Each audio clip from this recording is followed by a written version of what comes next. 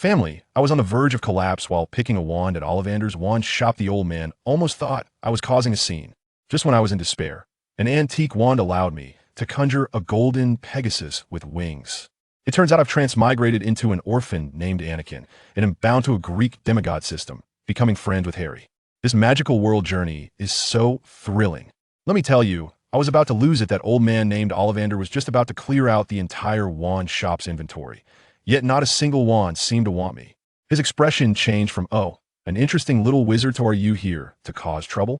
I could barely hold it together. He gasped and asked me, "Are you really a wizard?" Family, who understands? I almost wanted to pull out my Hogwarts acceptance letter and slap it on his face. Just when I was in despair, thinking I might have to go to school with a firewood stick, he trembled and pulled out an antique wand from the bottom of the cabinet, saying it was made by his grandfather and no one had ever been able to master it. At that moment, I thought, what do I have to lose? I reached out to take it, and good heavens, the wand instantly warmed up in my hand. Without thinking, I waved it, and a burst of golden light exploded, directly conjuring a golden Pegasus with wings in the shop. The scene was unbelievable. Ollivander's jaw nearly dropped to the floor, and all he could say was, "Oh, how wonderful, how wonderful." Speaking of this, you must be curious how I ended up at Hogwarts. This story starts from the moment I opened my eyes. 1 second, I was queuing in the ICU, and the next second, I opened my eyes to find the entire ceiling was unfamiliar. My body ached as if it had been hit by a dump truck, and when I looked down, my body was covered in hideous scars, like a battle-damaged male model. At that moment, 3 questions popped into my mind. Who am I? Where am I? What's going on? As my memories merged, I realized I had transmigrated into a child named Anakin in a British orphanage. Just as I was pondering the philosophical questions of life, the doors suddenly swung open with a bang. At the door stood 2 people. One was our orphanage's administrator, who was as thin as a bamboo pole and had a face full of disdain. The other, I tell you, was shaped like a moving small mountain, with hair and beard so messy it looked like a bird's nest, nearly breaking the doorframe. I was stunned. Wasn't that Hagrid? I had transmigrated into the world of Harry Potter. As soon as Hagrid entered, his loud voice boomed. "Ruby is Hagrid, keeper of keys and grounds at Hogwarts." The administrator next to him asked in confusion, "What's Hogwarts?" Hagrid immediately got nervous, saying, Nothing, while shooing the administrator away like he was swatting flies.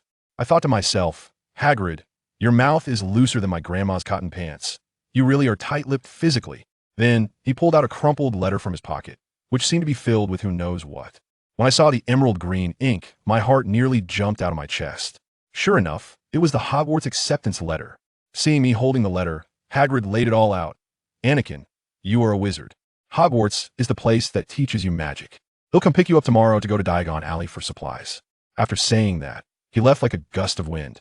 I was alone in the room, pondering how to survive in this magical world, especially with a noseless Voldemort waiting for me. Just then a ding sounded in my head, nearly sending me away. A mechanical voice then echoed, "Greek demigod system has been activated. Please begin your magical journey." Good heavens. Family, I was overjoyed. Harry Potter plus Percy Jackson? What a dream crossover. My fear of Voldemort instantly vanished with this cheat. My sense of security skyrocketed.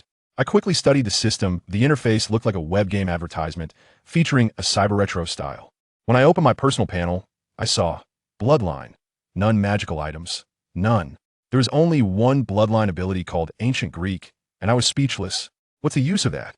I don't have Greek ancestry. Am I supposed to recite Homer's epics to an owl? However, a task page popped up.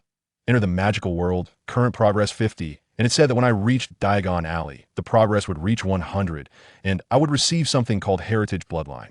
That sounded pretty cool, and I began to anticipate a bit. The next morning, Hagrid indeed showed up on time, but he was followed by a little kid. That child had messy hair, round glasses, and wore an absurdly oversized outfit, looking as thin as a bean sprout. When I saw that iconic lightning scar, my heart skipped a beat. This was Harry Potter himself. I hurried over to greet him. "Hello, I'm Anakin. Are you also a new student at Hogwarts?" He nodded and shyly said, "I'm Harry Potter." When we shook hands, another ding echoed in my head. "Congratulations, you have become friends with the Savior and received a reward of 1,000 galleons. I was stunned just like that. We were friends? Is childhood friendship really this simple and straightforward? But free money is free money. I happily accepted the reward, as this was my first bucket of gold. Then, Hagrid took us off. While on the subway, Hagrid pulled out a list that resembled a Double 11 shopping cart, filled with robes, large cauldrons, and a bunch of books that looked daunting. I was worried. I was an orphan. My pocket was emptier than my face. Hagrid was quite considerate, saying Hogwarts had a scholarship fund and gave me a small bag of galleons, but I might have to buy secondhand books. I thought, secondhand is fine. Being able to go to school is good enough. I looked at Harry and asked Hagrid what he would do. Hagrid patted his chest, proudly saying, "Do you think Harry's parents didn't leave him anything? His money is all in Gringotts, plenty of it." Well, turns out Harry is a hidden rich kid, while I am the officially certified poor student at Hogwarts. When we arrived at the Leaky Cauldron and passed through that magical brick wall, the view opened up grandly. I tell you, the real Diagon Alley is 100 times more spectacular than the movies. All sorts of strange shops, owls flying around, bustling with activity. Just as I was looking around, the system prompt sounded again in my head. Ding! Magical world task completed. Would you like to receive your reward? Of course, I must receive it. Suddenly, a dazzling golden spinning wheel appeared before me, featuring the 12 Olympian gods. My heart jumped to my throat. Was this not more exciting than drawing cards? I silently prayed, "May Athena bless me," and then pressed down hard. The pointer spun and finally landed steadily on Athena's section. I quickly opened the panel, and the bloodline section had changed to descendant of Athena, with several abilities added: quick thinking, architectural design, and one called army leadership incomplete. I wondered what incomplete meant. Could it be upgraded or patched later? Just as I was thinking, Harry pulled me to the entrance of Gringotts. It was a snow-white building with goblin guards at the door, looking quite impressive. Hagrid took us inside, first helping Harry withdraw a large pile of coins from his family vault, a mountain of gold that made my mouth water. Then he retrieved a dirty little package for Dumbledore. After leaving the bank, we headed straight to Madame Alkin's robes for all occasions. Inside the store, we encountered a pale-faced, long-drawn-out voice of an arrogant little boy. No need to ask. It was definitely Draco Malfoy. His condescending look made Harry quite angry. After buying robes and textbooks, Hagrid insisted on giving us both birthday gifts, buying a snow-white owl for me and Harry. The last and most crucial stop was Ollivander's wand shop. As soon as I entered, the smell of aged wood mixed with magic hit me. Harry quickly found his destined wand. Hollywood, Phoenix Feather, 11 inches. It was my turn. Then came the initial scene. I tried at least 80 wands, and those wands either didn't react or nearly blew up the shop. Just when I thought I was a magic insulator, Ollivander took out the cedar wood Phoenix Feather wand. The moment I held it, a golden Pegasus apparition emerged, and it was quite impressive. Ollivander was beyond excited and revealed a shocking secret. My wand, Harry's wand, and the wand bought by another girl that morning were 3 twin wands, all made from the core of the same phoenix. He even gifted me the remaining piece of Phoenix Feather, saying it was useless to keep. My system chimed, notifying me that I had completed the wand purchase task and rewarded me with 10 drachmas. I thought to myself, this reward is so stingy. Is this how they treat beggars? After buying everything, it was already dark.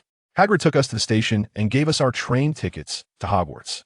Just as I was about to board, I caught a glimpse of a strange girl from the corner of my eye, blonde hair, wearing a tattered robe, standing by the wall and staring at me intently. But when I blinked, she was gone. The following month, I previewed all the textbooks at the orphanage, and the other kids thought I was crazy and started to isolate me. But I didn't care. Mortals, you don't understand the joy of magic. September 1st arrived quickly. Mr. Colin took me to King's Cross Station. As soon as I got off the train, I heard Harry calling me. His uncle, who was as fat as a walrus, had a wicked smile as he threw Harry between platforms 9 and 10, then drove off. Harry, looking confused, asked me, where exactly is platform 9? I was about to tell him that I knew when I saw that blonde girl again. She was walking towards us.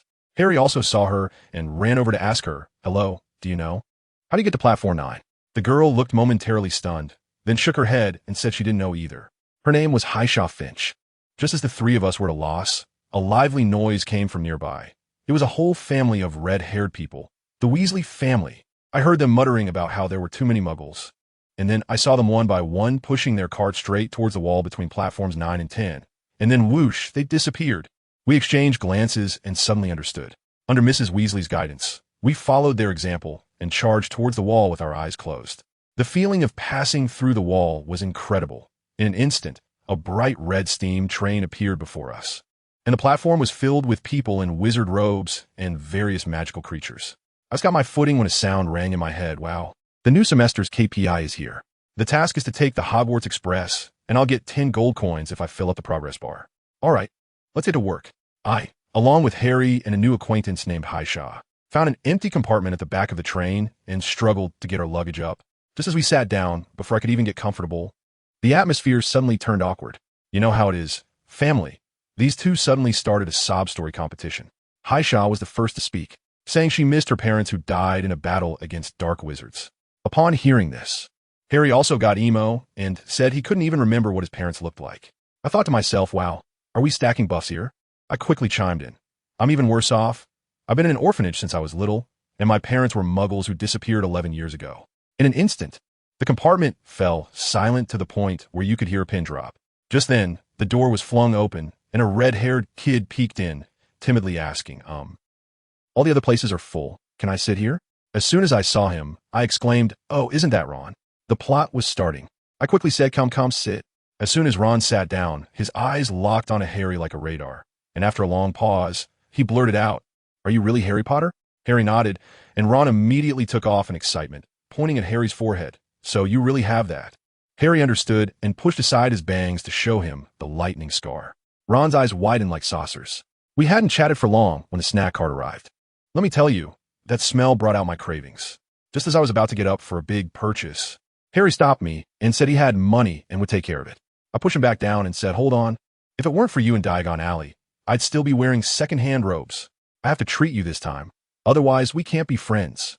I directly grabbed a big handful of snacks from the snack cart, and with a whoosh, they all spilled onto the empty seat. Ron's face instantly turned red to the base of his neck as he took out a few sandwiches wrapped in paper from his bag and muttered softly that his mom always forgets he doesn't like eating corned beef. As soon as I saw the atmosphere, I understood instantly. Harry was also a clever little guy. He directly grabbed a sandwich and started munching on it, saying while eating, I actually quite like this. The high emotional intelligence was clearly the focus. But the good times didn't last long. The carriage door opened again. This time it was Malfoy, accompanied by his two lackeys, Crabbe and Goyle. As soon as this kid walked in, he had that punchable look on his face, his chin raised high enough to poke the ceiling. He pointed at Harry and said, I'm Malfoy, Draco Malfoy. Potter, you'll soon find out that some wizarding families are just better than others. Don't associate with the wrong crowd. I can help you distinguish. Harry ignored him completely and coldly replied, I can tell for myself. Thanks. Malfoy's face immediately fell, and when he turned to see Hermione, he said sarcastically, oh look, there's even a Black Witch here. Damn, can I tolerate this? I stood up with Ron in a flash. Ron blushed, matching the color of his hair, and shouted, say that again. Malfoy, seeing our stance, instead laughed. What? Do you want to fight? Just then, that big oaf Goyle reached out to grab a chocolate frog. My mind went ding, and the whole world slowed down. His movements looked like a PowerPoint presentation to me. Without saying a word, I clenched my fist and delivered a standard punch right to his stomach. I heard a yelp, and that guy curled up like a shrimp, holding his belly. At the same time, Haisha also made her move. With a flick of her wand, a red light struck Crabbe, who also collapsed to the ground, howling. Malfoy was so scared he froze, dragging his two useless lackeys away in a panic. A sound echoed in my mind. Task completed. The reward is drawing the pure bloodline? Wow, here we go. I quickly clicked on the system, and a big spinning wheel appeared in my mind. I pressed the start button directly, and the pointer spun and finally stopped steadily on Poseidon's section. Nice. The bloodline of the three giants. I popped open champagne on the spot. While I was enjoying this, Ron asked Haisha, Malfoy said you were a dark witch. What does that mean? Haisha blushed and explained that her aunt lived in Nocturne Alley, taught her a spell for self-defense, and said it was just a curse, not dark magic. As I listened to her describe the effect, with its painful torment and that red light. Guys, why does that sound so much like the Cruciatus curse to me? I quickly suppressed this dangerous thought. How could a child possibly be involved, right? Just then, the train suddenly made a loud crash, and the whole carriage spun around. We all flew out and crashed hard against the wall. Harry and Haisha passed out on the spot. Ron and I were luckier. We just bumped into something. I looked out the window and saw a group of griffins. The carriage was torn open with a loud ripping sound, and a giant claw reached in. I yelled to Ron, go get the prefects. Ron panicked. No, you'll die. Just as we were speaking, the carriage door was blown open, and several prefects rushed in, casting spells at the griffin. The beast was enraged and lunged at the prefects. I quickly dragged Haisha towards the door, and Ron ran to pull Harry. At that moment, the griffin turned and lunged at Ron and Harry. I recognized a red-haired Gryffindor prefect. It was Ron's brother Percy. He dashed forward and knocked the griffin away, but was hit by its claw and flew out, losing consciousness immediately. No, Percy. Ron's scream was filled with despair. I looked at the fallen Percy, watched the crazed griffin, and a surge of unnamed anger shot straight to the top of my head. My mind buzzed, and in an instant I was blank. The next second, a massive water dragon suddenly surged up from the nearby lake, crashing into the griffin like a truck. The griffin staggered from the impact, roaring angrily as it charged towards me. Just at that critical moment, dozens of fainting spells shot in from outside the vehicle, and the griffin fell to the ground without making a sound. A head poked in through the broken side of the truck. Is everyone okay? Who did that with the water? That was awesome. Hearing this, my legs went weak, and I plopped down on the ground. After that, the Ministry of Magic personnel came to clean up, riding the train, and we finally wobbled our way to Hogwarts. After getting off the train, Hagrid was waiting for us on the platform with a lantern, leading our little group across the Black Lake to the foot of the castle. Hagrid knocked 3 times on the large door, which opened to reveal Professor McGonagall, looking as serious as if she were there to collect a debt. She led us into an empty room and began to recite the welcoming speech for the 4 houses. After finishing, she left us to wait and said she would prepare for the ceremony. As soon as she left, everyone started to panic.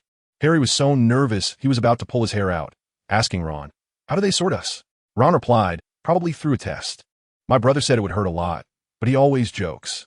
Hearing the word test, Harry went pale. I looked at his pitiful expression and quickly reassured him. "Don't worry, didn't Hagrid say that Hogwarts is the safest place? What could possibly happen?" Just as I finished speaking, a sudden scream erupted behind us as more than 20 ghosts floated through the walls. Harry nearly jumped out of his skin. A chubby monk ghost smiled and asked, "Are you ready to take the test?" I was just about to complain when Professor McGonagall returned, leading us in a line into the Great Hall. The sorting ceremony began. Professor McGonagall held a tattered hat and started calling out names one by one. Haisha was sorted into Slytherin, Hermione into Gryffindor. When it was Harry's turn, the whole hall buzzed as if it had exploded. The hat struggled on his head for a long time before finally shouting, "Gryffindor." Next was me.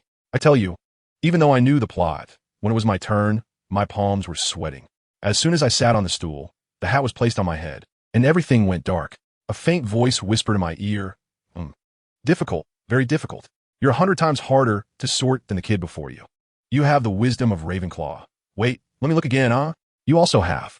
Suddenly, the original memories of this body flashed through my mind like a movie. Oh no, I was startled and realized I couldn't let it see anymore. If it kept going, my secret of time travel would be exposed. I quickly tried to think of random things, like how Gryffindor used this hat to behead Snake. You also have extraordinary courage and loyalty to friends, which is very Gryffindor and also very Hufflepuff. Slytherin could also help you achieve greatness. Where should I place you?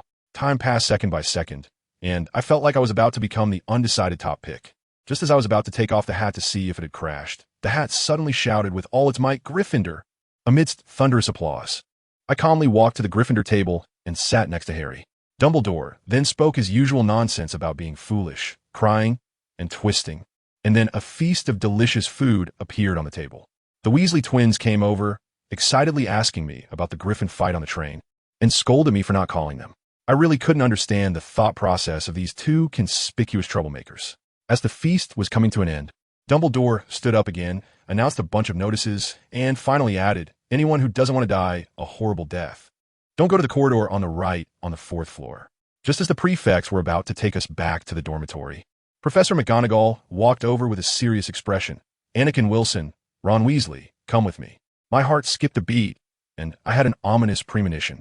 We followed Professor McGonagall to the principal's office door, and the password was Chocolate Frog. Once we entered, we saw Dumbledore sitting behind the desk, his sharp gaze piercing from behind his crescent-shaped glasses. I hadn't had the chance to organize my thoughts when Ron urgently asked, "How's my brother Percy?" Dumbledore first reassured Ron that Percy was fine, then changed the subject. "I want to know what exactly happened on the train today." Ron recounted the entire incident from start to finish. After listening, Dumbledore stared at the 2 of us and slowly asked, "I heard that the Griffin was stopped by a stream of water. Just then, I heard a ding in my head, and a system prompt appeared. Someone is using legilimency on you." Damn! I instantly felt a chill run down my spine and desperately tried to block my mind with random thoughts. But it was useless. I felt like my memories were an unencrypted hard drive, being flipped through page by page. Just as my secrets were about to be exposed, Ron spoke up, looking confused. He said, "I'm not really sure. It was too chaotic in the carriage at the time. Besides me and Anakin, there were several other prefects. Who knows who cast the spell?" Dumbledore withdrew his gaze from me. He smiled and casually remarked, "It seems that Griffin also likes sweets." It probably came because it caught the scent of your snacks. Gryffindor gets 20 points. All right, you can go back now. I watched as Ron actually believed this nonsense, blinked, and turned to leave. I quickly followed him, and when we walked out of the office, I felt my back was completely soaked. It was like escaping from death. I have to tell you, at that time I really thought this matter would just pass, but as soon as I relaxed, I felt a chill behind me. As if that old man Dumbledore was still gossiping about me with Snape. He said something about how I was a genius, just like Voldemort, both coming from an orphanage, and asked Snape to take care of me in class. Good grief, isn't that just putting me on the spot? With that sour face of Snape's. He probably looked like he was about to carve unhappy on his forehead, and he left without saying a word. Never mind, it doesn't matter as long as I survive. Professor McGonagall led Ron and me all the way to the entrance of the Gryffindor common room. There was a painting at the entrance depicting a fat, gluttonous lady dressed in bright pink. Professor McGonagall said this was the fat lady, the guardian of our house, and today's password was dragon dung. I thought to myself, what kind of password is that? It sounds like an insult. She also specifically reminded us that the first class tomorrow would be her transfiguration class, and we mustn't be late. Then she hurried off. The fat lady, seeing that we were sent by Professor McGonagall, didn't he make things difficult for us? And the door creaked open. Then, let me tell you, I have never seen such a scene in my life. As soon as the door opened, hundreds of eyes inside turned to us in unison. The next second, the entire common room erupted. The sound of screaming and whistling nearly shattered my eardrums. Hero. The hero of Gryffindor. The warrior who took down a griffin. The savior's savior. Family who understands. With the atmosphere built up like this, I hadn't even reacted when Fred and George, those two jokers, rushed over, each grabbing one of my arms and lifted me up. I was passed over the heads of the crowd like a mascot. I wanted to shout, calm down, but my voice was drowned out by the cheers. These little lions were too enthusiastic, all caught up in the excitement. After they finally had enough fun and set me down, my legs felt weak. Then I heard Fred ask, by the way, when is Percy coming back? We can't wait to give him a Hogwarts toilet seat. You guys have such a good brotherly bond. After a chaotic search, we finally found our dorm, and coincidentally, it was the same room as Harry's. As soon as Ron and I walked in, we saw Harry sitting on his bed like a statue, and when he saw us, he jumped up nervously. Are you guys okay? Did you get into any trouble? It's fine, I said while opening my suitcase. Dumbledore even gave us 20 points. But when I looked up, I found something was off with Harry. He had his head down, looking all wilted like a frostbitten eggplant. I asked him what was wrong, and after a long pause, he quietly said, everyone calls me the savior, but I'm nothing. On the train, I couldn't even protect myself, and I needed you to save me. Good grief, this kid is starting to overthink. Ron, that silly boy, was trying to comfort him from the side. It's okay. You were really brave when dealing with Malfoy. That was a bad idea. As Harry became even more withdrawn, I quickly pushed Ron aside and said to Harry, buddy, you've just entered the magical world. Give yourself some time, okay? Who isn't he started off as a newbie? Looking at his dejected face, a light bulb went off in my head, and I suddenly remembered something. I patted his shoulder. Hey, let me tell you a secret. Hogwarts has a thing called the Book of Admission. When you first unleash your magical power, the acceptance quill in it will write down your name. We can go see when you awaken your powers. The earlier it is, the higher your talent. As soon as I said that, Harry's eyes lit up. So Harry and Ron, three little kids who had just started school for less than a day, hit it off and decided to sneak into the Forbidden Forest at night. Relying on my vague memories from before the time travel, I led the two of them towards the Ravenclaw Tower. Ron looked confused. How do you know about this? My brothers don't even know. What could I say? I couldn't exactly say I had a god's eye view, so I could only smile mysteriously and say, it's a secret. I tell you, wandering around Hogwarts in the middle of the night is quite thrilling. Those armors and paintings feel like they could come alive at any moment to catch us. The three of us were sneaking around like thieves, tiptoeing to the base of a tall tower. What we didn't know was that old Dumbledore was hiding in the shadows, watching us like a surveillance camera, probably thinking to himself how hard it is to manage this year's new students. The tower door was locked, covered in strange runes. We studied it for a while, and Harry discovered that the carvings resembled a password. We three started pressing the runes in a puzzle-solving manner. To our surprise, we actually got it right. A blue light flashed on the door, and with a click, it opened. Behind the door was a mysterious room filled with ancient books and magical artifacts. The air thick with magical energy. We entered the treasure trove, rummaging around. Suddenly, my eyes locked onto a book on a stone pedestal in the center of the room, with a quill hovering above it. The pedestal was inscribed with Latin, I have found you, as if it was worried we wouldn't know this was the target. Harry was the first to approach, quietly saying his name. The quill actually moved on its own, flipping through a book and finally stopping on a page. A voice rang directly in Harry's mind. Harry Potter. The book displayed a date, February 30th, 1981, at 11:58 a.m. Ron and I were both stunned. This is way too early. It shows that Harry's talent is truly extraordinary. I quickly seized the opportunity. Look, you have such strong talent. Your parents are heroes. And you even drove Voldemort away.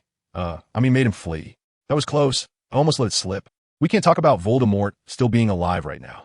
After I flattered him, Harry finally regained some confidence. I was also curious, so I stepped forward and said my name. The book flipped wildly again, and the date on it left me dumbfounded. July 30th, 1990, at 3:21 p.m. Isn't that exactly 1 year before I traveled here? I was lost in thought when suddenly a notification sounded in my mind. Hidden task completed. Do you want to claim your reward? Before I could choose, a gentle voice came from behind us. Children, what are you doing here? I turned around and saw Dumbledore standing there with a smile. I was almost scared out of my wits. This is bad, caught red-handed. Harry was so frightened that he couldn't speak properly and immediately took all the blame on himself. Headmaster, I'm sorry. It's all my fault. They came here to comfort me. But Dumbledore, that old man, not only didn't punish us, but also said that adventure and curiosity are part of growing up, reminding us to be safe before sending us back to the dormitory. Family, this headmaster is something else. He really doesn't care when there are issues. Back in the dormitory, Ron was still pounding his chest. Merlin's fat three-cornered underwear. I thought we were done for. But I wasn't in the mood to listen to him. My mind was filled with the system rewards from earlier. After Harry and Ron fell asleep, as soon as their heads hit the pillows, I quietly opened the system. Reward. Blessing of Hephaestus, beginner. Reward. 1,000 drachma coins. Reward. Artifact forging experience card. Reward. Energy system upgrade. When I saw the artifact forging experience card, my eyes lit up. This is a chance to customize an indestructible artifact. As a demigod, I'm in need of a suitable weapon. The system has also upgraded to level 2, unlocking a bunch of new features. Blessing Pokédex, card pack, warehouse, and shop. I opened the shop and saw 6 items inside, 2 of which were colorful, mythic level. One of the discounted celestial copper cost 2,000 gold coins, and I gritted my teeth and bought it. From now on, I'll rely on it for close combat and to protect Harry. After buying the items, I prepared to sleep. Just as I closed my eyes, I had a very strange dream. I dreamt that I was floating on a cloud, with Olympus in front of me, where 12 glowing deities were sitting on thrones, as if they were having a meeting, but all the voices were muted. The big shot in the main seat, probably Zeus, even waved at me, and then the whole dream shattered like glass. Before it broke, I heard a male voice say, "It's not time yet." I suddenly woke up, my head pounding painfully, and when I glanced at the clock, it was 5 in the morning. Sleep was impossible, so I decided to open the system warehouse and extracted the piece of celestial copper I had just bought. A large piece of metal thudded onto my leg, heavy as lead. Just as I was about to put it away, a massive flow of memories surged into my mind, just like in a Matrix when they plug in to learn skills. In an instant, I felt as if I had forged Greek swords hundreds of times, mastering all the processes and techniques. There was even a thoughtful reminder. Forging requires ivory, and it's illegal to hunt elephants. Thank you so much. Now that I was missing materials, I thought I'd try my luck at the wish-granting room. I ran up to the 8th floor, walked 3 circles around the tapestry, and silently wished for a place to forge weapons. A door really appeared on the wall. Once I entered, the furnace and tools were all there. The system chimed again, informing me that I had completed a hidden task and rewarded me with a naturally shed ivory from an elderly elephant. This system really understands me. I was contently preparing to return to my dormitory. Just as I sat on the edge of my bed, I heard a chilling murmur. "Master, Master." I turned my head sharply and saw Harry tossing and turning on the bed, unconsciously calling out those 2 words. I froze at that moment. It was definitely Voldemort starting a connection. I hurriedly shook him awake, and he looked confused, as if he had no memory of what he had said. I could only lie to him, saying he had a strange dream, and coax him back to sleep. After all the commotion that night, I felt more exhausted than if I had studied for 3 years. At 7:30 in the morning, I dragged Harry and Ron out of bed. The 3 of us, with dark circles under our eyes, rushed to the dining hall, and on the way, we happened to run into Hermione. She had already finished previewing the textbook for Transfiguration and was excitedly talking about how interesting it was. Ron rolled his eyes beside her and quietly complained, "The textbook is so interesting it could put you to sleep." I exchanged a glance with Harry, and we both smiled. I casually greeted a Slytherin girl named Haisha who was sitting next to Hermione. We had met her before. Once Hermione walked away, I quietly told Haisha, "I'll let you in on a secret. We found the Access book yesterday." Haisha's eyes lit up at the news, and she got really excited, immediately saying, "Really? That's awesome. Take me with you. Don't wait for next time. Let's go tonight. How about midnight?" She leaned in closer and lowered her voice. "Do you guys have an invisibility cloak?" "I have one, though it's a bit old, but it definitely works. Better than running around naked, right?" I thought to myself, this girl is quite straightforward. She immediately agreed. "Sure, absolutely. Thanks for the support, my friend. Let's meet at the entrance of Gryffindor tonight." I tell you, the feeling of finding a group like this is really great. Of course, I didn't go into detail about the request for help thing. Explaining it would be too tedious. The morning class was quite thrilling. First was Transfiguration class with Professor McGonagall, a lady who walks with a commanding presence. She started off by giving us a warning, saying her class was the most dangerous, and anyone who dared to cause trouble would be kicked out immediately and never hired again. After that, she clapped her hands and transformed the podium into a pig. Then back again with another clap. Wow, everyone in the room was stunned, eager to show off their skills, but in the end, we were each handed a matchstick and told to transform it into a needle. Folks, who understands this?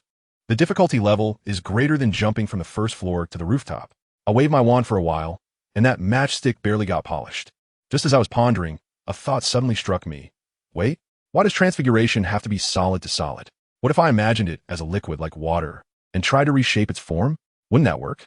I closed my eyes, and my mind was filled with tumultuous waves. Then I waved my wand sharply at the matchstick. In the next second, a sharp needle appeared in my hand. Gryffindor gets 20 points. Professor McGonagall's voice even carried a hint of laughter. I haven't seen such a fast student in a long time. The last one was Lily. Cough, never mind. At that moment, I felt that the old lady definitely had a story. Hesha and Harry all gathered around and asked me how I did it. I explained the liquid theory, and Hermione immediately got anxious, saying that the professor mentioned it was very dangerous, and what if I failed and disappeared? I can only laugh it off, saying that inspiration can't be stopped once it comes. By the end of the class, with my exclusive secret technique, both Harry and Hesha succeeded as well.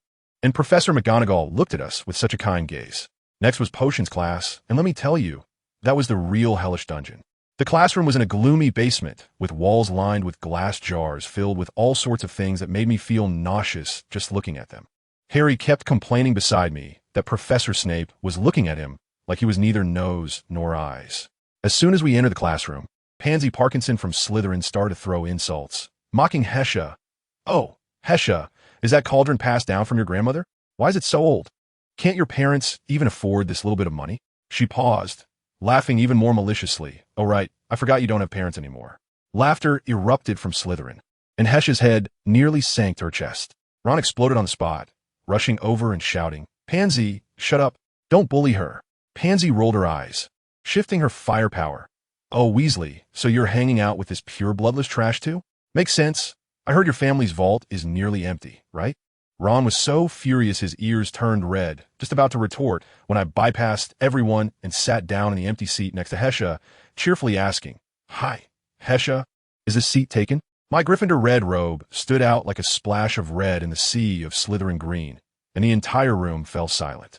Malfoy sneered beside me. "Oh look, 3 idiots gathered together." I ignored him completely. Just then, Snape floated in like a ghost. When he called out Harry's name, he paused for a moment, delivering that classic line, "Ah, Harry Potter, the famous newcomer has arrived." Then came the opening speech about simmering potions, brewing glory, and stopping death. I was internally rolling my eyes.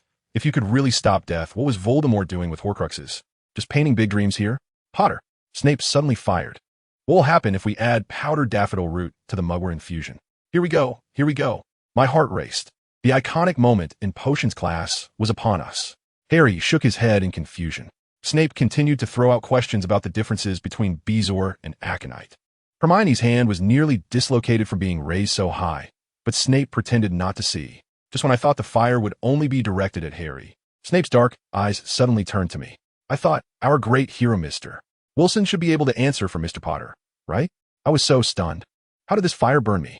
Suddenly, a task popped into my mind, with the reward being divine blood.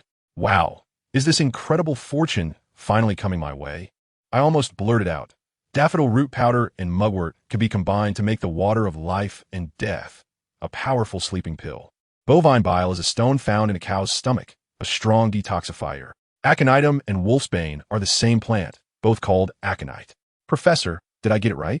The Slytherins who wanted to see me make a fool of myself had smiles frozen on their faces. Snape was also taken aback for a moment. Then he glared at the whole class and said, "Did you hear that? Why aren't you writing it down?" Then he turned to Harry, "Mr. Potter, for your ignorance. Gryffindor loses 5 points. I really can't stand it. This old bat is just unreasonable." After class, we agreed to go to Hagrid's place. Hagrid's hut is by the Forbidden Forest, and as soon as you knock on the door, you can hear a dog barking inside. Once we went in, besides his hunting dog named Fong, there was also a black dog as big as a bear. Hagrid said this dog has been hanging around here since August and is very clever. I was gnawing on a rock-hard biscuit that almost chipped my teeth when I caught a glimpse of a newspaper pressed under the teapot, and the photos on it were moving. I pulled it out to take a look, and the headline read, "Shocking. The Dark Wizard Sirius Black escapes from Azkaban. Is Azkaban no longer safe?" Then I looked at the date, October 1982. 1982. What do my family members understand? My CPU almost overheated right there. This plot doesn't add up. I suddenly looked up at the huge black dog next to me, and then at the sleeping scabbers in Ron's pocket. What the heck? My mind was buzzing, and a task popped up. Uncover the truth from 10 years ago. I felt completely numb. Sirius had escaped from prison 10 years ago, and Wormtail. Wasn't Wormtail right in this room? Harry and the others were still completely unaware, even suggesting naming the black dog Black. Hagrid said it was bad luck. I looked at the big black dog, my mind racing, and a bold plan emerged. I had to find a way to flush out Wormtail. Naming the dog, huh? I forced myself to stay calm, pointed at the big dog's paw, and seeing how big its hind paw was, I thought, why not call it Big Paw? The dog, which was now Big Paw, instantly froze, its eyes fixed on me, muscles tense. My heart was in my throat, but thankfully, Hagrid said the name was good, and it relaxed again. I let out a sigh of relief. It seemed Black still had some sense left. The plan was a go. That night, I led Harry, Ron, Hermione, and Big Paw straight to the 8th floor. Ron was still puzzled about how I'd found a new place again, and I casually replied, "Time is like water in a sponge. If you squeeze it, there will always be some." I found a tapestry, silently repeating to myself that I needed a spacious, sturdy, and bright room. I walked back and forth 3 times, and a door appeared out of nowhere. As soon as I entered the room, the door vanished behind me. I took a deep breath and said to Ron, "Give me your dog, Fong." Then, without waiting for their reaction, I waved my wand and shouted, "Petrificus totalis." A beam of light shot directly at Ron and Fong. Fong reacted quickly, dodging and watching me warily. "Anakin, what are you doing?" Ron exclaimed, both surprised and angry. "Don't worry, I'll explain soon." I walked towards Fong and said clearly, "All right, Sirius Black, turn back." In the shocked gaze of Harry and the others, the large dog's body began to stretch and transform into a handsome but worn man. "How did you find me?" Sirius asked. "Who is he? That traitor?" Harry was confused. "I'm not a traitor," Sirius shouted in fury.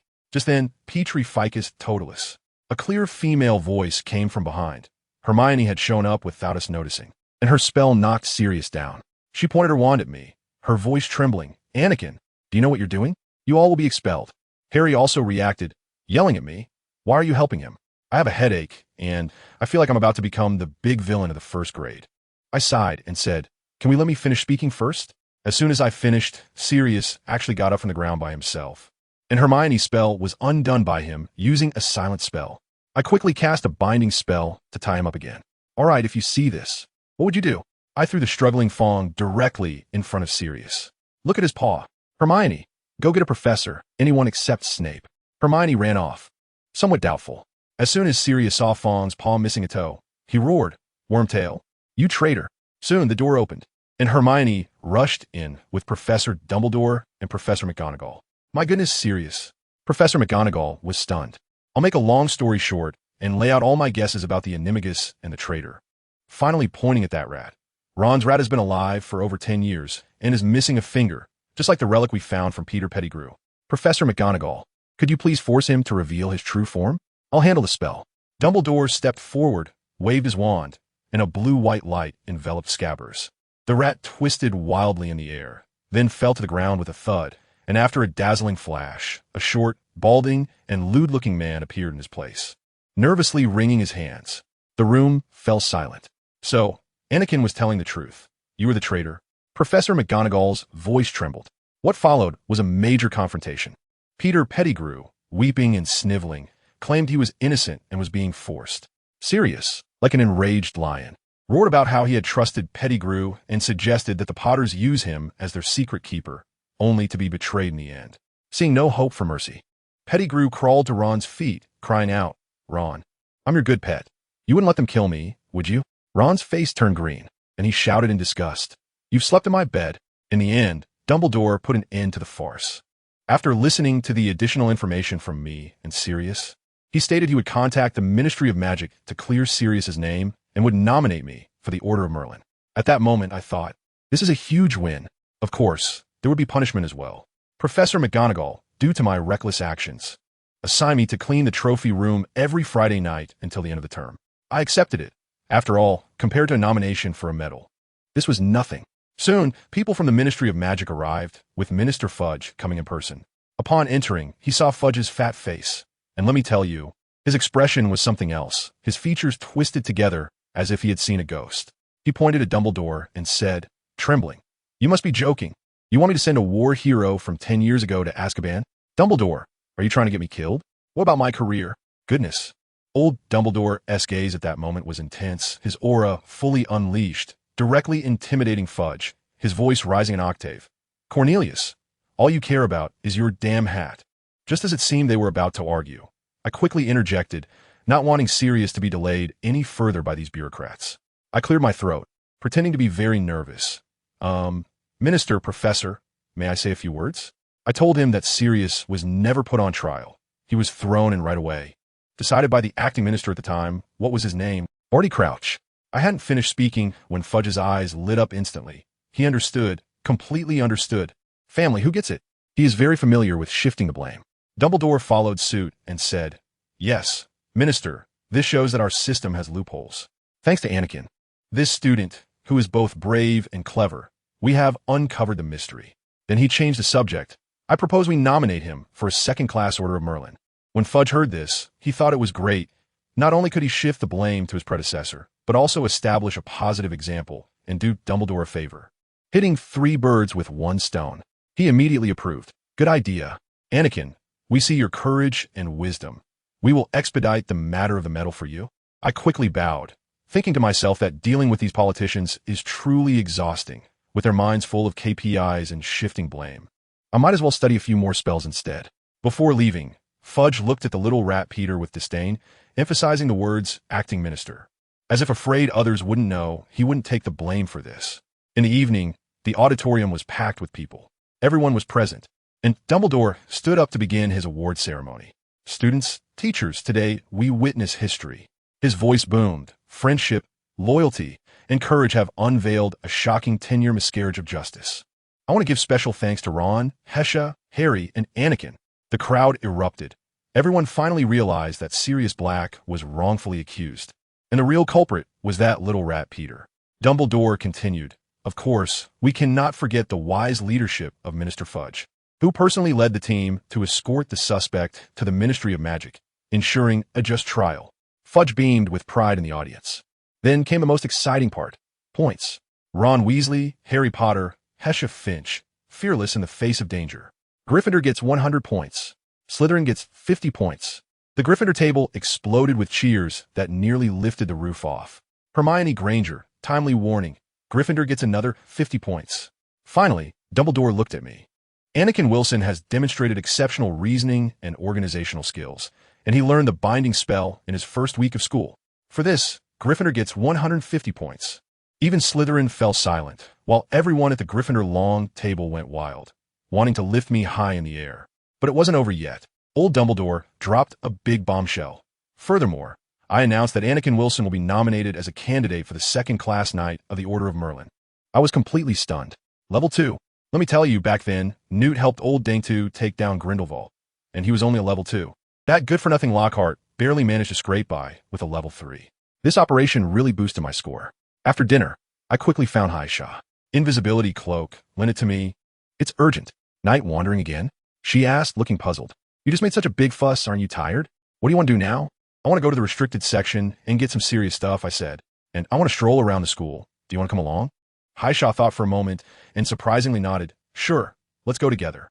At midnight, see you at the entrance of the common room." At midnight, I had just crawled out from the fat lady's portrait when I felt a hand reach out from the air, pulling me into a cool fabric. "Hi, Shah," I whispered. We sneaked into the restricted section like thieves, cloaked in invisibility. I lit a small magic lantern, and the dim yellow light illuminated a row of bookshelves, instantly creating an atmosphere. As soon as Haisha took off her invisibility cloak, wow, she was in a cute pink lace-trimmed pajamas, smelling delightful. As for me, I was still in my school robe because I had other plans later. "What book are you looking for?" she asked. "Disillusionment Charm and Brain Closure Technique." After rummaging through the books for a long time, we found that the books here were quite sinister. There were spells for turning muggles into monsters and torturous punishments that made one's scalp tingle. Haisha turned pale. "Anakin, this is too creepy. Let's not look anymore. I'm afraid of getting obsessed." I comforted her, saying, "It's okay. Knowing yourself and the enemy is important. Understanding dark magic can help us defend against it better." Yet, I secretly wrapped a book about dark magic in an invisibility cloak and tucked it into my embrace. Isn't this even more thrilling than a short drama? It could save my life at a critical moment. Although Haisha was still worried, she sighed and said, "All right, I support you, but you must be careful and not let it affect you." Just then, Haisha suddenly exclaimed, "Anakin, look, it seems like there's something between these two books." I leaned over to take a look, and she poked the air with her wand, and surprisingly, there was indeed resistance. An invisible book? We exchanged glances, and I immediately thought of the universal countercurse mentioned in standard spells. "Stop the spell?" I pointed at the air, and a book with the cover titled The Invisible Book of Invisibility slowly appeared. "Found it." I was so excited. "Haisha, you're amazing." She glanced at her watch. It was 3:20 a.m., yawned and said, "It's too late. I need to go back to sleep. Good night." "You go ahead. I'll explore a bit more and let you know if I find anything tomorrow." After seeing Haisha off, I wandered alone to the House of All Wishes. I silently recited a place used for forging artifacts, and a door appeared. For me, getting the artifact out a day earlier meant one more chance at survival. After all, Voldemort is not to be taken lightly. I took all the materials out of the system warehouse and directly used that magical forging experience card. In an instant, I felt as if something had possessed me. My hands were completely out of control, yet every movement was terrifyingly precise. Heating the celestial copper ingot, infusing it with divine blood, swinging the hammer. Every strike sent sparks flying, ringing powerfully. I found myself automatically reciting ancient incantations, feeling as if my soul was being drawn in. When my final strike landed, I could feel a faint tremor emanating from the blade, like a heartbeat. I picked up the ivory and intricately carved it into a hilt, then melted the celestial copper to shape it into a guard, finally wrapping the hilt with the mysterious leather that Hage had given me. When I picked up the sword, it felt alive in my hands, radiating golden light, and an overwhelming aura nearly knocked me over. "From now on, you shall be called Tsunami." As soon as I finished speaking, the sword automatically transformed into an ordinary feather quill, and the system prompted that even if it was lost, it would automatically teleport back to my pocket. Ding! Hephaestus's favor proficiency increased, 520. Wow. It turns out forging weapons can also increase proficiency. Looks like I'll have to come here often to grind. The next morning, I went to breakfast with Harry and Ron, sporting dark circles under my eyes. Ron asked me, "Anakin, where did you run off to last night? Your bed was empty when I woke up in the middle of the night." "The restricted section. Just read some books," I yawned. I also apologized to Ron for tying him up without warning yesterday due to the urgent situation. Ron didn't mind at all. "No problem. You did me a huge favor. I really didn't want to sleep on the same bed with a greasy old man for 7 years. Just thinking about it makes me sick." At that moment, Haisha sleepily ran in. "Oh my, I'm late again." From the looks of her, she was probably isolated by her Slytherin roommates, and no one had called her to get up. I exchanged a mysterious smile with Harry and Ron. "Come on, I'll take you to a great place." I led them all the way to the basement, stopping in front of a painting of a fruit bowl, reaching out to scratch the pear in the painting. The pear giggled and turned into a green doorknob. I pushed the door open. "Ladies and gentlemen, welcome to the Hogwarts kitchen." The bustling house elves in the room were stunned by the sight of the three of them. Just then, my system chimed again. "Ding! You have discovered a hidden location. Reward. Spell study room." This reward was a timely blessing. I had just received the textbook for the disillusionment charm and was worried about not having a safe place to practice. I immediately set that thought aside and had the house elves prepare a hearty breakfast for the latecomer, Haisha. Back in the room of requirement, I quickly opened the spell study room. As a result, everything blurred before my eyes, and I found myself not at Hogwarts, but standing on a completely unfamiliar, gloomy street. surrounded by people speaking a language I couldn't understand. Even more absurdly, I saw in a nearby mirror that I was now in the body of a scarred stranger. A British gentleman. What the heck? Where am I? Before I could react, this body moved uncontrollably, raising a hand to cast a spell into the sky. A huge green symbol, the mark of Grindelwald's pure blood party. Immediately afterward, I regained control of my body. But the next second, I heard someone shout, Avada Kedavra. A green light directly took me out. I felt like a rag doll being thrown out, and then I lost consciousness. When I opened my eyes again, I was back in that body, standing in place, completely unharmed. It was then that I realized I had been pulled into a holographic simulation death game, and they were making me rack up death KPIs here. My body lost control again and sent out a signal. Then control was handed back to me. Enemies appeared, and I was killed. After dying once more, I became smarter. As soon as I could move, I shouted, invisibility. A chill poured over me from the top of my head, and magic flowed through my body instantly. Unfortunately, it was my first time using it, and I was unfamiliar with the process. I stumbled over the incantation, and my movements were not precise, resulting in my body only becoming slightly blurry, not fully invisible. The outcome was that I was stabbed through the back by a huge stone spike from my pursuer. Revive again. This time I was much calmer. Once my body sent out the signal again, I immediately focused and pronounced the incantation with the most standard pronunciation. Invisibility. I succeeded. This time I completely disappeared into the air. The wizard chasing me couldn't find me and could only frantically cast spells around, with debris flying everywhere. But all were blocked by my iron armor. At the moment, the wizard turned his back. I didn't hesitate to use the spell I had just stolen from that dark magic book. Pierce the heart and bone. The wizard collapsed instantly, convulsing and dropping his wand. I walked over, picked up his wand, broke it in two, and then coldly delivered the final blow. Avada Kedavra.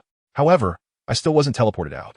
This body again moved uncontrollably, walking over to the corpse, starting to search it, pulling out a hard object, wiping the blood off it, and then softly saying something in a language I didn't understand.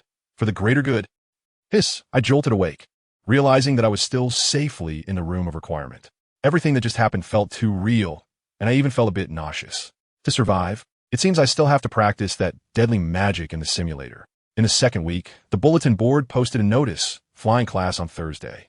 Harry turned pale. It's over. My biggest fear has come true. I have to make a fool of myself, flying on a broomstick in front of Malfoy. I pulled the two of them into the trophy room and pointed at a shiny gold medal, saying, Harry, look at this. My dad's name? That's right.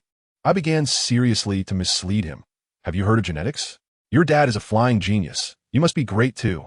Before the flying lesson, Malfoy wouldn't stop bragging about how good he was at flying, even claiming he had dodged a Muggle helicopter. I rolled my eyes inwardly. If you really encountered a helicopter, the rotor blades would chop you to pieces.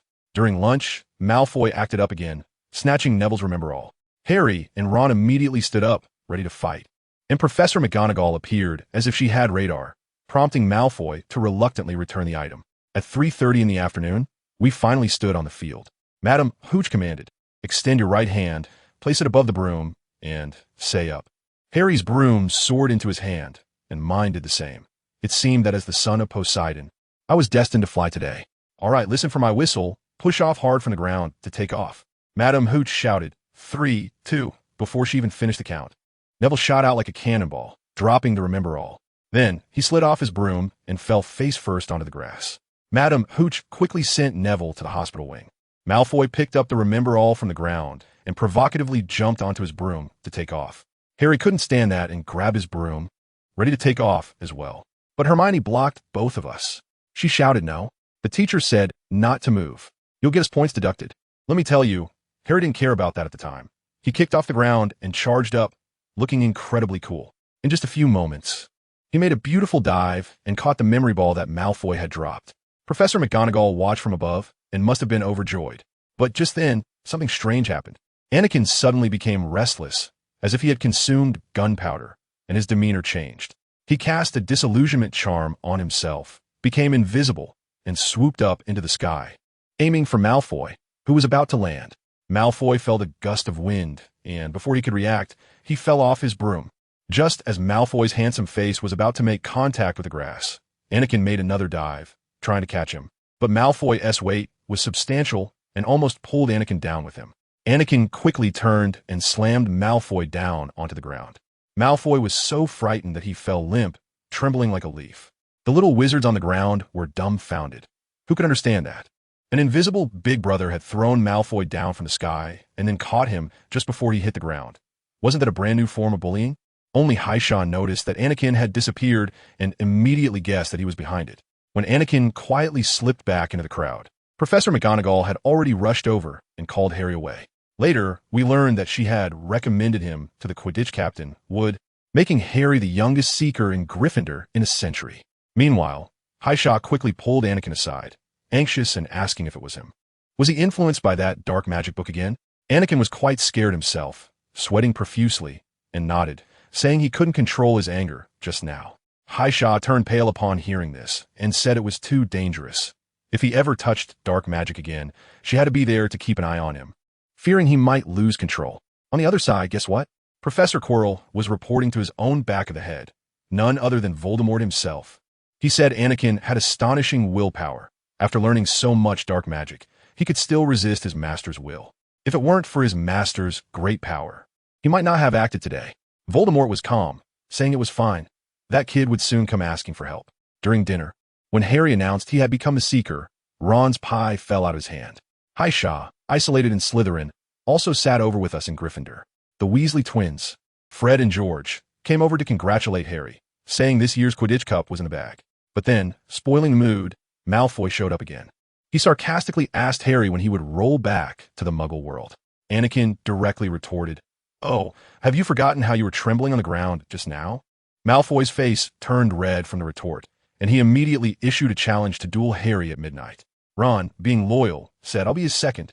Malfoy set the duel for midnight in the trophy room, also mocking Haisha for hanging out with Gryffindor. Once he left, Ron curiously asked Anakin and Haisha where they went every night. Haisha honestly replied that they were sneaking off to the restricted section under the invisibility cloak to read. No sooner had she finished speaking than Hermione appeared like a strict teacher, scolding us one by one for being selfish and risking Gryffindor losing points. Anakin rolled his eyes, saying he wouldn't get caught, then turned to Haisha. "Want to go watch the duel?" This made Hermione stomp her foot in frustration and walk away. At 11:30, Harry and Ron sneaked out of the common room, only to be caught by Hermione. She initially wanted to stop us, but when Fat Lady's portrait closed, she got locked out and had no choice but to join us. Fortunately, Anakin was generous enough to take out his wand and cast the disillusionment charm on the four of us, including Haisha, who joined us later. We waited for half a day in the trophy room, but not a single hair of Malfoy showed up. Instead, Filch and his cat came. That's when we realized that this guy never intended to duel. He went a snitch. Hermione was still feeling anxious about it, and Anakin directly woke everyone up with one sentence. "What are we running for? Aren't we invisible?" He suggested that since he dared to stand us up, we should go catch him. Hesha was even bolder, leading the way straight to the entrance of the Slytherin common room. When we appeared, we scared the wits out of Malfoy, who was just about to sneak back to his dormitory, trembling and asking, "I said I'm innocent. Do you believe me?" Anakin grabbed Malfoy by the hair and coldly asked, "Malfoy, do you really think you can escape the duel?" Then he dragged him back to the trophy room. The so-called wizard duel? It didn't exist. Harry tossed his wand aside and gave him a good beating. Hesha was stunned beside us, commenting on Anakin. "You really don't know how to act human." Anakin replied, "Thanks for the compliment. I am truly flabbergasted." After leaving the bruised Malfoy there, we quickly made our escape. But just as we stepped out, we bumped into Peeves, and Ron, being reckless, pushed him. Now, Peeves yelled at the top of his lungs. Students out of bed in the corridors. We took off running in a panic, and Hermione used the Alohomora spell to open a locked door, and we all rushed inside. As soon as we got in, I felt something was off. Neville tugged at Anakin's sleeve, and when we turned around, there it was, a gigantic three-headed dog, 6 eyes staring straight at us. At that moment, I thought even Filch seemed friendly and adorable. Harry and the others were so scared that they scrambled back out, and Anakin, who wanted to take a look, was also pulled away. We rushed back to the Gryffindor common room and collapsed into chairs, gasping for breath. It was only then that Ron realized, "Wait a minute, Haisha, aren't you a Slytherin? This is Gryffindor territory." Anakin said he was just heading to the room of requirement and would conveniently take her back. After sending Haisha off, Anakin didn't actually practice any mind-blocking spells. Instead, he entered a swordsmanship training room in the room of requirement.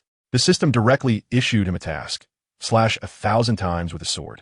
And the reward was demigod training. Without hesitation, he completed the task while sweating profusely. As soon as the task was completed, the reward came. Anakin felt a rush of dizziness, and the next second, he was teleported to a virtual training ground in ancient Greek style. In front of him stood a handsome guy with black hair and green eyes, who introduced himself. "Hi, I'm Percy Jackson." Anakin was completely stunned. Percy explained that they weren't biological brothers, but through the system, he had gained the bloodline of his father, Poseidon, so he was considered half-family. This training ground was created by his mother-in-law, Athena, and they were both spiritual beings here. Now, enough talk. Let's practice sword fighting. Percy began to teach Anakin the basics of swordsmanship, from stance and grip to thrusting, swinging, and blocking. Anakin turned out to be a natural talent for swordsmanship, learning incredibly quickly. After the training, they went straight to a practical exam. His opponent was a shadow named Luke Castellan, and the task required him to survive for 10 minutes under his attack. The next day, on the eve of Halloween, they learned the levitation charm in Charms class. Anakin and Hysus succeeded on their first try, earning points for the house. When it was Ron and Hermione's turn, it was a disaster. Ron waved his wand around like a windmill, while Hermione frantically shouted, "It's Wingardium Leviosa, not Wingardium Leviosa." After class, Ron, feeling cheeky, complained to Harry about how no one liked Hermione, saying she was a total nightmare. Coincidentally, Hermione overheard him. I saw her tears fall immediately as she covered her face and ran away. I tell you, at that moment, alarms went off in Anakin's head, and he remembered. Today is Halloween. There are monsters. Hermione is still crying in the girls' bathroom. He exchanged a glance with Hysia, and the two of them dashed out of the Great Hall. Just as they reached the door of the girls' bathroom on the first floor, they heard Hermione's sobs from inside. Hysia was comforting her through the door when a terrible stench wafted over, like smelly socks mixed with a public restroom that hadn't been cleaned in ages. As we turned around, a colossal creature, a true giant, was approaching us, wielding a large club. Anakin reacted quickly, yanking open the bathroom door and pushing Hysia inside, shouting at her, "Get in fast. There's a giant outside, don't come out." I just slammed the door shut, and that giant outside went crazy, swinging a big stick and smashing the bathroom door to pieces. Let me tell you, that thing looks so abstract, 12 feet tall, with a head that resembles a peanut sitting on a lump of fat. It's basically a walking meme. I was initially planning to keep my cards close to my chest and take out my wand to practice a bit. However, as soon as I cast an invisibility spell and turned myself transparent, this guy smelled like he hadn't bathed in 800 years, and his nose was even more sensitive than a dog's. He sniffed around the place where I was hiding and swung a club at me. At that moment, I just used a blink to dodge, and 1,000 grass mud horses galloped through my mind. With such keen senses, it would be a waste not to be a werewolf. The giant stick smashed the water pipe, and water splashed everywhere. I couldn't help but laugh. Who understands my family? There was water all around. Wasn't this pure Captain Jack Sparrow coming ashore? This is my home turf, you know? I raised my hand and created a giant wave that knocked that big fool over, then used the water flow to tie it down firmly. It still wanted to struggle. What a joke, using softness to overcome hardness. Water is endless. I dashed forward, pointing my wand at its cocoa bean head, and sneered, shattered to pieces. With a pop, that head exploded like a crushed tomato. At that moment, Harry and Ron finally ran over, panting, when they saw the mess and the blood on the ground. Their faces turned pale, thinking Hermione was gone. When they rushed in and saw Hermione and Hesha huddled in the corner, trembling, and then looked at me, covered in blood with a headless giant lying next to me, those two guys immediately retched. I had just cleaned the blood off myself, and hadn't even had a chance to catch my breath when there was another loud crash at the door. Damn it, another one. And this one was even bigger than the last, nearly 16 feet tall, its head almost touching the ceiling. Hesha reacted quickly, throwing a lightning explosion at it. But guess what? It was like scratching its itch, no effect at all, and it only made it angrier. Now things were getting serious. So I had to pull out my trump card. I fished out a quill from my pocket, tossed it into the air, and in a flash, it transformed into a gleaming sword. The giant flinched at the sight of the sword. I shouted at the three of them, "Stop standing there. Remember the levitation charm from our curse class? Aim at the stick in its hand and use Wingardium Leviosa." They finally reacted, and 3 spells went off, lifting the massive wooden stick into the air. The opportunity had come. I charged at it with the sword, hacking its wrist, blood splattering all over my face. The giant howled in pain, dropping the stick. But this beast had tough skin, and just hacking at its hand was useless. I had to let them hold it off while I prepared something more lethal. Harry and Ron were true brothers, grabbing a faucet and smashing it against the giant, desperately trying to draw its attention. Hesha and Hermione were frantically casting spells from the side. Although they weren't very effective, At least they provided some distraction. Just as the giant was about to swat Harry into a pancake, I finally finished my spell. Disembowel. I told you. I learned this from the restricted section. It's particularly sinister. A flash of black light hit the giant, and it paused for a moment before going berserk, rolling on the ground, clawing at its own belly, inflicting wounds on itself. The most terrifying part was an invisible blade slicing through its sides, completely opening its belly, spilling its insides everywhere, but it still wouldn't die. The spell was keeping it alive, making it suffer. Hermione turned pale and asked if it was dark magic. I said yes, what else could I do? I flew up to its head and brought the sword down, splitting its head in two. Finally, it quieted down. Harry and the others started gagging again.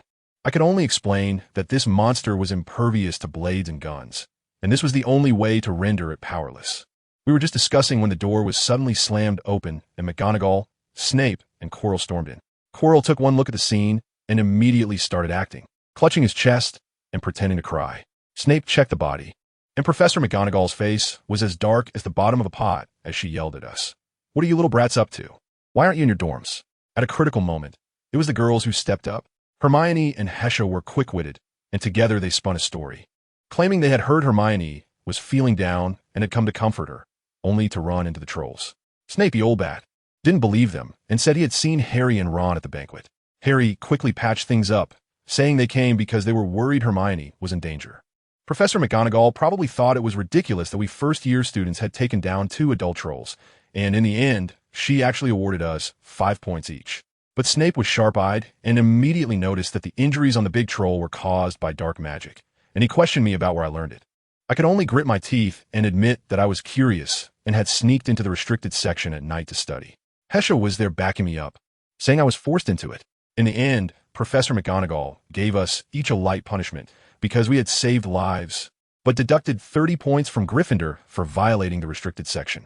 After finally getting out of the washroom, Hermione immediately started asking me about the sword and the water control ability. Hesha was even more direct. She pointed at my robes and said, "Anakin, why are your clothes dry?" I felt a jolt in my heart. Damn it, I forgot about this. I could only speak vaguely, saying that this matter was too complicated and that I would tell them later. Although Hermione looked displeased, after all, we had saved her, so she sincerely thanked us. From that moment on, I felt that we were truly friends. On the way back to the common room, Hesha went back to Slytherin first. Just as the 3 of us said the password to enter, we saw Hermione standing alone at the door waiting for us. That scene was quite awkward. The 3 of us simultaneously said thank you and then buried our heads in the food. That night, I had a particularly strange dream. I dreamt that I was in a mysterious forest, and a goddess radiating a silvery light appeared in front of me, touching my face and speaking in a gentle voice, saying I was a demigod with an important mission. I was stunned at the time. What mission? To defeat Voldemort? But in the original story, Harry handled it himself. What do you want me to do? Be part of the atmosphere? The more I thought about it, the more something fell off. From a griffin attacking the train, to Sirius escaping early, and then today a second troll appearing, the plot was becoming increasingly wild. The next morning, I was still mulling over this matter when Harry and Ron finally woke up.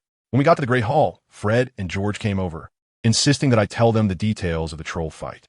I thought mischievously and gave them an immersive recap of the battle, describing how the troll's head exploded and its belly was sliced open in vivid detail. Goodness, the surrounding Gryffindor students turned green listening to it, and several of them threw up right there looking at the milk and ketchup on the table.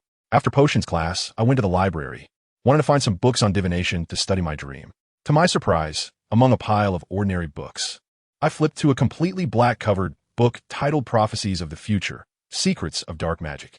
I was puzzled when Hermione came over, glanced at the book in my hand, and surprisingly said, "Are you reading the star's words? Omens of Fate?" I handed her the book, and the title she saw was actually different from mine. At this point, I was sure someone was messing with me. I put the book back on the shelf, but when I turned around, that book appeared back on my desk. I put it back again, and it came back. This book must be cursed, right? I gritted my teeth and ran to the headmaster's office, thinking of going straight to Dumbledore. But just as I reached the door of the headmaster's office, the book in my hand disappeared. I stood there completely speechless. Now I was in trouble, being haunted by a dark magic book. November was freezing cold, and the Quidditch season had begun. The first match between Gryffindor and Slytherin was on Saturday, and Harry was incredibly nervous. When we got to the Great Hall for breakfast, we saw Hermione trying to convince Harry to eat something. Harry looked utterly disheartened. "I'm not hungry." But I told him, how can that be? You have to go out and face Slytherin in an hour. Where will your strength come from if you don't eat? Seamus was there trying to persuade him, saying that the Seeker was a key target from the other side, but Harry's expression was as if he were swallowing a thesis defense. I couldn't help but tease him. Don't let it be that when you see the golden snitch, you won't have the strength to chase it. That would be embarrassing. Only then did he reluctantly nibble on a couple of bites of bread. Goodness, at 11 o'clock, the Quidditch pitch was absolutely alive with sound, drums, and fireworks. Red flags waving, and a sea of people. The relationship between Gryffindor and Slytherin was already terrible, and even before the match started. The tension in the stands could be felt from 800 miles away. We finally squeezed into the highest row, and Ron and the others even made a huge banner that read Potter for victory to surprise him.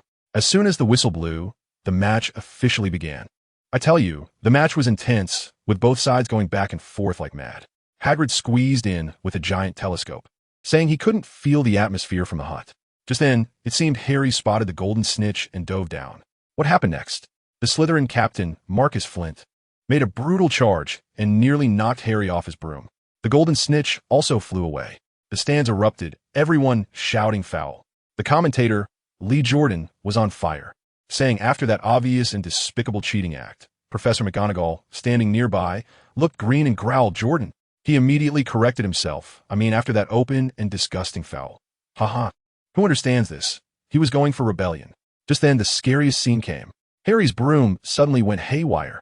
It shook violently in midair like a wild bull, bouncing up and down, trying to throw him off. Hermione grabbed Hagrid's telescope, not even looking at Harry in the sky, but scanning the crowd frantically. Suddenly, she shouted, "I knew it. It's Snape, look." Ron took the telescope and turned pale. On the opposite stand, Snape was staring intently at Harry, muttering something. Hermione was frantic. "He's casting a curse on the broom." Ron asked what to do, and without a second thought, Hermione vanished. The next moment, we saw Snape's black robes suddenly catch fire on the opposite stand.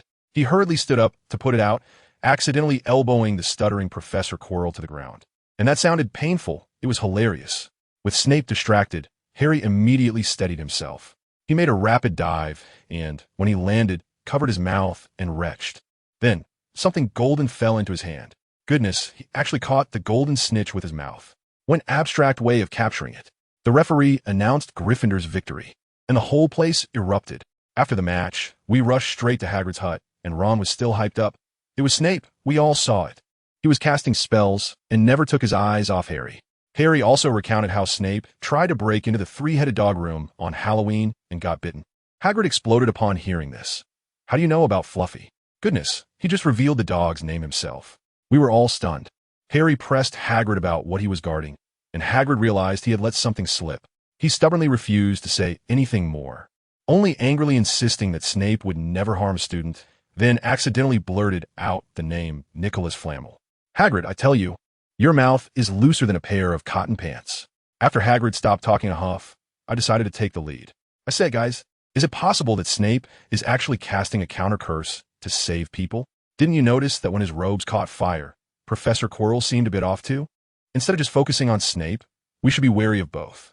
I thought to myself, rather than trying to clear Snape's name, why not stir the waters and redirect the blame elsewhere? Later, I ran into that Slytherin girl, Hesha, in the library, and she asked me what happened to their head of house's rogues. I told her about Hermione's righteous actions and hinted a bit, saying I felt Professor Quirrell was more suspicious. Don't ask me why, my divination talent told me so, playing the role of a mystic. After our chat, I was determined. These guys needed some training. I dragged Harry, Ron, Hermione, and Hesha into the room of requirement and set up a training ground. When I asked Harry and Ron what spells they knew, good grief, they took forever counting on their fingers and could only remember the levitation charm and the disarming charm. That was it. Who understands, with just these few skills, how are they going to face Voldemort later? I felt like I wasn't leading the chosen one, but two rookies who needed serious training. I had them practice the repelling charm on a dummy first. Then I had Hermione and Hessa cast the obstacle charm on me while I practiced my shield charm. Let me tell you, these two top students really don't hold back. Several times, I almost got blasted away. After a while, Hessa asked me how powerful the obstacle charm could actually be. I waved my hand casually at a dummy in the corner and shouted, "Obstacles galore." The dummy flew out and embedded itself directly into the mat. Hermione was stunned and said, "Are we really using the same spell?" Haha, that's the difference between a pay-to-win player and a regular player. Just as I was training them, I suddenly heard a ding in my head. System upgrade. A bunch of new features unlocked. Awesome. Later that evening, we came out of the library, and it was completely dark. I casually cast the disillusionment charm on everyone, and as soon as we turned a corner, we bumped right into two figures. It was the Weasley twins, George and Fred. They were sneaking around with a piece of parchment, murmuring that the old food bucket hadn't caught up yet. Fred suddenly froze, pointing at the map, and said, "George, look, Anakin and the others should be right in front of us." I directly the disillusionment charm and greeted them with a smile. They were startled and called me Giant Killer, which made my mouth twitch. That nickname was too cheesy. I immediately focused on the parchment they were holding. Wow, isn't that a live point map? It's the school's positioning artifact. Haisha was curious about how they found us, and the twins boasted that their Weasley family had special perception abilities. Ron nearby joked about why he didn't have any, which was hilarious. It turned out they were planning to explore the Forbidden Forest in the middle of the night. Fred eagerly asked us if we wanted to join. How could I not go? I had to. Just then, Filch's shouting echoed from the end of the corridor. So we quickly put on the disillusionment charm and sneaked away with the twins. As soon as we entered the Forbidden Forest, the atmosphere was eerie and terrifying. In the distance, the roars of beasts could be heard, really frightening. Fred and George, however, looked relaxed, and they were scaring Ron by saying, "Little Ronnie, guess if we'll encounter a werewolf, a giant, or spiders today?" I couldn't help but say, maybe we will really run into them.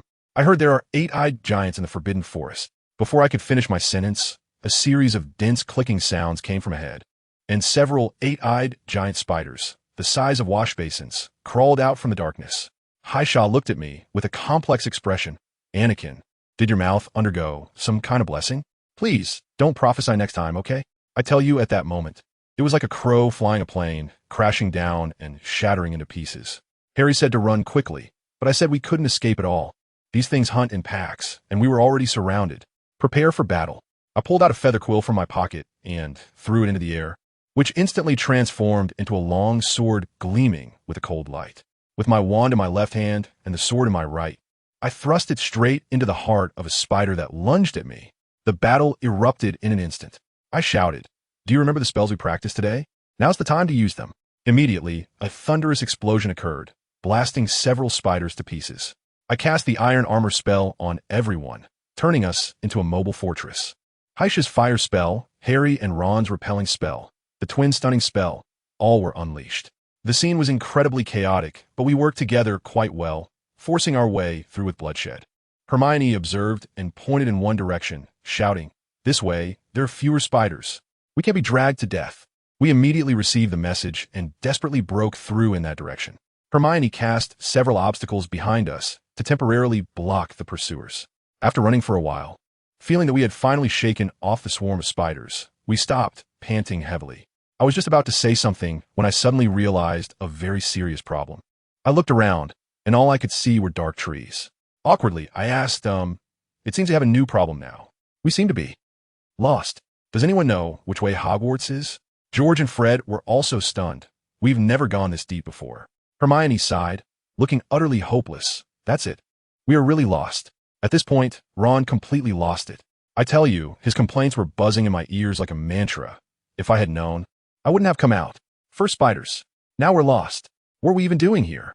While he was wailing, he also had the wild idea of using a levitation charm to fly up and see the way. I was speechless at that moment, thinking to myself, "Dude, do you think this is an elevator?" I could only tell him, "With this little magic, at most we can lift you 3 feet off the ground. Want to go to the sky? That requires a rocket." I also felt quite guilty. After all, I had nodded in agreement to come here and ended up putting Ron, who has a severe spider phobia, in a terrible situation. Harry was also downcast. The three of us stood there like 3 unwanted little cabbages in the dark Forbidden Forest, feeling like we were about to be dragged away by something at any second.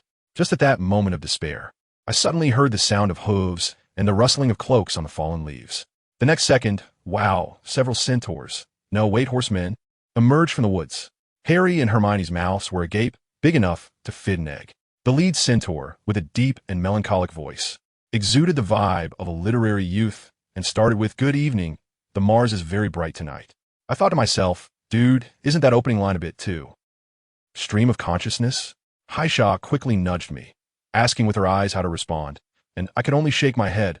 How would I know? Then another centaur nearby looking quite irritable, drew his bow and aimed it at us, his voice booming and frightening. You little brats.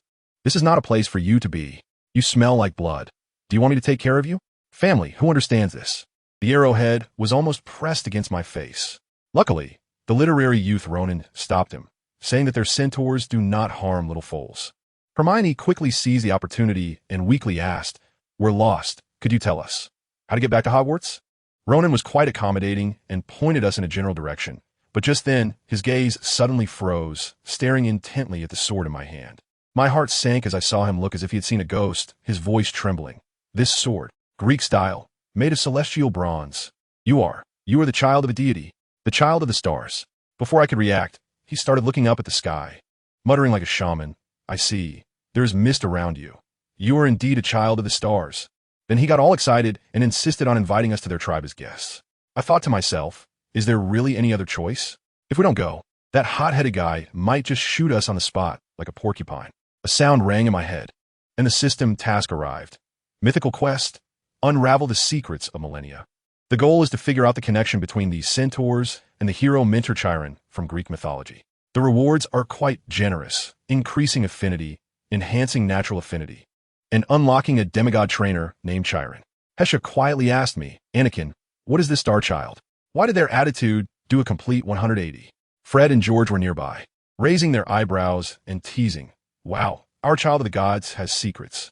I could only laugh it off, saying this was a long story, and I would tell them later. Following the centaurs into their tribe, the scene was truly impressive. At the foot of the mountain, there was a large open space with a massive bonfire in the center, illuminating the surroundings, creating a fully immersive atmosphere. Ronan politely said, We are honored by your presence, Star Child. Would you like to have something to eat and take a break before we escort you back to school? After resting for a while, Ronan came to find me again, saying that their high priest wanted to see me before sending me back. He emphasized that I was the first human to enter their sacrificial cave. Harry and the others wanted to come in too, but they were stopped and told that only the Star Child could enter. I quickly reassured them, saying the centaurs didn't seem like bad people, and I would go in to scout and come out soon. Following Ronan into the cave, it was particularly solemn, with feather decorations and ancient murals on the walls. At the very end of the cave, sitting in front of fire was my goodness, an enormous centaur with a size and presence that was simply fossil-like. He was the high priest. With a wave of his hand, he dismissed Ronan, and his deep eyes seemed to see through everything about me. When he spoke, his voice was both old and solemn. Child of Neptune, welcome. I was taken aback at that moment, thinking to myself that I had concealed my identity quite well. So how did he know? I quickly asked him. The high priest smiled slightly and said, We didn't calculate it. We sensed it. You carry the energy of the ocean, and that is the reawakening of our ancient covenant. I was even more confused, so I could only follow up with a question.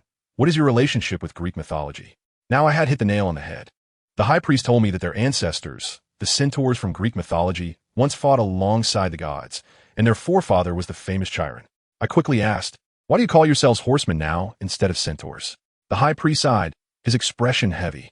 He told me that about 1,000 years ago, the gods suddenly disappeared, and most mythical creatures fled as well. In their tribe, only a very few remained, but as the deities vanished, they began to degenerate, losing their powerful combat abilities and magic, leaving only the skill of divination. He said he was probably the last true centaur. I understood. Simply put, my ancestors were once wealthy, but now the family has fallen into decline, and my appearance has given them hope of returning to their former glory. He immediately decided that their tribe would be my strong backing from now on. What could I say? I could only solemnly promise to do my best to help them regain their past glory. Coming out of the cave, I felt a bit dazed. When I returned to the campfire, Hermione and the others hurriedly surrounded me to ask how it went. I made a joke, saying it was nothing, and that I had found a bunch of iron buddies in the Forbidden Forest to back us up. Fred and George were even happier. They pointed to a large pile of herbs nearby, saying it was a gift from their centaur friend, which meant they had all the materials they needed for their prank plan. Just then, I heard a ding in my head, indicating that the hidden task was completed and the rewards were credited. The centaur Ronan also came over and said it was getting light, and he would take us back to school. By the time we sneaked back to the Gryffindor common room under the disillusionment charm, the sky was already brightening. Harry and Ron were sound asleep, clinging to their pillows, but I can tell you, I wasn't tired at all. I lay in bed tossing and turning, with my mind racing like a movie. My CPU was almost overheating. The gods had disappeared, and now they sent me here, What did they want? Did they want me to help them return to this world? How could I ensure that the gods I brought back wouldn't be a bunch of troublemakers? What if they came and started causing chaos? The more I thought about it, the more scared I became. And I ultimately reached a conclusion. No matter what the future holds, the most important thing right now is to do everything I can to make myself strong. I simply sat up and opened my system panel. Not bothering with anything else, I first checked my own assets. I glanced at the task interface and then directly switched to the magic page. Goodness, my list of dark magic gave me quite a fright. Disembowelment Curse Level 1. Bloodthirsty Curse Level 1. Entrails Extraction Curse Level 1. Scrolling down, I finally found the legitimate spells I had learned. Iron Armor Spell Level 2. Illusion Spell Level 4. And the Flying Spell, which I had leveled up to 5. I tell you, my dark magic talent has directly silenced me. Full score of 10 points. The system's overall evaluation of me has changed. The first half praised me as a genius, while the latter half abruptly shifted tone, saying something like Azkaban is beckoning me. Dark powers are about to descend. Does anyone understand? I'm just a model student. How did I fast forward to being a reserve Dark Lord? This system can't possibly want to give me a rebirth script where I play the villain at Hogwarts, right? What's even more outrageous is that magical creature affinity, which has a suffix of 130. What does that mean? Has my charm overflowed? Forget it. I don't want to think about it. I quickly poured all my experience points into the mind-blocking spell, raising it directly to level 4. After all, with people like Dumbledore and Snape, the mind-reading masters, around me every day, I have to provide my own sense of security. Then I open the task page to check the progress of that rose task. Goodness.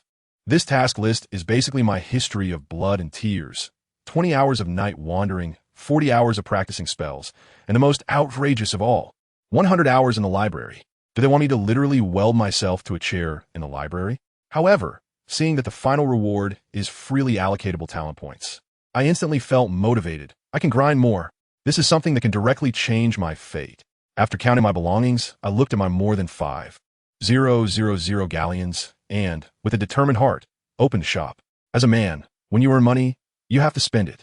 I immediately set my sights on that mysterious spell card pack, priced at 5,000 galleons, guaranteed to yield a mythic level card. Going all in is a form of wisdom. Purchase. I didn't even blink. Open.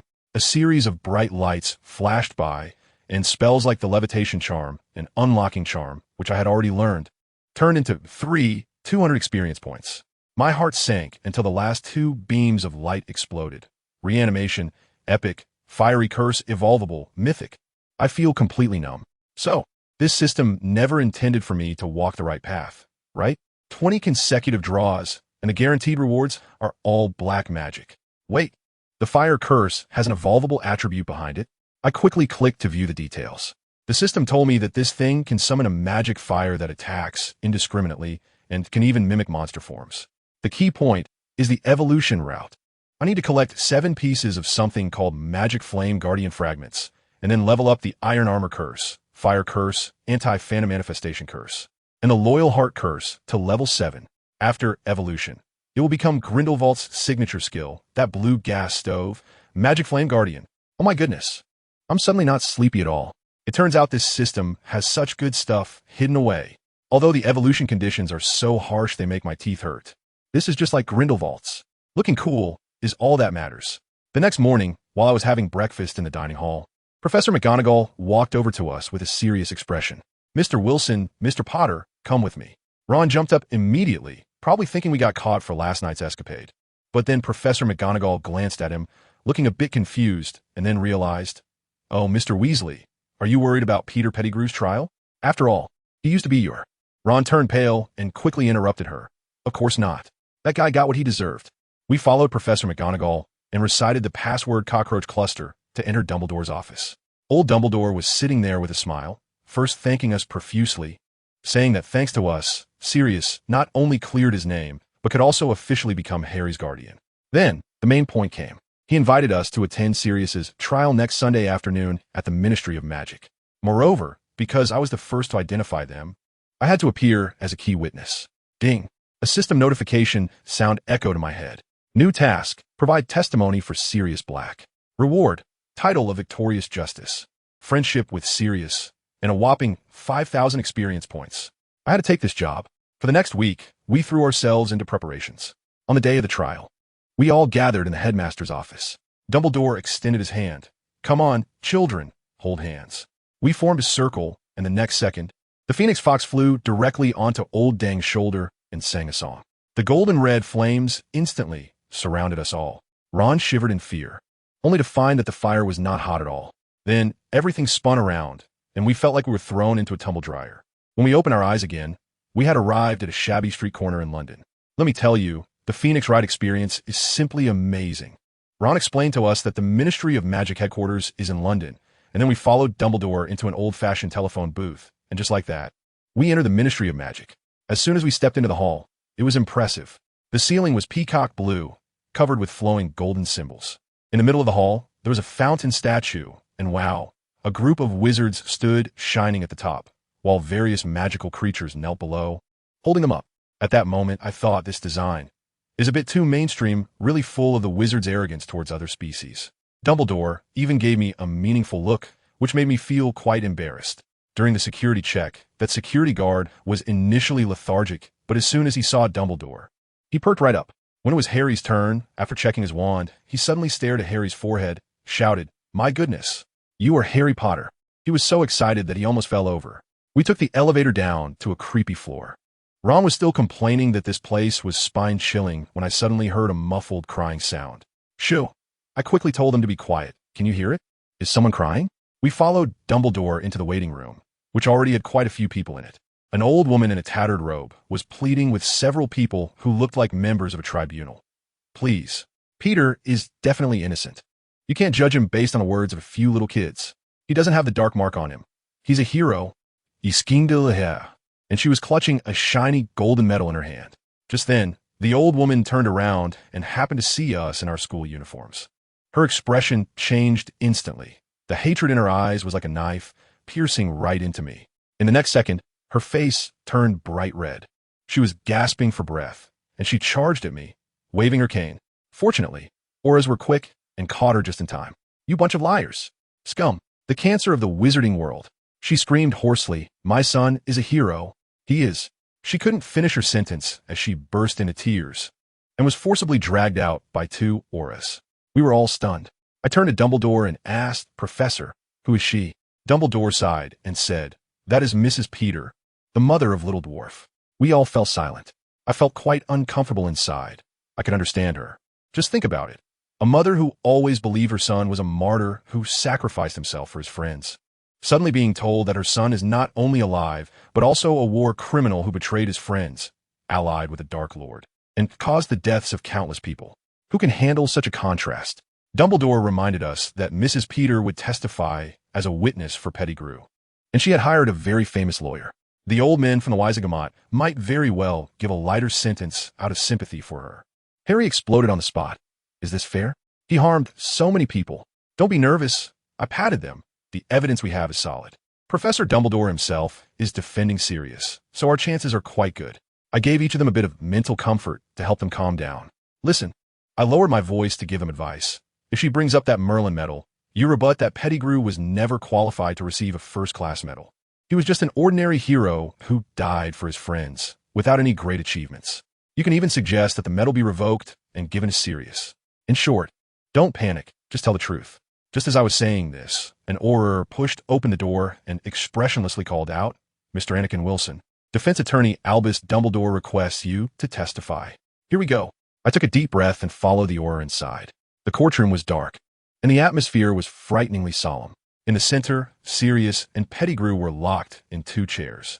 I stepped onto the platform, and the presiding judge stared at me, asking, "Mr. Anakin Wilson, the defense claims that it was you who exposed the true identities of the Rat and Black and captured them. Is that true?" "Yes," I answered calmly. He asked me to recount the events. I explained how I got information from the newspaper, Hagrid's words, naming the big black dog Bigfoot as a test, then discovering that Ron's mouse, who had lived for over a decade, was missing a toe, and finally tricking both of them into the secret room to catch them in the act, detailing everything. "Are you not afraid that Black poses a threat to your life?" The judge asked, frowning. At that time, he had no wand, and we were all pointing our wands at him. I believed the risk was manageable. The judge nodded and turned his gaze to the Rat. "So, Mr. Pettigrew, do you have anything to say?" Pettigrew's rat-like face twisted into a cunning yet nervous expression as he stammered. I was just so scared. It was Sirius chasing me. Those muggles. Sirius killed them. Sirius roared in response. You traitor. I would rather die than betray James. The judge clearly did not believe him and pressed on. Pettigrew, do you have any evidence? Pettigrew hesitated, stammering for a long time before saying, I don't have direct evidence, but he has been chasing me, and that itself is evidence. As soon as he said that, I couldn't sit still any longer and stood up to speak. I said, Judge, listen to me. Sirius has never laid a finger on us. He saw we were students and never intended to attack. His only target was that rat. If you don't believe me, just ask around Hogwarts. His relationship with his best friend James, Harry's father, is incredibly strong. Suddenly, that rat's mother, an old lady named Mrs. Pettigrew, jumped up dramatically and began a passionate speech, shouting about rebuttals and shaking like she had Parkinson's. She said, family members, can we trust a little brat who has only been in school for 2 weeks? With zero foundation in magical education. And he claims he can recognize an animagus and take down 2 adult wizards? Isn't that ridiculous? This kid is definitely lying. Her glare was so intense. I felt like she wanted to swallow me whole. Her lawyer, someone named Cameron, chimed in, saying, how could a child raised in the muggle world possibly understand such advanced spells? What full bind? Never even heard of it. And the knowledge of animagus is not even in the Hogwarts library unless it's in the restricted section. His words were insidious. Who would understand that he was trying to set a trap for me? If I said I went to the restricted section, it would imply I had an interest in dark magic. If I said I didn't know, then everything I just said would be nonsense. But guess what? Anakin laughed directly. He said, Buddy, did you forget that our transfiguration professor, Professor McGonagall, demonstrated an animagus transformation in front of the whole class on the first day? My knowledge comes from there, through proper channels. Thank you. Then he shifted his focus to that lawyer Cameron and gave him a piece of his mind. As for that full bind spell, I can only say, Mr. Cameron, perhaps your understanding of spells is rather plain, but that doesn't mean everyone else is as incompetent as you. Clearly, your grasp of magic is on a completely different level from my effort and talent. Isn't it? I tell you, Cameron's face turned red down to his neck in an instant, completely breaking down. He pointed at Anakin and shouted, if you're so capable, why don't you show me right now? This was exactly what Anakin wanted. He turned to look at the judge, who had a look of someone enjoying the show, and said, please demonstrate. Dumbledore was just about to intervene when Anakin pulled out his wand. I would be delighted. All eyes in the room suddenly focused on him. Anakin didn't even look at the lawyer. Instead, he sneered at Mrs. Peter and then said to Cameron, since my control spell level isn't enough, I need a good target to control. Mr. Cameron, you a big lawyer, aren't afraid of a first-year student like me, are you? Don't be nervous. You definitely can't hurt me. After all, I don't expect you to use any advanced magic. Want to give it a try? If you're scared, you can always put up a shield. This mockery was absolutely full. Cameron, feeling provoked, drew his wand and shouted, come on, who's afraid of whom? In the next second, Anakin waved his wand with the speed of lightning, and a huge, thick rope shot out. Cameron was still trying to block it, but he didn't even have time to react before he was firmly tied up and unable to move. I tell you that scene. Cameron was tied up like a big crab. His face turned green. Anakin was there adding insult to injury. Oh, Mr. Cameron, why aren't you resisting? I thought you would at least use a shield charm. Thank you for personally proving my strength. It seems you have some awareness of your own capabilities. After saying that, the spell was lifted, and Cameron, under everyone's disdainful gazes, crawled up from the ground in a dejected manner. Dumbledore stepped in to smooth things over, saying not to humiliate people here and to continue the trial quickly. As a result, Cameron, unwilling to give up, came up with a new trick. He said the Auror report stated that the little rat had suffered inhuman torment at Hogwarts, and this must have been a conspiracy between Anakin and Sirius to jointly abuse him. The presiding judge asked, what torment? Cameron replied with a pained expression. He was castrated at Hogwarts. The wound was also smeared with an irritating liquid. Good grief, as soon as this was said, the whole room gasped. And even Dumbledore looked at Anakin strangely, as if he were looking at a psychopathic killer. Sirius was laughing wildly. Well done, Anakin. This kind of coward deserves it. Anakin quickly shot him a glare to make him shut up. Anakin cleared his throat and began to explain seriously. First of all, I had no idea that this rat was a transformed human during the castration. I thought it was just my friend's pet. Secondly, in Muggle medicine, neutering pets is a routine operation to extend their lifespan, legal and compliant.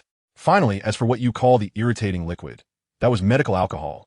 used for disinfection to prevent infection of the wound. My main focus was companionship, purely for the pet's health, with no ulterior motives. Then Mrs. Pettigrew exploded again, roaring, "Then why hasn't my son turned back? No one would want to suffer this kind of pain. He must have been cursed by someone, unable to return to human form. You are the beasts who abuse heroes." Anakin remained calm. To me, he seems more like a coward afraid of being exposed and sent to Azkaban. After all, Dementors are quite scary, and he is also afraid of retaliation from Death Eaters. His not turning back is purely because he is timid. He finds security in remaining in rat form. Besides, with Dumbledore at Hogwarts, does he dare to attack me? Not a chance. The presiding judge also found this reasonable, and just as he was about to calm everyone down, Mrs. Pettigrew suddenly collapsed to the ground and began to wail. I tell you, that acting was so good it would be a waste not to star in a soap opera. She cried so pitifully, saying as a mother, she hadn't seen her son in over 10 years, and now that they finally met, they couldn't be separated again. That white hair, that patched robe, it was so heart-wrenching that several committee members began to waver. She even pulled out a letter from her sleeve, claiming it was written by her son recently, saying how much he missed his mother and how painful it was at Hogwarts. The presiding judge took a look, and the letter was genuine. Though it didn't mention abuse, the mother-son emotional drama was fully played out. This old lady seized the opportunity, crying and pleading for leniency, saying she didn't ask for her son to be released, just to be imprisoned for fewer years so she could see him again. As it seemed the tide was about to be turned by this old lady, Anakin directly raised his voice. He shouted at the highest pitch, shaking the entire court. "Mrs.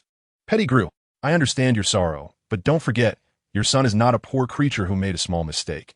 He is a despicable Death Eater. He betrayed the Potters, causing the death of Harry's parents, almost destroying the hope of the entire magical world. Harry Potter is the real victim. Do you know how our hero has lived these past 10 years? He was raised by Muggle relatives who hated magic, living in a cupboard under the stairs, doing countless chores, wearing hand-me-down clothes, bullied by peers, often go to bed hungry. The scar on his forehead was earned with the lives of his parents. He became the chosen one, but also an orphan without parents. Now, finally, Harry has a godfather who truly loves him, Sirius. Someone who can provide him with warmth of family. And here we are, sympathizing with the one who ruined everything for him, discussing whether to reduce the sentence for this traitor. Compared to the grievances of the little rat, we should sympathize more with our hero Harry Potter. This outburst left the entire courtroom in silence. Every old wizard present had experienced the terror of Voldemort's era. Upon hearing how miserable Harry's life had been, and looking at the demeanor of the little rat, their sympathy instantly shifted, and the looks directed at the Pettigrews were filled with disdain and anger. The presiding judge stood up, his voice trembling slightly. "Mr. Anakin, is what you said true? Has Harry Potter's life really been that tragic?" "Absolutely. Harry is waiting outside to testify. You can ask him personally. I told you." When Anakin left the courtroom, the entire audience stood up and applauded for him. After waiting for more than an hour, Dumbledore returned with Sirius. Harry eagerly asked about the verdict, and Dumbledore smiled, saying, "Sirius is acquitted. Wormtail, on the other hand, is sentenced to the kiss of the Dementor." He even winked at Anakin, saying that due to his speech, it passed almost unanimously. Harry was so excited he was about to cry. Dumbledore then announced that the Wisengamot would award Anakin the Order of Merlin, 2nd class. Sirius excitedly said to Harry, "I'm your godfather. Do you want to change homes?" Harry, of course, was more than willing. But Dumbledore said that due to the blood protection magic, Harry had to spend at least a month every summer at his relative's house. The hope that the two had just ignited was extinguished again. Then Anakin said, "Isn't this simple? Sirius, you can just move next door to Harry's aunt's house, right? The Black family is so wealthy." Sirius's eyes lit up. Later, Sirius told us about the past, about his brother Regulus, who had become a Death Eater and was probably long dead. Anakin curiously asked how he thought of escaping using an animagus. Sirius said it was the Dementor that reminded him of the Black family motto, the Black family, never diminishing. Anakin was confused and said, "Wait, isn't it written in the book, as always pure?" Sirius explained that during Grindelwald's time, one of their cowardly ancestors added that line out of fear. Anakin stroked his chin and said, "Maybe your brother is still alive, just hiding in the old mansion nursing his wounds." Then we followed Sirius's apparition to the Black family mansion at number 12, Grimmauld Place. As soon as the door opened, the inside was brightly lit and spotless. Across the hall sat a person who looked exactly like Sirius, and upon hearing the noise, he turned around in surprise. Sirius was instantly petrified and exclaimed, "Regulus." Hesha looked at Anakin with admiration and said with a smile, "Anakin, your words really have power. Whatever you say comes true." The two brothers stared at each other, and the atmosphere was incredibly complex. In the end, it was Regulus who spoke first, saying, "Brother, I believe you are not a traitor." Sirius was still skeptical. After all, his brother used to be a Death Eater. Regulus became anxious and said, "I betrayed the Dark Lord long ago. If you don't believe me, call Dumbledore over. I have urgent information that concerns the fate of the entire magical world." Upon hearing this, Sirius decided to trust him once and immediately contacted Dumbledore with Floo powder. Old Dumbledore quickly emerged from the fireplace and was surprised to see Regulus. Regulus, seeing Dumbledore, eagerly said, "Headmaster, Voldemort cannot be killed unless we destroy his." He stopped mid-sentence upon seeing us students. Dumbledore instructed us to go upstairs first, and Anakin held back Harry, who wanted to stay. As soon as we left, Regulus pulled out a locket from somewhere. "Headmaster, I believe you also suspect that Voldemort is not truly dead. He created several Horcruxes, and this is one of them." Dumbledore's expression instantly became serious as he asked how he found it. Regulus began to explain. 13 years ago, the Dark Lord asked me for a house elf, and I sent Creature. Creature came back and told me they went to a seaside cave where there was a large black lake. Hidden in the lake was Voldemort's Horcrux. I realized then that he was making these things to resurrect himself. I took Creature back there, and while he wasn't paying attention, I switched it out. The price was that I drank that damn potion. Let me tell you, the taste was like having a bonfire in my stomach. I came back alive, but I lost most of my magic and can barely control a small flame now. Dumbledore, you have to help me destroy this. I'm begging you. Old Dumbledore immediately agreed without hesitation, saying they needed to find an open area so they wouldn't accidentally set the old mansion on fire. While they were discussing this, I was wandering around upstairs with Harry and the others when, suddenly and without warning, a house elf appeared right in front of us with a pop. I looked and thought, "Oh, it's Creature." But this guy was nothing like the one described in the book. He was dressed quite nicely. However, as soon as he spoke, his attitude was very harsh. He first glared at Ron and sarcastically called him a pure-blood traitor, then turned to us and started hurling insults. Ron, with his temper, was about to draw his wand, but I held him back. Family matters, who understands? What's the point of getting mad at an NPC? Just wait until I take down the final boss.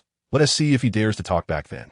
But this old elf wouldn't. He stopped talking, complaining that we little brats were polluting his master's house. Just as he was saying this, old Dumbledore called us from downstairs. Ron still wanted to complain, but Regulus directly said, "Oh, Creature, his brain must have also drunk that potion. Now he's gone mad. Just ignore him." After saying that, we suddenly apparat to a dark cave. Hermione was confused and asked, "Professor, why are we here?" Regulus replied, "To observe the teaching, to see how old Dumbledore unleashes an ultimate dark magic, fiend fire, to burn Voldemort's precious thing." Hermione's face turned pale. "Fiend fire? That's the most dangerous dark magic." Old Dumbledore just smiled and reassured us, "Don't worry, it's handled by a professional. You all step back a bit." I stood by and watched, amused, thinking, fiend fire? This is just what you and Grindelwald used to do. With a gentle wave of his wand, Dumbledore conjured a small flame that swiftly wrapped around the locket. The locket instantly turned as red as a branding iron, emitting an ear-piercing scream, and then poof, it turned into a wisp of black smoke. I thought to myself, wow, even just observing can yield loot. Just as the locket vanished, Harry suddenly collapsed to the ground, convulsing as if electrocuted. Ron and Hermione were terrified, but I was calm as could be. This is standard procedure. After all, Harry is also a Horcrux. This is called quantum entanglement, you know? Old Dumbledore frowned, realizing things were not simple, and quickly cast a spell to stabilize Harry. When Harry woke up, he said he had a nightmare about being burned by fire. I noticed Dumbledore's gaze towards Harry had changed. He was probably already calculating that little issue in his mind. He also looked at me meaningfully, probably pondering how this first-year student was so powerful if I was the next Dark Lord in reserve. This matter passed. The next day at breakfast, owls flew in like it was raining.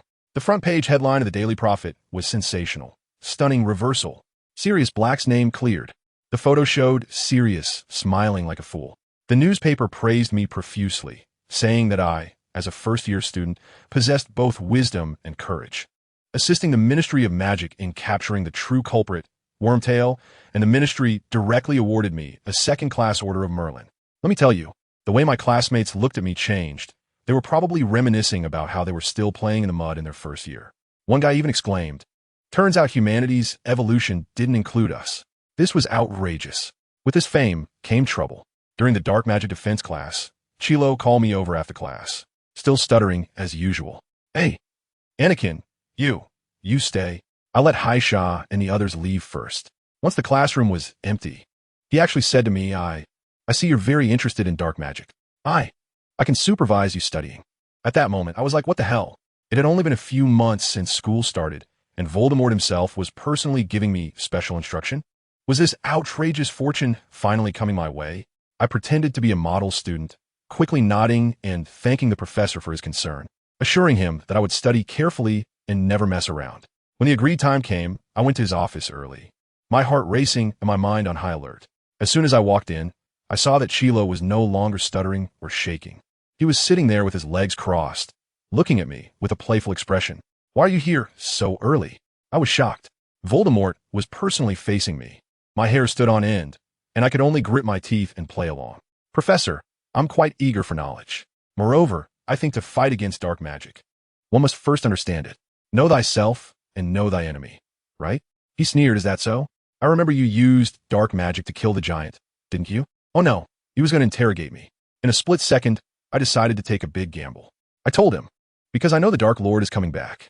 Sure enough, he jumped up from his chair. "How do you know?" I closed my eyes and started acting. My voice trembling, I can see the future. I dreamed of a huge cauldron, and something about my father's bones, the flesh of a servant, and the blood of enemies. I tell you, he believed it on the spot. His eyes were so fiery. He probably already regarded me as the future chief seer of their Death Eaters. This move, it's like an undercover operation in the magical world, focusing on a mutual calculation. He laid it all out and said, "Excellent students should have special treatment. In this class, I'll teach you the fiend fire." I was completely stunned. Learning fiend fire in the first year? Doesn't this guy worry I might end up killing myself? He seemed to see through my thoughts and casually said that it would be fine with him watching. Inside, I was screaming, "You must be kidding. It's not like you care about me, but my potential value." But I wouldn't dare say that out loud. Then, let me tell you, it was simply VIP-level dark magic teaching. Voldemort himself was giving the lesson. The understanding and depth were 100 times better than what the school taught. He could even write in the air with fiend fire. I went crazy, pulled out paper and pen, and scribbled furiously, afraid of missing a single word. To get a private lesson from Voldemort for free. Folks, how could this be considered anything less than a blessing? It's a mutual agreement between us. He wants to train me as a little brother, and I want to learn some skills from him while taking advantage of him. He even mentioned wanting to give me a pass for the restricted section. Eventually, he started hinting at what exactly is in the restricted area on the 4th floor. Just as I was about to make a joke, he suddenly conjured a fire, with red flames swirling around me smoothly. I heard a ding in my mind, and I thought, wow, another fragment exploded. I quickly said sincerely, "Thank you, Professor." Time flew by, and before I knew it, it was December, and Hogwarts was covered in snow. One morning, I had just finished eating and was yawning as I walked out of the Great Hall when George and Fred suddenly appeared like two gatekeepers, hugging my shoulders and dramatically shouting, "Look who is here! Isn't this our youngest knight of Merlin?" At that moment, I rolled my eyes to the sky and thought, you two better not be messing around. I was so tired I could almost hear my head off, and here they were talking about the Knight of Merlin. I was practically a night owl knight. Fred threw his arm around me and exaggeratedly invited, "Esteemed Knight of Merlin and your companions, would you honor us by joining us for some fun in the courtyard?" George was nodding like crazy beside us. That's right. How about an exhilarating snowball fight?" I couldn't help but laugh and cry at the same time, quickly waving my hands. "Guys, please don't mess with me, okay?" They both burst into laughter at that, thinking I was their source of amusement. But honestly, with all their antics, I actually shook off some of my sleepiness. All right then, a snowball fight it is. Let's go. We charged into the courtyard, and wow, it was packed with people regardless of houses or grades. Everyone was just throwing snowballs like crazy. It was a lively scene. Then George, with his sharp eyes, pointed to a figure in the distance with a purple scarf wrapped around his head and nudged me. "See that? Professor Quirrell." Fred immediately chimed in. "We were just discussing whether we should give him a snowball to the head. It's a perfect opportunity to test just how strong he is as a defense against the dark arts professor." My heart sank at that. Let me tell you, if I hadn't already connected with the Death Eaters and was preparing to play a double game, I would have been the first to rush over. Who wouldn't want to throw a snowball at Voldemort's head? I'd have to sneak in some rocks in that snowball. But the problem was, if I really did throw a rock and triggered some nasty curse, turning the Weasley twins from 2 into 1, I'd be the one in trouble. No way. I had to stop them. I quickly grabbed them both and started to seriously ramble. Hey guys, don't mess around. I'm telling you, Professor Quirrell is actually quite capable. You know, I go for extra classes with him every week. I found out he's basically a walking encyclopedia of magic, really strong, just pretending to be a weakling to experience life. As soon as they heard this, their expressions turned serious, and they exchanged glances as if analyzing the validity of my statement. George was the first to speak. Is that true? If he's that good, why does he act like such a stutterer? Fred also looked skeptical. Yeah, on Halloween, he was scared to death by a troll. You even took it down in one hit. He can't be putting a confundus charm on you, can he? Wow, these two were sharp. They almost caught me off guard. I can only keep making things up. Maybe all great wizards have their quirks. They prefer to work behind the scenes and don't want to be too flashy. But he is indeed helping me improve my magic level. There's no doubt about that. They seemed half convinced, but it looked like they couldn't find a rebuttal. George sighed. All right, maybe you're right. So, snowball fight it is. What I didn't know was that Voldemort, who was currently attached to the back of Quirrell's head, felt inexplicably like he had just dodged a bullet. When I got to potions class, as soon as I entered the classroom, I saw Malfoy, that white-haired peacock, causing trouble again, pointing at Harry and mocking him for being an orphan. Harry, being stubborn, completely ignored him. Then Malfoy looked up and met my gaze. 1 second he was strutting around like a victorious rooster, and the next, upon seeing me, his face turned pale, his smile twisting into a grimace that was worse than crying, as if he had seen a ghost. I thought to myself, looks like I scared him pretty badly last time. Maybe I should find another chance to beat him up for therapy? Forget it, class comes first. I quickly took out my lionfish vertebra and started grinding. While others were brewing potions, I felt like I was defusing bombs. I had to put in 200% of my attention to ensure my cauldron didn't spontaneously combust right in front of me. Even so, the result of my potion was difficult to describe. Finally, class ended, and as we just stepped out of the underground classroom, we saw Hagrid struggling to drag a gigantic Christmas tree. I waved my wand casually and with a levitation charm. The tree floated effortlessly. Oh, Anakin, thanks. Hagrid boomed, quick, come with me to the Great Hall. It's simply amazing in there. So we followed Hagrid into the Great Hall, where Professor McGonagall and Professor Flitwick were busy decorating. As soon as McGonagall saw me, her eyes lit up. Ah, Hagrid, the last tree has arrived. Mr. Wilson, you're just in time. Since you're here, stay and help with the decorations. Great, I was caught as free labor. Just because I was about to receive the Merlin Medal in the professor's eyes. I was practically a genius, so it was easy for them to rope me into helping. I was thus unwittingly conscripted and, along with a few upperclassmen, used our wands to spray golden bubbles onto the tree. Before long, Hermione suddenly slapped her forehead. Oh no, we have an hour until dinner. We should go to the library. Hagrid turned green at the mention of them, still looking for Nicholas Flamel. Almost wanted to slap himself. Listen, I told you already. Don't worry about it. What that big dog is guarding has nothing to do with you. Ron defiantly replied. Then we'll just go find it ourselves. After saying that, the three of them rushed towards the library, leaving Hagrid there fuming. Of course, I followed them. No way. I wanted Quirrell to stay a few more days. The longer he stayed, the more I could take advantage of the dark magic lessons. When we arrived at the library, I casually grabbed a book pretending to read while secretly opening my personal back-end management system. Wow, the first thing I saw was my personal status. Anakin Wilson, tired. Looking further down, my bloodline and artifact hadn't changed, but in the identity section, there were 3 question marks next to wizard. What the heck? Have I been unofficially designated as a Death Eater? I quickly switched to the task page. Last month's tasks were all completed, and I received a free talent point. I glanced at the task progress. My time learning from the Dark Lord was only at 820, while night wandering, spell practice, and sword training were hardly touched. It was a dismal sight. Looking at that precious free talent point, I was in a dilemma. On one hand was my Dismal Potions class, which could explode at any moment, and on the other was my dark magic tutor who was about to log off. Folks, this was way beyond the syllabus. But I gritted my teeth and allocated that point to dark magic. Dark magic talent. 11 instantly. My overall evaluation was refreshed. I shuddered. What on earth was this? The fog of the future grew deeper. Light or darkness? Hero or Dark Lord? Azkaban could no longer confine you. Wow, I was completely thrown off. What was this about Dementors howling around, welcoming my arrival, and dark forces awakening again? This was getting close to the trendiest dark character setup for 2025. This script is all wrong. I quickly checked my skill panel. The fiery curse had leveled up to 2, and mind closure was nearing level 4. all thanks to Voldemort persistently sending me experience every night. Anakin, what's wrong? Why are you zoning out? Hesh's voice pulled me back to reality. I rapidly closed the system and smiled. Oh, nothing, just thinking about a spell. Have you found Nicholas Flamel yet? Hermione shook her head, looking dejected. Not yet. We've gone through so many books with no clues at all. No worries, I reassured her, at least with all this. You'll definitely score high on the history of magic exam. Before long, Madame Pants came over with a feather duster to shoo us away. Hermione, still not willing to give up, insisted that Harry and Ron continue searching even during their break. I shook my head in my heart. I definitely wouldn't be spending Christmas in the orphanage. Days without magic are too boring. Hesha, on the other hand, decided to go home. On the way back to the dormitory, I was still mumbling the evaluation the system gave me. Light or darkness? Hero or Dark Lord?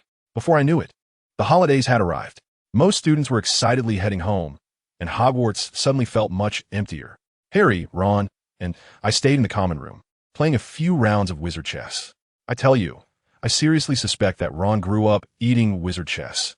Even with my Athena bloodlines, thinking bonus. I could only tie with him, but I wasn't idle. After lunch, I took Professor Quirrell's signed note and confidently walked toward the restricted section of the library. As soon as Madame Pants saw me, her gaze was like an X-ray. Do you have the professor's signature? I smiled and handed her the note. She took it, scrutinizing it under the light, flipping it back and forth, almost as if she was going to use a magnifying glass to verify its authenticity, and finally, with great reluctance. Let me in. I was quite familiar with the place already. As soon as I stepped inside, suddenly, a ding sounded and my DNA activated. New task. Task objective. Learn transfiguration magic. Task reward. Mysterious transfiguration books. Increased favorability with Professor McGonagall. I was stunned. Favorability with Professor McGonagall? This thing can be leveled up? What happens when it reaches 100? Unlock some hidden plot? I didn't dare to think too much. It was too exciting. I quickly buried myself in study in the restricted section and found that these books were completely different from dark magic. They were incredibly profound. I took out a few teapots, wanting to try transforming them into turtles like I had failed before. This time, I visualized every detail of the turtle in my mind according to the techniques in the book, then focused and waved my wand. Guess what? The teapot really started to turn green, gaining the texture of a turtle shell. The spout began to shrink. Just as success seemed imminent, I shook my wand. My magic faltered, and in the end, it turned into a porcelain jar that looked like a turtle. All right, that has progressed. I spent several hours in the library, and it wasn't until almost 10 at night that Madame Pants finally kicked me out. Just as I stepped outside with a pile of borrowed books, the system notification chimed. Task time up, reward settlement. I received the mysterious transfiguration books and gained 32 points in favorability with Professor McGonagall. The system kindly reminded me. The books can be collected in the room of requirement. Just whisper, I want a place to hide things. I immediately ran to the room of requirement. While I stood in front of that familiar door, ready to enter, my mind buzzed. Wait a minute, a place to hide things. ISNT to the universal garbage room, where Voldemort hid his Horcruxes. Should I casually take it? No, if I move now, the noseless monster will definitely sense it. I'll note this down for later. Upon entering the room, the system started guiding me again. Move forward 300 meters. Turn left at the five-legged creature's remains. I followed the directions, winding around until I finally found a beautifully bound black book on a dusty old bookshelf. The title kept changing, and when I opened it, it was completely blank. It was clearly enchanted. I sighed and put the book away. Then I remembered, tonight is Christmas Eve. I still hadn't prepared gifts for my friends. There wasn't enough time to make anything myself, so I had to go buy something. I quickly ran to the statue of the one-eyed witch, pointed my wand, separating left and right. The secret passage opened, and I dove right in. As soon as I entered, the system chimed again. New task, explore the secret passage. The reward was quite generous. All right, I noted that down too. I emerged from Honeyduke's cellar.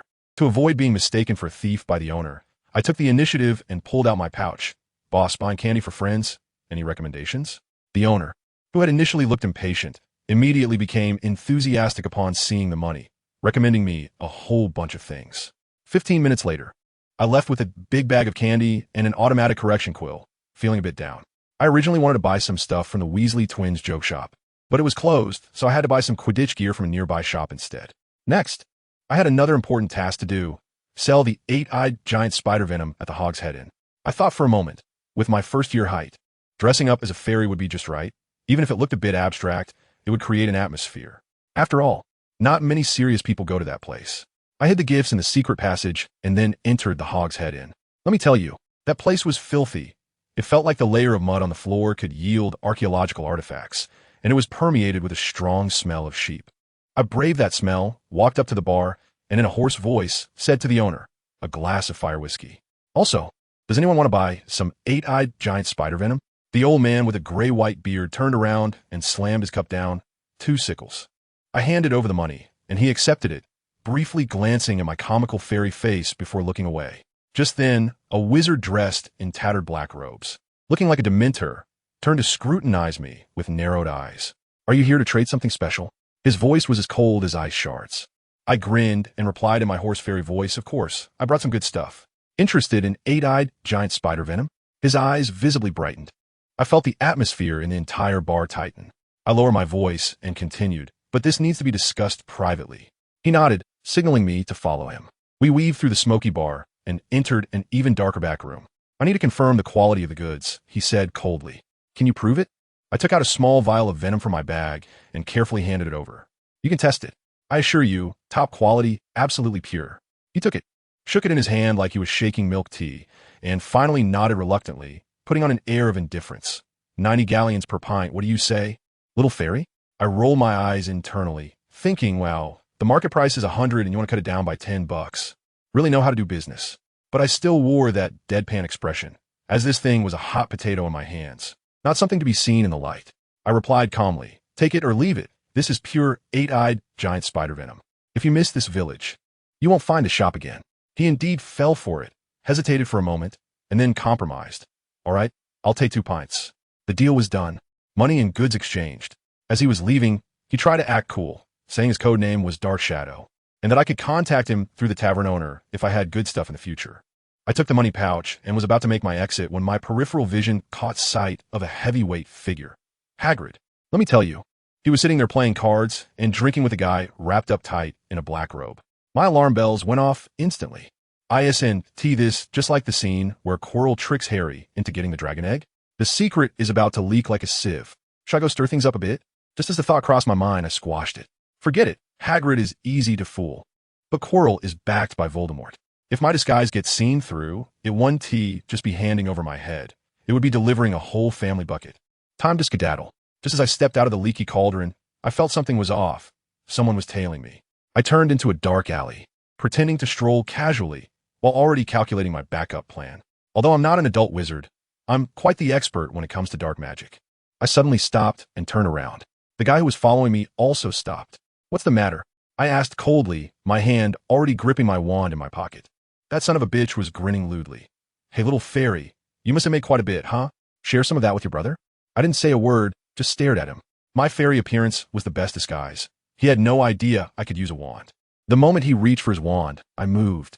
With a flick of my wand, a beam of light hit him right in the face. He was stunned, his eyes wide open like copper bells, probably thinking, what the hell is this fairy cheating? In that split second of distraction, my spell took effect. Let me tell you, that scene was, wow, simply abstract art. That guy instantly turned into a twisted mess, his bones cracking audibly, more intense than the best ASMR. Goodness, this author knows about body painting, the physical kind. He wanted to scream, but couldn't, only twitching on the ground like a fish out of water. The spell I used is called the Transformation Torture Curse, which is different from the heart-piercing, bone-removing spell. That one is a mental attack, while mine inflicts pure physical damage, distorting your body and emphasizing torture. I initially thought I'd just teach him a lesson, but suddenly a voice in my head told me, no, this needs to be done decisively. Think about it. This is Hogsmeade, so close to the school. If someone found out a fairy was using a wand to fight here and traced it back to the school, wouldn't that put Professor Flitwick and the others in a tough spot? No, I had to root it out completely. I looked at the thing on the ground. My eyes turned cold, and I raised my wand, aiming it at his head. "You want to rob me? Too bad, you've hit a brick wall." As soon as I finished speaking, a thunderous explosion rang out, duong. The world went silent. Blood and brain matter splattered all over me, and I expressionlessly cleaned myself up. I couldn't let my gift from my friend get dirty. What I didn't know was that in the shadows at the mouth of the alley, the buyer from earlier had been secretly watching the whole thing, mumbling to himself. Interesting, turns out he's not a fairy. I cast the disillusionment charm on myself. went back to get the gifts, sent them to my friends using an owl, and then quietly slipped back to the dormitory. I placed Harry and Ron's gifts right beside their beds. When I woke up, the atmosphere changed suddenly. I was awakened by Harry and Ron's screams. I rubbed my eyes and sat up. Is someone calling my soul this early in the morning? An invisibility cloak. Harry received an invisibility cloak. Ron was so excited he almost jumped up. I suddenly woke up. Damn, the Deathly Hallows. I finally saw the real thing. It was piled up on the ground, looking like a pool of flowing liquid silver, shining brightly, completely different from the dark cloak in the movies. As soon as Harry put it on, his body disappeared, leaving just his head floating in midair, which was really weird. Can I try it? My curiosity was through the roof. This thing definitely has a reaction from the system. Harry handed it to me, and as soon as I got it in my hands, the system's prompt sounded. Ding, magical item equipped. Magical item. Invisibility cloak, Deathly Hallows, not activated. Level. Mythical. I was stunned at that moment. Wait a minute. Not activated? I suddenly figured it out. I said, how could Moody's magical eye in the original work see through the invisibility cloak? It turns out it hasn't been fully unlocked yet. Does that mean the Elder Wand and the Resurrection Stone are also in an unactivated state? If they were activated, could they truly summon the dead and be invincible? I put on the invisibility cloak and felt like I was under a non-consuming disillusionment charm, with a clear field of vision and no feeling of obstruction at all. I returned it to Harry and remarked, good stuff, better than the disillusionment charm. At that moment, Ron noticed the gift I had given, a big box of candy. Thanks. Anakin, where did you buy it? I gave him a mysterious smile. Secret. The gift unwrapping segment officially began. Harry gave me an encyclopedia of magical duels. Hermione gave me Hogwarts, a history, and Ron gave me Fantastic Beasts, the definitive guide. Who understand my family? I'm just a bit competitive. I'm not really a top student. Why is everyone giving me books? The Weasley twins sent a bag of dung bombs. I thought to myself, have I really become so wild in their eyes? Then there was Sirius's gift, a huge package. When I opened it, I was stunned. A Firebolt 2000. The note said he thought a brave person like me would definitely love Quidditch. All right, flying low is still doable. The last gift was from Hesha, a pure silver olive branch pendant. When I put it around my neck, a cool sensation instantly spread throughout my body. The system indicated that this thing could lessen the negative emotional impact when using dark magic.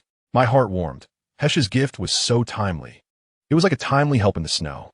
Just as I was thinking, Fred and George burst in wearing leather sweaters, instantly filling the room with Christmas spirit. At the Christmas dinner, Dumbledore wore a flower hat, and Professor McGonagall blushed after being kissed by Hagrid.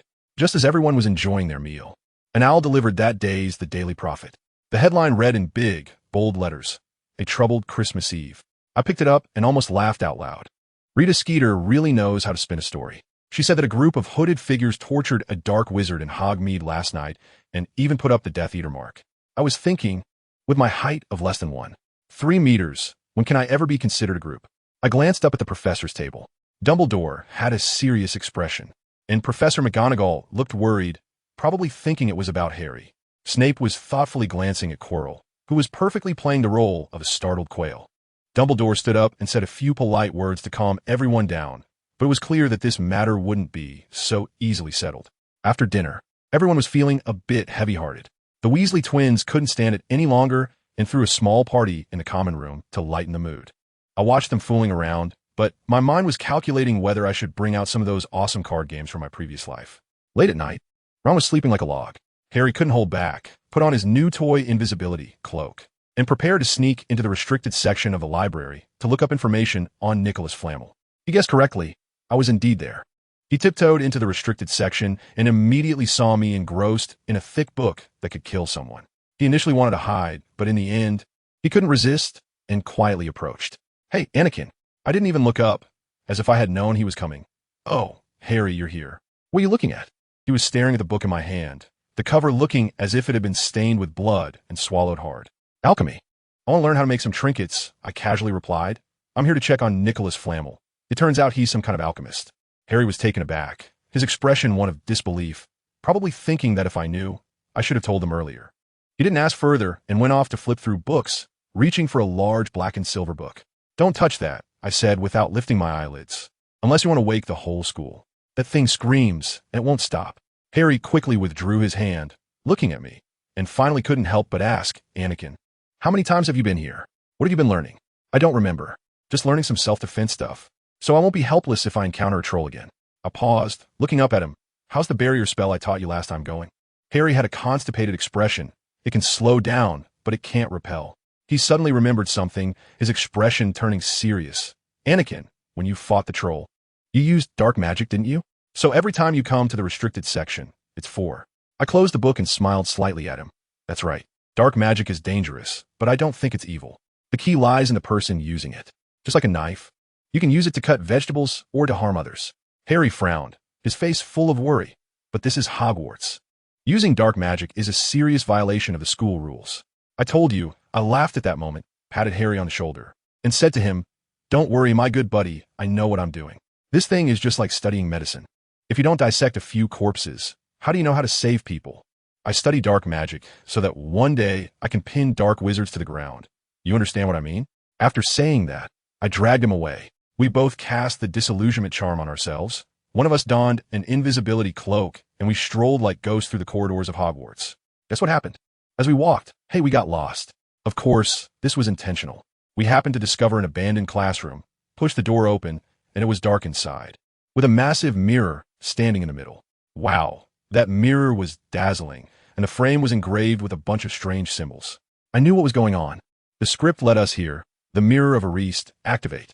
Poor Harry was still confused, leaning in to ask what it was. I lifted the disillusionment charm and told him, "Don't hide. In this broken place besides us, there might be just an old bee peeking." I casually pulled out 10 galleons and returned them to Harry, the money I borrowed before.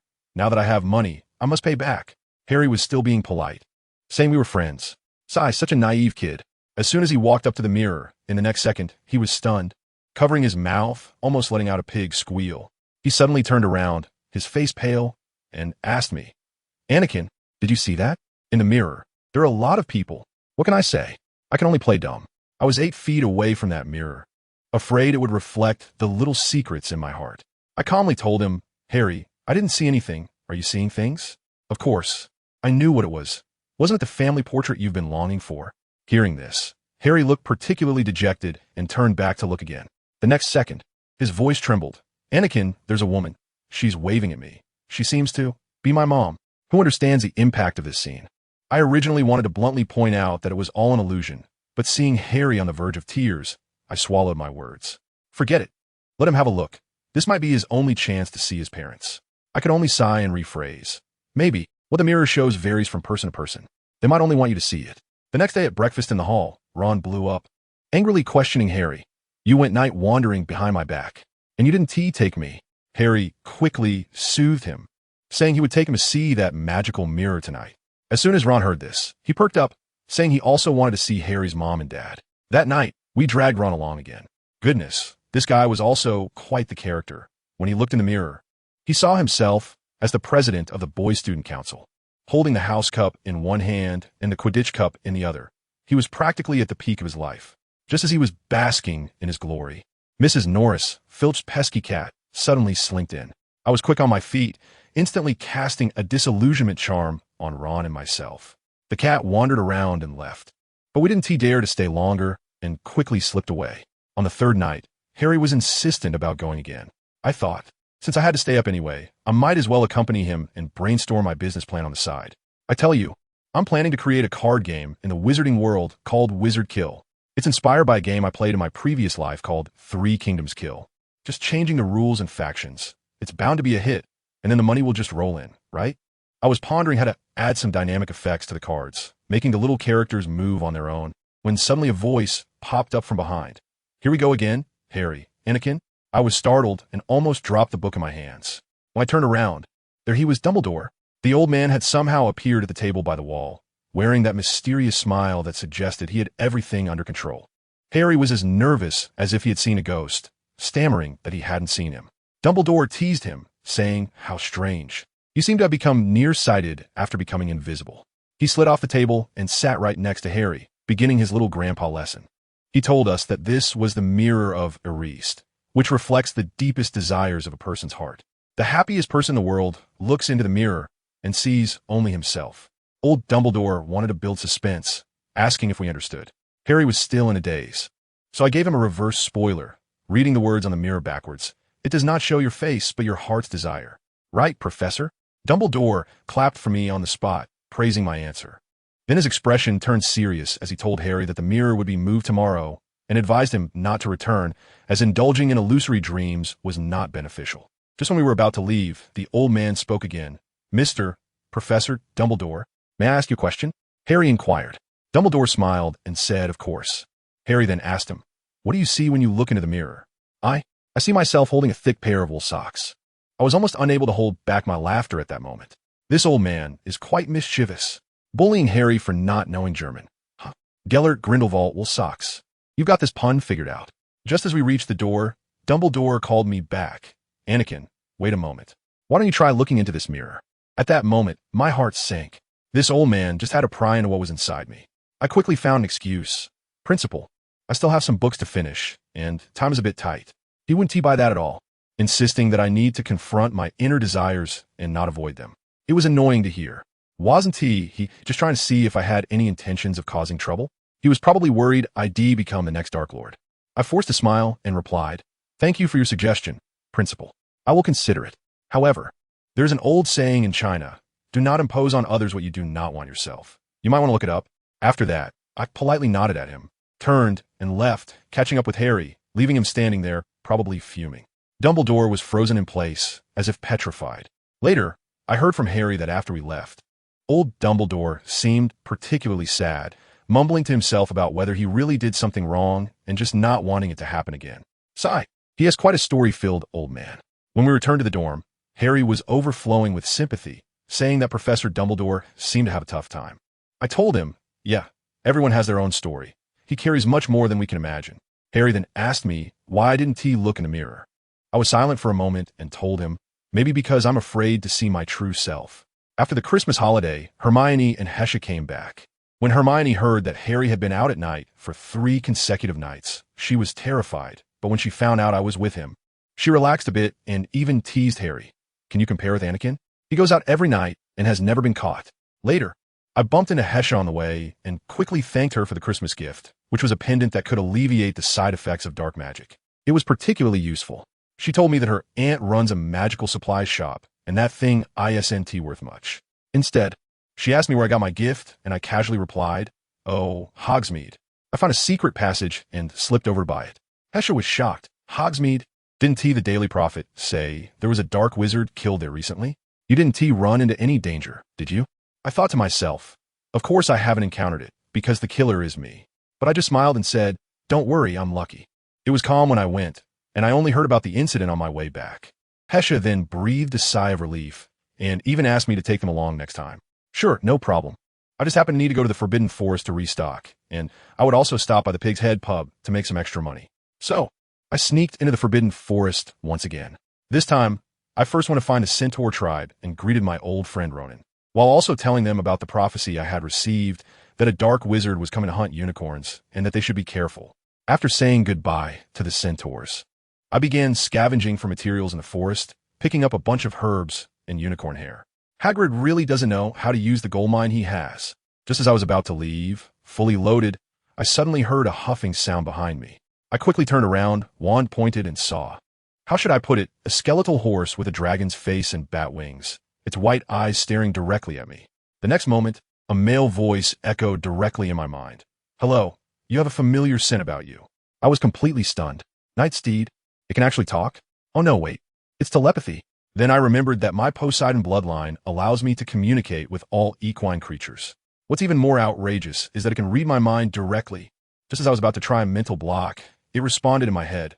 That's right, we are a type of Pegasus. Then it communicated with me through thought. Son of Poseidon, hello? My name is Starwing. I'm cracking up. Well, it turns out the brain closure technique doesn't work on Ma, and it can see right through my underwear. I was just about to encrypt my thoughts and send a message saying hello, when Shinny directly asked in confusion, Anakin, of course I can hear you. Didn't I just say we're telepathically connected? Perfect. This connection is like Bluetooth lossless. All right, let's be honest. I told him my name is Anakin and that I'm looking for some potion materials.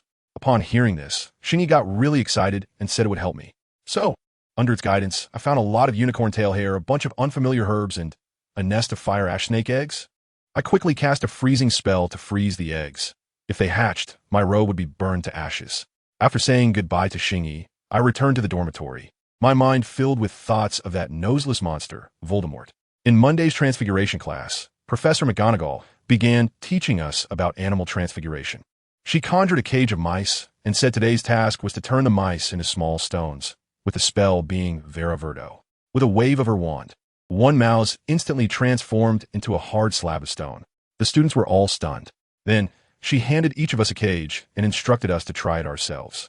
Let me tell you, as soon as these little wizards got their hands on the cage, the scene was pure chaos. Each one was waving their wands like they were having a fit, shouting spells, but to no avail. That hairy kid, good grief. He was waving his wand so hard, I was afraid the mouse would get flung out and suffer concussion.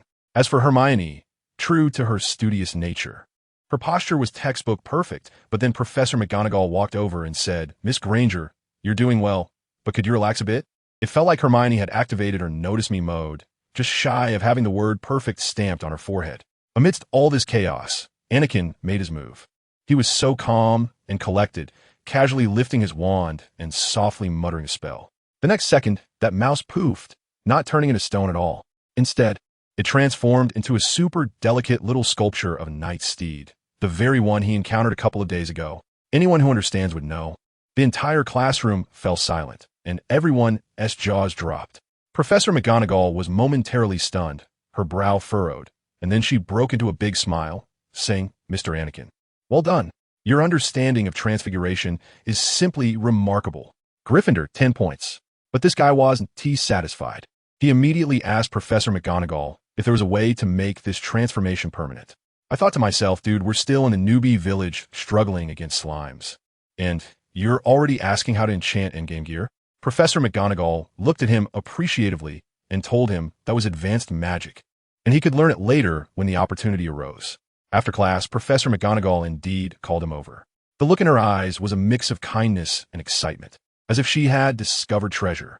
She said Anakin's talent far exceeded that of first years, even second years were no match, and asked if there was anything he wanted to learn. Anakin boldly stated he wanted to learn the transformation spell and the disappearing spell. Let me tell you, Professor McGonagall's expression was priceless. She said, "Child, do you know that one of these is the difficulty level of the N.E.V.T. exam, and the other is the hardest in the O.V.L. exam?" Anakin just nodded firmly as if it were nothing. Seeing he wasn't joking, Professor McGonagall asked him how far he had gotten. He said he finished the beginner's guide to transfiguration and was currently tackling intermediate transfiguration. Good heavens, his progress was faster than anyone else's. Professor McGonagall probably had no choice but to directly invite him to join some kind of transfiguration club. Just by the name, it didn't sound like a serious group, and Anakin was confused. This wasn't in the original text. But since it was Professor McGonagall who started it, it must be good, so he immediately agreed. Professor McGonagall added a touch of mystery, saying it would be every Saturday night at 7, and he should find the classroom himself. It felt like a hidden quest had just been triggered. By 8 o'clock that night, the main event arrived. Anakin, Harry, Ron, and Hesha gathered at the common room door, ready for a nighttime adventure. But guess who I saw? Hermione. Yes, that Hermione Granger. The good girl actually came to break school rules. I was shocked, but Hermione smiled and explained that ever since the troll incident, she found that occasionally breaking the rules was quite thrilling. All right then, even the top student has gone bad. Anakin cast the disillusionment charm on Ron and Hermione. While he swaggered along, we asked him if he wasn't worried, and he confidently smiled, saying teachers wouldn't catch him at 8 o'clock. He led us to a statue of a one-eyed old lady, knocked on her hunchback, and muttered a spell. Suddenly, a secret passage opened up behind the statue. Ron exclaimed, "Merlin's beard." We all crawled in. The passage was dark and damp.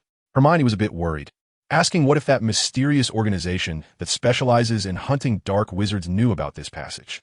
I almost laughed out loud, thinking, girl, the #1 assassin of that mysterious organization is leading you right now. Anakin casually reassured her, saying it was fine, Dumbledore had their backs. At the end of the passage was the cellar of honeydukes. When we emerged, the sweet smell almost knocked me out.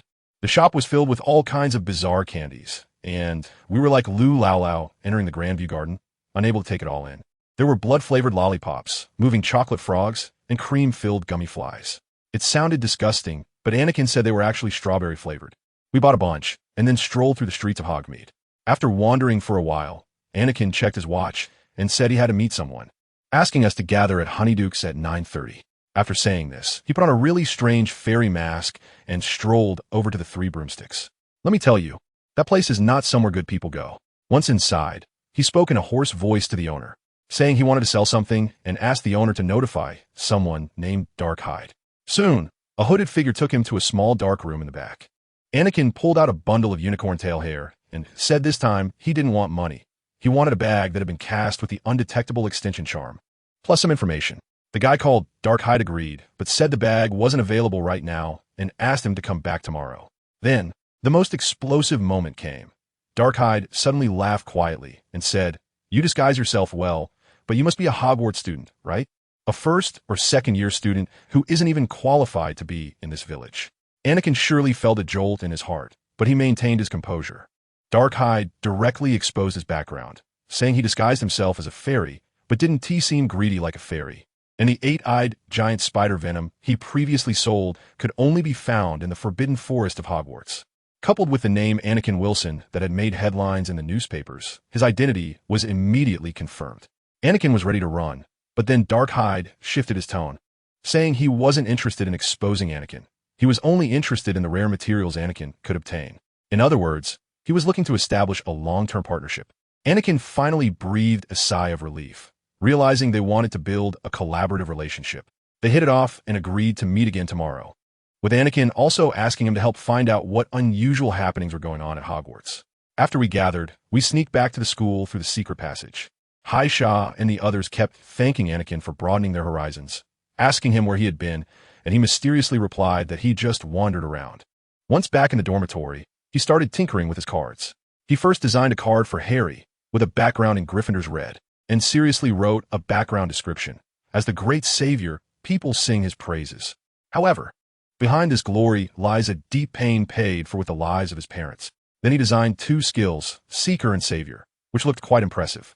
The next evening, Anakin went to the leaky cauldron wearing that fairy headpiece again. Darkin was already waiting for him there, handing him a bag and saying, "Everything you need is inside," along with some information. Just a reminder, be careful of flames. This nonsensical remark sounded eerie. After the defense against the dark arts class on Wednesday, Professor Quirrell stopped Anakin and surprisingly asked if he had found a strange book in the restricted section. Anakin was startled. It was the book that had been chasing him. He could only say yes, instead of warning him to stay away. Professor Quirrell encouraged him to read it, saying it would greatly help his growth. Let me tell you, the tone and the look in his eyes were just like a weasel wishing a chicken a happy new year. Not a good sign at all. After the charms class on Thursday, Anakin went to find Professor Flitwick, asking if there was a spell to print designs on parchment. Professor Flitwick, being the master of charms, immediately taught him a spell called the illustration charm. Anakin felt like he had struck gold when he got the spell. Once back in the dormitory, he began to practice frantically. Starting from a blank slate, he gradually managed to print out a blurry shadow, and finally, the image of the nightmare he printed out was as clear as a photograph. He practiced for several hours and only stopped when he was hungry. That evening in the common room, Ron was fretting over his homework, and when he saw Anakin, his eyes lit up, begging to borrow some ideas. Hermione had that knowing expression beside him. Anakin was generous and handed over his homework. Ron was astonished at the dense writing and asked how he could write so much. Guess what happened next? Anakin switched to academic dodgy mode and immediately started a mini-class for all the Gryffindors tortured by their papers. Holding Ron's homework, he confidently analyzed. Writing a paper is quite simple. First, you need to introduce the historical background of the spell and come up with some little stories. Then, analyze the syllabic structure of the spell, emphasizing how important pronunciation is. Otherwise, mispronouncing the levitation charm could summon a wild buffalo. Finally, and most importantly, write about the applications of the spell, such as using the levitation charm to catch falling valuable items. Write more in this part to show your understanding. The surrounding Gryffindor students all gathered around, listening intently and nodding as if they were hearing the secrets to wealth. I told you. At that moment, I just laughed and said, "How about that? With this approach, doesn't it feel like you could hit the word count even with your eyes closed?" Ron's eyes lit up, looking at me as if he were seeing a deity, insisting that I was a writing genius. The group of Gryffindors around me were also closing in, making it feel like a large fan meetup. Just when the academic atmosphere was reaching an unprecedented high, Hermione walked in, carrying a stack of books taller than herself. The look on her face was like, "What are you all doing in this study group without me?" Unbelievable. Ron, being quick to speak, blurted out my rapid essay writing technique. After hearing that, Hermione pushed up her non-existent glasses, pondered for a moment, and surprisingly nodded, saying, "Well, from exam-oriented perspective, it's indeed a clever shortcut." Then she slammed the pile of books down on the table and said, "However, to truly understand, you still need to read these reference books. I have them here. Feel free to take a look." I thought to myself, this is Hermione, the queen of all bookworms. I should give her some face and not let her feel that her status as a top student is being challenged.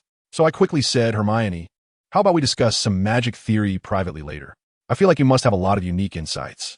As soon as Hermione heard this, her eyes lit up, and she immediately started explaining her methodology to me. And guess what? In the middle of the night, I couldn't sleep, tossing and turning, feeling like I had forgotten something. Suddenly, I felt a small bag by the bedside, and it hit me. The information I got from the leaky cauldron. I came back so exhausted yesterday that I fell asleep right away and completely forgot about it. I sprang up from bed in one swift motion, feeling around in the dark to pull out the note from the bag. By the moonlight, I took a look, and wow, my scalp nearly exploded. It was densely written with, "Several teams of dark wizards are planning to raid our home. They intend to spread fire ash snake eggs in the Forbidden Forest, which can hatch in just a few days, and by then, the entire Forbidden Forest along with Hogwarts will be reduced to ashes.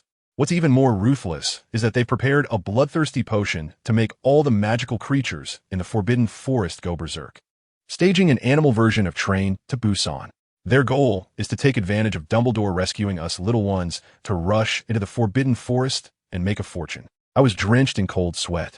If this really happened, we students would be torn apart by a crazed animal in our sleep. Although handing over this information might expose my ties to the underworld, right now, I can't afford to think about that. Saving lives is the priority. "Harry, Ron, get up. The school is going to explode." I yanked them both out of bed. "What's going on? Did you have a nightmare?" Harry rubbed his eyes, looking confused. "There's no time to explain." I took out my wand and waved it over the note, duplicating it. I shoved the copied note into their hands. "Hurry. Go find any professor. Remember, anyone will do. Just don't tell Quirrell. I'm going to find Dumbledore." I rushed out of the dormitory like a gust of wind. As soon as I reached the common room, I saw Hermione, surprisingly, still there reading a book. My goodness, does the queen of studying not need to sleep? I didn't have time to waste, so I copied a note and stuffed it into her hand. "Urgent, go find a professor." After saying that, I dashed out of the fat lady's portrait. I didn't even have time to cast the invisibility spell before I was running naked down the hallway, heading straight for the principal's office on the 8th floor. Just as I rushed up the stairs, a hand suddenly reached out from the darkness and grabbed my shoulder tightly. A creepy voice rang out. "Wilson, what are you doing out at this hour?" I was almost scared out of my wits. When I turned around, it was that old face of Filch. He slammed me against the wall, his gaze like that of an interrogator. "What are you sneaking around for?" Damn it. I didn't have time to explain. Someone was going to attack the school, and I had to find Dumbledore. I was so anxious I was about to shout, but that old man just sneered and said, "Humph, that's quite an interesting excuse. Enough chatter. Come with me to the office." With that, he dragged me down. I was furious at that moment. "What time is it? And you're still going through the motions?" I couldn't hold back any longer and yelled out, "Damn it. You old fool, let go of me." I pulled out my wand and cast a counterattack, slamming that old man against the wall, knocking him out cold. I knew I would definitely be expelled for attacking a faculty member, but right now, to hell with the school rules. I rushed to the principal's office in 3 steps, shouting at the stone gargoyle, "Open the door. It's urgent." That stubborn stone didn't budge and replied, "Password? I don't have a password. If you don't open the door, I'll blow you up." I raised my wand. It wouldn't help even if I did. It was still quite defiant. I counted down from 3. Just as I was about to take action, I suddenly heard hurried footsteps behind me. I turned around, and lo and behold, Professor McGonagall was there with Snape and Flitwick, followed by Harry, Ron, Hermione in their pajamas, and even Hagrid. It was quite the scene, like the Calabash brothers rescuing their grandfather. "Mr. Wilson, what are you doing at my door?" Professor McGonagall's lips were pressed into a thin line, her aura towering at 2 meters 80.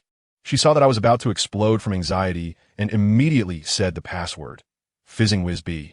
The stone door opened with a sound, and I quickly said, "Professor." I knocked out Filch downstairs. "You all need to check it out." Professor McGonagall was startled for a moment, but nodded, taking charge to handle the situation herself, instructing Snape and Flitwick to come with me first. A group of us burst into the principal's office, and Dumbledore was wearing a flashy purple pajamas, looking at us unexpected guests with a surprised expression. I didn't have time to be polite.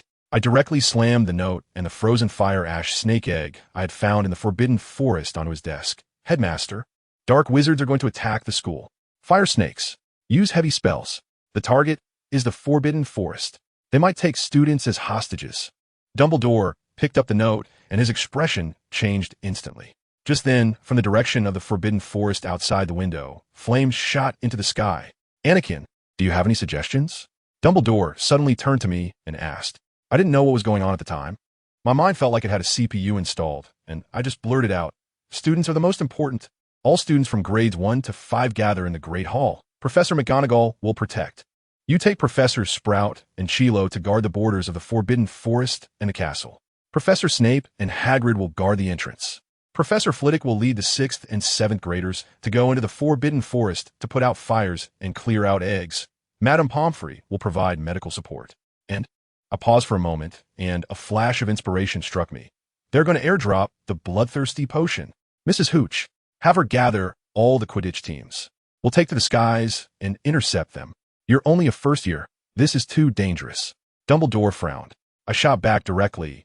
Professor, under a collapsed nest. How can there be intact eggs? Hesha also stood up. This Slytherin girl was really impressive. Headmaster, I agree. This is also our chance as Slytherins to prove our sense of honor. Snape glanced at her, his expression very complex, but in the end, he still acquiesced. Dumbledore saw our attitude, took a deep breath, and nodded. All right, we'll do it your way. With a command, the whole Hogwarts instantly sprang into action. In the Great Hall, Dumbledore's voice echoed as all the students, wearing a variety of pajamas, poured out from their common rooms, nervous and bewildered. The plan was quickly announced. Professor McGonagall would keep the younger students secure in the Great Hall, while Professor Flitwick led the older students toward the fire. Hesha ran to my side, anxiously saying, Anakin, I don't have a broom. It's okay. I'll lend you mine. I have other ways. I turned and shouted to the crowd, Quidditch team, grab your brooms and follow me. At that moment, Neville unexpectedly rushed out, his small face pale with fear, but his eyes were determined. Anakin, I want to go too. I glanced at him and immediately made a decision. All right, Ron, Hermione, Neville. You three take the land route to the Forbidden Forest, find the Centaur tribe, tell them you are friends of the Starry Sky Child, and request support.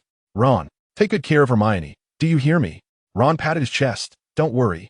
I turned to Neville and said, follow the orders, don't be impulsive. Firebolt 2000. Come here. My broom soared from the tower, and I threw it directly to Hesha. Take it. Quidditch team, let's go. We rushed to the open space outside the hall. I closed my eyes and frantically called in my mind. Starwing, brother, I need help, hurry. Haisha was puzzled as to why it stopped, and suddenly, the sound of flapping wings and hooves approached. A night steed, Starwing, appeared out of thin air before us, startling Haisha to take several steps back. Hey, Anakin, what's up? Starwing's voice rang directly in my head. We need to stop the dark wizard from poisoning, quickly. I said succinctly. Get on, let's go. I flipped over and rode on the Starwing, shouting at the stunned Quidditch players behind me. This is the night steed. Keep up. We're going to show those bastards a thing or two. As a result, the Slytherin captain, Marcus Flint, suddenly said, Why should we listen to you? You're first year, and you want us to risk our lives against dark wizards? I couldn't help but laugh at that moment. I turned to him and shook my head in pity. I remember that Slytherin standards are ambition, shrewdness, and the pursuit of honor. And what do we have now? Just a bunch of spineless cowards trying to save their own skins.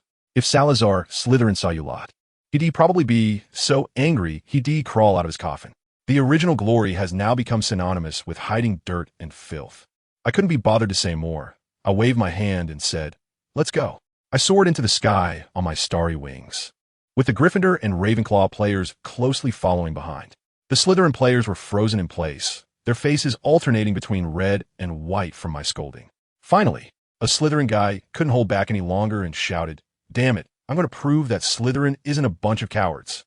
After saying that, he chased after me on his broomstick. Soon after, the other Slytherin players began to follow one by one. I glanced back and smiled. Not bad. It hasn't rotted to the core yet. We rushed to the sky above the Forbidden Forest and happened to encounter a group of dark wizards preparing to throw down jars. One of them saw us, and without saying a word, raised his hand and cast a green light. Avada Kedavra. Damn, that green light shot over in an instant. Shingy suddenly turned to the side, and the killing curse barely missed my arm. The wind it created made my hair stand on end. I drew the Gryffindor sword and stabbed it straight into the black wizard's heart. He tried to dodge, but it was too late. The sword pierced directly through his right chest. I expressionlessly pulled out the sword, blood gushing out like a fountain. That guy swayed in the air a couple of times before crashing into the forest below. The remaining black wizards were terrified and turned to flee. But one of them, before running away, smashed the jar in his hand down hard. The crimson potion exploded in the air, transforming into a strange red mist that instantly enveloped the forbidden forest below. "Be careful. It's a bloodthirsty potion," I shouted, but it was already too late. My heart sank. "It's over, Barbie QED." Just when I was feeling guilty, several deadly spells suddenly shot out from the red mist, and the remaining dark wizards fell from the sky like dumplings, unable to even scream. A mysterious figure in a black robe and hood appeared before us. I recognized him. Anakin, the guy who only cares about his own interests. "What are you here for?" I asked warily. His voice was as flat as if he were talking about the weather. "If you die, my interests will be harmed. Plus, protecting Hogwarts will put Dumbledore in my debt." This guy is a pure, refined egoist. "Forget about that for now. We need to hurry back to school." I shouted to Haisha and the others. "He's on our side. We could talk later." We changed direction and raced back to Hogwarts. From a distance, we could see that the castle was already in chaos. As soon as we landed, Fred and George rushed over. "Anakin, things are not looking good." Professor McGonagall also arrived, her expression serious, as she said. "Professor Snape sent word that there is no antidote for the bloodlust potion. We can only wait for the effects to wear off. Stone Sentinels, activate." With a wave of her wand, the stone gargoyles around the castle came to life, marching heavily to join the defense line. At that moment, I had just one thought in my mind. Wow, isn't this the most popular cat joy spell of 2025? Professor McGonagall is so trendy. I immediately reported to her, "Professor McGonagall, the dark wizards outside have all been dealt with. They're no longer able to act. We can call Professor Snape and Hagrid back to help Headmaster Dumbledore deal with the rampaging magical creatures and alleviate the pressure on the front." After hearing what I said, Professor McGonagall drew her wand without hesitation, muttering a spell, and a bright, shimmering tabby cat Patronus jumped out. She gave the little cat a couple of instructions to hurry back to get Snape and Hagrid to help, and the cat zoomed away like a blue missile. Only after that did she turn her head and, frowning, look at the guy next to me who had been silent. She asked me who he was. I quickly reassured her, saying, "Professor, don't worry. He's one of us, a solid friend, and we share the same goal." Professor McGonagall didn't ask further, nodded, and sent him to help the students hold the line. As soon as I saw that the front line was temporarily stabilized, I became anxious. Ron and the others were still trapped in the Forbidden Forest. I immediately made a decision. "You all stay here and hold the line. I need to go to the Forbidden Forest to bring Ron and the Centaur reinforcements over." "Haisa, come with me." I tell you, just as I was flying towards the Forbidden Forest, Ron and the other two had already sneaked in. Inside, goodness, it was pitch black. You couldn't see your hand in front of you. Ron, that little guy, was tough. Even though he was scared to death, he insisted on putting on a brave face, walking at the front and telling Hermione and Neville, "Don't be afraid. I'm here. I won't let anything happen to you, even if I die." Just as they were walking, a few figures suddenly emerged from the woods, scaring the three of them. Upon closer inspection, it was centaurs. Ron quickly went up to negotiate, cutting to the chase. He explained about the dark wizard planning to blow up the school and incidentally burning down their place too, and specifically reminded them that drinks would fall from the sky, so they should absolutely not catch them. When the Centaur brothers heard this, they were outraged. This wasn't just about wrecking our neighbor's place. This was going to destroy our home. Without a second thought, they agreed to help on the spot. While Ron was handling the diplomacy, I had already taken to the skies with the Quidditch teams from all four houses, ready to engage in aerial combat. Fred and George flew beside me, shouting to ask what I was doing. I told them, "Keep your eyes peeled, look for dark wizards, catch them all one by one." Just as I finished speaking, Harry's human radar kicked in, pointing to the 9 o'clock direction and shouting, "Anakin, look over there." I followed his pointing and indeed saw 5 or 6 dark figures sneaking around with bottles and jars at the edge of the forest. "Prepare for battle," I commanded, and everyone drew their wands. The dark wizards, upon seeing us, actually laughed. Their expressions seemed to say, "Is this it? A bunch of kids?" I told you, I was furious at that time. I can't stand it when others look down on us students. I was too lazy to even recite the spell. I just raised my hand and targeted the guy who was laughing the loudest with a disembowelment spell. That guy didn't even have time to react and fell off his broom like a broken sack, with a huge gash opening up on his stomach while in midair. Good heavens, that directly stirred up a hornet's nest. The remaining dark wizards turned pale, screaming as they charged over. But they didn't even consider what kind of lineup we had. 4 Quidditch teams, playing aerial combat with us on brooms? That was just pure territory expansion. Their flying skills, in front of us professional players, were like those of a novice who just got their license. I threw the quill pen into the sky, and it turned into a sword. Riding on the Star Wing, I charged up, ready for close combat. Let me tell you, most wizards are fragile casters. Making them engage in melee is practically asking for their lives. A dark wizard saw me rushing over and was terrified out of his wits. I swung my sword, and he narrowly dodged, but his teammates weren't so lucky. The Weasley twins were even more heavyweight. They pulled out a giant dung bomb and began a saturation-style biochemical attack, sending those dark wizards scrambling in all directions. I seized an opportunity, first using a thunderous explosion to block his movement. Then I drew my sword and executed a swift strike. The guy tried to block with his arm, but with a snap, his entire arm flew off, splattering blood all over me. Meanwhile, Ron successfully brought Hermione and Neville to join the Centaur reinforcements. Who understands, my friends? Ron, this kid, usually acts like a nobody at home in school, but this time he finally got to be the main character, praised enthusiastically by Hermione and Neville. And his expression was so proud that his tail was almost wagging up to the sky. But his glory lasted no more than 3 seconds. A red bottle suddenly fell from the sky and shattered on the ground. A cloud of red mist erupted instantly, and Hermione turned pale, screaming, "It's a bloodlust potion." Did Anakin and the others fail? That red mist is toxic and affects visibility, and the 3 of them quickly got lost. Even worse, a giant beast suddenly charged out from the mist. Hermione, terrified, exclaimed, "A venomous leopard. Cover your mouth and nose quickly. Its breath is highly toxic."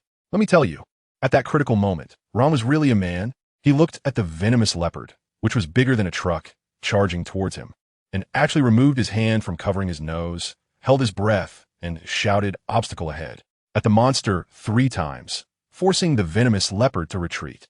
The tall man, named Ronan, who brought them there, immediately told them to run while he stayed behind to hold off the creature.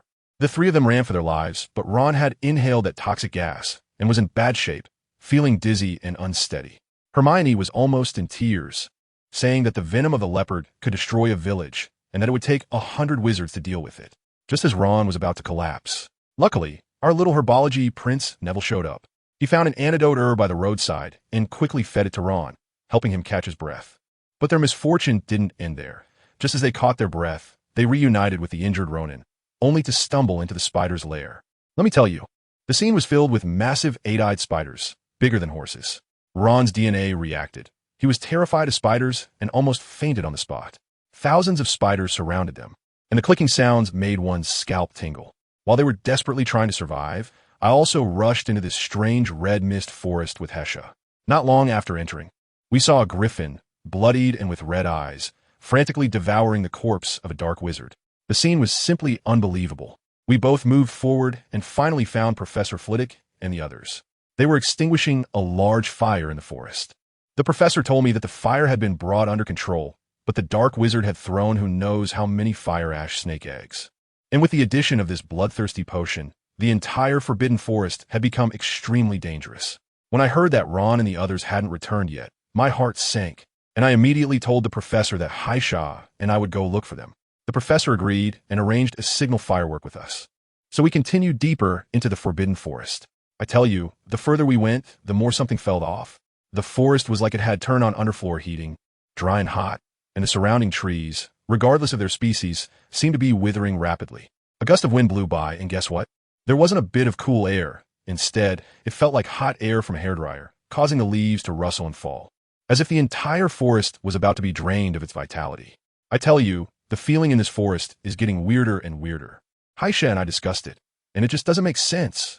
The Dark Wizard wants potion materials, not to turn this perfectly fine, forbidden forest into the Sahara Desert, right? I know about the bloodthirsty potion. It makes animals go berserk, but I've never heard of a dehydration effect. Just as I was pondering this, suddenly, I heard a strange clicking sound. Then a scream pierced the sky. My heart sank. Who understands, family? I'm familiar with that sound. Isn't that Ron's iconic loud voice? This is bad. Something's gone wrong. Without a second thought, Haisha and I sprinted towards the sound. The forest was becoming increasingly eerie, the ground cracked and dry, as if something had drained it. When we broke through a thicket, the sight before us was astonishing. Ron, Hermione, Neville, and a big centaur I didn't recognize were being wrapped up like dumplings by a group of giant eight-eyed spiders the size of cars. Haisha, save them! I shouted, and the tsunami sword was drawn, with a thunderous explosion that turned several spiders at the front into dust. Haisha was also incredibly strong, waving her wand and joining the fray. Ron, we're coming, I yelled to them. When Ron saw me, his trembling hand steadied a bit, and the expression on his face was almost like he wanted a bout of me. Anakin, you finally made it, Hermione shouted while dodging spider legs. The centaur named Ronan chimed in, saying the forest had become dry and parched, and it definitely wasn't something the fire ash snake could do. I stabbed a spider that lunged at me with my sword, then quickly cast a few spells, feeling an urgent anxiety in my heart. This thing just wouldn't stop coming. It was endless, pouring out from deep within the forest. At that moment, I really wanted to go back to the secret room and bring out the basilisk, to let them experience what a natural enemy feels like, what it means to be stared down until death. Unfortunately, I hadn't brought the basilisk. Wait, if the fire snake can burn the forest, why not use something even stronger? Everyone, come over here. I'm going to unleash a big one, I shouted to them, preparing to use the fiend fire. If you don't want to get hurt, hurry up. Hermione turned pale and shouted at me. Fiend fire? Anakin, are you crazy? Have you forgotten what Professor Dumbledore said? If it gets out of control, you'll be expelled. I really don't know whether to laugh or cry. My dear sister, your life is almost at stake, and you still care about school registration? It's all about a top student's obsession, right? I can only joke, don't worry. My skills are solid.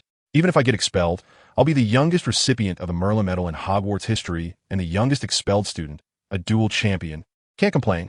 No sooner said than done. I began to chant a spell, and the air instantly became hot. As the last syllable fell, boom, a crimson fire dragon burst forth from my wand. What a spectacle. It scorched those giant spiders, making them screech as if they finally regained some sanity and knew to run, but it was too late.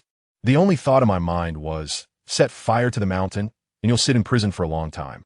This operation should at least earn me a 500-year sentence, right? As the fire grew larger, starting to take the shape of a fire dragon and a Pegasus, I quickly chanted a spell to retract my magic. After all, I came to extinguish the fire, not to start one. Besides, I had to give Hagrid some face. After all, these creatures are half his pets. Of course, for the safety of everyone going into the forest in the future, I tearfully decided to come clean up regularly and earn some extra cash while I'm at it, killing 2 birds with 1 stone. After finishing, I shot off 2 signal flares, 1 green and 1 orange. Walk back. No way. I closed my eyes and used telepathy to call my exclusive mount, Starwing. Bro, bring a few guys to pick me up. 5-seater, quick. In just a few minutes, 5 nightmares descended from the sky. Of course, to Hermione and the others, I looked like I was talking to the air. She even ran over, worried, to check my forehead, asking if I had a fever. I was close to rolling my eyes to the back of my head. I had to talk them into believing that there was really an invisible horse in front of us. I was the first to grab Hesh's hand and touch the body of the night steed, and her surprised little expression was just priceless. Once everyone shakily mounted the air horse, we took off directly. Let me tell you, that scene was hilarious. We flew over the hellish red mist, and Ron kept his eyes shut the whole time, his face turning green with fear, constantly asking if we would fall. Hermione and Neville were even more exaggerated, gripping the night steed's mane tightly, and my other mounts were complaining to me in our mental link about the pain. I could only promise them snacks when we got back. When we landed, Starwing made a cool dive, and Ron ended up face-planting into the ground, while Hermione and Neville also wobbled and couldn't stand straight. And they still complained, saying they would never ride again. Seriously, a free air taxi, and they were so picky. In the end, those night steeds were something else too. They totally forgot about the snacks I promised and just ran off. Did they really trust me that much? We quickly found Professor Flitwick and his team. Hermione had just said that they had encountered a spore-infused leopard, and both Professor Flitwick and I were startled. The professor hurried to find Madame Pomfrey. Goodness, as soon as the head of the hospital wing arrived, she immediately started berating me. Anakin Wilson, how dare you let my students encounter a spore-infused leopard? I was on the subway when I saw an elderly lady looking at her phone, completely bewildered. Sister, I'm also a student. I'm just a first year too. But she didn't listen at all, saying that someone who received the meritorious medal was not an ordinary first year. Fine. You have a higher rank, you get to decide. She checked Hermione and Neville, and they had only inhaled a bit of trace gas. When it was Ron's turn, Hermione was extremely anxious, saying that Ron had inhaled the most and nearly fainted on the spot. Madame Pomfrey checked him, and her expression became serious as well. Luckily, Neville remembered what herbs he had given Ron, which didn't conflict with the antidote. After a few drops of the potion, Ron's complexion finally improved. We returned to Hogwarts, and when Professor McGonagall saw that Ron was missing from our group, her face changed, and she hurriedly asked what happened. Just as I finished explaining, suddenly, the entire castle began to shake violently. A deafening roar came from the Forbidden Forest, and countless magical creatures surged out like a tide, going wild. Acromantulas, blast-ended scroots, griffins. Oh my, it's the opening of the Hogwarts branch of Fantastic Beasts. Dumbledore and Professor Quirrell were nowhere to be seen. Professor Snape looked really cool. With a wave of his wand, without even a flash of light, the monsters across from him fell like flowers. Professor Sprout was even more impressive, going full-on Plants vs. Zombies, pulling out a Chinese plant known for biting and throwing like a pea shooter. The students also showcased their talents, and the scene was absolutely chaotic. I was really getting into it, playing for several hours, when suddenly I felt something was off. Everything before my eyes blurred, and the whole world, I tell you, turned blue. It was like a layer of blue filter was added. I wondered if this was some new magical attack. Then everything went dark, and I lost consciousness. Before I passed out, it seemed like I saw Hesha running towards me. When I opened my eyes again, I was already in the deep sea. Surrounding me were beautiful tropical fish and coral, just like in Finding Nemo, and my fatigue vanished. While I was still puzzled, a handsome uncle in a floral shirt and beach shorts, looking like he was on vacation, floated over. This must be a dream, I thought. I guessed it right. He smiled, his voice very gentle. You guessed correctly. I think you would allow me to come in and talk to you. Of course, I examined him and asked, Who are you? You should have already guessed. He replied with a smile, I am Poseidon, and you have my bloodline within you. Goodness, I exclaimed. Although the system had given me this bloodline, this family reunion was too sudden. I was expressionless at that moment, thinking I just crossed over and had nothing to do with you. So I asked directly, so what? What do you want? To my surprise, the guy wasn't angry at all. He smiled and said he was here to help, mentioning Percy Jackson and some secrets of the system, and finally asked me, You should also have learned that you have a mission to complete. I thought to myself, where would I know to go, and directly asked him back. That's right. So what is my mission? Because we have already sworn an oath to the river of the underworld, I still cannot tell you everything. I can only tell you that what you need to do is protect this world from the harm of mysterious forces.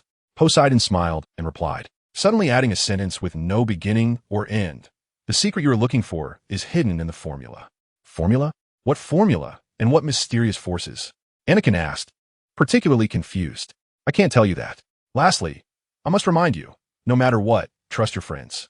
Poseidon smiled mysteriously. All right, you are waking up now. He waved his hand, and the scene in front of Anakin shattered and disappeared like fragments. I hate Riddlers. This stupid child. He must have overdrawn his magical power. Anakin, in a daze, heard a female voice complaining. Why is he so tired? I found he seems to have not had a good sleep for a long time. A male voice sneered, Oh, he certainly hasn't had a good sleep for a long time. If you combine his performance at Hogwarts with his nightly escapades into the restricted section, you will find he has never attempted to go to bed early. TSK. Looks like he really is stupid. I bet he thinks those books are helpful to him. Loading more content. Please wait. This site only supports mobile browser access. If you see this paragraph, it means the chapter content failed to load. Please close the reading mode, browsing mode, novel mode, and disable any ad blocking features, or copy the URL to read in another browser. Anakin was slowly pulled back to consciousness by the surrounding sounds. He felt as if he were being gently brushed by soft feathers. Gradually his eyes opened, and he found himself lying in the school hospital. The room was filled with a faint herbal fragrance, and the light was soft and warm. Ah, you're awake, Madame Pomfrey said with surprise. Professor Snape looked at Anakin with a mocking expression, his eyebrows slightly raised. How long have I been asleep? Anakin's head was still a bit fuzzy. Madame Pomfrey stepped forward to check Anakin's condition. You have been unconscious for about a week. Everyone was very worried. You collapsed from overexerting your magical power while blocking the beast tide. Professor Snape looked coldly at Anakin, a hint of a mocking smile on his lips. It's self-inflicted. Don't you know that magical power has limits? With the way you're using it. If you don't faint, who will? Madame Pomfrey looked seriously at Anakin. You need to rest well and not take such risks again. Magic is a powerful force but needs to be used cautiously. You should stay here for observation tonight, and you can leave tomorrow. Anakin nodded, indicating he understood. Madame Pomfrey left the ward, leaving Anakin and Professor Snape together. Professor, I want to know about the bloodlust potion. Before Anakin could finish, he was interrupted. Professor Snape looked coldly at Anakin, cutting him off. The bloodlust potion is a very dangerous potion. It is definitely not a field you should carelessly venture into. You'd better erase that thought from your mind. Seeking such things will only land you in endless trouble. Anakin awkwardly smiled. I just wanted to know if the red mist caused by the potion has been resolved. Professor Snape glanced at Anakin coldly, as if scolding him for his unnecessary curiosity. Then, he nodded. The red mist problem has been resolved, but that is not something you need to concern yourself with. You should rest well and not delve into those dangerous areas. Also, Professor Dumbledore wants to see you. Anakin sighed helplessly, sensing Professor Snape's impatience. He knew the professor was always tight-lipped about certain matters, and his curiosity might only provoke more reprimands. I understand, Professor. Thank you and Madame Pomfrey for your concern. Anakin replied respectfully, trying to avoid angering the picky professor in front of him. Professor Snape did not say much, just gave Anakin a cold glance before turning and leaving the ward. The room immediately fell silent, with only Anakin lying alone on the bed, lost in thought. Professor Dumbledore walked in through the door. Anakin, how are you doing? I'm okay. Nearly recovered. Thank you for your concern, Headmaster. Anakin replied respectfully. My friends, are they all okay? Dumbledore nodded, a hint of mischief in his eyes. They are fine. Do you know that your actions have caused quite a stir at the school? Many people are surprised and grateful for what you did. He pointed to the table next to him, and Anakin then noticed it was piled high with snacks. However, I still want to ask you a few questions. First, who is Darkvale? Chapter 82 The River of Hatred. Anakin hesitated about whether to speak the truth, his heart in turmoil. Professor Dumbledore looked at Anakin, his blue eyes sparkling with wisdom. Anakin, I know you have many secrets, but that doesn't mean I will blame you. At Hogwarts, every student has their own secrets, and the school will strive to protect students' privacy. Anakin still hesitated, unsure if he should tell the headmaster everything. To be honest, he wasn't clear about Darkvale's true identity either, and how could he explain his reason for going to the Hog's Head Inn?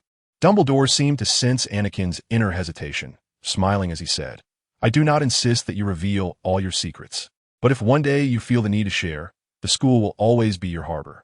Now, regarding your actions, I need to hear your explanation. He sighed and slowly turned to leave. Anakin finally made a decision. Professor Dumbledore, please wait a moment. The headmaster seemed surprised and turned back, looking at him expectantly. Anakin took a deep breath, his gaze drifting to the distance, as if contemplating how to express himself. Darkvale is a friend of mine. He carefully chose each word, as if weighing the nuances of his speech. He is a dark wizard, and the intelligence regarding the attack on Hogwarts was provided by him. Afterwards, he also came to assist us in defeating all the invading dark wizards. As Anakin said this, the tension in his heart gradually dissipated, replaced by a sense of relief. Anakin paused and continued. I actually do not know his true identity. Perhaps he has some unspeakable past. But the only thing I know about him is that he has principles, and he despises harming young wizards. He also pays particular attention to his own interests. When he came to help Hogwarts, he told me that what he cared about was the resources I could provide him in your favor. Anakin's eyes flickered with memories, as if trying to find more accurate words to describe Darkvale's character. Anakin, indeed, after we stopped the magical creature riot, he did ask me for some conveniences. Dumbledore said with a smile, It seems my doubts have been resolved. However, Anakin Wilson, I must warn you that you should use dark magic as little as possible, as it can harm your own psyche. His expression suddenly became serious. He knew the temptations and dangers of dark magic. He had also participated in and fallen into dark magic himself. His eyes flickered with concern for Anakin. He hoped that this young wizard could stay away from those dangerous realms and maintain a pure heart. Professor Dumbledore, I will try to use dark magic as little as possible, but why is dark magic defined as evil? Is it simply because it contains powerful forces and provokes negative emotions? If that is the case, I believe I can control it. Anakin suddenly asked, his eyes sparkling with curiosity about this question. Professor, I have another question. Before this incident, had you heard of the blood potion? Anakin suddenly recalled the scale of the red mist and inquired, seeming to hope for an answer. Professor Dumbledore smiled slightly and responded to Anakin's question. Dark magic is defined as evil not merely because of its powerful force and the negative emotions it incites. Dark magic often stems from a desire for power, control over others, and means to pursue unethical goals. It is a corrosive force that easily leads the user into a moral quagmire, causing them to lose their inherent goodness. He paused, gazing out the window as if he had found a memory in the distance. Although the power of dark magic is great, it comes at the cost of destruction. It is difficult to remain calm and rational while using dark magic, making it easy to be corrupted by dark forces. For young wizards, this corruption can be especially dangerous. Loading more content. Please wait. This site only supports mobile browser access. If you see this paragraph, it means the chapter content failed to load. Please close the browser's reading mode, free reading mode, novel mode, and turn off ad blocking features. Or copy the URL to read in another browser. As for the blood potion, Professor Dumbledore said with a slight frown, "I do know of this potion. You must have seen its effects, right?" Anakin replied, "Yes, Professor. But why is its effect so immense? A small vial of such a potion shouldn't be able to cover the entire Forbidden Forest." That's a good question. Indeed, such a scale is unusual. However, the formula for the blood potion has been altered due to the absence of a special magical material. They may have used a potion made from an ancient formula. Dumbledore replied. Anakin furrowed his brow, contemplating Professor Dumbledore's explanation. His heart was filled with curiosity and doubt about this ancient formula. So he continued to ask, "Professor, what is this special magical material? Why does its absence lead to the unusually large scale of the blood potion?" A glimmer of deep thought passed through Dumbledore's blue eyes as he slowly said, "I am not even sure if such a material exists in this world. For this special magical material is the water from the River of Hate. Child, you must have heard of Greek mythology, right?" Upon hearing this, Anakin was momentarily stunned. One should know that the River of Hate, along with the rivers of pain, forgetfulness, flame, and sorrow, are collectively known as the 5 rivers of the underworld. How could wizards obtain this river water? The gods were driven out of this world over 1,000 years ago. If the underworld exists, then does Tartarus also exist? Then why haven't the beasts inside come out to attack people? Anakin furrowed his brow, feeling as if he were standing in an unknown domain, where myth and reality intertwined in his mind, leaving him perplexed. His state of mind was shrouded in layers of mist, just like that ancient magical material, making it impossible to understand. Professor Dumbledore noticed Anakin's curiosity and misunderstood his meaning, smiling as he explained, according to legend, the waters of the 5 rivers of the underworld originate from various emotions in Greek mythology. The water from the River of Hate comes from the hatred and malice in the world. It is a powerful and dangerous magical material. However, just like in the myths, this material only exists in the underworld. Therefore, due to the difficulty of obtaining this material, the formula has been altered to allow this potion to continue being brewed. However, recent events seem to prove that the legends are not entirely fictional. Someone has successfully found this ancient formula and obtained the water from the River of Hate. That is why the scale of the blood potion is so unusual. Dumbledore's tone revealed deep concern about this issue.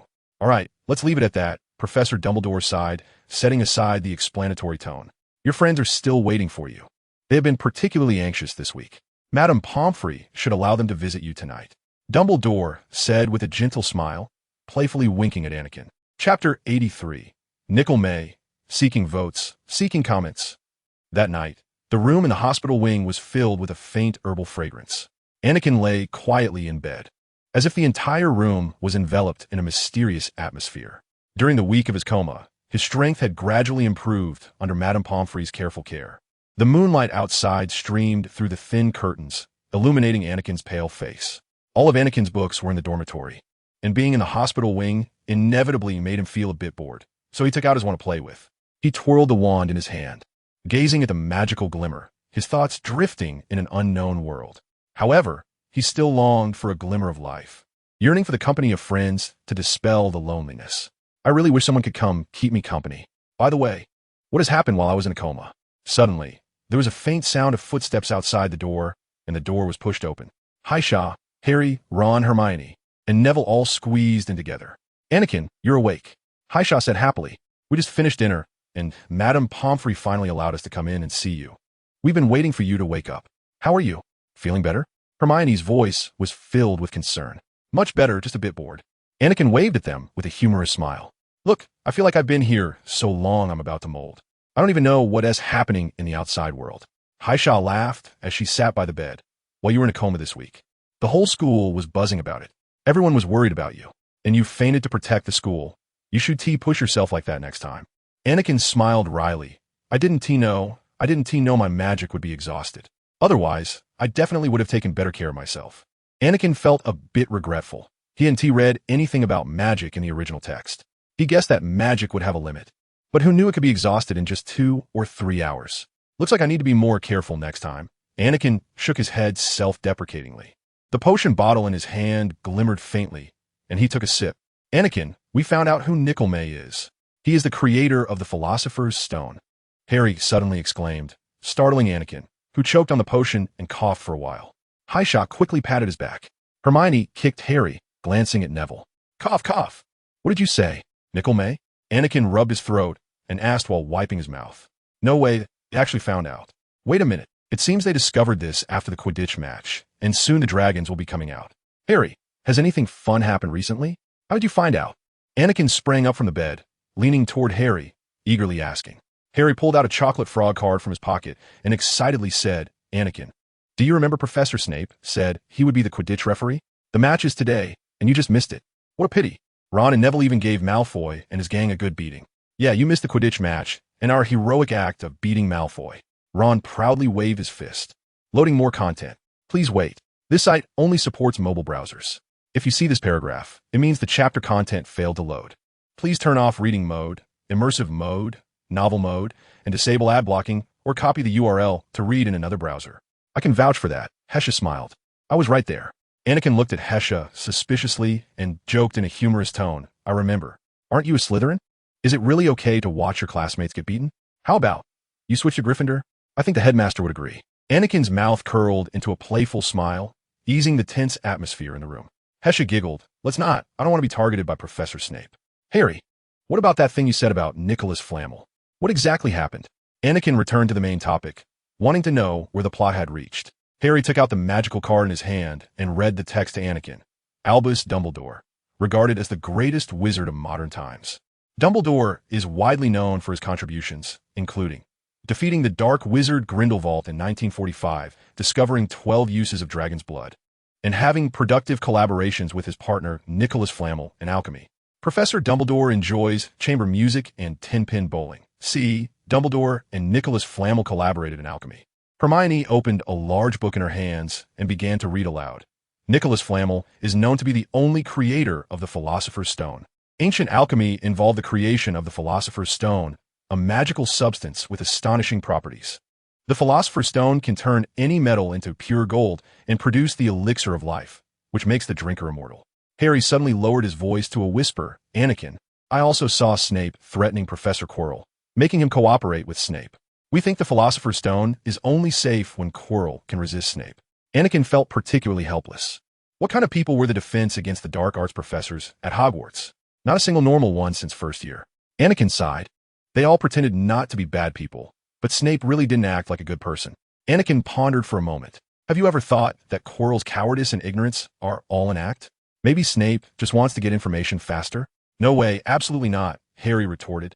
Professor Quirrell has always been so kind and harmless. How could he be a bad guy? It's Snape who's always harsh, dressed in black robes, like a black bat. Hermione and Ron also expressed doubts, believing Quirrell was a victim forced by Snape. Anakin sighed, feeling really unable to intervene. Who knows when Voldemort, who was stuck to Quirrell's head, might decide to give Anakin a surprise. Well, say what you want, Anakin replied helplessly. Harry, can you bring me a book from the dorm later? I'm so bored here alone. Anakin, but you were admitted because you were too tired. Why do you want to read? Neville said uncertainly. Yeah, I was admitted due to fatigue, but this week of rest has made me feel much better, Anakin smiled. But I'm not planning to read much, just a bit of light reading to keep myself occupied, so I'm not lying here doing nothing all day. Bruce, reading shouldn't be a big problem for my health. All right then, I'll find you one, Harry promised as he prepared to go get a book.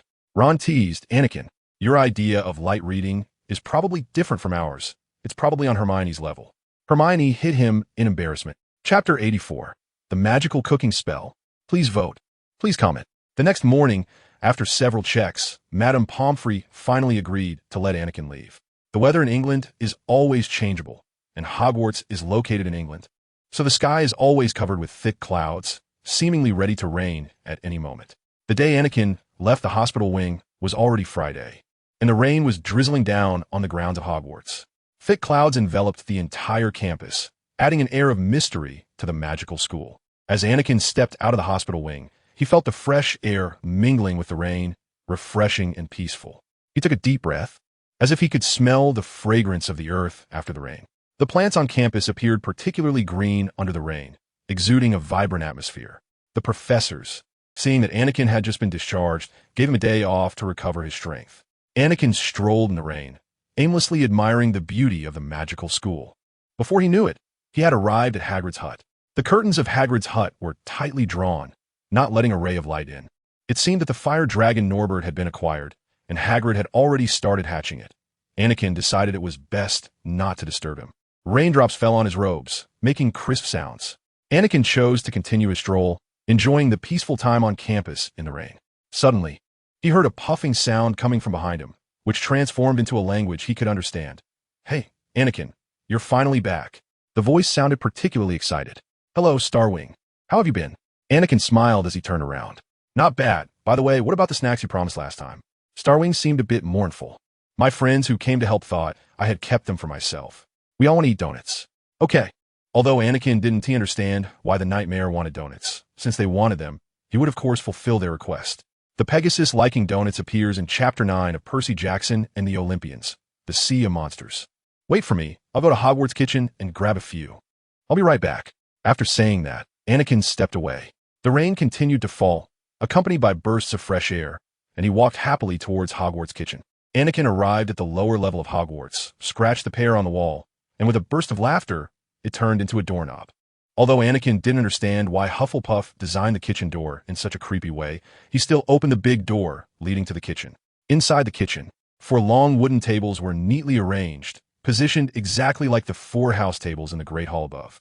House elves were busy preparing delicious dishes for the entire school. One little elf saw Anakin and let out a surprised squeal. "Sir, what can I get for you?" His voice immediately attracted the attention of other elves, who excitedly gathered around Anakin, chattering and asking about his needs. "I would like a few donuts, thank you," Anakin replied with a smile. The little house elf let out an excited shriek, as if it could hardly catch its breath. Anakin felt a bit awkward, unsure how to respond to the little elf's overwhelming enthusiasm. Just as he was worried, the little elf finally managed to calm down. "Sir, no wizard has ever said thank you to Carl before." Its tone carried an incredible excitement, as if it had received endless precious praise. Anakin felt a sense of helplessness. The reaction of the house elf seemed a bit exaggerated. He paused for a moment and then smiled. "Oh, really? Then I should thank you. Carl." He gave a slight nod to the little elf. Carl immediately jumped up and down joyfully, as if it had received a great honor. "You are too kind, sir. Carl is willing to serve you. Whatever you want, Carl can make it for you. I remember you said you wanted donuts, right? Would you like anything else?" This enthusiasm made Anakin feel a mix of amusement and embarrassment. He thought for a moment and said, "No, thank you, Carl, this is enough." The little elf Carl pointed at the lumps of dough, making them float in the air. Under Carl's guidance, the dough rapidly expanded, gradually forming perfect ring shapes. The surface changed from the previous white dough to a golden brown, and then from golden brown to an enticing caramel color. Carl then took out some icing and evenly sprinkled it over the formed donuts, which immediately melted on the warm donuts, creating a layer of crystal-clear sweet coating. Finally, he gently placed them on a tray. Anakin watched the cooking process of the little elf, marveling in his heart. The magic of cooking was like a set program. It seemed that with one spell, all the steps could be solved. "Magic is truly amazing," Anakin exclaimed excitedly. "Wow, Carl, these look absolutely delicious." Carl was once again ecstatic, its small body trembling with excitement, and finally handed the donuts to Anakin. Before long, he reached the edge of the Forbidden Forest, and the view opened up in front of him. He immediately spotted Starwing and the 4 Nightmares. "Anakin, you're finally back," Starwing exclaimed, flapping its wings. "Did you get the donuts?" "Of course, I had the little elves make them just for you," Anakin said with a smile, placing the box of donuts on the ground. "Quick, eat them while they're hot." "Anakin, you're finally back." Starwing excitedly waved its wings, its bright eyes filled with anticipation. "Did you get the donuts?" "Of course. I had the little elves make them just for you," Anakin repeated with a smile, gently placing the box of donuts on the damp ground. "Quick, eat them while they're hot." Starwing and the Night Mares immediately gathered around, their eyes sparkling with hunger. The Night Mares lowered their heads simultaneously, using their strong dragon-like mouths to pick up the donuts, and with a gentle bite, the sweet aroma spread out. "This taste is amazing." Starwing swallowed a bite and closed its eyes in satisfaction. "Anakin, you are truly wonderful." Suddenly, a surprised voice came from behind Anakin. "Hello? Are you sure the Night Mares like donuts?" Anakin turned around to see an old man in a blue coat, holding a huge leather suitcase. carefully observing the nightmares. Chapter 85. The Suitcase Guest, Seeking Votes, Seeking Comments. Anakin cautiously examined this mysterious old man. In a place like Hogwarts, apart from professors, few others could appear so freely. The old man had a head of gray-white hair, looking particularly weathered. He was tall, but slightly thin, as if a long life of adventure had taken a toll on his body.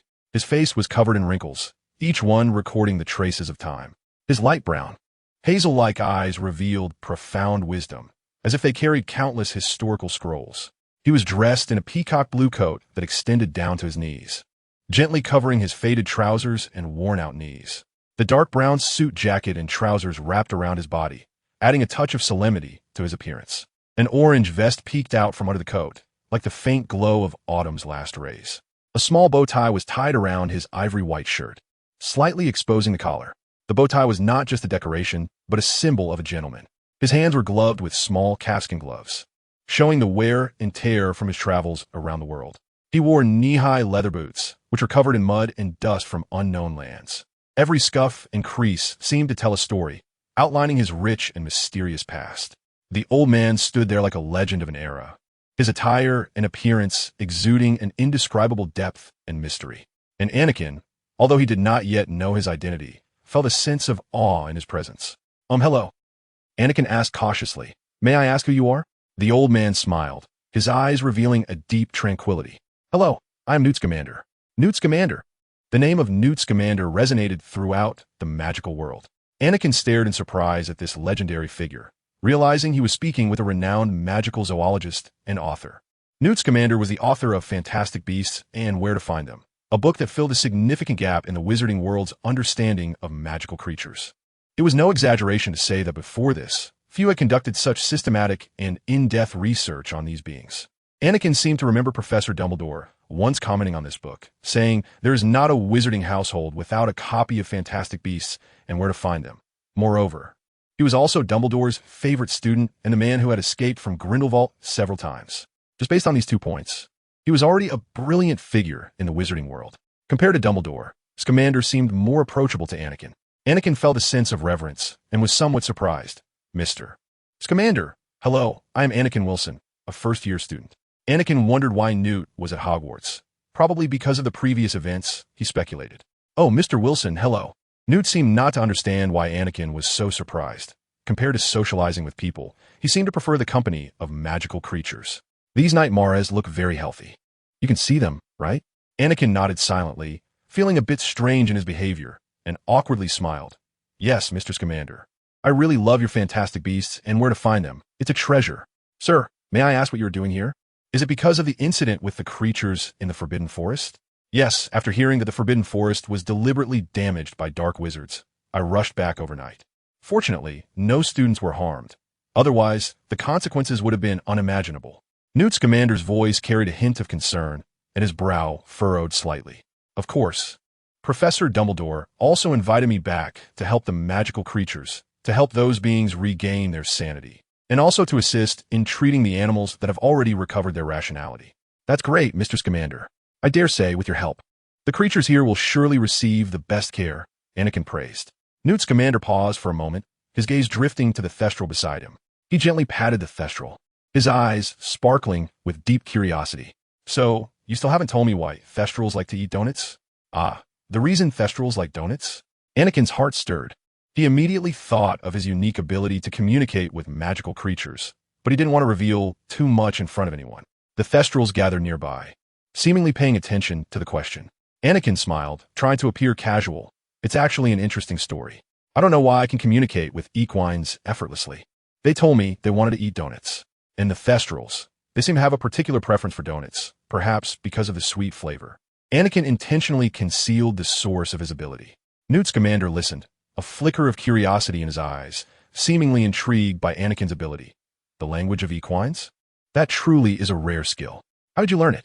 Anakin suddenly felt a bit embarrassed. He knew he shouldn't reveal too much.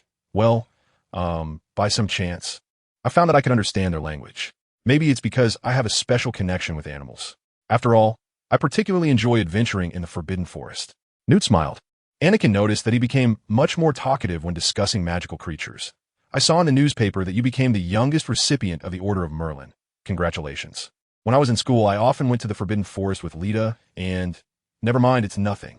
Newt suddenly appeared a bit melancholic, as if he had discovered something, scrutinizing Anakin carefully. You remind me of an old friend. He had a similar aura about him, as if there was a powerful presence surrounding him. Newt pondered, as if trying to see something unique beyond Anakin's exterior. You both have some special abilities, some that are not recorded in the wizarding world or are little known. Anakin felt a jolt of surprise at Newt Scamander's words. He didn't expect that his unique ability would catch the attention of this legendary magizoologist and be compared to that of an old friend. This connection made him feel both curious and slightly worried. He was also curious about what abilities that person had. I'm sorry. Old folks like me always tend to get lost in memories. I still need to check on Hagrid today, but he absolutely won't open the door. I don't know why. Newt said, Chapter 86. Moonwolves, please vote, please comment. Anakin awkwardly smiled, though he felt helpless inside, and he didn't know what to say. Should he just speak the truth? So, of course, Hagrid wouldn't open the door, especially when he knows you, Newt, are right outside. Otherwise, you'd walk in and find his treasure, the dragon egg. You know, the ministry prohibits private dragon ownership. The situation gradually became awkward as he struggled to find an appropriate response. Maybe he's a bit excited. After all, he grew up reading your textbooks? Anakin speculated, although he felt it was unreasonable. This can't be. I know him, and he wasn't acting this strange the last time I visited him. Newt looked particularly puzzled, seemingly confused by Hagrid's change in attitude. At that moment, suddenly, an unusual sound came, and a few deep growls echoed from the Forbidden Forest, followed by the sound of trees being torn apart. A look of alertness crossed Newt Scamander's face. The Thestrals also sensed the anomaly, their dragon-like heads raised, scanning the surroundings warily. This isn't right. Newt Scamander frowned, a hint of concern flickering in his eyes. The creatures in the Forbidden Forest seemed to be disturbed. I should have already treated all the affected magical creatures, right? What should we do? Should we go take a look? Anakin, for some reason, seemed a bit excited, eager to rush into the Forbidden Forest. With Newt Scamander by his side, Anakin felt emboldened and wanted to roar 3 times. Who dares to kill me? Newt immediately reached out and grabbed the hood of Anakin's robe, pulling him back. Anakin looked at Newt with an innocent face, as if he were a mischievous student being pulled by the ear. Newt Scamander looked sternly at Anakin, clearly troubled by his behavior. Anakin, calm down. We can't rush blindly into the Forbidden Forest. There may be dangers hidden inside. I need to check what has happened. Just then, with a rustling sound, several wild wolves burst out from the Forbidden Forest. Anakin took a few steps back, drawing his wand with his left hand while his other hand remained in his pocket, as if tightly gripping something. Anakin suddenly noticed something unusual about them. He observed them carefully. This pack of wild wolves was different from others. Their fur was pure white, like the bright moon in the night sky. The emotion in their eyes did not seem fierce, but rather curious and anxious. Wait a minute, mister. Scamander, are these, could they be, moonwolves? Anakin asked uncertainly. You are very perceptive, Mr. Wilson. Indeed, these are moonwolves, a very rare, magical creature. They usually live deep in the Forbidden Forest and seldom interact with humans. Newt's tone carried a note of admiration. Wizards once discovered a litter of moonwolf pups, and Professor Dumbledore allowed them to live in the Forbidden Forest. But why have they come out to the edge of the Forbidden Forest? Perhaps their pack may have also been affected. It's possible they're seeking help. Anakin offered a possibility. Their sudden appearance here is indeed very strange.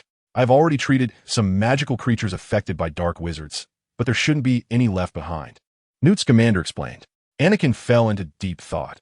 He certainly believed in Newt's ability to heal animals. But what could cause a group of non-aggressive moonwolves to run out of the Forbidden Forest? Unless Anakin slowly voiced his guess. So could it be that something happened after your inspection? Newt Scamander furrowed his brow, remaining silent for a moment. A hint of worry flickered in his eyes, as if contemplating this possibility. Perhaps some unknown force is at play, but we cannot be sure. I need to investigate deeper into the Forbidden Forest to uncover the reason behind all this. You stay here and don't run around. Loading more content. Please wait. This site only supports mobile browser access. If you see this paragraph, it means the chapter content failed to load. Please close the reading mode, browsing mode, novel mode, and disable ad blocking features, or copy the URL to read in another browser. Ding, you have a new task. Please check. Task objective. Explore the secrets of the Moon Wolf in the Forbidden Forest. Current progress. Incomplete. Task introduction. To become a werewolf. One must be bitten by a transformed werewolf during a full moon. When a werewolf's saliva mixes with the victim's blood, the victim becomes infected. Due to this stigma, few werewolves marry and have children. However, based on cases where werewolves have married humans, there is no evidence that their offspring inherit the wolf transformation symptoms. The only exception is when two werewolves meet and mate during a full moon. They will give birth to wolf cubs that resemble real wolves in every aspect, except they will have exceptionally high intelligence. Task reward, hidden. Anakin glanced at the task prompt and then closed it. Now he had another reason to enter the Forbidden Forest. I don't think I've claimed my last reward yet. I'll think about it on the way. You either take me in with you, or I'll follow you secretly. Anakin said firmly. I've been into the Forbidden Forest countless times. I already know how to protect myself in there. Newt's commander frowned and gave Anakin a wry smile. Anakin, the Forbidden Forest is not a place to be taken lightly. The depths of the Forbidden Forest are filled with unknown creatures, and an ordinary wizard could easily be frightened and seriously injured. So there are no dangerous animals here, only narrow-minded people, right? So it was our own fault that my friends and I were attacked by the Acromantula. It seems to make some sense. If we hadn't entered the Forbidden Forest, we probably wouldn't have been attacked. Anakin, however, dared not say this in front of Newt. Anakin shook his head firmly. I know, but I can't just stand by. This concerns not only the safety of the Moon Wolf, but may also involve deeper issues. I'm willing to take all the risks. Newt looked deeply at Anakin, as if reminiscing about the past. Anakin's figure gradually overlapped with that of a deceased acquaintance in his memory. Newt blinked, hesitated for a moment, and finally nodded. All right, since you're so determined, I cannot stop you. But please stay close behind me and do not venture deep into the Forbidden Forest. The Moon Wolf's intelligence is sufficient for them to understand Anakin and the others' conversation. They turned and led Newt and Anakin into the Forbidden Forest. Under Newt's guidance, the two followed the path in the Forbidden Forest. The once eerie and silent woods now had a hint of vitality and energy, as the Moon Wolves led Newt and Anakin deeper into the Forbidden Forest. Sunlight filtered through the dense leaves, casting mottled shadows that painted a mysterious and enchanting scene. As their footsteps echoed in the woods, it felt like a melody dancing with nature. Ding! Your task has been updated. New conditions, failure conditions, being seriously injured, and the target dying before identifying the problem on the target. Task penalty, decrease Newt's commander's favorability towards you. Lose all magical creature affinity bonuses. Chapter 87. Reward collection. Please vote, please comment. No, is the system so intelligent now? It even provides failure conditions and penalties? You don't have to. Anakin closed the prompt and shook his head. Looks like I need to work harder to protect myself. I don't want this task to end here. Anakin opened the system. He had yet to use the reward from the last moon task, which randomly upgraded a spell, mainly because he was afraid of wasting this reward on a useless spell. After all, Anakin's physique in his previous life was not to be underestimated. He almost reached the point where even drinking cold water could get stuck. Of course, it seems Anakin's luck in this life is still okay. The subsequent rewards from a moon tasks were things like experience points, drachma coins, etc. Anakin suddenly missed the rewards from the first and second times. Anakin clicked on the task page, and a long list of tasks appeared before his eyes. Task objective, protect Hogwarts. Current progress, completed. Task introduction, Hogwarts is about to be attacked. Protect the students at Hogwarts and organize a counterattack.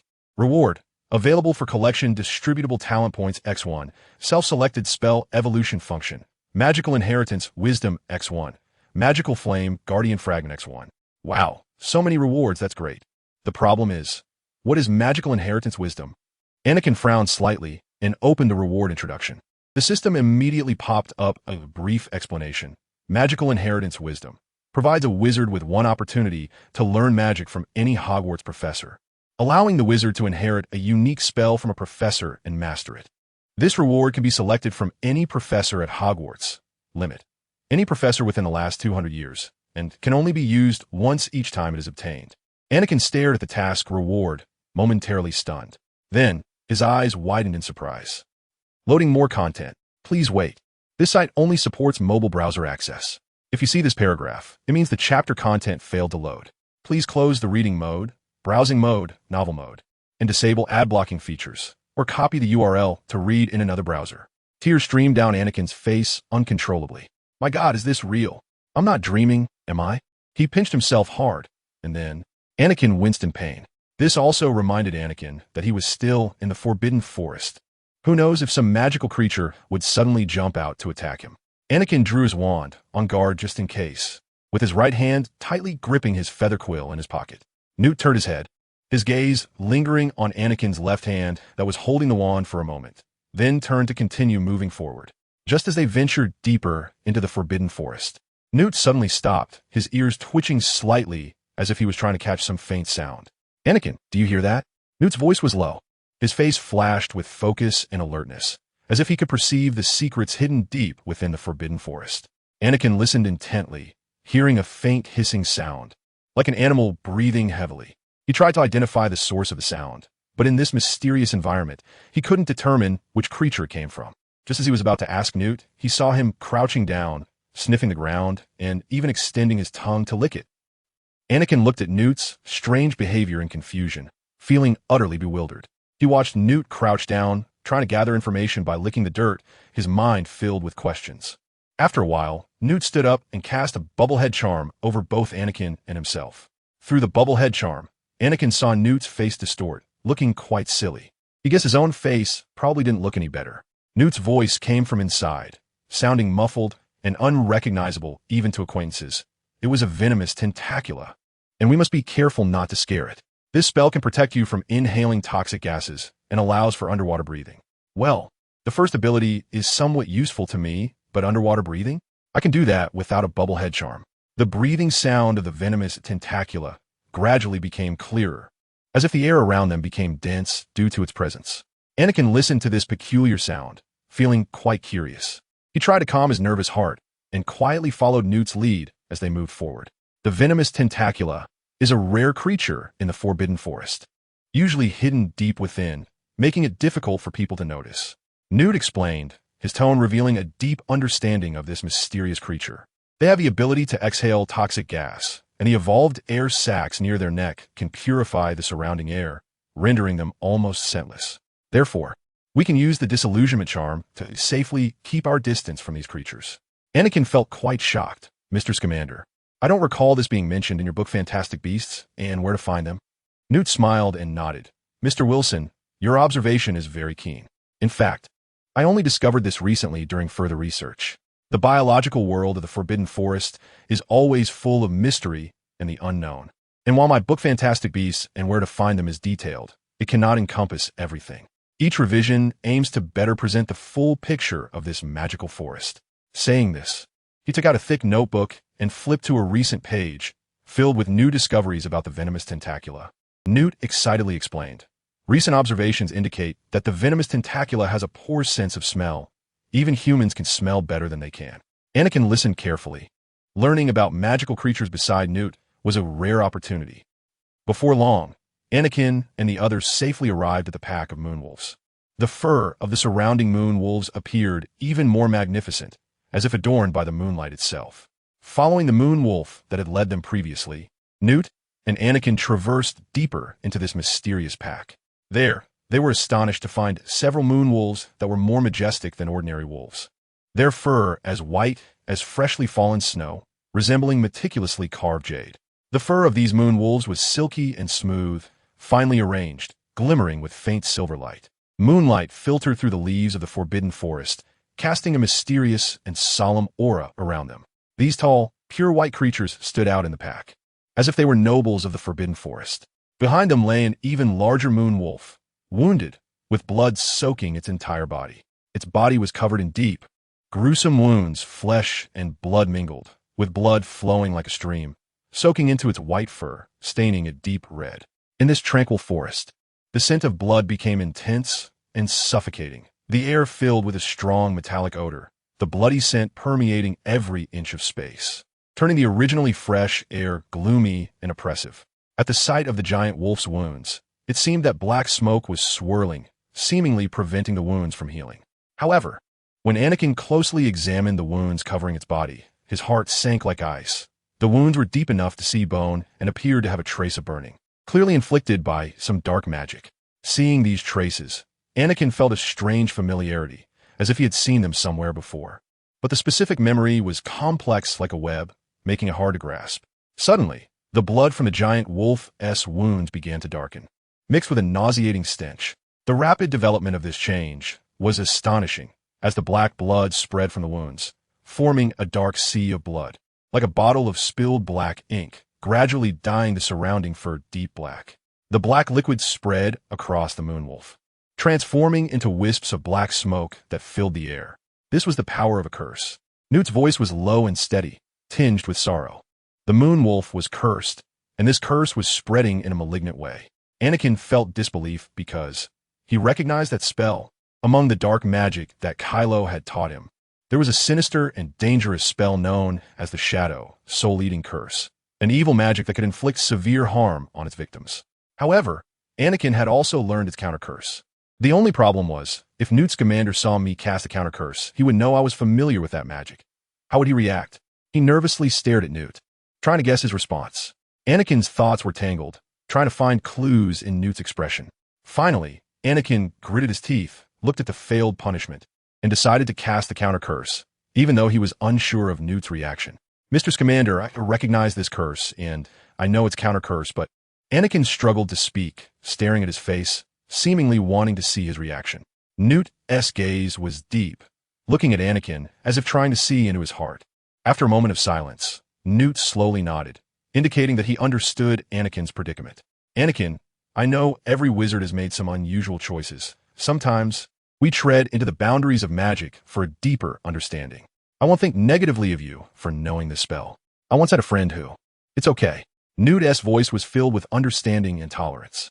Anakin sighed with relief, looking gratefully at Newt. However, he still felt a twinge of worry. The power of this magic should not be underestimated, and the speed at which he had seen the curse spread made him anxious. All right then, please step aside. I need to cast the counter-curse. Anakin spoke firmly, starting to chant the spell while waving his wand. As Anakin's incantation began, the air around them seemed to ripple, a faint black light spreading into space, creating an indescribable eeriness. The surrounding air felt oppressive, a suffocating atmosphere spreading. But visibly, the black smoke on the giant wolf began to thin, starting to dissipate, like darkness gradually fading as dawn approached. Suddenly, the sky seemed to darken a bit, and the nearly cleared black smoke suddenly recoiled, like a surging tide rushing towards Anakin. Anakin's pupils dilated, wanting to dodge, but the speed of that curse was simply too fast. He broke off the counter-curse and raised his wand. Armor protection. A layer of shimmering magical shield quickly formed, protecting Anakin within. The tidal wave of dark curse crashed against the shield, producing a terrifying hissing sound. The shield trembled, beginning to show signs of cracking. Anakin frowned. It seemed that the shield could break at any moment. Armor protection. Newt helped Anakin cast another layer of armor, just as Anakin's protective spell really shattered. The tidal wave of dark power crashing against Newt's shield, yet the shield only trembled slightly, firmly resisting the onslaught of the curse. After a long time, the black smoke finally dissipated, and Anakin let out a sigh of relief. Mr. Scamander, thank you. I believe the curse has been completely lifted, Anakin said gratefully. Just call me Newt. He smiled slightly and then began to help the giant wolf heal. Newt waved his wand, and a warm light enveloped the giant wolf's body. As the healing magic was cast, the wounds began to heal, and the bleeding stopped. No wonder the system said I might be seriously injured in this task. I didn't expect it was referring to here. Loading more content. Please wait. This site only supports access via mobile browsers. If you see this paragraph, it means the chapter content failed to load. Please turn off reading mode, browsing mode, novel mode, and disable ad blocking features. Or copy the URL to read in another browser. Alright, let's go back. After helping the giant wolf stop the bleeding, Newt said to Anakin. They returned to the edge of the forbidden forest together. Ding! Task completed. Rewards obtained. Friendship with Newt Scamander. 50 favorability with the Moonwolf clan. 20 affinity with magical creatures. Newt-related tasks unlocked. No, I just completed a task. Why is there another one? Anakin clicked on the new task, and the system screen quickly unfolded, displaying the task in full before Anakin's eyes. Task objective. Magical creature collector. Beginner. Current progress. Not completed. 020. Task description. Newt Scamander is a renowned magizoologist and the author of Fantastic Beasts and Where to Find Them. He once worked with Dumbledore to thwart the schemes of the revolutionary Grindelwald. However, his many achievements are inseparable from the numerous magical creatures he raises. Please collect 20 magical creatures of any kind and perfectly tame them. During this process, please be careful and remember not to let the school find out, or you'll be expelled. Task reward. Newt Scamander's suitcase with a non-detectable extension charm applied. No. I have to tame and raise 20 magical creatures at Hogwarts. And I can't let the school find out, or else I'll be expelled. System. Thank you for the whole. Wait a minute, the reward. Holy crap. Newt Scamander's suitcase. Although the suitcase will be very useful later, but carrying a huge suitcase around every day? I don't want to be a suitcase carrier. Chapter 89, for 1,000 words, 2 in 1 chapter. Mid-year summary and autumn reckoning. All right, Anakin. Let's part ways for now. I need to find Albus and tell him what happened in the Forbidden Forest, Newt Scamander said. He noticed the expression on Anakin's face and added, Don't worry, I won't reveal your secret of mastering dark magic to him. Anakin nodded slightly, expressing his trust in Newt. Newt turned to leave, leaving Anakin standing alone in the corridor. With some time left, Anakin remembered his task about exploring secret passages and began wandering around Hogwarts. While wandering, Anakin found 3 secret passages, one behind the Gregory statue, leading outside Hogwarts, another behind a large mirror on the 5th floor, leading to Hogsmeade, and the last one hidden in a classroom, seemingly unused for centuries, winding downwards, seemingly leading to the depths underground. Arriving at the Great Hall, Anakin found Harry and sat down next to him. He looked up at the staff table.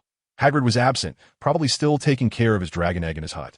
Newt was a guest at Hogwarts, sitting next to Professor Dumbledore. Anakin also noticed Sirius at the staff table, which surprised him. He was chatting and laughing with an unknown wizard in a tattered gray robe sitting next to him. Anakin, you're here. How's the recovery going? Harry asked, making room for him. Pretty good, feeling refreshed. By the way, has Hagrid not been coming to the Great Hall for meals lately? Anakin replied with a smile, casually asking. Yeah, I don't know what he's been busy with lately, Hermione said, appearing particularly excited. Anakin, did you see that person in the blue coat at the staff table? That's Newt Scamander. Yeah, I know, Anakin replied calmly, casually pulling a book from his bag. It was the book that Quirrell had deliberately left in the library to entangle Anakin. He silently put it back into his bag. Oh my, I can't believe you have no reaction to that name. He's the author of Fantastic Beasts and Where to Find Them. Hermione exclaimed, taking the book out from her bag and placing it in front of Anakin for him to see clearly. I know. I met him at the edge of the Forbidden Forest and chatted for a bit, Anakin said calmly, pushing the Fantastic Beasts book aside and pulling out another book. Wait a minute. What were you doing at the edge of the Forbidden Forest? Hermione looked at Anakin with suspicion. You're not thinking of going into the Forbidden Forest for an adventure again. You just recovered. Actually, I've already been in with Newt, Anakin replied. Just then, Professor Dumbledore stood up, looking kindly at the students, and the hall gradually quieted down. Professor Dumbledore cleared his throat and smiled as he addressed the students. Before you enjoy these delicious dishes, I must trouble you to listen to an old man's cliches. You should have all heard about what happened at Hogwarts last week, and I briefly summarize the events the day after. First of all, I want to sincerely thank the 6th and 7th year students who stood up during this incident. It was their brave actions that successfully helped us stop the rampaging magical creatures from charging into Hogwarts, avoiding threats to the younger students. The hall erupted in enthusiastic applause, with younger students clapping to express their respect for these brave classmates, while the older students appeared particularly proud. This incident once again proved the unity and courage that Hogwarts students display when facing difficulties and dangers. Our school is one big family, and everyone carries the responsibility of protecting this home, Professor Dumbledore said cheerfully. Secondly, I want to thank all the Quidditch players who stood up during this incident. Despite knowing the dangers, their efforts rendered all dark wizards powerless. Professor Dumbledore looked kindly at them. The Quidditch players present stood up straight, looking particularly proud as they received the enthusiastic applause from the entire school. Professor Dumbledore continued, they demonstrated the spirit of teamwork and made great efforts to defend Hogwarts. Let's applaud these brave students once again. Next, I want to thank those who helped from outside, such as the outstanding alumni and figures from the wizarding world, Dumbledore said. Thank them for coming from outside to help us reduce many losses. I don't know about others, but Newt can definitely be considered an outstanding figure in the wizarding world, Anakin said with a smile and a low voice. After all, he didn't even graduate. Harry and the others looked at Anakin in confusion. Never mind. You all keep listening, Anakin said softly. He looked at Professor Snape, who was sitting in the teacher's seat, glaring darkly at Sirius and the person sitting next to him, as if he wanted to swallow them whole. Anakin couldn't help but feel a bit amused. Professor Snape's expression was as if he had just been forced to swallow 10 pounds of slimy toad entrails, seemingly planning to dose Sirius and the others with a bit of poison. The students began to applaud, and Professor Dumbledore smiled, waiting for the applause to die down. As the applause gradually faded, Dumbledore continued. Finally, I would like to thank a group of first-year students. The hall became very quiet, and the sound of a pin dropping could be heard. Mr. Harry Potter and the Quidditch team worked together to successfully thwart the Dark Wizard's plot. Mr. Ron Weasley, Miss Hermione Granger, and Mr. Neville Longbottom teamed up to venture into the Forbidden Forest, informing the Centaur tribe about the dark plan involving the Ashwin, and providing strong assistance to Professor Flitwick and his student group in extinguishing the flames. For this, I have decided to award Gryffindor 50 points. Professor Dumbledore said with a smile. The cheers from the Gryffindors nearly blew the magically enchanted ceiling off. The stars above seemed to tremble slightly from the excitement. Percy could be heard loudly telling the other prefects, "It's my brother, you know, my youngest brother." He even helped successfully exonerate Sirius. Miss Hufflepuff actively participated in the Quidditch team, successfully assisting in stopping the Dark Wizard's plot. And then, after discovering the deployment of the Bloodroot Potion, she and Mr. Anakin Wilson bravely entered the Forbidden Forest and successfully brought Mr. Ron Weasley, Miss Hermione Granger, and Mr. Neville Longbottom to safety. Dumbledore praised, and Anakin noticed that Professor Snape's expression softened a bit, finally not looking so grim, and he gently applauded. Anakin had really feared that Professor Snape would add something to his dinner. Finally, Mr. Anakin Wilson, a student who does not particularly like to follow rules, but at the same time is an outstanding student.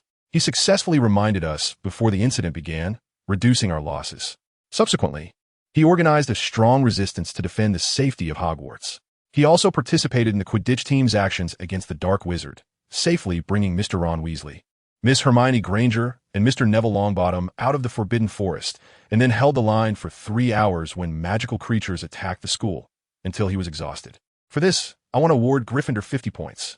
And also present Mr. Anakin Wilson with a special award for services to the school. Dumbledore announced, "More content loading. Please wait. This site only supports mobile browser access.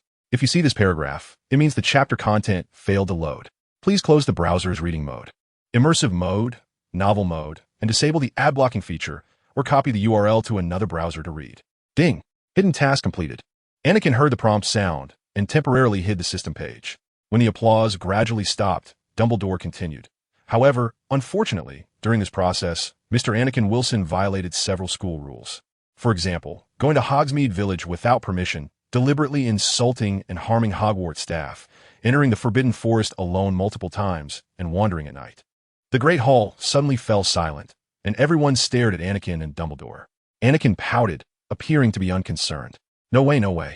I can't really be the first student to be expelled from Hogwarts without even finishing a semester. Anakin joked lightly. Hermione, hearing this, angrily slapped Anakin on the back. He looked at the teacher's table and noticed a slight smirk at the corner of Snape's mouth. Sirius furrowed his brow deeply, looking particularly worried.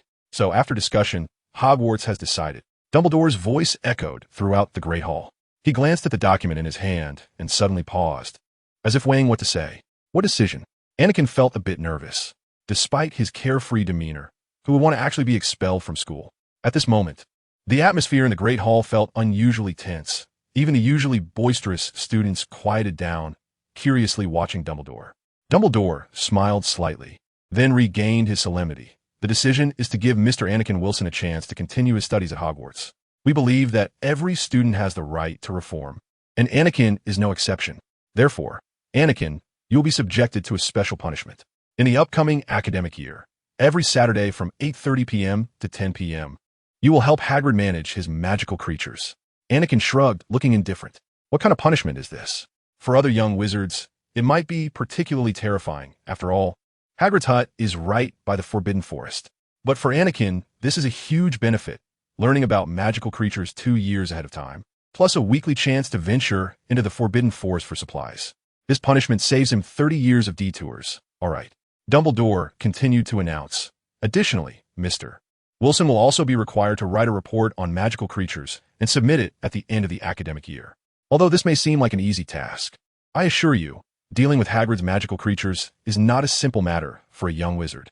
Anakin also found this task particularly friendly, as he had just received a task to tame 20 magical creatures, and now Professor Dumbledore was giving him this opportunity. It's like someone handed him a pillow when he was sleepy. Suddenly, Anakin remembered something, furrowing his brow in thought. I remember, my class with Quirrell is also on Saturday. From 8 to 10, right? So, did the headmaster deliberately occupy this time? Damn. Anakin could only helplessly accept.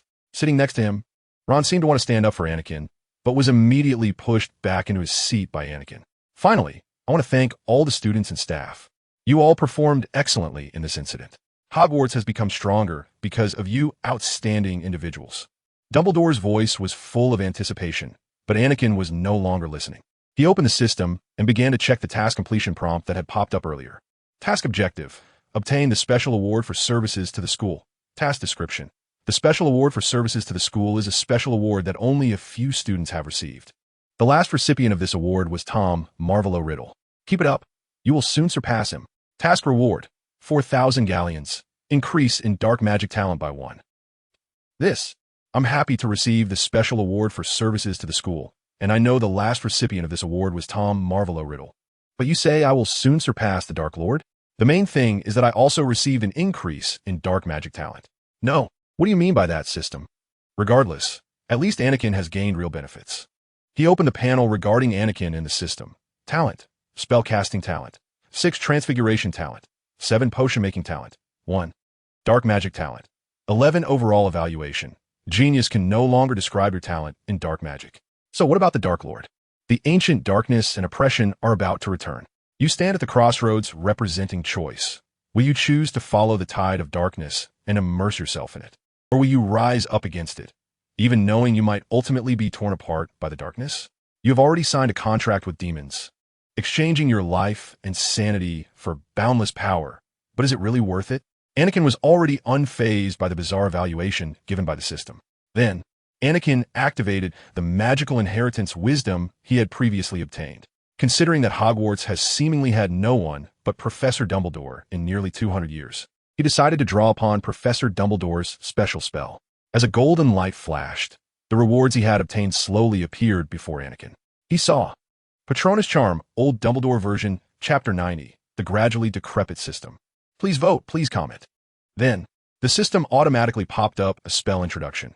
Patronus Charm, Old Dumbledore version. Before using this spell, you must first acquire and master the Patronus Charm and reach level 3. Further information will be unlocked once the requirements are met. So, what use is this to me? If I can already cast the Patronus Charm, what do I need you for? It's useless, really useless. Moreover, with my high dark magic talent, are you sure I won't suffer a backlash when casting the Patronus Charm? Is this fair to me? R&M refund. Now, I think you're all hungry, so let's eat. Professor Dumbledore waved his hand, and all sorts of sumptuous food appeared on the plates. At 9 o'clock in the evening, in the Gryffindor common room, Anakin lay leisurely on the large sofa, watching the flames dancing in the fireplace. Accompanied by the warm glow of the fire, he fell into deep thought. The night gradually descended outside the window, with stars twinkling in the dark sky.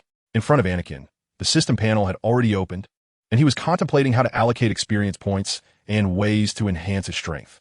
He sighed softly, rubbed his temples, and stretched. Recently, things had really been coming one after another.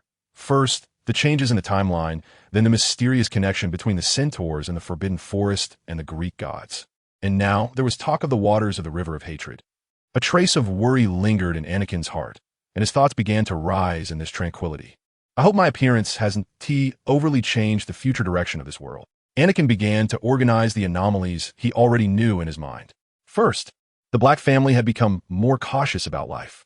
According to Sirius, this was because their ancestors encountered a powerful wizard and were frightened into adding a family motto. Anakin could preliminarily confirm that at least one person had accepted a task from the Greek deities before him, and this was likely a time traveler. Next, he learned that Greek deities once existed in this world. About 1,000 years ago, they suddenly disappeared, taking most mythical creatures with them. The beings that remain in this world are gradually degenerating. So, did the Four Heads also encounter deities? How many of them are demigods? Additionally, the previous potion, the Bloodthirsty Potion, actually contained the waters of the River of Hatred. This material usually only exists in the underworld, making him curious about how those dark wizards obtained it. And Newt Scamander seems to have a mysterious friend with an extraordinary relationship, but he is unwilling to reveal the other party's identity. Anakin, you're here. Harry crawled in from the entrance of the common room. Then he leaned in mysteriously beside Anakin. I heard there's an ancient temple deep in the Forbidden Forest, rumored to hide powerful magic and secrets. Harry said excitedly. Anakin raised an eyebrow. A temple? That sounds mysterious. Where did this rumor come from? I heard from Sirius. He said, Harry suddenly lowered his voice. He said he went there with my father in his 4th year. Should we go together? A trace of surprise flashed in Anakin's eyes. Your father and Sirius once entered that temple? Anakin recalled the miracle of the animagus that everyone learned in their 5th year on the Marauder's map they created. The Marauder's map can track the footprints of everyone in the castle, regardless of whether the person is an animagus, has taken Polyjuice Potion, or is using an invisibility cloak. Even Hogwarts ghosts and house elves appear on the map. Anakin began to suspect whether these miracles were intricately connected to that temple. So, did Sirius mention what they discovered in the temple? Anakin asked. Suddenly, a system prompt sounded. Ding, you have a new task. Please check. Task objective. Explore the secrets of the temple. More content loading. Please wait. This site only supports mobile browser access. If you see this paragraph, it means the chapter content failed to load. Please close the browser's reading mode, browsing mode, novel mode, and disable ad blocking features. Or copy the URL to another browser to read. Current progress. 0-100 task introduction. You have heard that there is a temple deep in the Forbidden Forest, which may hide ancient magic and secrets. Your task is to delve into the temple, explore, and unravel these secrets. Please act with caution. A single thought on your part can determine whether you encounter surprises, shocks, or certain novel and interesting things in the temple. This has triggered another task. Sirius, didn't T say what they discovered? Should we ask him about it? Anakin asked. There's no guarantee he will want to take us on an adventure. Before Harry could respond, the door to the Gryffindor common room slowly opened again. Percy Weasley walked in with a serious expression, holding a neatly folded note in his hand. He scanned the 3 people in the common room, finally resting his gaze on Anakin, giving a slight smile, and then walked up to him. This is a handover from Professor Dumbledore. He asked me to give you this note, Anakin. It seems to be an urgent task. Percy's tone was as serious as ever. Anakin took the note, curious. He quickly opened it and read its contents. The note read, Dear Anakin, I hope you can come to my office as soon as possible. There is an important matter we need to discuss. Please come immediately. Do not delay. Dumbledore P.S. I like eating cream-filled flies. All right. It seems that finding Sirius will have to be delayed. By the way, do you want to bring anyone else along? Anakin said, shrugging. Although Anakin didn't understand why Professor Dumbledore liked eating such candy, it wasn't for him to judge. He stood up from the sofa, adjusted his robes, and then left the common room. On the 8th floor of Hogwarts Castle, in front of the gargoyle, Anakin recited the password, and the statue jumped aside, revealing a wall that split in 2, behind which a slowly ascending spiral staircase appeared. Anakin, you've arrived. Please, have a seat, Professor Dumbledore said kindly, conjuring a chair with magic. Anakin sat down gently, gazing at Dumbledore. The old headmaster smiled and handed Anakin a cup of tea. A faint scent of sandalwood filled the room, creating an unusually tranquil atmosphere. I was worried you hadn't fully recovered, but now that you've had the experience of venturing into the Forbidden Forest, I believe we can have a deeper conversation. Dumbledore lifted his teacup, smiling at Anakin. A deeper exchange, Anakin thought, feeling a bit tense. How many times have I come to the headmaster's office for tea this year? Dumbledore's tone became serious. Anakin, I want to talk to you about your uniqueness. I believe you've noticed that you are quite extraordinary. Chapter 91. The Sealed Secrets. Please vote. Please comment. Anakin frowned slightly, but remained silent, patiently waiting for Dumbledore to continue. The magical power of ordinary wizards is like a cup of water, sparse and limited, allowing only a few spells to be cast within a narrow range.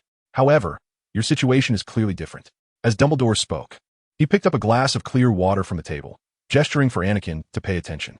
Each year, their magical capacity and recovery speed increase. Most wizards experience a sharp slowdown in their magical growth upon reaching adulthood, eventually stopping altogether. Dumbledore gradually enlarged the cup. He placed the glass on the table, watching the ripples gently form on the surface. The energy within you is like a clear spring, a steady flow. Yet it seems to have a much larger capacity than that of other young wizards, and it appears to have no growth limit. Do you know who that reminds me of? Dumbledore smiled, a hint of mystery flickering in his eyes. Dumbledore's words sparked a flicker of curiosity in Anakin's mind, and he stared intently at Dumbledore, waiting for more explanation. Suddenly, Anakin recalled something. Newt had once mentioned he had a friend with whom Anakin shared an astonishing resemblance. Anakin slowly guessed, Professor Dumbledore, are you referring to a particularly good friend of Newt's? Dumbledore smiled and nodded. Yes, Anakin, you are correct. Newt Scamander's friend is the one I am referring to. He was an extraordinary wizard, but sigh. Dumbledore sighed. You must have heard of ancient magic.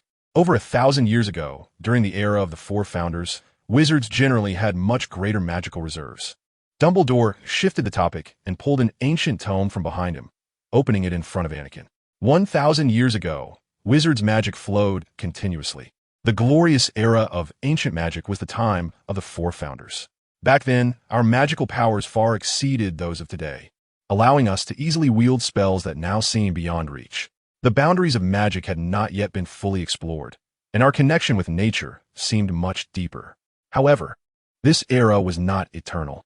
As time passed, numerous catastrophic events suddenly occurred on Earth. Abnormal weather, rampaging beasts, the dead resurrecting only to stand before their loved ones as enemies, and wizards suddenly waging wars, unaware of who their foes were. When the disasters finally ended, wizards fell into panic for reasons unknown. Wizards born after these calamities saw their magical powers gradually diminish. Mysterious forces seemed to have been distorted by these disasters, causing wizards to pay a heavy price.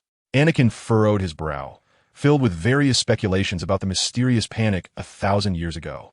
Based on the information he gathered from the Centaur priest, that period coincided with the expulsion of Greek deities from this world, and the panic likely stemmed from that event.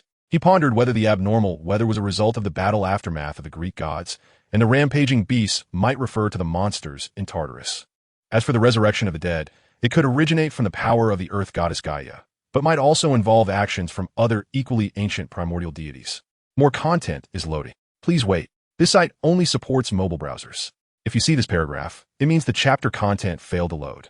Please close reading mode, browsing mode, and ad blocking features, or copy the URL to another browser.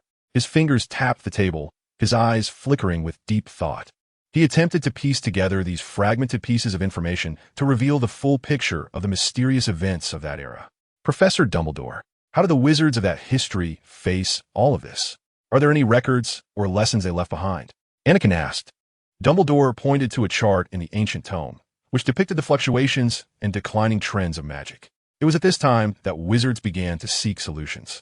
Our magical power gradually weakened, making all spells and incantations increasingly difficult to cast. Yet, it was in this predicament that some wizards began to search for new magic, a magic that could restore the power we had lost. This led to the emergence of modern magic, and, as a result, the power of wizards gradually diminished, while the brilliance of ancient magic began to fade. Dumbledore turned his gaze to Anakin. Anakin, the energy within you reminds me of that ancient era. You may be a bridge connecting the past and the present, carrying with you more possibilities. That is why I wanted to have a deep conversation with you. Dumbledore took a sip from his teacup. Although your magical power is special, remember that special does not mean limitless power. On the contrary, it may make you more susceptible to temptation, leading you into the abyss of dark magic. Dumbledore's expression grew profound and serious. Do you know why I scheduled your punishment for Saturday? Anakin nodded. It's because Quirrell is tutoring me on Saturday evenings, and during those sessions, he is teaching me dark magic, right? Dumbledore nodded seriously. Indeed, it is because you have ventured into the study of dark magic, and I am well aware of its dangers. While I believe you have the potential to master these powers, you must understand the risks and temptations that dark magic entails. It is a double-edged sword. Careless use can lead to irreversible consequences. Dumbledore's tone was filled with concern as he continued. I do not oppose exploring new magic, but dark magic often comes at the expense of others' well-being. When learning this type of magic, one can easily fall into the abyss. Professor Quirrell may be able to impart some knowledge to you, but you must constantly remind yourself to remain rational and on the right path. I trust my self-control and would never use it to harm innocent people, Anakin replied coldly. Although Anakin understood that Professor Dumbledore meant well, the various changes in this world made him feel anxious and uneasy. In this distorted timeline, he could not grasp the future's direction, uncertain whether he could survive when facing the Death Eaters, and even less clear whether Harry could successfully defeat Voldemort. In order to grow faster in the rapidly changing situation and to become stronger, at least to have a better self-preservation ability when facing danger, Anakin was willing to try any method, even those dark magic with significant side effects. Professor Dumbledore sighed and slowly said, So, my child, what if I told you that Quirrell has a close relationship with Voldemort? Chapter 92. Quirrell is a fraud. Seeking votes, seeking comments. Anakin's expression froze for a moment. He cleverly disguised himself as surprised. Although he already knew about the connection between Quirrell and Voldemort, he still put on a shocked expression to avoid suspicion. A hint of contemplation flickered in his eyes as he slightly lowered his eyelids, as if pondering this shocking news. Quirrell has a connection with Voldemort? Anakin feigned disbelief, his voice slightly trembling. Professor Dumbledore smiled faintly, seeing through Anakin's disguise, but he did not expose it. Instead, he continued, Quirrell was once a young wizard with exceptional magical talent. However, last year, for some reason, he embarked on a dangerous path. Anakin slowly raised his head. A hint of doubt seemingly reflected in his sea-green eyes. A dangerous path? Are you referring to dark magic? Professor Dumbledore nodded. Yes, Anakin. Quirrell became deeply entangled in the allure of dark magic. He sought more powerful strength, but could not escape the shadow cast by dark magic. He was once an outstanding student. In fact, he could be considered one of the top talents of his age. Before he encountered Voldemort, he was a professor of Muggle studies at Hogwarts. Last year, he went to Albania alone to gain practical experience in teaching defense against the dark arts. However, he encountered Voldemort in the forest.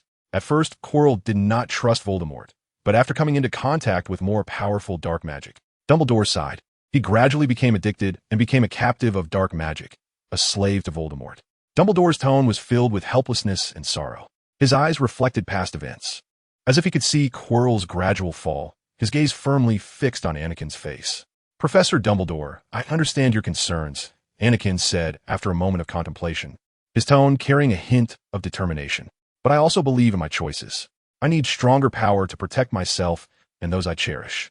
Dark magic may be a double-edged sword, but as long as I remain vigilant, I believe I can master it, rather than be mastered by it. Professor Dumbledore gazed quietly at Anakin, his eyes filled with deep contemplation. After a moment of silence, he sighed lightly, as if releasing the worries in his heart. Anakin, I understand the desire of an excellent wizard like you for forbidden power, but the dangers contained in dark magic should not be underestimated. You have already shown extraordinary magical talent, and this talent may be the reason you carry more responsibility. I do not wish to limit your development, but I am worried that you may become lost in dark magic, ultimately harming yourself and those around you. Anakin remained silent, fully aware that Dumbledore's words were not unfounded. The allure of dark magic was like a fog, consuming countless excellent wizards. However, his inner desire made him deeply interested in this power. Professor Dumbledore, I understand your concerns, but I believe I have enough resolve and wisdom to master the power of dark magic. I am not Quirrell. I have my own beliefs and boundaries, Anakin stated firmly. His face seemed to overlap with a figure from Dumbledore's memory. After a long pause, Professor Dumbledore finally regained his composure. He sighed deeply, filled with contradictions. Anakin, I hope you can remember your original intentions and not let power blind your eyes. Dark magic is a dangerous fog, and it is easy to lose your way. But if you firmly believe in your choices, I will fully support you, hoping you can maintain a clear mind and a pure heart on your path forward.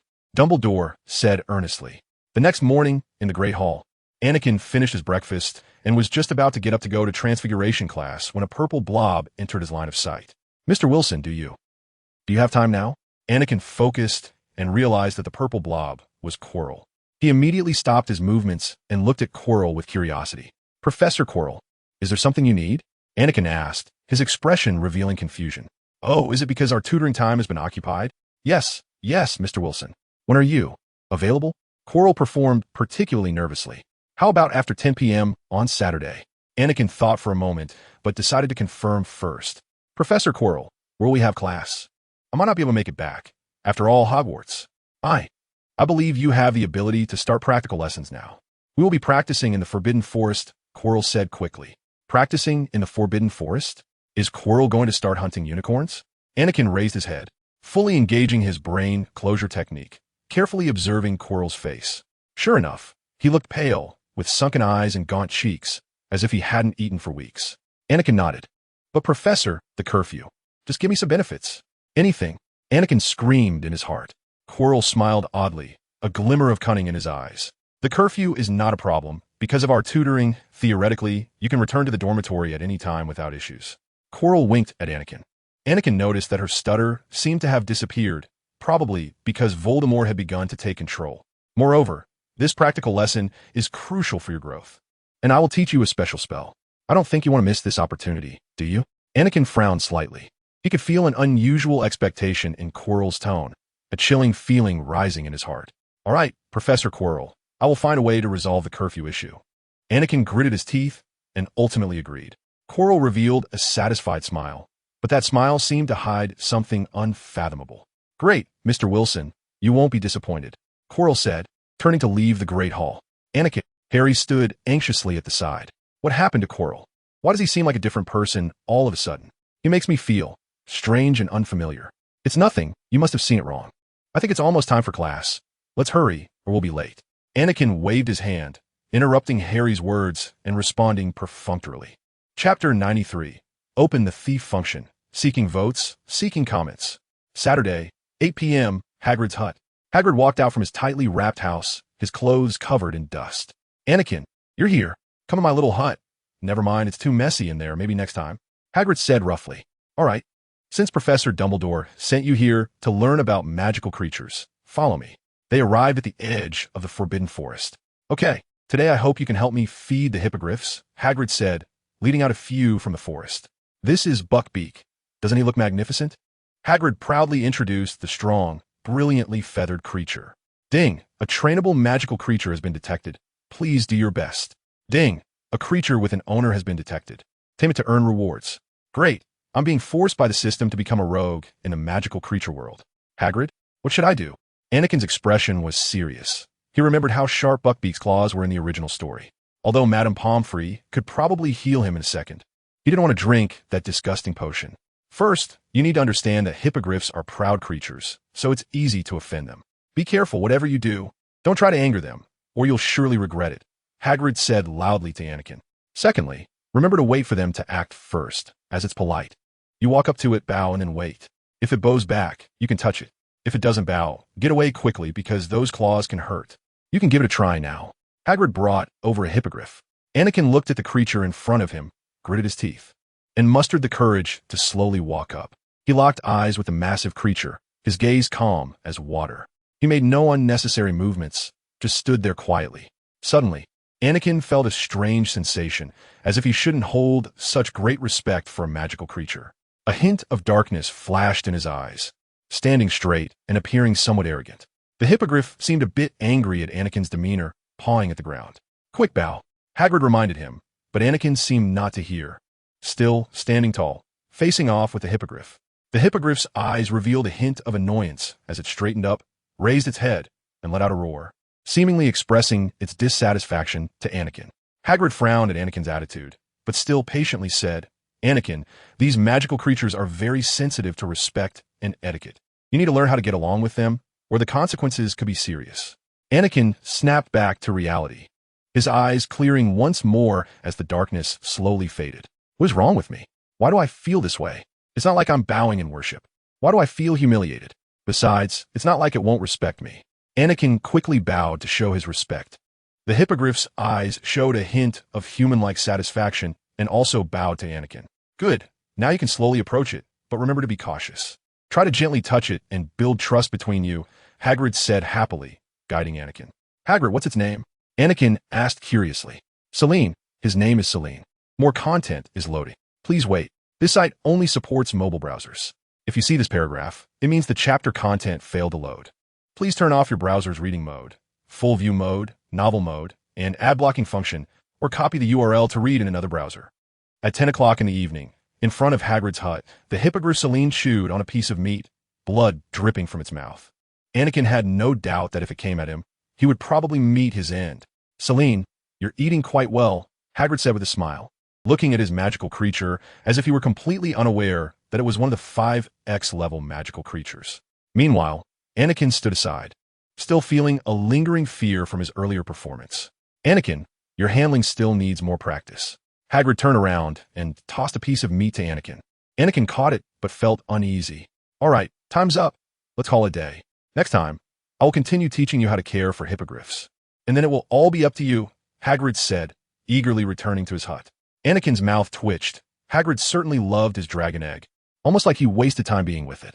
Mr. Wilson, Quirrell said slowly, his voice calm and elegant. He appeared behind Anakin like a ghost, causing Anakin's body to stiffen, frozen in place. Quirrell strolled in front of Anakin. Come with me. Anakin dared not say much and immediately followed Quirrell into the Forbidden Forest. Professor Quirrell, what will we learn today? Anakin asked, closely following him while staying quiet, fearing that Quirrell might suddenly decide to have him steal the Philosopher's Stone. After all, with Voldemort's intellect and madness, it was entirely possible. Quirrell smiled, a hint of amusement in his eyes. He glanced at Anakin as if he could see through his heart. Mr. Wilson, you needn't be so restrained. Today's lesson is a special practice, focusing on the practical use of dark magic. Anakin's heart sank. He didn't want to help him hunt unicorns. Quirrell's smile seemed even more sinister, like a gentle snake about to swallow its prey. Anakin didn't want to be cursed. Even the slightest possibility was enough for him to avoid it.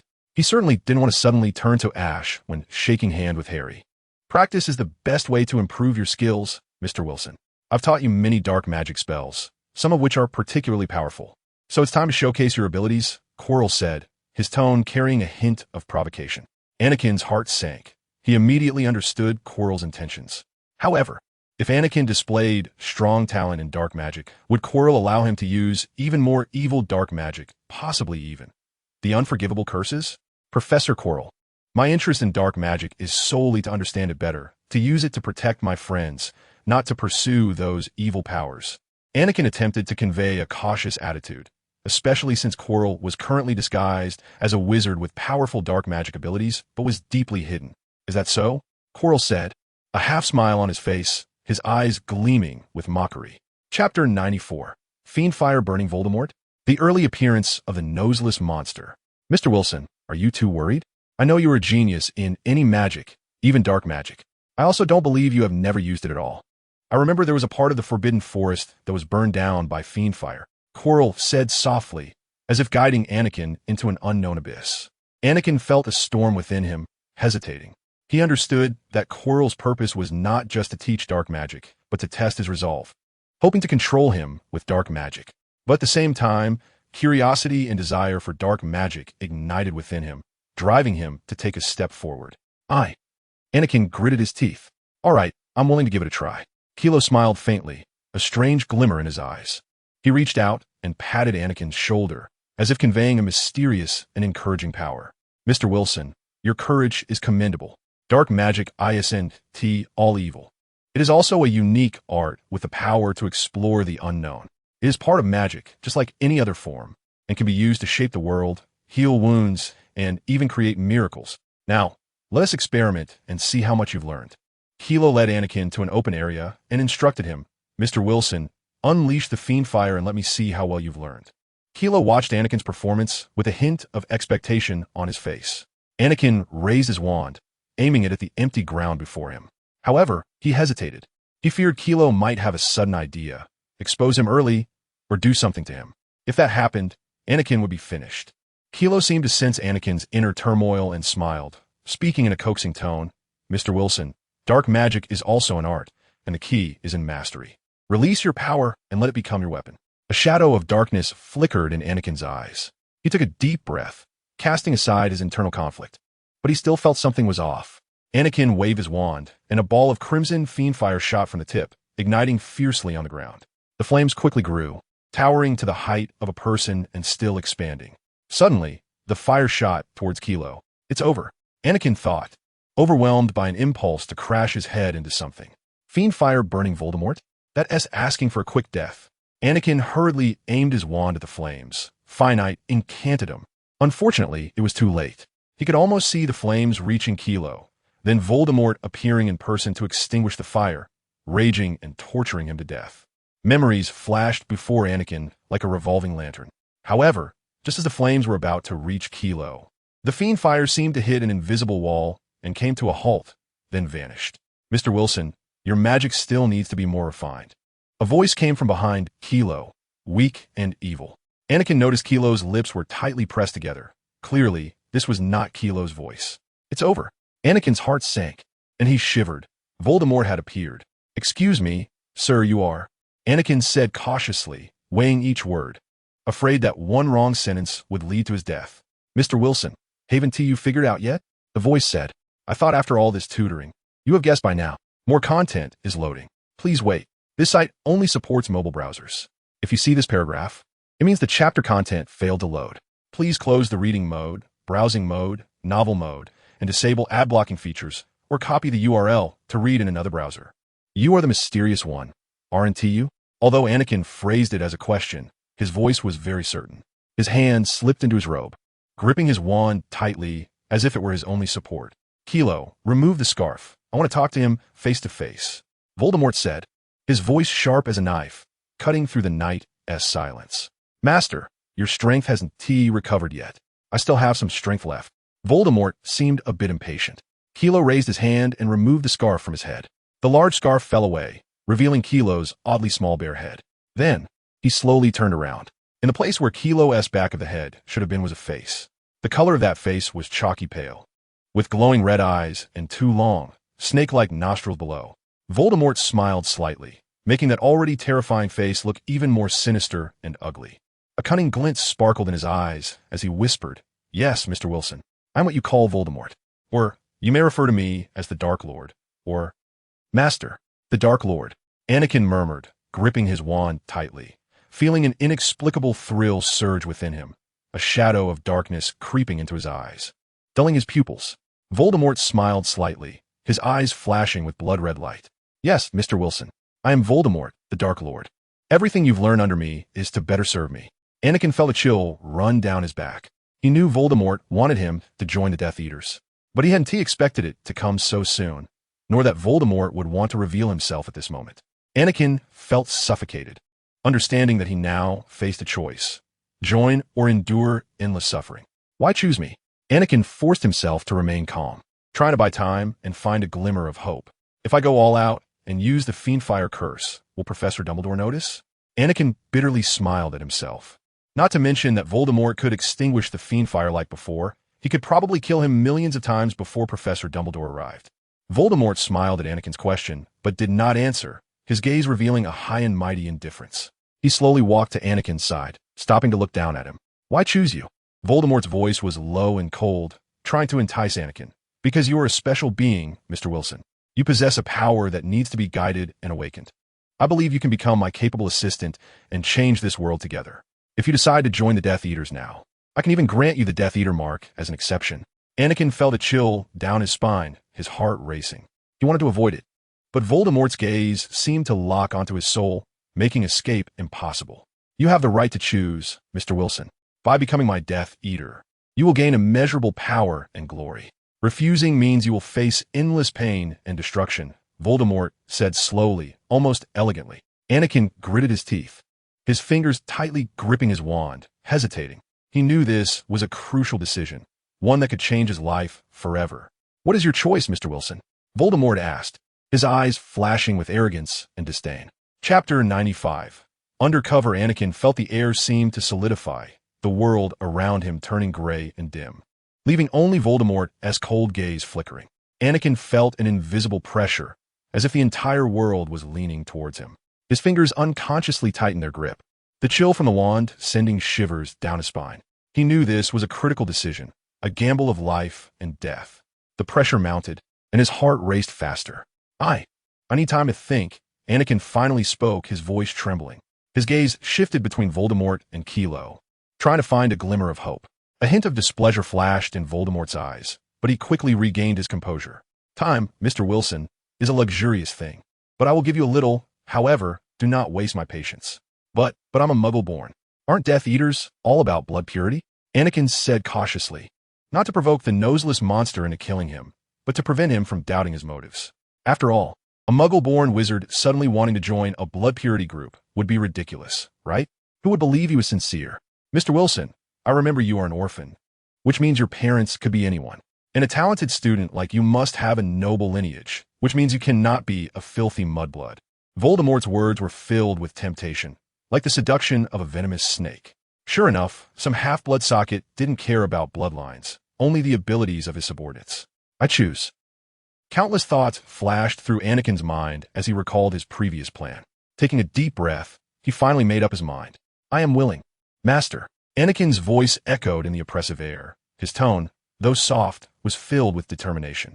"But, Master, I am still a student at Hogwarts. Why not assign me a task, and after I complete it, grant me the Death Eater mark?" Anakin did not want to be tied to a sinking ship, and besides, if he didn't have the mark, How could the Ministry of Magic convict him? The undercover operation officially began. A cold glint flashed in Voldemort's eyes, and the corners of his mouth curved into a smile of conspiracy fulfilled. Mr. Wilson, you are indeed a clever man. Very well, I will grant your request. After you complete the task, I will personally bestow the Death Eater mark upon you, making you my capable assistant. Voldemort closed his eyes, his breathing gradually lightening. Quirrell gasped for breath, seemingly in great pain, readying his scarf. Anakin's heart sank, knowing he might have only temporarily escaped disaster. This was a life-and-death gamble, and it was an opportunity that belonged solely to Anakin. He silently vowed to himself that he would survive and protect the people he cared about, no matter what. Mr. Wilson, your task is simple. Stay close to Harry Potter and report to me about him every week, Quirrell instructed. Anakin took one last look at the moonlight filtering through the layers of leaves and resolutely followed Quirrell deeper into the Forbidden Forest. On Sunday morning, in the Great Hall, Anakin sat in his seat, silently eating breakfast. He dared not reveal any information to those around him, especially with Voldemort still at Hogwarts. As he contemplated his upcoming task, he knew it was a dangerous and lonely journey, but he was prepared. Life and death depended solely on him. Anakin, are you okay? Ron asked casually, a piece of cream bread stuffed in his mouth. Anakin forced a smile. I'm fine. Just studying late in the library last night, a bit tired. Loading more content. Please wait. This site only supports mobile browsers. If you see this paragraph, it means the chapter content failed to load. Please close your browser's reading mode, night mode, and ad blocking features, or copy the URL to another browser to read. Hermione put down her book and looked at Anakin with concern. You do seem a bit off. Did something happen? Really? It's nothing. Just a bit of academic pressure. I might need to rest, Anakin replied nonchalantly, trying to avoid letting his friends notice the heavy burden on his heart. Harry glanced at Anakin, sensing something unusual. He finally sighed. Anakin, did you learn anything from Hagrid? Do you have time today? How about we go encourage Professor Quirrell together? He's being threatened by Snape, and I'm scared. Anakin, why are you looking at me like that? Harry asked, noticing Anakin's expression. Of course, I find it strange. Comforting someone who's trying to steal the Philosopher's Stone to prevent Snape from succeeding? You really are something. Anakin took a deep breath, feeling his friend's concern. He knew he couldn't hide too much, but he also couldn't tell them everything. At least not to get them involved in this danger. Well, let's put it this way. I met a hippogriff, and Hagrid asked me to feed it. After seeing Hermione's terrified expression, Anakin quickly added, Don't worry, Hagrid was right beside me. And as long as I follow the rules Hagrid told me, I definitely won't get hurt. Anakin finished the last bite of his bread and stood up. I'm heading back to the common room. See you later, he said. At 6:30 in the evening, in the corridor around the Transfiguration classroom, the stone walls on both sides of the corridor reflected dim light. Even though the school had entered the night, it was still full of life. Anakin looked around the first-floor corridor. Old oil lamps hung on the stone walls on both sides, casting flickering shadows on the walls. Anakin slowly walked down the corridor, carefully observing the nameplates of each classroom. Let me see. Empty classroom, Transfiguration classroom, empty classroom, storage room, staff lounge. Anakin murmured, closing another wooden classroom door. There's no suitable classroom here? Anakin walked past another door, gently pushed it open, and peeked inside. Another empty classroom. Hogwarts is really big. He continued forward, his footsteps making faint sounds on the wooden floor. Along the way, the classroom doors were adorned with historical oil paintings depicting former headmasters, famous wizards, and magical creatures. The figures in the paintings seemed to awaken in the quiet night, their gazes seemingly fixed on Anakin, as if they knew the difficulties he was facing.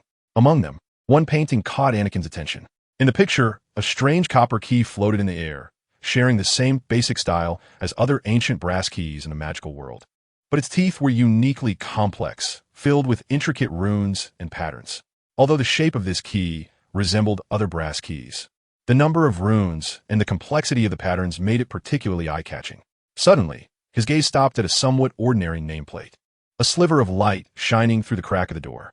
He carefully examined the writing on the sign, Classroom 1T. Anakin felt a surge of joy in his heart and quickly walked toward the door. The door was locked, with a conspicuous keyhole above it. No way. I have to unlock it, Anakin complained. He looked up and suddenly noticed the painting of the key again. Chapter 96. The Transfiguration Club is now open. Seeking tickets, seeking comments. Although the door should have already been set with a counter-unlocking charm, trying it wouldn't hurt. Alohomora. Anakin pointed his wand at the door, but clearly nothing happened. If the modern unlocking spell didn't work, what about the ancient or physical version. Anakin murmured to himself, but soon dismissed this thought. Forget it. Open sesame, I sent, that refined. I don't want to end up paying the school for a door. If the professor didn't want to give me a test, why not just tell me the location of the classroom or leave the door open? Open sesame is a magical incantation that can pull doors off their hinges and shatter them into firewood. It was the most popular unlocking spell before the advent of Alohomora and Open the Door. After a brief moment of contemplation, Anakin decided to stop attempting to unlock the classroom door with unreliable spells. He took a deep breath, trying to search for other clues in the surrounding corridor. Perhaps he could discover some hints that would guide him in the right direction. He slowed his pace, carefully observing every corner of the corridor. The oil lamps on the stone walls cast a soft glow, making the entire hallway appear mysterious and quiet. The paintings on the walls seemed to quietly narrate the history of Hogwarts, but Anakin was more concerned with finding clues to help him locate the classroom. Suddenly, Anakin felt as though he had kicked something, and he looked down at the ground. The floor was covered with pebbles, both large and small. Oh, no way. Anakin felt incredulous as he casually picked up a stone and ran over to the painting depicting a key. He pointed his wand at the stone, focused his attention, and began the transfiguration. Anakin closed his eyes, letting his thoughts immerse in the wonders of transfiguration. Deep in his mind, the pebble began to take on a liquid form, like a pool of crystal clear water. Anakin imagined the structure of the stone undergoing subtle changes, as if it were becoming softer and more malleable. Then, Anakin envisioned the shape of a key in his mind, especially the intricate grooves. As Anakin waved his wand, the edges of the stone began to soften and flow, gradually forming the shape of a key. The metallic sheen quietly appeared during the liquid transformation, and the stone completely melded into a slender copper key. Anakin opened his eyes and saw that the pebble was no longer there, replaced by an exquisite copper key. The key emitted a faint magical glow, as if it had just coalesced from a fantastical liquid. Anakin held the newly transformed copper key and carefully inserted it into the lock of the classroom door. With a click, as the key turned, the door opened successfully. Anakin smiled slightly and gently pushed the door open. The moment he opened the door, he saw a bright classroom where desks and chairs were neatly arranged, and the blackboard was filled with symbols of transfiguration. 6 or 7 upper-year students were casually flipping through books, and upon hearing the noise, they all turned to look at Anakin with curiosity. Anakin glanced around and noticed a group of Gryffindor students huddled together, seemingly studying something. A pretty third-year Hufflepuff student sat under the window, transforming a small pebble into a gray puppy, which looked lifelike, though the tips of its fur still had a bit of a rocky texture. That Hufflepuff student quickly stood up and smiled, saying, "Hello, I heard from Professor McGonagall that you are a new member." "Yes, I am Anakin Wilson, invited by Professor McGonagall. May I ask who you are?" Anakin extended his hand, smiling in response. "What you just did was amazing. Thank you for the compliment. I'm Cedric Diggory, a third-year student from Hufflepuff." Cedric replied friendly, smiling. "Welcome to the Transfiguration Club, Anakin." "Cedric, it's that Cedric, the pride of Hufflepuff, whom Professor Dumbledore praised for embodying the unique qualities of Hufflepuff House, a model for everyone to learn from. Appointed as the next head boy due to his kindness, wisdom, and courage, sorry, got carried away. In any case, the possibility of Cedric becoming a Death Eater mentioned in Harry Potter and the Cursed Child is even less likely than Zeus suddenly becoming faithful. Anakin hoped that his presence would alter his fate and that he wouldn't meet an early demise. "Cedric, nice to meet you," Anakin said, looking around and noticing that besides himself, Cedric looked the youngest. The other students appeared to be 6th or 7th year students. Just then, the classroom door opened, and Professor McGonagall walked in. She surveyed the classroom and nodded in satisfaction upon seeing that Anakin had successfully entered. "Today, we welcome another new member, Mr. Wilson. He was supposed to come to the last meeting, but unfortunately got delayed. Mr. Wilson, why don't you show us your abilities?" Anakin drew his wand. "It's an honor." He pulled another pebble from his pocket and placed it on the desk in front of him. "What should I transform it into? How about continuing with the nightmare sculpture? After all, the more familiar a wizard becomes with a subject, the higher the success rate of their transfiguration." Anakin closed his eyes, focusing on the texture of the stone, and began to envision the form of the transformation. The stone gradually became soft in his hands, like liquid. Anakin meticulously shaped the exterior of the stone in his mind. During the transfiguration process, the stone began to undergo subtle changes, gradually transforming into an elegant nightmare sculpture. With the power conveyed through his wand, the texture and shape of the stone were perfectly presented. Under his imagination, the details of the nightmare sculpture came to life. as if one could feel the texture of the stone surface. The students in the classroom watched Anakin's performance intently, eagerly anticipating the result of his transfiguration. Cedric also smiled slightly, encouraging Anakin's display. Anakin slowly opened his eyes, his wand hovering in the air. The once ordinary pebble on the desk had now transformed into a delicate and vivid nightmare sculpture. The nightmare spread its wings, and the young wizard on its back wielded a sword, engaged in a fierce battle with a dark-robed wizard. The statue seemed to capture an exhilarating moment, leaving everyone in awe. As you can see, Mr. Wilson's talent is indeed impressive. Therefore, I have made an exception to allow him to join our Transfiguration Club. Professor McGonagall praised. This past month, our topic has been Animagus. Additionally, I have invited one of your outstanding seniors, Sirius Black, to join us. Please welcome him. Sirius entered the room wearing a black robe. He smiled slightly and nodded at Anakin. Having been out of prison for some time now, he looked much better. His complexion was no longer pale, but showed a healthy flush. His short hair was neatly styled, looking more tidy. Sirius exuded a confidence and charisma in his stride, as if the past troubles had left little mark on him. Chapter 97. Animagus, requesting votes, requesting comments. Professor McGonagall's voice rang out again. Mr. Black has just been proven innocent, while the original hero Peter Pettigrew is the true traitor.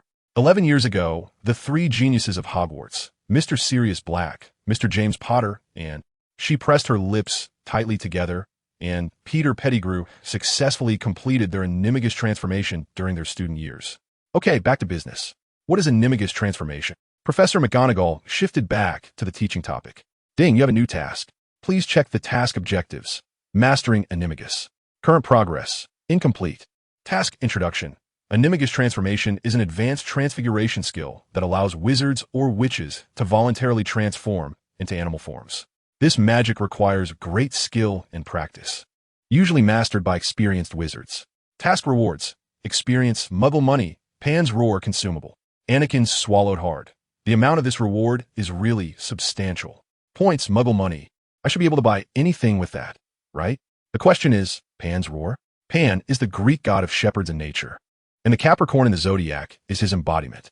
During the First Titan War, his roar scared away thousands of magical beasts, and the English word panic comes from this. In Percy Jackson, he lost all his powers due to the overharvesting of natural resources. In short, although he is not one of the 12 Olympian gods, his power is still particularly strong. So, does Pan's roar mean I can use his ability once? What are you thinking? Cedric, sitting next to him, casually interrupted Anakin's thoughts, asking what did Professor McGonagall just say? Anakin looked at Cedric in confusion, realizing that his thoughts had wandered off. He gently shook his head, trying to refocus on Professor McGonagall's lecture. Oh, the professor was just talking about the dangers of this magic. Are you okay? You look a bit distracted. Cedric kindly reminded him. Anakin smiled and nodded, gratefully glancing at Cedric.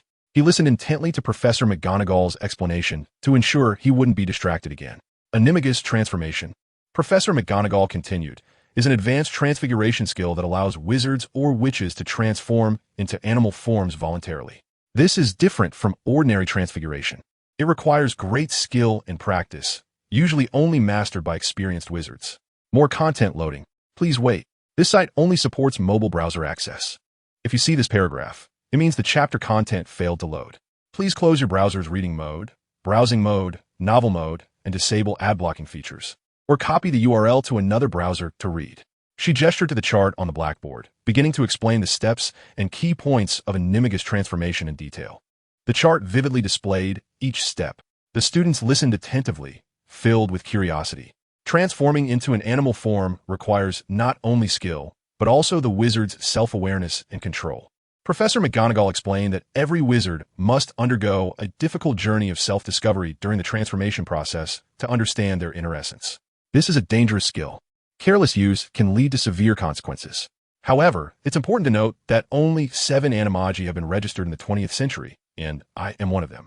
The others either failed or permanently transformed into half-human, half-animal forms due to improper use of magic. Of course, there should be more animagi now. Professor McGonagall shot a disapproving glare at Sirius.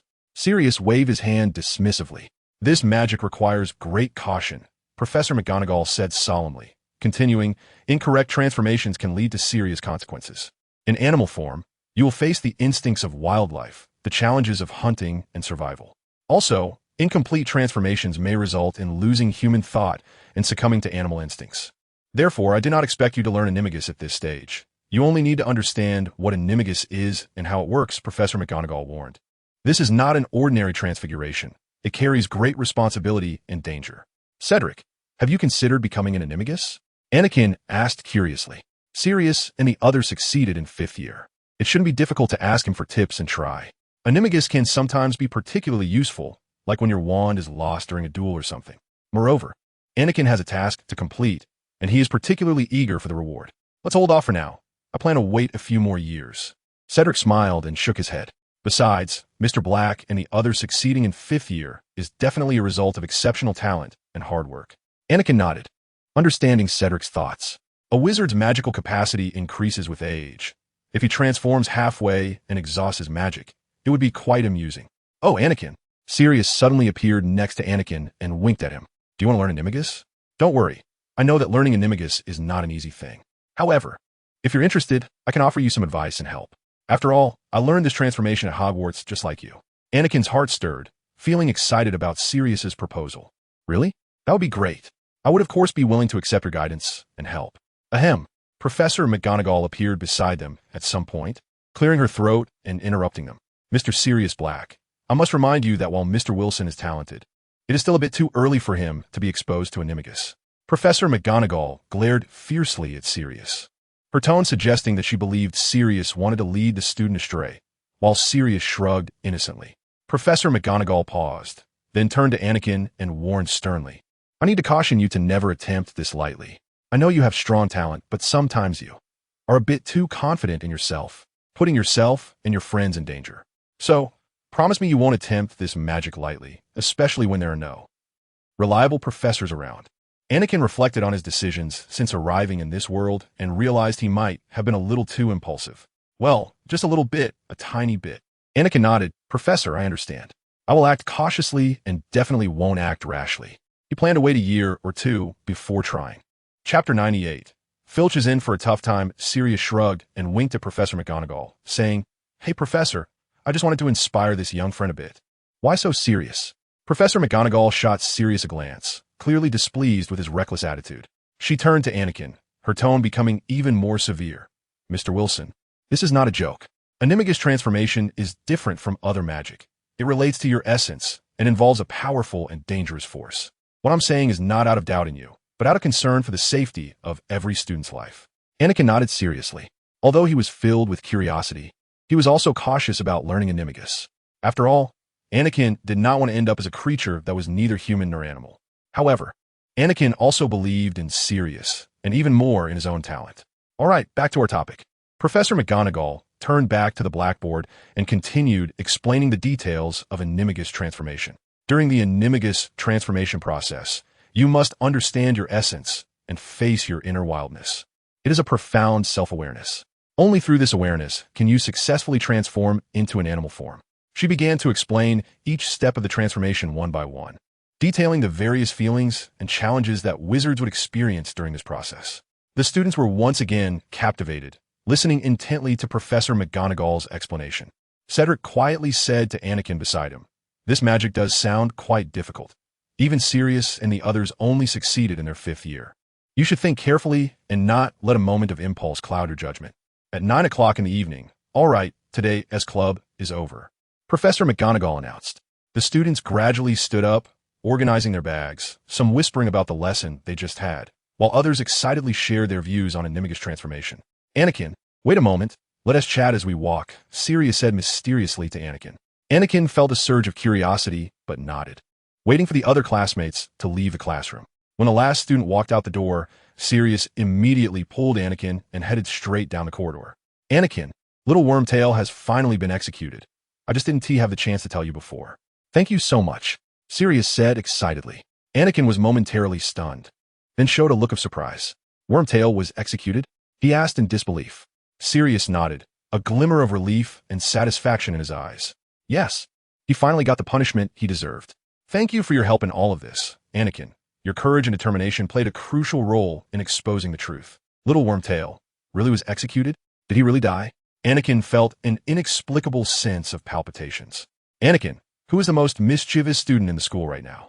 Sirius asked, his eyes glinting with a teasing light. Anakin was taken aback, then smiled. Well, it must be Fred and George Weasley. They love to play pranks. Of course. If you're talking about troublemakers in general, I should also be on the list. More content loading. Please wait. This site only supports access via mobile browsers. If you see this paragraph, it means the chapter content failed to load. Please close the reading mode, browsing mode, and ad blocking features, or copy the URL to read in another browser. Anakin, then, have you seen a blank piece of parchment in their hands that seemed very important to them? Sirius's expression immediately became serious as he asked earnestly, "Is this?" Starting to inquire about the Marauder's map? What exactly? Seeing Anakin's expression, Sirius quickly said, "It's nothing, I was just asking casually. Originally, we left it at school for the next generation of young wizards to have the chance to inherit our work, to help them explore Hogwarts better." Oh, I see. As for that piece of parchment, I haven't seen it. At least I didn't pay special attention to it. Fred and George have so many pranks that I might have missed it. Why are you suddenly asking about this? Anakin sighed in relief. I want to give them a little small suggestion, Sirius said with a mischievous smile. That way, they can successfully inherit our expertise as pranksters. It seems like Filch is going to have a hard time. Anakin replied with a laugh. In the following weeks, Anakin finally had some free time. Although weekends were the busiest times for him, the Hogwarts library became one of his frequent haunts. Anakin's curiosity about magic seemed to grow even stronger. He not only focused on the knowledge learned in class, but also pursued a deeper understanding and mastery. Quirrell. No, it should be Voldemort, taught Anakin powerful dark magic every week and instilled the Death Eater ideology in him, trying to brainwash him. During a training session with Chiron, Anakin learned that since Zeus no longer intervened in this world, he could fly freely without worrying about being shot down. Thus, Anakin finally gathered the courage to challenge higher altitudes in flying class. He found that not only was he bravely flying higher, but he was also performing excellently. Sometimes, Anakin even helped his friends practice magic, and now they at least had some self-defense capability. Harry and Ron were no longer like in the original story, having hardly any spells they could use. While helping Hagrid feed magical creatures, Anakin also managed to tame some smaller magical beasts. But he still couldn't complete the task of taming a hippogriff, and hadn't he inherited the gin and style from Chow Wei. Now, his task completion rate had reached 1320. On the wizard card front, Anakin successfully created cards for Ron, Hermione, George, Fred, and Hagrid. The creation of these cards was not a simple skill. It required a deep understanding of each person's traits, personalities, and magical abilities. However, Anakin did not tell anyone about these cards, as some skills involved events that might happen in the future, and if discovered, Anakin would have no explanation. Now, Anakin began to create hand cards. Harry, Ron, and Hermione were particularly focused on the third-floor corridor. Almost every time Anakin saw them pass by, they would carefully check it out. However, from what Anakin observed, in just these few weeks, there had been 7 or 8 people trying to sneak into that room, although they all ended up crying and running out. In the library, Anakin forcefully closed the book Fantastic Transfiguration, The Beauty of Magic with a dull thud. Who else remembers this book? It appeared in chapter 54. He had finally finished this hefty book. Sitting across from Anakin, Haley was startled. "Anakin, what's wrong?" Anakin looked up, smiling wearily. "Oh, nothing, Haley. I'm just happy to have finally finished such a book." Chapter 99, A Great Change of the Dream. Late at night, Anakin was already lying on his bed in the dormitory, bathed in dim light. The room was filled with a faint magical aura, tranquil and peaceful. The starry sky outside dotted the canopy, casting a faint silver glow. Anakin slowly fell into a dream in this serene environment. In his dream, various corners of Hogwarts appeared before his eyes, as if a fantastical and mysterious fairyland. He strolled through the school's corridors, feeling the ancient stone walls' aura of time. Suddenly, he arrived at the library, where the strong scent of ink and paper filled the air. The magical books on the shelf shimmered invitingly, as if beckoning him to explore deeper knowledge. In the dream, Anakin returned to the flying field, feeling the cool breeze on his face, flying freely in the night sky. The stars flickered around him, seemingly lighting the way forward. Suddenly, the dream shattered like glass. Anakin appeared on a dirty street in London. The distant chimes of Big Ben echoed, and the silent street under the moonlight looked desolate and mysterious. The buildings on either side of the street were old and worn, as if they carried witness to countless years. The stone houses stood along the street, with weathered patterns on the doors and windows revealing the traces of time. The streetlights cast a faint glow, barely illuminating Anakin's path. Anakin strolled down this lonely street, the gentle breeze bringing the fragrance of flowers and grasses from the roadside. Occasionally, a cat would jump down from a wall, darting past Anakin's feet and disappearing into the dark corners. A mouse emerged from a sewer, trembling slightly as it shook off the dust on its body.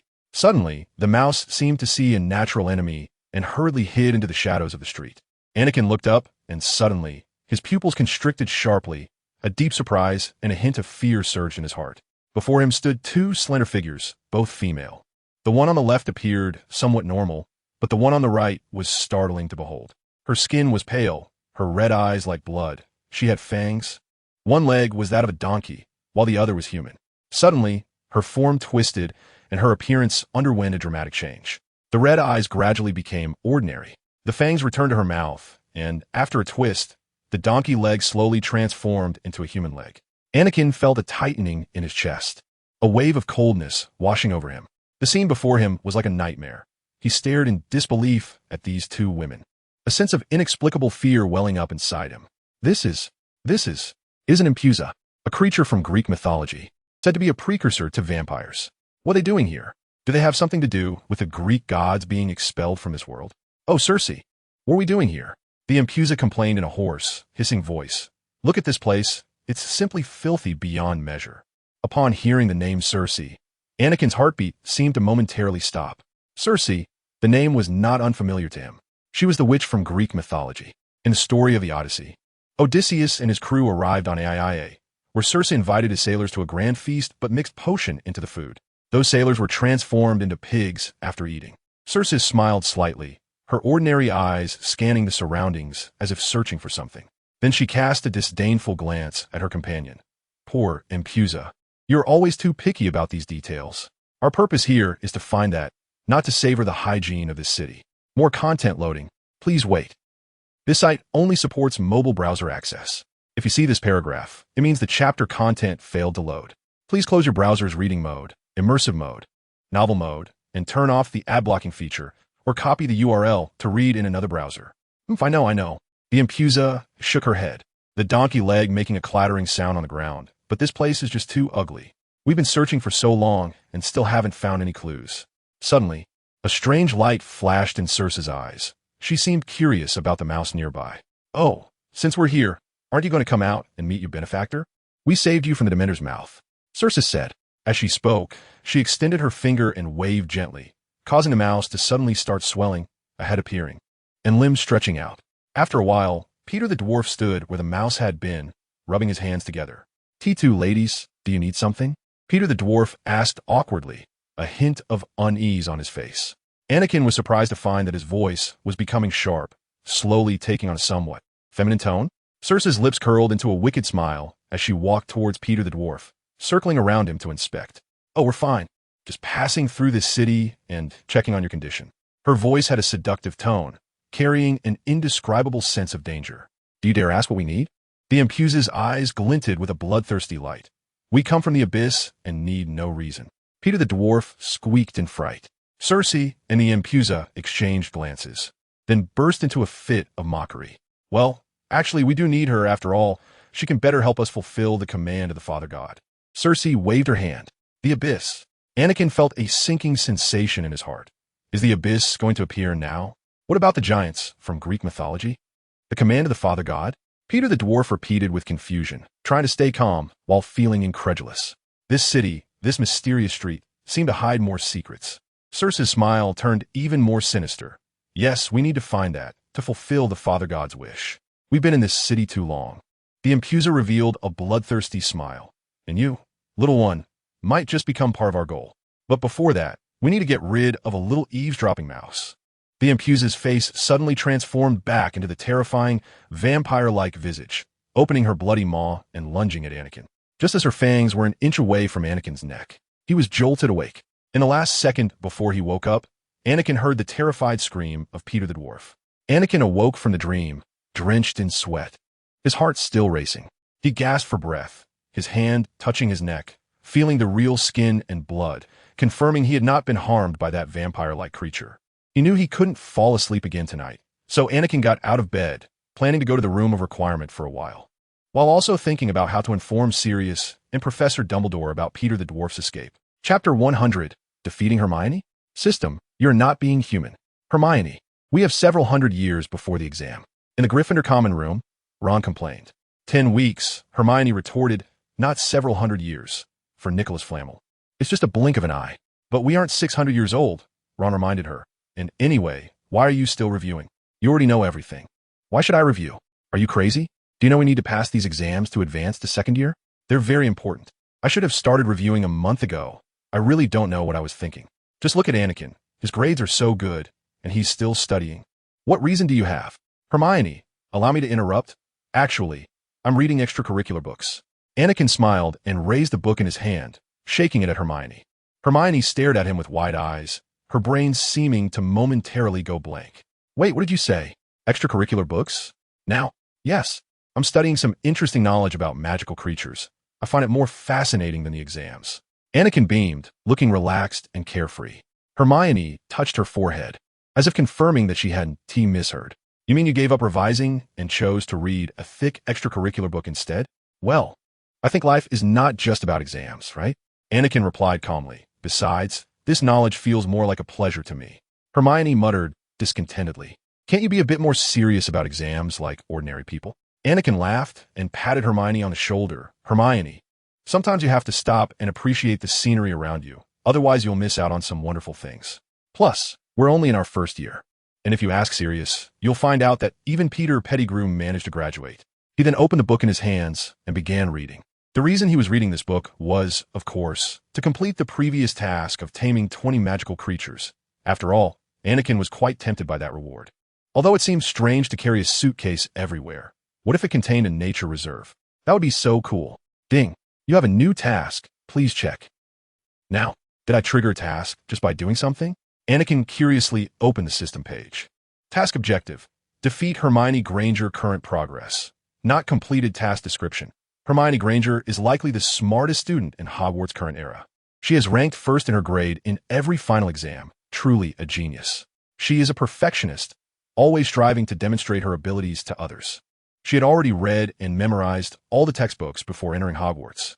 Defeating her and making her realize that there will always be someone who can surpass her is also a necessary challenge for her growth.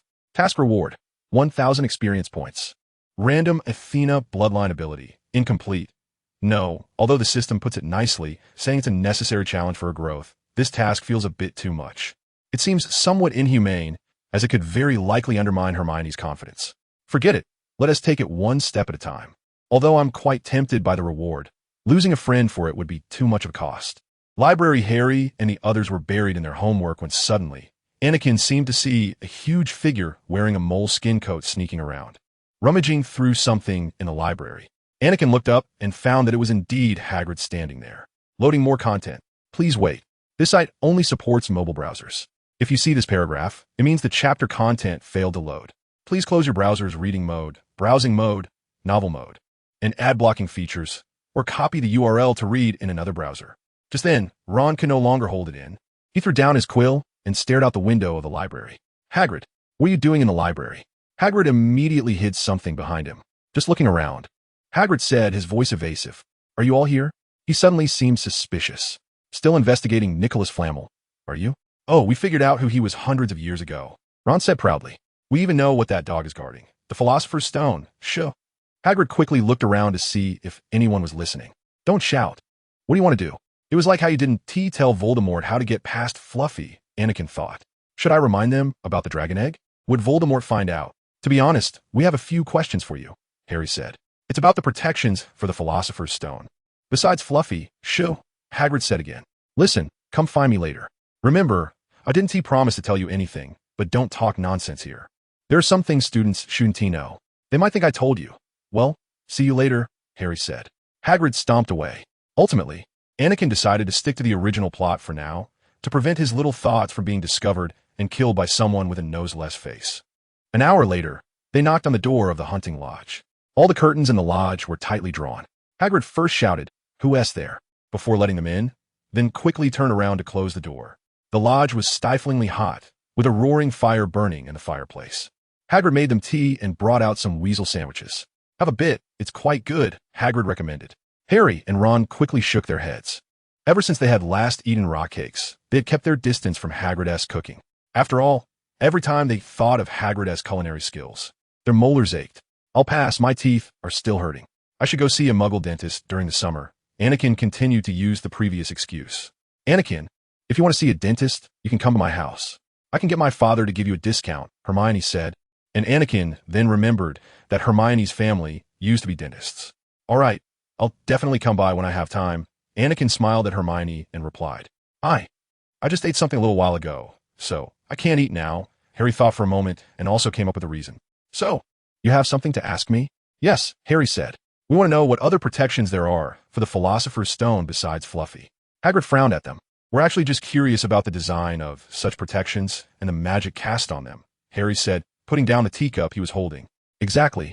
We just want to know who designed those protections, Hermione said. We just want to know who else Dumbledore trusts to help him besides you. Upon hearing this last sentence, Hagrid puffed out his chest. Harry and the others exchanged satisfied smiles. Chapter 101. Are you here to raise dragons? All right, it's okay to tell you. Let me think. He borrowed Fluffy from me, then asked a few other professors to cast some magic. Professor Sprout, Professor Flitwick, Professor McGonagall. He counted on his fingers. Professor Quirrell, of course. Dumbledore himself also cast some magic. Wait, I almost forgot one person. Oh right, it was Professor Snape.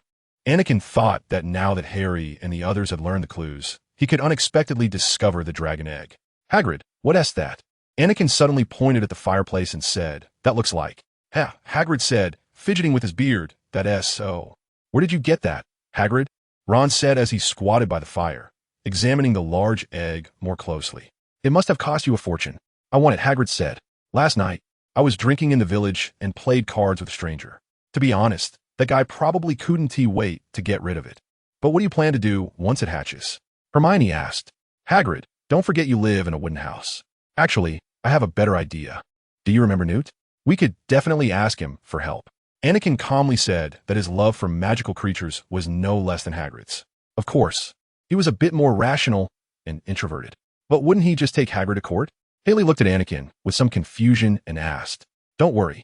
If you knew what this guy did when he was younger, you'd find that the magical creatures Hagrid casually raised are just child's play. Anakin laughed and said, As far as I know, when he went to America, he illegally carried many high-risk magical creatures such as thunderbirds, winged demons, and the Mermish. For some reason, when Anakin mentioned Mermish, there seemed to be an unknown fear, as if the whole air had become solid. Anakin couldn't help but shiver. He felt a chill running down his spine, as if something indescribable was quietly approaching. What is Mermish? Hermione asked, somewhat curious. Mermish. It's a parasitic creature. A powerful, yet extremely unstable and hard-to-control dark magic. Anakin's tone carried a hint of heaviness. They usually parasitize young wizards and can cause enormous destruction around them. However, despite their great power, they're also very fragile. Once they detach from the host wizard, they generally dissipate on their own. It is said that Newt's Mermish was extracted from a girl's body, but unfortunately, the treatment came too late and was unsuccessful. Haley gasped in horror. So why do these things? Parasitize humans? Rather than parasitizing, it would be more accurate to say that young wizards, for some reason, cause Mermish to grow within them, Anakin replied. All right, let's not talk about this anymore. In any case, I think Newt can help. But let's wait until the dragon hatches. One day at breakfast, Hedwig brought Harry a note from Hagrid. It simply read, Hatching soon. Anakin, should we tell Newt now? Ron asked, suggesting skipping herbology class to check on the dragons hatching. Loading more content. Please wait. This site only supports mobile browsers. If you see this paragraph, it means the chapter content failed to load. Please close your browser's reading mode, novel mode, and ad blocking features, or copy the URL to another browser to read. However, Hermione frowned, seeming to disagree with the idea. Do you really think this is a good idea? She said seriously. Ron, we're students. How can we skip class? Look, we have exams coming up, and if... Hermione tried to reason.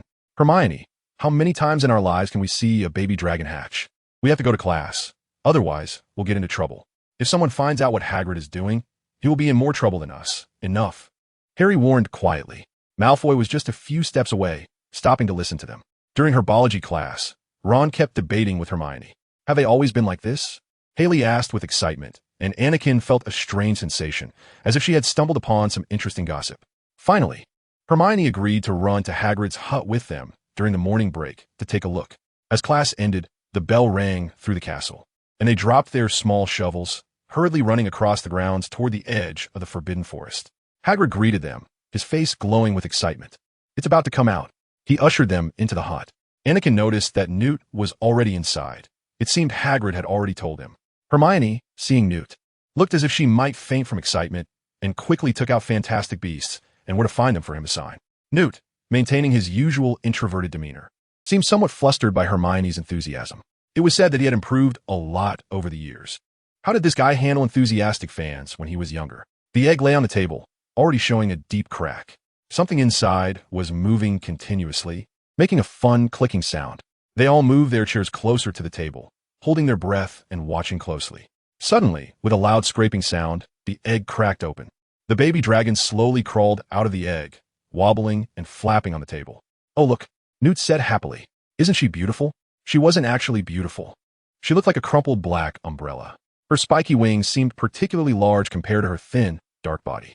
She had a long nose with white nostrils, bumpy horns on her head, and orange-red eyes that bulged out. The dragon's scales shimmered under the light as she blinked her big eyes, curiously looking around. Her wings fluttered slightly, making a soft popping sound. Everyone watched intently, excitedly waiting for the baby dragon's next move. "What breed of dragon is this?" Hermione asked excitedly, seemingly forgetting her earlier hesitation. "Norwegian Ridgeback," Newt replied. "The Ridgeback's eggs are black.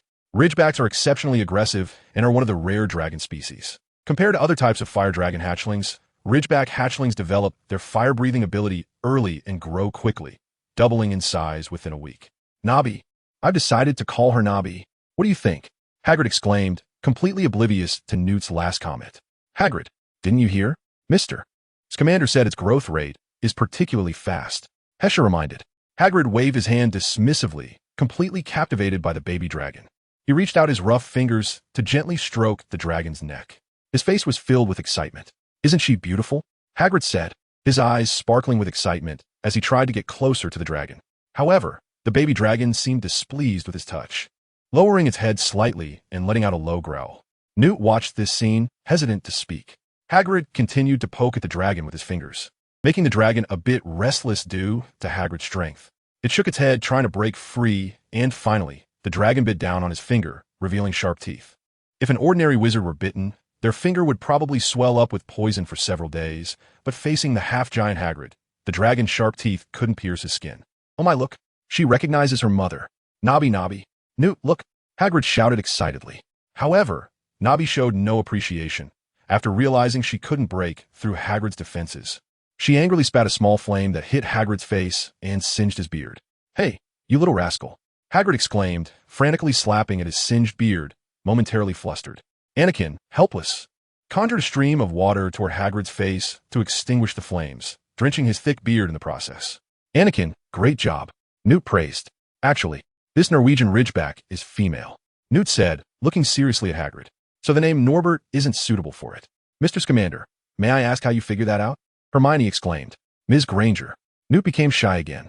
In fact, all female dragons tend to be more aggressive than males because females are usually more sensitive. Even the newly hatched stage, their aggression tends to be higher. "Mr. Scamander, then," just as Harry was about to ask something, Hagrid's face suddenly turned pale, and he leaped up, rushing to the window. Someone had just peeked through the curtain, a boy, who was running towards the school. Anakin dashed to the door and quickly pulled it open.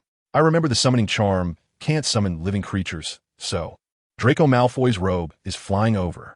Malfoy's black robe flew through the air, and with a series of curses, he was yanked back like a cannonball, appearing disheveled in front of Hagrid's hut. Probably because Anakin, deliberately, was careless, Malfoy came to a sudden stop with his face in Hagrid's pumpkin patch. "Oh dear Malfoy, what are you doing?" Anakin said with a kind smile, looking down at Malfoy as he awkwardly got up from the ground. "It's already been quite a while since the new year. There's no need for such grand gestures." Malfoy's face instantly turned bright red, and Newt silently withdrew the wand he was holding. "You, how dare you? I'm going to tell my dad. I'm going to tell him that you all are." More content loading. Please wait. This site only supports mobile browser access. If you see this paragraph, it means the chapter content failed to load. Please close your browser's reading mode, immersive mode, novel mode, and disable any ad blocking features, or copy the URL to read in another browser. Your dad won't help, even if your grandfather who died of dragonpox came. It would be useless. Anakin interrupted, looking at him with disdain. "Stop calling this and that all day long. Oh, by the way, I almost forgot. I heard that to contract dragon pox, you need to have close contact with a dragon. Of course, I don't know how intimate that has to be. By the way, I remember that Draco means dragon, right? Suddenly, everyone looked at Malfoy with strange expressions. Anakin's mockery made Malfoy even angrier. He brushed off the dirt on himself and glared at Anakin. How dare you insult our noble Malfoy family? You will pay for this. My father is a board member of Hogwarts. I'll tell him to expel you all. At this moment, Haley suddenly seemed to remember something. I remember that dragonpox can be hereditary, right? If your dad really comes. Maybe you can discuss the treatment methods for dragonpox. Then, Haley chuckled lightly. Malfoy was so angry that the veins on his forehead were popping out, his eyes blazing with fury. Suddenly, his eyes rolled around. He trembled, pointing his finger at the huge dragon nest inside the hut, where a pair of bright eyes was curiously staring at him. This is a dragon. You're raising dragons here, Malfoy accused gleefully. Anakin scoffed. Of course it's a dragon. What did you think it was? Doesn't your pathetic Malfoy family know how to appreciate such a magnificent creature? Besides, who said raising dragons is illegal? Malfoy stared with disbelief, looking at Anakin suspiciously. Anakin, on the other hand, put on a confident demeanor, as if he were stating the most normal thing. Look who this is. Anakin turned sideways, exposing Newt's figure. And who said this dragon is ours? This is the dragon of the famous magical zoologist Newt Scamander. He has permission from the Ministry of Magic to privately raise dragons for research. Malfoy frowned. Although he still looked doubtful, seeing the name Newt Scamander seemed to instill some belief in him. If you really don't believe it, you can go find Professor Dumbledore to confirm. I think he wouldn't lie about this. Anakin continued to persuade. Anyway, Professor Dumbledore would definitely back them up. Anakin also believed that Malfoy wouldn't have the guts to ask Professor Dumbledore. You all wait for me. After saying this, Malfoy angrily turned and left. Anakin, we won't get Professor Dumbledore into trouble, will we? Harry asked anxiously. If someone finds out Hagrid is illegally raising a fire dragon, he'll be sent to Azkaban. Hermione added worriedly, then looked at Anakin discontentedly. What if Malfoy really tells the headmaster? Hagrid will be sent to Azkaban. We will also be expelled. Don't worry. I bet Malfoy doesn't have guts. Besides, I believe the professor has known about this for a long time. Then Anakin turned to the group behind him. All right, so let's give the little dragon another name. What do you think of the name Norberta? Chapter 103 Task Reward. Mechanical Dragon Body, Making Guide, however. We really need to find a place to keep it. Hermione said worriedly. What if Norberta grows bigger than Hagrid's hut? What should we do then? How about we release it? Harry suggested. Maybe we can put it in the Forbidden Forest. Hagrid said, looking at them with hope. Hagrid, leave the Forbidden Forest alone. If you keep this up, soon there won't be any little wizards coming out of the Forbidden Forest intact. I'll thank you in place of the Weasley twins. Ding, you have a new task. Please check. Task objective. Raise the little dragon Norberta to adulthood. Task progress. 17 task description. Dragons are the top predators in the Harry Potter world. They possess a strong aggression typical of fire dragons, even towards wizards. They sometimes attack humans for no reason. Their body parts have many uses, such as dragon blood having 12 different uses. Task reward. Mechanical Dragon Body Making Guide does not include Control Disc, Mechanical Dragon, the kind from Heroes of Olympus, the Lost Hero. Although fire dragons are already very eye-catching, but a mechanical dragon? That is really super cool. Compared to ordinary fire dragons, mechanical dragons are far superior in functionality. In the Percy Jackson series, although fire dragons display great strength, demigods can still find many ways to combat them.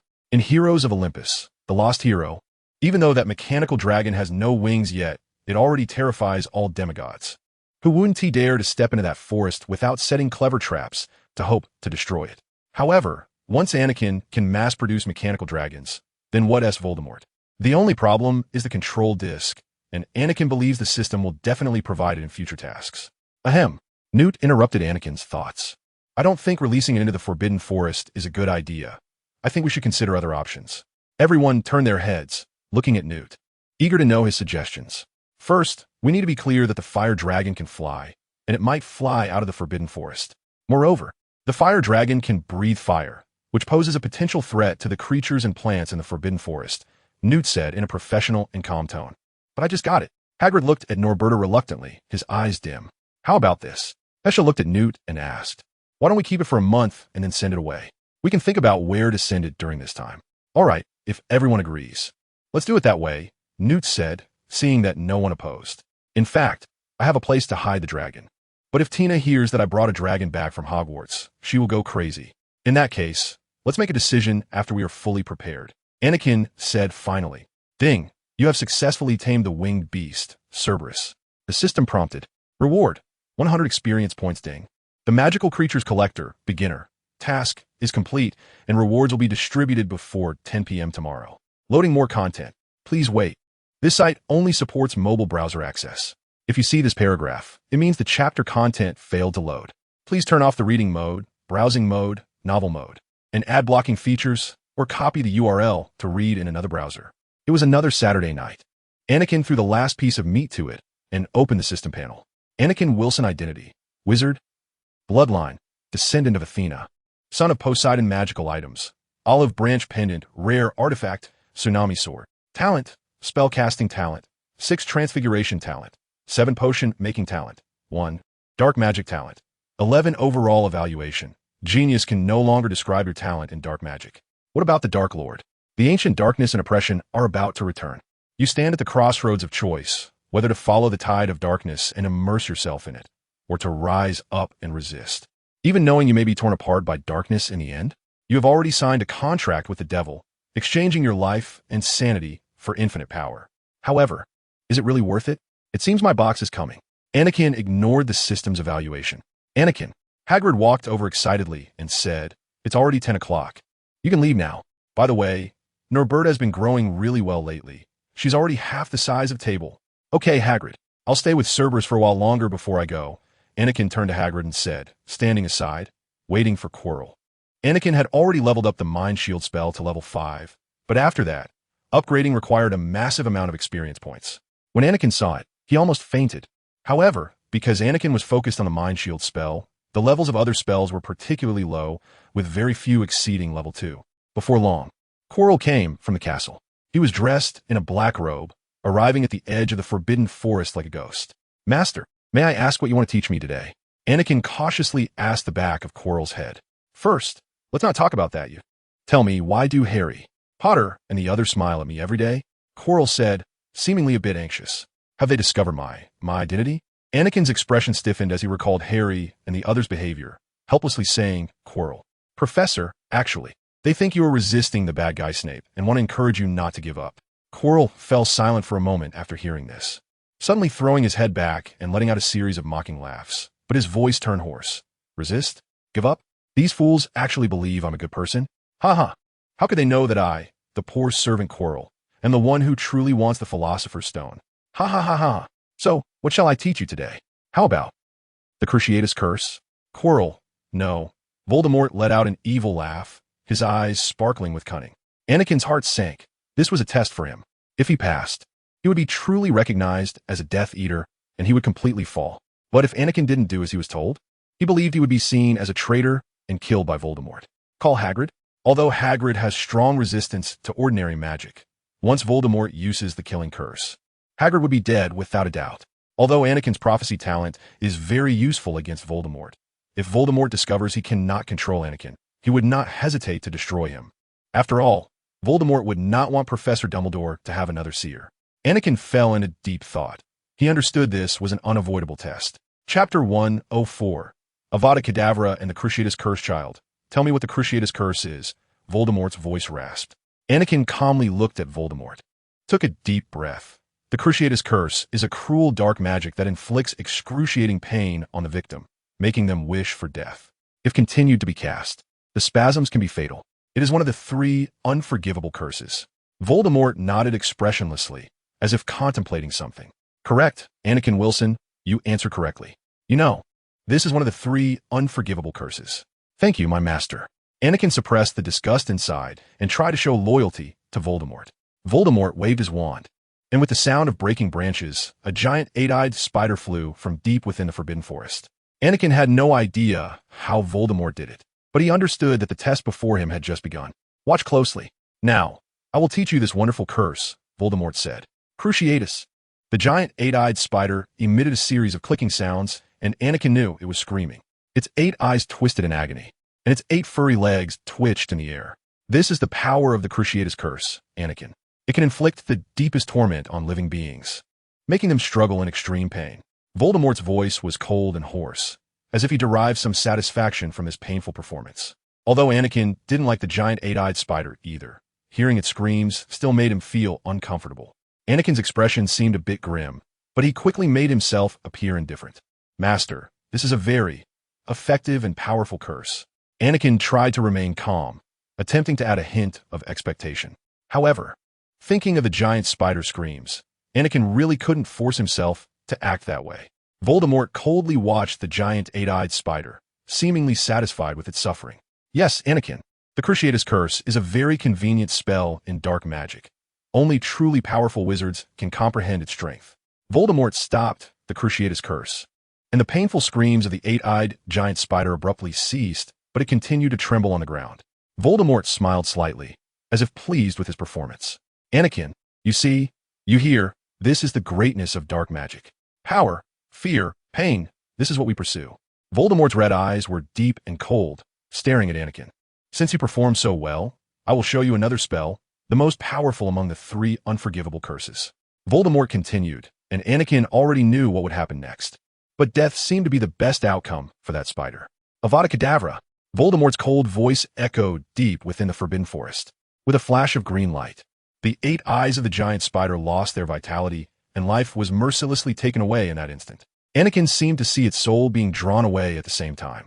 Voldemort nodded in satisfaction, as if admiring a perfect painting.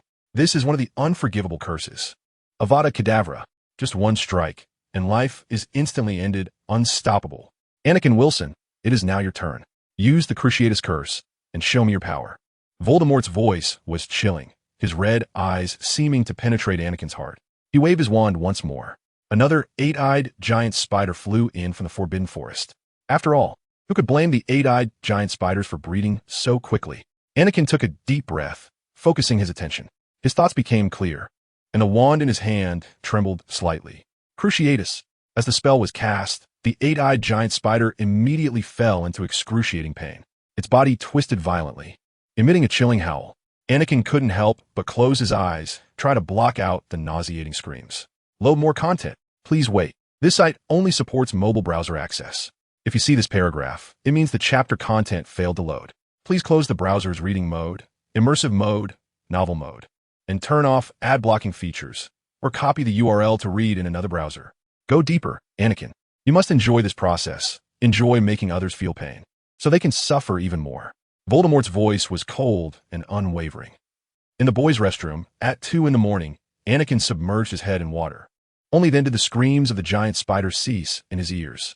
Beneath Anakin's collar, the olive branch pendant flickered slightly. Anakin was not a foolish person. He knew that often, killing was unavoidable. Sometimes, blood must be repaid with blood. However, Anakin simply could not accept inflicting torment on others for his own pleasure. Anakin remained in the water for a long time, trying to wash away the filth in his heart with the cool, flowing water. One of the abilities of the bloodline of Poseidon was to touch water and heal oneself. However, no matter how clear the water was, his heart was still shrouded in darkness controlled by Voldemort. He closed his eyes in the water, trying to immerse himself in the cold flow, soothing his weary soul. Yet, the screams of the giant spider in the Forbidden Forest seemed to still echo in his ears, unwilling to dissipate. At least, I still know that what I'm doing is wrong. Moreover, at necessary moments, the Cruciatus Curse seems to be useful.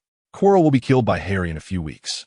At least in the 5th year, before Voldemort truly resurrects, he won't be able to affect me. Anakin comforted himself this way. Anakin stood up from the water, droplets sliding down his body.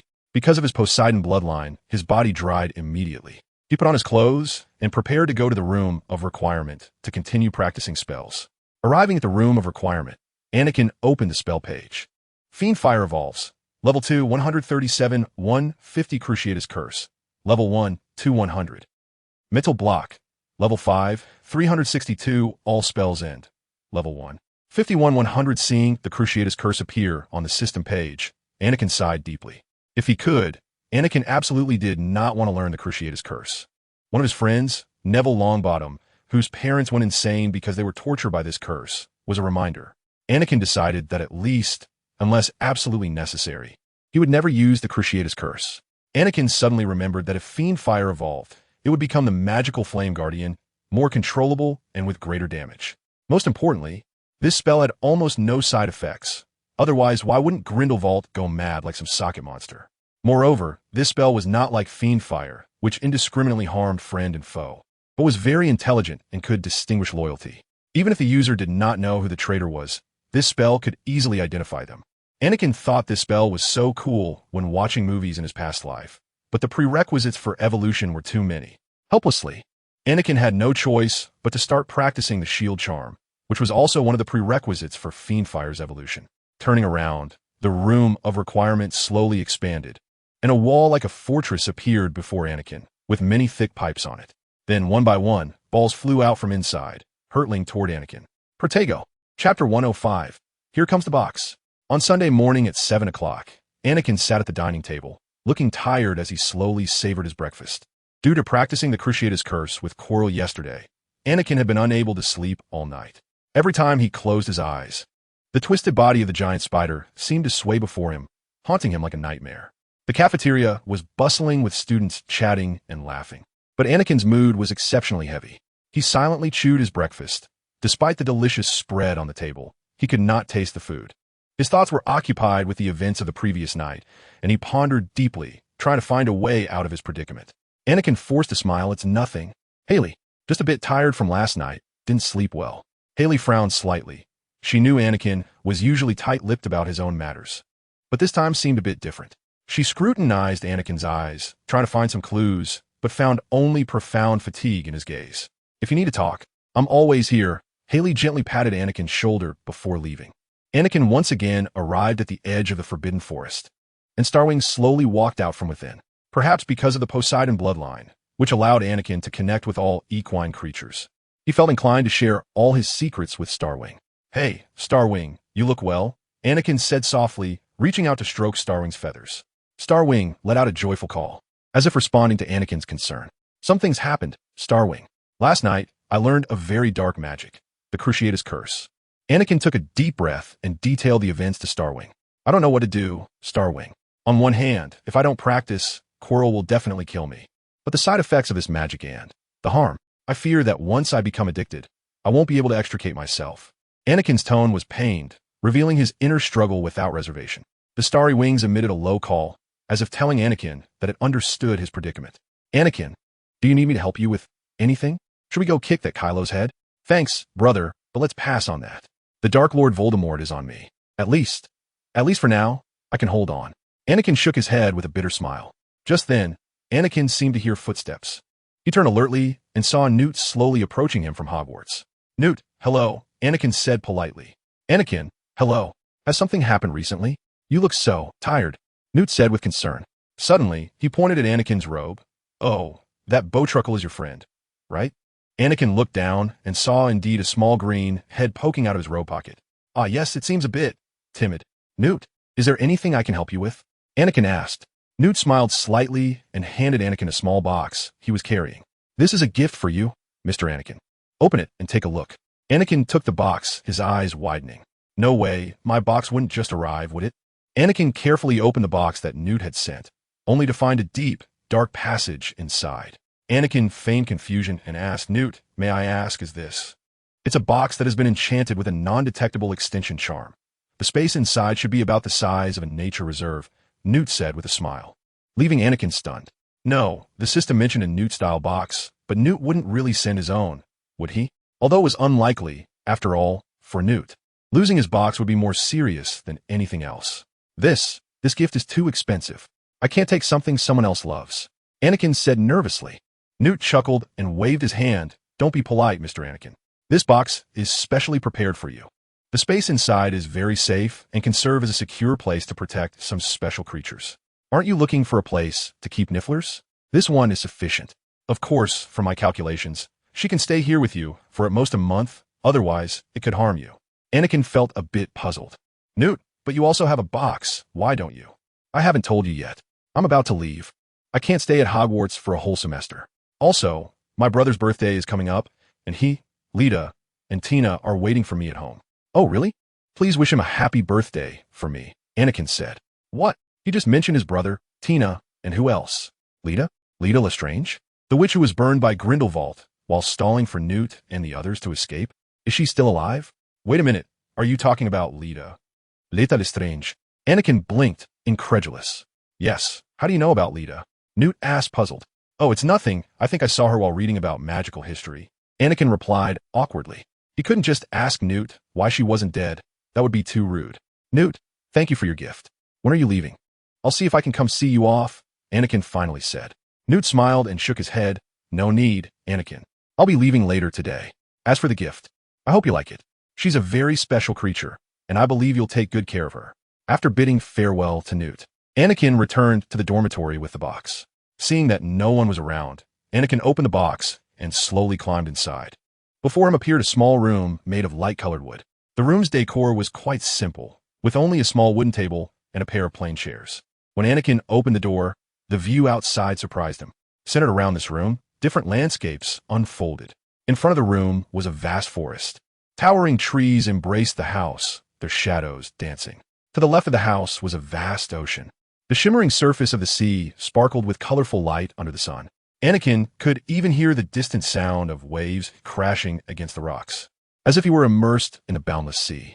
On the other side was a pure white snowfield, where snowflakes danced in the air, creating a scene as pure as a fairyland. Sunlight filtered through the clouds onto the snow, forming a dazzling silver landscape.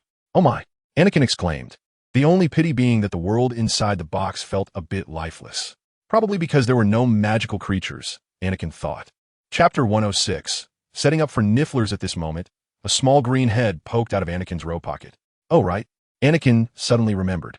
I have domesticated so many magical creatures on campus. I should be able to bring some in. Anakin gently took the bowtruckle out of his pocket and walked over to a tree. Little guy, this will be your home from now on. The bowtruckle seemed to sense its owner's goodwill, bouncing around on the ground, tapping its leaf-like appendages against the surroundings. Anakin found this little creature quite lively. This suitcase was not just a place for Anakin to keep magical creatures. It was also an emergency refuge. After all, aside from Newt and those close to him, who would know that there might actually be a world inside the suitcase? Anakin planned to go to the Muggle world soon to buy some furniture for the little house, just in case. However, Anakin always had a strange feeling about this place, as if it had originally been made for someone else.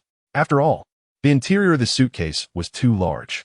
An hour later, Hagrid's hut, the floor of the hut, was littered with empty brandy bottles and chicken feathers. Without Newt's help, the little dragon had made Hagrid flustered, forcing him to abandon his job of guarding the hunting ground. Anakin learned from Hagrid that Newt had already contacted a dragon farm in Romania, and they planned to come pick up little nifflers in 2 weeks on Saturday. Harry and Ron were also in the hut, discussing how to get nifflers out of Hogwarts. Anakin had already had Hedwig deliver a note to Hermione and Haley, asking them to come to Hagrid's hut as soon as possible, saying there was a secret to announce publicly. Anakin hesitated for a moment, but decided not to tell them about the suitcase yet. After all, when Hagrid found out about a secret, Anakin found it hard to believe he wouldn't accidentally reveal it. Harry, Ron, I have a way, but... Anakin suddenly thought that if he didn't tell Hagrid about the suitcase, they would have to leave the little dragon Norberta in Hagrid's hut. After all, the little dragon technically still belonged to Hagrid. But what? Harry asked curiously. Both he and Ron looked at him with concern. So, the only way is to tell Hagrid that the suitcase was lent to him by Newt, unless Hagrid can change his bad habit of being tight-lipped. Otherwise, Anakin couldn't trust him with this secret. I have a plan, but it requires you to keep it a secret, Anakin said seriously to them, heavily placing the suitcase he was holding on the ground. This suitcase was lent to me by Newt Scamander, and it has an undetectable extension charm. We can put the little dragon Norberta inside and let it live safely in that environment. So, how do I meet Norberta? Hagrid asked anxiously, standing up to question Anakin. Hagrid, I promise you can see it every day. If you are worried, we can go in together to take a look, Anakin said mysteriously. But first, we need to wait for everyone to arrive. Hagrid, don't worry, you'll see it soon, Anakin reassured Hagrid's anxiety, his eyes revealing a hint of a mysterious smile. More content loading. Please wait. This site only supports mobile browser access. If you see this paragraph, it means the chapter content failed to load. Please turn off the reading mode, novel mode, and ad blocking features of your browser, or copy the URL to read in another browser. The waiting time seemed to stretch on, and finally, the hurried footsteps of Hermione and Haley could be heard. As soon as they entered, they saw Anakin's mysterious and excited face and Hagrid's anxious expression. What happened? Why did you rush us? Hermione asked curiously, noticing Hagrid's nervousness. There's something to announce, but it requires everyone's confidentiality. Anakin smiled mysteriously, glancing at the group that had gathered. So what is it? Haley asked curiously. All right, everyone come in. I'll tell you. Anakin opened the suitcase and climbed inside. The others were stunned by Anakin's actions. What's going on? Hermione asked in surprise, as Anakin's upper body was visible while his lower body disappeared. Everyone, don't panic. There's a little secret here, Anakin said excitedly, disappearing after signaling everyone to enter the suitcase. Hermione, Haley, Harry, Ron, and Hagrid all followed Anakin into the suitcase space. Stepping out of the hut, they saw a picturesque forest, vast ocean, and pristine snowfield, and in shock, everyone couldn't help but exclaim, "Where's this? It's beautiful." Haley marveled. This is a space created by the undetectable extinction charm, lent to us by Newt Scamander, Anakin proudly introduced, watching everyone's amazed expressions. Is this magic? Harry asked, looking around in disbelief. Of course, it's magic, and a very special kind of magic, Hermione excitedly explained, as she had a deep understanding of various kinds of magic. The undetectable extinction charm, a spell that can expand a limited, small space. But this should be the largest I know of this. This is almost the limit of the undetectable extinction charm. How big is it? Not too big. Probably about the size of a nature reserve, Anakin said proudly. Then he raised his voice so Hagrid could hear. What a pity. I have to return this suitcase in a month. Mainly, Anakin was still afraid that Hagrid would accidentally reveal this place. So, we can temporarily keep Norberta here to prevent it from getting too big and being discovered, Anakin said. What does everyone think of this place? It's a good idea. It looks like an ideal habitat, Ron agreed. Also approving of keeping the little dragon in this special space for its safety. But how do we take care of it? We all have classes to attend. And Hagrid can't stay in the suitcase all the time, Hermione said worriedly. And Ron, no skipping class. Anakin thought for a moment. Then suddenly a thought occurred to him. This is indeed a problem. But I have an idea. Dragons are top predators in the world. We just need to provide them with food and a proper environment, and they can grow on their own. I think we can manage to check on occasionally. While we're in class, Hagrid will have time to take care of Norberta. So, we need to start preparing to move the little dragon in. After Anakin finished speaking, the group busily began to prepare. Chapter 107. Gryffindor loses 200 points. Please vote, please comment. So, they began to transport the little dragon Norberta. Ron and Harry couldn't wait to climb out, ready to take Norberta to this wonderful space created by the undetectable extinction charm. Norberta, we're going to take you to a new place, your temporary new home, Ron said to Norberta, trying to pick it up. But unexpectedly, Norberta didn't like this. It opened its mouth and tried to bite Ron's hand. At this moment, Anakin had just poked his head out of the suitcase, and he seemed unable to stop it. Full force repel. Just then, Harry shouted. With a flash of light, Norberta was hit by the spell and flew away. The little dragon Norberta shook its wings and angrily screeched. It seemed Anakin's training had been somewhat effective. It almost bit me, Ron said angrily. Harry, thanks. Otherwise, I probably wouldn't be able to hold a quill for a week. What happened up there? Hagrid shouted. I think I heard Norberta screech. It's okay. We've come down, Anakin quickly said, climbing out of the suitcase. He saw little dragon Norberta still angrily shaking its wings, glaring at Ron and Harry in dissatisfaction. He used a levitation charm to gently lift the little dragon and carry it into the suitcase. 2 weeks later, on a dark, cloudy night. According to Newt Scamander's contact, they were ready to send the little dragon Norberta to a dragon reserve in Romania. Hagrid had prepared a large crate and was packing Norberta inside. Ding! The task of raising the little dragon Norberta to an independent survival capability has been completed. Do you want to claim your reward? Why in task description? Dragons are top predators in the world of Harry Potter. They typically have strong aggression, even toward wizards. They sometimes attack humans for no reason. Their body parts have many uses. For example, dragon blood has 12 different uses. Task reward. Mechanical Dragon Bodymaking Guide does not include Control Disc. Anakin rubbed his hands together, having been eyeing this reward for a long time. As for whether he felt sorry to send Norberta away, Anakin just wanted to say, with a mechanical dragon, who would want to raise a dragon? He prepared many mice for it, along with some brandy, enough for it to eat on the way. Hagrid said in a muffled voice. I also put his teddy bear in there, so it doesn't feel lonely. A tearing sound came from the crate. The teddy bear's head must have been ripped off. Goodbye. Norberta, Hagrid said, sniffling, Mommy won't forget you. Then they left the space in the suitcase. Anakin stayed in place, mainly because Quirrell was about to come for his tutoring session, and he didn't want to be resented for giving Quirrell the slip. Since only Anakin could cast the counter curse for the disillusionment charm, Harry, Ron, and Hermione lifted the suitcase, put on the invisibility cloak, and prepared to leave. Haley, you go back to Hogwarts first. I'll stay a bit longer before returning, Anakin said. Haley nodded gently, turned to give Hagrid one last look as Norberta was sent off, and then left. Anakin remained behind, watching Haley return to Hogwarts and Hagrid go back to his hut. Under the cover of darkness, they quickly disappeared into the distance. Harry and the others should have returned to the castle by now. Hopefully, they hadn't run into Quirrell. After waiting a while, Quirrell arrived. His face was sullen, and it was unclear what had happened. Quirrell glanced at Anakin. All right, let's get started. I've prepared the materials. Today we're going to continue learning that dark magic, the Cruciatus Curse. Follow me. They slowly walked into the Forbidden Forest. Anakin felt a chill in his heart, but still followed Quirrell into the woods. This dark and mysterious sea of trees hid many unknown secrets, and each step made Anakin feel inexplicably tense. He looked up and seemed to see several figures riding broomsticks. Among them was a crate. Deep in the Forbidden Forest, the two arrived at an open space. Quirrell stopped, turned to Anakin, and said, Anakin, you need to understand that learning the Cruciatus Curse is crucial for your growth. It's a very practical magic that can make you more threatening when facing enemies. Anakin nodded, but his aversion to this dark magic still lingered. Quirrell smiled and summoned several acromantulas. Continue practicing, Quirrell said. When Anakin wearily returned to the dormitory, he found Harry wide awake in bed, Ron sitting on the bed looking sad, and Neville crying on his pillow. Anakin's heart sank. They hadn't forgotten to take the invisibility cloak, had they? That means they had to face Voldemort. Anakin planned not to get involved, after all. With the Centaur's help, Harry would definitely survive. What happened? Anakin pretended to look confused, trying to appear completely unaware. We got caught by Professor McGonagall on our way back. The three of us, plus Neville who came to warn us, each lost 50 points. Now Gryffindor is in last place, Harry said dejectedly. Anakin sighed. So, Anakin looked around. The other roommates were asleep. At least you sent Norberta away, right? Yes. After that, we were so happy that we forgot the invisibility cloak in the tower, so Ron said, not daring to look at Anakin or Neville. Neville got caught because he wanted to remind us. Norberta? She. What is she? Neville said, sniffling. Harry and Ron hesitated. They didn't know whether to tell Neville about the dragon. Anakin had no such concerns. He believed Neville could be trusted.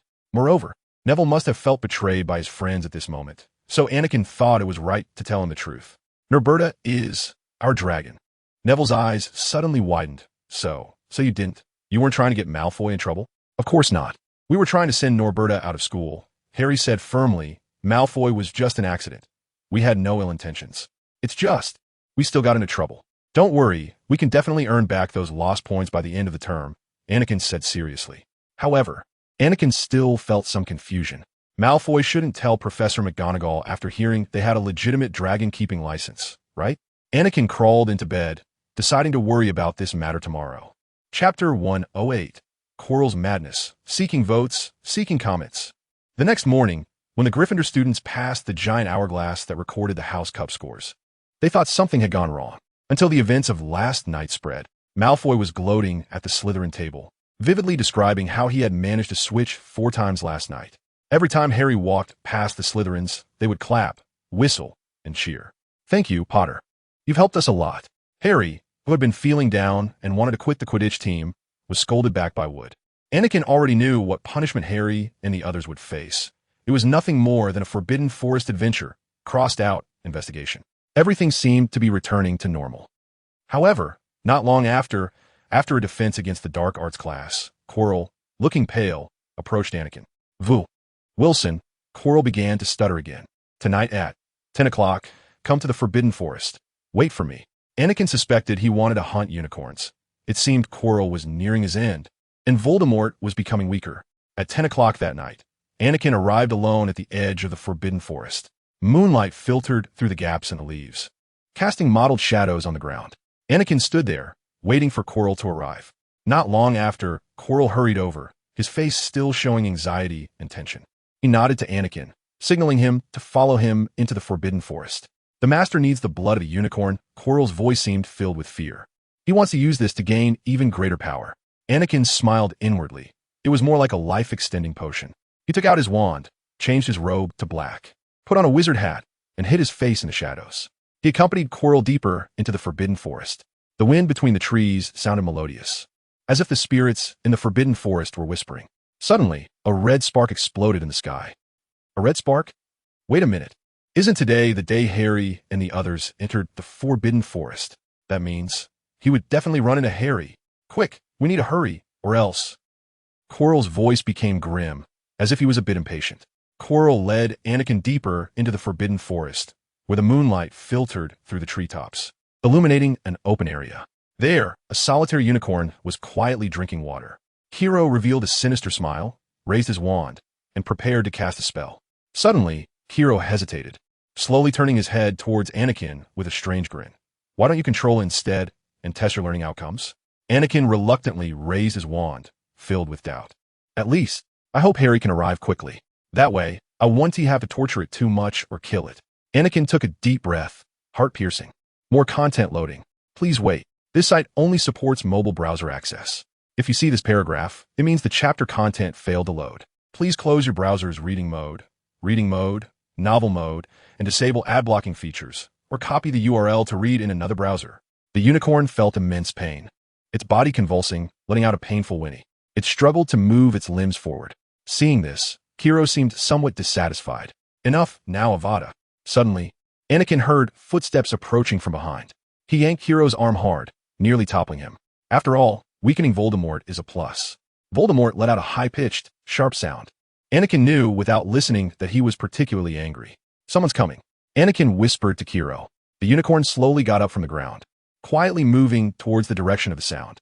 Kiro listened carefully, his expression easing slightly as he shot a spell towards the source of the noise. Sandstorm. Anakin's heart sank. Harry was over there. With a flash of blue light, an explosion erupted in the woods, and the trees behind them were uprooted by the shockwave. Debris and dirt flying everywhere. The unicorn, just getting up, was knocked down again by the blast, its legs breaking upon hitting the ground. While some of the flying stones and wood fragments inflicted various wounds on it, silver blood gushing out. Merlin's beard. Anakin heard Malfoy scream in terror through the smoke, and Yaya was barking frantically. As the dust settled, Harry and Malfoy crawled out of the woods, both looking somewhat disheveled. Fortunately, Anakin noticed that they seemed unharmed. They had clearly seen Anakin and Kiro's disguised figures and were retreating in fear. Malfoy let out a terrifying scream and took off running. Yaya followed suit, escaping for its life. Kiro also saw Harry in the Forbidden Forest. The moonlight was completely blocked by the trees. Kiro's cloaked figure seemed to become terrifying, the blood from the unicorn's injury dripping on his dark robe. He rushed towards Harry, who was so scared he couldn't move. Anakin shook his head helplessly, raising his wand as if to cast a spell at Harry. After all, with Voldemort, the Master, making a move, it wouldn't be right for Anakin not to do something. Suddenly, Harry stumbled backward, collapsing to the ground, his body convulsing in apparent agony. Anakin suddenly heard the sound of hooves galloping towards him, and then a silver figure leaped at Kiro. FindsHis had arrived. Now I should be able to retreat, right? However, Anakin forgot one thing. Clearly, Voldemort was too weak and desperately needed the unicorn's blood, risking everything for it. Kiro's eyes flickered with madness as he looked at Harry's pained expression, raising his wand to unleash a lethal attack. Avada Kedavra! He shot a spell at FindsHis, but fortunately missed. The green light exploded near the centaur's feet, luckily not harming him. Anakin hesitated for a moment, waved his wand to transform a nearby, small stone into a simple container, and hurried to scoop up some silver blood from the unicorn. This should suffice for now. Full force retreat. Anakin flung the cup from his hand, surprised as he looked towards the source of the sound. He saw Harry struggling to stand, raising his wand towards Anakin. Anakin suddenly regretted teaching him that spell. Kiro's eyes were filled with fervor as he stared at Harry, raising his wand to cast an even deadlier spell. Anakin's heart tightened. He couldn't just watch Harry take a fatal blow. All out full force retreat. Anakin quickly restrained Harry and swiftly scooped up a bit more unicorn blood. Then, in a hoarse voice, he said to Kiro, "Let's go, I got the unicorn's blood. If we don't leave now, we won't be able to." Kiro heard Anakin's call and coldly snorted. Then he vanished into the depths of the Forbidden Forest alongside Anakin. Chapter 109. The scapegoat snake back at Hogwarts Castle. Anakin handed the unicorn's blood to Kiro. "This should make Voldemort trust me more." Kiro took the blood, looking at Anakin with a deep gaze. "Anakin, you did well. The Master will reward you." He then quickly returned to his office. Before Harry and the others returned to the Gryffindor common room, Anakin hurriedly pulled out a book, sat on the sofa, and tried to act as if he had never left. The door to the Gryffindor common room slowly opened, and the weary Harry and his friends crawled in through the entrance. Anakin, seemingly indifferent, put down the book, looked up at them with his usual calm expression. "Hey, you're back. How is it? Where did you go?" Anakin asked casually in a nonchalant tone. Harry was so excited he couldn't sit still. He paced in front of the fire, still trembling, as the three of them vividly described their experiences in the Forbidden Forest. Snape is trying to get the Philosopher's Stone for Voldemort. Voldemort is waiting in the forest. But the person next to Voldemort. Harry paused, looking somewhat tense. "Don't say that name again," Ron whispered anxiously, as if afraid Voldemort would hear. "What happened to the person next to the mysterious man?" Anakin asked carefully. "When I knocked the container from his hand, he seemed to want to use the Petri Ficus Totalis spell. I thought his voice sounded really familiar." "Anakin," Harry suddenly raised his voice, startling Anakin. "Do you think he could be someone from inside Hogwarts?" "What did he do?" Anakin asked nervously, thankful that the light in the common room was dim enough that they didn't see the cold sweat beginning to bead on his forehead. "I know. He asked Snape," Harry declared emphatically. "Professor Snape really is the best scapegoat." So Harry mistook my voice for his. "Professor Snape, thank you. FindsHis saved me. You shouldn't have done that." Bane is furious, saying it disrupts the fate the stars predict, saying that even the friends of the child of the stars. The stars must indicate that Voldemort is about to return.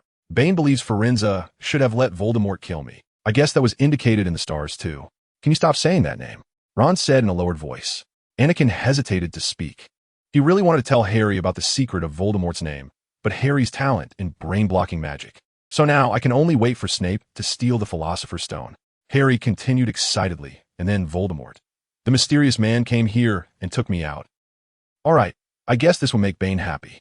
Hermione looked very scared, but she still tried to find words to comfort Harry. Anakin looked at Harry sadly. After all, in the end, Harry really had to face his own death. Harry had a delusion that Anakin was holding a bouquet of his favorite flowers and placing it on his coffin. As for the exam, Anakin wasn't too nervous. After all, how hard could a first-year exam be? Even Malfoy's 2 lackeys could pass. Moreover, this score didn't matter much. After all, who would ask to see a first-year wizard's report card? However, Anakin remembered that right after the exam, Harry and the others would immediately go to find Voldemort. And he was somewhat worried about this. Hopefully, Voldemort won't go insane and let me go with him to steal the Philosopher's Stone. The next morning, in the Great Hall, Anakin was eating breakfast. Suddenly, he saw Quirrell's figure appear at the entrance of the Great Hall. Compared to yesterday, his complexion was noticeably better, although he still looked particularly pale. Anakin pretended not to see and continued to enjoy his breakfast. It seemed that the blood he received yesterday was enough to help Voldemort sustain his life. "Anakin, look at Snape." Harry suddenly excitedly patted Anakin's shoulder. "Look at his arm." Anakin focused his gaze, and Professor Snape's arm looked somewhat strange, as if it were a bit swollen. "More content loading. Please wait. This site only supports mobile browsers. If you see this paragraph, it means the chapter content failed to load. Please close the browser's reading mode, book mode, and disable ad blocking features, or copy the URL to another browser for reading." It was indeed a bit strange, so Anakin felt somewhat confused. Harry excitedly explained. "I think it's plaster. Last night in the Forbidden Forest, I hit that dark wizard's arm with a disarming charm. I must have broken his arm. Harry, you're thinking too much. And you only hit the container, not anyone's arm." Of course, Anakin didn't try to explain. Just then, Snape suddenly looked up, as if sensing their gaze. His eyes were cold and sharp, scanning the Great Hall before finally stopping on Harry and the others. Anakin felt a chill emanate from Snape's gaze. "He's looking at us," Harry whispered nervously. Hermione reminded, "Let's not draw attention. Just keep doing our own thing." After finishing all of today's classes, Anakin and the others began to prepare for exams in the library. "Harry, what are you thinking? The exam is coming up." "I really can't imagine." After Hermione noticed Harry's expression for the umpteenth time, she finally whispered a reminder. Nothing. Just feel like my head's been a bit." "Maybe I'm too tired," Harry replied with difficulty, unable to completely hide his inner doubts. Hermione frowned, seeming to want to say something more, but ultimately chose to remain silent. Anakin also sensed Harry's abnormality, but he knew it wasn't the time to delve into it, especially with the exam approaching. "Anakin, let's see who gets a higher exam score." Hermione suggested, "Let's see whose score is higher." "Ding, your task has been updated. Please check." Task objective: defeat Hermione Granger. Completion method: achieve the top score in the year. Current progress: incomplete. Just as Anakin was reading the task description, Harry suddenly pressed his hand tightly against his forehead, seemingly in great pain. Anakin and Hermione both looked at him alertly. Could it be Quirrell has made some big moves recently? Why is Harry Could the connection between the Horcruxes have deepened? Or did Voldemort have a violent emotional outbreak? Anakin's brows furrowed tightly. Harry, are you all right? Hermione asked with concern. I saw a bunch of purple. My vision seems to be blocked. I heard someone discussing the Philosopher's Stone. That person seemed particularly excited. Harry's voice became low and hoarse as he struggled to tell Anakin and the others while enduring the pain. Purple. That's the color of Quirrell's turban. It seems Harry's head is indeed connecting with a fragment of Voldemort's soul. Then, is he Snape? Does he know how to get through the barrier? Ron asked eagerly, as Madame Pants shot them an angry look, raising the feather duster in her hand as she approached them. Anakin felt as if he was pulling the three of them out of the library. It must be Snape. He has to be. But it seems he's happy for some other reason, not for finding a way to obtain the Philosopher's Stone. Harry appeared somewhat confused. At least they hadn't found a way through the barrier yet. I think we should continue preparing for the exam now, Hesha said hesitantly. Chapter 110. Final Exams. In the following weeks, Harry seemed to be on edge all day, as if he were always on the lookout for Voldemort to burst in. Neville even thought he had a severe case of exam anxiety. However, as time passed day by day, Harry found that it seemed the barrier was still behind that locked door, safe and sound. Hermione was still extremely worried about the exam and was eager to review with Anakin and the others, making Harry and Ron miserable. Her notebook was filled with various colored marks and annotations, and Anakin found it dazzling to look at. Time flew by, and exam week arrived. Sitting in the stuffy large classroom, the professors provided students with brand new quills specifically for the exam, all of which had anti-cheating spells cast on them. There was also a practical exam. In the Charms exam, Professor Flitwick called each student into the classroom one by one to see if they could make a pineapple dance a tap dance across a desk. When Harry exited the classroom, he didn't appear very confident, though Anakin felt that Professor Flitwick seemed very satisfied with his performance. Because his last name's initial was further down the alphabet, Anakin was nearly the last student to enter the classroom. Anakin waved his wand, and the pineapple grew feet, even adding a pair of tap shoes. The pineapple quickly began to dance a joyful tap dance on the desk, causing Professor Flitwick to nod repeatedly, clearly pleased with this performance. Anakin, how did the exam go? Ron asked eagerly. Pretty good. Professor Flitwick seemed to be quite satisfied with my performance. Hope the results will be good in the other subjects too, Anakin confidently replied. Mr. Ronald Weasley, come in. Professor Flitwick called Ron in. Not long after, Ron walked out with a long face. Next was the Transfiguration exam. Professor McGonagall was observing them closely as they transformed a mouse into a snuff box. The more exquisite the box, the higher the score. If there were still mouse whiskers on the box, points would be deducted. Anakin had never seen a snuff box in his past life, but fortunately had tried making one during his studies. In fact, a snuff box was just a particularly delicate little box. The exam required that the box be as beautiful as possible to score high. This meant that Anakin simply needed to make the box look more exquisite to achieve a good score. When Professor McGonagall saw Anakin come in, she smiled at him. She nodded, indicating for him to go to the table. Anakin waved his wand, and a faint magical glow enveloped the mouse, which began to change with his incantation. Anakin first transformed the box into a flat, rectangular golden box, of course, not real gold. Then he began to carve patterns on the surface of the box, deciding to shape it into the image of a knight's steed. Ingeniously, he utilized the mouse's original black eyes, merely changing their color to become the bright eyes of the knight's steed. The mouse's paws were cleverly transformed into the steed's limbs, vivid as if they could move at any moment. The tail was skillfully molded into the steed's cervical vertebrae, and the original whiskers morphed into the wings of the knight's steed, freely spreading in the air. Excellent transformation, Mr. Wilson. Professor McGonagall praised, very satisfied with his performance. Mr. Wilson, I believe transforming a snuff box is a small matter for you. Why don't we try some other transformation magic? You told me earlier that you were attempting to transform inanimate objects into animals, so I hope you can give it a try. Relax, even if you fail. You won't lose points. Loading more content. Please wait. This site only supports mobile browser access. If you see this paragraph, it means the chapter content failed to load. Please close the browser's reading mode, novel mode, and disable ad blocking features. Or copy the URL to read in another browser. Anakin shrugged. What harm could there be in trying? Anakin looked around, and Professor McGonagall handed him a teapot. So Anakin waved his wand, attempting to turn it into a turtle. Gradually, the surface of the teapot began to change, becoming round and solid with Anakin's spell. The handle of the teapot formed the turtle's head. The subtle patterns on the teapot's body resembled the texture of a turtle shell, and the bottom of the teapot quietly transformed into 4 small paws. despite its lifelike appearance.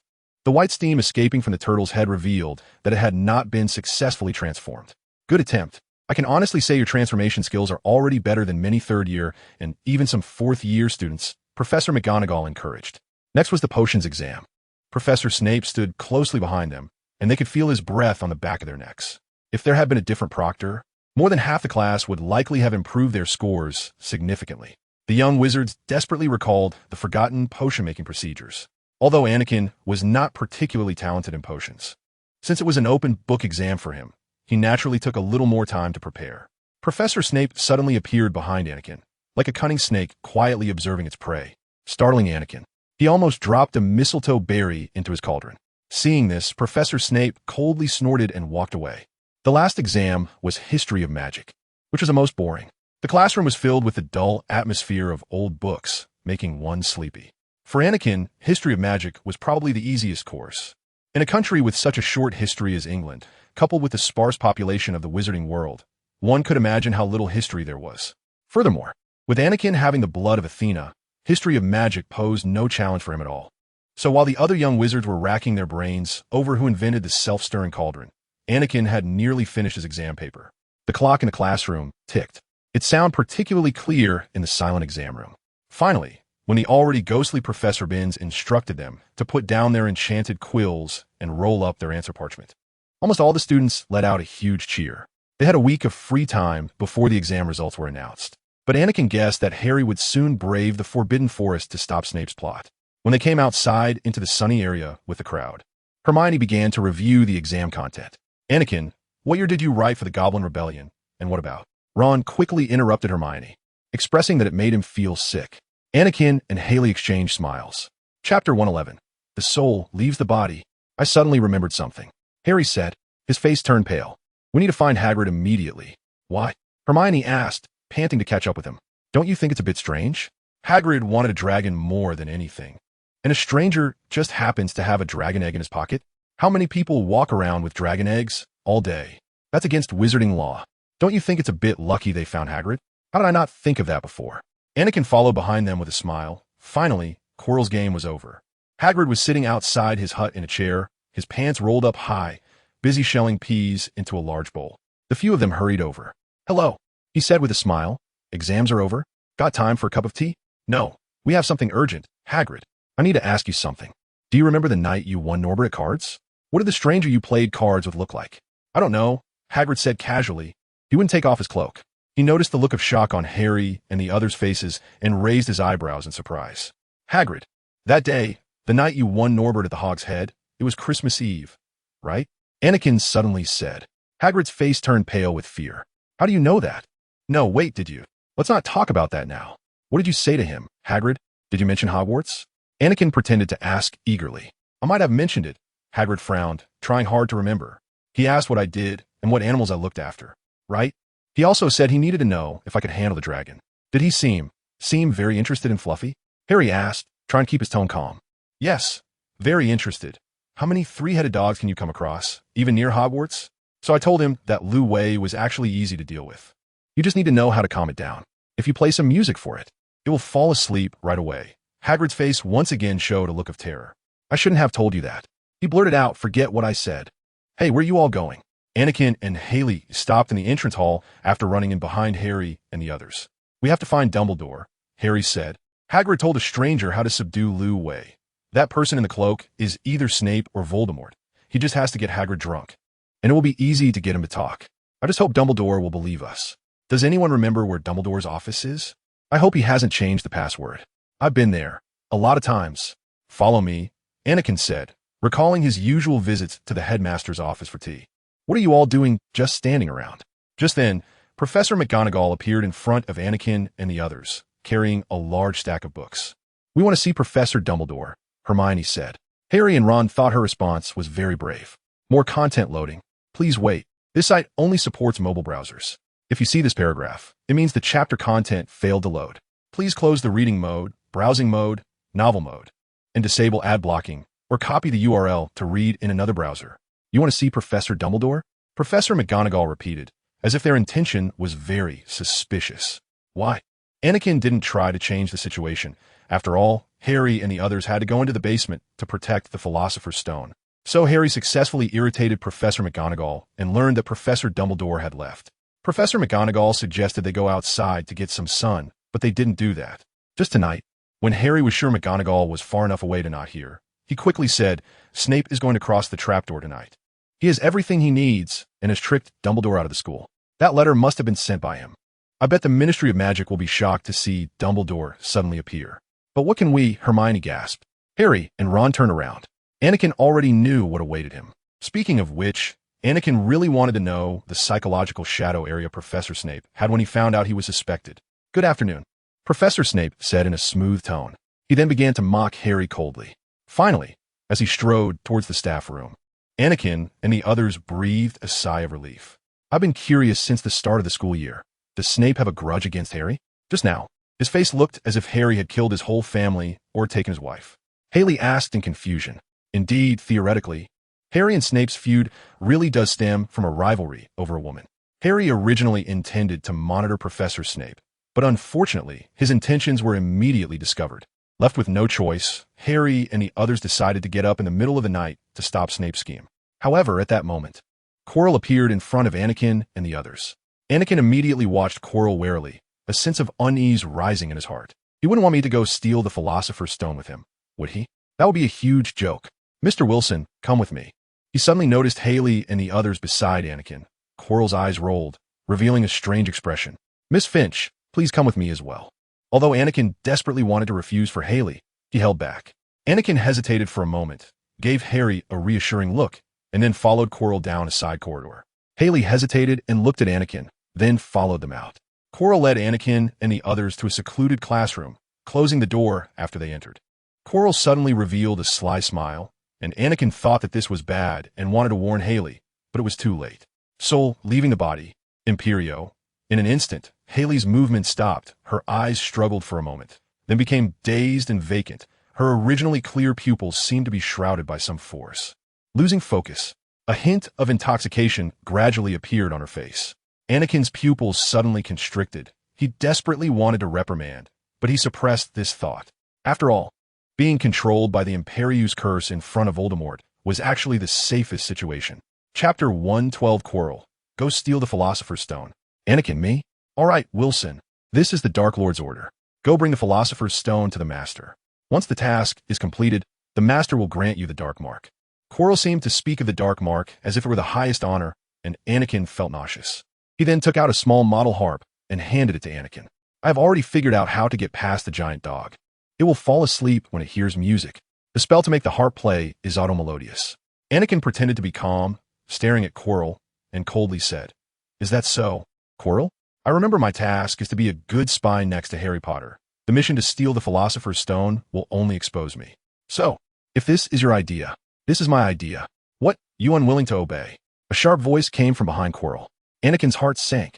It seemed Voldemort had personally intervened. But Anakin still didn't know why Voldemort ordered Quirrell to bring Haley along. "My loyalty has always belonged to you, my master. But this girl, if she disappears with me, it would easily expose me." Anakin said cautiously, "This girl, I have other uses for her." "Master, Wilson, are you questioning my decisions?" Voldemort's tone carried a hint of dangerous threat. "No, Master. I'm just ensuring the success of the mission and don't want any accidents to happen." Anakin suppressed his inner resentment, the corners of his mouth slightly raised, seemingly expressing absolute loyalty to his master. "Good, Wilson." Voldemort's voice revealed satisfaction. "Ding. You have a new task. Please check it." However, Anakin had no mindset to look at it and casually closed the page. He took a deep breath, silently determined to stop Voldemort's plan. He was anxious inside, while also searching for a way to save Haley. But why would Voldemort? What does Haley have to do with Voldemort's plan? Anakin suddenly recalled what Haley had said earlier about her parents. Her parents were killed by Death Eaters, which means they offended Voldemort in some way, or they had something Voldemort wanted. But what could it be? "Mr. Wilson, do you understand your task? Try to avoid drawing any attention. If there is any disturbance, you know the consequences." Voldemort's voice was cold and threatening. "I will complete the task." Anakin replied softly. Quirrell was quite satisfied with Anakin's performance. However, the anxiety in Anakin's heart grew stronger. He needed to think of a way not only to stop the Philosopher's Stone from being stolen, but also to rescue Haley. Quirrell left the classroom, and Haley obediently followed. Anakin quickly left the classroom and arrived at the entrance of the forbidden area on the 4th floor. "Anakin, what are you doing here? Where's Haley?" Ron said from behind him, startling Anakin. "Oh, Haley, she went back to the common room first. I'm just looking around. I'll be back soon." "All right, don't forget tonight," Harry said. "Loading more content. Please wait. This site only supports access via mobile browsers. If you see this paragraph, it means the chapter content failed to load. Please close the reading mode, browsing mode, novel mode, and disable ad blocking, or copy the URL to read in another browser." After Harry and the others left, Anakin looked around and then pulled the door open and walked in.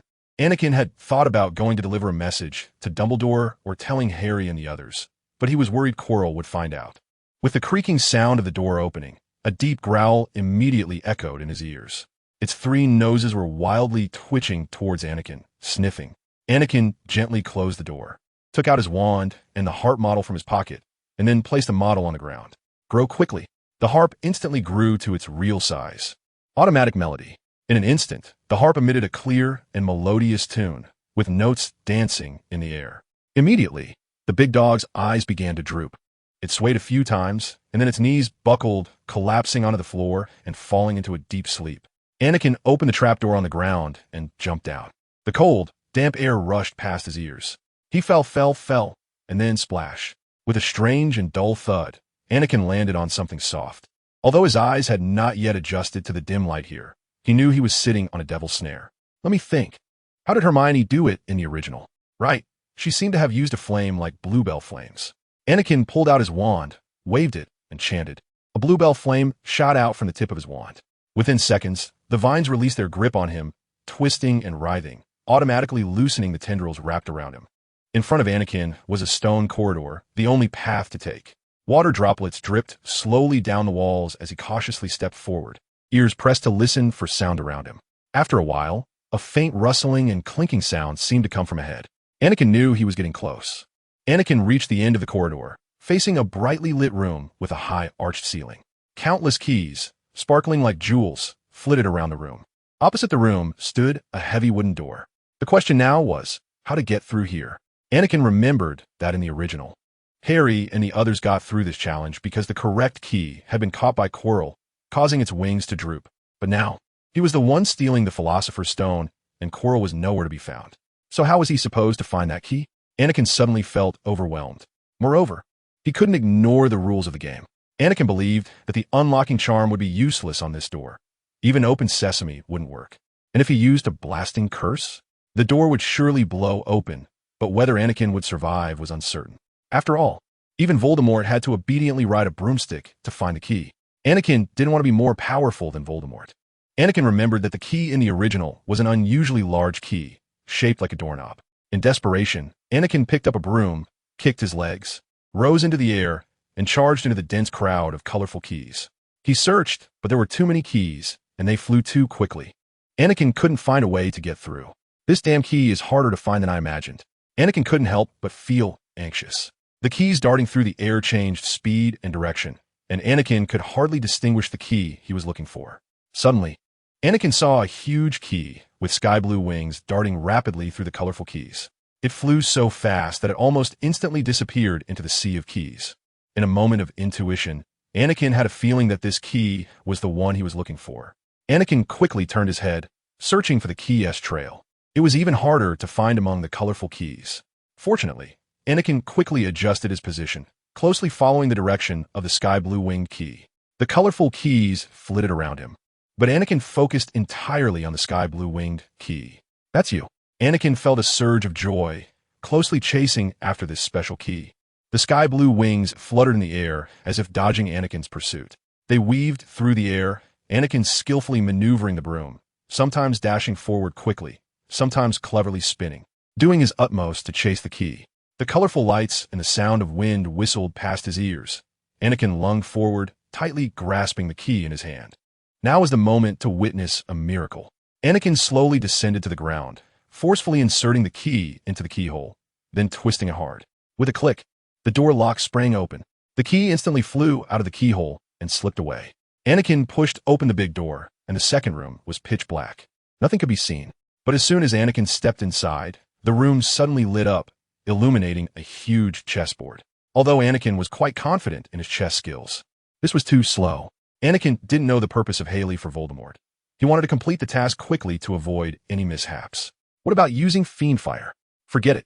It would be troublesome if it got out of control. Then blasting curse. Anakin aimed his wand at the White King. A strong light streaked across, followed by a loud bang.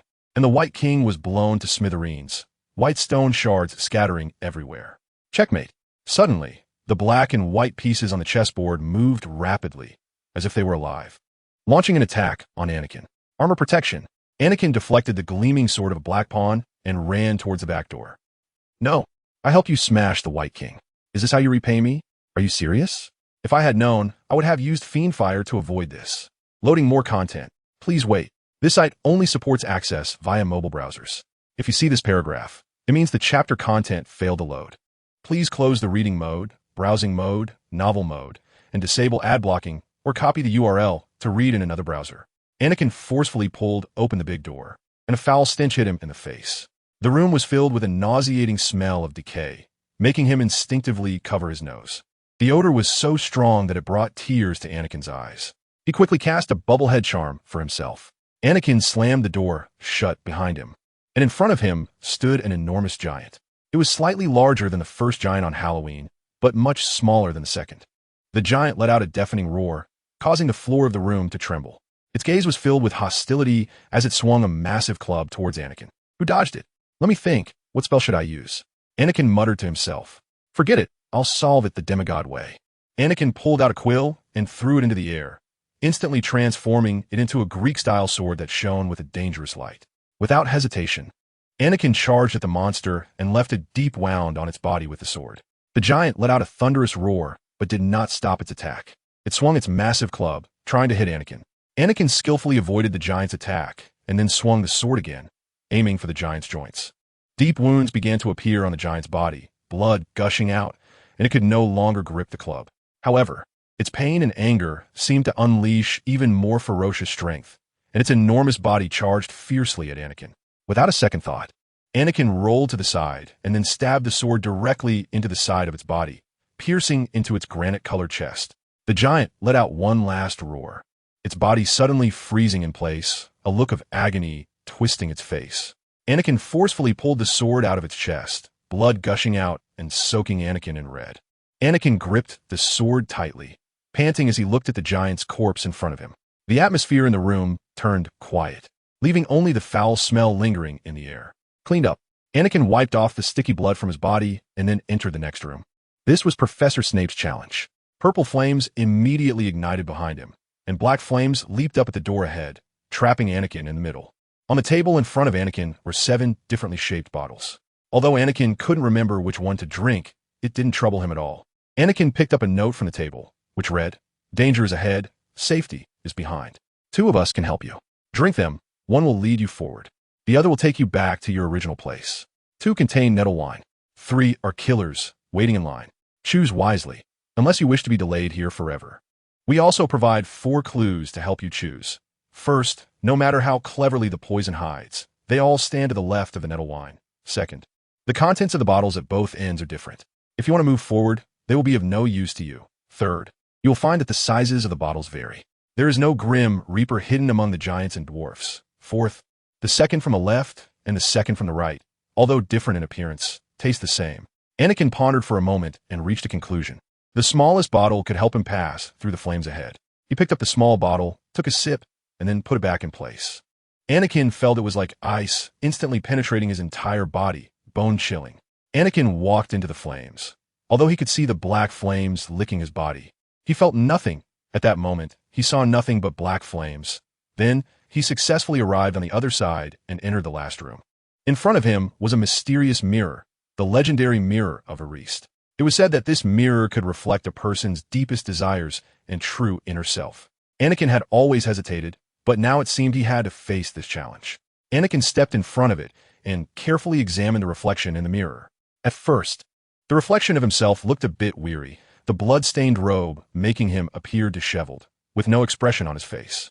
But after a moment, the background began to change. Anakin looked older, like 17 or 18 years old. Beside him stood Harry, Ron, Haley, and all the characters he loved from the original story safely standing by his side. Professor Dumbledore's hands were whole, with no marks of any dark curse. He smiled at Anakin, and another old man embraced him. Fred and George stood with Ron, and Anakin noticed that the two brothers looked identical, with no fewer ears. Lupin and Tonks were holding a baby, the color of their hair changing. Hedwig's cage was safely beside Harry's feet, flapping her wings. Colin, Cedric, Dobby, Professor Moody, and many more stood together, smiling at Anakin. Sirius and his brother had reconciled, and Creature stood in a corner, seemingly still cursing at Sirius. Behind them, Hogwarts' majestic castle reflected in the night sky, twinkling like a dreamland. Chapter 114, Granting the Dark Mark? Anakin's expression became complex and profound. He gazed at the images of Professor Dumbledore, Sirius, and others who had died in the original story. In that moment, comfort and sorrow intertwined in his eyes. So this is my deepest desire? Anakin, what are you doing here? Anakin heard someone exclaim loudly behind him. He turned in surprise to find Harry standing there. Harry? You. How did you get here? Why are you here now? Didn't we say we would meet at midnight? Suddenly, Anakin's face turned pale, and his voice began to tremble. Harry, did you write to Professor Dumbledore? Has anyone seen him? Harry was startled by Anakin's strange behavior. Anakin, calm down. I already asked Hermione to write to Professor Dumbledore. He should know. You haven't returned to the Gryffindor common room for a long time. We've looked everywhere for you, even in the library, thinking you might have been kidnapped by Snape. But why did you come here early? Are you hiding something from us? Anakin's expression seemed to darken further. Then we need to get out of here quickly. Harry, help me get the Philosopher's Stone. What? Why? Harry asked in surprise. You can't be. Anakin fell silent, unsure whether to tell Harry the truth. Finally, he took a deep breath. All right. Actually, Haley was kidnapped by Quirrell. Quirrell is the real murderer. So, sorry. Everyone petrified. Anakin suddenly drew his wand and petrified Harry. Harry's body became stiff, unable to move. His expression was one of utter disbelief, his eyes sparkling with shock, seemingly completely unprepared for Anakin's attack. Then, Anakin walked up to the mirror and continued to gaze into it. I remember the original story said that only someone who hopes to find the Philosopher's Stone but does not wish to use it can obtain it. So, Anakin stood in front of the mirror, trying to deceive it with a mental blocking technique. Theoretically, this could succeed. After all, Anakin already knew the answer. Anakin in the mirror began to smile, reaching into his pocket to pull out a bright red stone. He then blinked and put the stone back in his pocket. Just then, Anakin felt his pocket really becoming heavier. Harry, stay here for a while. I'll come back to help you break the curse after I sort things out, Anakin said to Harry before leaving. At that moment, Anakin suddenly remembered a question. How was he supposed to get through the flames? After all, he had come using a potion. Taking a deep breath, Anakin decided to try the freezing fire spell, a basic magic that could freeze flames and prevent them from harming the wizard. It was said that the seer Wendelin loved to be burned and had allowed herself to be caught in various disguises as many as 47 times. Although Anakin felt that magical flames might not be freezable, he had no choice but to take a gamble. He had to bet whether Dumbledore had considered the possibility of Harry and the others returning when setting these obstacles, or if there had been an error in judgment during Professor Snape's challenge. Anakin waved his wand and muttered the incantation. It seemed he felt a chill shooting from the tip of his wand, but the black flames showed no sign of change. He took a deep breath and stepped into the flames. Now Anakin had to see how his luck would fare. As he entered the flames, Anakin felt a tingling sensation all over his body, yet there was no burning sensation. He dare not pause for a moment and steadily moved forward. More content is loading. Please wait. This site only supports mobile browsers. If you see this paragraph, it means the chapter content failed to load. Please close the browser's reading mode, immersive mode, novel mode, and disable ad blocking features, or copy the URL to read in another browser. Finally, Anakin passed through the flames and arrived on the other side. The giant troll's corpse was still there, untouched. Anakin suddenly began to envy the demigods in the world of Percy Jackson. At least they wouldn't be covered in blood when they killed monsters. Anakin walked to the end of the room, where the giant chessboard remained, the pieces having automatically repaired themselves. Fortunately, since Anakin had to return the same way, the pieces did not obstruct him. He quickly passed through several more challenges without facing much resistance. Soon, Anakin was back in the corridors of Hogwarts. Without making any unnecessary moves, Anakin headed towards Quirrell's office. Professor Dumbledore should be back soon. In fact, Anakin did not want to face Voldemort at all. All he needed to do was stall for time while ensuring Haley's safety so that Professor Dumbledore could come to the rescue. In the staircase, Anakin put his wand back in his pocket. Suddenly, it seemed he saw something, and a hint of joy appeared on his face, quickly hidden again. Pushing open Quirrell's office door, Anakin walked in, but was shocked by the sight inside. It looked completely different from when he had come before. His desk was gone, and the books on the shelves were thrown everywhere. Quirrell was kneeling on the ground, using blood to draw some kind of pattern. Anakin's heart tightened as he quickly searched the office. Fortunately, Haley was still under control, standing aside with no obvious injuries. Looking at the pattern Quirrell was drawing on the ground, Anakin felt a deep, eerie sensation. He did not know what Quirrell was doing, but he knew that it could not be anything good. "Quirrell, what are you doing?" "I brought you the Philosopher's Stone," Anakin said. Quirrell looked up, revealing a sinister smile, blood still dripping from his hands. His eyes showed a kind of madness and distortion, as if controlled by some dark force. Anakin then realized that the blood he was using to draw the pattern was flowing from his own wrists. "Haley, are you okay?" Anakin asked softly, but received no response. She seemed to be in another world, completely unaffected by her surroundings. "Tell me, Quirrell, what are you going to do?" Anakin asked sternly. "What am I going to do? Of course, it's a blood sacrifice." A hoarse, sharp voice came, and Anakin saw that Quirrell's lips did not move. It seemed Voldemort had appeared again. Anakin's heart sank. A blood sacrifice. Whose blood would he use?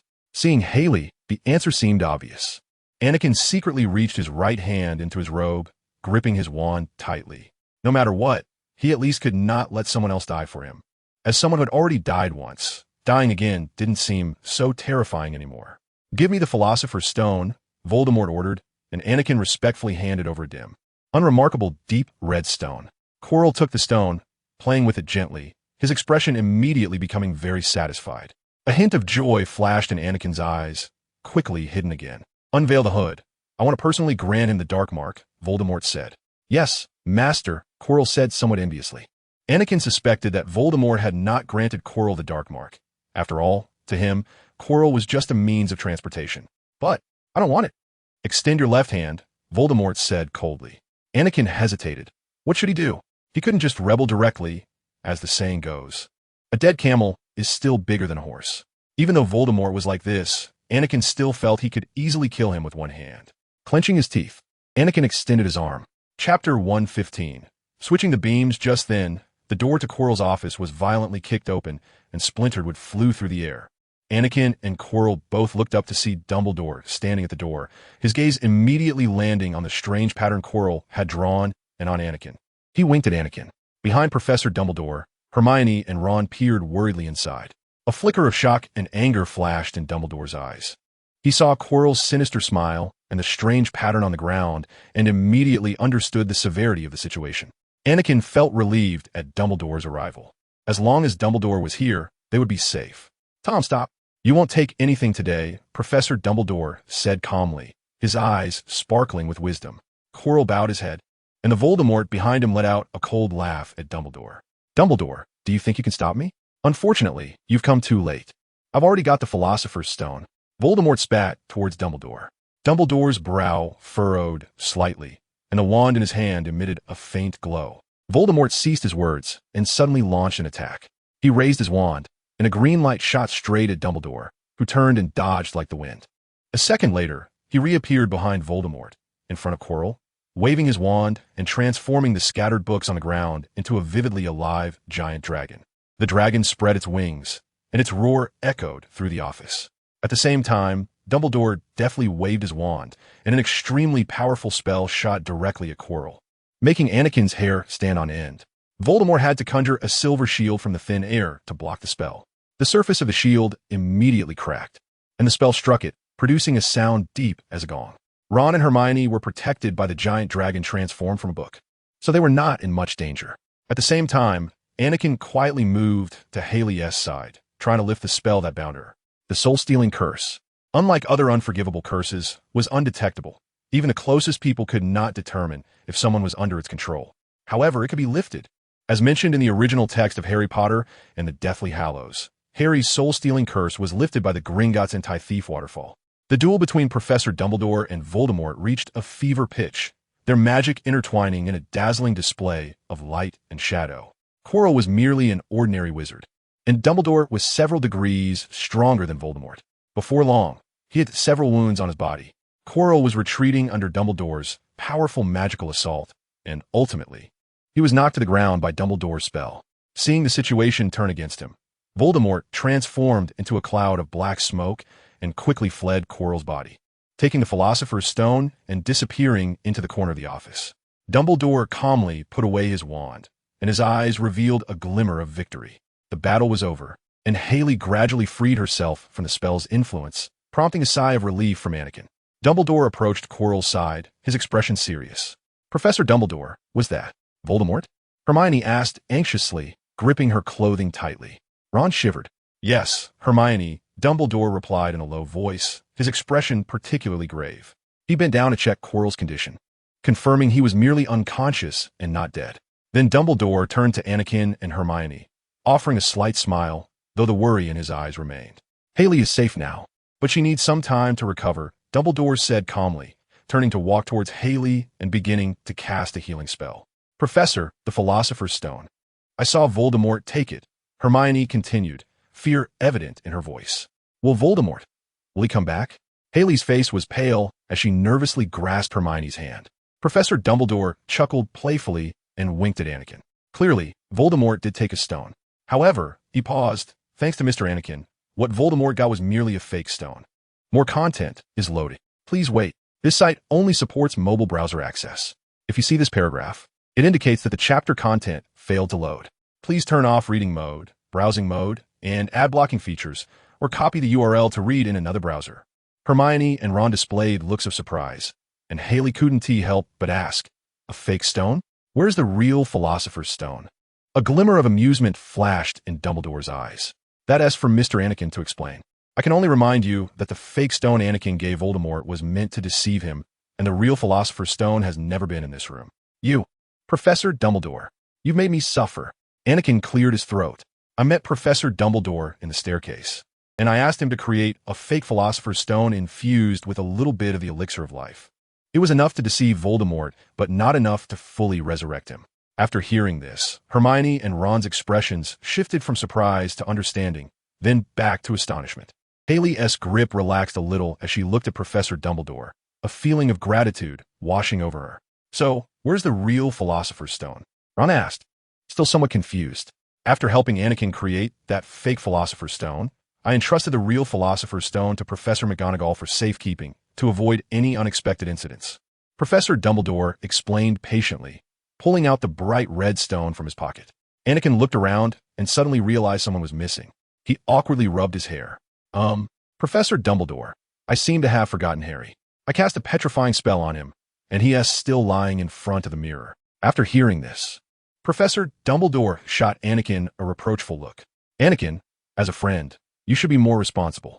Quickly, let us go find Harry." "Wait, Anakin, so you single-handedly broke into the forbidden area on the 4th floor?"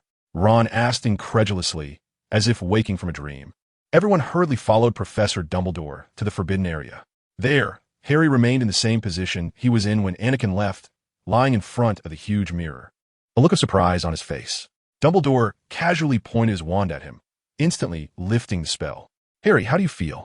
Dumbledore asked gently. Harry quickly got up from the floor. "Sir, I'm fine, the Philosopher's Stone. And Voldemort. The Dark Lord. Just call him Voldemort, Harry. Always use the correct name for things. Fear of a name increases fear of the thing itself." Thus, Anakin had to explain to Harry all over again what had happened. Chapter 116. Rumors. 7 in, 7 out, crossed out, 7 captured, 7 released, Dark Lord. Once everything settled, it was already the end of year feast. Just a day after Voldemort left Hogwarts, news of the previous day's events spread like wildfire. Students from all 4 houses curiously scrutinized Anakin, who once again became the center of attention in the school. People whispered, trying to gather more details about the adventure. Anakin had grown somewhat indifferent to this. Sitting at the dining table, he took a few pieces of bread and started to eat. However, within just a few minutes, Anakin heard dozens of rumors about yesterday's events, each one more outrageous than the last. The common thread in these stories began with Anakin single-handedly breaking into the forbidden area on the 4th floor. Watching Ron enthusiastically recount the events of the previous day, it was hard for Anakin to believe this wasn't something Ron had spread. And the endings? Some said he had an intense magical duel with the Dark Lord. Some said he used rare forbidden spells. Others said he outsmarted the Dark Lord. and still others claimed he had 7 encounters, crossed out, captured and released the Dark Lord. These rumors were diverse, yet they all agreed on one core point. Anakin had become a hero of Hogwarts. The feast was lively and joyful. Every student celebrated the successful end of the academic year, and the rumors about Anakin became increasingly trivial. Anakin set down his bread, looked around at the crowd, and smiled as he exchanged pleasantries with his classmates. Professor Dumbledore stood on the stage of the feast, watching the smiles and laughter of the students. His gaze fell on Anakin, his eyes shimmering with a deep light, as if contemplating something. Time soon arrived at the end-of-year feast. Thanks to the points Anakin and the others earned previously from the event in the Forbidden Forest against the Dark Wizard, Gryffindor was almost neck and neck with Slytherin. However, due to the addition of Ron in the Dragon Delivery, Gryffindor's house points were still lower than Slytherin, with only 53 points, placing them third. The Great Hall was transformed by the Slytherin students, with green decorations almost enveloping the entire hall to celebrate their 7th consecutive win of the House Cup. A massive banner depicting the Slytherin serpent hung on the wall behind the main guest seats. However, these decorations might be in vain, as Professor Dumbledore, by his nature, would surely award a few hundred points to Gryffindor.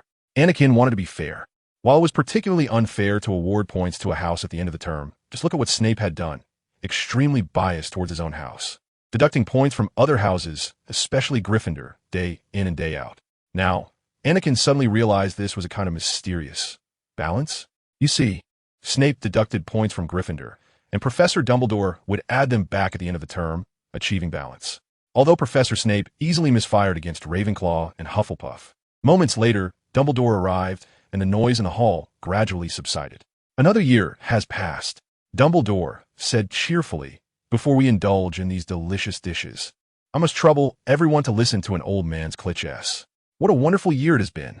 Your little brains must be richer than in the past. A whole summer awaits you, allowing you to digest those things before the next term starts, making room in your minds. Now, as far as I know, we must first hold the House Cup awarding ceremony, and here are the specific scores for each house. 4th place, Hufflepuff, 352 points. 3rd place, Gryffindor for 119 points. Ravenclaw, 426 points. Slytherin, 472 points. A thunderous roar of applause and stomping erupted from the Slytherin table. Harry saw Draco Malfoy banging a goblet on the table, looking quite disgusting. Yes, good performance, Dumbledore said, but a few recent events must also be taken into account. Loading more content. Please wait. This site only supports mobile browsers. If you see this paragraph, it means the chapter content failed to load. Please close the reading mode, immersive mode, novel mode, and disable ad blocking features, or copy the URL to read in another browser. The hall became very quiet, and the smiles of the Slytherins faded a bit. Dumbledore cleared his throat. I have a few more points to distribute. Let me see. Right. The first item, Mr. Ron Weasley. You played the most spectacular game of chess at Hogwarts in many years, and for that, I award Gryffindor 15 points. Cheers erupted from Gryffindor. Percy proudly introduced his brother to the other prefects. It took a while for everyone to calm down again. The second item, Miss Hermione Granger. She remained calm and logical in the face of fire, and I will award Gryffindor 15 points. Hermione buried her face in her arms. Anakin thought she must be secretly crying. After all, having lost 200 points for a mistake earlier, being publicly praised by the headmaster was the greatest comfort for her. Around them, Gryffindor students were ecstatic, jumping up and down at the table. They had gained 30 points all at once, surpassing Ravenclaw and edging closer to Slytherin. Moreover, they had not forgotten about the 2 key figures in yesterday's incident. The third item, Harry Potter, Dumbledore said. The hall fell into an extraordinary silence. He demonstrated fearless courage, exceptional bravery, and trust in his friends. For this, I will award Gryffindor 20 points. The noise was deafening. Those who were hoarse from shouting while calculating the scores knew that Gryffindor was now at 469 points, just 2 points behind Slytherin. They were closing in on the House Cup championship, and Professor Dumbledore had not yet awarded points to Anakin. Professor Snape's face was ashen, clearly realizing that Slytherin was bound to lose. Professor Dumbledore looked at the noisy hall, waited for a moment, and finally waved his hand for silence. All right. Thank you all. I know you're all very concerned about the House Cup results. Next, I will award points for the final act of bravery. Dumbledore's gaze turned to Anakin. Mr. Anakin Wilson, Dumbledore's voice echoed through the hall. He bravely ventured alone into the Forbidden Zone on the 4th floor to save his friend, solving all the obstacles and demonstrating extraordinary magical ability. For this, I have decided to award Gryffindor 25 points. In an instant, the entire hall fell silent, followed by the wild cheers of Gryffindor students. Their score jumped to 494 points, leading Slytherin by 22 points. Anakin also breathed a sigh of relief, filled with joy and pride. This meant that Dumbledore would have to shout loudly to drown out the thunderous cheers, as even Ravenclaw and Hufflepuff students were celebrating Slytherin's sudden defeat. We need to make some small changes to the decorations here. He clapped his hands, and immediately, the green hanging streamers turned bright red, and the silver ones became gold. The giant Slytherin serpent vanished, replaced by a majestic Gryffindor lion. Snape was shaking hands with Professor McGonagall, forcing an awkward smile on his face. Chapter 117, Please Help Promote. The holidays are here. Finally, the term is coming to an end. The exam results have been announced. Anakin led the class with outstanding performance, taking over the top spot from Hermione. Hermione was stimulated by Anakin's results, especially seeing that the boy who had blown up the potions classroom, even though it had been a month since he last blew anything up, had actually received an O, outstanding, in potions class. Although Anakin's score in potions was still much lower than hers, he surpassed Hermione with his excellent performance in other subjects, leading her to carry a thick spell book wherever she went. Notably, Anakin discovered that Haley seemed to have a special talent in potions. Anakin remembered that Haley was the first to complete the potion brewing in the potions exam, and even so, her score was almost perfect. Unlike in the original story, Professor Dumbledore did not destroy the Philosopher's Stone, but continued to keep it personally. Anakin wasn't sure if this was a good thing. Although Nicholas Flamel could continue living, what if Voldemort found out? Harry and Ron also passed their exams with high scores, though they were quite surprised. Even Neville claimed he had barely passed, although his herbology score compensated greatly for the points lost in potions. Although Anakin's talent in potions was astonishing, the exam was open book, and he had been informed of the questions a year early.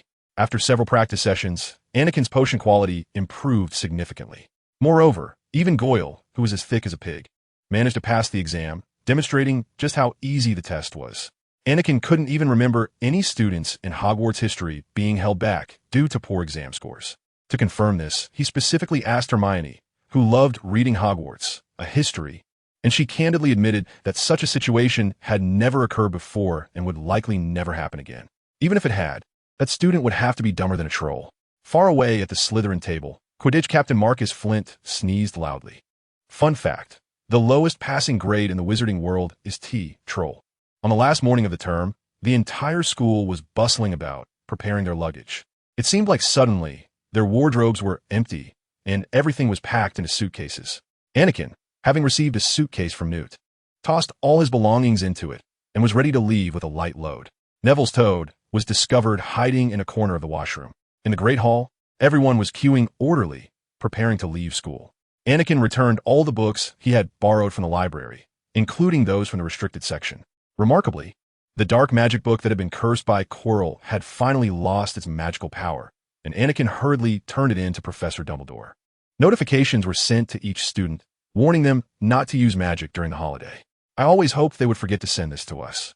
One of the Weasley twins lamented, although for pure-blood wizards like them, this notification was just a piece of paper. For wizards like Anakin, Harry, and Hermione, who live in the Muggle world, such rules seemed unfair. Not being able to use magic during the holidays was almost equivalent to depriving those students of a part of their identity. Anakin even felt that this rule was established by pure-blood wizards for their own benefit to ensure their children had enough advantages.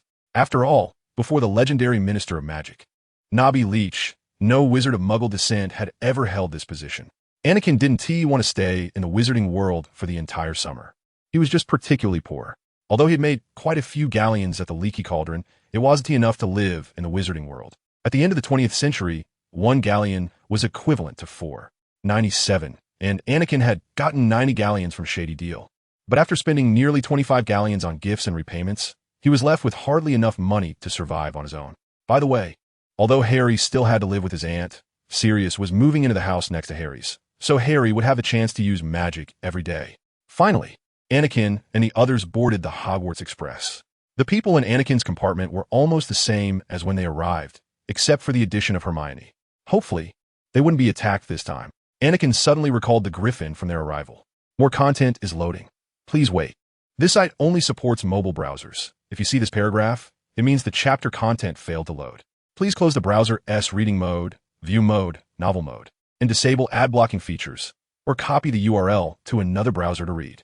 However, now Anakin had more ways to deal with it. When the train passed through various Muggle towns, it was time to change clothes. Harry and Ron immediately planned to take off their robes, but were stopped by Anakin. There are still girls present. Anakin pulled Harry and the others out. Hey, wait a second. Ron complained outside the compartment. Why can't we change clothes here? Anakin rolled his eyes. You can try if you don't want things to get particularly awkward. Anakin unbuttoned his Hogwarts robe, revealing that he was wearing ordinary Muggle clothes underneath. He stretched his body, feeling a long-lost sense of ease. Harry and Ron found a corner to quickly take off their magical robes and put on Muggle clothes. After a while, the compartment door was finally opened. This feels strange, Ron muttered as he bent down to tie his sneakers. You all look pretty good, Hermione commented with a smile. Anakin nodded in agreement. Although Ron's shirt was on backward, he couldn't help but laugh. After a while, when Ron finally adjusted his clothes after changing back in the compartment, Harry pulled out various snacks to share with everyone. They chatted and laughed along the way, watching the scenery whiz by outside. Finally, the train arrived at Platform 9 at King's Cross Station. It took them a long time to all exit the platform. A haggard old guard was standing at the ticket barrier, allowing only 2 or 3 people through at a time, so they wouldn't attract the attention of Muggles by coming through the solid wall in large numbers. You must come over to my house this summer, Ron said. You all come. I'll send an owl to invite you. Thanks, Harry said. Can I bring Sirius along? Of course. My mom told me she knew Sirius when she was younger, Ron excitedly replied. A few minutes later, Anakin arrived at the bus stop. To save money, he could only take the bus back to the orphanage. Standing at the door of the orphanage, Anakin hesitated before ringing the doorbell. Mr. Collin hurriedly ran out from inside, and upon seeing Anakin, opened the door wide for him to enter. Behind Anakin, Mr. Collin showed him a strange smile. Chapter 118. Please help promote this. Voldemort, I curse your 18th generation ancestors. Mr. Collins stared at Anakin with a blank expression, his eyes revealing a hint of coldness and malice. Although Anakin did not have memories from before he was 11, he still felt an inexplicable sense of oppression and unease at the sight of this person. You're finally back, Mr. Anakin, Mr. Collins said in a flat, cold voice, contrasting sharply with the smile on his face. Anakin silently wondered why Mr. Collins' attitude seemed different from the expectations he had before. However, he did not immediately show his dissatisfaction, but nodded obediently. Nothing has changed here. Just consider it your homecoming, Mr. Collins said before turning and walking back into the orphanage hall as if he were uninterested in Anakin's return. Anakin followed him in silence. Although he felt Mr. Collins' attitude was strange, he couldn't pinpoint what was unusual about it. Therefore, Anakin's fear of Mr. Collin did not diminish. In front of Mr. Collin, he always refrained from showing too much, fearing being discovered. When am I really going to start learning legilimency? Otherwise, I won't be able to survive here, Anakin thought. Mr. Collin led him to Anakin's own room, which was just as he had left it last time. His name was written on the door, Anakin Erebus Wilson. So, my middle name is Erebus? However, Anakin always felt that this name was somewhat special, as if it held a particular meaning. Never mind, since I'm here, I might as well settle in. Thus, Anakin walked into his room and placed the suitcase on the bed. The room was filled with a musty smell, as if time had stopped here. Anakin looked around. The simple furniture and the small bed gave him a sense of familiarity. He switched the box to Muggle mode, then opened it, taking out his belongings one by one and placing them around the room. Mr. Collin left the room, finally giving Anakin a look that seemed to be anticipation. Then the door closed. Once Anakin confirmed that Mr. Collin had truly left, he took out his wand from the box and hid it under the bed. Anakin didn't know why he felt compelled to do this, but being in this orphanage without a wand made him feel an unsettling anxiety. The clock in the room ticked, as if counting down. Anakin knew that this was not his true home, but he had to endure, at least to some extent, this unusual life. Well, at least I only have to stay here for 2 months. If Ron really does invite me to his house, the time will be even shorter. I hope I can really get out. Anakin suddenly remembered that he still had 2 task rewards to claim, and he quickly opened the system page. Task objective: defeat Hermione Granger. Task description: Hermione Granger is likely the smartest student of her time at Hogwarts. She is ranked first in every final exam and is a true genius. She is a perfectionist, always striving to showcase her abilities to others. Before entering Hogwarts, she had already read and memorized all the textbooks. Defeating her will make her realize that there are always people who can surpass her. It is a necessary challenge for her growth. Completion method: achieve first place in the grade current progress. Completed loading more content. Please wait. This site only supports mobile browser access. If you see this paragraph, it means the chapter content failed to load. Please turn off reading mode, simplified mode, novel mode, and disable ad blocking features, or copy the URL to read in another browser. Task reward, 1000 experience. Random Athena bloodline ability, imperfect, task objective. Foil Voldemort's plot task description. Voldemort has given you a tricky task, requiring you to infiltrate the Forbidden Zone and steal the Philosopher's Stone. More dangerously, he has controlled your friend Haley with the Imperius curse, claiming he has other uses for her. This is not only a dangerous adventure for you, but also involves the lives of those you cherish, regardless of Voldemort's motives. This is a perilous mission, and the cost of successfully completing it may far exceed your imagination. Completion method. Protect the Philosopher's Stone while saving Haley and preventing Voldemort's resurrection. You need to cleverly deal with various defense mechanisms in the Forbidden Zone and race against time to locate the Philosopher's Stone. At the same time, you must carefully approach Haley, who is under the Imperius curse, aiming to break her curse without alarming the enemy. Current progress. Completed task reward, 2,000 drachma coins. 2 resistance to Voldemort's Imperius curse. 30 reduction in dark magic side effects. Remove all of Voldemort's curses, one time, claiming it will trigger. Claim all. Why in Voldemort's curse? What curse could there be? What a waste. I could have saved Professor Dumbledore's life later on. Anakin Wilson. However, at the moment of confirmation, a wave of intense pain struck him. He felt as if countless dull nails were simultaneously pulled out from his head, suddenly causing unbearable pain throughout his body.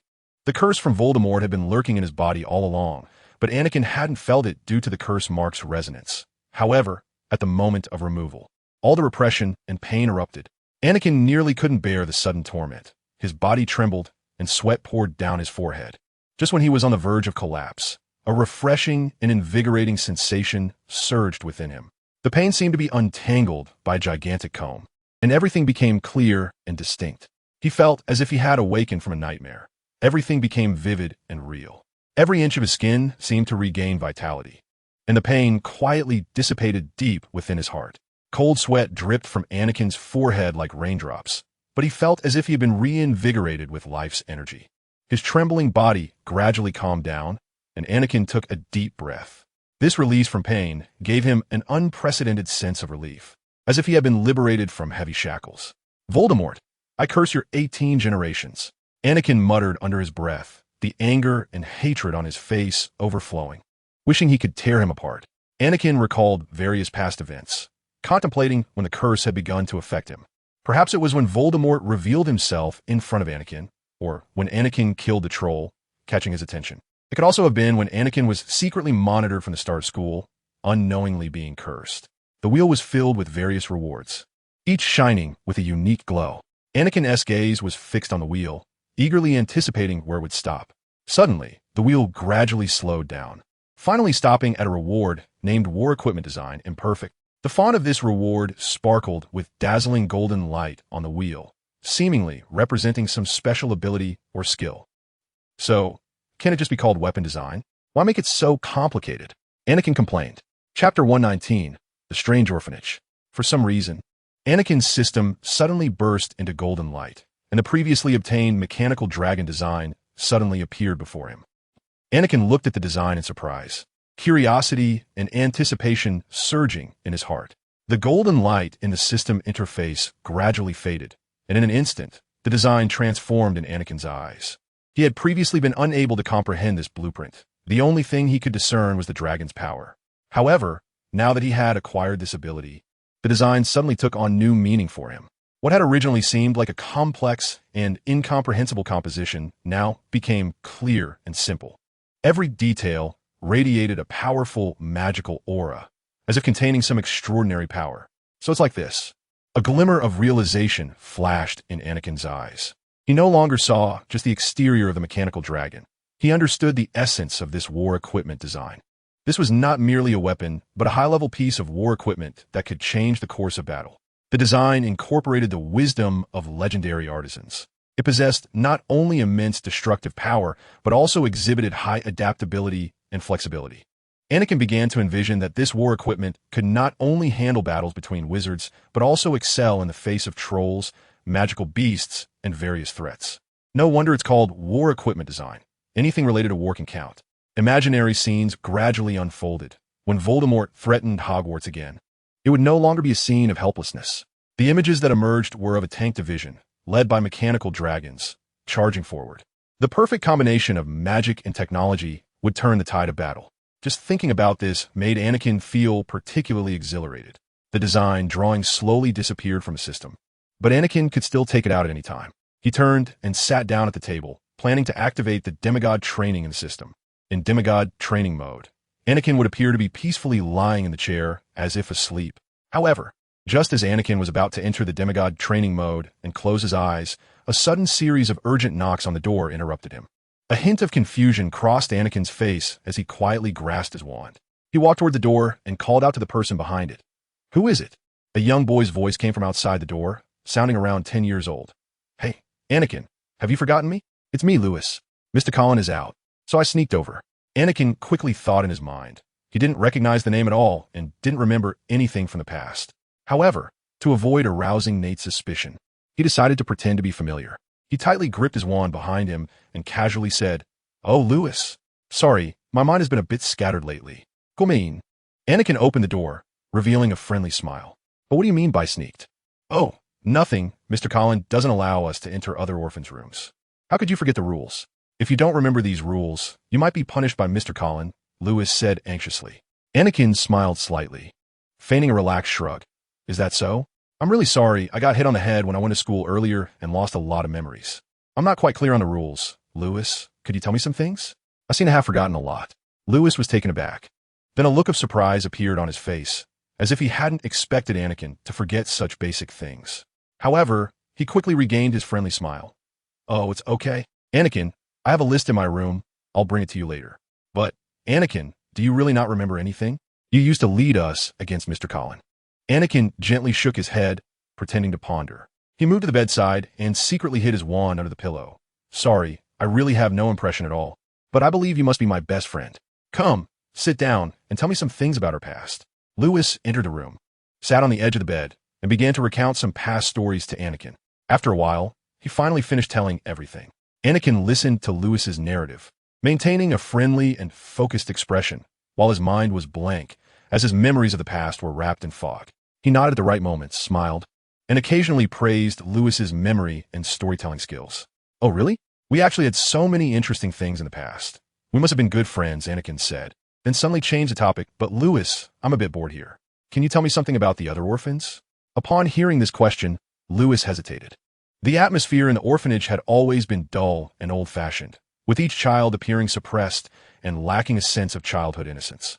However, facing Anakin's inquiry, he still managed to provide some information. "Other orphans? Most of them are quite honest. However, there's a girl named Lily. She always likes to stay alone in a corner. I've heard she has some strange dreams, saying she has seen some odd scenes in her dreams. But, these are just boring rumors." Anakin pretended to think deeply. "Lily? Is that so? I'd like to have a chance to talk to her and learn about her dreams. Who else is there?" Lewis thought for a moment and then said, "There's also a boy named Nick. He's a bit introverted but very smart. I've heard he sneaks out at night, allegedly doing some strange experiments. But that's just a rumor. I haven't seen it myself." "Oh, Nick? I don't have any impression of him. But he sounds like an interesting person. Next time I have the chance, I'd like to chat with him too." Anakin smiled, appearing enthusiastic. Lewis gradually set aside his doubts, as Anakin seemed so genuine. Perhaps he really had just lost his memory. "Anakin, wait for me a moment. I'll go get the rules for you to look at," Lewis said, leaving the room and leaving Anakin alone to ponder. Just as he fell into deep thought, Lewis quickly returned to the room, holding a crumpled piece of paper. He walked up to Anakin and handed it over, saying, "Anakin, this is Mr. Collin's rules. You can take a look." Anakin took the paper of regulations, focusing intently on the content, which read, "Dr. Barnado's House Rules Manual. Welcome to Dr. Barnado's House. We firmly believe that through strict rules and regulations, we can cultivate children with good character who are beneficial to society. Please remember the following rules, which are the foundation of your life in the doctor's house. 1. Get up at 5 in the morning. This is the start of the day, and latecomers will face severe punishment. The sky at 5 o'clock is black, not red or green, and there will not be a huge golden M-shaped firework. Therefore, if you see this special effect, immediately return to your room and do not open the door until 5 o'clock the next morning. Loading more content. Please wait. This site only supports mobile browsers. If you see this paragraph, it means the chapter content failed to load. Please close your browser's reading mode, full reading mode, novel mode, and disable ad blocking features, or copy the URL to another browser to read. 2. Dress neatly. No ragged or dirty clothing is allowed. We are cultivating elites, not street children. If you see any ragged humanoid beings, do not approach them and find Mr. Colin as quickly as possible to report. He will understand. 3. Mealtimes are regular. Being late will result in losing the opportunity for the next meal. Food is a limited privilege, so cherish every opportunity. Do not linger in the dining room after meals. Quickly return to your dormitory. Do not wander in the corridors or elsewhere after meals. This orphanage does not have a basement, and there absolutely cannot be a basement. If you enter the basement, leave as soon as possible and knock 3 times on Mr. Colin's door. Then wait for a response. 4. Mr. Colin's lecturing time is absolutely inviolable. At 7 o'clock, 3 times a week, you need to be prepared to accept criticism. But this lecturing will make you stronger and be beneficial to you. 5. Private communication is prohibited, and no form of small groups is allowed. We are cultivating independent thinkers. Each orphan will live alone and does not need to share space. This helps to cultivate independence. Avoid children's laughter. Children's laughter is an unpredictable emotional outburst and must be avoided. Laughter is the root of hindering thought. 6. Afternoon self-study is an effective means for us to improve IQ. No form of play or mischief is allowed. During this time, you may feel the floor shaking slightly. This is normal. Do not panic, remain quiet, and do not leave your seat. 7. Magic exists, but magic is evil. Do not explore any information about magic. And forget to discuss the wonders of light. Do not go to the library to look for any books about magic. If you find any students reading books about magic, please report it to Mr. Colin immediately. 8. If at any time you feel strong emotional fluctuations and find yourself transforming, do not resist. This is a good phenomenon. 9. Lights out at 9 o'clock every night. Sleep is a necessary condition for cultivating excellent qualities. Going out after 9 o'clock is prohibited, and those who misbehave at night will be punished. If you hear any strange noises after 9 o'clock, do not check. Lock yourself in your room as soon as possible until the next morning. 10. Bringing any animals into Dr. Barnard's house is prohibited, especially cats. If you find any creatures in the dormitory, put them down immediately and leave the room quickly, then report to Mr. Colin. 11. No exchanging, borrowing, or transferring food or items privately. Resources are distributed fairly and greed is not tolerated. 12. Do not discuss anything related to wizards or magic. And do not keep any books, pictures, or toys related to magic. That is the root of evil and must be eradicated. 13. Weekly physical checkups are to ensure your health. Those who refuse will be isolated. You must report your mental state to Mr. Colin every week, regardless of whether you feel unwell. This is to ensure that your mind can remain stable here. 14. Do not enter Mr. Colin's office without permission. It is his private domain and is not to be infringed upon. 15. If you sense an alien presence in the dormitory, immediately open the window and shout 3 times. Magic is evil. Dr. Barnard's house is safe. Then close and lock the window and wait for the safety alarm to sound. 16. At midnight, you may hear inexplicable sounds. Do not pay attention to them, as they are part of the normal operation of Dr. Barnard's house. If you have any doubts, silently count to 7 in your mind, and you will regain your calm. 17. If anyone mentions magic, immediately shut up, no matter who they are. Here, we do not discuss those evil supernatural powers. Please remember that our goal is to cultivate strong, well-disciplined children, not wizards. Magic is evil, and our job is to rid ourselves of this evil. Every night before bed, please repeat loudly in front of the mirror, I am ordinary. I do not believe in magic. Evil is not in my heart. 18. At any time, if you feel yourself becoming abnormal, immediately seek out Mr. Colin. Dr. Barnard's house is the safest place, and we will protect you from any evil magic. Orphans must not step outside the gates of Dr. Barnard's house. The outside world is full of dangers, and only Mr. Colin can protect you. These guidelines are only to ensure everyone's safety and peace. Mr. Colin firmly believes that through these guidelines, every orphan can thrive here. I hope you can follow these rules and have a wonderful time at Dr. Barnard's house. While Anakin was reading, Lewis had already left Anakin's room, saying that Mr. Colin would be back soon. It seems that the original owner of this body was not a well-behaved person. How could they be so mischievous? Such bizarre rules dare to be violated? And openly oppose Mr. Colin? Aren't they just asking for slow death? But, Mr. Colin really seems to know about magic, and is particularly reminiscent of a certain organization seen in Fantastic Beasts by the previous Anakin, as if trying to prove Anakin's thoughts. Mr. Colin suddenly opened the door to Anakin's room and appeared before him. Anakin, it seems you're starting to familiarize yourself with our rulebook again. I do not wish for the behavior you exhibited before you left last time to happen again. Mr. Colin's voice was steady, carrying an unknowable authority. Behavior before leaving? What behavior? Helpless. Anakin stood up, nodded slightly, and behaved like a completely compliant child. I will abide by the rules, Mr. Colin. I understand this is for our safety and discipline. Mr. Colin scrutinized Anakin carefully, his gaze deep and sharp, as if he could see through everything. Then he nodded. Good, Anakin. So, how's your task progressing? Chapter 120. What the hell is this starting point? Disclaimer. The novel will not primarily be about the rule weird tales. You can consider it a side story. Task. What task? I don't know of any task. Anakin paused slightly. He knew Mr. Colin was asking about his task progress, but his mind was blank, unable to provide any relevant information. He quickly thought about how to respond. Not wanting to reveal his amnesia, Anakin tried to remain calm, concealing his inner anxiety. He attempted to respond to Mr. Colin. As for the task, it is progressing relatively smoothly, Mr. Colin. I am gradually understanding the rules and environment here in order to better integrate. Mr.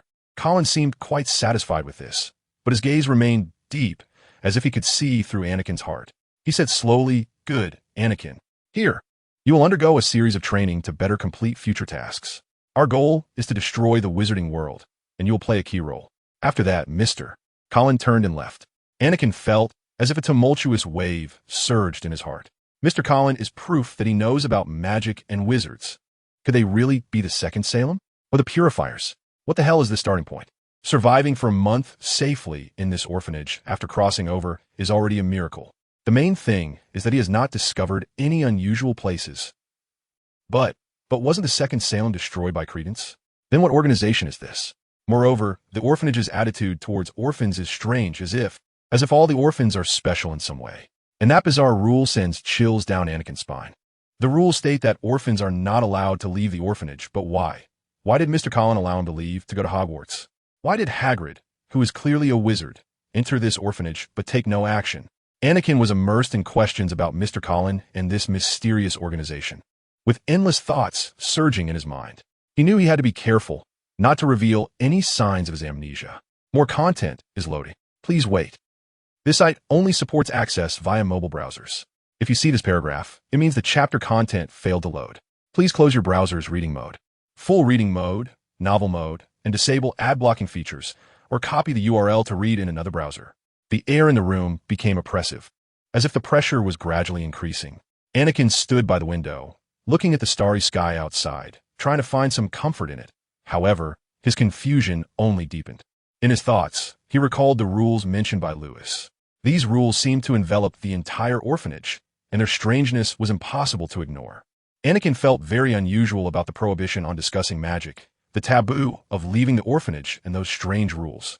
In the room, he quickly glanced around to confirm that no one else was there, then sat on the edge of the bed, rubbing his temples in an attempt to spark his memory. However, his mind remained a blank slate. Just then, the lunch bell rang throughout the orphanage, its clear sound echoing in the corridors. Anakin remembered the rules stating that one must not be late for meals. Although the punishment for latecomers was not severe, Anakin decided not to break the rules for now, as he did not want to attract any unnecessary attention. He quickly headed to the dining hall, keeping an eye on everything happening in the orphanage along the way. As the corridor twisted and turned, he increasingly felt that everything here exuded an indescribable eerie atmosphere. There were already some children lined up at the entrance of the dining hall, all wearing lifeless expressions. Anakin observed them quietly, trying to find some clues in their behavior. However, it seemed that each child had lost their vitality, bound by the rules of this place. The environment of the orphanage made Anakin feel increasingly strange, and he pondered whether he could strike up a conversation with the other children during lunch to gather more information about this place. In the midst of this silence, Lewis suddenly appeared beside Anakin, looking excited, followed by a few other children. Anakin, you made it on time, Lewis said cheerfully, then looked around as if worried someone might be eavesdropping. Lewis suddenly whispered to Anakin, I know some things about the truth behind the rules. After lunch, once the afternoon study session is over, let's find a quiet place to talk, okay? His eyes revealed a sense of urgency, as if a significant discovery was waiting to be unveiled. Anakin nodded, showing a hint of anticipation. Of course, Lewis, that sounds good. He then deliberately said loudly, yeah, we can't be late, or we'll be trouble. Before long, the dining hall doors opened, and Anakin and the others filed in. Anakin and Lewis quickly found a corner seat. The other children who had been following Lewis also quietly sat down. Anakin noticed they seemed particularly tired but still felt excited to see him. Lewis looked at Anakin and said, Anakin, this is Lucas, Emily, and Oliver. They also used to be curious about the truth behind the rules, so I decided to include them in our discussion. Anakin nodded and smiled at Lucas, Emily, and Oliver to welcome them. They appeared more alert than the other children, as if they were well aware of the oddities of the orphanage. Don't rush to ask questions. It's not convenient for us to say too much now, Lewis said mysteriously, signaling the other children to huddle closer. Lucas, Emily, and Oliver gathered around the table, all looking at Anakin with expectant eyes. Just then, staff members at the entrance of the dining hall began distributing food, and the children stood up one by one to collect their plates. Lewis turned to Anakin and said, we need to go get our meals. Follow me. They stood up in unison and walked toward the entrance of the dining hall. Anakin followed behind them, feeling the gazes of others in the dining hall. But he tried to remain calm. At the food counter, staff handed out meals to each child. After getting their food, they returned to their corner seats and quietly waited for lunch to proceed. Lewis signaled the other children to start eating, then quietly told Anakin, Anakin, don't eat this food. We will get proper food later. Anakin looked at Lewis in confusion, not understanding his meaning. Lewis gestured with his eyes around them, making Anakin realize that something was wrong. The food here has issues, Lewis whispered. The other children nodded in agreement. Anakin's heart sank, realizing that Mr. Collins' rules were likely completely wrong. They were pretending to eat to avoid drawing attention. Lewis quietly explained, the food here might affect your thinking. We've been observing. At first, you might not feel anything off, but if you stay here too long, you become more easily controlled by Mr. Collins. Chapter 121, Another Rule, 3,000 words. Seeking recommendations and comments. Lunch proceeded rather blandly, with the children each focused on their plates, maintaining an outward calm. Anakin tried to act like the other children, but inside he was already in turmoil. Lewis and the others kept a low profile, occasionally exchanging glances as if silently confirming each other's resolve. Anakin quietly observed them. Despite being somewhat unfamiliar in this strange environment, they seemed to be his only trusted support. After lunch ended, Anakin followed the group to the study room. The study room was quiet and orderly, with each child finding their seat and focusing on their homework. Anakin also found a seat in the flow, took out his books, and tried to mimic the behavior of the other children. The floor did not shake as per the rules, and there were no strange sounds outside. The atmosphere in the study room felt somewhat tense as the children worked silently. Anakin looked out the window. Through the glass, he could see the sky outside, which looked perfectly normal. After the study period ended, Anakin left the room with Lewis and the others. As they walked through the corridor, Lewis suddenly leaned close to Anakin and whispered, we need to find a quiet place quickly to safely discuss those matters. Anakin nodded subtly. They arrived at a secluded little room, making sure no one was watching. After confirming their safety, Lewis whispered, Anakin, actually, we all know you, and you know us too. It's just that, for some reason, you've lost your memory. Anakin frowned, trying to recall, but his mind remained blank. I really need to study mind reading, otherwise, I'm in trouble. Lewis glanced at the other children and continued. We used to be a small group that resisted the rules of this orphanage. And you, Anakin, were our leader. Resist the rules of this orphanage? Was I that reckless? Harry, Ron, Hermione, Haley, Dumbledore. Yes. Me? Anakin exclaimed, looking up in surprise, confusion written all over his face. Yes, you, Lewis confirmed, nodding firmly. Before losing your memory, you were always our leader. We try to break the rules here and reveal the hidden truths of the orphanage. However, during one operation, we were discovered. Lewis's voice grew heavy. Mr. Collins noticed our presence, and you broke the rules to protect us, facing severe punishment. A flicker of light seemed to flash in Anakin's mind, but vanished just as quickly. He struggled to recall that moment, but it remained a blur. Fortunately, Mr. Collins did not discover your identity. Instead, he gave you a special task. Lewis continued. Then you left here and went to that school. Wait, the mission, Mr. Collins mentioned? Lewis's words stirred a wave of emotions in Anakin's heart. He took a deep breath, trying to stay calm and sort through this perplexing information. A special mission? Doubt flickered in Anakin's eyes, but he also felt a hint of anticipation. He realized he was standing at a crossroads filled with mysteries, and his past self seemed to have an incredible experience. Yes, Lewis nodded, and Lucas, Emily, and Oliver chimed in. Lewis continued to explain, the mission entrusted to you by Mr. Collin is to enter Hogwarts School and gather intelligence. We believe this is intricately linked to Mr. Collin's purpose. Perhaps there are more truths we need to uncover hidden there. Hogwarts. It really is Hogwarts. A heaviness settled in Anakin's heart. Indeed, Mr. Collin's target was Hogwarts. This would make his situation particularly dangerous because Anakin had no way and absolutely would not allow any muggles to enter Hogwarts. It is known that throughout Hogwarts history, the only one who entered Hogwarts was the chosen one, Jacob. As Anakin pondered, Lewis walked to a corner of the room, pulled out a loose brick from the wall, and took out another piece of parchment hidden inside. Lewis carefully handed the paper to Anakin, who looked at it and felt the handwriting was particularly familiar, as if it were a greeting from a long-lost friend. He began to read. The orphan's self-help manual. Anakin looked at Lewis in confusion. How did another set of rules appear?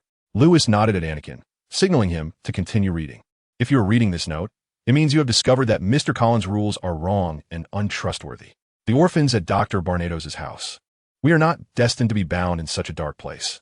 We also have the right to pursue our safety and happiness. Here are some real rules that can protect you. 1. Do not let them discover your abnormalities. Do not let them find out that you know. Always stay alert, whether in front of Mr. Collin or among the other orphans. Do not show your doubts about the rules. Learn to hide your emotions. 2. Learn self-defense. Practice some basic defense skills quietly when no one is watching. It might come in handy at a critical moment. Understand your surroundings, look for tools you can use, and improve your ability to protect yourself. Remember, your safety is primarily your own responsibility. 3. If you have learned the truth, do not easily disclose it to others, even to your most trusted companions.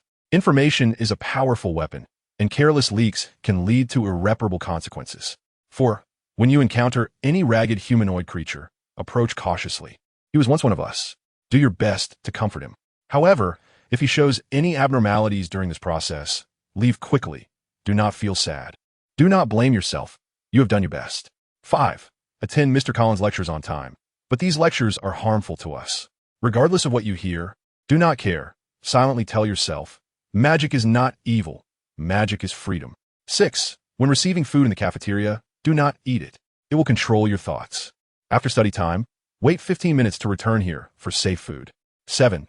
During afternoon study time, you may feel the floor vibrating slightly. This is normal. Do not panic. Stay quiet and do not leave your seat.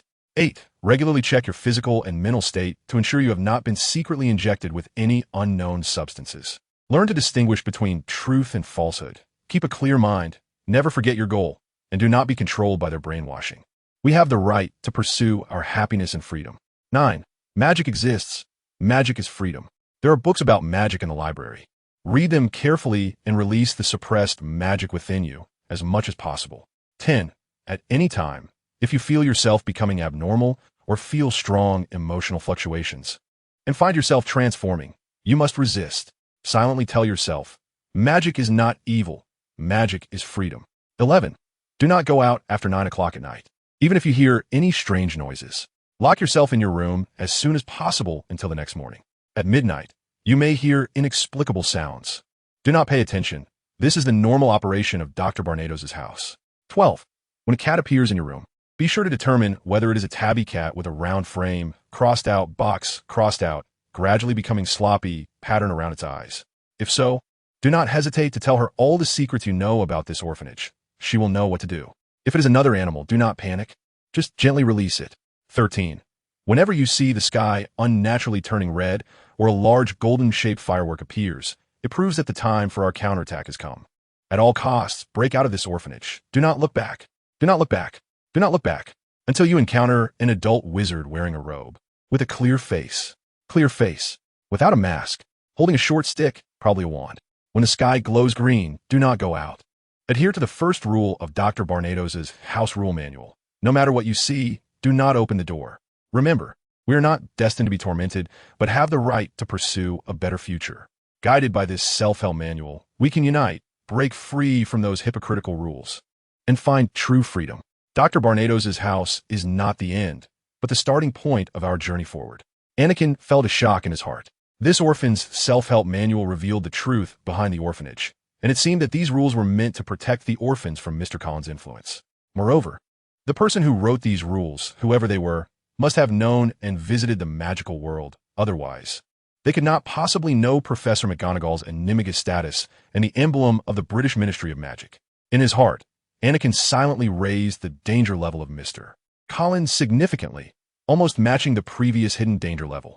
However, there seemed to be many overlaps in these rules with those written by Mr. Collins, but they emphasize different points and concepts. Mr. Collins has been deceiving us, Lewis whispered, his eyes filled with determination. We cannot let him fool us any longer. Anakin, we need your help. We need you to lead us out of all this. Anakin pondered for a moment and then nodded. It was only at this point that Anakin realized that some of the handwriting on this rule was familiar to him, because it was Anakin's own handwriting. Chapter 122. Collecting Wizards? Did I write this? Anakin muttered to himself, trying to recall the circumstances under which he had written these rules, but everything remained hazy. Had he been to the magical world before he started school? Lewis silently nodded, yes and no. Anakin, this note was left by you, before you lost your memory. You were our leader, and you transcribed these rules because of the changes that occurred in this orphanage. You even modified several of them. Transcribed? Yes, Anakin. We have been resisting Mr. Collins. The previous rules became completely ineffective after the last leader, Dant Rain, was taken by Mr. Collins. It's probably because Mr. Collins discovered our rules, Lewis said heavily. Dant Rain? Anakin whispered. The familiar yet strange name echoed in his heart. He tried to connect with his memories. There seemed to be some fragments related to this name, but the details remained obscure. He was our former leader, Lewis explained, his eyes flickering with nostalgia and pain for the past. Before he was taken by Mr. Collins, he taught us some knowledge about magic, inspiring our resistance. You took over his leadership, leading us to continue fighting against Mr. Collins. Knowledge of magic? Wait a minute. You mean, you all can use magic? Every single one of you? Anakin's expression was a mix of confusion, shock, and surprise. His eyes widened, brows slightly furrowed, as if trying to comprehend the incredible things he was hearing. His mouth slightly agape, revealing an unmistakable look of astonishment. Lewis saw the shocked expression on Anakin's face and seemed a bit puzzled. Of course we can use magic. Most people here can use magic. Anakin was plunged into a chaotic train of thought. But this is impossible. It simply cannot be. If there are so many wizards, how could they all be in a muggle? Anakin was halfway through his sentence when he suddenly seemed to understand something, a look of realization flashing in his eyes. Unless this was intentional by those muggles. Anakin began to realize that the situation before him might not be a coincidence, but part of a larger conspiracy. Why would someone like Mr. Collins, who despises wizards, want to gather them? And how did he determine that? Wait, do you have wands? How else do you cast spells? Anakin asked. Lewis smiled slightly. Although we don't have wands, we have mastered some simple magical techniques. He reached out and performed several complex gestures, and suddenly a faint blue light appeared in his palm, which then formed a small glowing orb hovering in the air. For details, see Wagadu School of Magic, a school located in the Moon Mountains of Uganda, Africa. It wasn't until the last century that they considered wands a useful tool, so at Wagadu, many spells are cast using fingers or gestures. Anakin stared in astonishment at the scene, his heart surging with incredible emotions. Lewis retracted the blue orb and smiled at Anakin, explaining, "We've learned some basic magical techniques, enough to help us survive here. Even without wands, we can still perform some simple magic." Anakin pulled a wand from behind him and hesitantly asked, "I have one here. Do you want to give it a try?" Anakin remembered that if a wizard used a wand that was closely related to them, the resistance of the wand would not be strong. Loading more content. Please wait. This site only supports mobile browsers. If you see this paragraph, it means the chapter content failed to load. Please close your browser's reading mode, novel mode, and disable ad blocking features, or copy the URL to another browser. Lewis hesitantly took the wand. "I'm not so sure. I'm afraid I might accidentally attract Mr. Collins' attention." Anakin understood Lewis's concerns. After all, being cautious was key to survival in this orphanage controlled by Mr. Collins. He nodded and put the wand away. "It's okay. We can talk about it later. Right now, the most important thing is to figure out Mr. Collins' true intentions and why he is gathering wizards." Lewis looked deeply at Anakin and then asked seriously, "Anakin, are you willing to lead us in continuing the resistance?" "Of course." Anakin smiled. "I can't just leave without resolving these issues, can I?" A glimmer of joy flashed in Lewis's eyes. "Then, I will return your diary to you. I kept it safe during your absence because we were afraid Mr. Collin would find it. Of course, we never opened the diary, as it is your privacy." Lewis carefully took out a diary that showed signs of age and solemnly handed it to Anakin. Anakin took it and planned to read it when he returned to his room. "This diary might contain important information for you and could help you clarify some things from before your memory loss," Lewis said with concern. Anakin nodded, filled with anticipation for the diary. He knew it might hold clues to unraveling the mystery of his memory. No need to learn legilimency for now. Suddenly, Anakin remembered something. "By the way, Lewis, how old are you all now?" Anakin asked awkwardly, knowing that since he had crossed over, he had no prior memories and clearly did not know the ages of Lewis and the others. However, since they were all wizards, they should have received their acceptance letters on their 11th birthday. "I'm 10. My birthday is in about a month." "What about you?" Lewis asked, a bit puzzled. They should be about the same age. "It's nothing. I just want to remember everyone as quickly as possible," Anakin replied. "I understand." Lewis smiled and said, "We will do our best to help you. Everything will become clear in time." Anakin sat on the bed, his fingers gently brushing over the cover of the diary, filled with anticipation and questions. This diary seemed to be the key to remembering his own identity. Anakin stood up and paced back and forth in the room, feeling extremely anxious. The questions in his heart were like a tangled ball of rope, seemingly impossible to unravel. Anakin sighed deeply, threw the diary into a suitcase for safekeeping in case Mr. Collin suddenly came to inspect. In the face of all the uncertainties, the suitcase that Newt sent seemed to be Anakin's best and safest choice. Just then, Anakin noticed something else in his room. Upon closer inspection, it was a mouse. A mouse missing a toe. Chapter 123. Who gave you the guts to attack a nuclear bomb? Little dwarf Peter. Anakin would never forget this detestable wizard, even if he had turned into a mouse. Although he had escaped from the Ministry of Magic twice. Since he appeared in front of Anakin, how could he let him leave again? Anakin quickly drew his wand. Thunderbolt. Petrify them all. Anakin didn't want to directly blow up the imp, since he had already been declared dead by the Ministry of Magic. Instead, he was afraid of attracting everyone in the orphanage, even those who were bound by the rules.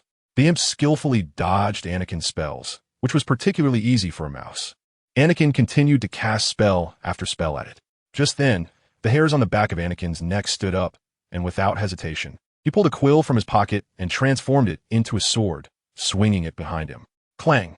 Anakin felt as if his sword had struck something metallic, causing no damage at all. Anakin's heart sank as he recalled the image from his earlier dream, and he could guess what was behind him. It was an Impausa, and Anakin had struck her bronze human leg. Anakin quickly turned around, his gaze fixed on the Impausa behind him. This creature with a bronze donkey leg shimmered with an eerie glow, wearing a disdainful expression. Great, 1 against 2, and he couldn't make too much noise to attract Mr. Collin's attention. How wonderful. Perhaps due to the effects of the brain-sealing spell, the mist didn't seem to cover her form very well. If only her upper body was seen. She was extraordinarily beautiful, with long hair cascading down and an evil glint in her eyes. She wore a black robe, the hem unfurling behind her like wings. However, when the gaze shifted to her lower body, the beautiful illusion shattered instantly.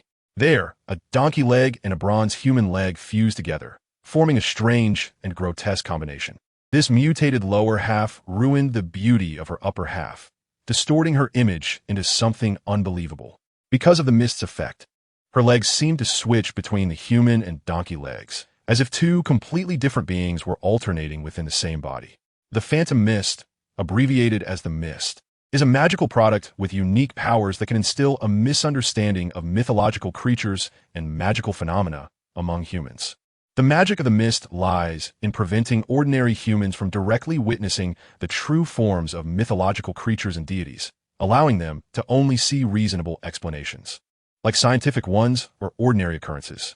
This characteristic helps to keep the existence of mythological creatures and deities a secret, maintaining their relative mystery in human society.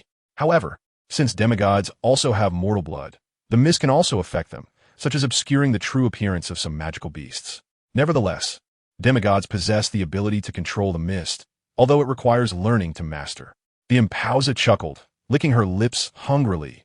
"Oh, dear demigod, do you think you can fight against me? Your power is trivial to me. Why not submit to us?" "Oh, really? We'll find out by trying," Anakin said, swinging his sword at the beast's neck. More content loading. Please wait. This site only supports mobile browsers. If you see this paragraph, it means the chapter content failed to load. Please close the reading mode, novel mode, and disable ad blockers, or copy the URL to read in another browser. For some reason, the melody of the March of the Big Knife echoed in Anakin's mind. The Impausa quickly dodged, playfully chiding, "Don't make a fuss. Why are you waving your sword? How about I give you a kiss instead?" This sudden proposal sent a shock through Anakin's heart, causing his swinging speed to slow down. The tone and actions of the other party seemed like a form of magic, attempting to lead him astray. Anakin quickly shook off this influence. However, it still gave her an opportunity. She bared her sharp teeth and lunged to bite Anakin, who hurriedly used the iron armor spell to push her away. "You demigods are always so stubborn."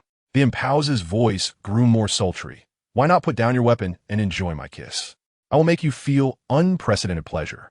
Anakin trembled uncontrollably for a moment, but quickly regained his composure. He took a deep breath, focused, and swung the tsunami sword at the Impausa, while simultaneously using his wand to try to control the imp.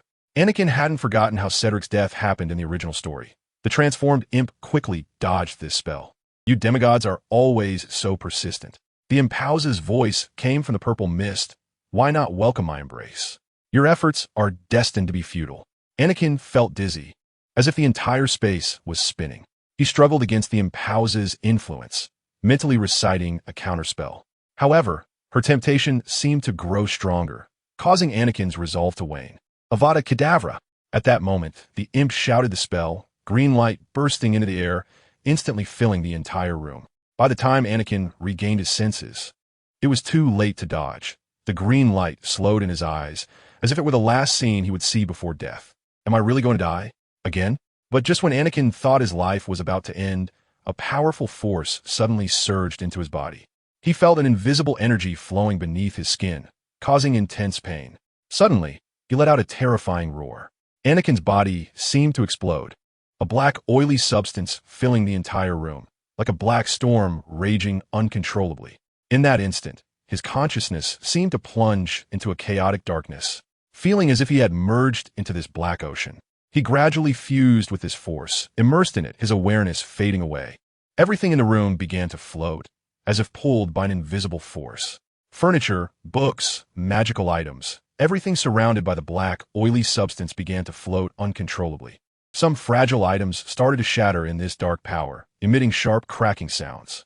The black storm grew fiercer, like a giant beast roaring in the room. This filled the once calm space with chaos and panic. The walls of the room were torn open by the black power, releasing a chilling breath from the cracks. The floor trembled under this intense force, as if it might crack open at any moment. The destructive nature of the silence became increasingly evident, sweeping through and ruthlessly destroying everything. Anakin's consciousness was lost in the darkness, merging with this destructive force. The entire room seemed to turn into a black hell, with no object able to escape the impending catastrophe. The imp let out a terrified scream, transforming into a mouse and leaping toward the window, if the original position of the wall can still be called a window. However, the Impausa was not so fortunate. She struggled in that dark vortex, trying to escape from the destruction. The black storm surged more violently, engulfing the entire room. The Impausa's form continuously morphed within the black whirlpool, emitting waves of pained howls. She tried to break free from the dark restraints, but it was futile, as if gripped by an invisible hand. Chapter 124. Please help promote. Demolition. The furniture and items in the room were flying around in the black storm, making tearing sounds. The room was completely dark, with not a glimmer of light, creating an indescribable sense of chaos and destruction. In this dark storm, Impausa's howls gradually faded away, replaced by an eerie and oppressive silence. The entire room seemed to be swallowed by darkness, immersed in an endless abyss. The once peaceful environment had completely collapsed, destroyed beyond recognition by an invisible force. In this chaos, the structure of the room completely disintegrated, everything becoming blurred and distorted. The black storm raged like a furious beast, mercilessly devouring everything around it. This no longer felt like an ordinary room, but a dark void that swallowed everything within it. At that moment, it seemed that the dark storm in the room encountered some obstruction, beginning to gradually weaken, with a faint blue and white glow emanating from Anakin. Anakin's consciousness finally returned, and he began to regain a sense of the external world and some control. However, Mr. Collins suddenly appeared at the door, dressed in a black robe, his face grim, with a strange light flickering in his eyes. In his hand, he held a rough, pitch-black wooden stick about a meter long, resembling a staff used by ancient wizards, shimmering with a dark, eerie glow. "Anakin, you truly are a troublesome child," Mr. Collins said in a low, cold voice, revealing a sickly smile. He raised the staff, dark magic swirling around it, forming a black beam of magic that pointed directly at the silent form Anakin had taken. Anakin felt a sharp pain, as if countless small knives were stabbing into his body. For some reason, Mr. Collins' magic inflicted great harm on the silent form, and Anakin felt his size shrink considerably. Yet, despite this, Anakin's transformed silent form was still enormous. Fueled by rage, Anakin quickly lunged at Mr. Collins, attempting to kill him before regaining his human form. Clearly, the silent form Anakin had taken was the largest Mr. Collins had ever seen, and he seemed to be struggling to contain it. The giant silent form Anakin charged forward, sweeping through the ruins toward Collins, the violent force making it nearly impossible for him to control his actions. Mr. Collins showed a barely perceptible tension in the face of this massive threat. His dark staff radiated even stronger magical energy, attempting to resist Anakin's fierce onslaught. Anakin felt the dark power within him growing stronger, the flames of rage burning brighter. His thoughts were enveloped by darkness, making it difficult to distinguish reality from illusion. In the dark, Anakin's form gradually became distorted, as if he were a monster consumed by the abyss. The black, oily substance that had just shrunk surged once more, nearly engulfing the entire main building of the orphanage. Mr. Collins attempted to continue unleashing dark magic, but the dark power became increasingly uncontrollable, as if a giant hand were manipulating every movement of Anakin. The previously silent room erupted once more into roars, the dark storm raging again. Anakin lunged at Mr. Collins, his form massive and terrifying. The dark power wrapped around him, creating a terrifying shockwave that destroyed everything in the room. Mr. Collins' expression became even more grotesque in the face of this raging dark force. However, Mr. Collins was not without resistance.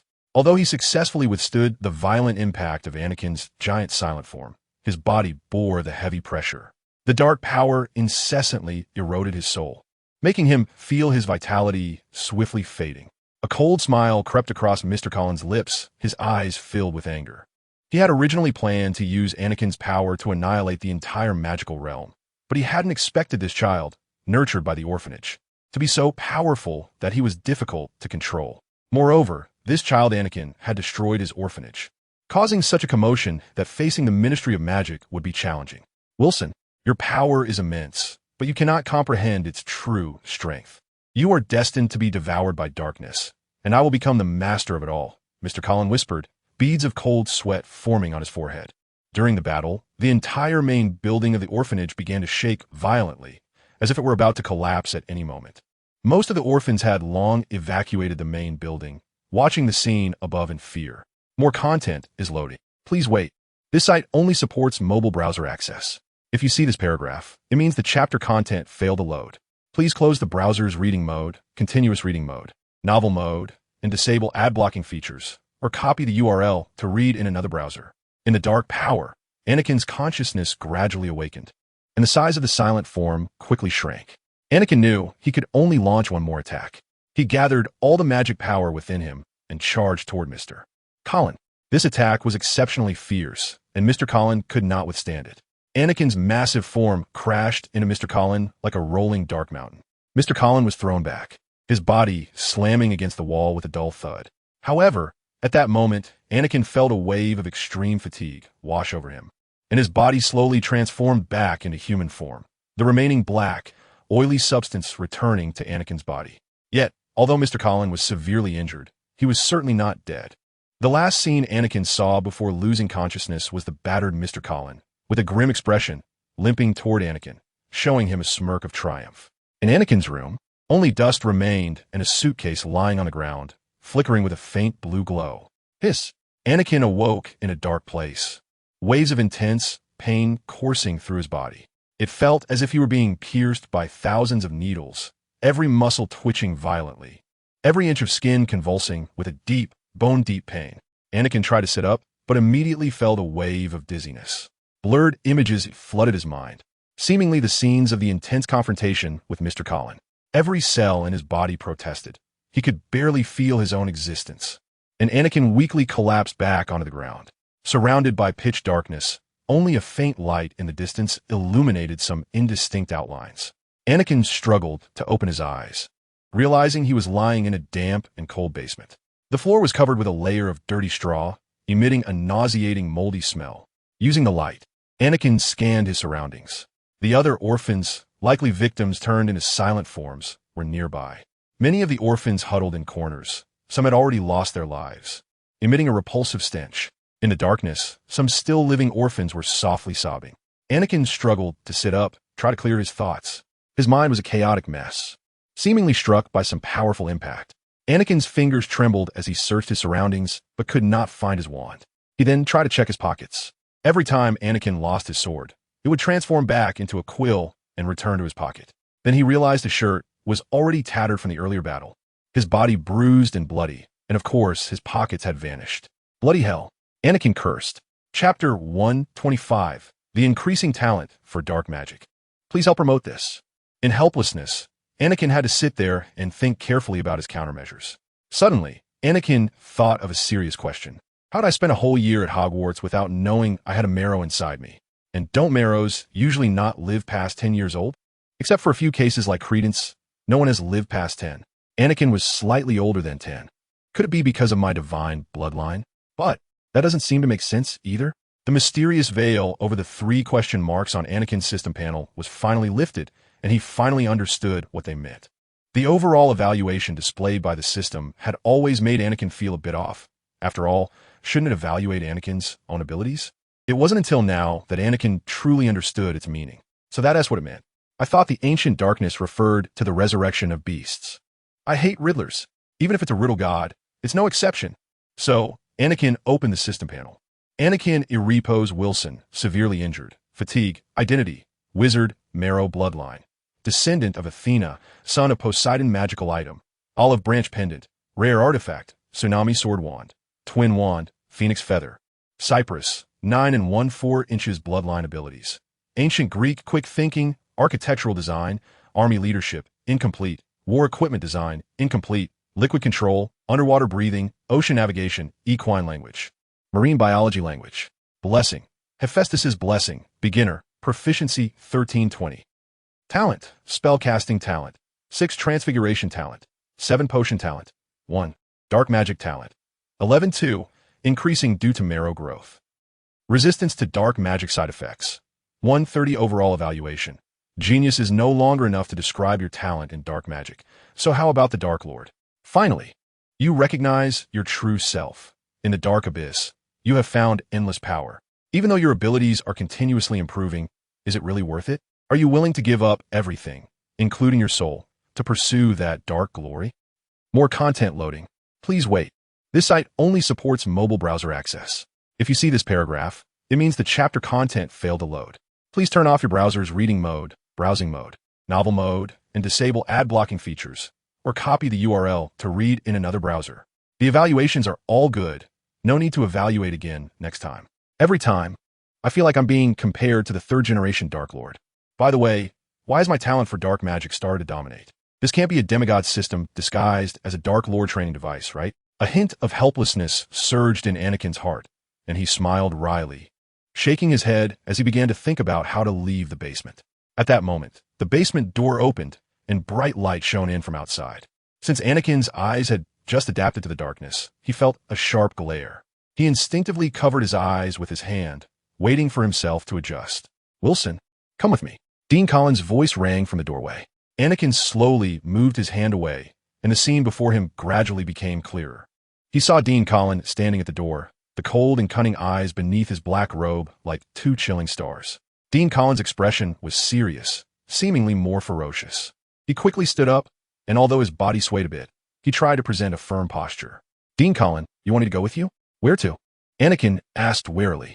After having a fight with Dean Collins and injuring him severely, Anakin did not believe he would easily forgive him. A wicked smile curled at the corners of Dean Collins' mouth as he slowly walked into the basement, the black robe trailing behind him, casting a shadow. His gaze was dark and fixed on Anakin, revealing an undeniable authority. Wilson, you do not understand the power you possess, nor do you know your mission. Dean Collins' voice was deep and cold, each syllable seeming to press upon the entire space. Your existence is a gift from God. He needs us to destroy this group of heretical wizards. No, I understand my power and know my mission. Oh, great. Now, I find out Colin has turned into a Christian, and this is a world confirmed to exist in Greek mythology. Well, who knows if that old coin of God is real too? Anakin thought wildly in his heart. Why do you want to help God destroy wizards when you yourself are a wizard? Anakin asked with a hint of sarcasm. Dean Colin let out a cold laugh. His laughter filled with mockery and disdain. Foolish child, my power is granted by him. We are all chosen by the gods. Do you think you are just an ordinary wizard? Divine blood flows through your veins. You are the chosen one, a servant of God. Our mission is to purify this world, to sweep away the darkness and let God's light shine upon the earth. Great. Diagnosis confirmed. He is definitely a brainless fan of God. No hope left. However, Anakin did not plan to tear off the facade just yet, as all his weapons had been confiscated. Did he really want to resist with his head? Seeing that Anakin had no further words, Dean Colin nodded at him, signaling him to follow. The two exited the basement and left the cold environment, facing a bright corridor. As Anakin's eyes gradually adapted to the light, he began to observe his surroundings, trying to memorize the route for escape. After walking for what felt like a long time, they finally arrived at a room on the third floor of the orphanage. Dean Colin stopped, turned to Anakin, and looked at him with a sense of conspiracy fulfilled. Wilson, your fate is already determined. Accept it. Dean Colin coldly declared as he opened the door to the room. What fate? Accept my foot. The moment the door opened, a murky air rushed out, and an indescribable dark aura filled the room.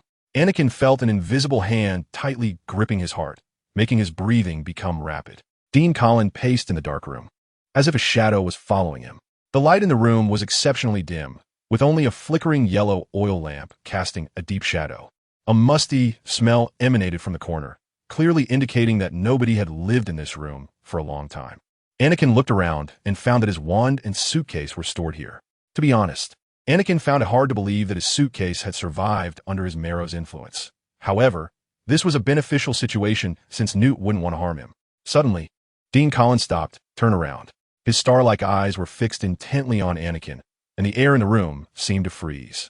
I will not punish you for your previous deception for now. Now, tell me, how far along are you with your task? Chapter 126. Take a gamble. Please help spread the word. Anakin took a deep breath, trying to remain calm in the face of Dean Colin's inquiry. Even though he was in a perilous situation, he knew it wasn't the time to reveal his cards. So he responded coolly, I have indeed successfully infiltrated Hogwarts and gathered some intelligence about the school. But my task is not yet complete. A flicker of displeasure crossed Dean Colin's eyes, his star-like gaze still sharply fixed on Anakin. Explain?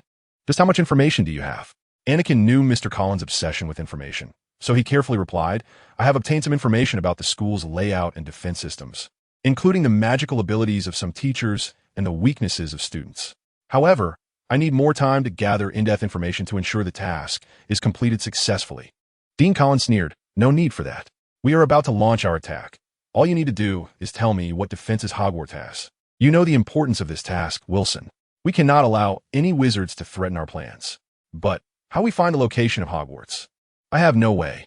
Anakin had not finished speaking when he was interrupted by Mr. Colin. Dean Colin coldly smiled, the chill in his eyes more pronounced. Foolish child, do you think we haven't planted eyes in Hogwarts? Someone has already infiltrated the school and provided us with sufficient information. Let me tell you, he has instructed us to attack on October 1st when all the students are in the school, so that we can capture them all at once. His tone was filled with arrogance and confidence. Anakin's heart sank. He had no idea that Dean Colin had arranged for spies at Hogwarts. If Anakin had heard someone say they were going to launch a frontal assault on Hogwarts under Dumbledore's nose before, he would have thought that person was insane. However, it seemed that Mr. Colin might actually succeed. After all, he had a silent army, and Anakin couldn't help but begin to worry. Yet, even Dumbledore, who could withstand a single dark wizard in his youth, could now withstand 5. However, based on what Anakin had witnessed in the basement, the number of dark wizards had far exceeded what Professor Dumbledore could resist. It seemed that I can only resist now. This way, Hogwarts might be prepared. Moreover, the basilisk is about to emerge. Once Hogwarts is attacked, Voldemort's Horcrux is likely to manipulate the basilisk to wreak havoc at Hogwarts or attempt to ambush Dumbledore. Wilson, hurry up and speak. There's no time, Mr. Colin urged impatiently, and Anakin's gaze fell on his wand. Should I take a gamble? Dean Colin's piercing gaze locked onto Anakin. But Anakin silently calculated the distance and timing in his mind. The wand was right in front of him. If he could seize it quickly, perhaps he could send the information to Hogwarts, to Professor Dumbledore. Anakin's eyes sharpened, and he suddenly took a large step forward, reaching for the wand on the shelf. Seeing this, Dean Collin reacted instantly, leaping towards Anakin in an attempt to stop him. The two almost touched the wand at the same time, but Anakin nimbly dodged Dean Collin's hand and successfully grabbed the wand. He quickly leaped back, maintaining a distance, and pointed the wand at Mr. Collin. More content is loading. Please wait. This site only supports mobile browsers. If you see this paragraph, it means the chapter content failed to load. Please close your browser's reading mode, full reading mode, novel mode, and disable ad blocking features, or copy the URL to read in another browser. Foolish child, what are you doing? Dean Collin shouted angrily, trying to swiftly stop Anakin's actions. The power granted by God is not to be used like this. The power you call God-given. Is it your dark experiments on these poor children? Anakin decided to tear off the mask, as he had already determined the level of Collin. Moreover, the commotion caused earlier should have attracted the Ministry of Magic's attention. You don't care about these children's fate. You just want to use their power to achieve your schemes. Dean Collin let out a mocking laugh, as if he could see through Anakin's heart. You are too young to understand our great purpose. Your rebellion now is futile. After all, your power comes from darkness, and darkness will ultimately become our tool of domination. Anakin furrowed his brow, refusing to back down. What you pursue is not a great goal, but destruction and tyranny. I will never become an accomplice to your dark rule. Dean Collin's expression darkened, and he reached for his wand. He glared coldly at Anakin. If you choose to oppose God's will, you will inevitably pay a heavy price. Wilson, repel with all your strength. Anakin waved his wand, and a spell shot out instantly, heading straight for Dean Collin. Dean Collin was knocked back, landing awkwardly. Seizing the opportunity, Anakin quickly walked towards the office door. He desperately needed to leave the orphanage so he could send this information out. Repair to its original state. Anakin ran while pointing at his clothes, trying to repair them. Soon, the fabric slowly reappeared, reconnecting to his clothes. Just as Anakin reached the second floor, he collided with someone. The two unexpectedly crashed into each other, then separated, staring at each other. Anakin, are you okay? What was that commotion yesterday? It seemed like... Lewis was cut off by Anakin's urgent interruption. There's no time to explain. I'm fine. I just escaped from Dean Collin's office. He has a huge plot to attack Hogwarts, and he may have already arranged for spies to infiltrate the school. Anakin's expression turned serious as he tightly grasped Lewis's shoulders. Pulling him aside, his eyes filled with urgency. Lewis, I need you to stay here and protect the other orphans. There may be danger here, and I must leave to inform them. A firm determination flashed in Anakin's eyes. Although Lewis was still a bit hesitant, he eventually nodded at Anakin's resolute expression. Okay, Anakin, you go. I'll take care of things here. You must be careful. Thank you, Lewis. Anakin didn't linger, pulling out his diary from his suitcase, hurriedly shoving it into Lewis's hands. This is for you. It may have more information about this orphanage. Then Anakin hurried downstairs, only to find that the front door of the orphanage was locked. And standing at the front door was Mr. Collin, looking furious. Chapter 127, Ministry of Magic. Now first-year students can use dark magic? Exactly 3,000 words. Anakin reached into his pocket and pulled out a quill. It seemed that a battle was unavoidable. The problem is that Anakin doesn't believe he can defeat Mr. Collin. After all, he was the one who had beaten Anakin, who had turned into a mere shadow, back to his original self. Although Anakin suspects that Collin only has the ability to combat mere shadows, he figures that someone capable of that won't be lacking in other areas either. Anakin throws the quill pen into the air, and it immediately transforms into a shimmering sword made of celestial bronze. While the blade has no lethal power against mortals, merely passing through them, well, wizards are not mortals. There is no certainty. There is no certainty that celestial bronze can't harm them. So, Anakin holds the staff in his left hand and grips the sword in his right, charging at Collin. Upon seeing Anakin draw the sword, Dean Collin's expression changes slightly, but he quickly reveals a mocking smile. Do you think this sword can change your fate, Wilson? Dean Collin's tone drips with disdain and contempt, stating that dark power is the true power, and your childish actions are doomed to fail. Anakin doesn't attempt to argue, swinging the sword fiercely at him. Even if the celestial bronze sword can't reach Collin, it could still slice his staff in half. Seeing this, the mockery on Dean Collin's face gradually fades, replaced by a serious expression. He swiftly waves his staff, conjuring a dark magical barrier between himself and Anakin. The celestial bronze sword crashes against the magical barrier with a piercing metallic clang. Although the sword cannot directly penetrate the barrier, its force sends a powerful shockwave through Dean Collin. Your foolish attempts are doomed to fail, Wilson. Dean Collin sneers, his staff glowing with an even more terrifying dark magic. Trying to push Anakin back.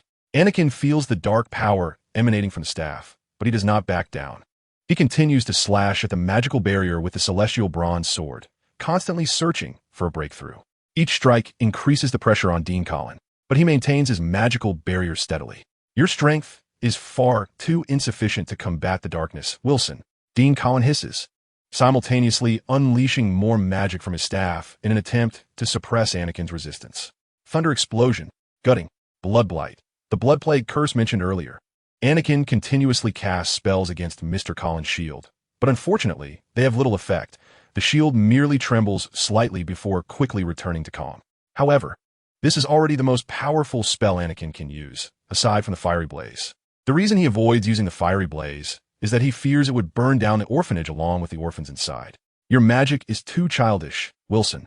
The power of darkness far exceeds your imagination, and you are just a chosen little wizard. Dean Collin rasps, as his staff releases a denser dark magic, forming a twisted vortex that attempts to swallow Anakin's magic. Anakin's heart sinks. He realizes he cannot push Mr. Collin back, meaning he cannot leave this place, let alone warn Principal Dumbledore. Just then, Anakin hears a strange sound behind him, as if something under immense strain is being torn apart.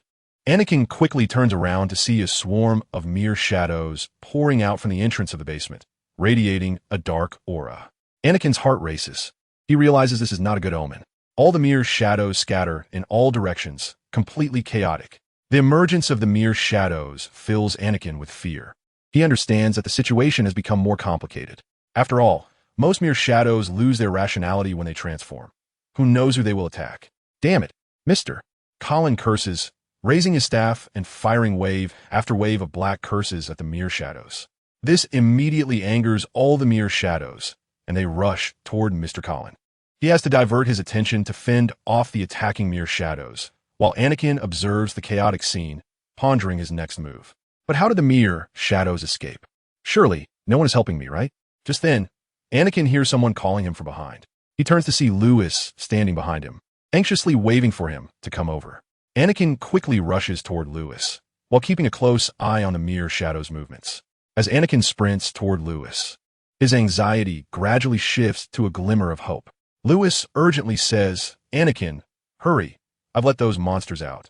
They won't hold Mr. Collin for long. More content is loading. Please wait. This site only supports mobile browser access. If you see this paragraph, it means the chapter content has failed to load. Please turn off the reading mode, novel mode, and ad blocking features of your browser, or copy the URL to another browser to read. Thank you, Lewis. But what about the others?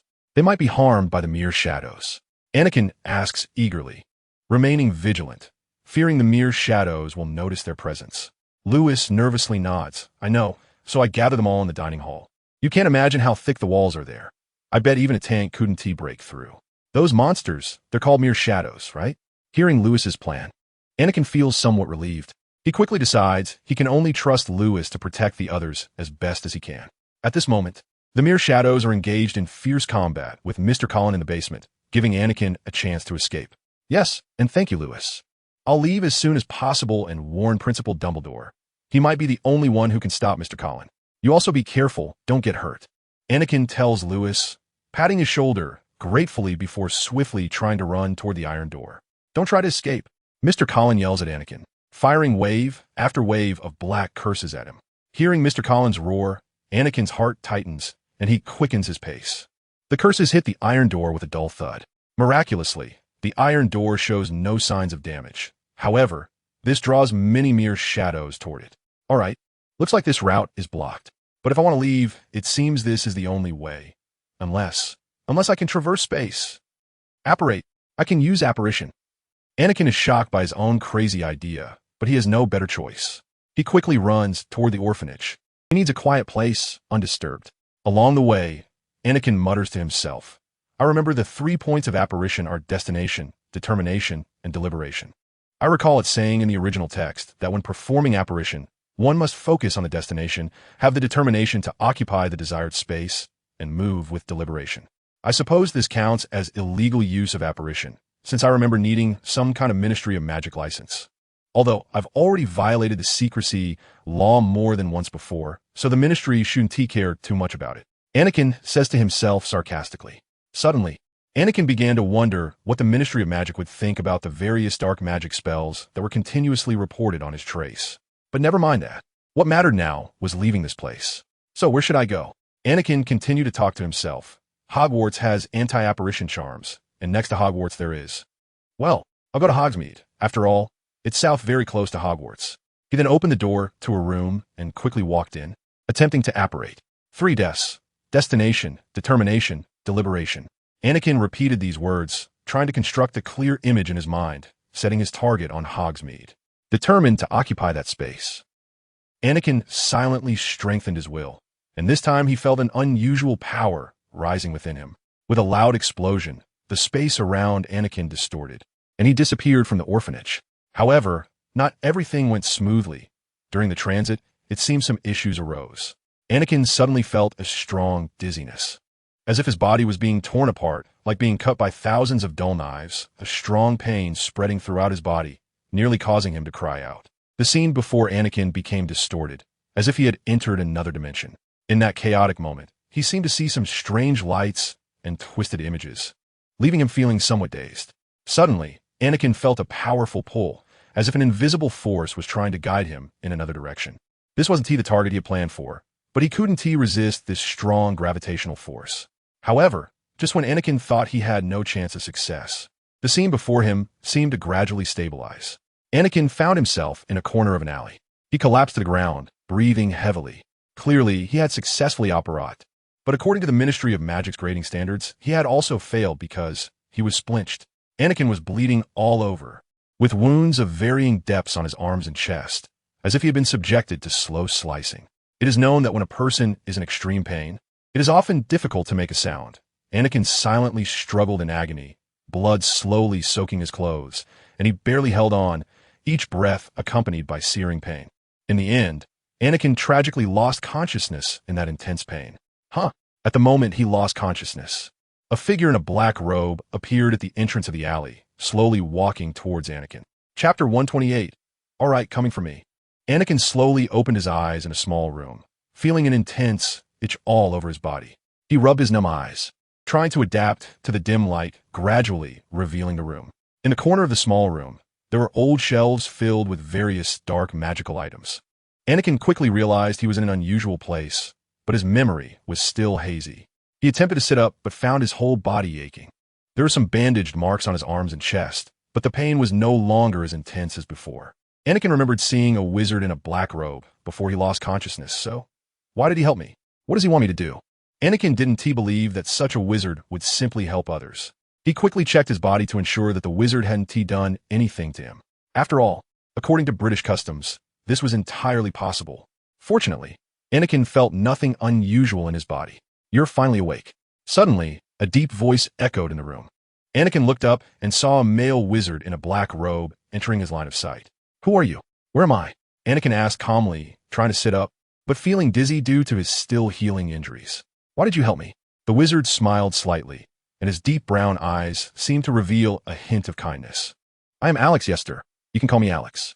As for where you are, this is my shop, located in Nocturne Alley. I was supposed to go to Hogsmeade. How did I end up in Nocturne Alley? This is ridiculous. By the way, I need to find Professor Dumbledore to warn him. Alex walked over to Anakin, picked up a potion bottle, and gently shook it. You've been injured, and I used some white root and other potions to help you recover. As for why I'm helping you, Alex pointed to the olive branch pendant on Anakin's chest. That's my masterpiece. I recognized it at a glance. In the entire British magical community, I'm the only one who can create such a piece. You must be Anakin Wilson. I've heard Haley mention you. Anakin's eyes suddenly widened. You? May I ask what your relationship with Haley is? I've heard Haley mention her aunt. Are you? I know Haley's aunt. I've known her for a long time. To be honest, she hasn't treated Haley very well. Alex sighed deeply. Patricia has always believed that Haley's parents owe her a lot. Anakin felt somewhat shocked. This was something he had never heard before. However, Anakin always felt that there was more to the story. He clearly remembered that Voldemort seemed to be somewhat curious about Haley, previously having Quirrell set up a blood ritual. Anakin always felt that Haley's parents' deaths were related to this. Never mind that for now. I need to find Professor Dumbledore quickly. Sir, I need to contact Professor Dumbledore. This concerns the safety of all of us, Anakin said. Alex frowned slightly, looking at Anakin and pondering for a moment. Anakin, I know you are a very talented child, but your injuries have not fully healed, and it's not suitable for you to go out. By the way, Haley is on her way. She always likes to come here. But could you tell me what exactly happened? Anakin smiled bitterly, realizing that he truly couldn't leave here easily. He looked at Alex, his eyes revealing a hint of urgency. Alex, there's an organization that calls itself the Gifted. They intend to use the power of the Silent Ones to destroy Hogwarts. The Silent Ones? How do you know about the Silent Ones? Alex's expression suddenly changed to one of terror. How is that possible? I remember there hasn't been any trace of the Silent Ones for about half a century. How did they? Anakin had a feeling that Alex might have personally seen the Silent Ones. But that couldn't be. The last known Silent One was Credence, but after Grindelwald's downfall, he seemed to disappear and never reappear. Alex must be at most in his 40s or 50s. How could he have seen the Silent Ones? In 1945, Dumbledore fought Grindelwald. The current year is 1992. Loading more content. Please wait. This site only supports access via mobile browsers. If you see this paragraph, it means the chapter content failed to load. Please close your browser's reading mode, immersive mode, novel mode, and disable ad blocking features. Or copy the URL to read in another browser. I must have misread. I read about it in the History of Magic. Anakin quickly replied, then smiled wryly. I never expected that I would. I never expected that I would encounter the Silent Ones. After hearing Anakin's response, Alex Knightsir frowned slightly, as if he was contemplating something. After a while, he slowly said, if the Silent Ones really reappear, it would indeed pose a huge threat to the entire wizarding world. You mentioned they want to destroy Hogwarts. You don't need to worry, as Headmaster Dumbledore is still at Hogwarts. But even if Headmaster Dumbledore can easily defeat 5, 10, what about 20? The number I saw there far exceeded anything I've seen before, and they seem to be gathering strength. Anakin's voice was filled with anxiety and concern. And there are also basilisks and Voldemort's Horcruxes. Just then, an owl swooped in through the window, flapping its wings and making a harsh hooting sound. Its feathers were disheveled, and a letter tied to its leg was in a sorry state from the rain. The owl was soaked, making its body look heavy and wet. It hooted angrily, as if it were quite displeased to be sent to deliver a message in such weather. Anakin didn't need to understand it to know it was cursing. The owl quickly found a suitable landing spot in the room, its wings trembling slightly, splashing some rainwater as it landed. It shook its wet feathers vigorously, as if trying to shake off its discomfort. Then, in a hurry, it extended its leg and handed a letter to Anakin. At that moment, another disheveled owl flew in through the window. It also quickly handed a letter to Anakin. It's over. It's coming for me. Anakin opened the first envelope. Unfortunately, the letter inside had not been soaked by the rain to the point of being unreadable. Mr. Wilson, we received a report stating that at 3:43 p.m. this afternoon, you used the petrification charm at your residence. You know that underage wizards are not allowed to use magic outside of school, and if you continue such behavior, you may be expelled from this school. Regulations on the reasonable restriction of underage wizards, 1875, Article 3. Additionally, please remember that according to Article 13 of the International Wizarding Federation's Secrecy Act, any magical activity that may attract the attention of non-magical members, muggles, is considered a serious violation of the law. Have a great summer. Mafalda Hopkirk, Department for the Regulation and Control of Magical Creatures, Ministry of Magic. Anakin helplessly opened the second letter. Mr. Wilson, we received a report stating that at 5:29 p.m. this afternoon, you used the exploding charm, the petrification charm, the disillusionment charm, and other dark magic at your residence. I remember reminding you that, according to the regulations on the reasonable restriction of underage wizards, 1875, Article 3, underage wizards are not allowed to use magic outside of school. I will write to Headmaster Dumbledore to ensure that you are expelled from Hogwarts. Mafalda Hopkirk, Department for the Regulation and Control of Magical Creatures, Ministry of Magic. Anakin shook his head helplessly. Great. Now there's no have a great summer either. And they want to ensure you're expelled from Hogwarts. Getting expelled from Hogwarts in the second year would be quite something. Just then, the door opened. A cute girl with blonde hair and blue eyes walked in. Anakin quickly used magic to repair his clothes, which had been torn by the apparition. Anakin, you finally woke up. Hi, Haley. Anakin said with a smile, although he still felt a bit uncomfortable. How was your vacation? Extra 3. The award ceremony, the morning after the end-of-year feast. Anakin got up early. He learned from Headmaster Dumbledore last night that the Sir Merlin Award ceremony would be held at noon today. The sky was slightly tinged with red, and the tranquil Hogwarts school looked peaceful and serene in the morning light. Anakin quickly finished his grooming and put on the wizarding robe he had specially prepared. This robe was ordered from Madame Malkin's robe shop, costing a significant amount of money, and Anakin had carefully kept it in the suitcase that Newt had sent. He tidied up his appearance in front of the mirror, ensuring that every inch of his robe was neat and flawless. The robe was made of deep blue satin, embroidered with gold thread that outlined the folds and magical runes. The hem of the robe flowed elegantly and solemnly, with every detail exuding nobility and mystery. Anakin meticulously arranged his appearance, ensuring that nothing would go wrong at the award ceremony later.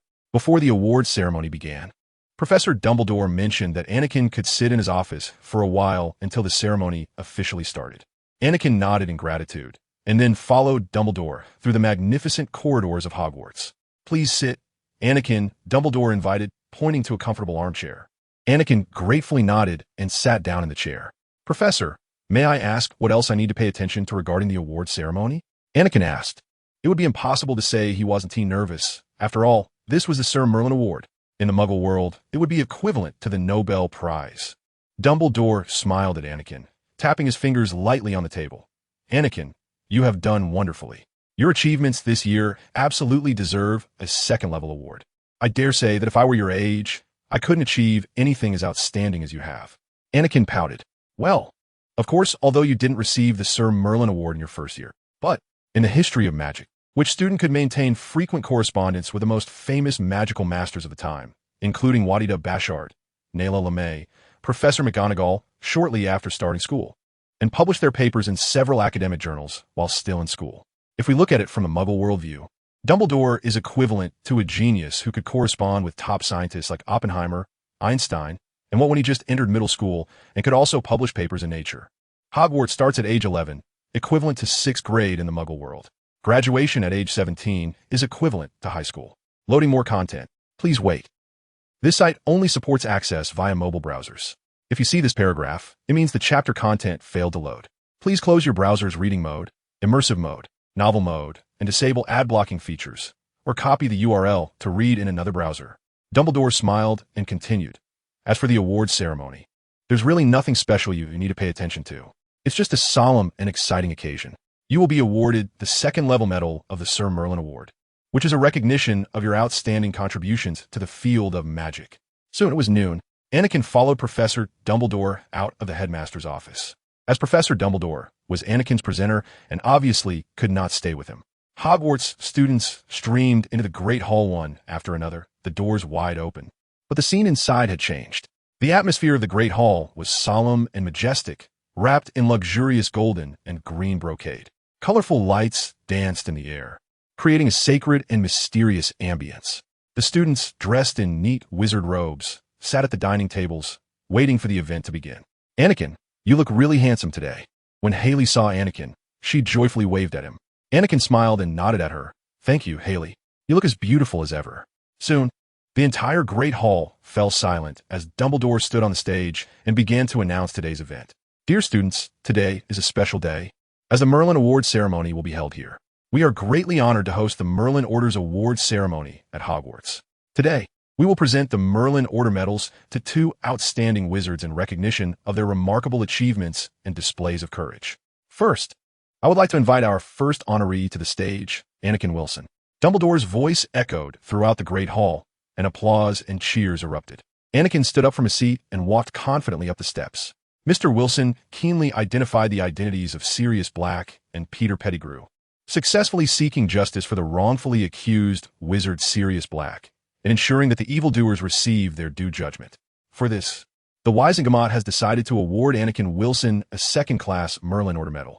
Dumbledore's words sparked another round of enthusiastic applause, and he smiled as he placed the magnificent second-class Merlin Order medal around Anakin's neck.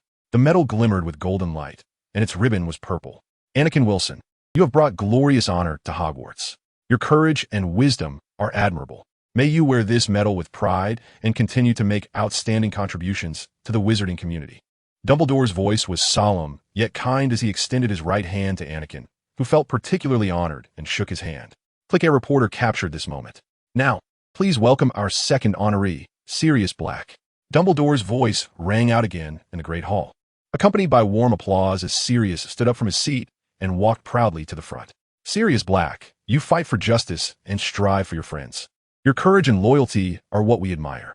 The Merlin Order is honored to award you a first-class Merlin Order medal. May you always maintain your pursuit of light and protect the peace and justice of the wizarding community. Dumbledore's voice resonated in the Great Hall as he placed the medal on Sirius, resembling a precious gem embedded in his chest. Sirius wrinkled his nose at the medal's green ribbon, quickly hiding his emotion. Anakin couldn't help but find it amusing. After all this time, Sirius's disdain for anything related to Slytherin had not changed. Anakin saw Regulus Black below applauding vigorously for Sirius, and even though Anakin noticed he looked quite tired, there was still a hint of genuine excitement in his smile. Sirius quickly returned a smile. Extra 4, Ms. Skeeter. You wouldn't want the Ministry of Magic to know you're an illegal animagus, would you? The Merlin Awards ceremony ended amidst cheers and blessings, and the students began to leave the Great Hall. Mr. Wilson, may we request an exclusive interview with you? A lady wearing jewel-encrusted glasses blocked Anakin's path. Anakin scrutinized her carefully. She wore a dazzling parrot green hat, a flowing green coat, and a striking purple scarf. Her nails were painted a flamboyant red, and she behaved very ostentatiously. Anakin frowned slightly. Excuse me, who are you? The lady smiled proudly, revealing a mouthful of sparkling jewelry teeth. She tried to pull Anakin along, but failed. I am Rita Skeeter, a reporter for the Daily Prophet. You know, your story has caused quite a stir in the wizarding world. I would like to ask how you feel about this award. Oh, it's her, that keyboard warrior of the wizarding world. Anakin had no fondness for Skeeter in either this life or the past. After all, who would like someone who spreads rumors just to attract attention? And someone without any bottom line at that. In China, we emphasize respecting the deceased. The fact that this person wouldn't let Dumbledore rest in peace after his death made Anakin feel disgusted. I'm sorry, but I don't want to give an interview. Anakin coldly rejected. Skeeter's expression changed slightly, but she quickly put on a smile. Oh, Mr. Wilson, you are such a humble wizard. But you must understand, your story has become the focus of public attention, and I just want more people to know about your heroic deeds. There's no need for that. I'm just a first-year student, and I don't want to become famous right now. Anakin rejected again. Moreover, most of the time, wizards have become famous because of Rita Skeeter. It usually turns out to be a bad thing. So Anakin absolutely did not intend to engage in an interview with her. After all, Anakin hoped to become more famous for being slandered, especially with yellow rumors.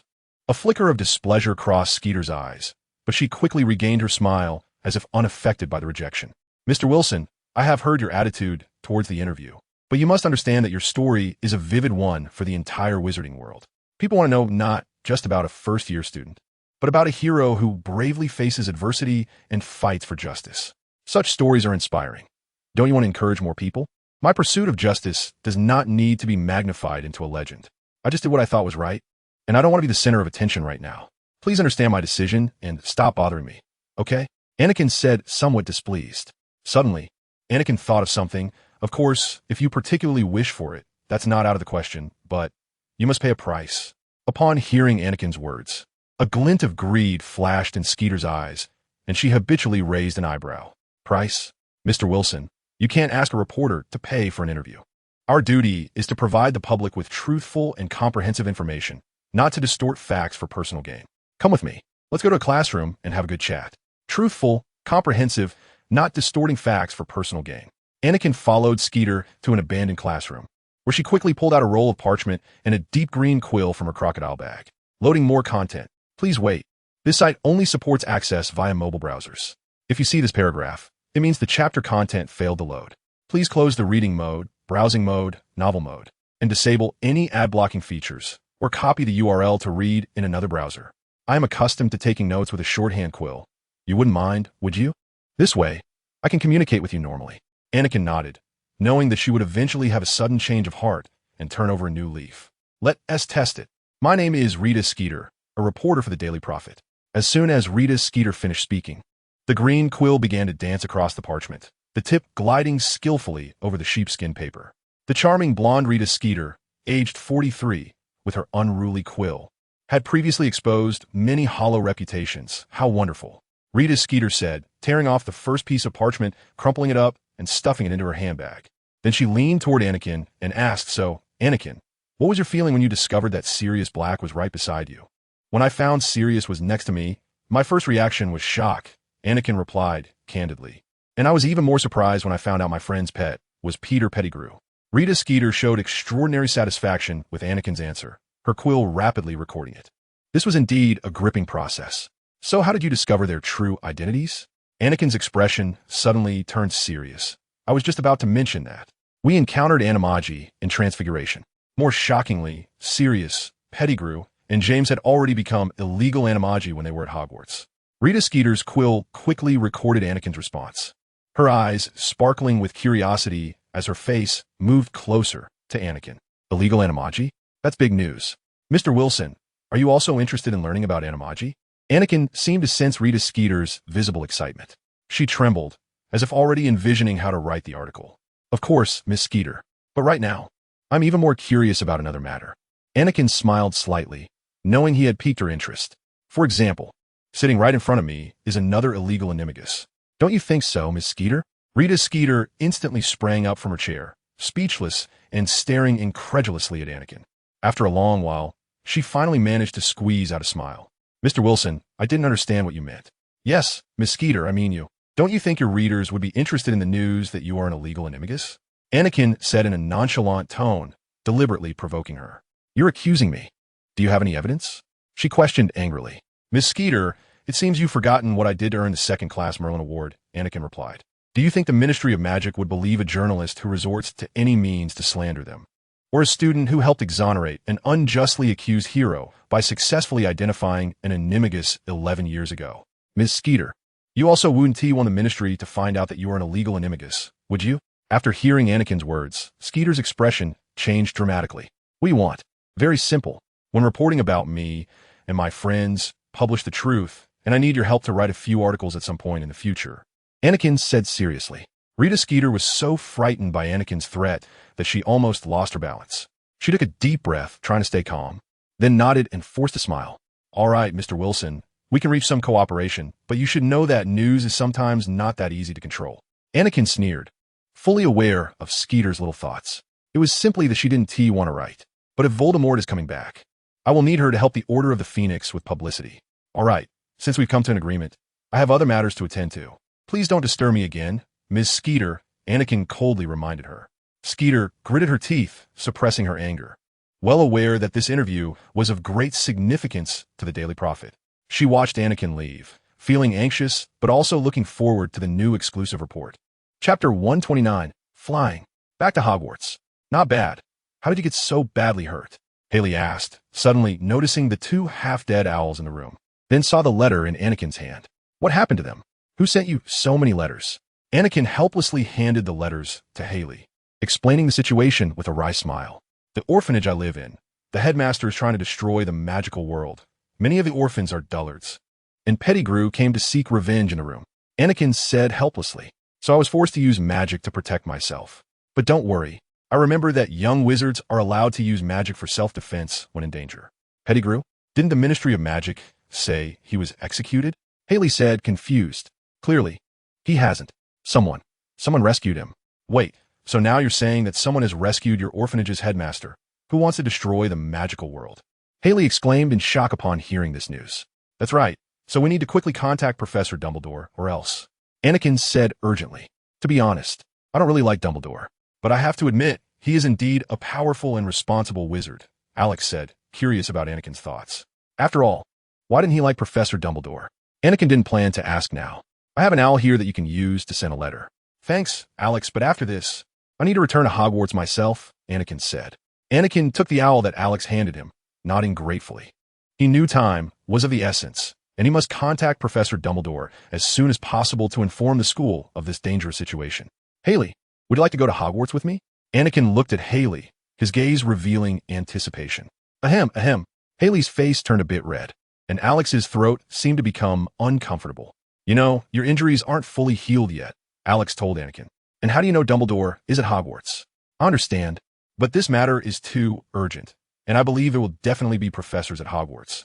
Besides, there will certainly be appropriate medical conditions at Hogwarts to treat my injuries. Anakin said with a wry smile, trying to stand up, but pulling at his wound caused him to fall back down again. He struggled to suppress the pain from his injuries and stood up again. Seeing this, Haley quickly got up from her seat. Wait, you definitely can't do this. Haley anxiously stepped forward to support Anakin, particularly nervous. Can you really hold on like this? Although Anakin felt discomfort in his body, he firmly nodded. I'll do my best. And we need to notify Dumbledore as soon as possible to prevent something worse from happening. Alex sighed. All right, if you insist on going, I'll do my best to help you. But I hope you can wait for Professor Dumbledore's reply before making any decisions. Just be sure to stay safe. I'll find some medicine and treatment supplies for you to take along. At least it can relieve some pain. He took a bottle of potion from the counter and handed it to Anakin. This is a potion for treating injuries you might need on the way. Alex, thank you for your help, Anakin said sincerely, his gratitude evident. Anakin spent almost the entire day in bed. After all, getting out of bed meant unimaginable pain. Left with no choice, Anakin had to use the system for semi-god training. It wasn't that Anakin hadn't thought about reading some books, but whenever Alex saw him, he would say it was not beneficial for Anakin's recovery. At that time, Anakin felt particularly helpless, and seeing Anakin's expression, Haley remarked that she could laugh for a lifetime. Finally, at noon the next day, an owl brought Professor Dumbledore's reply. Anakin eagerly took the letter and quickly broke the seal. Dumbledore's handwriting in the letter was elegant, and the content was concise and clear. More content loading. Please wait. This site only supports mobile browsers. If you see this paragraph, it means the chapter content failed to load. Please close the browser's reading mode, browsing mode, novel mode, and disable ad blocking features. Or copy the URL to read in another browser. Dear Anakin, I learned that you have urgent matters to discuss with me, and I will be waiting in my office tomorrow evening. P.S. According to what you told me, I will negotiate with the Ministry of Magic to ensure you are not expelled. By the way, I particularly like the squeaky ice mouse. Best wishes, Dumbledore. So, does this mean that I need Professor Dumbledore to personally go to the Ministry of Magic to negotiate to prevent my expulsion? Is this considered compensating for my mistakes? About 20 minutes later, Anakin rode the Firebolt 2000 that Sirius had given him, quickly soaring into the sky. Meanwhile, Haley rode an old broomstick that Alex had found from the back of the shop, but its speed was comparable to Anakin's Firebolt. This broom is really nice. It feels like its speed is on par with my Firebolt, Anakin said in surprise to Haley. Haley quickly flew closer to Anakin, a hint of challenge in her smile. Of course, not to mention, this was personally modified by Alex. I heard he started upgrading this broom over a decade ago. After a long while, the sky had already darkened and the wind howled in their ears. The stars twinkled in the night sky, as if bidding farewell to this hurried and dangerous journey. The two raced through the air, the scenery swiftly passing by, their conversation swallowed by the sound of the wind. The wind howled as two figures sped across the sky. With the increase in altitude, the temperature dropped sharply and the cold wind howled, causing Anakin to tighten his robe. This height is really a bit unbearable in the cold, Anakin muttered to himself, gazing at the starry sky ahead, the biting cold wind blowing towards him. Freezing his ears painfully, he felt the wounds on his body sting slightly with the wind's howling, but Anakin didn't care much. Haley was closely beside Anakin, her cloak fluttering in the wind. A smile played on her lips. Some costs are worth it. After all, we are flying in the blue sky. If you hadn't told me that your broom had warmth and wind protection spells cast on it, I might have agreed, Anakin said with a hint of jealousy. Glancing at Haley's broom, Haley made a face at Anakin, her smile revealing a playful side. The two continued flying forward, passing through the clouds, getting closer to Hogwarts. The castle at night appeared hazy under the starry sky, like a fairyland. The starlight reflected on Hogwarts' Black Lake, sparkling brilliantly. Look, Hogwarts! Haley excitedly pointed ahead. Anakin also quickly spotted the familiar castle, and their flying speed gradually slowed down. They began to descend, approaching the castle. The sound of the wind became more stable. They landed on a clearing at the edge of the school, the broomsticks seemingly merging with the night sky, disappearing into the darkness. Anakin felt the ground beneath his feet, breathing slightly heavier. He looked at Haley and smiled. We're back. Haley smiled back. The Hogwarts Hall appeared tranquil and solemn under the moonlight. They cautiously crossed the hall and arrived in front of Dumbledore's office. The squeaky ice mouse's water-dripping stone beast jumped aside, and the wall behind it immediately split in half, revealing a slowly ascending spiral staircase. Chapter 130. Skillful to the point of heartache, taking a day off tomorrow for a competition. Anakin skillfully walked in and went straight to Dumbledore's desk. "Ah, Anakin, Haley, you're here." Dumbledore welcomed them enthusiastically. "Professor Dumbledore, there is some urgent information I need to tell you," Anakin said with a serious expression, detailing the entire situation to Dumbledore, including his experiences in the orphanage and the conspiracy involving the dwarf star and the headmaster. Of course, Anakin selectively omitted the matter of the sword of Gryffindor and the magical beasts. "This is indeed a serious matter," Dumbledore said after a moment of contemplation. "Your timely report allows me to take some measures. First, we need to ensure the safety of Hogwarts to prevent any unforeseen incidents. Meanwhile, I will contact the Ministry of Magic to report this situation and see if we can get Aurors to help us deal with that orphanage." After saying this, Professor Dumbledore stood up and walked to the bookshelf. He took out a quill and a bottle of ink, beginning to write a letter. During this time, Haley and Anakin exchanged reassuring glances, knowing that their warning would not be taken lightly. Dumbledore quickly finished the letter and personally walked to the window to send it with Fawkes. Only Dumbledore could possibly use a phoenix to send letters in this world, Anakin thought. After that, Dumbledore's expression became somewhat serious. "Anakin, could you show me the trump card you mentioned?" Anakin understood in his heart. He had mentioned in the letter about being a silent one, mainly hoping that Professor Dumbledore could find a way to help him extend his life. Although Dumbledore's sister, Ariana, was not mentioned in the original Harry Potter text as a silent one, we can infer this from the descriptions in the text. After all, given that old Dumbledore's sister is a quiet one, and his own nephew is also a quiet one, it would be strange if he didn't have a deep understanding of the quietness. He could be said to be one of the only two people in the world who might have the ability to help Anakin. The other one is Newt. "Professor, why don't we go to the room of requirement?" Anakin suggested. Dumbledore nodded, agreeing with Anakin's proposal. "The room of requirement is a good idea, Anakin. The sooner we take action, the better we can deal with any potential dangers," Dumbledore said solemnly. He then stood up, gesturing for Anakin to follow him to the room of requirement. Haley also stood up from her chair, but Anakin looked at her seriously and said, "Haley, this mission might involve some danger. I think it's better for you to stay here." "But Haley hesitated. "Haley, trust me, it's too dangerous. Although I won't get hurt, the power is something I can't control," Anakin confidently reassured her. Dumbledore interjected, "Anakin is right, Haley. The nature of this mission may not be suitable for you to participate in. We will do our best to resolve the issue." Haley silently nodded, though she felt reluctant. She knew Anakin was considering her safety. "We need to head to the room of requirement. Time is of the essence," Dumbledore reminded, trying to shift Haley's attention. Anakin turned to leave but stopped at the door, looking back at Haley. "I'll resolve this as soon as possible and then come back. Stay safe, okay?" Haley smiled slightly. "You be careful too, Anakin." With that, Anakin and Dumbledore left the room, leaving behind an anxious Haley, Fawkes, and the portraits of past headmasters hanging on the wall. Anakin and Professor Dumbledore walked through the corridor, and the portraits along the way were curious about Anakin. After all, it had only been a few days since the holiday began. They quickly arrived at the room of requirement, and Anakin walked back and forth 3 times, thinking of a spacious and safe room. A door appeared in front of Anakin and Dumbledore. Anakin opened the door to find a vast space inside. The high ceiling was filled with a soft glow. In the center of the room was an empty area with no objects. The floor was smooth stone, spotless. "This should be safe enough," Dumbledore said happily. Anakin nodded and walked into the space with satisfaction. Anakin smiled slightly at Dumbledore. "Professor, then I'm going to start." Anakin took a deep breath and closed his eyes. He worked hard to mobilize his emotions, trying to amplify them as much as possible. In the empty room, Dumbledore watched Anakin intently. Anakin struggled to recall his past life in the hospital bed. That time felt like an endless nightmare. He was well aware that he would rather choose death than go through those painful days again. Suddenly, Anakin's body began to tremble violently, his skin bulging as if something was moving beneath it. Then, Anakin lifted his head and let out a fierce roar, unlike anything that could be produced as a black, oily substance erupted from his entire body. This black material exuded a strange and dangerous atmosphere, as if it were a latent dark power.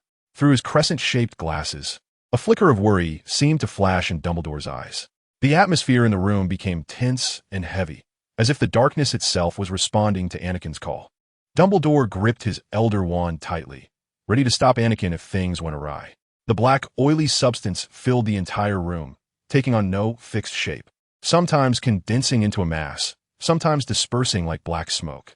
Anakin's body had completely transformed into this oily substance, as if he had become part of the darkness. Dumbledore focused on the dark storm, trying to discern Anakin's presence. Anakin's consciousness was particularly hazy. He saw only black and white, and everything around him became distorted and eerie. He felt a bit of self-awareness, but couldn't control it well. Deep down, Anakin felt extreme anger, an impulse to destroy everything. Dumbledore's brow furrowed deeply, the knuckles of his fingers slightly whitening from gripping his wand tightly, and the smile on his face vanished, replaced by extreme seriousness. The quietness within Anakin was larger than anything Dumbledore had ever seen before, and the dark power filled the room as if it were about to swallow everything. He was very worried that Anakin wouldn't be able to control his inner rage and other negative emotions, causing him to lose control. In the dark vortex, Anakin's consciousness fell into chaos. He felt that he was no longer a complete individual, but had merged with the darkness. The power of the quietness nearly made it impossible for Anakin to maintain his sanity. Anger, fear, and helplessness intertwined, forming an irresistible tide. Subsequently, Anakin finally lost control. He let out a violent roar, sweeping through the darkness toward Dumbledore. Chapter 131, Dumbledore. It seems like the soul has already dissipated. Please help promote. Dumbledore's expression darkened, and he raised his wand, casting the binding spell at Anakin. A silvery light shot from the wand, wrapping around Anakin's body, forming an invisible cage. Although theoretically, physical attacks would not harm the quietness, and the summoned ropes could not encase the mass of black mist, miraculously, Professor Dumbledore's spell actually made contact with Anakin. The silvery light of the binding spell formed an invisible cage around the dark mist, and although Anakin's body was not bound, this layer of light served to prevent him from continuing his assault. Anakin felt as if he was restrained by an invisible force, unable to release the darkness within him freely. He struggled against the binding, but Dumbledore's binding spell displayed powerful magical strength, making it difficult for Anakin to break free. Professor Dumbledore stared at the dark mist, his expression grave and serious. He knew that Anakin was currently in a state of great inner conflict, and his task was to prevent Anakin from losing control and causing a greater disaster. Anakin, calm down, Dumbledore said sternly. You need to control your emotions. Do not let the dark power control you. Although Dumbledore's voice reached Anakin's ears, he could hardly comprehend it. The binding spell clouded his thoughts, and his words became a jumble. The dark mist swirled around his body, as if an indescribable anger was churning within. Just as Dumbledore was about to wave his wand toward Anakin again, a faint light suddenly emerged from the endless darkness. Though nearly imperceptible, this faint light flickered at the edge of the darkness, like a weak star shining with hope. Dumbledore keenly sensed this change. He halted his movements and gazed intently at Anakin, his brows slightly raised, revealing a look of surprise. He didn't know what this faint light was, but he felt it had a suppressive effect on Anakin's dark powers. The silent figure that Anakin had transformed into gradually came to a halt, although its size hadn't changed. The rolling black, oily substance slowed down. Was Wu Zetian mourning her husband, losing Li Ji, rationality? Anakin was filled with fear. Why had he tried to attack old Dumbledore? He was lucky to be alive after attacking 2/3 of the top wizards in a magical world. Although, to be fair, Anakin hadn't caused any harm. Speaking of which, I won't have to attack Grindelwald again in the future, will I? Anakin thought with some trepidation. Dumbledore pondered for a moment. Anakin, you can hear me, right? The red core within the black, oily substance flickered. Good, now. Try to calm down quickly. You can attempt to perform the brain closure technique. Anakin followed Dumbledore's advice, took a deep breath, and tried to calm his mind. He attempted to perform the brain closure technique, gradually isolating his thoughts and calming his chaotic emotions. Slowly, the black, oily substance on Anakin began to shrink, and a human form started to emerge. As the silent figure returned to Anakin's body, he felt a wave of sharp pain throughout his body. After all, if something moved beneath your skin, not feeling pain would be a problem, but this pain was bearable for Anakin. Loading more content. Please wait. This site only supports mobile browser access. If you see this paragraph, it means the chapter content failed to load. Please turn off your browser's reading mode, browsing mode, novel mode, and ad blocking features, or copy the URL to another browser to read. Just consider it a training exercise, Anakin thought. Soon, Anakin returned to his usual appearance. Everything seemed as it was when Professor Dumbledore and he had just arrived, except for the particularly large ropes on the ground. The silvery light created by the binding spell gradually dissipated in the air, and the tense atmosphere in the room quietly faded away. Anakin, you did well. Dumbledore seemed to breathe a sigh of relief, and two glistening tears appeared at the corners of his eyes. It must be an illusion. How could Professor Dumbledore possibly shed tears? Dumbledore furrowed his brows, gazing at Anakin's body, his tone gentle and caring. Anakin, your condition is indeed a bit strange. According to common sense, once you begin learning magic, the silent figure within you should erupt. When a silent being dies, the silent essence within them also disappears, even if their body remains in the world.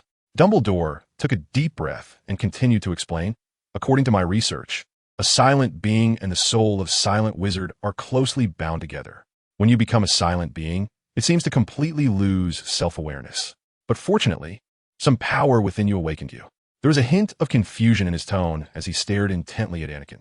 However, your situation seems to indicate that the connection between the silent essence within you and your soul has been severed, as if the soul has already dissipated. This is a very rare occurrence, and I find it hard to understand the reasons behind it. Anakin listened to Dumbledore's words, his heart jolting. Of course, he had lost his connection with the silent essence. After all, he was a traveler. The problem was, how did Professor Dumbledore notice that there was an issue with his soul? Anakin felt dry-mouthed. Professor, Dumbledore smiled and interrupted Anakin's words, a hint of relaxation in his gaze. It's okay, Anakin. We have good news too. He shifted the topic, continuing with a joyful expression.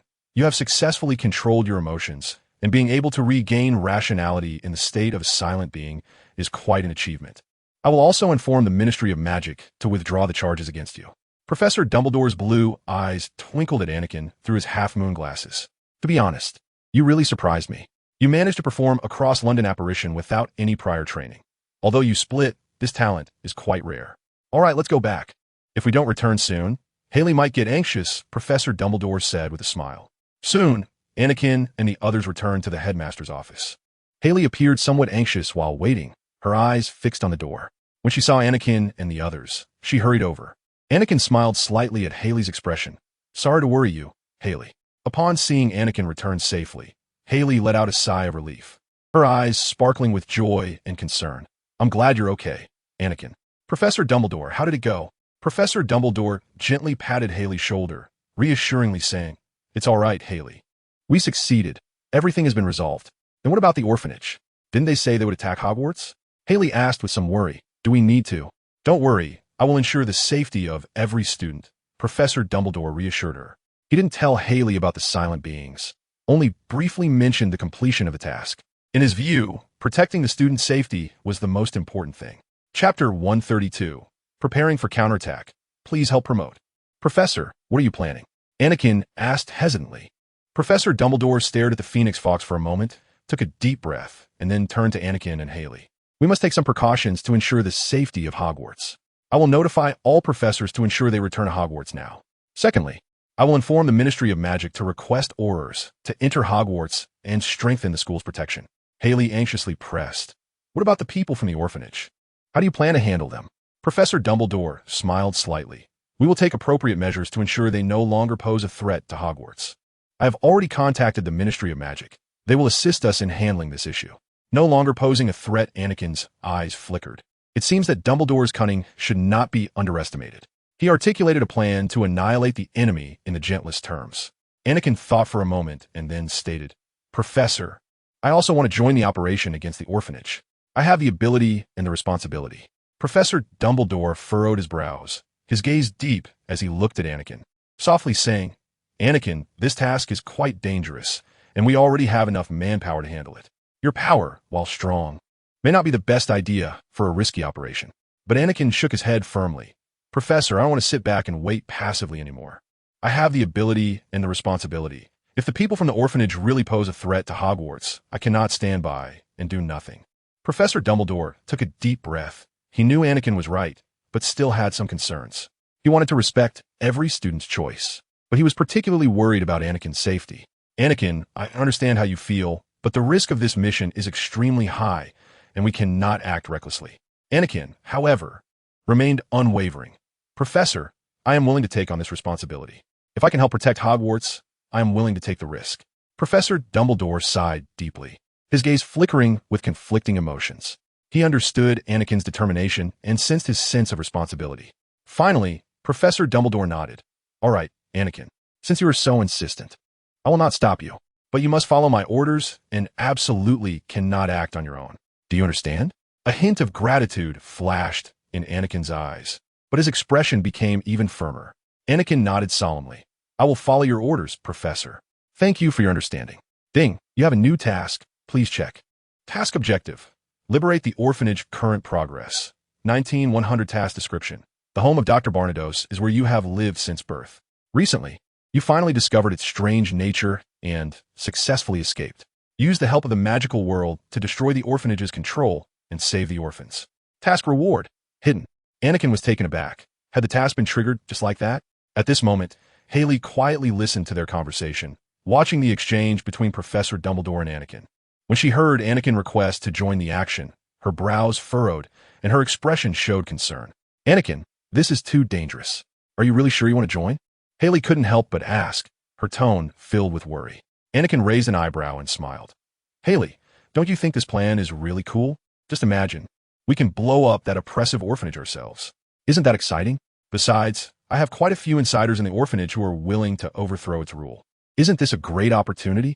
But Anakin, don't worry, Haley.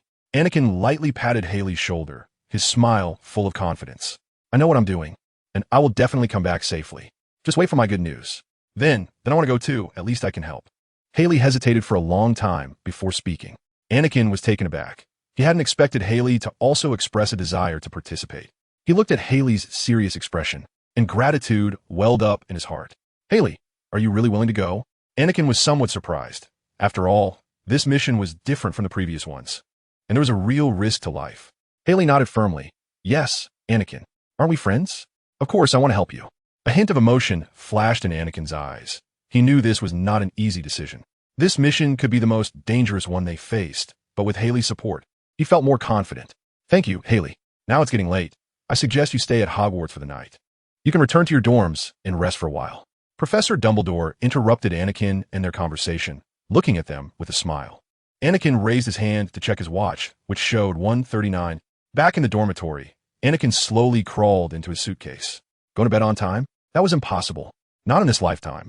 Anakin found himself in a small wooden cabin, and a few books on the chair caught his eye. He casually picked one up, lounging comfortably in a rocking chair, and began to read. However, Anakin's thoughts were not fully immersed in the book. Instead, he was contemplating the events that were about to unfold at school. Since the basilisk was going to appear this semester, could I pack it up and take it away? That would drive little Tom crazy. Anakin suddenly found this idea amusing. First of all, he couldn't speak Parseltongue, so how could he control the basilisk? Secondly, Anakin didn't believe he had the ability to single-handedly kill the basilisk, let alone capture it safely. In the original story, even when Fawkes blinded the basilisk, causing it to lose its most powerful weapon, Harry nearly died in the jaws of the giant serpent. Ultimately, he relied on the Gryffindor sword and Phoenix tears to counter the basilisk's venom, although Anakin believed he was much stronger than the second-year Harry in the original story. Capturing a basilisk? He would probably need Newt for that. Ding, you have a new task. Please check. Task objective. Capture the basilisk. Current progress. 0-100 task description. The basilisk is a giant, deadly serpent with a lethal gaze. The basilisk at Hogwarts is used to guard the Chamber of Secrets. It is a product cultivated by Salazar Slytherin.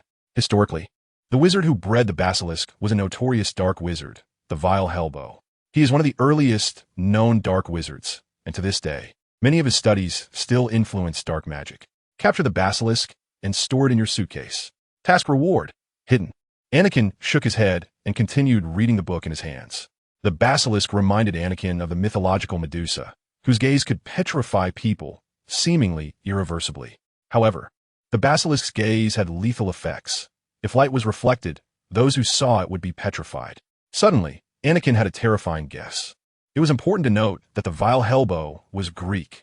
Moreover, Medusa's hair contained living poisonous snakes, which meant the Vile Hellbow was likely trying to breed a basilisk that could permanently petrify people and be controlled by Parseltongue. Chapter 133. The Basilisk and the Dragon. Please help promote this. The basilisk also reminded Anakin of the dragon. In English, it's actually dragon, the Dragon of Lydia. This is the oldest and most dangerous kind. Dragons are thousands of years older than regular dragons and are even larger in size. They resemble giant snakes, mostly without wings and do not breathe fire. All dragons are poisonous, exceptionally strong, and their scales are harder than titanium. Just their gaze can leave you paralyzed. Not petrified like Medusas, but rather the type that scares you stiff. Note that the stiff here is not an exaggeration. Moreover, their eyes are yellow. Although this one is just a basilisk, who knows if the petrification in this altered timeline might also become permanent. Anakin planned to take it when he handed the diary to Ginny Malfoy. After all, he would definitely encounter it at that time. In this way, the basilisk would not be released again. He just needed to wait for Harry to open the Chamber of Secrets and then invite Professor Dumbledore and himself to enter together, ensuring the safe elimination of this potential threat. Anakin sighed deeply and began to reread the book in his hands. The most important thing now is to strengthen one's own abilities. The next morning, Anakin got up from his dormitory bed, reapplied his white face paint, and changed into a clean robe. "Good morning, Professor." Anakin entered Professor Dumbledore's office and greeted him. Dumbledore looked up, his blue eyes sparkling behind his half-moon glasses. "Good morning. Anakin, did you rest well last night?" "Of course." "So, did you hear anything from the Ministry of Magic?" "I've already contacted them regarding the Ministry. They agreed to send Aurors to Hogwarts to strengthen the school's defenses and assist us in attacking the orphanage you mentioned." Professor Dumbledore's tone was firm, revealing a deep determination in his eyes. "Thank you, Professor. Additionally, I've notified all professors to return to Hogwarts as soon as possible. Although many of us will not leave the school during the holidays," Dumbledore continued to explain his action plan. Hearing this, Anakin suddenly remembered Professor McGonagall and Snape. They would surely stay at Hogwarts during the holidays. Wait a minute, it seems all the professors at Hogwarts are single. That's a chilling thought. Professor McGonagall's husband died in an accident, and Snape only has Lily in his heart. Anakin shook his head, dispelling these strange thoughts. "Professor, I thought of another issue last night. What about the statute of secrecy? If we can't control all the muggles at once, the consequences could be catastrophic. More content is loading. Please wait. This site only supports mobile browser access. If you see this paragraph, it means the chapter content failed to load. Please close the reading mode, novel mode, and ad blocking features, or copy the URL to another browser to read." After all, in the movie Fantastic Beasts and Where to Find Them, a single muggle almost destroyed all of New York.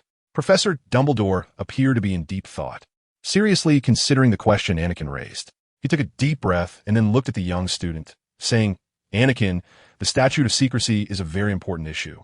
If muggles discover wizards, we may have to use the Thunderbird again. But they might use the orphans as leverage." Anakin pondered and suddenly thought of something. "That's right, Professor. The orphanage has rules for every orphan. I didn't bring the rules with me, but I remember them well enough." Then, Anakin began to recount all the rules he could remember to Professor Dumbledore. Dumbledore remained silent for a moment, his expression serious. After a moment of contemplation, he spoke. "This information is very helpful for our action plan, Anakin. You've done well." He tapped his fingers on the table, contemplating the next response strategy. "Now, we need to take some measures to ensure they cannot use the orphans to threaten us. At the same time, we must ensure that we do not expose too many secrets of the Wizarding Society. By the way, Professor, Mr. Collin, the administrator of the orphanage. He has an insider within Hogwarts besides me. Should we?" Professor Dumbledore thought seriously and then nodded. "Yes, we need to be cautious with this information. Mr. Collin might not be the only one who has planted an insider within Hogwarts. I will inform Professors McGonagall and Snape and strengthen the security monitoring on campus. We cannot let anyone use this information to endanger Hogwarts' safety. What I mean is, after school starts, we may need to use some special means." Professor Dumbledore furrowed his brow. "Anakin, I admit this is the easiest approach," but his words paused. "We cannot ignore the laws of the Ministry of Magic, even when facing such a severe threat. We must ensure that our actions are legal and safe. Otherwise, it will throw the Wizarding Society into chaos." "Why are you being so hypocritical? I haven't forgotten how you continued to use legilimency on me when we first started school. In fact, it was Snape who did it." But Anakin didn't know. Anakin said, somewhat displeased, "So, are you just going to watch as the rule-breaking enemies kill our own people?" Professor Dumbledore sighed deeply. "Anakin, I understand your concerns, but we must act cautiously. The law exists, and we cannot abandon our principles simply because our intentions are just. The Ministry will provide support, and we must cooperate rather than take extreme measures." "But, Professor," Anakin sighed, "I understand your concerns. However, if we are bound by the law while they are unrestrained, then Hogwarts and all of us might pay a heavy price. What if there's more than one insider? What if they're also muggles? Professor Dumbledore looked seriously at Anakin, his eyes flashing with deep thought. Anakin, you make a valid point. But we cannot abandon the rule of law. We must use the legal framework to uphold justice, not break the law. We need to find legal means to deal with the insiders and ensure they cannot pose a threat to Hogwarts and the Wizarding Society. I will negotiate with the Ministry of Magic to seek more support. At the same time, I will closely monitor the activities within Hogwarts to ensure our school's safety. As for the insiders, we will take measures, but this must be done within the framework of the law. Anakin frowned. He understood Professor Dumbledore's concerns and determination, but he still felt a sense of unease. He took a deep breath, respecting Dumbledore's position. All right, Professor, I understand. I just really don't want to see Hogwarts in crisis again, especially not an unprepared crisis. Professor Dumbledore smiled slightly. Anakin, you are a responsible student, and I trust your decisions. We will work together to ensure the safety of the school. Chapter 134. The attack begins. Happy New Year. Please help spread the word. A few weeks quickly passed. All the heads of houses had returned to Hogwarts, if they had left at all.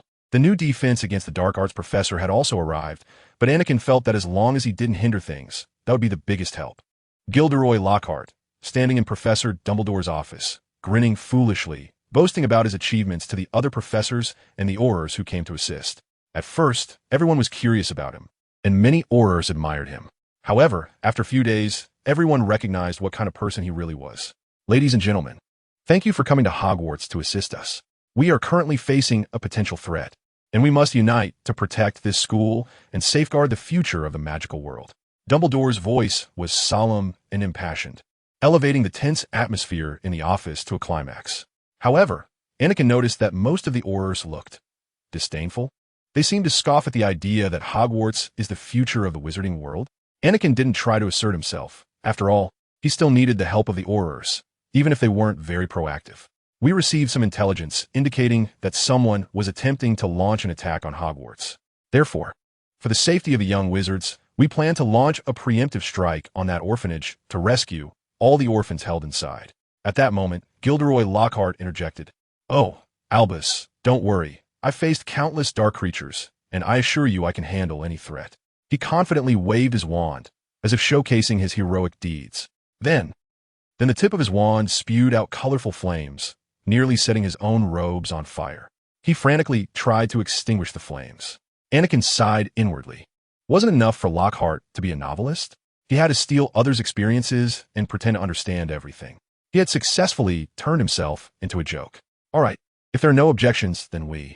Professor Dumbledore's words were interrupted by a strong, gray-haired Auror. Wait, Headmaster Dumbledore, I have something to say. He instantly froze the atmosphere in the room. Professor Dumbledore was momentarily taken aback and then gestured for him to continue. Loading more content. Please wait. This site only supports mobile browser access. If you see this paragraph, it means the chapter content failed to load. Please close your browser's reading mode, browsing mode, novel mode, and turn off ad blocking features, or copy the URL to read in another browser. I admit you are the greatest wizard in the magical world, but we Aurors are more professional when it comes to forcibly entering illegal territories. Headmaster Dumbledore, although you are the headmaster of this school, you do not represent the entire magical community. Who are you? Anakin asked displeased. Delirious, John Delirious. Upon hearing this name, a strange smile suddenly appeared on Anakin's face. Delirious appeared several times in the Harry Potter series, making him a fairly well-known NPC. His main achievement? He was hospitalized by Neville's grandmother, a witch who failed her charms exam. A tough guy who dared to draw his wand at Dumbledore with 3 accomplices. He even failed the task of capturing Hagrid while leading a large group of people. Truly a genius among the Aurors in the magical world. Well, genius, however. It seems the Ministry of Magic intends to take action against Dumbledore, although they can't even defeat Voldemort. Mr. Delirious, Anakin said with a smile, his tone relaxed. I am glad to hear your confidence in the Aurors, but you know, some things cannot be solved solely by professionalism. Delirious frowned slightly. He did not like others questioning his professional abilities. What are you referring to? Anakin raised an eyebrow. For example, extremely powerful magical abilities. Indeed, Professor Dumbledore may not represent the entire magical world, but he is stronger than any of us. Anakin continued, you mentioned your Auror's professionalism in forcibly entering illegal territories. I do not deny that, but please recall, Professor Dumbledore was able to defeat the dark wizard Grindelwald. Do you think you are stronger than Grindelwald? Or have you received the Order of Merlin? Delirious frowned, seemingly caught off guard by Anakin's words. We should not be blinded by one person's reputation. We should rely on our own strength to face challenges. Headmaster Dumbledore's authority is not unshakable. Anakin pretended to be surprised and responded, Mr. Delirious, I understand your point, but I remember, our enemy is not Professor Dumbledore. Chapter 135, Mad-Eye and the Orphans, please help promote. Anakin quickly pulled open the door to the study room, ignoring the terrified expressions of the other orphans, and rushed inside, with Aurors following behind him. Trying to catch up, Professor Dumbledore headed toward the basement. Anakin, you're back. Lewis cheered excitedly, and Anakin noticed several blood marks on his face. Lewis, what happened to your face? Lewis shrugged casually. Mr. Colin hit me. He didn't find out who opened the basement last time, so he punished everyone severely. Ozowski aloi tioi. Ancient Greek, meaning Zeus and all the gods. Are you all okay? In such a repressive environment, along with unreasonable punishments, it is likely that many would become silent. Anakin couldn't help but mentally increase the difficulty of this counterattack. Lewis noticed Anakin's concern and showed a bitter smile. Don't worry. Anakin, we all made it through. It's just that Mr. Colin has become more severe. Perhaps he senses the impending threat. Also, what did you just say? It's nothing. We're here to save you. Anakin said to Lewis. The other Aurors finally entered the study room, with Haley following behind. Lewis looked at Haley with some confusion. Anakin, who is she? Do all your wizard soldiers look so young? Clearly, Lewis mistook Haley for an Auror. Loading more content. Please wait. This site only supports mobile browser access. If you see this paragraph, it means the chapter content failed to load. Please close your browser's reading mode, browsing mode, novel mode, and turn off ad blocking features, or copy the URL to read in another browser. Anakin turned his head to look at Haley, who had just entered, and smiled as he introduced, No, this is Haley. She's a friend I made at Hogwarts. Haley nodded at Lewis, showing a confident smile. She did not explain further, simply standing quietly beside Anakin. Lewis's confusion remained unsolved, but it seemed he did not pursue the question further. Instead, he turned to the other orphans. Try to inspire them. Listen, everyone, we can't let ourselves be manipulated like this anymore. We have the opportunity to change our situation. We can choose our own fate. Instantly, a dozen or so orphans stood up and gathered around Anakin and Lewis. Anakin spotted Emily and Oliver among them. However, more were just numbly sitting in their seats, seemingly unaffected by anything. Their eyes showed no sign of movement, as if they had become numb to everything around them. A scarred Auror shouted loudly, seemingly particularly displeased, and turned to the Aurors behind him, ordering, I say we use this room as a stronghold. That way, we won't have to move these kids first. Remember, stay alert at all times. Anakin remembered this Auror. He had arrived after other Aurors were stationed at Hogwarts. According to him, someone had been following him, so he took a long detour to reach Hogwarts. He was the most outstanding Auror, with half of the cells in Azkaban filled with people he had arrested. This Auror's name was Alastair Moody, also known as Mad-Eye. It's easy for you to say, you don't know what Mr. Colin will do to us. You evil wizard. A boy stood up angrily, accusing Moody in a sharp tone. Fool, you silly little brats don't understand anything. I'm telling you, this world is not as simple as you imagine. Moody's voice was even more hoarse. His gaze seemed to want to tear Anakin and the others into pieces. Do you really think that if you don't resist, you won't be punished? A female Auror standing beside him tugged at him. Anakin didn't quite understand why Mad-Eye was so irritable. This wasn't like him. Moody's voice was hoarse and heavy, seemingly filled with provocation. You kids, staying silent will only make those guys more arrogant. Are you afraid to face the truth? Afraid to fight for your rights? His words were like a sharp blade stabbing at the hearts of the numb orphans, awakening the fear deep within them. Anakin finally understood his intention. This was a damn provocation. Anakin stood beside Moody, straightened his body, and loudly said to everyone, We can no longer be oppressed. We can no longer be bound. We have the right to choose our own destiny, and we don't need anyone to manipulate us. Some orphans began to show thoughtful expressions, seriously contemplating Moody's and Anakin's words, realizing that their situation was not an unchangeable fate, but something that could be altered through effort and resistance. Although the orphans still didn't show much movement, Mad-Eye's strategy was undeniably successful. Several orphans began to shift uneasily, seemingly wanting to stand up. Anakin saw the orphans starting to think and secretly breathed a sigh of relief. He knew that even a slight shift was the beginning of change. So, he planned to strike while the iron was hot. We can't be trapped any longer. Chapter 136. Useless Delirious. Please help promote. Katevasi. Ancient Greek, meaning go to hell. Merely came. Prepare to retreat. Anakin shouted loudly, his wand already raised. Haley stood tightly beside him, showing a hint of worry. Most of the orphans were terrified, and some even collapsed to the ground upon hearing this voice. With Anakin's warning, the Aurors immediately became tense. Merely came, so everything Dumbledore said is true. Delirious shouted in horror. Anakin frowned and angrily questioned, "Oh, you finally realized? What did you think? That Professor Dumbledore could possibly deceive you?" Delirious' face suddenly turned awkward. He shook his head, trying to explain. "No, that's not it. I just thought." Anakin interrupted him, his eyes blazing with anger. "Thought what? Did you think you understood better than Dumbledore? Or do you think merely came is just a lie?" Delirious quickly shook his head in denial. "No, I didn't mean that. What just? Are you just making excuses? Then, does your doubt represent yourself or the Ministry of Magic?" Anakin questioned, although this would further strain the relationship between Professor Dumbledore and the Ministry. At least it could make Dumbledore more wary of the Ministry. After all, the Ministry of Magic is unreliable. Forget it. Let's leave this place. A loud explosion. Anakin quickly turned around, ignoring the Merely came behind him, and blasted open the door. The black Merely came descended upon Anakin and the others, and the aura spells had almost no effect on them, barely serving to block them. "Go, hurry. Haley, you go first." Anakin shouted loudly, but the Merely came in the air had no chance to reach them, as a massive protective barrier suddenly enveloped them, blocking all the Merely came. Of course, the barrier was not invincible. Although it blocked this attack, it was cracking everywhere, flickering like a television with poor reception, ready to collapse at any moment. Professor Dumbledore emerged from the smoke generated by the collapse of the orphanage.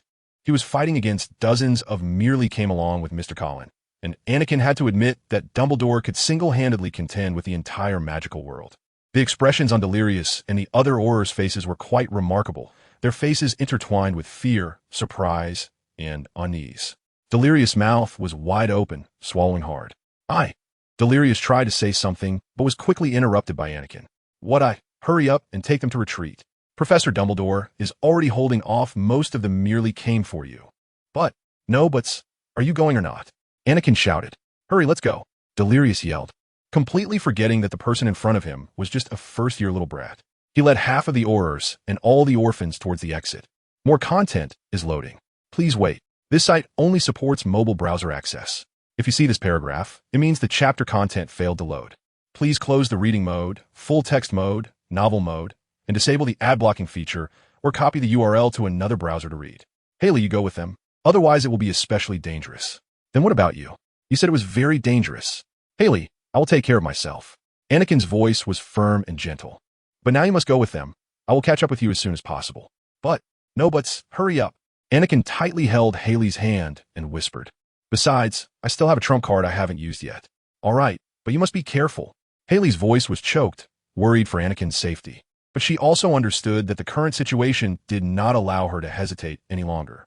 She turned and quickly caught up with the main group. The remaining Aurors shot round after round of spells at Colin and the administrator rushing out from the orphanage. But Anakin noticed that most of the enemies were taken down by Mad Eye. So, are the other Aurors slacking off? Or is it just a lack of ability? Professor Dumbledore was already beginning to struggle. Although he still seemed calm, the power of each of his moves seemed to have diminished. It seemed that even a wizard like Professor Dumbledore would find it hard to face such a large number of Merely came. It appeared that someone had to hold off the Merely came. But Anakin turned to look at the Aurors behind him. The damage they caused was minimal. All right, it looks like it's impossible to rely on them to hold off all the Merely came. Unless I also become a Merely came. Everyone hurry. However, due to the surrounding battle, Anakin Chapter 137, Fire God opening the way and absorbing star technique. Please promote, please comment. Anakin let out a loud roar, like a terrifying storm ravaging the ruins of the orphanage. Anakin charged towards the other Merely came in the air. He had no expectation that he could truly defeat all the Merely came. That was impossible, at least not now. Anakin now only needed to hold them off until Professor Dumbledore dealt with Colin. Damn it, Colin shouted, filled with extreme anger, and he had to send some of the Muggle-borns to stop Anakin. Dumbledore's face was calm, his pure white robes billowing in the battle. And after noticing that the other Aurors had left, he quietly raised his wand. A bright flame shot out, forming a firestorm around him. Fire God, clear the way. The firestorm rampaged through, engulfing the Muggleborns ahead. However, Anakin believed that the Muggleborns wouldn't die so easily, especially since Professor Dumbledore would absolutely never kill them. So, Anakin quickly rushed towards the other Muggleborns in the air, successfully attracting their attention. Clearly, the Muggleborns Anakin had transformed into the largest, with a massive dark red core amidst black material, resembling flames in an abyss, exuding an irresistible aura of terror. The other Muggleborns were drawn to this power, roaring as they charged towards Anakin. "What are you doing?" Anakin seemed to hear Colin's faint voice. "I command you to come back." But the Muggleborns remained unmoved. Anakin had no idea whether the Muggleborns could harm him. After all, Muggleborns were already very rare creatures in the history of the magical world. And what if two Muggleborns met and fought? This was almost impossible. Anakin took a deep breath and charged towards them as well. Noon should have been scorching hot, but it was shrouded in darkness by the overwhelming Muggleborns. Anakin collided violently with the other Muggleborns, their figures weaving through the ruins like ghosts in the dark. Terrifying and elusive, each collision released heart-shaking energy, distorting the surrounding air into twisted whirlpools. Anakin could feel that dark power continually eating away at his consciousness, dragging him into an inescapable state. Each impact brought him intense pain, making Anakin angrier. However, just as this dark power was about to make him lose his sanity, a faint light suddenly appeared deep within Anakin's consciousness, instantly clarifying his mind. More content is loading. Please wait. This site only supports mobile browser access. If you see this paragraph, it means the chapter content failed to load. Please close your browser's reading mode, immersive mode, novel mode, and disable ad blocking features. Or copy the URL to read in another browser. Anakin tried to look towards Professor Dumbledore, but he saw nothing. The Muggleborns blocked his line of sight, and the residual battle outside seemed to come from another world, particularly blurry. For Anakin, the more Muggleborns around him, the higher the chance of success. After all, he didn't need to get rid of these Muggleborns. He only needed to delay them. After all, Dumbledore was just too powerful. To him, Colin and Anakin combined were just a matter of a spell. He knew that as long as he could keep Dumbledore from being burdened by his mercy, he would be the foremost figure in the magical world. Even Voldemort wouldn't last more than 20 rounds under him. Anakin felt waves of Muggleborns crashing against him. Each collision felt like a heavy hammer striking down, bringing intense pain, as if countless knives were stabbing in and out of him. In anger, Anakin unleashed all his power. Dark energy raged around his body, twisting, and Anakin's form grew even larger, making the air around him heavy and dark. Anakin suddenly realized he was in a state of extreme thirst, particularly empty, as if he hadn't eaten for several days. In anger, he charged towards one of the Muggleborns like a hungry wolf that had found its prey. Anakin's massive form sent the Muggleborn flying. It seemed that the oily substance on him was absorbed by Anakin, and the previous hunger feeling diminished significantly. Oh, it can't be. Am I absorbing the Muggleborns within them? How about trying again? Star absorption technique. Here I come. After a while, Anakin proved this astonishing fact. With each successful defeat of a Muggleborn, he could plunder a portion of their magical power, making himself stronger. This feeling seemed to plunge Anakin into a frenzied state. He craved more power, wanting to become even stronger. Each time he defeated a Muggleborn, Anakin felt an unprecedented surge of power flooding into his body, making his dark material denser and more powerful. His attacks became fiercer and more forceful, as if he had transformed into an unstoppable dark storm. The light that had previously restored Anakin's sanity seemed to vanish. He swiftly wove through the Muggleborns, and the pain quickly diminished. The Muggleborns before him seemed to be easily dealt with. Soon, only the first 138th chapter remained. Youth is great.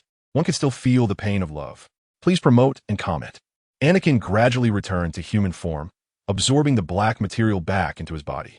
A wave of intense pain hit him instantly, as a massive amount of energy surged within him, making him feel as if he were being torn apart. He focused and calmed his mind, diligently stabilizing himself, gathering that dark power back into his body. As the black material was reabsorbed, Anakin's body gradually returned to human form, the dark energy dissipating. Anakin's legs suddenly felt weak, and he collapsed to the ground. When Professor Dumbledore arrived at Anakin's side, he handed Anakin a bottle of invigorating potion, which Anakin drank without hesitation. What happened to these children? Dumbledore furrowed his brow, scanning the fallen, battered, unconscious children, and Anakin remained silent.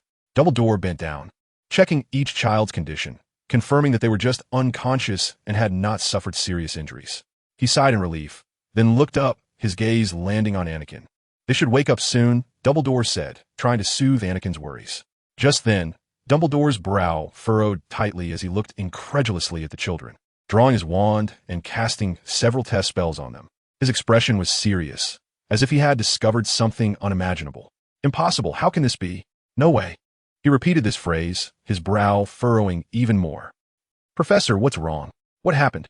Anakin tried to stand up, but found that his body had not fully recovered, so he could only sit on the ground, nervously watching Dumbledore's every move. Dumbledore waved his wand repeatedly, trying to gather more information, but each time his spells yielded the same results, leaving him more confused and uneasy. "These children, their magic, has been stripped away?"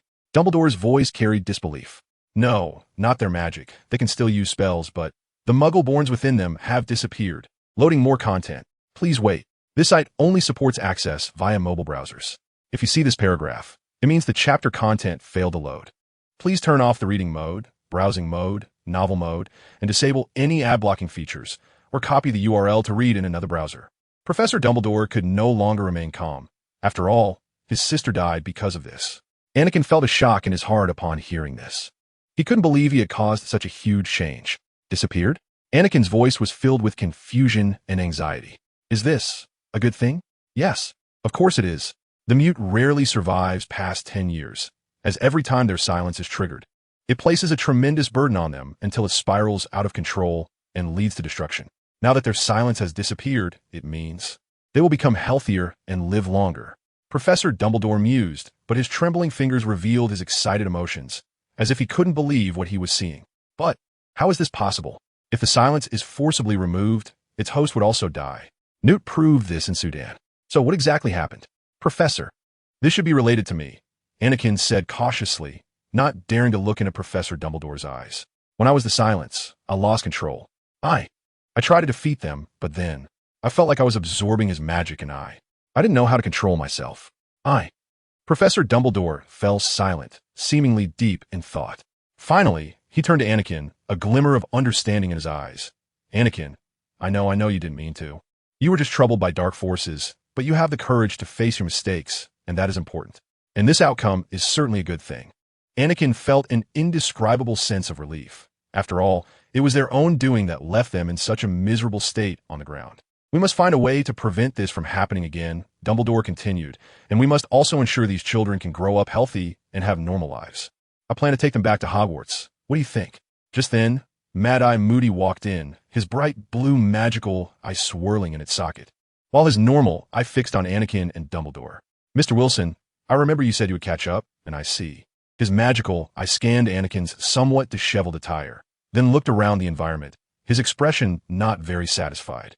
"You seem to be trying to be a hero again. You have no idea how worried your little girlfriend Haley was when she found out you hadn't tea caught up." Anakin felt somewhat embarrassed and was secretly glad that Haley was not present. Otherwise, he might feel even more awkward now. He scratched his head, trying to find a suitable explanation, but for a moment he couldn't find the words. He cleared his throat, his voice somewhat constrained, trying to cover up his embarrassment.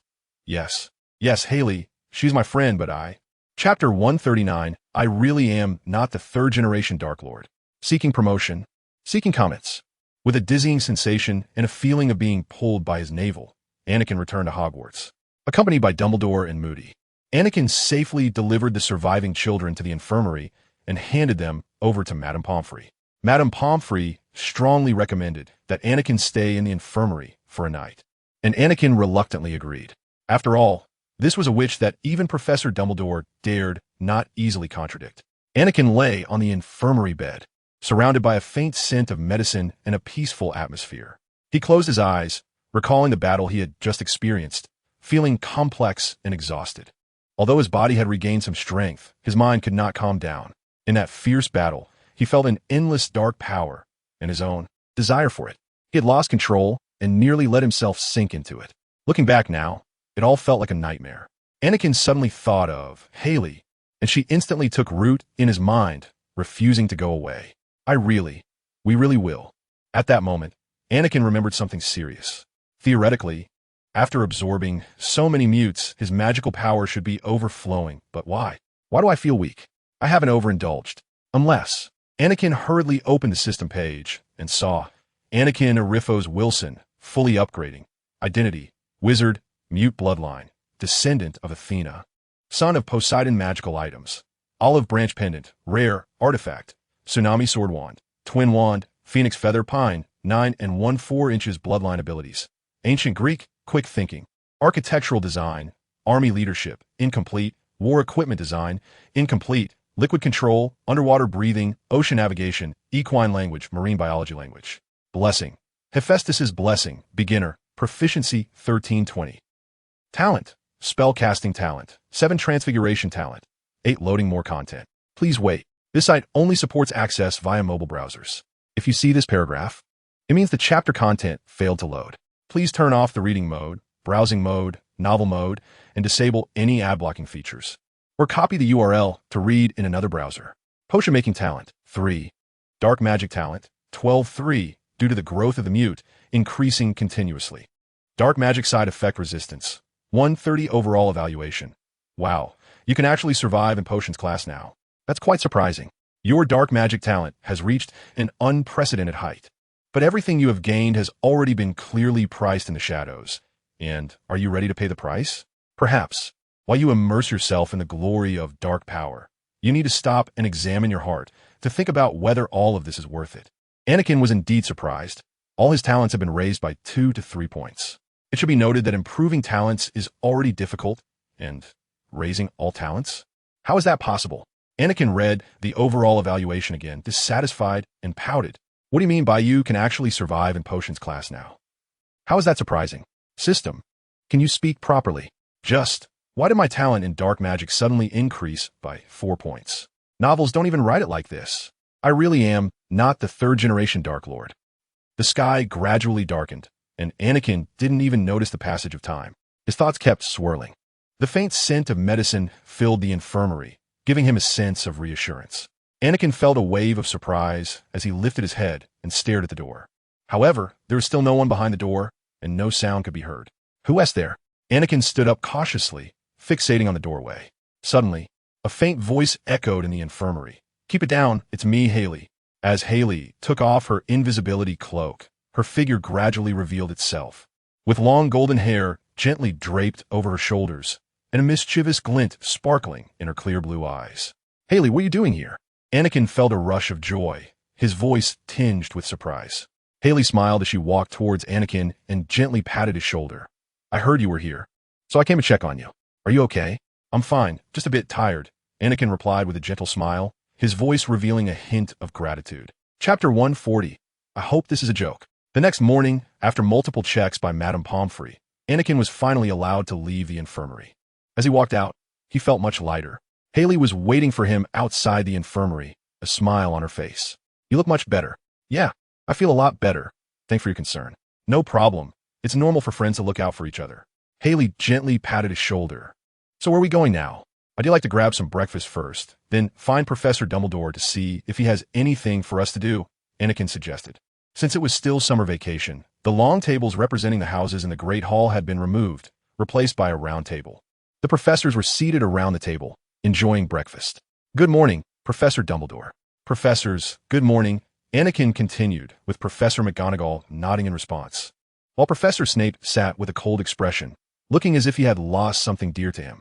Good morning, Anakin, Dumbledore replied warmly. Madame Pomfrey told me you're out of the infirmary. How are you feeling? I feel great. Thank you for your concern, Professor, Anakin politely answered. Good, Dumbledore nodded. Now, I have some matters to discuss with you. His gaze turned to Anakin. Anakin, I know you are currently facing housing issues. Anakin exchanged glances with Haley, both aware that this issue would come up sooner or later, especially since students could not stay at the school during the summer. Anakin nodded in understanding. He had anticipated this day would come. After all, his orphanage had been destroyed, and he could no longer return. So, I'm considering arranging a place for you and the other children we rescued until the new school year starts, Professor Dumbledore said kindly. Anakin gratefully nodded. Thank you, Professor. I will accept any arrangement. All right, I will have Professor McGonagall and Professor Sprout come to get you and provide you with suitable accommodation. By the way, Professor, what about Lewis? I mean the other rescued children. Where are they now? Those children have been sent to a temporary residence provided by the Ministry of Magic, where someone will take care of them until we find a more permanent solution, Dumbledore said with a gentle smile, his eyes reflecting kindness. Anakin felt that Dumbledore now resembled a centenarian, like a real person rather than a flawless individual dedicated solely to the future of the magical world. However, perhaps only someone like that could truly sacrifice everything for the magical community and lead it. More content loading. Please wait. This site only supports mobile browser access. If you see this paragraph, it means the chapter content failed to load. Please close your browser's reading mode, browsing mode, novel mode, and ad blocking features, or copy the URL to read in another browser. Looks like your problems are solved, Haley said with a smile. Anakin nodded, looking gratefully at Dumbledore. Professor, I really appreciate your help. Dumbledore smiled and nodded. No need to mention it, Anakin. It's our responsibility as professors. After finishing breakfast, Anakin and Haley walked out of the Great Hall together. The sunlight broke through the clouds and bathed the Hogwarts campus, creating a scene of tranquility and peace. Anakin walked with a light step, accompanied by Haley's cheerful laughter. They strolled casually, without a specific destination, simply wanting to enjoy this serene moment. Even though they were the only two left in the school, it did not dampen their spirits. Anakin, do you think we'll encounter any interesting things in the new school year? Haley asked, her voice filled with anticipation. Anakin looked up, squinting as he pondered. There might be all sorts of new classes and challenges waiting for us. And surely, some mysterious events will happen. After all, Hogwarts has never lacked surprising occurrences. Yeah, I think a lot of interesting things will happen too, Haley said excitedly, her eyes sparkling with enthusiasm. Maybe a founder's secret chamber will be discovered, Anakin joked half-seriously.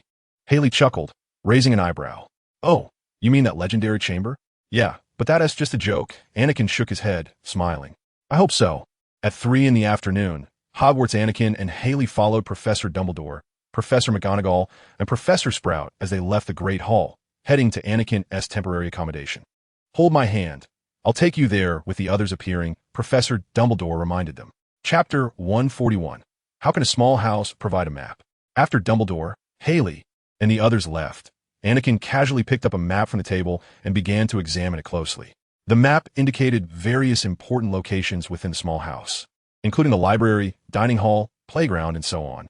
The small house Anakin immediately understood Haley's envy. Whose small house is that big? The map had already marked Anakin's room, so he took his luggage and went to the 3rd floor, finding the door labeled with his name. Anakin pushed the door open and stepped into his room. The room wasn't very big, but it was neatly and warmly decorated. A single bed was against the wall, with a soft oil lamp on the bedside table. Next to the window was a small desk, on which a letter lay quietly. A wall clock hung on the wall, with its hands pointing exactly to 3 in the afternoon. Anakin placed his luggage beside the bed, looked around, and felt a sense of inexplicable satisfaction and comfort. Although this room wasn't like those luxurious suites, it was already a very good starting point for him. He remembered the days in the orphanage, where the environment was much worse than this. Everything now felt so wonderful and fresh. He walked to the window, pulled back the curtains, and took in the view outside. The sun was shining brightly. A gentle breeze swept by, and the trees on campus glimmered with vibrant green under the sunlight, while the distant lake sparkled. Anakin pondered for a moment and opened the system page. He hadn't forgotten that he still had a task reward to claim. Task objective: liberate the orphanage. Current progress: 98-100. Task description: the house of Dr. Barnados has been your home since birth. Recently, you finally discovered its strange nature and successfully escaped. Use the help of the magical world to dismantle the control of the orphanage and save the orphans. Task reward: hidden? How could it be? How could the task not be completed? Didn't Professor Dumbledore and I blow up the orphanage? How could that not count as liberating it? Loading more content. Please wait. This site only supports mobile browser access. If you see this paragraph, it means the chapter content failed to load. Please turn off reading mode, browsing mode, novel mode, and disable ad blocking features, or copy the URL to read in another browser. A wave of inexplicable anxiety and confusion surged within Anakin. He clearly remembered going to the orphanage with Professor Dumbledore, successfully rescuing all the orphans, and afterward, the orphanage was completely destroyed. But now the task progress still showed a 2% deficit. Maybe everything wasn't over yet. He silently speculated. Perhaps there were details we overlooked, or there were more secrets hidden behind the orphanage. Anakin temporarily closed the system page and shifted his attention to the letter in his hand. He carefully opened it, and it read, "Dear Anakin, this will be your new home. By the time you read this letter, I should have." Upon reading this, Anakin's heart sank. After all, in most novels and movies, what follows is usually something not so good. For example, in the original story, Regulus wrote a letter to the Dark Lord. Anakin quietly took a breath and continued reading. "I should have already asked Mafalda for help on your behalf at the Department for the Regulation and Control of Magical Creatures at the Ministry of Magic. The letter was well written, but please do not write like this again next time. You must understand that violating the confidentiality law is quite serious, and using dark magic on people is an even more serious crime. I understand your curiosity and pursuit of forbidden magic, so I hope you can restrain yourself as much as possible and not use it excessively, as you may resonate uncontrollably with the silence within you. I hope you can find a sense of home here and have a pleasant and fulfilling time. Rest assured, no matter what difficulties you encounter, you can always contact me. P.S. I will ensure that you are not expelled from Hogwarts, although the Ministry of Magic may require some restrictions on you. Wishing you all the best, your mentor." Albus Percival Wulfric Bryant Dumbledore Anakin sighed. He certainly understood what Professor Dumbledore meant and knew the dangers of dark magic. However, if he didn't learn how to use dark magic, how could he survive against Voldemort, the Greek beasts, and even the gods? Ding dong. The doorbell rang, and Anakin gently closed the letter, placed it back on the table, stood up, and went downstairs to open the door. Professor McGonagall and Professor Sprout should have brought other orphans along. Dumbledore's appointed guardians should also have arrived. Anakin Chapter 142. Asking Professor Lupin about apparition, seeking promotion, seeking comments. However, the silence of the orphans still enveloped the room like a heavy shadow. Remus sensed their unease and fear. He smiled gently, trying to make his expression friendlier and more approachable. "I know this is a new beginning for you, and I understand your worries and fears." Remus's voice was soft and comforting. "But I want to tell you that I will do my utmost to take care of you and make you feel safe and comfortable here." The eyes of the orphans were filled with vigilance, as if they were trying to discern Remus's true intentions. In the oppressive environment of the orphanage, they had grown accustomed to being wary of new things. At that moment, Lewis stood up, a glimmer of light flashing in his blue eyes. "I believe you, Mr. Lupin. We all long for a new beginning and hope to truly find a sense of home this time." Anakin smiled at Lewis, secretly relieved by his presence. Remus gently walked to the center of the room, his eyes scanning each orphan, trying to find the worries and fears in their eyes. He took a deep breath, preparing to begin his speech. "Children, I know you may be filled with confusion and fear. Coming here may feel like an unfamiliar and uncertain place, and you may worry about what your future life will be like. But I want to tell you that you are not alone." He paused, allowing this statement to settle in the hearts of the orphans. He hoped they could feel his sincerity and care. "As your new guardian, my responsibility is to ensure your safety and well-being. I will not let you experience any harm or unsafe situations again. I will do everything I can to help you find a warm and loving home here." Anakin noticed that many of the children in front of them seemed to have stirred slightly in their previously lifeless eyes. However, none dared to be the first to speak up. Remus sighed and comforted them. "I know that adapting to a new environment takes time and courage. But please trust me. I will be with you every step of the way. We will build our own little home, supporting each other and growing together." Afterward, Remus stopped speaking and led the children upstairs to their rooms. Anakin was surprised to find that most of the children were assigned to the second floor, and they were paired to a room. After a moment's thought, Anakin understood the professor's intentions. After all, these children were particularly wary of everyone, and the only familiar ones to them were their original companions. This way, at least, it would allow the children to stay in a more familiar environment and gradually become more cheerful, integrating into this new family. Remus guided the children to enter their respective rooms. "Selvi Herbert, Fias Royas, you will stay in this room. Hey, and you all wait a moment. Andrew Smith, Jason Deeney, you can stay in this room. Loading more content. Please wait. This site only supports mobile browser access. If you see this paragraph, it means the chapter content failed to load. Please turn off reading mode, browsing mode, novel mode, and disable ad blocking features, or copy the URL to read in another browser." Finally, after Remus helped everyone assign their rooms, he looked at Anakin and revealed a tired smile. "Phew, I finally managed to finish assigning. Anakin, thank you for your help earlier." "You're welcome, Remus." Anakin slowly said, "Remus, I have an unusual request. I want to learn apparition." Why did Anakin want to ask Remus Lupin to learn this magic? Of course, he had his own considerations. The main issue with Lupin was that he wanted to be liked too much, due to many experiences of being unpopular. He was overly eager to make friends and always indulged them too much. For Anakin, Remus was even more than a benefactor. He was someone who helped his best friend clear his name. Moreover, Remus's magical abilities were quite strong. If there were some flamboyant professor in front of him, even if Gryffindor himself lent Anakin 10 times the courage, he wouldn't dare. When Remus heard Anakin's request, a look of surprise and contemplation crossed his face. Anakin, apparition is not a simple magic. It requires superb skills and concentration. Furthermore, apparition is very dangerous. If not performed properly, the consequences could be severe. So, until you have received enough guidance and training, I do not recommend you attempt apparition. Our primary task is to ensure your safety and health, and learning apparition is temporarily out of consideration. Anakin smiled slightly, feeling the pain from his wounds. Remus, actually, I have already successfully performed apparition once. Remus frowned slightly, clearly surprised by this news. You have successfully performed apparition? He repeated, a hint of confusion and astonishment in his eyes. Yes, I would say I have. Chapter 143. I just blew up the orphanage and eliminated a dozen Dementors. Please promote. A week quickly passed, and every dinner time, Remus would offer encouragement to all the orphans to help them quickly emerge from the gloom. Anakin and Remus's training for apparition also quickly reached its conclusion. During this week, Anakin had successfully used this magic countless times without a single failure, although the distance traveled was only as far as a room. Today, Anakin was going to attempt long-distance apparition. If it weren't for Remus's excessive worry about the dangers of this matter, Anakin could probably have done it 2 or 3 days earlier. Today was the evening of August 9th, 1992, and Anakin and Remus arrived at the small room they had used for training before. As soon as Anakin entered, he was startled by the setup prepared by Remus. The originally empty room was now filled with various potions.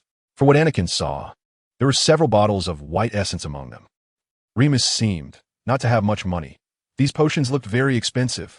He couldn't help but glance at Remus's robes. Although the number of patches was significantly reduced from when they first met, it was still apparent that he was a person living simply, and Anakin felt extremely grateful. These potions are to deal with the risks that apparition may bring. Although your previous attempts have been successful, long-distance travel involves more uncertainties, and we must be fully prepared, Remus explained, seemingly sensing Anakin's confusion. Anakin hesitated, looking at the various potions filling the room, feeling grateful for Remus's thoughtfulness and care.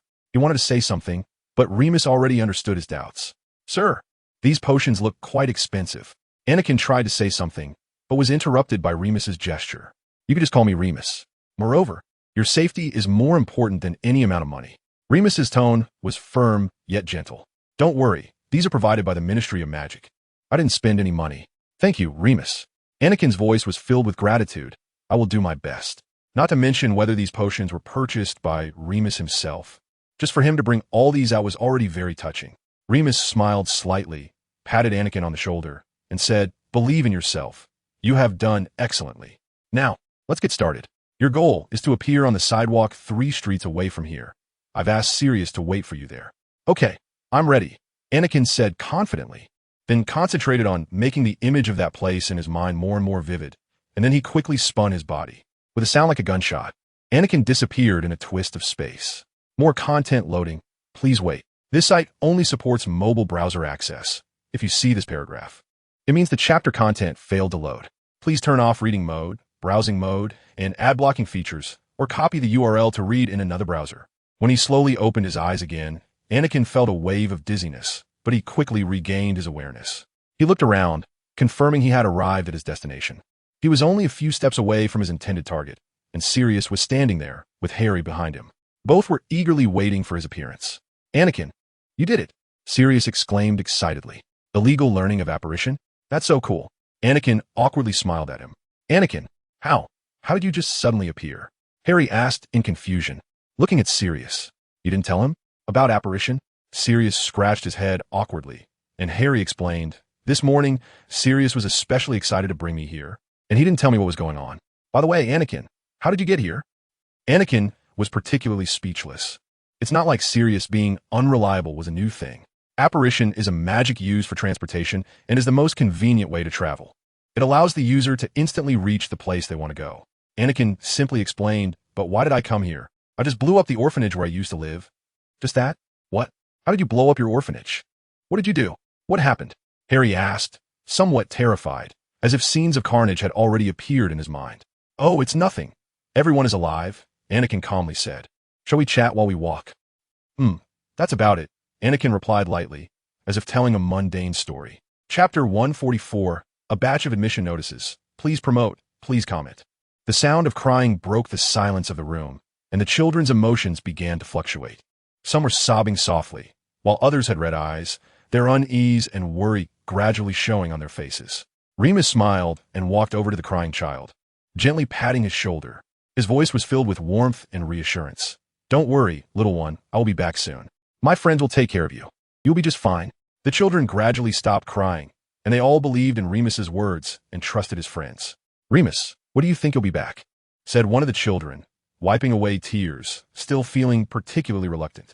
Although Anakin knew the reason for Remus's departure and the approximate time of his return, he had no intention of saying anything, as it was completely unnecessary. Remus gently stroked the child's hair and smiled as he replied, I'll be back as soon as possible. I won't let you be alone for too long. I will return by the morning of the 17th at the latest. Ding! Mission accomplished. Mission objective: liberate the orphanage. Current progress: 100 mission description. Dr. Barnardo's home is the place where you have lived since birth. Recently, you finally discovered its strange aspects and successfully escaped. Using magic from the wizarding world, destroy the orphanage's control and save the orphans.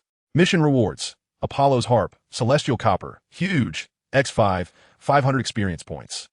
What is Apollo's harp? I don't know anything about music. Why would I need a harp? Just celestial copper. You see, the first piece of celestial copper Anakin bought was only of medium size, and that was already a particularly large piece. Anakin could not imagine how large the huge mentioned by the system really was. But can someone tell me why the mission suddenly completed? Wasn't there still 2% progress left? Did someone go back and bombard the orphanage again? Loading more content. Please wait. This site only supports mobile browsers. If you see this paragraph, it means the chapter content failed to load. Please turn off reading mode, immersive mode, novel mode, and ad blocking features, or copy the URL to read in another browser. Anakin felt confused, his brow furrowed. He took out the magic from the wizarding world and checked the mission details. However, the mission description did not mention the reason for the sudden completion. Strange. The mission details also did not explain why the mission suddenly completed. Could it be that there was a problem with the system? Or was there some other factor that affected the completion of the mission? He decided to return to his room to think carefully. Perhaps he could come up with an explanation in a quiet environment. He bid farewell to Harry and Sirius and hurried to his room. In the room, Anakin began to recall the recent events, trying to find the reason for the mission's completion.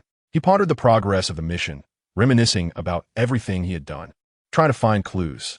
However, he was at a loss, as if everything had no hints at all. Unknowingly, night fell, but Anakin's thoughts remained chaotic. He recalled the scene before Remus left and the children's emotional reactions. Suddenly, he seemed to understand something. He closed his eyes, letting the memories replay in his mind. He remembered Remus's gentle smile, the scene of the children hugging Remus tightly, and the worries and reluctance they expressed. Maybe, Anakin murmured to himself. He began to understand that liberating the orphanage was not just about breaking free from physical constraints. More importantly, it was about freeing the spirit. Remus's genuine care allowed the children to feel valued and loved, liberating their hearts. The completion of the mission was not solely dependent on their actions, but also related to their state of mind. Anakin's heart was suddenly enlightened, as if he had found a glimmer of an answer. Anakin hurriedly opened the system task, and indeed, the mission's objective was not to save the orphans, but to liberate the orphanage. A sense of clarity surged in Anakin's heart. Indeed, what we needed to do was not only to take them out from Colin's control, but also to eliminate Colin's psychological influence on them as much as possible. The next day, Remus indeed disappeared. Sirius sat in his spot, and Harry absent-mindedly took a bite of toast. A quiet atmosphere filled the room, as if Remus's departure had brought a touch of ethereal silence to the place. Just then, an owl flew in through the window, dropping a bundle of letters right in front of Sirius, almost landing in his soup. Who writes so many words? And why are they packaged in batches? Sirius calmly wiped his mouth with a napkin, picked up the letters, and Anakin leaned in to take a look. He saw a red postage stamp on it, which was particularly familiar to him. Chapter 145, Dobby appears. At that moment, Another small and adorable owl flew in through the window, carrying a letter. Anakin took the letter, carefully opened the envelope, took out the letter inside, and began to read. Dear Anakin, I hope you're doing well. I would like to invite you to my house this weekend. I have already invited Hermione, Haley, and Harry, and my parents would really like to meet you too. Also, I have to tell you something. Recently, I haven't been able to contact Harry no matter what, and I don't know what's wrong with him. Can you help me find out? Maybe you know where he is. Looking forward to seeing you. Ron. Anakin and Harry, who stood beside him, were both stunned. Anakin frowned and looked at Harry. Their eyes met in the air, both revealing a hint of confusion and concern. Harry, have you received a letter from Ron? Anakin asked calmly. Harry shook his head. I thought they hadn't contacted me. No wonder. It seems Dobby has appeared, Anakin said. When will we lure him out from Malfoy? No. Liberate him? Sirius. Never mind, it's nothing. Anakin initially thought about having Sirius order creature to find Dobby, but thinking that Dobby could become a significant help later, Anakin dismissed that idea. Harry, I'll reply to Ron right now, so don't worry, Anakin said, and with a gentle wave of his wand, he summoned a roll of parchment. Harry looked at Anakin. His lips moved, but in the end, he didn't say anything.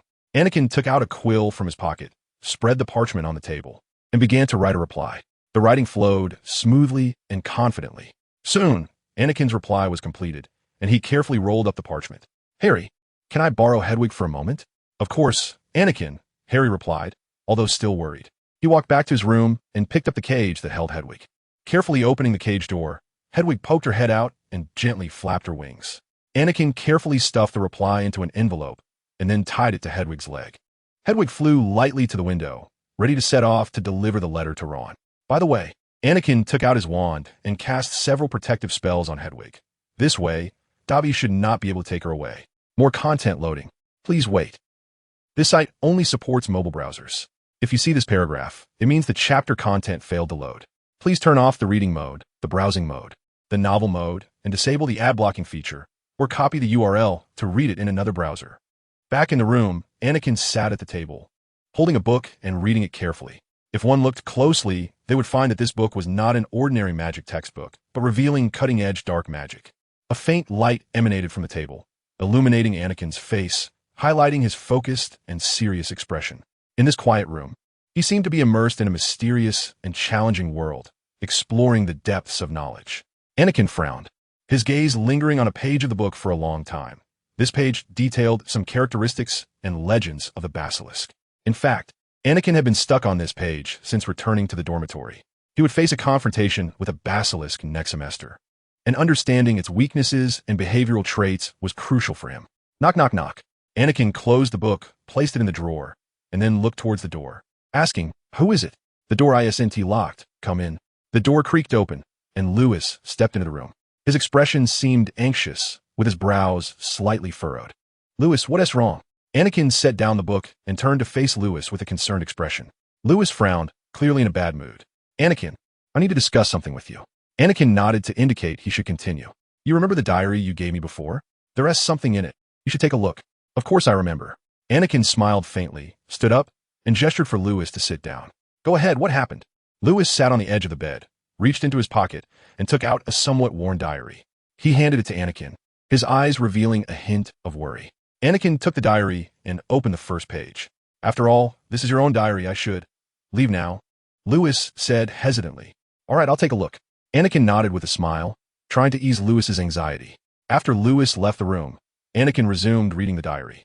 The first few pages seemed quite normal, although the handwriting was particularly. Chapter 146. Don't use magic. We'll all die.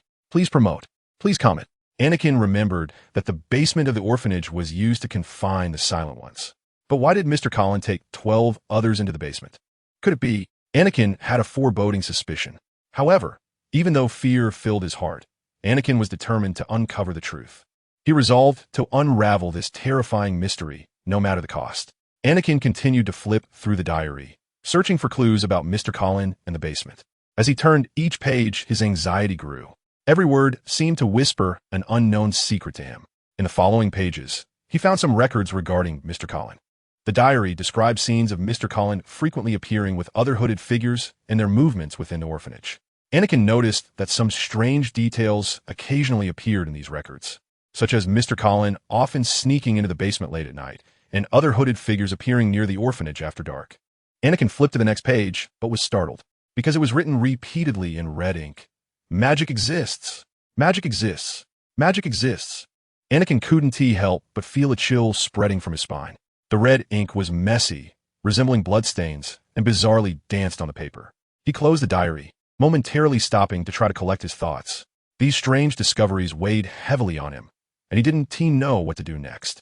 However, his thirst for knowledge and desire for the truth drove him to continue seeking answers. Taking a deep breath, Anakin reopened the diary, hoping to find more clues. He began to read each page carefully, searching for any possible hints and clues, trying to peel away all the veils of this mysterious enigma. Flipping to the next page, he found speculation about the basement. I discovered that every quarter, those hooded figures gather together to go to the basement for some kind of ritual. Every time they come out, they are covered in blood. I suspect that deep within the basement lies a dark maze where Mr. Colin and the other hooded figures often conduct mysterious rituals. More content loading. Please wait. This site only supports mobile browsers. If you see this paragraph, it means the chapter content failed to load.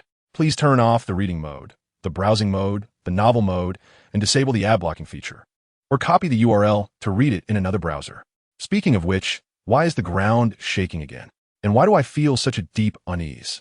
Several days have passed in the diary, and Anakin found a passage describing the basement that filled him with bone-chilling fear. Today, I secretly followed them into the basement. I guessed wrong. There's no evil ritual, just the writing was crossed out and unreadable. The basement isn't some mysterious maze. It's just darkness. The surroundings are pitch black, with only faint lights in the distance barely illuminating some indistinct shapes.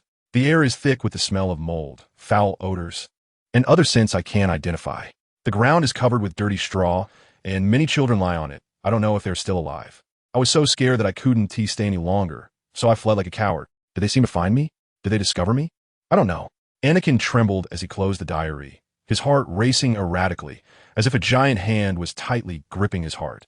He felt as though he were in a nightmare, but the cruel reality told him that all of this was real. If Colin held a special respect for the other 12, does that mean they are at least on equal footing?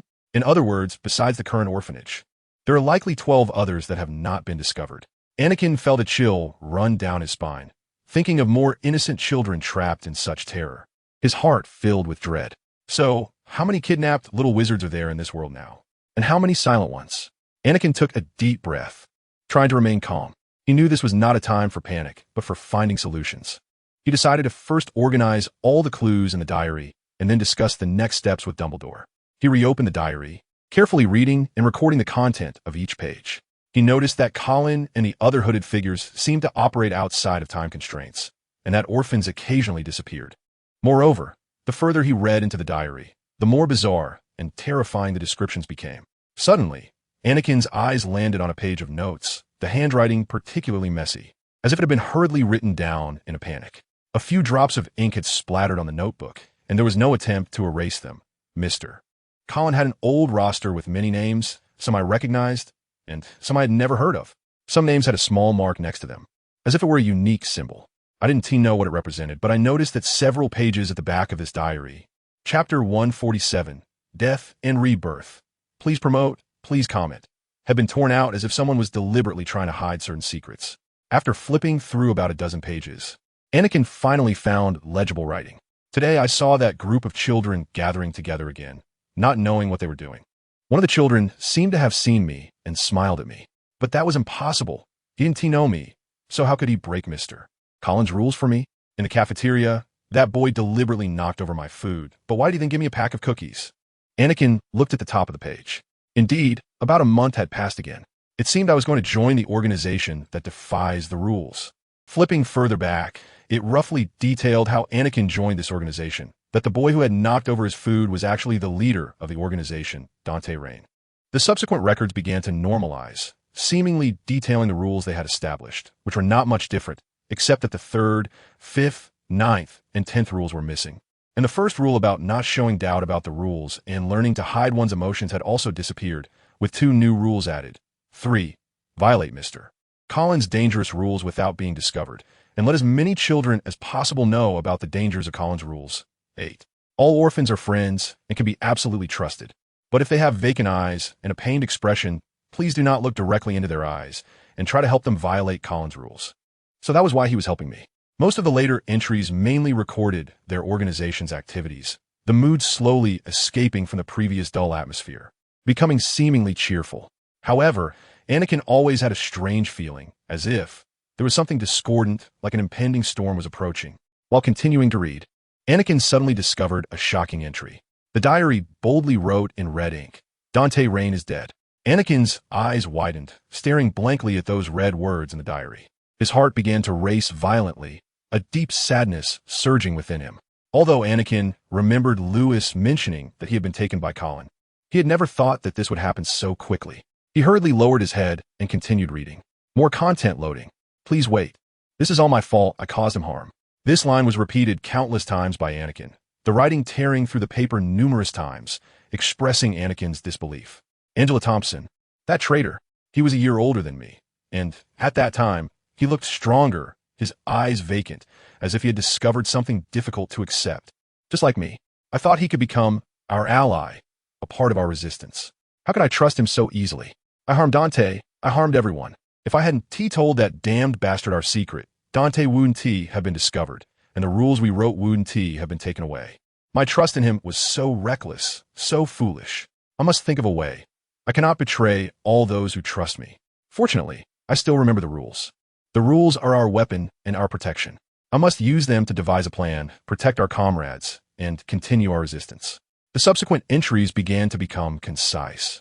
As if writing a report, they were merely records of their organization's activities, the number of children saved, Colin's behavior, etc.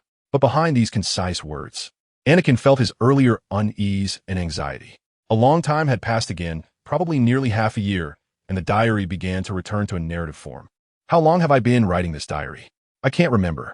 All I know is that as long as this orphanage exists in this world, we will never find peace. The sky today is somewhat gloomy, and our resistance efforts have not made much progress. Colin's rule remains strong, and the children in the orphanage are still bound by his rules, unable to find relief. We have already lost too much, far too much. Dante, Paul, Harold. Their lives were taken by Colin, their dreams shattered. We cannot let more people suffer. We must find Colin's weaknesses, find his vulnerabilities. Only then can we have a glimmer of hope to turn the tide. I don't know if we can succeed, but we cannot give up hope. We must hold on until the last moment. Chapter 148, Going to the Dismal Place. So, do you remember anything? Lewis asked with some concern. Have you recalled anything about your own memories?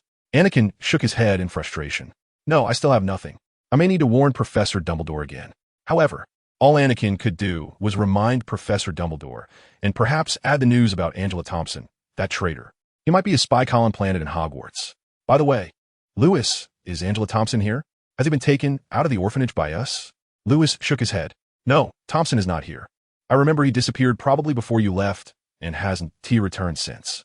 Anakin frowned, pondering what to do next. If he is a spy planted by Colin in Hogwarts, it means we are still facing a huge threat. I need to find Professor McGonagall to confirm this.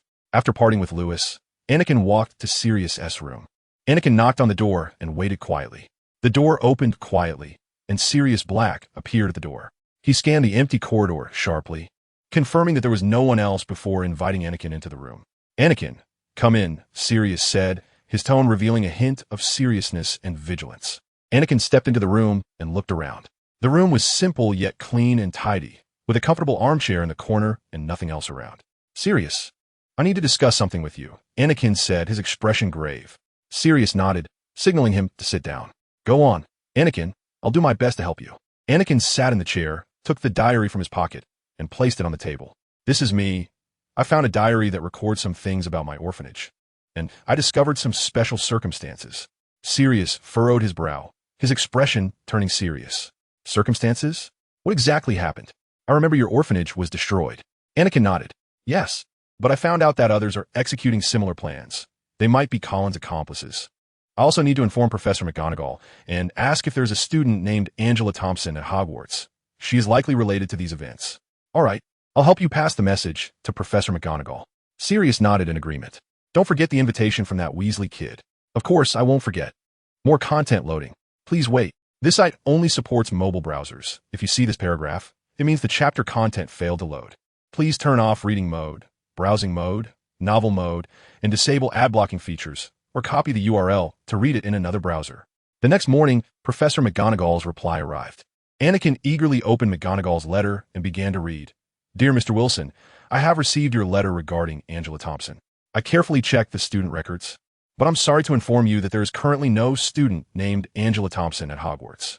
As for what you mentioned about Colin's accomplices, I will report this matter to Professor Dumbledore. However, please do not take it upon yourself to go, in case your life is at risk. I understand your concerns about the orphanage, and I will continue to monitor the situation and provide support. If you need anything, please feel free to contact me.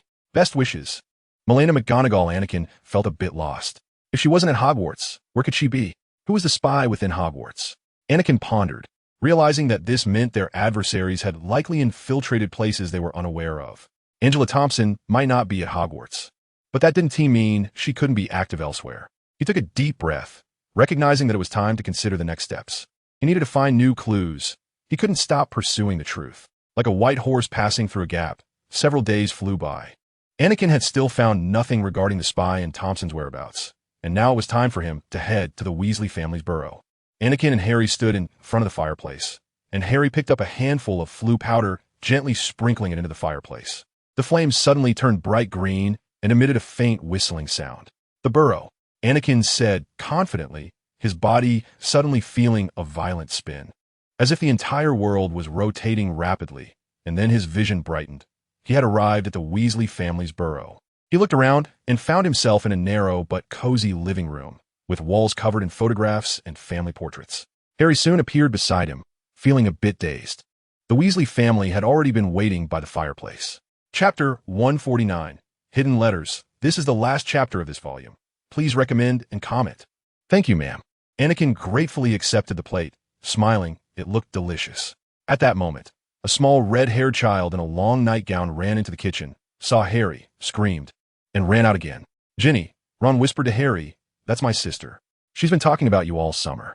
Yep, she wants your autograph. Harry, Fred chuckled. Ding dong. Suddenly, the doorbell rang. Mrs. Weasley quickly wiped her hands and walked towards the door, with Anakin following her curiously to see who had arrived. When the door opened, a young girl stood at the entrance, wearing a hat and a light blue coat. She looked a bit tired, but her eyes sparkled, and she wore a bright smile. Hi, Haley. Anakin greeted warmly. Haley walked into the house, quickly removing her coat and hat to reveal a head of golden hair. Good morning, Mr. Weasley. Good morning, Mrs. Weasley, she greeted with a smile. Hey, Haley, Harry said friendly. How are you? I'm good, thank you, Haley replied, her gaze scanning the Weasley kitchen, which looked very cozy. Please sit, Haley, Mrs. Weasley warmly invited her. We're having breakfast. Would you like some? Haley happily accepted the invitation, sitting down at the empty spot at the table and starting to enjoy the delicious breakfast with everyone. Haley, what have you been up to lately? Harry asked curiously, very pleased with Haley's visit. Haley picked up a small sausage and took a gentle bite. Same old, helping out at my family's shop. It's a bit boring, but overall, it's not too bad. Sounds nice. Anakin smiled at Haley. That's a magical place. There are always many interesting things to discover. Haley blinked and smiled at Anakin as if it was a secret between them. What about you guys? How's your holiday? Sirius has been with me the whole time. To be honest, I haven't felt bored at all. However, strangely enough, I haven't been able to receive any letters you guys sent me, Harry said. More content loading. Please wait. This site only supports mobile browsers. If you see this paragraph, it means the chapter content failed to load. Please turn off reading mode, browsing mode, novel mode, and disable ad blocking features, or copy the URL to read it in another browser. Really? Haley frowned slightly, seemingly surprised by this. Then she smiled and said, that's strange. It can't be that someone is stealing your letters. Maybe they're just your fans. Anakin looked at Haley in shock. His speculation was entirely correct. The letters had indeed been stolen, and the thief was Dobby, a free house elf. By the way, Anakin, I heard my dad say you. Ron hesitated, and Anakin immediately knew what he was likely about to ask, nodding to him to indicate he didn't need to worry about it. I heard you got a warning for using magic during the holiday. What happened? He asked with concern. Anakin shrugged and explained helplessly, well, the thing is, I did use some magic during the summer, but it was necessary. I remember there's a law in the Ministry of Magic about using magic for self-defense in dangerous situations. Clearly, my summer was a bit too exciting. Ron frowned. It sounded like something dangerous had happened. Well, just a few little incidents Anakin downplayed, but I've already resolved them, so don't worry. During their light-hearted conversation, breakfast quickly came to an end. Haley offered to help clear the table, and everyone began to pitch in. Mrs. Weasley, what a good kid. Haley and Anakin set the used plates and utensils beside the kitchen sink. Anakin, learning on the spot, pointed his wand at the dishes in the sink, and they started cleaning themselves with a clattering sound. Haley looked at Anakin in surprise. We're not allowed to use magic during the summer, you. Don't worry, as long as there are other wizards around, the magical fluctuations won't be caused by me. Anakin replied with a smile. Ron took out his wand, but Mrs. Weasley shot him a fierce glare, making him sheepishly put it back in his pocket. Harry and Ron were busy cleaning the grease off the table, wiping away the leftover food scraps until it was spotless. After a while, Haley noticed Mrs. Weasley's expression was serious. She stopped and looked at Anakin. Anakin, I want to talk to you, Mrs. Weasley said, her tone solemn and serious. Anakin was slightly surprised, but immediately agreed. He followed Mrs. Weasley out of the kitchen and into the living room. What is it, ma'am? Anakin asked. Chapter 1, Diagon Alley and Nocturne Alley. Please promote, please comment. Time flew by, and after about 2 or 3 weeks, Anakin and the others received a letter from Hogwarts. It was a yellow envelope, stamped with Hogwarts red postal mark, and the writing was in green. Anakin opened it and saw that besides needing to purchase standard spells, Level 2 by Miranda Goshawk, the rest was filled with useless novels written by some fraud. Anakin couldn't help but doubt whether he would learn anything in this year's defense against the dark arts class. Fred finished reading his own list and leaned over to look at Harry's. You need to buy Gilderoy Lockhart's book too, he exclaimed. The new defense against the dark arts teacher must be his admirer. Actually, that S him. Anakin sighed. I've seen him at Hogwarts before. Lockhart said he S our defense against the dark arts professor next semester, probably just to gild his resume while continuing to sell his own books. What are you going to Hogwarts for? Dealing with some urgent matters. It's nothing now. Anyway, I found him to be a completely useless fraud, probably only capable of writing novels, Anakin said disdainfully. Well, in first year, there was a dark wizard, Quirrell, who accidentally got Voldemort stuck to the back of his head. In second year, there was a fraud. What will third year bring? A werewolf? That sounds completely accurate. In the original story, Professor Lupin, who came in the third year, was indeed a werewolf. Soon, they were set to head to Diagon Alley to buy the books needed for the second semester. Anakin went back to his temporary residence to bring along the other children who were about to enroll. He suddenly felt a sense of dragging a family along. But Anakin chuckled at himself and dismissed the thought. Ding! You have a new task. Please check. Anakin opened the system page and saw, Task Objective, Guide the Little Wizards of the Magical World loading more content. Please wait. This site only supports mobile browsers. If you see this paragraph, it means the chapter content failed to load. Please turn off reading mode, browsing mode, novel mode, and ad blocking features, or copy the URL to read in another browser. Current progress, 2-100 task description. Recently, you successfully rescued the little wizards from Dr. Barnabas's home. Some of them are now of school age. Take them to buy the items needed for school so that they can be well prepared for studying at Hogwarts. Task reward, 300 experience points, 300 galleons. Anakin paused for a moment, and after Remus arrived, they headed to take the subway together. Although they could have used flu powder, and Sirius had provided several pots of it before leaving, more than enough for them to use dozens of times. Who knew where so many kids might end up being transported to? It could easily be like Harry, who accidentally ended up in Nocturne Alley because of the smoke. Remus Lupin was a half-blood wizard, and he knew how to use bills and coins, so they didn't make any blunders on their way to the leaky cauldron. Exiting through the back door, they stood by a wall. Let me try this time, Anakin said excitedly, and Remus nodded. Let me think from the trash can. Count up 3 bricks and then 2 to the side. Right, Remus, what happens if I move the trash can? You can give it a try, Remus replied, looking at him with a hint of mystery in his smile. With full force, Anakin cast a spell. A beam shot from the tip of his wand, hitting the trash can hard, making a dull thud, but it didn't budge. What is this? Belmanosti King Shaum? Anakin asked, pulling out his wand and tapping 3 times on that brick. The brick shook and began to move. A small hole appeared in the middle, growing larger, and soon a wide archway appeared before them. Enjoying the shocked expressions on everyone's faces, Anakin welcomed them. Welcome to the magical world. Anakin and Remus exchanged glances and then walked through the archway of the magical world, leading a group of soon-to-be-enrolled little wizards on their shopping journey. The bustling scene of Diagon Alley left the newcomers in awe. They excitedly observed the various magical shops and stalls, filled with anticipation and curiosity. Harry should be appearing in Nocturne Alley, so let's gather with Ron and the others first. Remus, why don't we go find Harry and them first? Anakin asked. Good idea. Anakin, Remus nodded, pointing west. If they came through the flue powder, Harry and the others should be over there. They quickly made their way through the crowd toward the familiar landmark, and Ron's eager voice reached their ears on the crowded streets of Diagon Alley. Chapter 2. Anakin, when did I become a creepy old wizard? Please promote, please comment. Anakin and Haley stealthily approached Harry's location. Well, they could see an old witch trying to take Harry away. The witch was holding a plate of something that looked like a bunch of dead nails. Harry's face was pale, clearly terrified. Haley, you stay here. I'll deal with this old witch, Anakin whispered to Haley, planning to intimidate the witch to save Harry. Walking slowly closer, a cold glint flashed in Anakin's eyes as he approached the old witch and Harry with an expressionless face. Let him go. Anakin drew his wand, his voice as sharp as ice. The old witch was startled, turning her head with a disdainful look. Who are you? Then she saw Anakin's height and laughed. Oh, it turns out you're a student too. You must be lost. Anakin sneered, flicking his wand lightly, and a black flame shot out, wrapping around the old witch. The old witch's face changed drastically in fear as she tried to break free from the fierce fire Anakin cast, but the flames coiled around her like a snake, mercilessly spreading. Her plate of dead nails had been burned to ashes by high temperatures, and a foul smell of burnt flesh emanated from her body.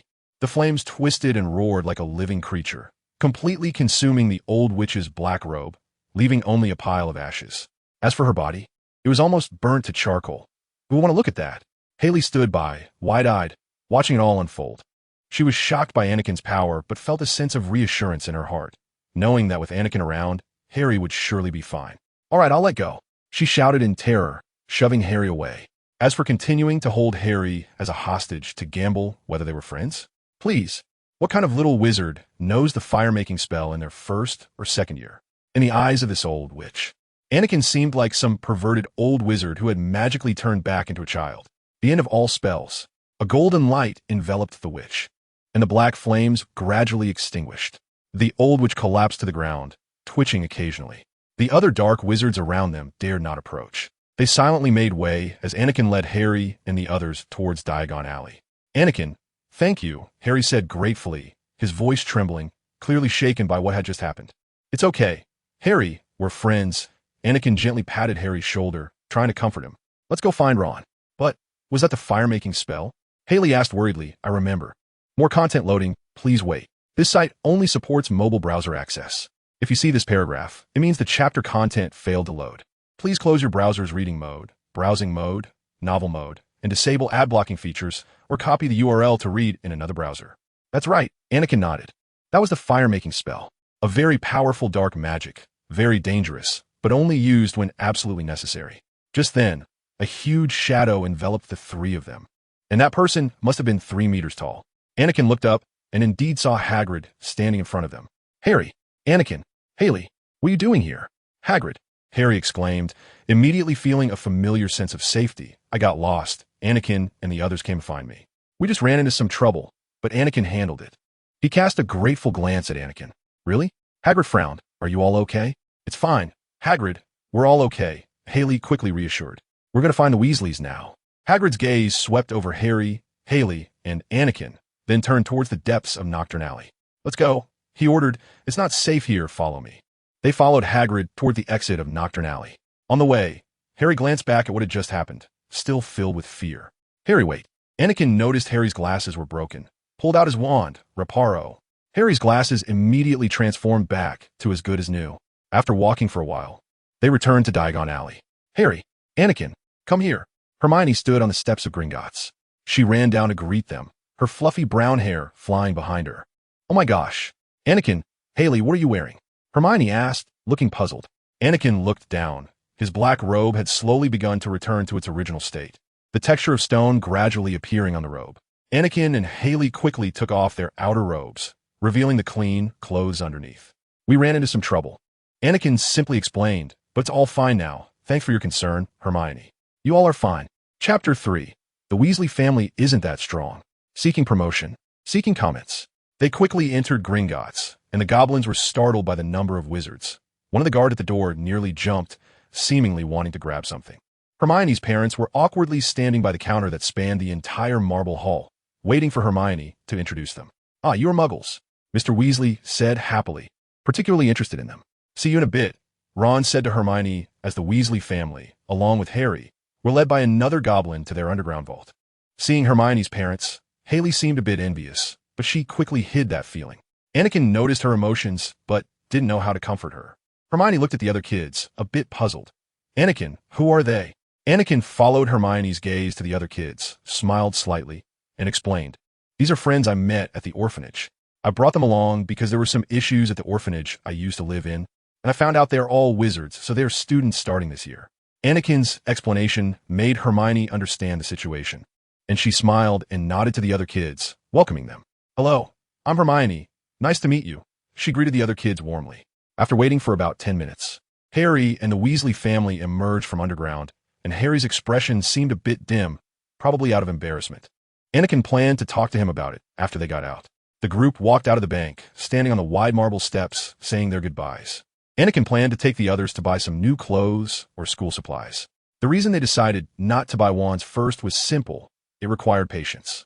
In the original story, selecting wands usually didn't happen quickly. Everyone had to spend at least half an hour. Therefore, they felt it was more appropriate to wait a while to buy wands to avoid wasting too much time. "Meet back in an hour at Flourish and Blots to get your textbooks," Mrs. Weasley instructed as she set off with Ginny. "Don't go to Nocturne Alley," she shouted at the backs of the twin brothers. "So where are we going first?" Lewis asked curiously, excitement shining in his eyes. Anakin thought for a moment, and then said, "Let's go to Madame Malkin's robes for all occasions first. Everyone needs new uniforms and other clothing." Anakin had earned a good amount of money selling acromantula venom during the first semester. Although he certainly couldn't let everyone buy whatever they wanted, he could at least ensure that everything they used was new. Of course, regarding Gilderoy Lockhart, Anakin could only consider that later. More content loading, please wait. This site only supports mobile browser access. If you see this paragraph, it means the chapter content failed to load. Please close your browser's reading mode, browsing mode, novel mode, and disable ad blocking features, or copy the URL to read in another browser. The group walked into Madame Malkin's robes for all occasions, the store brightly lit, with various colorful robes neatly hanging on the shelves. Madame Malkin herself stood behind the counter, greeting them with a friendly smile. She was clearly surprised by the number of people entering, blinking several times in succession. "Oh, welcome, gentlemen and ladies. What can I help you with?" "We need some school supplies and uniforms," Anakin said politely. Of course, that's no problem at all," Madame Malkin said with a smile. "Who's first to get measured?" Anakin had indeed grown a bit during this summer, but he hadn't reached the point of needing a new robe yet. At this moment, they were more concerned about ensuring the other children were prepared to start their new school year smoothly. "I remember you. You're the one who humiliated the Malfoy child last year." Madame Malkin suddenly recognized Anakin, "And I thought you looked familiar. You only remember me for scolding Malfoy, right? Is it possible you recognize me because I was in the newspaper?" Anakin coughed awkwardly. "Yes, Madame Malkin. I'm here to help them purchase the learning items they need for the next semester." "Goodness, you all know each other?" The Weasley family ISNT that. Madame Malkin was particularly surprised and shot a fierce look at Remus. Seeing her slightly flushed face, Anakin had reason to suspect she was thinking of something unpleasant. "Madame Malkin, we are orphans. This is our guardian." Anakin felt it necessary to help Remus clarify, interrupting her fanciful thoughts. Anakin's words made Madame Malkin tone it down a bit. She adjusted her attitude, and a smile returned to her face. "Oh, I'm sorry, I misunderstood," Madame Malkin apologized. "So what kind of robes do you need? Are you looking to buy Hogwarts uniforms?" "Yes, just sell them to them," Anakin said. Madame Malkin had one of the kids stand on a stool, put a robe on him, and then used a pin. Chapter 4. The desire to kill someone cannot be hidden. Seeking promotion, seeking comments. The crowd parted, whispering excitedly. Lockhart rushed forward, grabbing their arms. Tried to pull them to the front. Anakin didn't want to resist, but the problem was, Anakin was younger here, and his strength was certainly much weaker than his, so his way of resisting was a bit too intense. For example, pulling out a sword to sever hands, or using spells to push the other away, etc. In short, he couldn't bring his hand out in front of everyone. Helpless. He could only endure the impulse to kill Lockhart, trying to stay calm to avoid drawing more unnecessary attention. "Yes, Mr. Lockhart, it's nice to see you again." Anakin tried to appear polite and calm, showing no joy at all. Finally, Lockhart found a way to get them both to the front, and the audience erupted in applause. Lockhart held his hand for the photographer to take pictures. The short man was frantically pressing the shutter, clouds of smoke wafting over the Weasley family. "You look lovely, Harry," Lockhart said, displaying a mouthful of sparkling teeth. He was startled by Anakin's gloomy expression, and his smile became awkwardly frozen on his face. You know, the desire to kill someone cannot be hidden. Yes, thank you for your compliment, Mr. Lockhart, Harry replied politely, although he could also feel Anakin's displeasure. Lockhart seemed to sense Anakin's dissatisfaction, but he didn't give up. He continued to hold their hands, trying to take them to a more prominent position. Anakin could only follow reluctantly, secretly vowing that he would find a way to make Lockhart pay for his performance. I'm honored to stand here with Anakin, as he has made history as the youngest recipient of the Order of Merlin, First Class. I, Gilderoy Lockhart, Order of Merlin, Third Class, honorary member of the Dark Arts Defense League, 5-time winner of the Most Charming Smile Award from the Wizarding Weekly. Understand that he feels nervous about suddenly receiving such great honor, and I recognize the tremendous effort he has made for this. I promise to guide him on how to properly view this honor and help him through this time. Thank you for your concern, Mr. Lockhart. Anakin tried to control his tone, attempting to sound sincere and polite. However, I just did what I thought was right, so I don't really like to boast about my past accomplishments. You're too modest, Anakin. Lockhart's tone was filled with admiration, seemingly completely unaware of the sarcasm in Anakin's voice. Your courage and wisdom are examples that all young wizards should learn from. Yes, Mr. Lockhart. Thank you very much for your concern and guidance. Anakin was somewhat speechless. Did this genius really take Anakin's sarcasm as modesty? I will do my best to learn and cope with this honor. Ladies and gentlemen, Lockhart said loudly, waving his hands for silence. What an unusual moment this is. I want to take this wonderful occasion to announce something I've been holding back for a while. More content loading. Please wait. This site only supports mobile browsers. If you see this paragraph, it means the chapter content failed to load.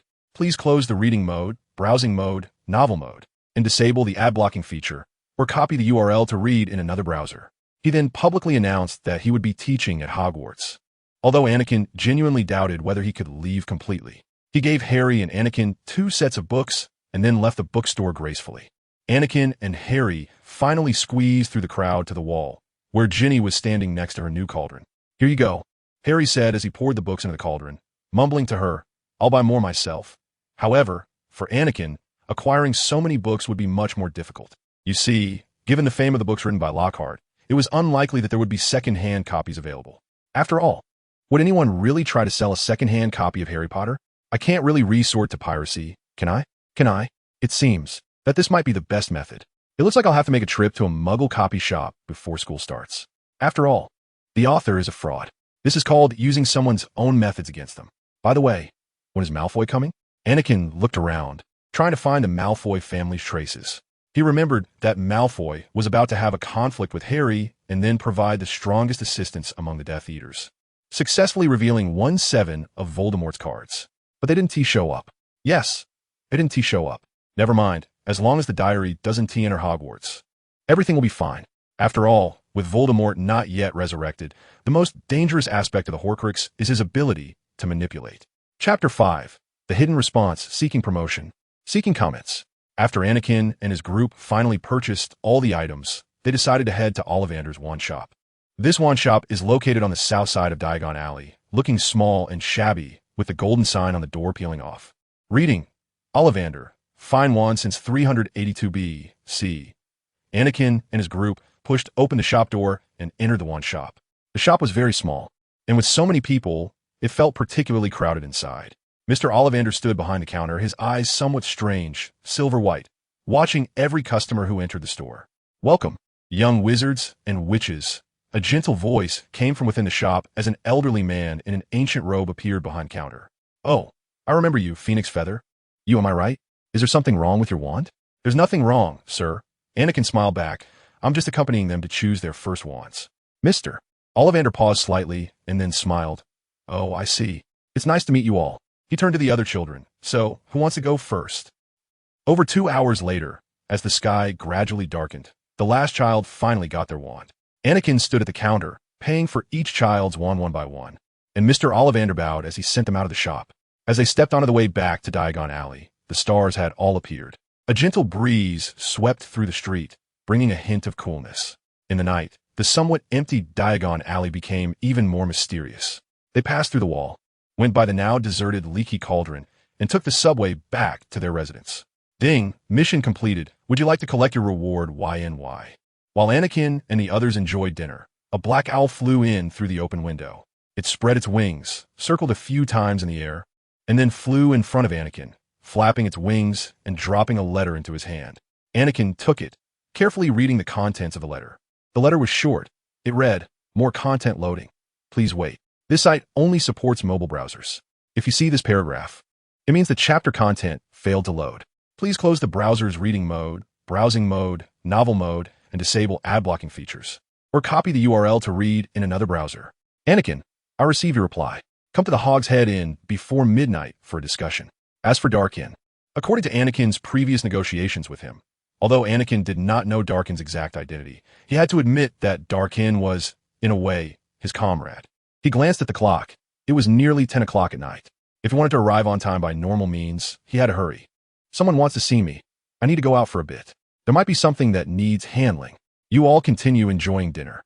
I will be back as soon as possible," Anakin said to Remus, then stood up, preparing to leave. He quickly put on his coat, slipped the letter into his pocket to ensure he had it with him.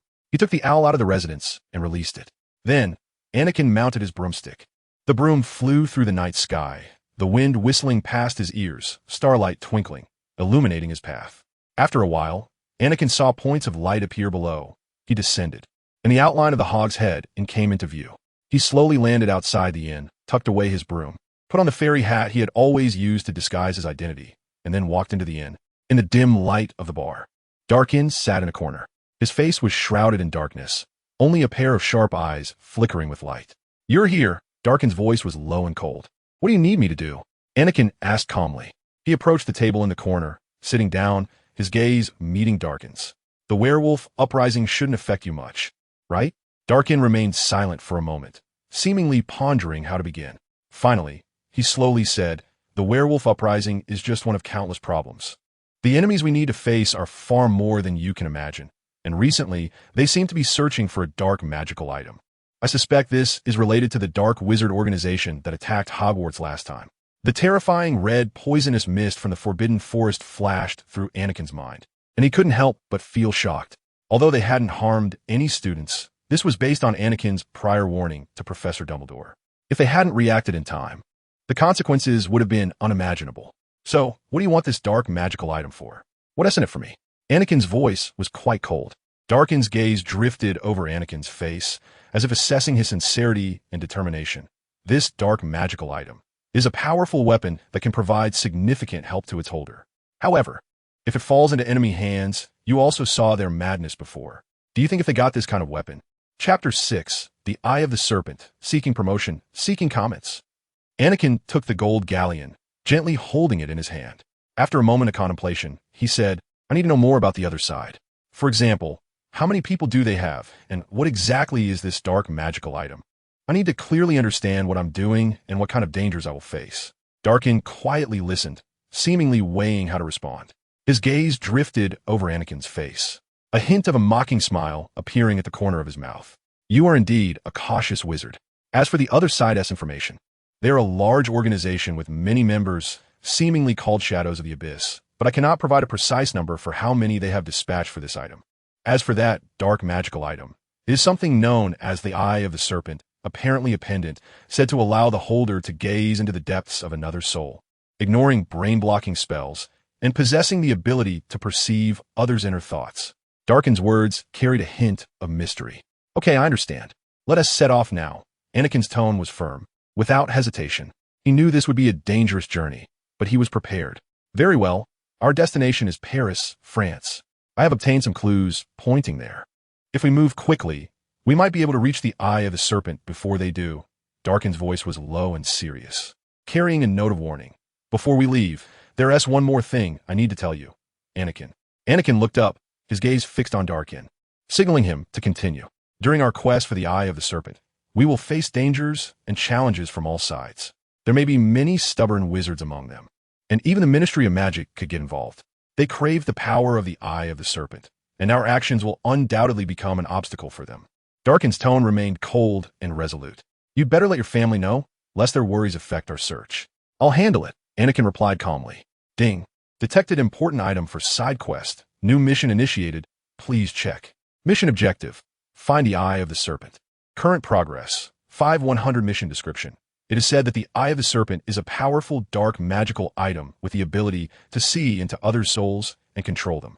However, a dark wizard organization is also eyeing this dark magical artifact, and they have a deep-seated vendetta against you. Find this item before them and avoid conflict as much as possible. Task rewards: Mysterious Fragment, 2,000 experience points, top-tier dark magic random card pack, X large celestial copper. Loading more content. Please wait. This site only supports mobile browser access. If you see this paragraph, it means the chapter content failed to load. Please turn off reading mode, browsing mode, novel mode, and disable ad blocking features, or copy the URL to read in another browser. This task's rewards are quite generous. I'm going to strike it rich. However, Anakin also felt a deep sense of unease, as more rewards meant the task was more dangerous. Dark Shadow nodded, expressing his agreement with Anakin's decision. He took out an ancient map from his black cloak, marked with numerous dense locations. These were clues regarding the Serpent-Side Gem, which was said to possibly be found near an ancient cemetery in Paris. He handed the map to Anakin, saying we need to act quickly. Anakin took the map, his eyes quickly scanning the dense markings, his mind already beginning to plan the journey. Then he looked up at Dark Shadow, asking how they should get to Paris. Should they use magic or take a more discreet approach? Using apparition is obviously the fastest method. Dark Shadow glanced at Anakin coldly, seemingly dissatisfied. But because this will be an international travel, it's unsafe for you. Using flu powder is the most convenient method, but considering our task needs to be kept secret, illegal portkeys are our best option. Then you must have considered the trace issue, right? Unless you have a way to block it. Otherwise, once someone near me uses magic, we will be exposed. Anakin asked slowly. Of course. Dark Shadow pulled out his wand and pointed it at Anakin, a strange black light enveloping Anakin. Then hiding beneath his skin, Anakin felt a chill creeping up his back, making him shiver. Anakin carefully felt around, ensuring that this blocking magic wouldn't affect his movement and perception. Then he stood up from the bar seat and followed Dark Shadow out of the Hog's Head Inn. A wizard like you should have been in Nocturnally before, right? Let me guess, you've never seen it at midnight. Dark Shadow said in a mocking tone, trying to intimidate Anakin. Midnight Nocturnally is full of energy, of course. This energy might not be so friendly to a little wizard like you. Anakin scoffed. I actually haven't been there. Why don't you take me to see the world? Ha, you have some guts. Dark Shadow sneered and turned towards a narrow alley, as if inviting Anakin. Chapter 7. Lestrange Family Cemetery. Seeking promotion, seeking comments. Dark Shadow coldly glanced at the worn-out boot, his brow slightly furrowing, clearly dissatisfied with the price. He knew that Hoyland liked to overcharge, but this time he seemed to have gone too far. 5 galleons? He retorted, a hint of displeasure in his voice. Are you joking with us? Anakin also felt the price was excessively high, but he didn't want to cause trouble, just quietly watching Hoyland. Hoyland's smile did not change at all, looking at Dark Shadow and Anakin with a hint of provocation in his eyes. This is my offer. If you don't want to buy, you can get out. He smirked sarcastically. Dark Shadow glared fiercely at Hoyland, knowing that this wizard was deliberately provoking him. Hoyland, how long have we known each other? I still don't know your character? Are you trying to extort me? Dark Shadow's tone revealed an undeniable authority, as if a wrathful black beast was about to attack. Hoyland trembled under Dark Shadow's gaze, his smile gradually fading, revealing a timid expression. No, that's not it, Dark Shadow. No, sir. He stammered, I was just joking. Dark Shadow snorted coldly, his gaze slicing through Hoyland's body like a sharp blade. Joking? Do you think this is an appropriate time to joke? His voice was cold and oppressive, making the entire little shop seem to fall into a chilling atmosphere. Hoyland immediately retracted his arrogant attitude, trembling as he said, Sir, please don't be angry, I can offer you a cheaper option. 1 galleon. It can't be more. Dark Shadow said coldly. Hoyland's face turned pale, but he still managed to keep a forced smile. But I'm not discussing with you. Either you sell it, or... Dark Shadow's voice was as cold as ice, making Hoyland dare not continue to argue. Hoyland trembled all over, quickly nodding. Okay. 1 galleon it is. He shakily took an old boot from behind the counter and handed it to Dark Shadow. The portkey will be ready in just over 2 minutes. Hoyland said, trembling, his voice laced with obvious fear. Dark Shadow took the worn-out boot, his expression still cold, showing no signs of joy. He tossed a gold coin in front of him, prompting Anakin to also grab the boot. Before they were transported away, Dark Shadow threw down a parting shot. Don't ever try to deceive me again, Hoyland, or I will ensure you regret it. Loading more content. Please wait. This site only supports mobile browser access. If you see this paragraph, it means the chapter content failed to load. Please turn off reading mode, browsing mode, novel mode, and disable ad blocking features, or copy the URL to read in another browser. Hoyland's heart sank, and he repeatedly nodded. France, Paris, in a dark, narrow alley. Damn it, Anakin complained in a low voice as he stepped into a puddle of sewage upon being transported here, splashing dirty water onto his robe. This alley seemed very dark and narrow, with tall buildings rising up, blocking the sky to almost complete darkness, with only a faint moonlight barely shining through. A gloomy atmosphere enveloped the entire city, giving a sense of foreboding. It seems we've arrived at the right place. Dark Shadow's voice echoed in the darkness, tinged with impatience. He clearly found this suffocating atmosphere distasteful. Anakin nodded, taking a deep breath, trying to keep himself alert. This was his first time in Paris, and he needed to be cautious of the vastly different ministry of magic and various enemies. Anakin looked down at his robe, soaked in sewage, unable to help but smile wryly.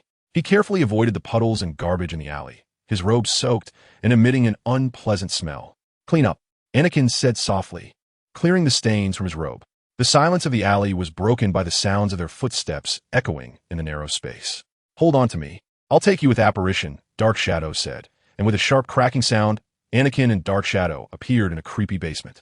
The basement was filled with damp air, dim lights casting eerie shadows, making the surroundings feel even more sinister.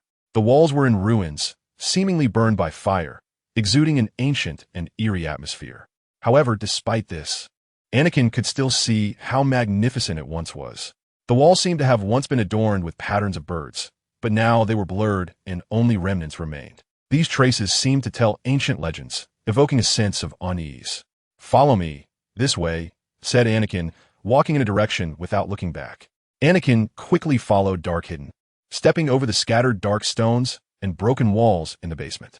They walked in the darkness, relying only on the faint light emitted by their wands to guide their way. The atmosphere in the passage grew increasingly eerie, as if something hidden was lurking. Chapter 8. Poseidon's Crystal Pendant. Seeking promotion, seeking comments. Do you feel the same? Dark-Hidden said gloomily. Unfortunately, this clue has been cut off, but luckily our enemies won't know the information on it. Doesn't that mean our plan is ruined? Anakin sighed, feeling helpless. However, Anakin felt an odd sensation. Even though it was already 2 in the morning, he felt particularly energetic, as if something underground was nourishing him. Wait, I usually only feel full of energy when I touch liquid, because Poseidon's bloodline provides me with almost endless energy. So why do I feel this way even without touching any liquid? This is the burial ground of the Lestrange family. But what is so special about this place that a pure blood family would choose to place their tomb here? According to Chinese thinking, this must be a land of good fortune. Could it be that there are items underground that are strongly connected to Poseidon? A flash of insight suddenly crossed Anakin's mind, and he began to reassess his surroundings, especially the structure and layout of the basement. Although the burial ground looked ordinary, he started to realize that it might be hiding some unknown secret. Underground. There's something underground. Anakin exclaimed. Move aside. I'll blow it open. All right, let's give it a try. With Anakin's voice, a strong beam of light shot from his wand, instantly illuminating everything in the basement. Boom! The entire basement shook violently. Debris flew everywhere, and dust filled the air, enveloping everything in chaos. As the dust gradually settled, a massive opening appeared before Anakin and Dark-Hidden, as if leading to an abyss. Loading more content. Please wait. This site only supports mobile browsers. If you see this paragraph, it means the chapter content failed to load. Please close your browser's reading mode, immersive mode, novel mode, and disable ad blocking features, or copy the URL to another browser to read. It seems you guessed right. There's indeed something underground, Dark-Hidden said, somewhat surprised. We need to go down and take a look, Anakin said, feeling excited. He could feel a clearer connection to the items underground, so Anakin lifted his leg to step inside. If you don't want to die a terrible death, wait a moment. Dark-Hidden's voice suddenly rang out, stopping Anakin's advance. It looks like you don't have much experience. Anakin paused, looking at Dark-Hidden. Is that so? What do you suggest? A cold smile flashed in Dark-Hidden's eyes as he slowly approached the opening, carefully observing the surroundings. First, we need to confirm the situation underground. We can't rush in recklessly. I'll cast some detection spells to see if there are traps or other dangers. After a moment, Dark-Hidden stopped the spell, his brow slightly furrowed. We're quite lucky. It seems there are no obvious dangers underground. We need to be careful. Anakin nodded gently and then slowly stepped into the opening, cautiously exploring the environment ahead. He scanned the surroundings warily, always ready to face potential dangers.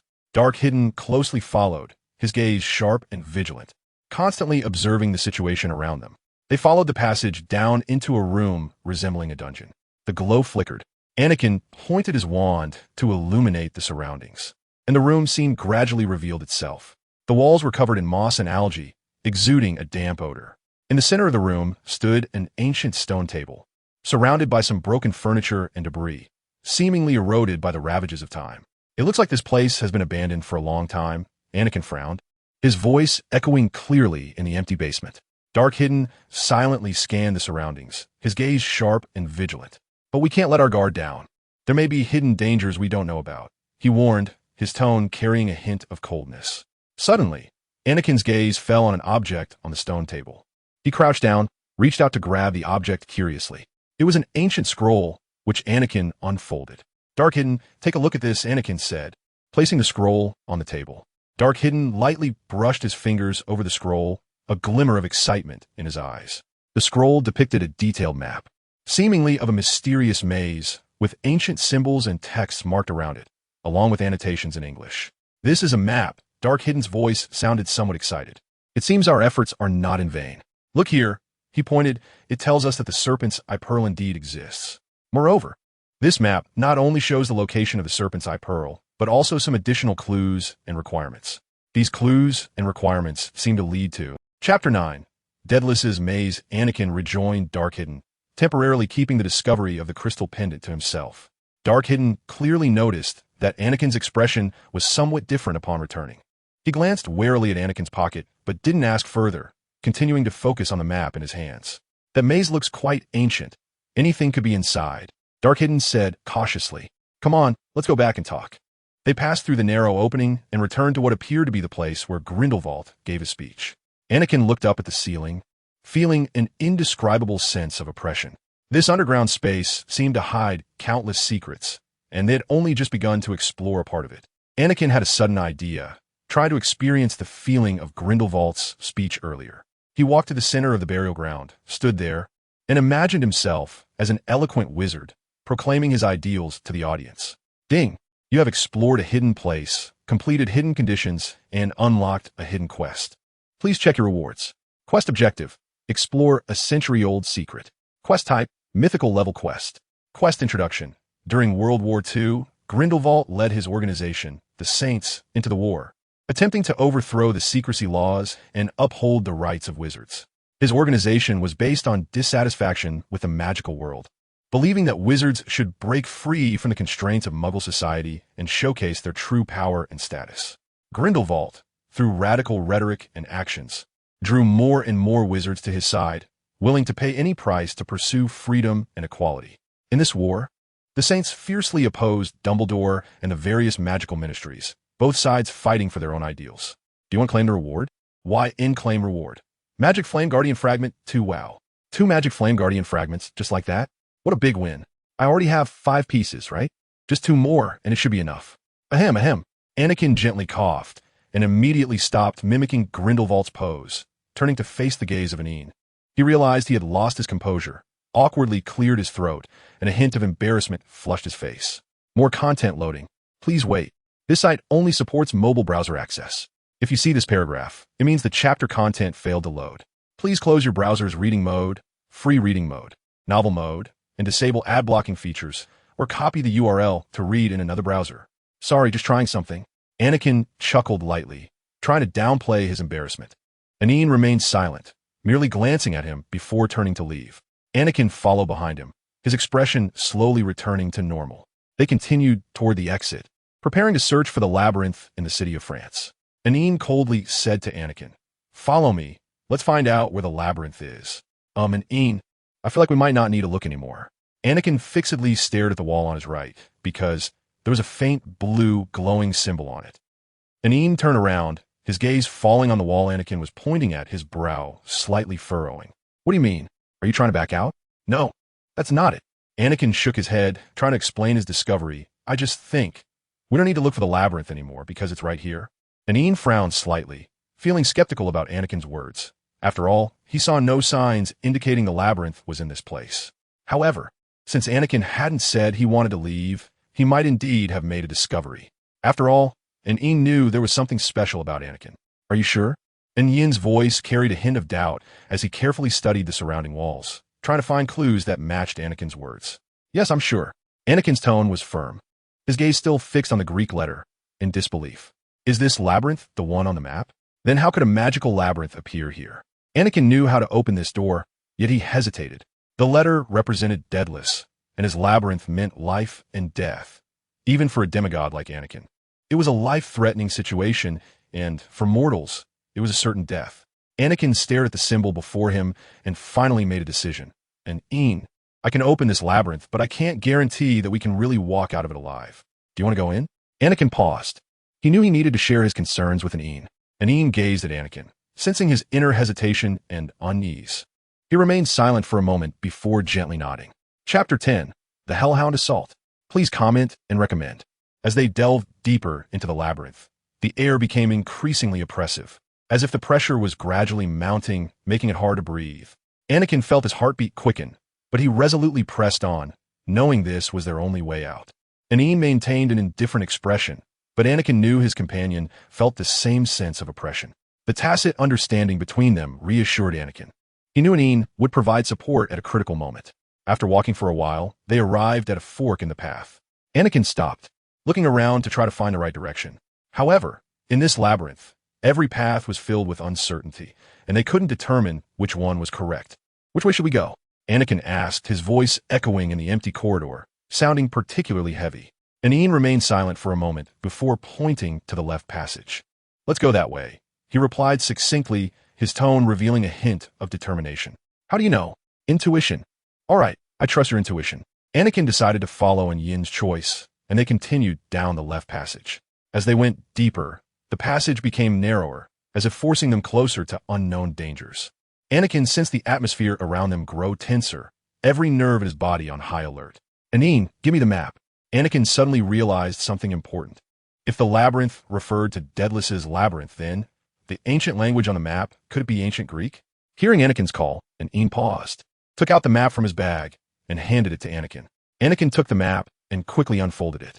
Sure enough, next to the English annotations were ancient Greek texts, and to Anakin, these words were surprisingly clear and understandable. Ian, look here. Anakin's voice was filled with excitement as he pointed to a line of text on the map. This is an ancient Greek phrase, almost like a prophecy. Then, Anakin read the passage aloud in English. In the depths of a labyrinth, shadows lurk with malicious intent. Enveloped in mist, the deep and dark, shadows hide, difficult to gauge.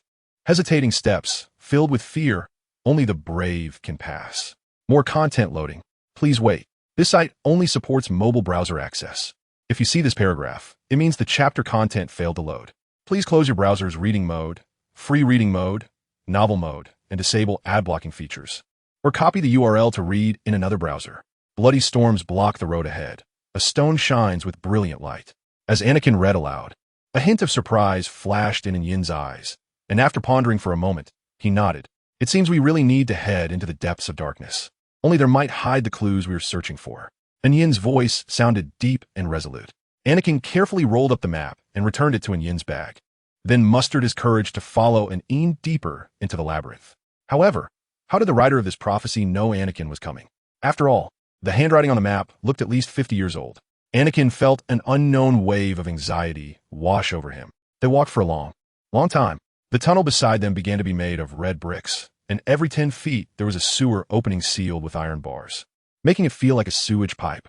As they continued, the atmosphere of the labyrinth grew even more oppressive, as if the air was filled with an evil aura. Anakin felt his heartbeat growing louder, and each step seemed to tread on unstable ground. The darkened brow furrowed slightly as he alertly glanced around, ready to confront any potential danger. It felt increasingly eerie here. Anakin whispered, his voice echoing in the corridor, seemingly conveying a warning to them. Dark hinted his brow, his gaze scanning the surroundings vigilantly. Just then, a gigantic hellhound suddenly charged out from the darkness, emitting a deafening roar as it lunged towards Anakin and Dark, its massive claws stirring up a gale as if to tear them apart. Anakin quickly pulled out a quill and threw it towards the sky.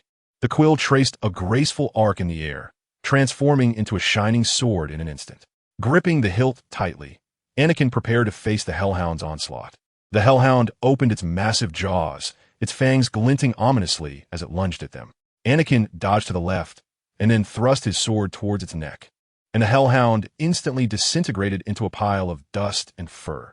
A rather anticlimactic end. There was really no need for a fight. Dark was somewhat surprised to see the sword in Anakin's hand. He had no idea such special weapons were available on the market. Chapter 11. Cut off one head, 2 more shall grow.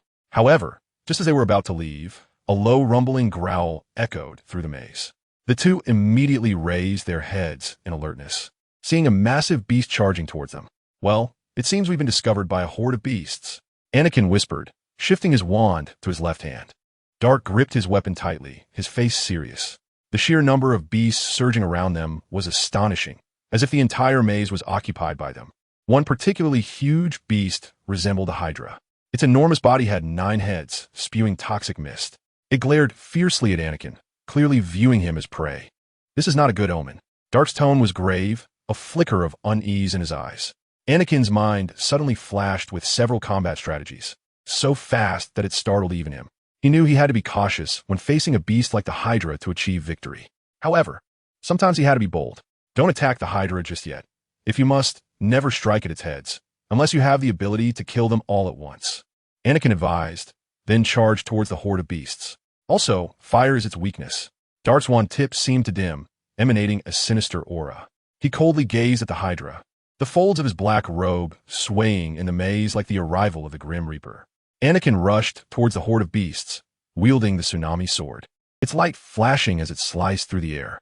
He deftly dodged the beast's attacks, accurately striking down each enemy that approached him. The blade cut through the air, turning one beast after another to ash, but more beasts continued to surge forth.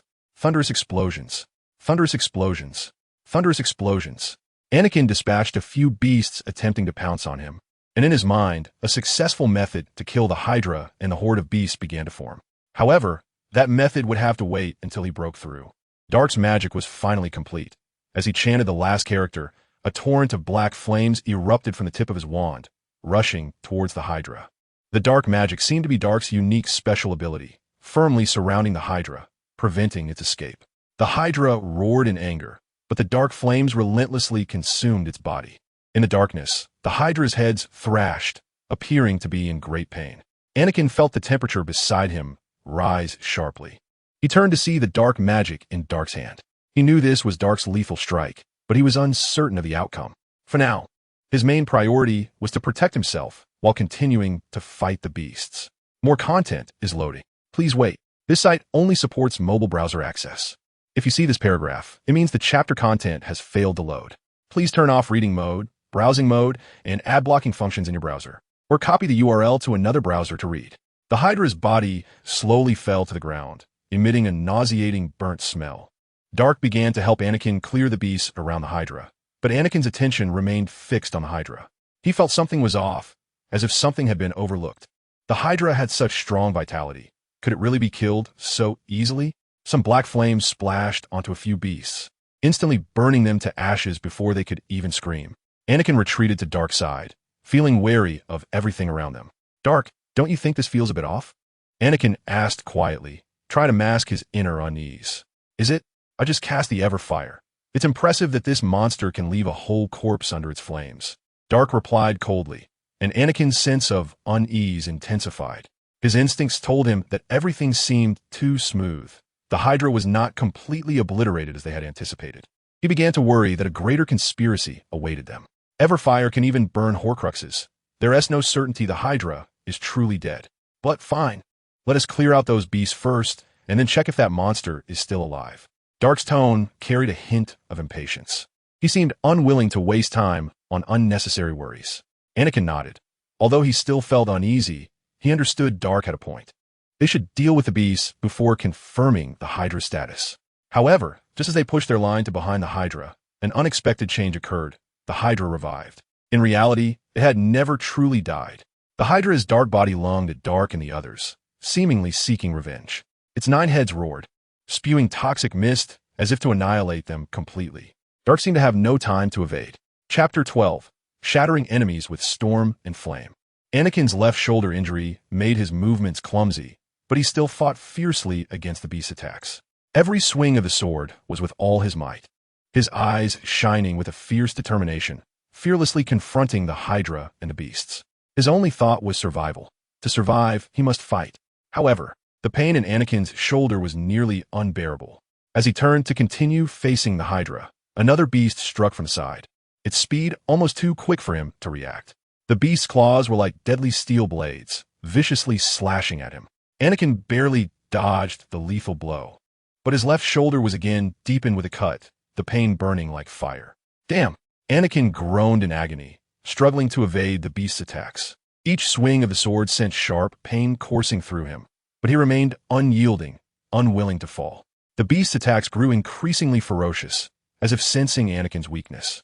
They emitted a low growl, trying to completely defeat the injured human. Damn, this wound is such a hassle. If this goes on, I'll be dragged to death by them, unless my wound can be healed, or I use Greek fire. Anakin suddenly realized he could perform a special operation, albeit a particularly crazy one. You see, due to his lineage from Poseidon, anything that could be defined as water could help Anakin heal himself. His bloodline also granted him the ability to summon pure seawater from within his own body. That's right, it was a gamble. If Anakin lost this bet, he would waste all his power and fall into an irretrievable state. Although Greek fire would be especially helpful in this situation, Anakin believed that the Hydra would definitely be destroyed by it. But the current problem was, Anakin didn't have any Greek fire. Anakin concentrated, ignoring the intense pain. He took a deep breath, closed his eyes, and tried to activate the power of Poseidon's bloodline. As he moved, the power of the ocean began to surge within him, accompanied by a feeling as if his stomach had been violently pulled. Anakin felt the surrounding air becoming filled with a humid aura, as if he were in the vast ocean. He opened his eyes and found that the ground of the labyrinth was gradually being soaked with water, as if he were in a deep sea. The magical beasts around him were unable to approach because of Anakin. The wounds on Anakin's body began to heal gradually, producing a tingling sensation. Anakin smiled knowingly. With his control, a massive column of water suddenly rose from the ground, engulfing the surrounding magical beasts. The water column transformed into waves, rolling and surging, swallowing the magical beasts one by one, their bodies shattered into dust. The flow of water beneath his feet slowly formed into a fierce wind, swirling around him in mist, lifting Anakin into the air. However, creating such a scene would rapidly consume Anakin's energy. He could clearly feel his strength depleting, and he had to act quickly. Without hesitation, Anakin charged towards the Hydra, his sword gleaming with a sharp light. The Hydra roared as Anakin rushed in, its 9 heads simultaneously spewing poisonous mist, trying to turn him to ash. However, the poisonous mist could not approach him at all due to the fierce wind. Usually, killing a Hydra requires powerful firepower, but the skill Anakin was using was one that Poseidon employed to defeat the Titan of Light, Hyperion. So using it against the Hydra was akin to using a sledgehammer to crack a nut. The Hydra roared in fury, its 9 heads releasing poisonous mist, attempting to block Anakin's advance. However, the oceanic power Anakin summoned enveloped him, and the fierce wind formed a solid barrier, keeping everything out. Finally, Anakin reached the Hydra. Without hesitation, he swung the tsunami sword, the sword light flashing like lightning, aiming straight for the Hydra's vital points. The Hydra roared in anger, but it was too late. Anakin's sword pierced its body, as if his bloodline responded to Anakin's actions. All the water he summoned began to flow towards him, entering the sword through his body and then into the Hydra. The seawater expanded the Hydra's body, and as its various heads let out their final screams, it exploded with a loud bang, turning to dust and returning to Tartarus. However, as the Hydra disappeared, Anakin's body began to feel extreme fatigue. His strength was severely depleted, and he felt as if he had been drained empty. He struggled to stand, barely able to support his own weight. Seeing this, Anakin hurriedly approached. Chapter 13. The connection between Greek mythology and magic. Seeking promotion, seeking comments. However, Anakin's dream was not peaceful either. In Anakin's dream, he was taken to a strange yet familiar place. He found himself in a vast plain, with rolling mountains in the distance and a few white clouds floating in the sky, a tranquil aura pervading the surroundings. Suddenly, a figure appeared before him, a creature that was half man and half horse, emanating a mysterious and majestic aura. This was the legendary Chiron, a symbol of wisdom and strength. Anakin, you have come. Chiron's voice was steady and solemn. Master, Anakin's voice was filled with awe and respect. In Greek mythology, Chiron was the teacher of all demigods, even the famous heroes Jason, Heracles, and Achilles were his students. I discovered the labyrinth of Daedalus in my world, Anakin said, a bit worried. Anakin's words caused Chiron's expression to become slightly serious. The labyrinth of Daedalus. It hasn't collapsed yet? Anakin remembered that in Percy Jackson, Daedalus's life was linked to his labyrinth. When Daedalus died, his labyrinth collapsed. And since in this world, the Greek gods and most magical beasts, demigods, etc. had long since departed, how could Daedalus's labyrinth remain intact? Chiron pondered for a moment and replied solemnly, Anakin, the question you raised is indeed a thought-provoking dilemma. Generally speaking, Daedalus's labyrinth is closely related to his life. When he dies, the labyrinth should collapse. However, we are currently on a different timeline. You are in 1992, and Daedalus has not yet sacrificed himself. This may suggest that his labyrinth's connection to him can even transcend the boundaries of worlds. In any case, the existence of Daedalus's labyrinth indicates that the challenges we face may be more complex and dangerous than we anticipated. Anakin, you must be careful. Thank you, Master. Anakin said earnestly, I will remember your teachings and face all challenges in the labyrinth with full effort. Chiron nodded slightly, a glimmer of encouragement in his eyes. Remember, Anakin, courage and wisdom are key to overcoming all difficulties. Believe in yourself, believe in the power within you, and you will surely succeed. Master, I also found a map outside the labyrinth. There's a prophecy written in ancient Greek on it. Anakin said, I see that the map looks like it's from about a century ago, but I can be sure it was left by a demigod. Chiron listened to Anakin's account, his expression growing more serious. He gazed at Anakin, as if contemplating something. More content is loading. Please wait. This site only supports mobile browser access. If you see this paragraph, it means the chapter content failed to load. Please close the reading mode, browsing mode, novel mode, and disable the ad blocking feature. Or copy the URL to read in another browser. Prophecy? Chiron's voice was deep and serious. Prophecies in ancient Greek often contain significant messages. It might be the key to understanding the labyrinth and solving problems. Anakin, can you tell me the contents of the prophecy on this map? In the depths of the labyrinth, in the darkest place, shadows lurk hiding malice. In the mist-shrouded depths, shadows conceal the unpredictable. Hesitant footsteps harbor fear. Only a warrior can pass. Bloody storms block the path ahead. The stone shines with brilliant light. Chiron pondered as he listened to Anakin recite the ancient Greek prophecy, his expression growing more solemn. This was a prophecy filled with metaphors and profound meaning. Chiron's voice was low and grave. It depicted the peril and darkness deep within the labyrinth, as well as the trials and difficulties a warrior must face. I'm not sure who left this prophecy. As far as I know, our seer has never made this prediction. Sensing Anakin's disappointment, Chiron reminded him, Anakin, you need to carefully face these challenges while gathering as much information as possible about the labyrinth and the prophecy. Only then can you find a way forward. Master, I remember, unless we use the powers within us or the celestial bronze weapons, we shouldn't be able to kill the beasts. But I found that sorcerers can also kill the beasts, although when facing Hydra, my comrade's attack seemed unable to truly kill it, Anakin said, recalling his previous battle with Hydra. Chiron pondered for a moment, considering whether to tell Anakin the truth, and then slowly spoke. Anakin, do you know the relationship between magic and our Greek mythology? Anakin was taken aback. He had not expected there to be a connection. The relationship between magic and Greek mythology? Anakin pressed. Is it possible that the sorcerer's magic is influenced by the powers in the myths? Anakin, the connection between magic and our Greek mythology is actually quite close. In ancient myths, gods and creatures possessed powerful forces beyond mere mortals. These forces are often described as miracles, capable of creating and destroying worlds. And the sorcerers? Chapter 14, Greek fire, seeking promotion, seeking comets. While walking, Anakin opened the system shop panel. He felt unprepared after his previous encounter with Hydra, which left a deep impression. He didn't want to experience that again. In simple terms, due to Hydra, Anakin had developed a fear of insufficient firepower. The shop refreshed with 6 new items, 3 blue, 1 purple, 1 gold, and 1 colorful. Anakin carefully examined the items and revealed a satisfied smile. Because the golden item was Greek fire, a type of green flame that can be used as a bomb and burns in water. Greek fire is a swirling green liquid. If the container falls to the ground, it will cause a violent explosion. Although the explosive power is roughly equivalent to C4 explosives, its effect is more like white phosphorus grenades, which are hard to extinguish. Of course, its power is even greater.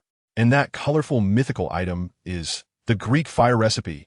Anakin was overjoyed. He was filled with admiration for such a powerful item because he knew that relying on the power of Greek fire would ensure their safety.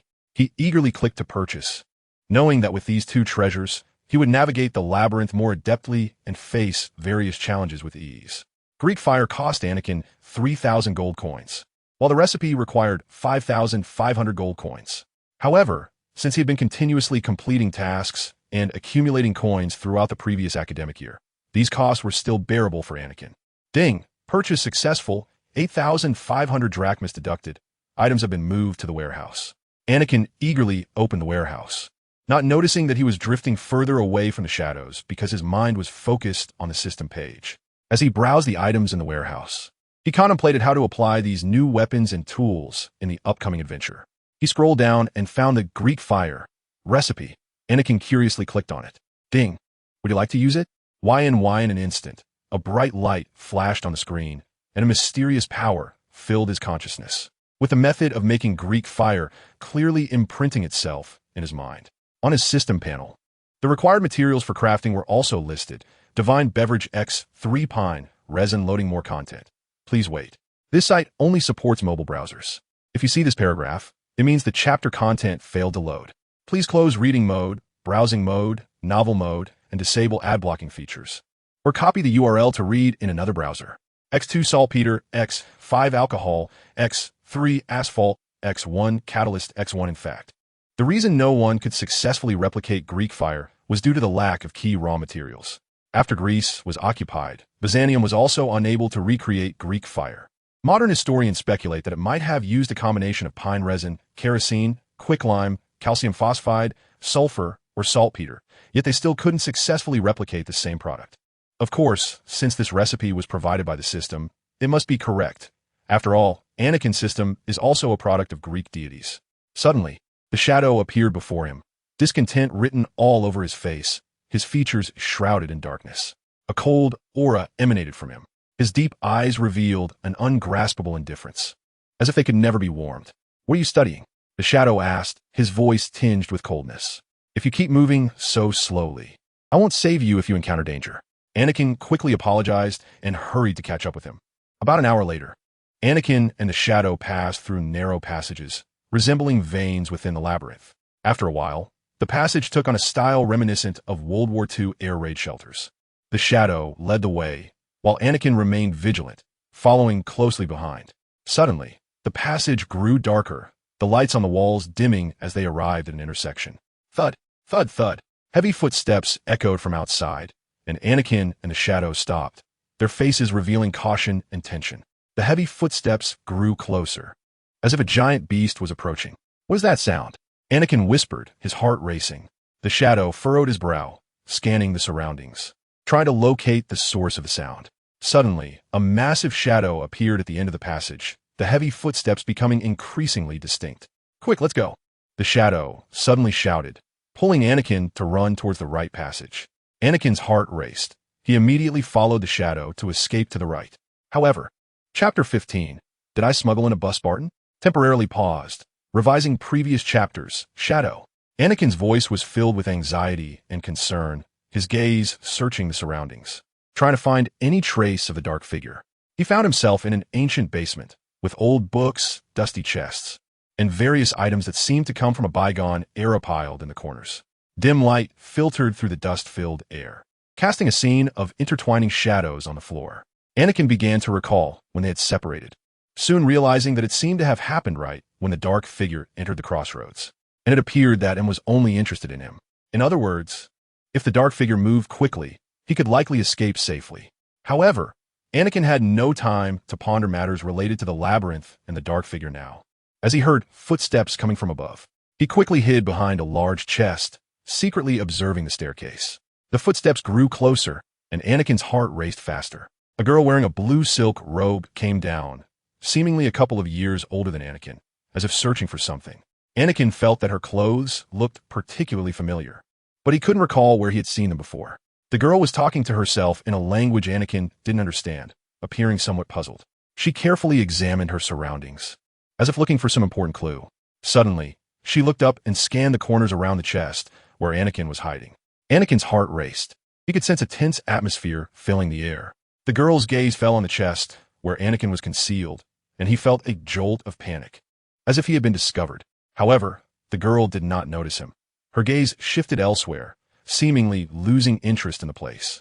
It was only then that Anakin had the chance to seriously observe the girl. She looked beautiful, with waist-length silver hair and sparkling silver blue eyes. Her silver hair swayed gently with her movements, dreamlike, as if woven from threads of silver into a magnificent halo. Her eyes were a deep blue, shining brightly, exuding wisdom and mystery. However, it was not the time to be infatuated. Anakin quickly pushed aside his distractions and focused on waiting for the girl to leave. The girl finally shifted her attention away from her surroundings and walked back upstairs. Anakin let out a sigh of relief, but the tension still lingered in his heart. He cautiously emerged from his hiding spot and immediately began to search the surrounding environment. The basement was dim and damp, emanating an ancient aura. Anakin looked around and found it filled with various strange items and devices, seemingly related to magic. He quickly examined every corner, trying to determine where he was. However, just as Anakin relaxed, he heard footsteps coming from the staircase. He turned around swiftly and saw a boy about his age coming down. Both Anakin and the boy were startled, instantly caught in a standoff. All petrified, Anakin shouted, and the boy was instantly bound and unable to move, as if held in place by an invisible force. His body crashed to the ground with a thud.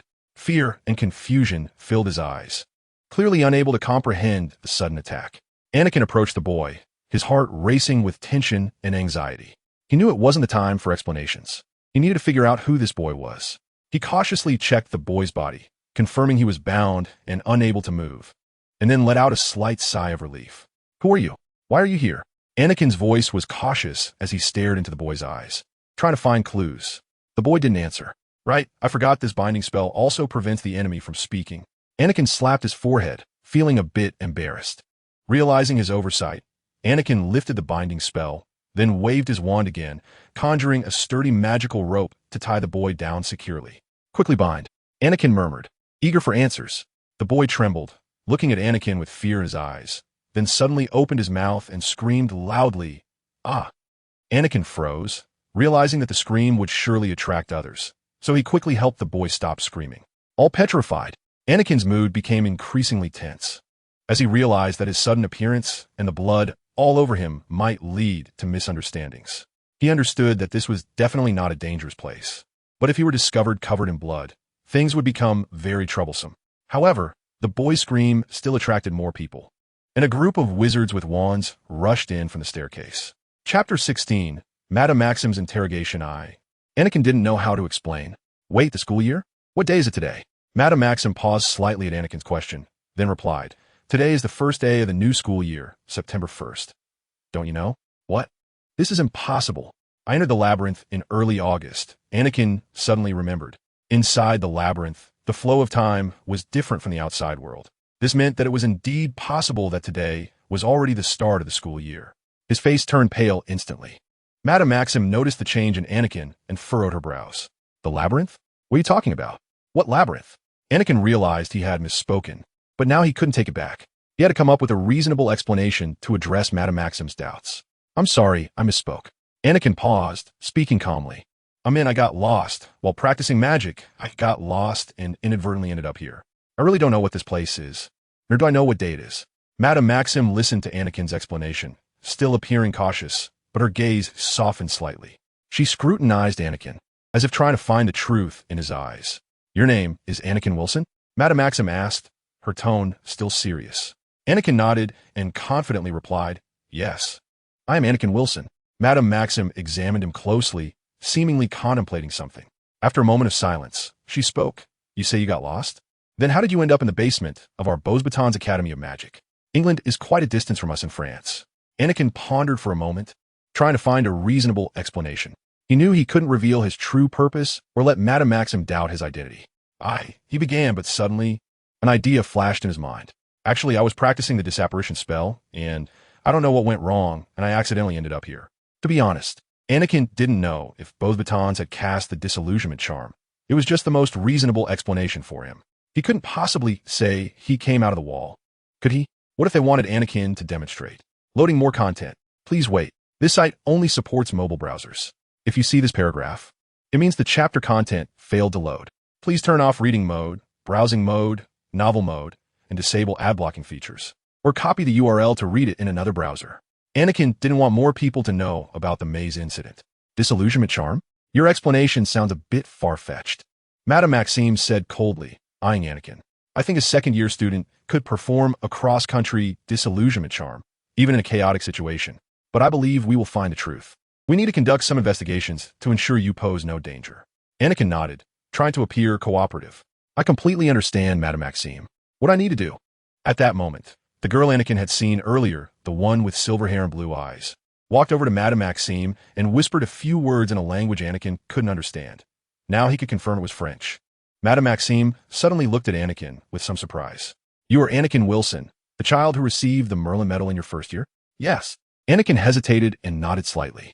Madame Maxime looked at him, her eyes flashing with a hint of surprise and curiosity. Anakin Wilson, I've heard your name before. Her tone became friendlier. Your previous explanation did sound a bit far-fetched, but if you are indeed the Anakin Wilson who received the Merlin Medal, I think we can give you some time to explain. Anakin sighed in relief and nodded gratefully. Thank you very much for your understanding, Madame Maxime. You're welcome. Madame Maxime smiled slightly, then turned to other teachers and students and instructed them in French. Ding! You have discovered a brand new magical world and unlocked a new quest. Quest objective: explore Beauxbatons.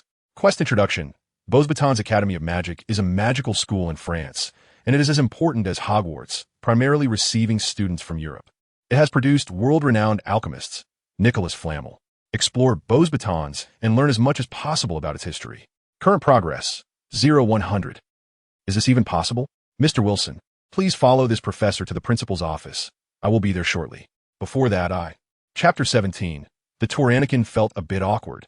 He didn't know how to face this situation. He wanted to apologize, but felt that it might make things more awkward. After hesitating, he chose to be honest. Since Madame Maxime said she had sent the previous boy to the hospital wing, the boy in front of him must be his brother. I'm sorry. I must have frightened your brother earlier.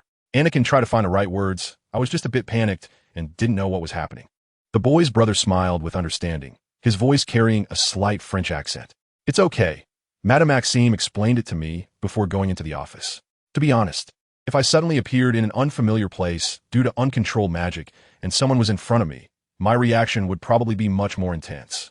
Anakin sighed in relief and nodded gratefully. Thank you for your understanding. I'm really sorry. I'm Felix LeBlanc, the one you frightened earlier. He's my brother. Felix introduced himself, and seeing Anakin's somewhat guilty expression, he said, Don't worry. Considering it was an accidental situation, I forgive you. Though I don't know if my brother will forgive you. Felix, I am truly sorry. Anakin apologized again, feeling a surge of gratitude. Also, I'm glad to meet you. Felix smiled back. Likewise, Anakin. I heard you're a student at Hogwarts, right? Yes, I am. Anakin nodded. I just finished my first year. Hogwarts, that's a famous school. Felix expressed interest. Did you learn a lot of magic? Well, a bit, Anakin smiled, as he had indeed learned a lot of useful knowledge there. A smile appeared on Felix's face. That's great. Sounds like you had a wonderful time at Hogwarts. Anakin nodded with a smile. Yes, I really had a lot of fun. But now I'm curious about your school. Can you show me around? Loading more content. Please wait. This site only supports mobile browsers. If you see this paragraph, it means the chapter content failed to load. Please turn off reading mode, browsing mode, novel mode, and disable ad blocking features, or copy the URL to read it in another browser. Felix readily agreed. Of course. Madame Maxime also asked me to give you a tour of the entire Beauxbatons Academy of Magic, so you can have a deeper understanding of our school. Have you heard of our magical fountain? Of course. I heard it has healing and ageless abilities, and it seems it was donated by the Flamel couple, Anakin said, intrigued. Or if it really could grant eternal youth, the Flamel couple wouldn't be in such fragile health. Follow me, Felix said. The entire school seemed to be shrouded in a mysterious atmosphere, and Anakin couldn't help but feel a sense of excitement and curiosity. They walked through the corridors and arrived at the school courtyard. In the center of the courtyard was a massive fountain, with water flowing gently, exuding a refreshing aura. Surrounding the fountain were various magical plants, their flowers blooming in captivating colors and emitting delightful fragrances. This is our school's pride, the magical fountain. Flix pointed to the fountain and said, as you said, it is said to not only heal injuries, but also grant eternal youth. But it seems to have no special effects at the moment. Flix made a funny face and continued, besides the magical fountain, our school has many other places worth seeing. Next, I'll take you to our magical greenhouse, where there are all kinds of peculiar plants. I'm sure you'll be interested. Anakin followed Flix to the magical greenhouse, and the scenery there was equally breathtaking.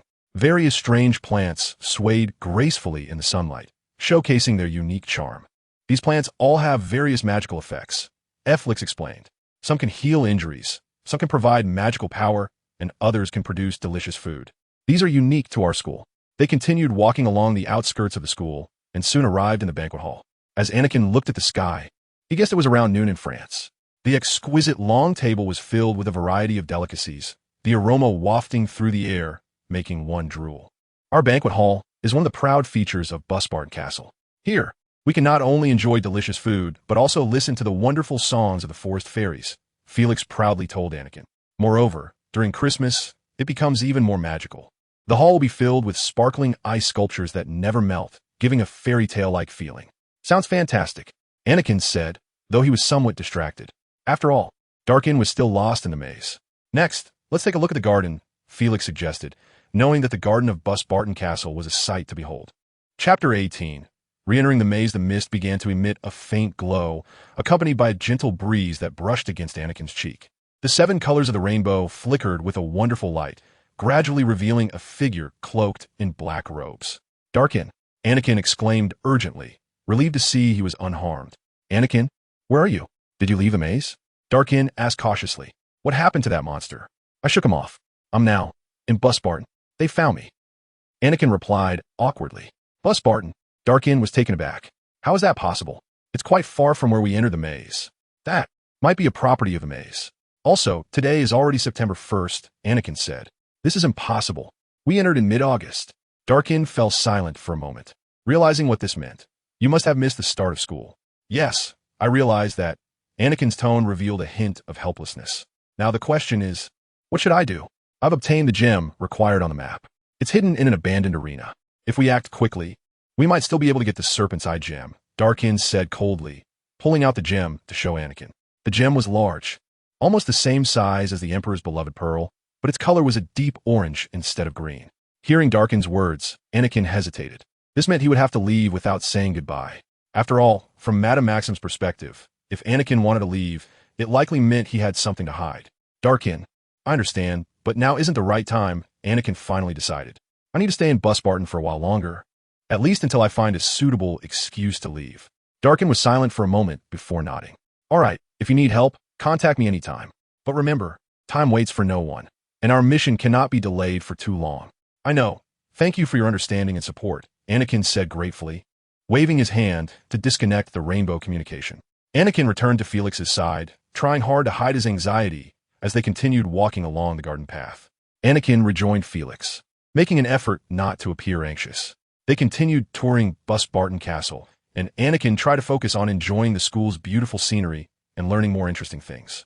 Felix guided Anakin to many fascinating places, including the magical library, potion research room, and the huge magical botanical garden. Throughout all of this, Anakin was amazed by the depth and breadth of Busbarton, beginning to understand why this school was regarded as one of the finest magical academies in the world. Loading more content. Please wait. This site only supports mobile browser access. If you see this paragraph, it means the chapter content failed to load. Please turn off reading mode, browsing mode, novel mode, and ad blocking features, or copy the URL to read in another browser. At that moment, Madame Maxim approached, her expression a bit awkward. Anakin, we just received news that the wizard sent to escort you. That Auror has gone missing. Isn't that just sending a pillow when sleepiness comes? Anakin initially felt a bit pleased, but suddenly worried about the missing Auror. Missing? Anakin repeated. But, Madame Maxim sighed. We're not sure, but reports say they haven't been seen since leaving Hogwarts. I heard the Auror's name is Dealrist. That makes sense. Dealrist. The gatekeeper among the Aurors. He could even be defeated by Neville's grandmother, who can't even pass a spell class. Anakin let out a sigh of relief, and then pretended to be worried. But, Madame Maxim, I just received news that there's an urgent matter at home, and I need to return immediately. A friend in danger could also be considered family matters, right? Anakin's mind conjured the scene of Harry and Ron flying in a car. Madame Maxim frowned. Urgent matter? What kind of urgent matter? Of course, Anakin. Family matters always come first, Madame Maxim reassured him. We will arrange for someone to take you back. There's no need. I can handle it myself. Anakin hurriedly waved his hand, quickly adding before Madame Maxim could arrange for more escort. I'll contact you as soon as possible. Thank you for your concern. Madame Maxim sighed, I understand. But you must be careful. Then, Anakin quickly arrived at Chapter 19. The despicable Hairbow inside this ancient, dilapidated Greek temple. Anakin felt an inexplicable fear rising within him. He sensed the eerie atmosphere permeating the temple, as if it held countless unspeakable secrets and tragedies. Anakin seemed to hear the sound of an old woman's weeping echoing through the temple, like a strange incantation that sent chills down his spine. The air seemed to be filled with the smell of sulfur, making it hard to breathe. Anakin's exposed skin felt a stinging sensation, as if he were engulfed in a fog of death. A black gem was embedded in the center of the altar, and it was particularly striking. Anakin felt a mysterious power emanating from the gem, instilling a sense of awe in him. Look at that gem. Darkin suddenly whispered alertly. Doesn't it look like? Very much so. However, Anakin felt a strong sense of unease, furrowing his brow. This gem seems a bit off. Anakin and Darkin cautiously attempted to approach the gem, searching for more clues. But suddenly, the air in the temple began to distort, and a powerful force enveloped them. Anakin felt his body bound by an invisible force. Although he could still move, it became exceptionally difficult, as if every step was on a 1,000-pound stone. However, this force seemed to have no effect on Darkin, and Anakin's eyes revealed disbelief and wariness. A low, rumbling hum began to resonate, and the entire temple started to tremble. A dark smoke suddenly erupted from below the ground, quickly enveloping them. Anakin felt a severe dizziness and nausea wash over him. He tried to shield himself from the smoke with his hands, but soon felt his limbs weaken and his vision blur. What is this? Anakin struggled to lift his head, try to see the surroundings, but his consciousness began to fade, and his thoughts became sluggish. Armor shield. Dark Hidden cast a protective barrier, trying to fend off the encroaching black mist, but the barrier was quickly destroyed under the corrosion of the mist. Anakin felt a sharp pain in his body, as if countless sharp blades were stabbing him. He struggled desperately, trying to break free from the smoke's grip. However, the power of the mist grew stronger, wrapping around them tighter. Dark Hidden quickly came to Anakin's side, and Anakin felt a surge of energy pass through him. He could move again. Looking up, Anakin noticed that the black mist could not approach within about 5 meters of Dark Hidden, where there was a faint, dark golden protective barrier, of the same color as the pearl Dark Hidden had displayed earlier. Loading more content. Please wait. This site only supports mobile browsers. If you see this paragraph, it means the chapter content failed to load. Please turn off reading mode, browsing mode, novel mode, and disable ad blocking, or copy the URL to read in another browser. So that's it. The key mentioned on the map is a protective device. That gem earlier was indeed bait. Quick, follow me. Anakin suddenly noticed another narrow entrance behind the altar, and that entrance was also glowing with the same light as the pearl. Anakin and Dark Hidden quickly ran towards the glowing entrance, with the black mist churning behind them, as if it were going to swallow them whole. They hurried through the entrance and entered a narrow corridor. The walls of the corridor were lined with ancient murals depicting mysterious and terrifying scenes, seemingly telling a long dormant legend. Anakin and Dark Hidden hurriedly passed through, their footsteps echoing in the corridor, while the black mist halted its spread at the entrance of the corridor. Anakin let out a long breath. Fortunately, we finally escaped that black mist, Dark Hidden. Thanks. Dark Hidden silently nodded, and the two continued down the corridor. They passed through ancient doors and arrived at a huge circular hall. In the center of the hall was a massive circular altar, upon which lay a delicate black pendant, embedded with a dark red gem that resembled a snake's eye. A chilling atmosphere surrounded it, making one feel uneasy. Is this really the snake-eye pearl? Anakin asked warily. Dark Hidden gazed at the black pendant on the altar, a hint of caution flashing in his eyes. This place they had come to was indeed unsettling, especially the eerie aura surrounding the pearl that intensified that feeling. It's very likely to be real, Dark Hidden replied in a low voice, his eyes fixed tightly on the pendant. But we must not let our guard down. This place may be filled with traps. Anakin frowned. Their purpose for coming here was to find the snake-eye pearl, but faced with this mysterious and eerie altar, they had to remain vigilant. Anakin and Dark Hidden raised their wands and cautiously approached the altar. This time, however, they were smarter and cast numerous protective spells on themselves first.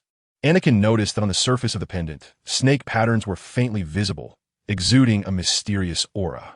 A wave of unease surged in his heart, but facing the goal before him, he was determined not to give up easily.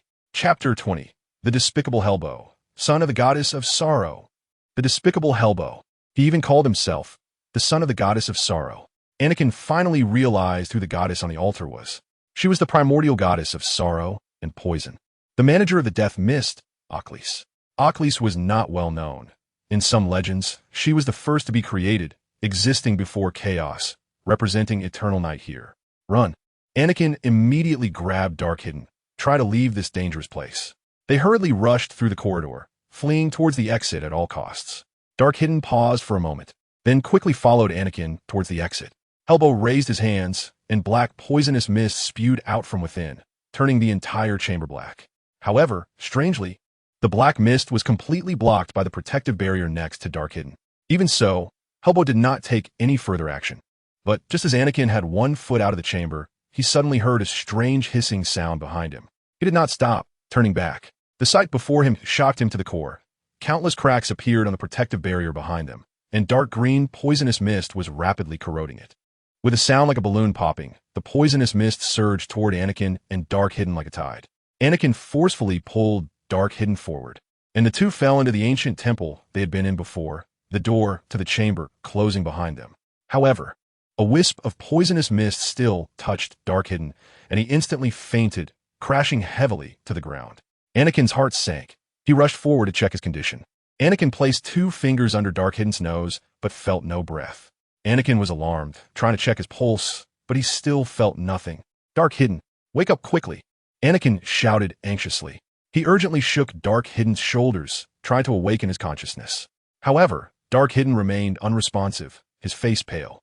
Anakin quickly opened the system's shop panel and, after refreshing, purchased the newly available Divine Food.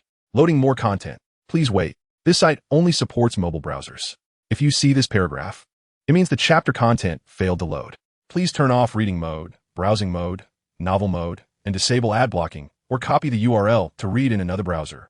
Divine Food and Divine Drink are the food and drink of the gods, and half-bloods can have healing effect from consuming small amounts. The taste of divine food and drink varies for each person. In the current situation, it seemed to be Anakin's best option. Anakin spent 200 gold coins to buy Divine Food. Extracting, a piece of food resembling a sandwich appeared in Anakin's hand. He immediately placed the food on Dark-Hidden's lips, hoping it would awaken his consciousness. Although it was said that mortals would self-ignite after consuming divine food and divine drink, and even demigods would face the tragic outcome of self-ignition if they consumed too much, Anakin had learned from Chiron that wizards also possess divine blood. However, Dark-Hidden still lay motionless on the ground, his face still pale. Anakin's heart felt as if it were tightly gripped by an invisible hand, struggling to reach the depths of despair. He didn't know what to do next. Everything before him felt so powerless. Anakin was particularly sorrowful, tears shimmering in his eyes. Dark-Hidden had never tried to harm him. On the contrary, he had been kind to Anakin. Anakin dragged Darth Maul out of the temple to prevent him from suffering further harm. Thud, thud, thud. Anakin suddenly heard a faint heartbeat that did not belong to him. He quickly looked up at Darth Maul, whose complexion seemed to have improved significantly. Anakin's heart tightened, feeling a glimmer of hope budding within him. He gently patted Darth Maul's cheek, trying to awaken his consciousness. Darth Maul, can you hear me? Wake up. Anakin's voice was filled with urgency and expectation. Darth Maul's eyelids twitched slightly, but he still did not awaken.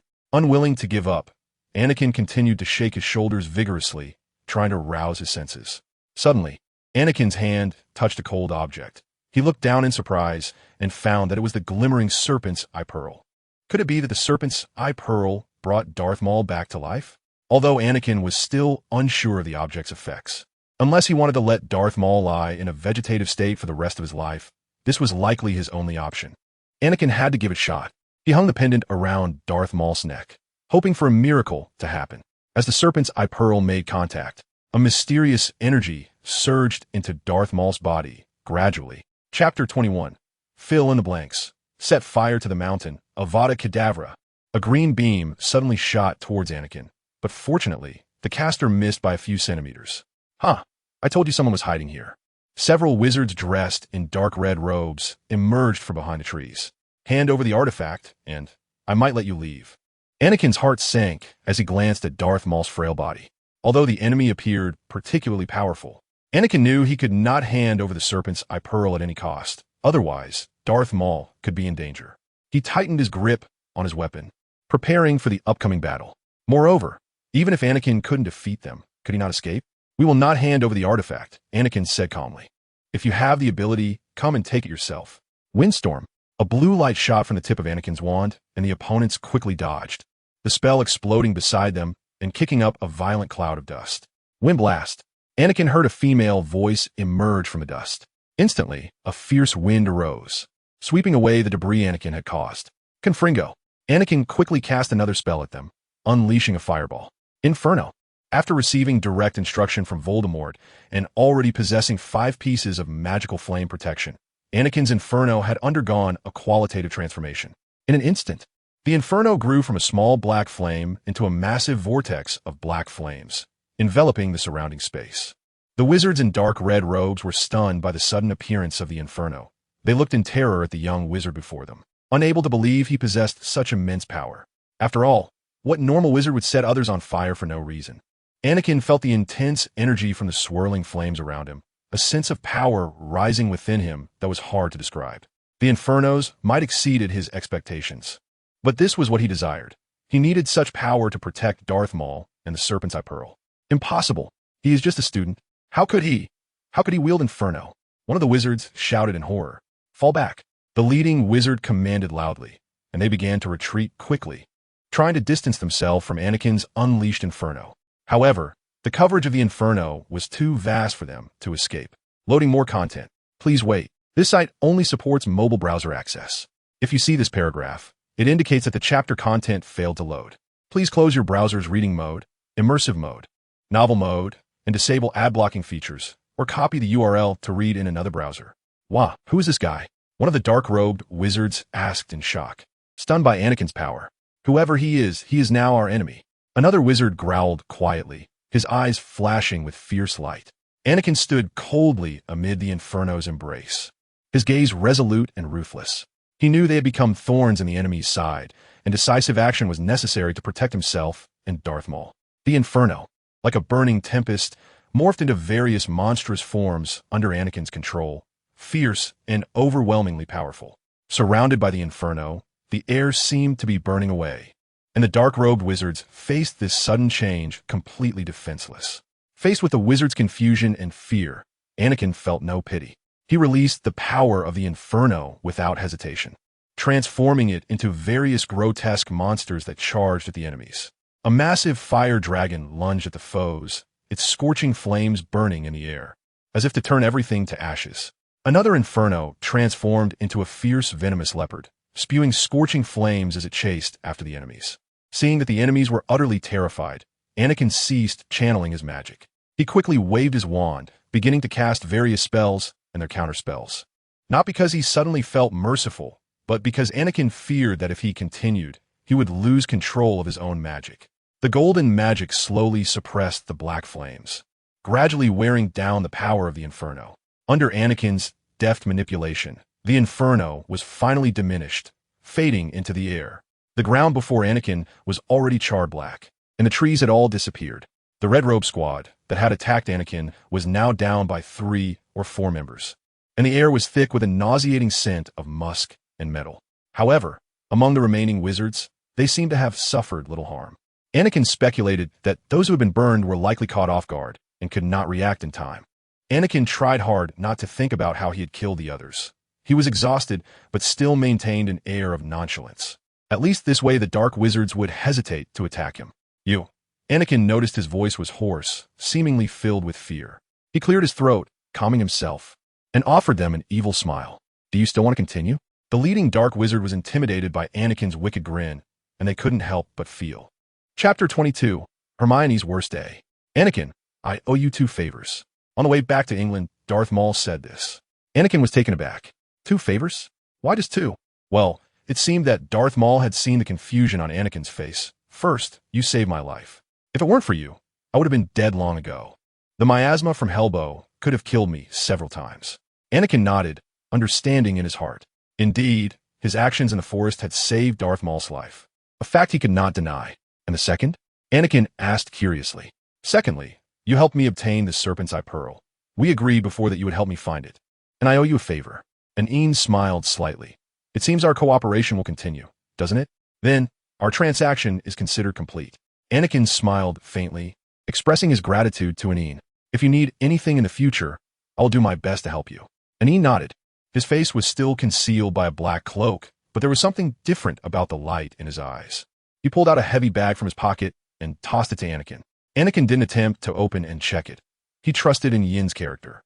All right, let's call it a day for now. His voice carried a hint of ease.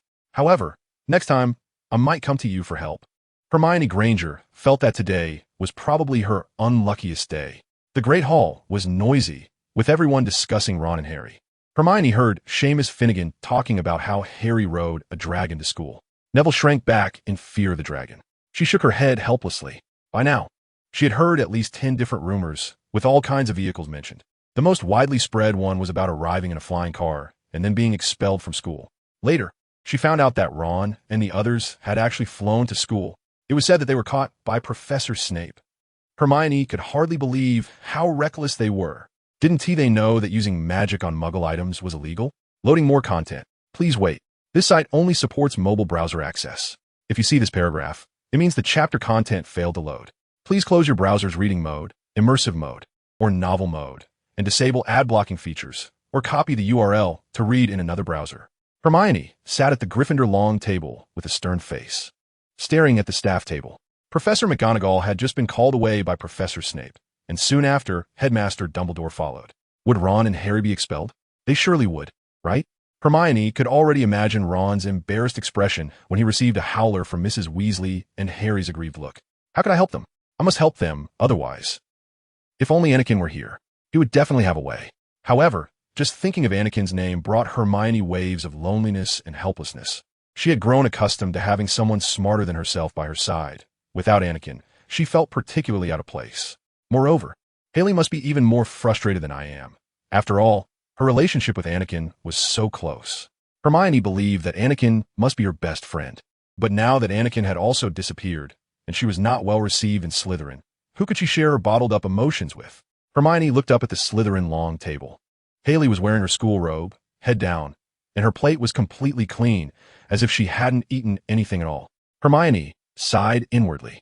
She knew Haley's situation was not easy. Although her relationship with Haley had always been good, she understood that what Haley needed more was a friend who could truly understand and support her, and Anakin seemed to be that person. To be honest, Hermione couldn't eat much either. She felt extremely upset and powerless regarding her friend's situations. This feeling of helplessness made her restless. She knew she had to find a way to help them, but she had no idea where to start. The Great Hall was noisy, with everyone discussing Ron and Harry. Hermione heard Seamus Finnegan talking about how Harry rode a dragon to school. Neville shrank back in fear of the dragon. She shook her head helplessly. By now, she had heard at least 10 different rumors, with all kinds of vehicles mentioned.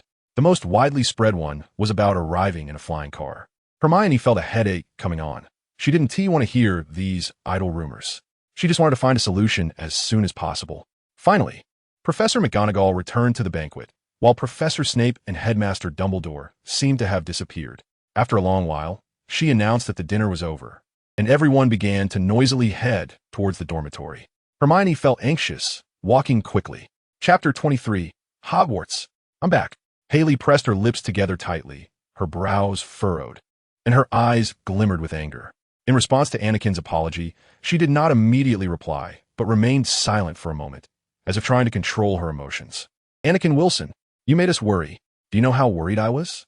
Haley finally spoke, her voice filled with anger. You disappeared for so long without a word. I thought you. Haley, I'm sorry. Anakin admitted his mistake decisively. This was mainly because he had left without a word, which caused Haley to worry so much. Haley interrupted him. What do you think I would think? Do you think I thought you were just busy doing something important and had no time to contact us? Where have you been this whole month? Anakin fell silent for a moment, trying to find the right words to explain his actions. Haley, I know I caused you a lot of worry and trouble, but I really didn't mean to. His voice was filled with regret and helplessness. During that time, I was trapped in a maze and completely lost the ability to contact you. I'm really sorry I didn't tell you in advance. I was just trying to find a way out until I finally managed to escape. After hearing Anakin's explanation, Haley's anger eased somewhat, but she was still a bit upset. Why didn't you? She sighed deeply, and her voice softened considerably. Forget it, Anakin, you're back, and that's what matters. Haley, I'm really sorry. Anakin's voice was sincere and apologetic. I don't know how to explain it to you, but I promise I won't make you worry again. Just as they were about to part at the end of the corridor, Anakin suddenly remembered what was supposed to happen this year in the original story. Oh right, Haley. Hermione. Anakin's voice suddenly rang out, catching Haley and Hermione's attention. The two girls stopped and turned around, looking at Anakin curiously. This year, be careful when acting alone. If you go around a corner, make sure to look in the mirror, Anakin said seriously. If you hear strange hissing sounds, close your eyes and leave the area quickly. Although Anakin wasn't sure if Malfoy would still hand the diary to Ginny and whether the basilisk would appear, he also wasn't sure if someone would actually be attacked, whether Hermione and the others would suspect him. Anakin didn't care about what others thought of him. He only hoped that everyone close to him could live well. Hermione looked somewhat puzzled, but didn't ask further. Haley seemed to believe Anakin's words completely, probably because Anakin often had a knack for sensing danger. Anakin looked at Haley with a twinge of pain. He knew that his presence might bring her more worry and danger. And it also inevitably involved them in all of this. Loading more content. Please wait. This site only supports mobile browser access. If you see this paragraph, it means the chapter content failed to load. Please close the reading mode, browsing mode, novel mode, and disable ad blocking features. Or copy the URL to read in another browser. I will try my best to protect myself. Hermione finally spoke up, her voice revealing a hint of determination. But we will also be cautious. Haley nodded. She firmly believed Anakin's words. The three of them headed towards their respective dormitories, and at that moment, Anakin heard a familiar voice behind him. Can you believe it? We really haven't been punished. The three of them turned around simultaneously, and sure enough, Ron and Harry were standing behind them, surprised to see Anakin. What are you doing here? Anakin, you're back. Where have you been? Harry asked. We thought you. It's nothing. I was trapped in a maze for almost a month, but I wasn't hurt too badly, Anakin replied casually. Where did you guys go? Everyone is talking. And the rumors are ridiculous. Some say you drove a flying car and got expelled from school, Hermione asked eagerly. We weren't expelled, Harry reassured her. Probably because they know being expelled is worse than death for Hermione. Are you saying you really flew here? Hermione's tone was almost as stern as Professor McGonagall's. Do you know this is against the secrecy law? Don't lecture us, Ron said impatiently. Let's get back to the dormitory. Today was too thrilling. They separated from Haley at this point, and Anakin and the others walked to the entrance of the Gryffindor common room. Fizzing Whizbees. Hermione said the password and continued talking to Harry and the others. The fat lady's portrait swung open with a booming applause. It seemed that the Gryffindor students were still awake, all crowded in the round common room waiting for them. Many hands reached out from the hole, pulling Harry and Ron inside, while Hermione had to climb in by herself. Anakin followed Hermione into the common room. Chapter 24. The plot of Hailbow? Feeling a bit nervous, Anakin undid the disillusionment charm in front of the headmaster's office. Password? Oh, it's you again. The kid who threatened to blow me up before, the gargoyle murmured. You still remember me, right? So, can you let me in? He asked, hoping for a positive response. No, the gargoyle replied. Why not? You don't have a password. This must be revenge. Pure revenge. Then please help me inform Headmaster Dumbledore. You wouldn't want the wizarding world to fall into chaos because of your feelings, would you? Anakin said with a righteous expression. The gargoyle paused slightly, seemingly considering Anakin's words. Finally, it nodded in agreement. All right, I will convey it to the headmaster. Just whether the headmaster is willing to see you is another matter. Anakin stood aside, waiting for the gargoyle to communicate with Headmaster Dumbledore. Although he was unsure of the outcome, at least he had tried. Anakin sighed with relief. At least being able to convey the message was a step forward. He nodded in thanks. Thank you. The gargoyle did not respond, only murmuring something that seemed to suggest that as long as Anakin didn't try to blow it up, everything would be fine. Had someone tried to blow it up before? After a while, the gargoyle announced. The headmaster agrees to let you in. Loading more content. Please wait. This site only supports mobile browser access. If you see this paragraph, it means the chapter content failed to load. Please close the reading mode, browsing mode, novel mode, and disable ad blocking features, or copy the URL to read in another browser. Anakin sighed with relief, feeling a bit comforted. The gargoyle jumped aside, revealing a stone staircase that rose continuously. He crossed the threshold and entered Headmaster Dumbledore's office. Standing in front of the inner door of Dumbledore's office, Anakin gently knocked and then stood straight, waiting. "Come in," Dumbledore's voice came, warm and curious. Anakin pushed the door open and entered the office. "Anakin, what brings you to me?" Dumbledore asked, his voice still gentle and kind. "I came to tell you where I've been for the past month," Anakin replied succinctly. Dumbledore nodded slightly, urging him to continue. "In the past month, a friend came to me for help. We accidentally got trapped in a maze and lost contact with the outside world. Inside the maze, the flow of time is different from the outside. We spent a maximum of 2 days in there." Anakin briefly recounted his experience. "Then we encountered a terrifying magical creature, and I escaped through an exit, finding myself in Beauxbatons." His voice grew more serious, recalling the terrifying scenes in the maze that made him feel apprehensive. Dumbledore listened silently, his face revealing little expression, but a hint of worry flickered in his deep-set eyes. "Are you and your friend all right?" Dumbledore's voice was filled with concern. "Yes, we are all safe," Anakin replied, feeling somewhat reassured by Dumbledore's care. "However, on our way back from France, we discovered that Halebo is still alive." "Halebo?" Dumbledore repeated, a hint of unease in his voice. "Are you sure it's him? The despicable Halebo?" Anakin nodded. "Yes, based on our observations, he doesn't seem to have aged and appears to still retain some power." Dumbledore pondered for a moment, his gaze turned towards the window, as if he were contemplating something. He knew that if Halebo was truly alive and retained power, it would have a huge impact on the entire wizarding world. "This matter is very serious." "Anakin," Dumbledore finally said, his voice still gentle, but his eyes revealed a hint of seriousness. "I will take immediate action to investigate Halebo's situation." "Thank you, Headmaster," Anakin said gratefully. However, he did not leave. Instead, he furrowed his brow and said, "Professor, I feel that Halebo, he seems particularly strange." Dumbledore looked at Anakin, a flicker of doubt in his eyes. "Strange? What do you mean by strange?" Anakin frowned, recalling from the history of magic that Halebo was a particularly powerful and terrifying dark wizard. In fact, one of the earliest known dark wizards. "However, I feel like he seems too weak, which makes me uneasy." Dumbledore gazed at Anakin, a flicker of contemplation in his eyes. "Why do you think that is?" Chapter 25. A Strange Voice? Anakin returned to the dormitory, climbed into bed, and his thoughts began to swirl. He knew he wasn't planning to sleep immediately. The tranquility of the night awakened his inner reflections and desire to explore. Tossing and turning, his mind couldn't find peace. Why did Halebo allow Anakin and the others to leave alive? How could the serpent's eye pearl purify Halebo's curse?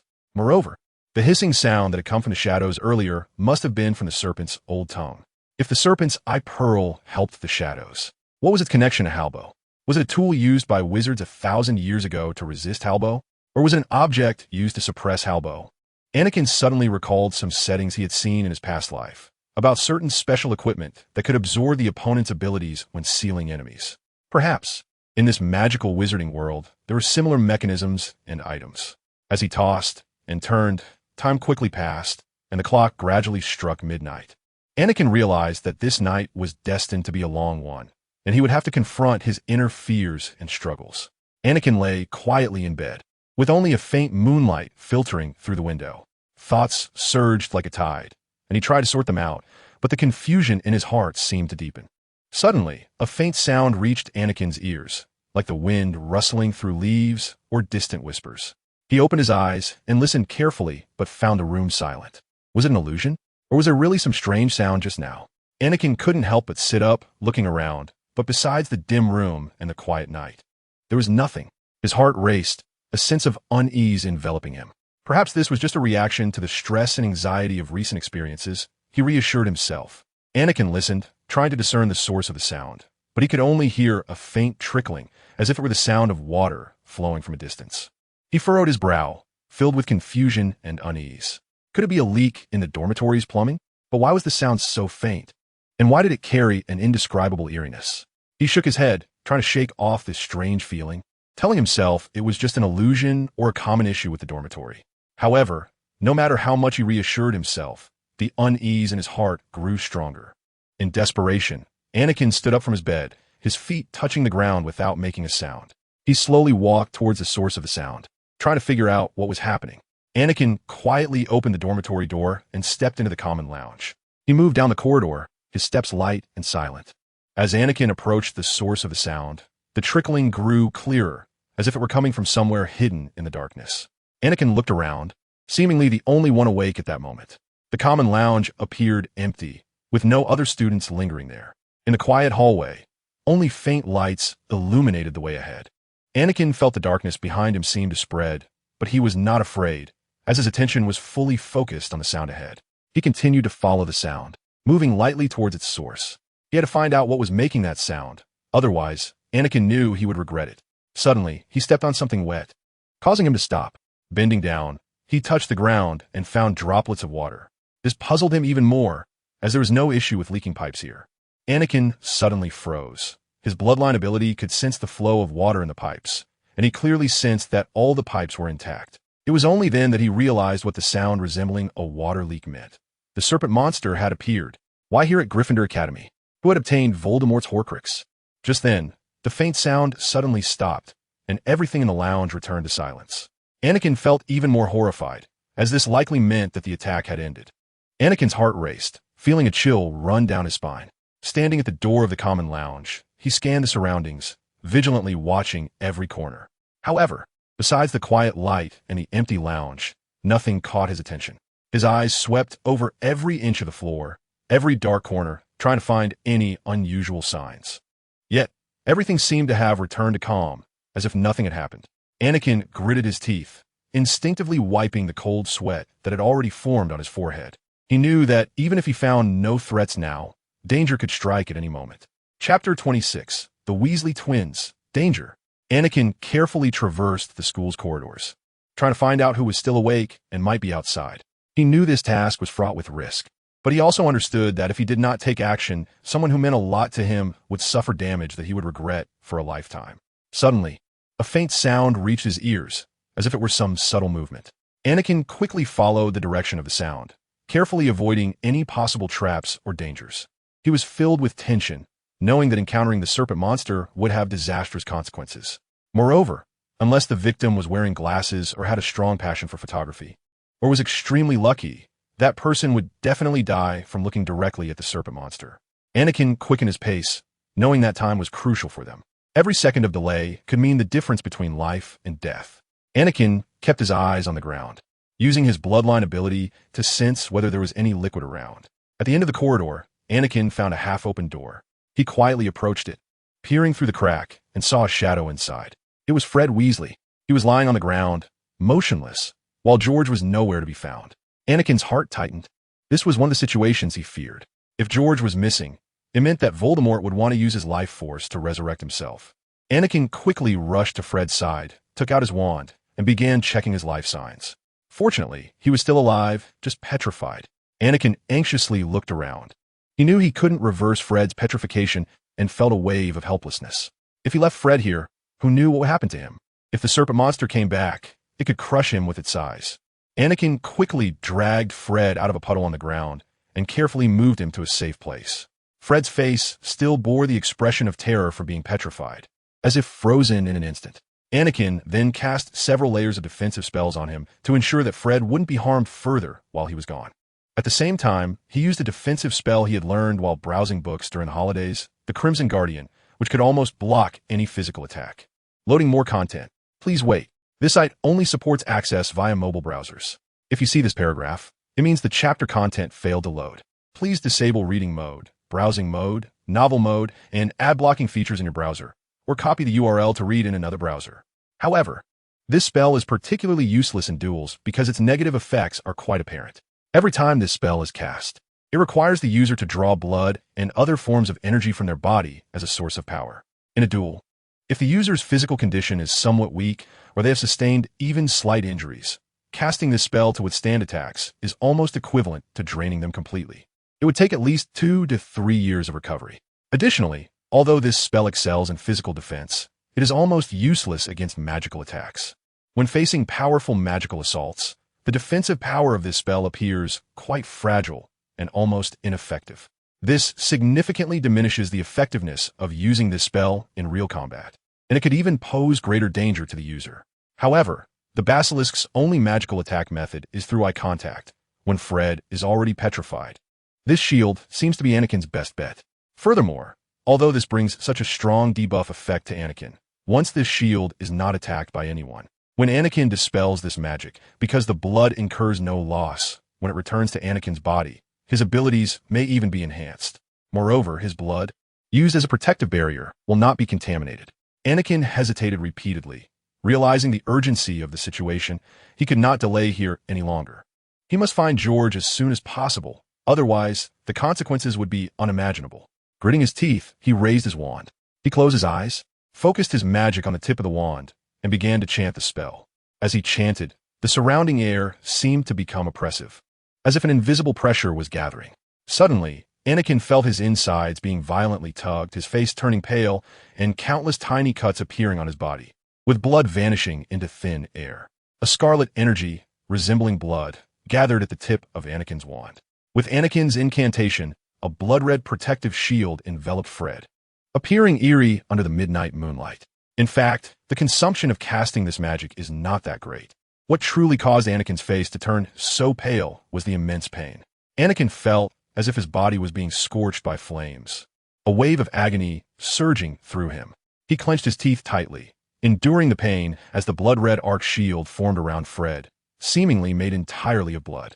It looked incredibly solid, like an indestructible fortress, tightly guarding Fred within.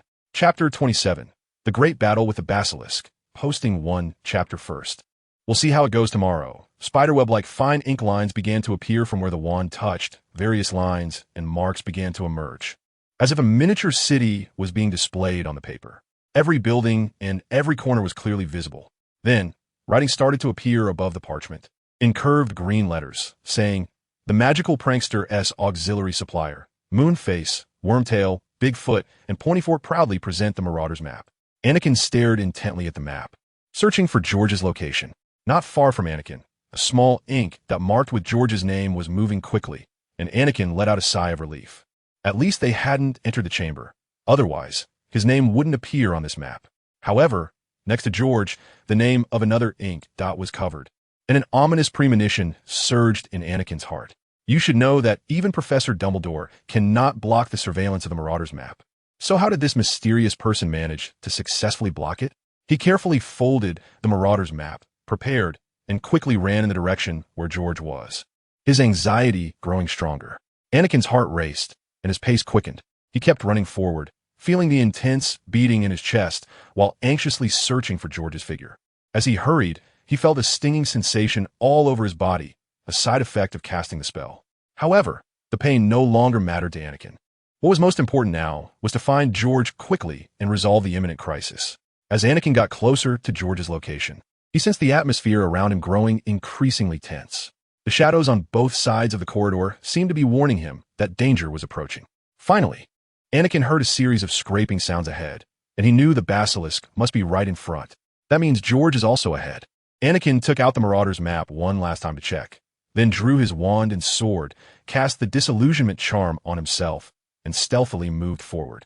Anakin didn't dare to look up at the basilisk's face. He could only judge the position of its head based on its massive body. Fortunately, it had not noticed Anakin yet, and continued to crawl rapidly ahead. Loading more content. Please wait. This site only supports access via mobile browsers.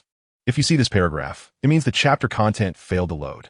Please disable reading mode, browsing mode, novel mode, and ad blocking features in your browser, or copy the URL to read in another browser. The basilisk's enormous body was shrouded in darkness, with only a faint moonlight barely outlining its silhouette. The ink that Anakin had seen earlier was a small, young wizard's figure, and Anakin guessed he must be a first-year student walking stiffly like a puppet behind the basilisk. George was floating limply in the air, completely still.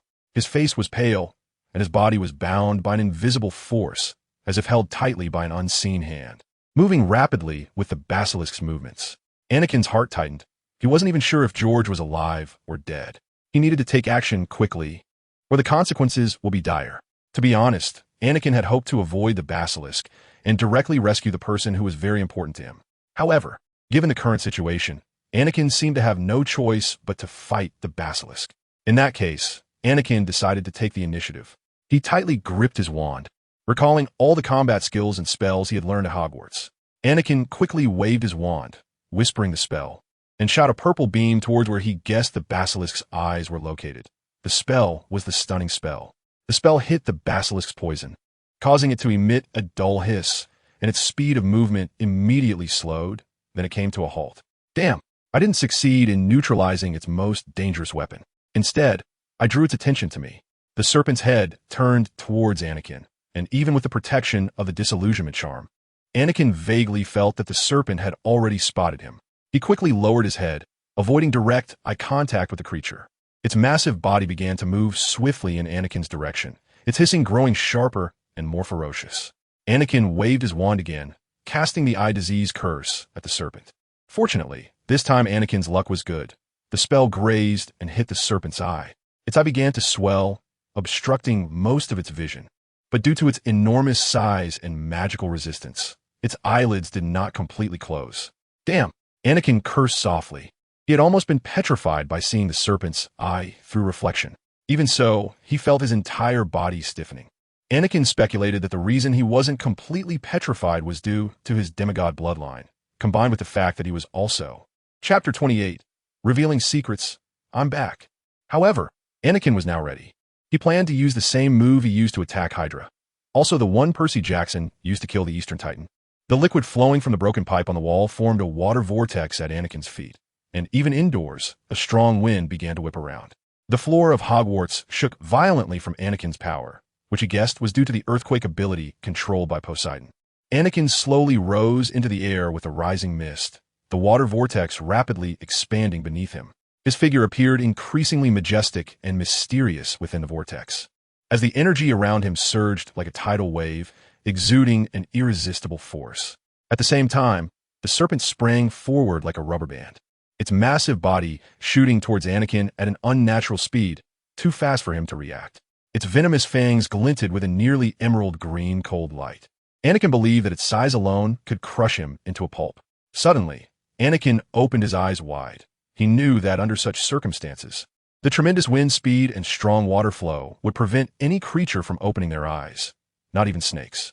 The serpent's massive head slammed into the water vortex controlled by Anakin with a deafening crash, and for a moment, Anakin thought he wouldn't be able to withstand the serpent's attack. However, due to the powerful force of the water vortex he controlled, the serpent's impact was effectively slowed down, causing its speed to gradually decrease until it finally stopped. Hertasinos. Anakin suddenly waved his wand and unleashed a brand new dark magic. This dark magic could bind the target's body with invisible ropes, resulting in brutal damage and pain as their limbs and head detached from their torso. However, for the serpent in front of Anakin, the only use was probably to slow down its movement. Taking advantage of the moment when the serpent was still confused, thinking it was blocked by the vortex, Anakin quickly ran to George's side, hoisting him over his shoulder and fleeing. The controlled boy finally realized Anakin's intent. He rigidly shot out terrifying dark magic after dark magic towards them, including many killing curses. Anakin couldn't believe that this child had so much magical power that he could cast so many dark spells. The serpent finally realized they were trying to escape. It let out an angry hiss and swiftly chased after Anakin. The walls trembled under its heavy strikes, shaking the entire corridor. Its target was always Anakin, but Anakin's speed and agility made it impossible for the serpent to catch him.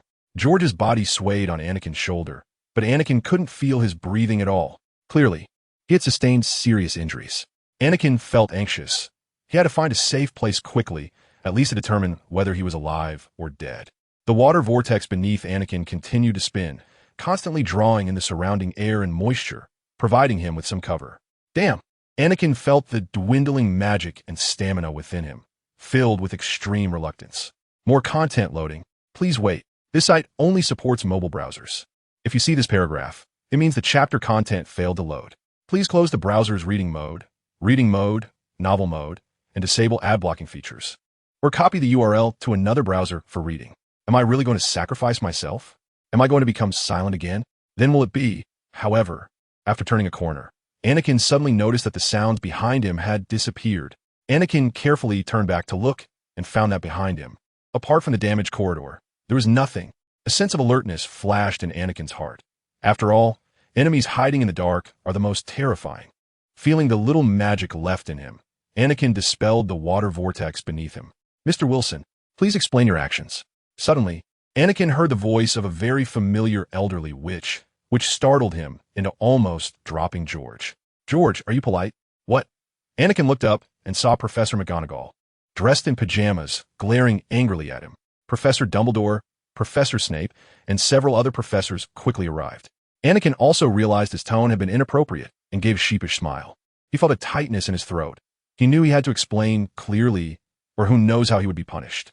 Moreover, more importantly, how could Anakin reasonably inform them that the boss that had appeared this year was the Serpent, the Horcrux of Voldemort? "Professor, I suddenly heard strange noises in the dormitory today," Anakin said cautiously. At that moment, I had a feeling that if I didn't come out, I would definitely regret it. Professor McGonagall and the other professors exchanged glances, clearly skeptical of Anakin's explanation, but they could also hear the sincerity in his words. Professor Dumbledore frowned slightly. Chapter 29. The strange dark power within Anakin and the others quickly arrived at Fred's location. Anakin immediately recognized the boy standing in front of Fred.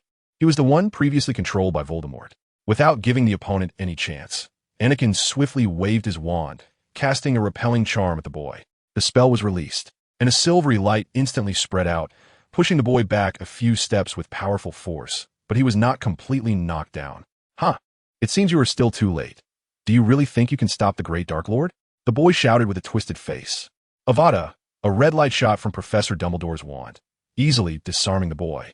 So, since even Professor Dumbledore's disarming spell couldn't knock the enemy away, what spell will Harry use in the future? A physical version, right? "You have no power to harm anyone anymore," Professor Dumbledore said gently. "Now, Tom, leave this boy's body." The expression on the boy's face gradually softened, then suddenly turned ferocious. He immediately turned around and pounced on Fred on the ground like a frenzied beast. Professor Dumbledore sighed and gently waved his wand, casting what was likely a spell to knock the boy unconscious, for as the beam of light struck him, he instantly collapsed to the ground. "Lift this curse," Dumbledore said with some concern. Anakin felt the magic within him circulating rapidly. The shield slowly began to fade and thin, and his blood started to be drawn back into his body. This process, though brief, sent a chill down everyone's spine. As the incantation was softly recited, the protective barrier began to dissipate, turning into a faint red light before completely vanishing. At the same time, he felt his blood and magic return to normal. But despite gaining enhanced abilities after the curse was lifted, his body still felt a sense of fatigue and weakness. Was it because of the boy's earlier attack on the defense? By the way, why have I become more skilled in dark magic? I remember I am a Gryffindor. But who cares, as long as I don't use it for malicious purposes? That's enough. Professor Dumbledore should understand.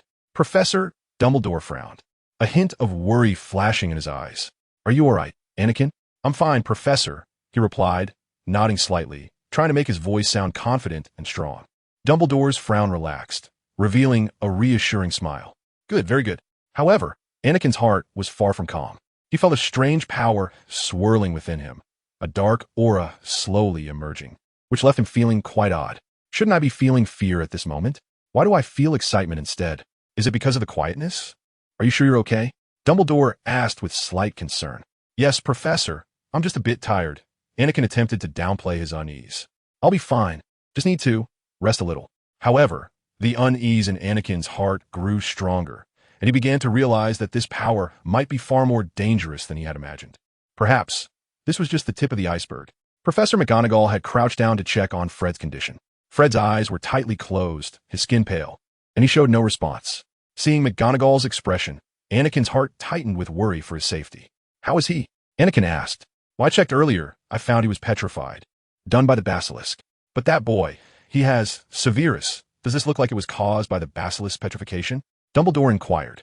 Professor Snape furrowed his brow, looking down closely at Fred's condition, pondering for a moment before answering in a low voice. "On the surface, it does resemble the basilisk's petrification ability. The basilisk's gaze is deadly, unless reflected or seen through something. However, I do not see anything that could reflect light or allow the gaze to pass through." Dumbledore frowned, pondering for a moment before saying with concern, "This matter is becoming increasingly complicated.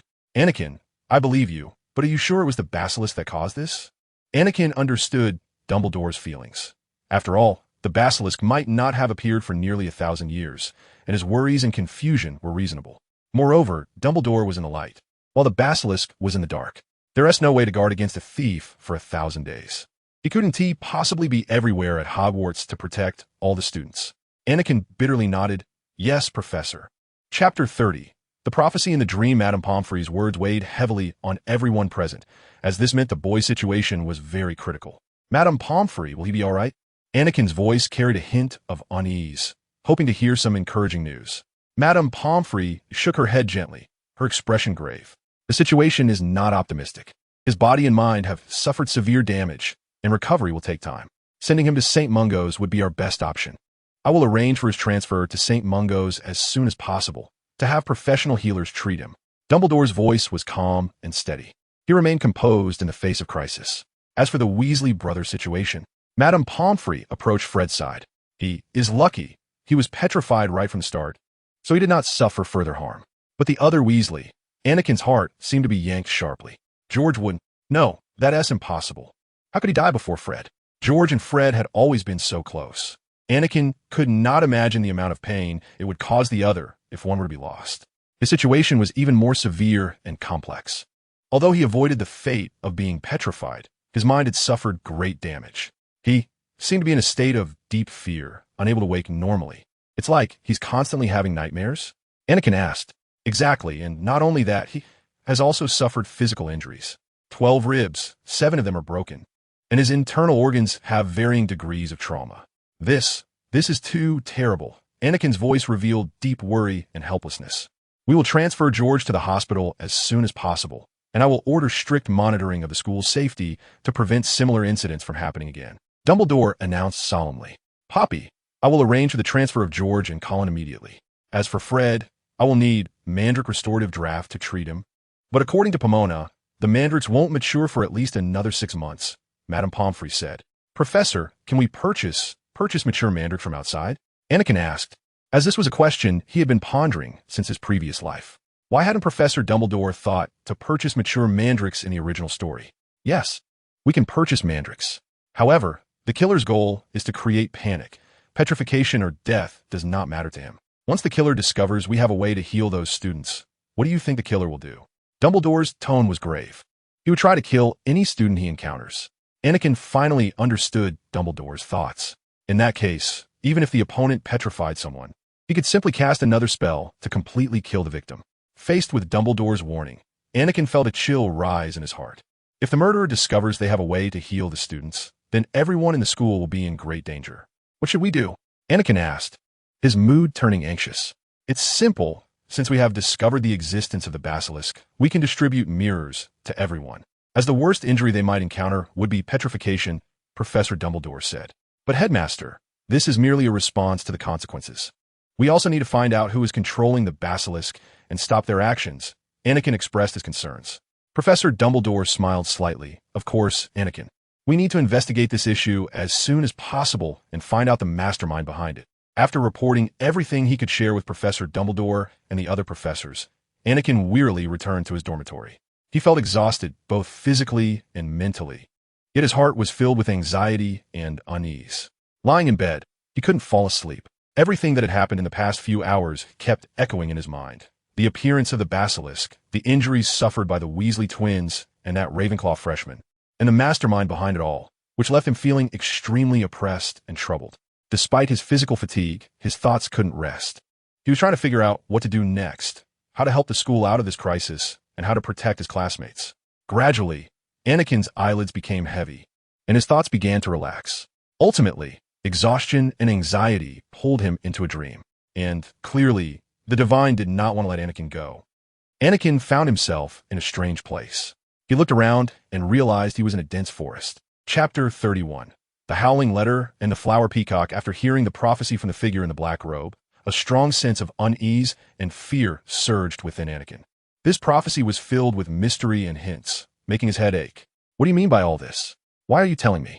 Anakin tried to sort out his thoughts, but he couldn't clearly interpret the prophecy.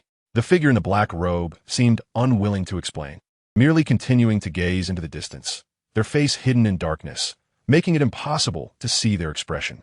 "You will face many challenges, Anakin Wilson. You carry an important mission, and this prophecy will be part of your future journey." The voice of the figure echoed in the forest, carrying an indescribable authority and warning. Anakin felt as if his head was about to explode. He He didn't know how to confront all of this. In the dream, he couldn't move, only passively accepting everything that was happening. Suddenly, Anakin seemed to hear someone pushing him, and it felt like someone was calling his name. Now it's time to wake up. Anakin. The voice of the figure gradually faded into the distance, as if dissolving from a dream.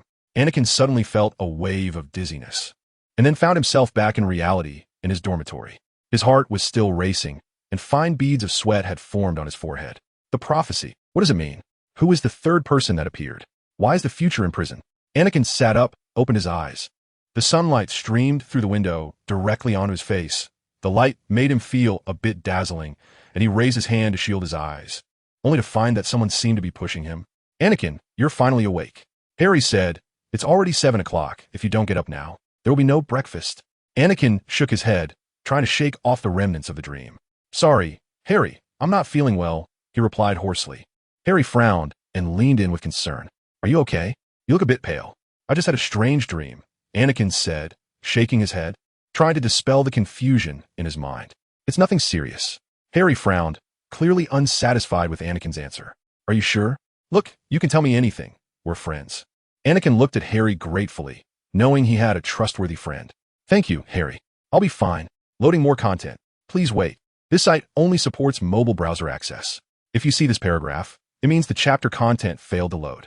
Please close the reading mode, full reading mode, novel mode, and disable ad blocking features, or copy the URL to read in another browser. Harry nodded, looking at Anakin with satisfaction. Okay, but if you need anything, remember to find me.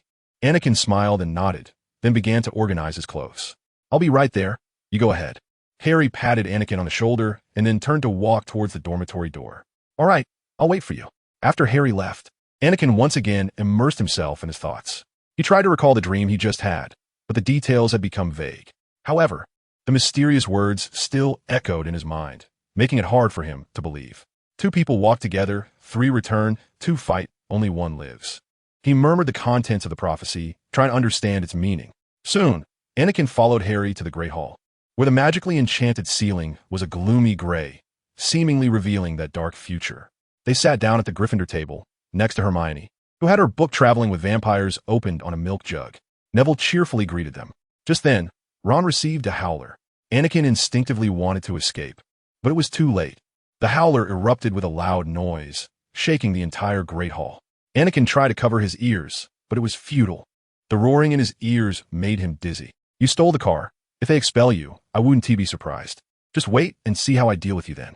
You probably never even thought about how your dad and I felt when we discovered the car was gone. Enough. I should have come down. My ears. Finally, after a long scolding and some concern for Harry and Ginny, the howler finally burned up, turning to ashes. After the noise of the howler, the Great Hall returned to silence, leaving only the occasional whispers. Hermione closed Traveling with Vampires and looked down at Ron's head. Well, did you expect anything else, Ron? You should know that you, Chapter 32, beating Lockhart today to the 3rd greenhouse, Professor Sprout said. She took a large key from her belt and opened the door. Instantly, a damp smell of soil and fertilizer wafted out, mixed with a rich floral fragrance. Just then, Ron returned, his face pale, clearly aware of George and Fred's situation. Just as Harry and Hermione were about to enter, Anakin stopped Ron. Ron, are you okay? Anakin asked, deep concern showing in his eyes. Ron shook his head, his voice tinged with helplessness. Fred has been petrified, and George, they say he might have serious after effects. Dumbledore, he must have a way, right? After all, he is the greatest wizard of modern times. Anakin sighed, trying to squeeze out a bit of optimism in the desperate atmosphere. Don't worry, George will definitely recover. Ron was silent for a moment, as if hypnotizing himself, and slowly nodded. Yes, you're right, Dumbledore will handle it. Let's go to class first. Just then, they heard Lockhart's voice coming from the greenhouse. Harry, I've been wanting to talk to you, Professor Sprout. You won't mind that I'm 2 minutes late, will you? I've never been so surprised. Flying a car to Hogwarts. Of course. I immediately knew why you did it. It's obvious. Harry, oh Harry, oh Harry. I know. This ISNT is glamorous as winning the Most Charming Smile award 5 times in a row. But it's a start, Harry. It's a start. Ron's face suddenly twisted, turning red, and Anakin knew in an instant what Ron wanted to do. Ron's emotions seemed to have been detonated, and he roared, You selfish bastard. Can't you just shut up? Hermione looked terrified, trying to stop Ron. Do you really think we do these things for fame like you do? If you were really that great, Why didn't you stop the attack last night? And why aren't you helping Dumbledore today? Anakin quickly covered Ron's mouth. Luckily, most of the classmates had already entered the greenhouse. Otherwise, it would have been amusing to see Hogwarts descend into panic. Ron, don't make this common knowledge. Anakin whispered quickly in his ear. However, Lockhart's eyes suddenly lit up. An attack happened last night? I remember when I was traveling in Bandon, I encountered an attack from a ghost as well. My book Breaking Up with Ghosts is about that. It's a pity I wasn't there at the time. I could have saved him. Anakin felt a surge of intense anger rise within him. Lockhart could be described as the most shameless and clueless person he had ever encountered in his 2 lifetimes. Who goes around stepping on someone else's landmine when they're sad and angry? It's like a birthday celebrant eating arsenic, impatient to live. Sure enough, as Anakin expected, Ron charged forward and swung his fist at Lockhart's face. Hermione looked horrified at a loss. More content loading. Please wait. This site only supports mobile browser access. If you see this paragraph, it means the chapter content failed to load. Please turn off the reading mode, browsing mode, novel mode, and disable ad blocking features, or copy the URL to another browser to read. Anakin didn't have time to stop it, and didn't want to stop it. Dumbledore wasn't that kind of unfeeling person. He would definitely understand. Even if he had to punish, I would be here to take most of the responsibility. Lockhart's expression immediately changed from a smug smile to terror. He didn't have time to react, and didn't have the ability to react. Getting hit by Ron's punch and falling straight to the ground. Was he that fragile? Silly dog, Anakin drew his wand, ready to cast a few jinxes on him. That way, even if the professor blamed it, I could help Ron take most of the responsibility. Lockhart also tried to pull out his wand, and just as Anakin was about to cast a disarming spell to help Ron, he discovered Ron had quickly snatched Lockhart's wand away. This silly dog Lockhart. The students in the greenhouse streamed out, shocked at what was happening in front of them. Ron was on Lockhart's back, gripping his hair with his left hand and striking his head with his right hand, already making his nose bleed profusely. Anakin saw Professor Sprout coming out of the greenhouse, and, fearing Ron might really cause Lockhart some serious issues, stopped casting spells and gently patted Ron on the shoulder. Speaking of which, I should be the melee unit. Why did I become the... Chapter 33, Mandrix, sorry. I forgot to post this yesterday. Alright, let us start from where we left off. Professor Sprout said we would be repotting the Mandrix today. Now, who can tell me the characteristics of Mandrix? Hermione immediately raised her hand, having been driven to work harder by Anakin's excellent performance last year, to the point that even Anakin felt a bit scared. Just seeing her reading while eating breakfast this morning scared Anakin. Mandrix, also known as mandrake roots, are a powerful restorative agent, Hermione said naturally, used to restore people who have been transfigured or cursed back to their original state, to regain the points that were deducted. Anakin also raised his hand. Very good. 10 points for Gryffindor, Professor Sprout said, surprised to see Anakin's hand still raised. Mandrakes are an important component of most antidotes, Mr. Wilson. Do you have anything to add? Mature mandrakes have a deadly scream, or rather, a cry that is fatal. Therefore, the way to prevent harm is to block your ears. As for seedlings, their cries are not fatal, but they can make us faint for several hours. A goddess from Greek mythology, Thesis, once used mandrakes to refine the elixir of immortality, as recorded on chocolate frog cards. Well answered, 15 points for Gryffindor. Professor Sprout said happily. After all, Anakin and the others were Professor Sprout students, so how could she not be happy with their knowledge? Look, our mandrakes here are still very young. She pointed to a row of deep plates and said, everyone take a pair of earmuffs. When Anakin put on the earmuffs, he couldn't hear any outside sounds. Professor Sprout put on a pair of pink fluffy earmuffs herself, then demonstrated how to repot the mandrakes and allowed the students to start working. Harry, Ron, Hermione, and Anakin stood by a plate, but Hermione was a bit silent, seeming to start doubting Lockhart's poor performance earlier. And for someone as smart as Hermione, discovering the truth after starting to doubt was only a matter of time. Anakin found that the mandrakes were unwilling to be pulled out of the soil, but seemed unwilling to go back as well. Anakin frowned, a plan forming in his mind. He quickly yanked the part of the mandrake that was exposed above the soil, and, before it could react, violently shoved it into another pot. Mandrake seedling. Howdy. Ron. More content loading. Please wait. This site only supports mobile browser access. If you see this paragraph, it means the chapter content failed to load. Please turn off the reading mode, browsing mode, novel mode, and disable ad blocking features. Or copy the URL to another browser to read. Hermione. The three of them. Well, as long as you're happy. By the time class was over, Everyone was sweating profusely, feeling sore in their backs and waists, and covered in dirt. They tiredly walked back to the castle to take a shower, and then the Gryffindor students hurried to their transfiguration class. Professor McGonagall asked Anakin to transform a beetle into a button, which was a piece of cake for him. With a gentle wave of his wand, an ordinary beetle immediately turned into a delicate button, shaped remarkably like a Hogwarts building.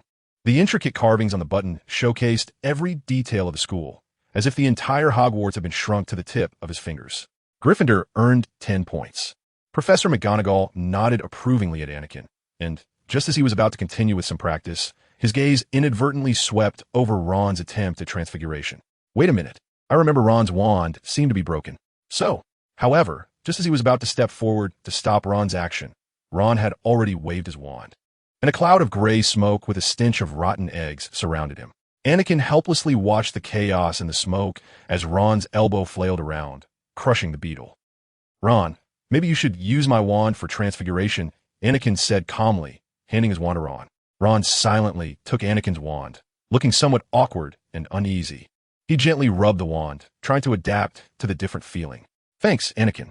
He cleared his throat and then carefully pointed at the beetle he had just borrowed to begin practicing. Hearing the lunch bell, the students streamed out, and Ron sulkily tapped his wand against the table. They made their way to the dining hall, found their seats, and started enjoying lunch. Hermione rambled on about her recent reading discoveries and even showed them a beautiful button she had made from a beetle, which only worsened Ron's mood. What class do we have in the afternoon? Harry quickly changed the subject. Chapter 34. Defense Against the Dark Arts. Upon arriving at the Defense Against the Dark Arts classroom, Anakin noticed that Lockhart seemed to be looking for Harry, seeking more opportunities to become famous. Lockhart still looked as polished as before, but his nose had a slight dent that made him somewhat less appealing. Oh, Harry, you've come to class. What a diligent little wizard you are. Lockhart's words made Harry feel a bit uncomfortable, but he politely nodded. Yes, Professor. Then, Harry piled up Lockhart's 7 books in front of him to avoid seeing the real person. Once the whole class was seated, Lockhart cleared his throat loudly, quieting everyone down. He reached for Neville Longbottom's Gaddying with Ghouls and held it up, starting his self-introduction. He pointed to his picture, blinking Gilderoy Lockhart, 3rd Class Order Merlin, honorary member of the Society for the Protection of Magical Creatures, 5-time winner of the Most Charming Smile Award for Witch Weekly. But I don't go around boasting about that. I'm not the one who drives away the banshee with my smile. Exactly, because you haven't driven away any banshee at all, Anakin muttered under his breath. What did you say? Hermione seemed to have heard Anakin mumbling and turned to look at him with curiosity before continuing to listen to the lesson. I see you've all bought my complete works. Great. I think we should start with a little quiz today. Don't be afraid. It's just to see how well you've read and understood. After handing out the papers, he returned to the podium and said, You have 30 minutes. Now begin. The question is, who hands out papers like this, right? Doesn't this guy even know the levitation charm? Anakin had a fresh realization about Lockhart's abilities. To be honest, he didn't know any of the questions Lockhart asked and couldn't be bothered to remember them. Half an hour later, Lockhart collected the papers and began flipping through them in front of the whole class. If they had doubts about Lockhart after he had lost in a duel with the students, they now had no goodwill towards him at all. But Miss Hermione Granger knows my secret ambition is to rid the world of evil and sell my own line of hair care products. Good girl. In fact, he flipped her paper over 100%. Where is Miss Hermione Granger? More content loading. Please wait. This site only supports mobile browser access. If you see this paragraph, it means the chapter content failed to load. Please turn off reading mode, browsing mode, novel mode, and ad blocking features, or copy the URL to another browser. Hermione raised a trembling hand. Excellent, Lockhart said with a smile. Gryffindor gets 10 points. Now, back to the point. He bent down and pulled out a large cage covered with a cloth from behind the podium and placed it on the desk. Anakin looked coldly at Lockhart's performance, waiting for him to make a fool of himself. However, he remembered that Neville seemed to have been caught by the little creature inside the cage. After all, they were friends, so Anakin certainly wanted to help him a bit. Now, be careful. My task is to teach you to defend against the most evil things known in the magical world. You will face the most terrifying things in this classroom. But remember, as long as I am here, you will not be harmed. I just ask you to remain calm. Aside from the freezing charm that Hermione used in the original text, is there any other spell that can trap them? I must ask you not to scream, Lockhart said in a lowered voice that would anger them. I remember reading about an ancient magic during the summer, somewhat like petrification, but it was an area attack. The downside is that it consumes a lot of magical power, and the petrification effect decreases with the number of enemies. Neville, come to my side, Anakin suddenly said. Neville didn't hesitate and quickly came to the back of the class. All right, Lockhart said loudly. Let's see how you deal with them. He opened the cage door, and the little creatures flew around like rockets. They grabbed ink bottles and splattered them everywhere, tore books and papers in shreds, pulled down the pictures on the walls, turned the wastebasket upside down, and threw backpacks and textbooks out of the broken window. Protego. Anakin calmly cast a massive shield charm, enclosing himself, Harry, Ron, Neville, and Hermione in a solid shield to protect them from the little creatures' attacks. Come on, gather them up, they're just little creatures. Lockhart shouted. He rolled up his sleeves and waved his wand, shouting, Pescapixi Pesternami. Is that really a spell? Anakin muttered under his breath.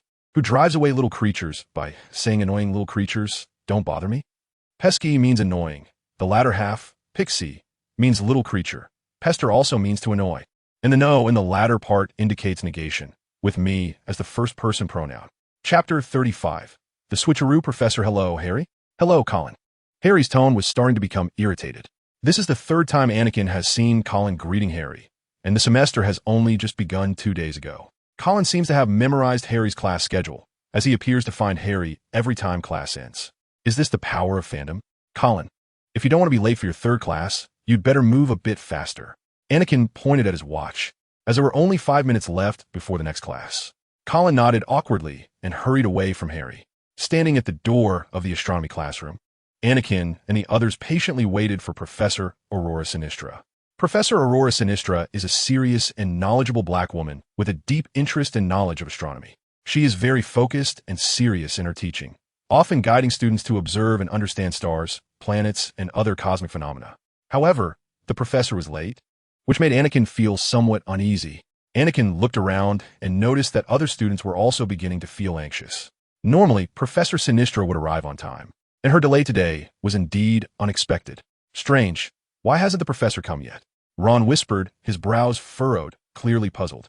5 minutes passed, then 10, and Anakin's unease grew stronger. No professor at Hogwarts could be late for that long. She must have encountered some problem. Suddenly, Hermione's eyes lit up as if she had thought of something. Maybe we should go find Professor McGonagall and ask if she knows what's going on, she suggested. Anakin nodded. The suggestion sounded reasonable. Good idea. Let's go find Professor McGonagall. However, before Anakin could set off, Professor Sinistra arrived in the classroom. But Anakin's unease intensified. He felt something strange about Professor Sinistra. Professor? Are you okay? Anakin asked tentatively. I'm fine, Mr. Wilson. What's wrong? Professor Sinistra asked calmly. Oh, I was delayed earlier. Had some urgent matters to attend to. All right, let's start class now. Upon hearing Professor Sinistra's response, Anakin's unease eased slightly, but he still felt something was off. He thought her tone was somewhat different than usual, but he could only force down his anxiety and sit in the front row. Okay, today we'll first talk about the names of stars and how planets move. She tapped her wand on the blackboard behind her, and chalk instantly began to write the title of the lesson automatically. Professor, the names of stars and how planets move are topics we learned in our first year. Hermione reminded her. We're second-year students now. Oh, is that so?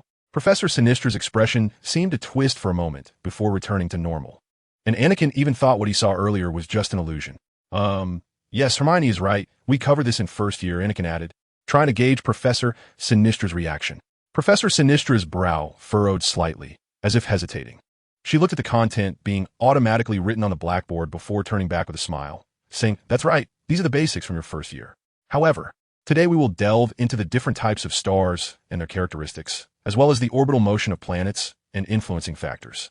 Anakin still felt uneasy, but decided not to probe further for now and focus on the lesson.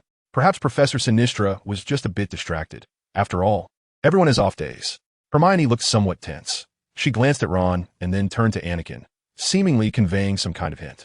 Ron looked confused, clearly not paying much attention to the lesson, casually glancing at the blackboard before looking out the window again. Suddenly, Professor McGonagall burst into the classroom. Everyone, back to the dormitory. Professor Sinistra has been attacked. Anakin's heart sank, a chill running down his spine. After all, this was a professor. A professor had also been attacked. Then what was in front of me? Armor protection. Anakin shouted instinctively, waving his wand to divide the front and back of the classroom. Chapter 36. The Heirs Clue. Professor McGonagall's expression was serious, She nodded. Yes, Anakin. This was also the work of the basilisk. Professor Sinistra has been petrified. Her voice was heavy, revealing the seriousness of the situation. Fortunately, we noticed the anomaly in time. Otherwise, the consequences would be unimaginable, Professor McGonagall continued. Unfortunately, the Muggle Studies professor, Professor Burbage, was also petrified and was cursed with additional dark magic, causing her to disguise herself as one of her students and injure several fourth-year students. Luckily, there were no fatalities. Anakin was silent for a moment, fully aware of the seriousness of the situation.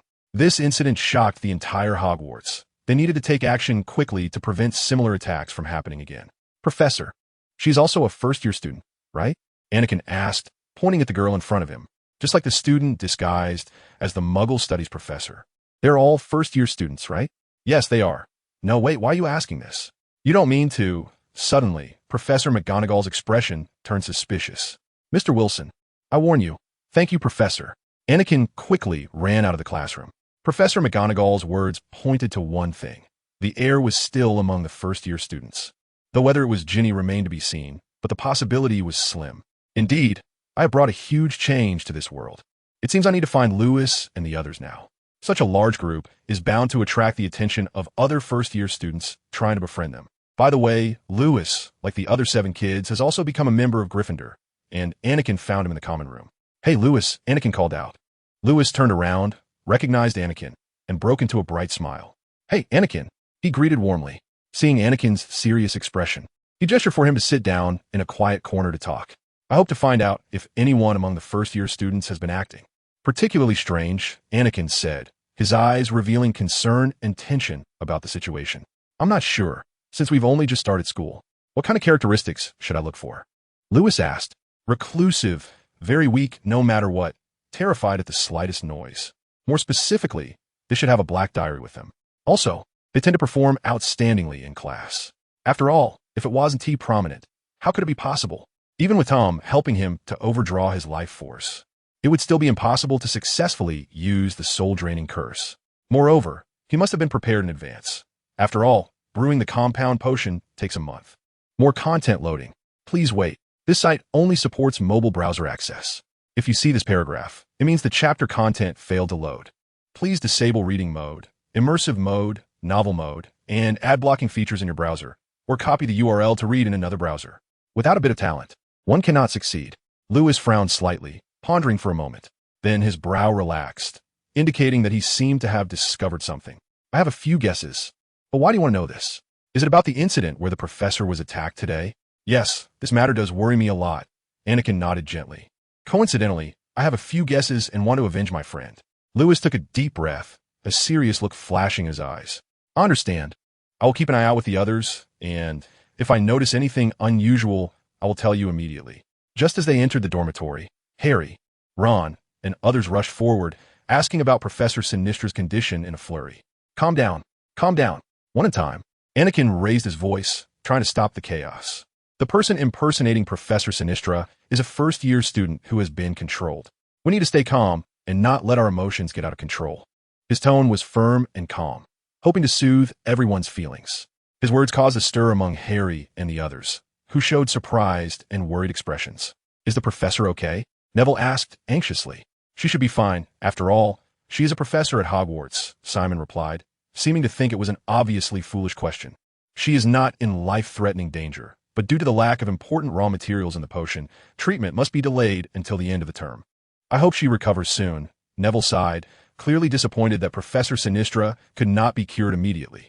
Anakin breathed a sigh of relief when he saw everyone's emotions gradually calming down. He knew that the most important thing now was to remain calm in order to deal with the upcoming situation, since those who were controlled were all first-year students. This meant that the culprit was also one of the first-year students. However, I don't believe that a first-year student would have such strong abilities right at the start of the school year, even if they were ambushing a professor. The entire dormitory suddenly fell silent, everyone staring at Anakin. What's wrong? Anakin asked irritably. I remember that you captured Sirius and Peter right at the beginning of the school year, right? Ron said. Anakin's roommates had expressions that said, are you kidding me? Right? Chapter 37. Card game wizard kill why? Simon asked. Is there any connection between the mirror and the water stains? It's nothing, Just remember what I told you. Okay, even though finding the heir is the most important thing, searching recklessly without clues will only alert the snake. However, this is really boring. There's no other way, so I can only develop my own card game. As of last year, Anakin S. Glasses had completed most of the professor's wizard cards, with a small number of students. Today, it was supposed to complete the others and start collecting user feedback. During the summer vacation, Anakin optimized the border design of the wizard cards again, striving to match the aesthetics of the magical world. Now, he was ready to start designing Neville S. card, Hogwarts, Stamina, for 6 Neville Longbottom, Brave 1, Accumulation. Each time you take 1 point of damage or lose a card outside your turn, gain 1 Courage token. Courage, Awakening skill at the beginning of your turn. If your number of Courage tokens is greater than or equal to 5, you must discard 5 Courage tokens, then gain 1 Stamina and increase your damage by 1 during an attack. I have to say, these 2 skills fit Neville's character very well. At least in the first year, Neville doesn't seem to be a brave child. However, he can take risks for his friends, which is a quality that Anakin admires. Just like that, about 4 hours flew by quickly. Anakin, what are you doing? Harry felt very curious. He had been watching Anakin pointing at the parchment with his wand for nearly 4 hours and finally couldn't help but ask. Anakin lifted his head, realizing how quickly time had passed. He looked at Harry and smiled, explaining, I'm designing a card game, Harry. It's a game about wizarding wars, and I want everyone to be able to relax during their free time while learning a bit of knowledge in the process. Neville also became interested in Anakin's idea. Sounds fun, Anakin. I want to see the card game you designed, he said, his eyes sparkling with curiosity. More content loading. Please wait. This site only supports mobile browser access.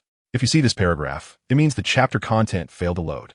Please disable reading mode, immersive mode, novel mode, and ad blocking features in your browser, or copy the URL to read in another browser.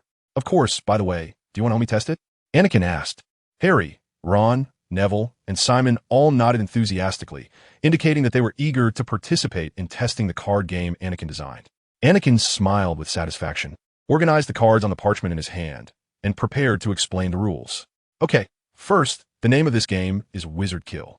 Each of us will play as a wizard, and the ultimate goal is to defeat the other players and achieve the victory conditions in the game. He began to explain the rules of the game in detail, including how to use cards, the combat process, how to win, and so on.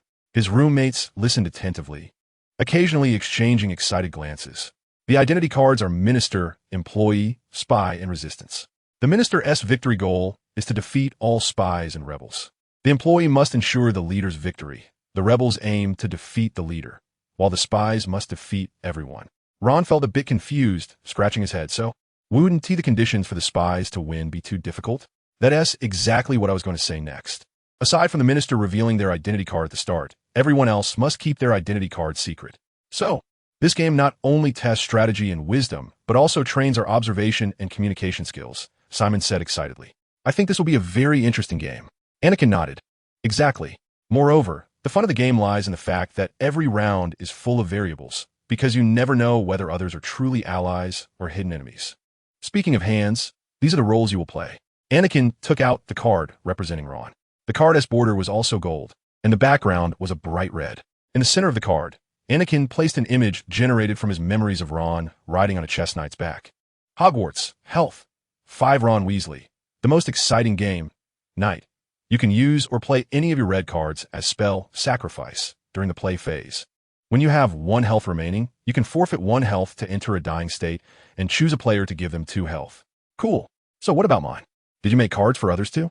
Simon asked eagerly. Don't worry, I included you in the game as well. However, I only made cards for Gryffindor members I'm close to and the professor for now to avoid. Chapter 38. Mist and Glasses sigh. How'd I lose again? Ron said indignantly. Don't be discouraged, Ron. Harry encouraged, you'll definitely win it back in the next round. Ron shook his head with a wry smile. I feel like I have no talent for this game at all. Anakin recalled Ron's creative ways of dying in the game and almost couldn't control his expression. Speaking of which, how could someone so talented in wizard chess not understand Wizard Duel? Anakin, have you ever thought that instead of just making a card game, it would be better to immerse the players in it? Harry said, like, for example, when players draw a wizard card, you could make changes to the players based on the characteristics of the characters on the cards. Great idea, Anakin said excitedly. Like for Harry, I could add glasses and a scar. As for Ron, it would be red hair. Also, whenever a player plays a card, why not add some special visual effects? Simulating the scene of casting spells, Harry added. That sounds amazing. Anakin replied excitedly. I can use some special magical effects to enhance the immersion of the game. He began to envision various possible visual and sound effects in his mind, and how they could integrate with the player's actions. Then, he suddenly felt very embarrassed. The problem is, I don't have that capability yet. Don't worry, Anakin. Harry comforted. We can work together to learn and find solutions. I believe Professor Flitwick will have a way. Unless there's a magic that can attach to paper and create illusions out of thin air. Anakin said somewhat pessimistically. Wait a minute. Illusions. Illusions? Isn't mist something that creates illusions? Everyone, I have an idea. Anakin said with surprise. This will definitely be a great boost for me. Plus, I can say that due to the technology being underdeveloped, everyone must wear our specially made glasses while playing this game. So even if they encounter a basilisk, they won't be afraid. More content loading. Please wait. This site only supports mobile browsers. If you see this paragraph, it means that the chapter content failed to load. Please turn off reading mode, browsing mode, novel mode, and disable ad blocking features. Or copy the URL to read it in another browser. That sounds incredible, Ron said excitedly. However, I need some time to study and practice this magic. Anakin added, I'll finish it as soon as possible. By the way, Anakin, did you make a card for Professor Dumbledore? Neville asked. Oh, I'm sorry, I almost forgot. Anakin said, as he quickly picked up a card. This is Professor Dumbledore's card. Look at it. He displayed a magnificent card. The background of the card is red, with an image of the Hogwarts crest in the top left corner, and a phoenix poised to take flight in the top right corner, its feathers shimmering with golden light, as if radiating mysterious magical power. Hogwarts, health, 6 Albus Dumbledore, the most popular headmaster, transfiguration. You can treat flash as spell as flash. Any spade card can be used as potion, and any heart card can be used as flawless. Dragon Blood. You can use a red diamond card as back to full health. Phoenix. During the card playing round, discard a card to be considered as using Song of the Phoenix. Can only be used once per game. Guilt. Lock skill when a team member falls. Reduce 1 health. Neville carefully observed Professor Dumbledore's card, his eyes shining with curiosity and excitement. This guilt skill is quite special, Neville said. It seems the headmaster feels guilty for losing team members. Yes, Anakin nodded. Professor Dumbledore has always cared deeply for his students. This skill also reflects his regard for everyone. In fact, it feels more like his shame for his sister. This title, the most popular headmaster. Is there an unpopular headmaster? Ron asked. Politeness, you black? All right, enough talk. I need to start delving into this, Anakin was saying when he heard Professor McGonagall's voice from downstairs. Students, please follow me to the dining hall. Headmaster Dumbledore is calling all students together for an urgent announcement. Anakin stopped what he was doing and looked questioningly at Neville and the other roommates. They also showed puzzled expressions, clearly curious about the reason for Headmaster Dumbledore's sudden gathering of all the students. All right, let's go see what's happening. Chapter 39, Phantom missed Haley. Anakin caught up with her at the exit of the Great Hall. Haley turned around, saw it was Anakin, and asked, Anakin, what's wrong? I have a little addition to the suggestion Professor Dumbledore gave. Anakin said, remember, when you see water stains on the ground, or a spider seems to be fleeing from something, do not hesitate, just run and do not look back. Anakin, W.Y.? Haley was clearly startled by Anakin, her voice trembling a bit. Do you trust me? Of course, but I can't tell you too much for now. But anyway, remember my advice. It could very likely save your life. Okay, I'll remember what you said, she replied softly, though feeling somewhat uneasy. By the way, I'm currently making a set of card games. Can I design a wizard card based on your image? Anakin suddenly asked. Of course, she said excitedly. Thanks. I'll design a perfect card as soon as possible based on your image, Anakin replied excitedly. Back in the dormitory, Anakin didn't start making the cards. Instead, he lay down on his bed early and closed his eyes. System, open Demigod Training, Demigod Trainer, Chiron. When Anakin opened his eyes again, the scene in front of him had transformed into the Half-Blood camp, with a strong centaur standing in front of him. Teacher, long time no see. Long time no see. Anakin, what do you want to learn today? Chiron asked. I hope to learn how to use the mist. Anakin said with a serious expression. Loading more content. Please wait. This site only supports mobile browsers. If you see this paragraph, it means the chapter content failed to load. Please turn off your browser's reading mode, immersive mode, novel mode, and disable ad blocking features, or copy the URL to read in another browser. Chiron nodded slightly, displaying his usual calmness and wisdom. The mist is a powerful magic that can be used for concealment, to confuse opponents, or to buy time for oneself. However, Using the mist requires a profound understanding and precise control. He began to explain the essence and application of the mist to Anakin. He looked around and found an open space. "Let's give it a try." After saying this, he snapped his fingers, but it seemed nothing happened. Anakin inspected his body with some uncertainty, but appeared to find nothing different. He raised his head in confusion, only to find that the centaur's previous position was now occupied by a handsome man. "Chiron, is it you?" "Yes, it's me." The handsome man smiled and nodded.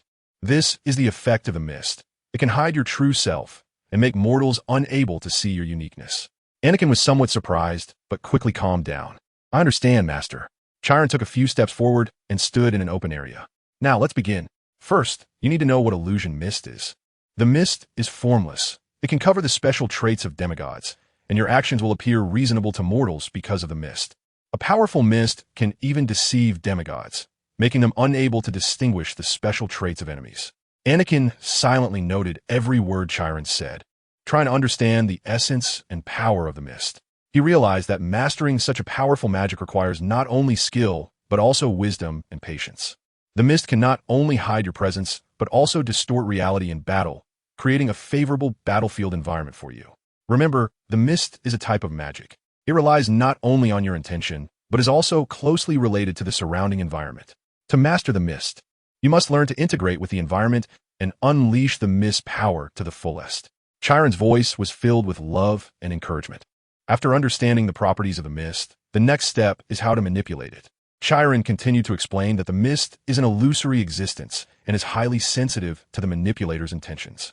You need to learn to manipulate the mist's form and intensity through your thoughts. Now, close your eyes, concentrate, and imagine a thin mist beginning to spread around you, enveloping you within it. Feel the power of this mist and let it become a part of you, your disguise. Chiron's voice echoed in Anakin's ears. Anakin followed the instructions, closing his eyes and focusing his thoughts. He imagined a light mist beginning to spread around him, as if the mist were emanating from his body, enveloping him. He felt a peculiar power, as if he were merging with the surrounding environment. He opened his eyes, but felt no difference. Then he looked down and noticed that his legs seemed to appear somewhat ethereal. "Cool. Very good, Anakin." Chiron's voice came. "You have begun to master how to use the mist. Remember, the mist is not only a disguise, but also a form of protection and power."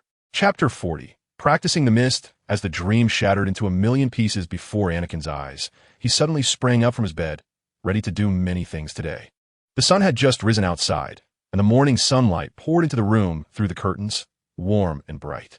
Anakin rubbed his hands together, preparing to face the new day, looking forward to new adventures and discoveries. He put on his robe and decided to head to the hall for breakfast first. The corridor was empty in the early morning, and he walked forward with a light step, all alone. Anakin stepped into the spacious hall, where the morning sunlight streamed through the windows and cast a warm glow on the floor. He felt a sense of tranquility and solitude, as if the whole world were asleep. "Today is potion class," Anakin murmured to himself, feeling somewhat helpless. For him, potion class was an ordeal, as his talent in potions made him struggle to brew potions that met Professor Snape's standards, exhausting his mental energy completely. At least he could see Haley, which was a silver lining in his misfortune. With Haley's help, he should be able to find a successor faster. Anakin found a quiet corner in the spacious hall, sat down, and began to think about his plans. He took out his notebook and pen, starting to organize his thoughts. "First, I need to determine today's schedule," he said to himself. He pulled out his class schedule from his robe pocket and carefully checked the arrangements. Today, there were only 3 classes: potion class with Slytherin, history of magic, and astronomy. Then, he remembered his card game. Recently, he had been working hard to design this game and had made some progress. He resolved to take some time today to continue perfecting it. Speaking of the mist, can Anakin successfully control the mist he used in the demigod training in reality? Anakin didn't know. However, now was a good opportunity for a test.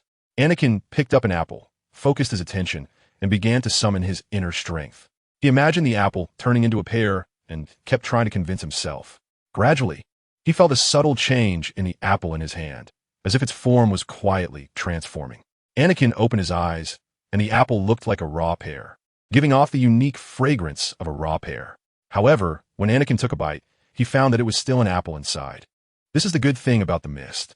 Rather than completely changing from the inside out like transfiguration, the mist effect is merely to cover. Loading more content. Please wait. This site only supports mobile browsers. If you see this paragraph, it means the chapter content failed to load. Please turn off your browser's reading mode, immersive mode, novel mode, and disable ad blocking features, or copy the URL to read in another browser.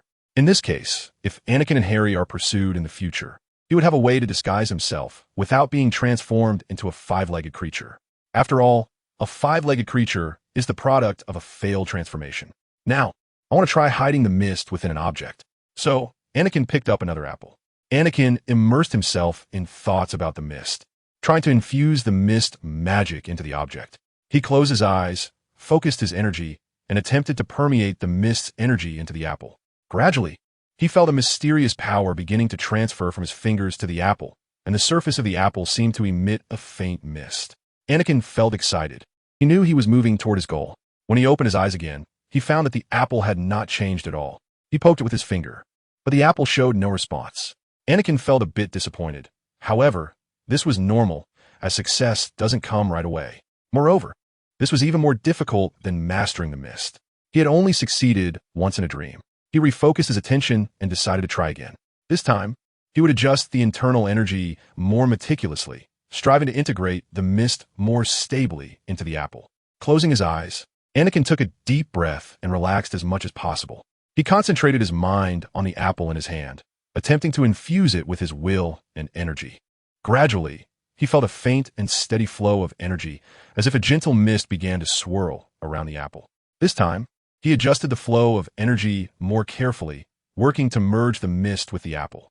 His heart was filled with determination and confidence. He believed he could succeed. He continuously adjusted his intentions, making the mist more stable and uniform. After some effort, when he opened his eyes again and touched the apple, he found that it seemed to have become a bit greener, and its shape appeared to have elongated slightly. Anakin felt a surge of joy. Although the mist did not change the apple's appearance, he at least sensed a hint of success. Anakin closed his eyes again. Chapter 41. Class Potions. Class. Anakin sat in his seat, listening attentively.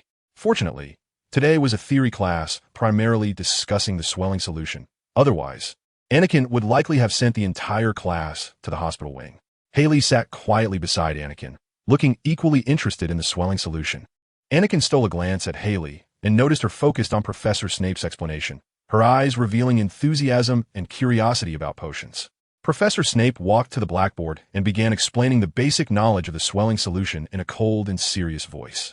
The swelling solution, Snape's voice echoed in the classroom, is a powerful potion that can cause rapid and noticeable swelling in the area it comes into contact with. He raised the bottle in his hand so that all the students could clearly see the liquid inside. This liquid is the swelling solution, and its formula and preparation require high precision and skill. Even a tiny mistake during the preparation process can lead to side effects. Anakin listened intently, striving to understand every detail that Professor Snape mentioned.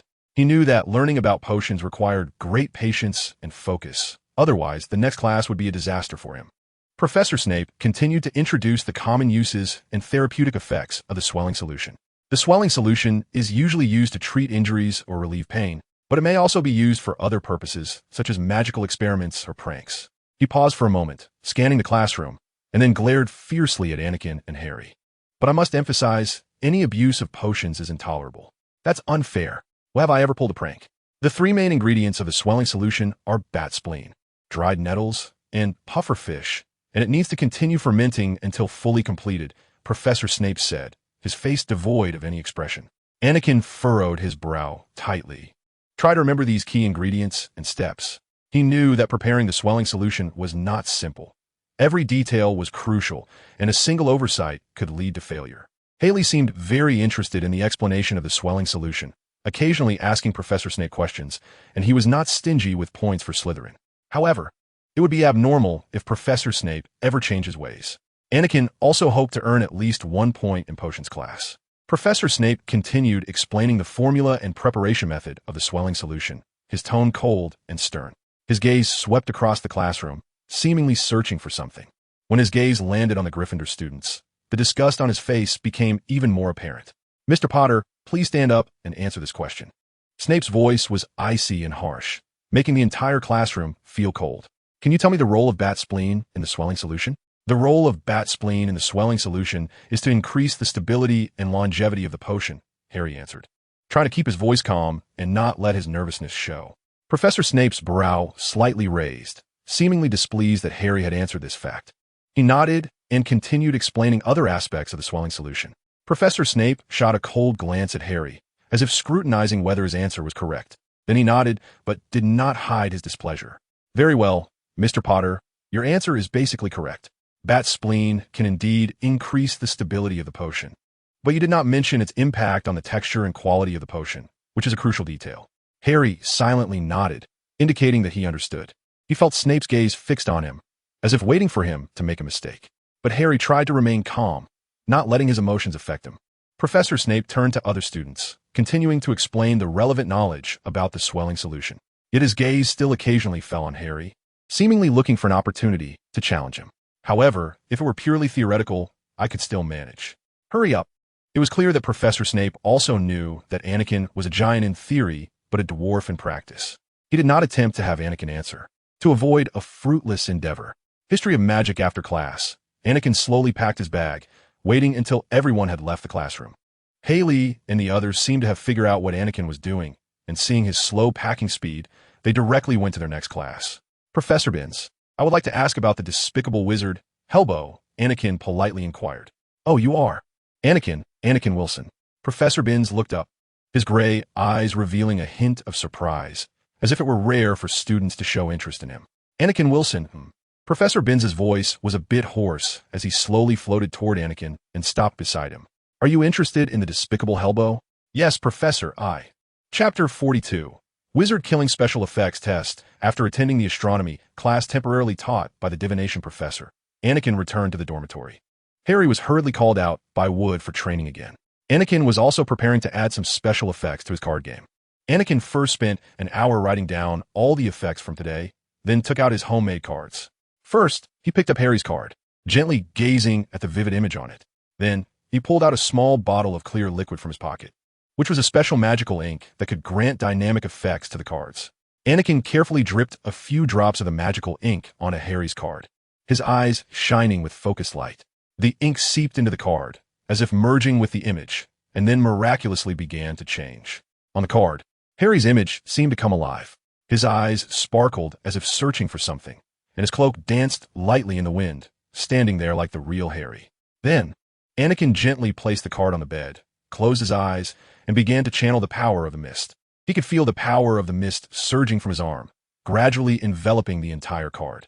Anakin repeatedly imagined in his mind how the mist would be triggered, the effects it would produce, and the special effects it would create on the player. He tried to envision every possibility, adding more mystery and surprise to the card effects. When Anakin opened his eyes, he found that the card in his fingers was unchanged. The only thing he could do now was to test it himself. So, shall we begin the game?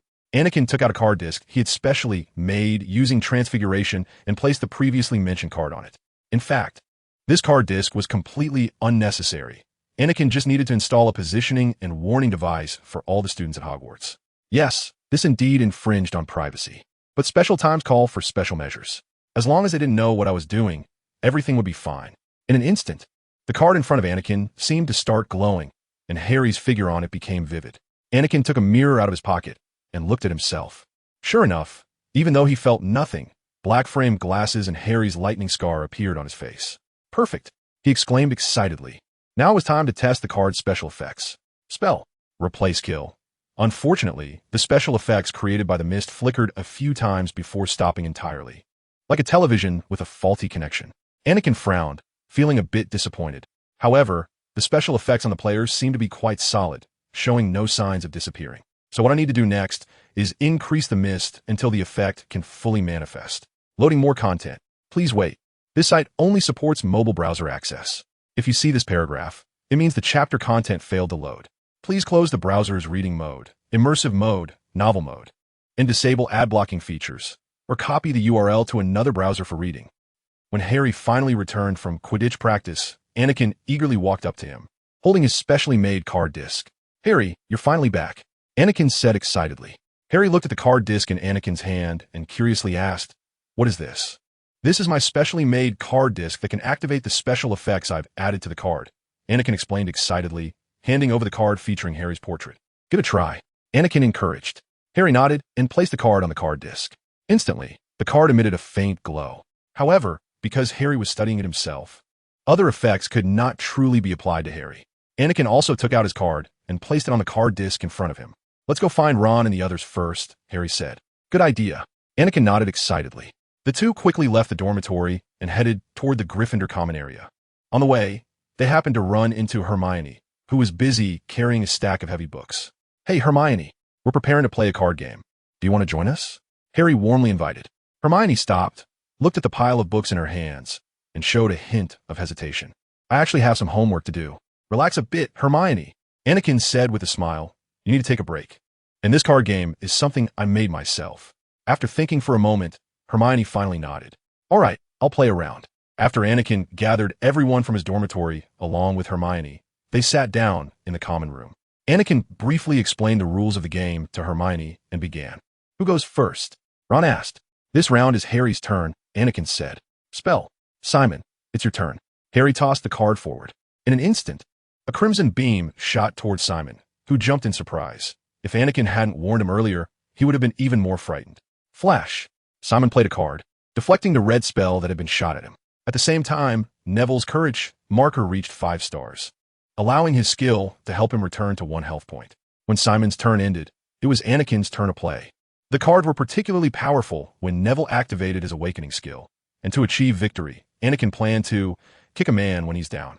Anakin first equipped a Holly Wand card, the skill of which was, can use any 2 hand cards as spell. This skill was borrowed from the Jambas Snake Spear. After all, the rare wood of Holly favored those who needed to overcome their anger and impatience. At the same time, Holly Wands often chose those who engaged in dangerous behaviors and pursued spiritual goals. "All right, I will first discard a flash and then choose to duel with you, Neville." Neville's face instantly turned dejected, as he probably didn't have many spells in his hand. And for victory, he didn't think anyone would try to save him. Reluctantly, Neville moved his stamina card 1 space in and regrettably exited. The mist created by Anakin manifested as a black flame, engulfing Neville. When the flames extinguished, the special effects on Neville disappeared without a trace. "Ron, spell you," Anakin shouted, and its thunder spell, requiring 2 flashes. "Anakin, what are you guys playing?" Lewis, hearing the commotion in the common room, walked over. "We're playing my self-made card game." "It looks pretty interesting," Lewis said curiously, giving Anakin's shoulder a light pat. Then he looked around and noticed an empty chair at the table. "Can I join?" Lewis asked, his eyes sparkling with a hint of anticipation. Although he usually didn't like participating in such activities, at this moment he felt an inexplicable excitement and curiosity. Anakin turned to Lewis and offered a friendly smile. "Sure, but let us play identities in the next round." After the game ended, Lewis's expression became serious. "Anakin, we've recently discovered that a few freshmen might be the culprits you mentioned." Anakin's expression turned grave, his brow furrowed as he listened intently to Lewis's words. Lewis continued, "Psychra Balaw, E. Hona is Slytherin, Nazin Swaytin, Ravenclaw. More content loading. Please wait. This site only supports mobile browser access. If you see this paragraph, it means the chapter content failed to load. Please turn off reading mode, browsing mode, novel mode, and disable ad blocking features. Or copy the URL to read in another browser." After Lewis finished reporting the names, Anakin's brow seemed to furrow even more. "Sikra Belau e Ona Nazan Switin." Anakin murmured. Seeing Anakin deep in thought, Lewis continued to explain, "The recent movements have been somewhat strange, and they align with the clues you provided." Anakin nodded, indicating his understanding. He knew that even in a tense and exciting game, he could not ignore the safety issues around him. In such circumstances, staying vigilant was crucial. "All right, I will discuss this matter with Harry, Hermione, and Ron. We need more clues and information," Anakin decided, his eyes shining with determination. Saturday, Harry was awakened early in the morning by Oliver Wood, the captain of the Gryffindor Quidditch team. Anakin didn't know how Oliver was so energetic at 6 in the morning. "What's going on?" Harry mumbled sleepily. "Quidditch practice." "Wood said, get up." Suddenly, he turned his gaze to Anakin. After all, Anakin often flew a lap during Harry's practice, and with the twins injured, Wood wouldn't recruit him, would he? "Anakin, are you interested?" "Can I say no?" "I see you fly very well, so no," Wood grinned. Harry chuckled, knowing that would mean Anakin likely had no choice. Anakin smiled and waved his hand. "All right, I'll go get ready." In the morning light, Harry and Anakin arrived at the Quidditch pitch, where Oliver Wood greeted them. "Ready to start training. Fred and George are both injured, which means we have no beaters." "Anakin, I know you're not a formal team member, but we all see your flying skills. Can you help? All right, Wood, I'll do my best. Anakin finally nodded in agreement. At the start of the training, he warmed up with the team. Although he felt a bit rusty, he quickly got into the groove. He displayed amazing flying skills in the air. Chapter 44. The third attack, Malfoy clutched his stomach and let out a loud burp, several snotty strings falling from his mouth to the ground. Next time you try to use that word, consider the wand in my hand, Ron said boldly. So, are you leaving on your own, or do I need to escort you out? Anakin asked. You filthy, Marcus Flint said darkly, clearly forgetting last year's lesson. Mr. Potter, Mr. Wilson, what are you doing? A cold voice came from behind them, and Anakin turned to see Professor Snape striding over. Professor, they refused to vacate the pitch, so Weasley attacked Malfoy. Flint shouted, Mr. Weasley, is that how it is? Professor Snape said with a cold smile, I think you'll enjoy detention.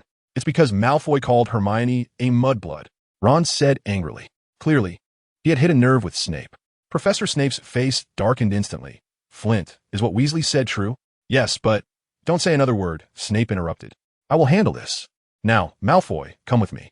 As the Slytherins left the pitch, the atmosphere gradually calmed down. Ron sighed in relief and tucked his wand back into his robe. Let's head back, Ron said. It's no fun staying here. Yeah, let's not stir up trouble for now, Hermione agreed. Harry nodded and led his teammates away from the pitch, feeling helpless and uneasy about the sudden incident. Saturday afternoon passed unknowingly, and before long, it was 5 minutes to 8. Anakin and Harry parted ways, heading to the trophy room with Ron. Ah, you two troublemakers are in my hands now, Filch sneered. Weasley, go wipe down the Quidditch trophy. It can't have a speck of dust. As for Wilson, his eyes gleamed with cunning. It was clear he hadn't forgotten what Anakin had done to him last year. Wilson, go wipe all the glass in the display case. You can't use your wand. I want every bit to shine like new, Filch ordered, his gaze revealing obvious dissatisfaction. All right, Anakin replied calmly, then turned to leave. More content loading. Please wait. This site only supports mobile browser access. If you see this paragraph, it means the chapter content failed to load. Please turn off reading mode, browsing mode, novel mode, and disable ad blocking features, or copy the URL to read in another browser. Filch stayed behind, coldly watching their departing figures. He had no fondness for Anakin. After all, Anakin had exposed his squib status in the first year. But no wand allowed? Can't I just cast without a wand? Although he hadn't tried it, Anakin believed in his talent and thought this would be a great place to practice. Anakin picked up a cloth and gently wiped the glass while muttering the cleaning spell. He felt a faint magical surge in his hands, but the glass surface of a display case seemed to show no change. Was it a bit shinier than before? Anakin couldn't tell. However, just then he heard a loud crash. What was that? Filch exclaimed, while Anakin had already drawn his wand and was running downstairs. After all, today, besides Anakin and Ron, only Harry was in detention.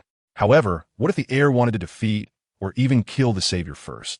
Although Voldemort's Horcrux would also be destroyed, Harry's death would cause turmoil in the wizarding world. Harry, please don't let anything happen. Anakin felt a surge of anxiety as he dashed down the stairs, arriving at the door of the defense against the dark arts professor's office. The door had been partially destroyed, and he could see inside through the gap. Harry, Anakin shouted loudly, waving his wand as he rushed in. The office was in disarray, with tables and chairs overturned, and black scorch marks remaining on the walls. In one corner of the room, Lockhart lay slumped on the floor, motionless. Harry was curled up on the ground, his robe covered in dust, a trickle of blood seeping from his forehead, staining his robe a deep brown. His eyes were somewhat dazed, but still alert.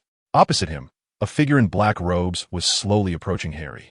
Repel at full speed. Anakin cast a spell at the figure in black, slamming him hard against the wall, rendering him motionless.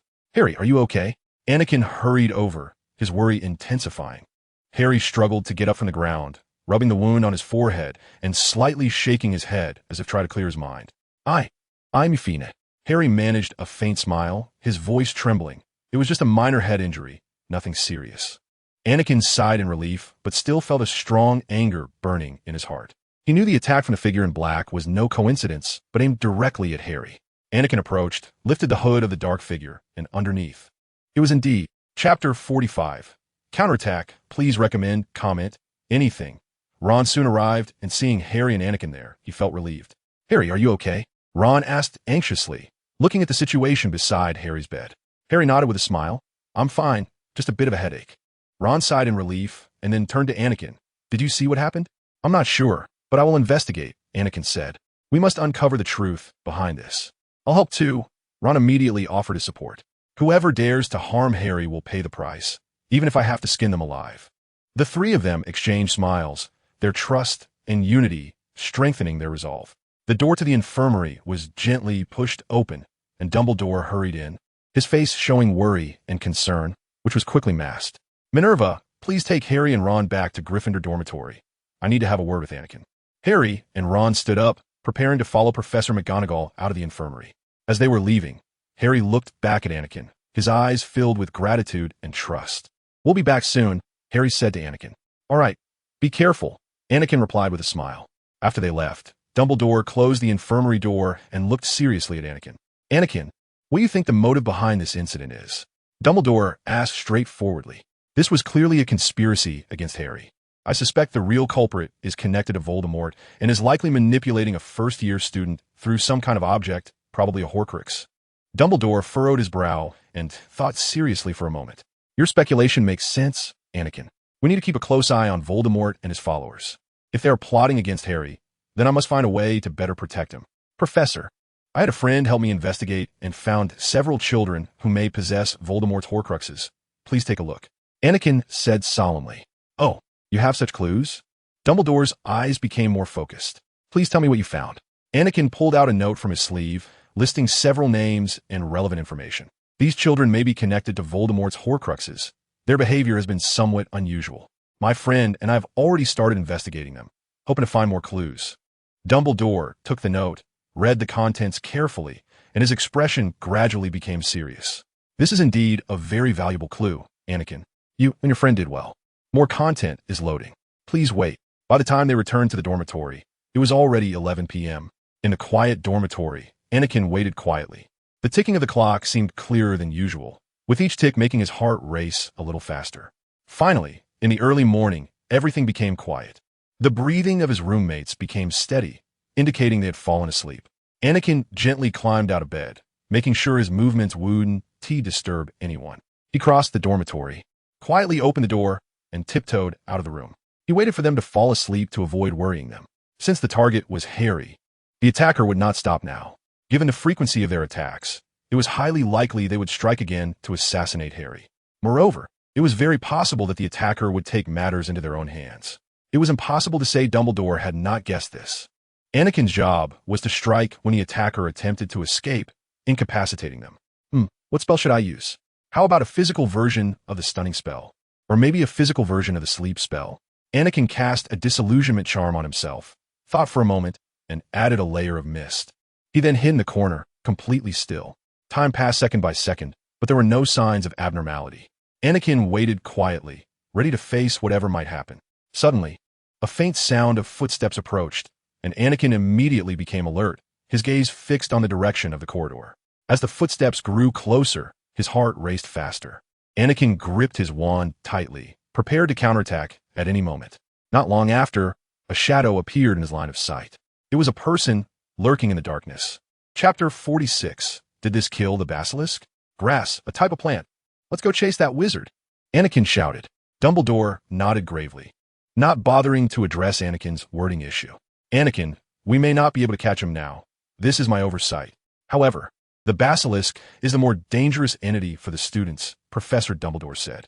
Professor, but you know that if we let Voldemort's Horcruxes. I know, but students are more important, Professor Dumbledore said sternly, his tone very firm, leaving no room for Anakin to retort. Faced with Dumbledore's resolute attitude, Anakin understood that further argument would be futile. He silently nodded, feeling both understanding and helpless about Dumbledore's decision. This was both Dumbledore's strength and his weakness. Follow me. I can still faintly hear some sounds. I suspect the basilisk is right there, Anakin said. The two hurried out of the infirmary. Following the faint sounds, Anakin sensed deeper into the corridor. They entered the dark corridor, with only weak lights illuminating the way ahead. Anakin quickly walked ahead of Professor Dumbledore, putting on a pair of flat glasses, the kind with normal flat lenses. It wasn't because Anakin was selfless and wanted to shield Dumbledore, but in case Dumbledore was petrified, he wouldn't be able to handle the basilisk. Although Anakin had some doubts about whether the basilisk could petrify Professor Dumbledore at all, even in the midst of the raid. Anakin, fall back behind me, Professor Dumbledore said kindly, I cannot let my students lead the way for me. Anakin then saw the serious and stern look in Professor Dumbledore's eyes. After a moment of hesitation, he compromised and followed the professor's instructions. The lights in the corridor grew dimmer, with only faint light barely illuminating the path ahead. Anakin felt the vibrations of the floor beneath his feet. He knew the basilisk was not far away, and they were gradually getting closer. After turning another corner, Anakin could clearly hear the sound of scales rubbing against stone. He knew the basilisk was ahead. Professor Dumbledore extended his right hand, and a large, fiery red bird landed on his arm. The bird spread its wings and let out a loud cry, as if announcing its presence. Its eyes sparkled with wisdom, seemingly exchanging some information with Dumbledore. More content is loading. Please wait. This site only supports mobile browser access. If you see this paragraph, it means the chapter content has failed to load. Please turn off reading mode, browsing mode, novel mode, and ad blocking features, or copy the URL to read in another browser. The bird then let out a long call and flew towards the basilisk, followed by the creature's pained roar. The basilisk and the phoenix engaged in a fierce confrontation, flames and venom intertwining in the air, the scorching breath filling the corridor. Soon, the basilisk's eyes were pierced, and blood splattered everywhere. Professor Dumbledore raised his wand and calmly recited spell. Instantly, a strong magical aura filled the corridor, and the air seemed to solidify. That lightning-like light became even more dazzling, like a sword piercing the basilisk's heart. The basilisk twisted in pain, but no matter what, it could not escape the powerful magical binding. With a deafening boom, a brilliant bolt of lightning struck down, hitting the basilisk's body and instantly electrifying it. Black smoke gradually rose in the air, filling it with a pungent odor. The interest collected was just shy of collecting Voldemort's Horcrux as well. Under Dumbledore's continuous magical influence, the basilisk's body gradually became charred, emitting a burnt smell. Finally, it collapsed on the ground, and Professor Dumbledore let out a gentle sigh of relief, retracting his wand into his robe. The phoenix circled in the air, emitting joyful calls, as if celebrating victory. All right, the next task is the Horcrux. And now, the Horcrux should have little power left. Well, done. Anakin, Dumbledore turned to Anakin. You have been a great help to me. Of course, everyone knew that Anakin had hardly exerted himself. If they had just been slaughtering, Dumbledore was the one doing the slaughtering, while Anakin was merely a bystander. All right, Anakin, you should head back to the dormitory now.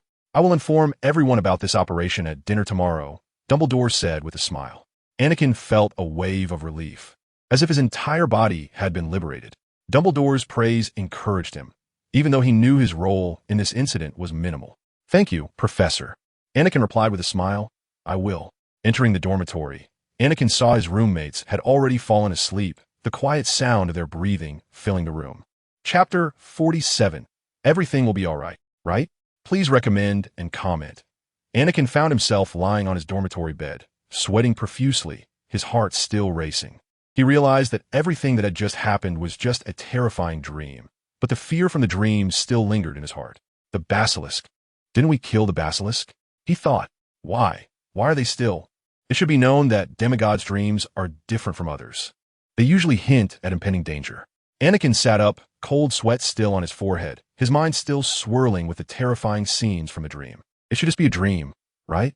After all, can a basilisk really come back to life? Anakin took out the venomous fang he had pried from the basilisk's mouth yesterday, trying to comfort himself. However, to feel more reassured, Anakin went to the room of requirement and began practicing magic. He started practicing various defensive and offensive spells, skillfully waving his wand and releasing shining lights.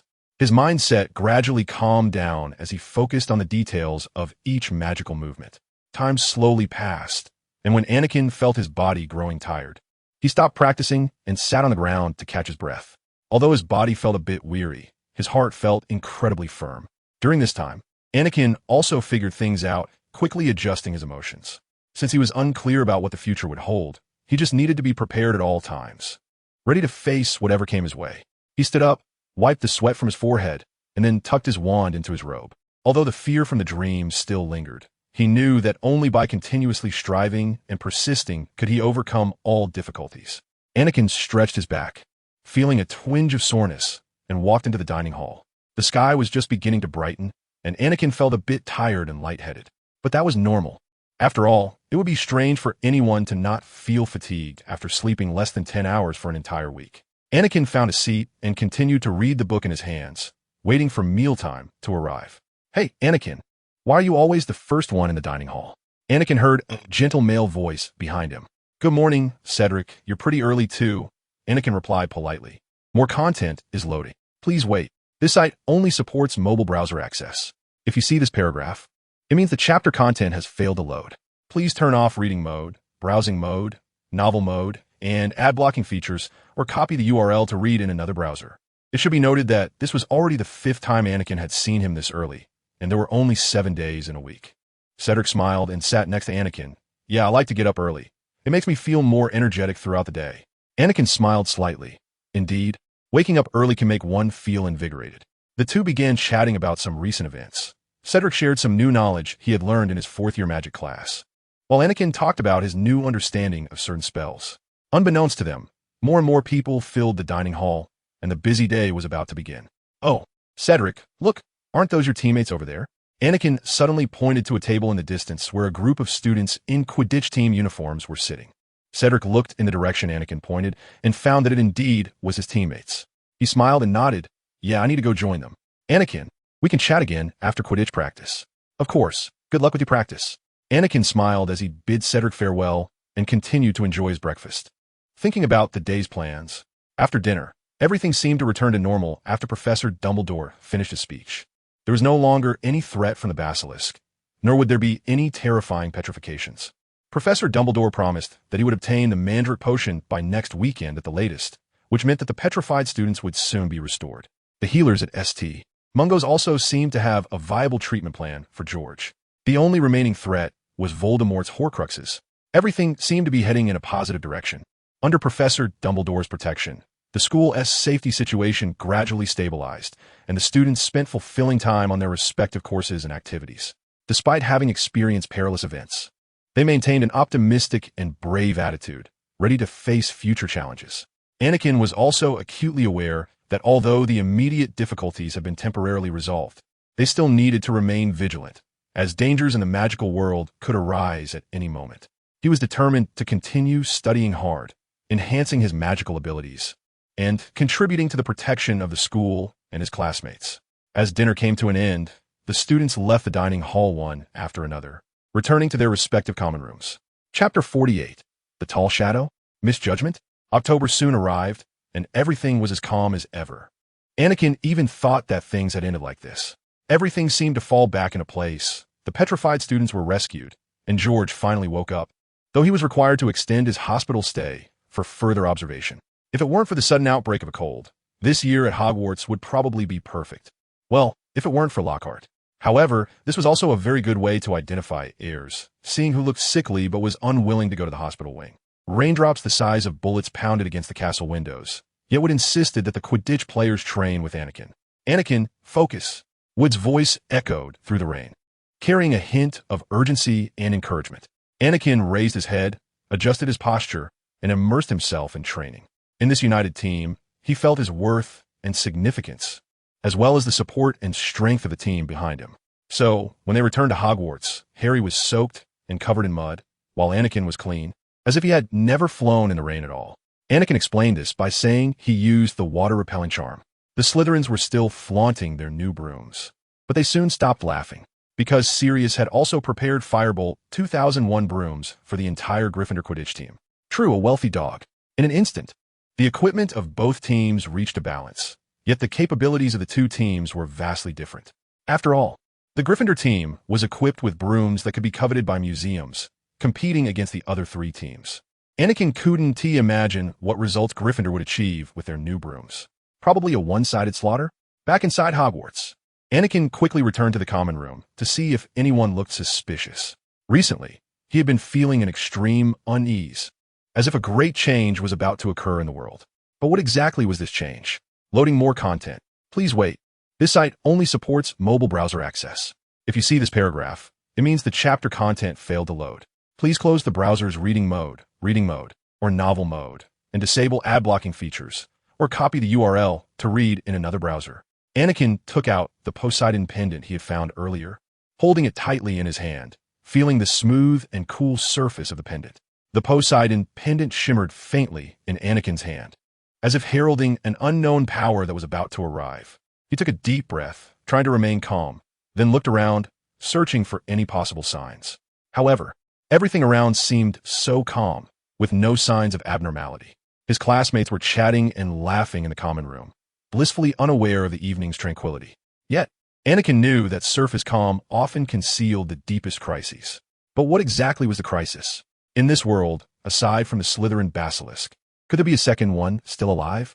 Suddenly, a loud noise came from downstairs. What was that? Anakin was startled, pulled out of his thoughts. What happened? Anakin quickly ran downstairs, his left hand already gripping his wand tightly. The sudden loud noise made him uneasy. He instinctively wanted to find out what was going on. On the staircase, Anakin bumped into Harry. He was still dripping with mud, making the floor dirty. How did I forget about this? Anakin slapped his forehead and used his wand to cast a spell on Harry. Cleaning charm. Instantly, the mud on Harry disappeared, and his robes were refreshed. Magic is amazing. So, Harry, what happened downstairs? Anakin suddenly became serious and asked. Oh, it's nothing. Nick helped me ask Peeves to distract Filch. So Peeves dropped the vanishing cabinet on top of Filch's office, Harry said gratefully. Hearing Harry's explanation, Anakin felt a bit relieved. It seemed that the loud noise was just Peeves helping Harry escape Filch punishment. It was nothing serious. I see. Looks like everything is still fine.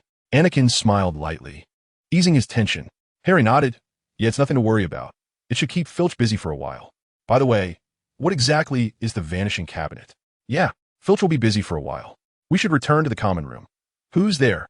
Anakin saw a tall, thin shadow flash around the corner of the staircase, and his instincts told him this was no ordinary. Chapter 49, Talking. Anakin followed Professor McGonagall into the headmaster's office.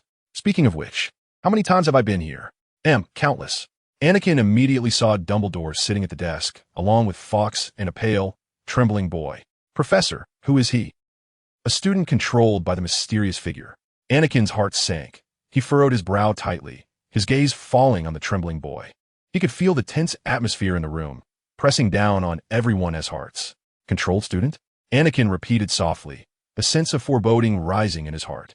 This situation was not common, and it usually indicated a larger conspiracy behind it. If he was being controlled, then who was the shadow he saw earlier? Could it be that he really pursued the wrong person? But why would he eavesdrop on his conversation? The boy trembled, looking extremely fatigued. His eyes filled with fear and confusion. His face was pale, sweat dripping from his forehead, and his lips trembled slightly, as if he wanted to say something but dare not speak. Anakin, this is Mr. Nicholson Burt, who came to see Professor McGonagall today and disclosed everything he had done. After investigation, there were indeed signs that he had been influenced by a mysterious person. Headmaster Dumbledore's voice was solemn and serious. Mr. Nicholson, could you please repeat what happened? Mr. Nicholson Burt let out a long breath, trying to calm himself down, and then began to recount his experience. Loading more content. Please wait. This site only supports mobile browser access. If you see this paragraph, it means that the chapter content failed to load. Please close the reading mode, browsing mode, novel mode, and disable the ad blocking feature, or copy the URL to another browser to read. I don't know where to start, Headmaster. I only remember that the thing suddenly appeared in my dreams. It told me that if I did not follow its instructions, I would lose everything. I was scared. I felt like I was being controlled and unable to escape. His voice trembled, and his eyes revealed a deep sense of remorse and fear. And then, Headmaster Dumbledore inquired, his expression serious. Then, I began to do some strange things. I don't even remember how I did them. I felt as if I were in a state of sleepwalking, doing things I would never normally do. Nicholson's voice gradually became lower, and his expression grew increasingly pained. Until today, I woke up and realized what I had done. I am very sorry, and I hope to make amends for my mistakes. His words carried deep self-reproach and repentance. It seems that the Horcrux is missing. Otherwise, the other party could not regain control for Voldemort's influence. Headmaster Dumbledore was silent for a moment, then gently sighed. Nicholson, you are very brave. I determined that what caused you to act this way must be some kind of dark magical object, and its effects only wore off today. However, do you have any thoughts on how you obtained this dark magical object? Mr. Nicholson Burt pondered for a moment, tried to recall how he had acquired that dark magical object. His mind was in chaos. Memories seemed to be distorted by an inexplicable force, making it hard to recall specific details. Headmaster, I'm sorry, I don't remember. Mr. Nicholson Burt's voice carried a hint of frustration and helplessness. The only thing I can recall is a vague image, seemingly in a dream, of a figure in a black robe handing me that object. But I really can't remember the details. Headmaster Dumbledore furrowed his brow, knowing that this meant finding the identity and purpose of the mysterious person would become more difficult. The source of dark magical objects often carries important clues, and now that clue seemed to have been severed. Nicholson, don't be too hard on yourself. This situation is beyond your control. We will continue to search for clues to uncover the true identity of the mysterious person. Now you need to rest and remain vigilant. Headmaster Dumbledore reassured him. Nicholson felt a slight relief, knowing he wouldn't be blamed for intentionally disrupting the order of the school. He nodded to Headmaster Dumbledore and then left the headmaster's office, filled with complex emotions. Anakin quietly watched Nicholson's departing figure, feeling a sense of unease. Anakin, what do you think? Anakin gazed at Headmaster Dumbledore, contemplating his opinion. He knew this issue was crucial to the safety of the entire school, so he carefully thought it over before speaking. I happened to spot a suspicious figure on my way here. He was quite tall, and I suspect he might be a fourth-year student. I suspect he may have taken the Horcrux. Headmaster Dumbledore frowned, seriously considering Anakin's words. He knew Anakin's instincts were rarely wrong. Chapter 50. Let knowledge creep into their brains in a despicable way. Cedric, are you free? Anakin asked softly after finding him in the library. Cedric looked up, smiling at Anakin. Of course, Anakin. What's the matter? Anakin walked over to Cedric and told him about what happened in the headmaster's office, especially the description of the suspicious figure. Of course, Anakin excluded the Horcrux and Voldemort from the discussion. It wasn't that he didn't trust Cedric's character. After all, he could never be a dark wizard. It was just that he feared the matter of the Horcrux and Voldemort would cause concern, as they were both extremely dangerous. I think you might know more information. Given your wide connections in the school, Anakin said, and I also want to hear your thoughts on this matter. Cedric remained silent for a moment, reflecting on Anakin's words. Then he looked up, his gaze steady as he said to Anakin, I understand, Anakin. We need more clues and information. I will do my best to help you. Back in the common room, Anakin heard Hermione talking about the Yule Ball, which he certainly did not want to torture himself with. He quickly returned to his dormitory, sitting on his bed deep in thought. He felt that the previous figures seemed to have an inextricable connection with him. Yet Anakin could not remember who that person was. However, Anakin only knew one thing. That person must be his enemy, because Anakin vaguely felt anger and hatred. Who is he? What did he do to make me feel this vague aversion towards him? Anakin paced back and forth in the dormitory, his thoughts racing. His feelings were very complicated. He felt confused and uneasy about the suspicious figure and his own instincts. He tried to recall previous situations, hoping to find clues about that figure from his memory, but no matter how hard he tried, he could not arrive at a clear answer.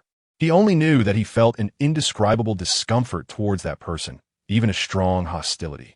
Perhaps I need more clues to uncover his identity, Anakin muttered to himself. He decided to start searching from all corners of the school. Perhaps he could find some useful clues. The next morning, Anakin got up early. After a night of thinking, Anakin also came to a conclusion. Since he couldn't find the person for now, as long as he could enhance the vigilance of his victims, that person would eventually slip up. And for this matter, Anakin decided to incorporate some knowledge of the magical world into the wizarding game. Loading more content. Please wait. This site only supports mobile browser access. If you see this paragraph, it means that the chapter content failed to load. Please close the reading mode, browsing mode, novel mode, and disable the ad blocking feature, or copy the URL to another browser to read. Let this knowledge creep into their brains in a despicable way. Ding. You have a new task. Please check. Task objective. Magical Knowledge Popularization Plan. Current progress. 0-100. Task introduction. After the various dangerous events that have occurred this school year, you realize that the popularization of magical knowledge is essential. Using any method to ensure that 90 of British wizards have a thorough understanding of most of magical history. Task rewards. 300 experience points, 300 drachma coins. Unlock new feature. Encyclopedia. Receive a random ancient forbidden spell. It seems that selling wizard hunts needs to be put on the agenda. Haley, can I have a word? Anakin quickly approached Haley, who had just finished her breakfast and was about to leave. Haley turned around, smiling at Anakin. Hi, good morning, Anakin. What's up? If you can, please keep an eye on the fourth-year students for me. If there's a tall, skinny Slytherin student who looks unwell, you must tell me, Anakin said, adding, and don't get into a conflict with him. Haley nodded and smiled. No problem, Anakin. I'll keep an eye out. Anakin sighed in relief, looking gratefully at Haley. Thank you. Haley, I know this is a bit strange, but it's very important to me. Haley smiled. It's okay, I understand. If I find anything, I'll let you know right away. Anakin felt a wave of gratitude.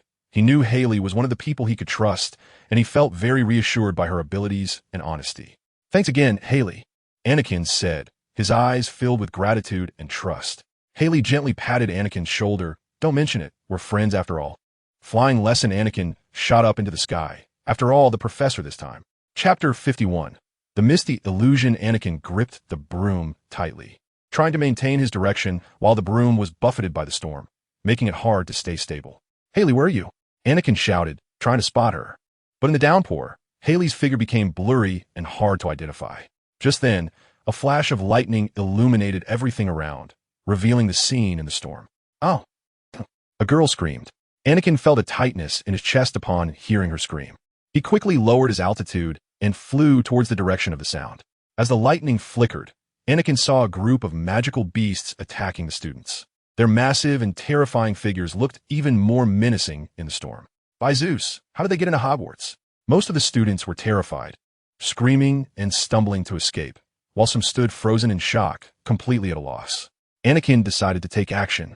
He quickly descended and landed steadily, then immediately drew his wand from his robe. Haley followed closely behind, landing swiftly. Everyone run back to the castle. The professors will protect you. Anakin's voice rang out in the storm, and then he cast his favorite spell that he could reveal to outsiders. Thunder explosion. The spell hit the beast and exploded on it. However, it didn't suffer serious damage, but Anakin's attack instead provoked its anger. It let out a fierce roar and lunged at Anakin, baring its sharp teeth. It seemed that dealing with magical beasts required a different approach.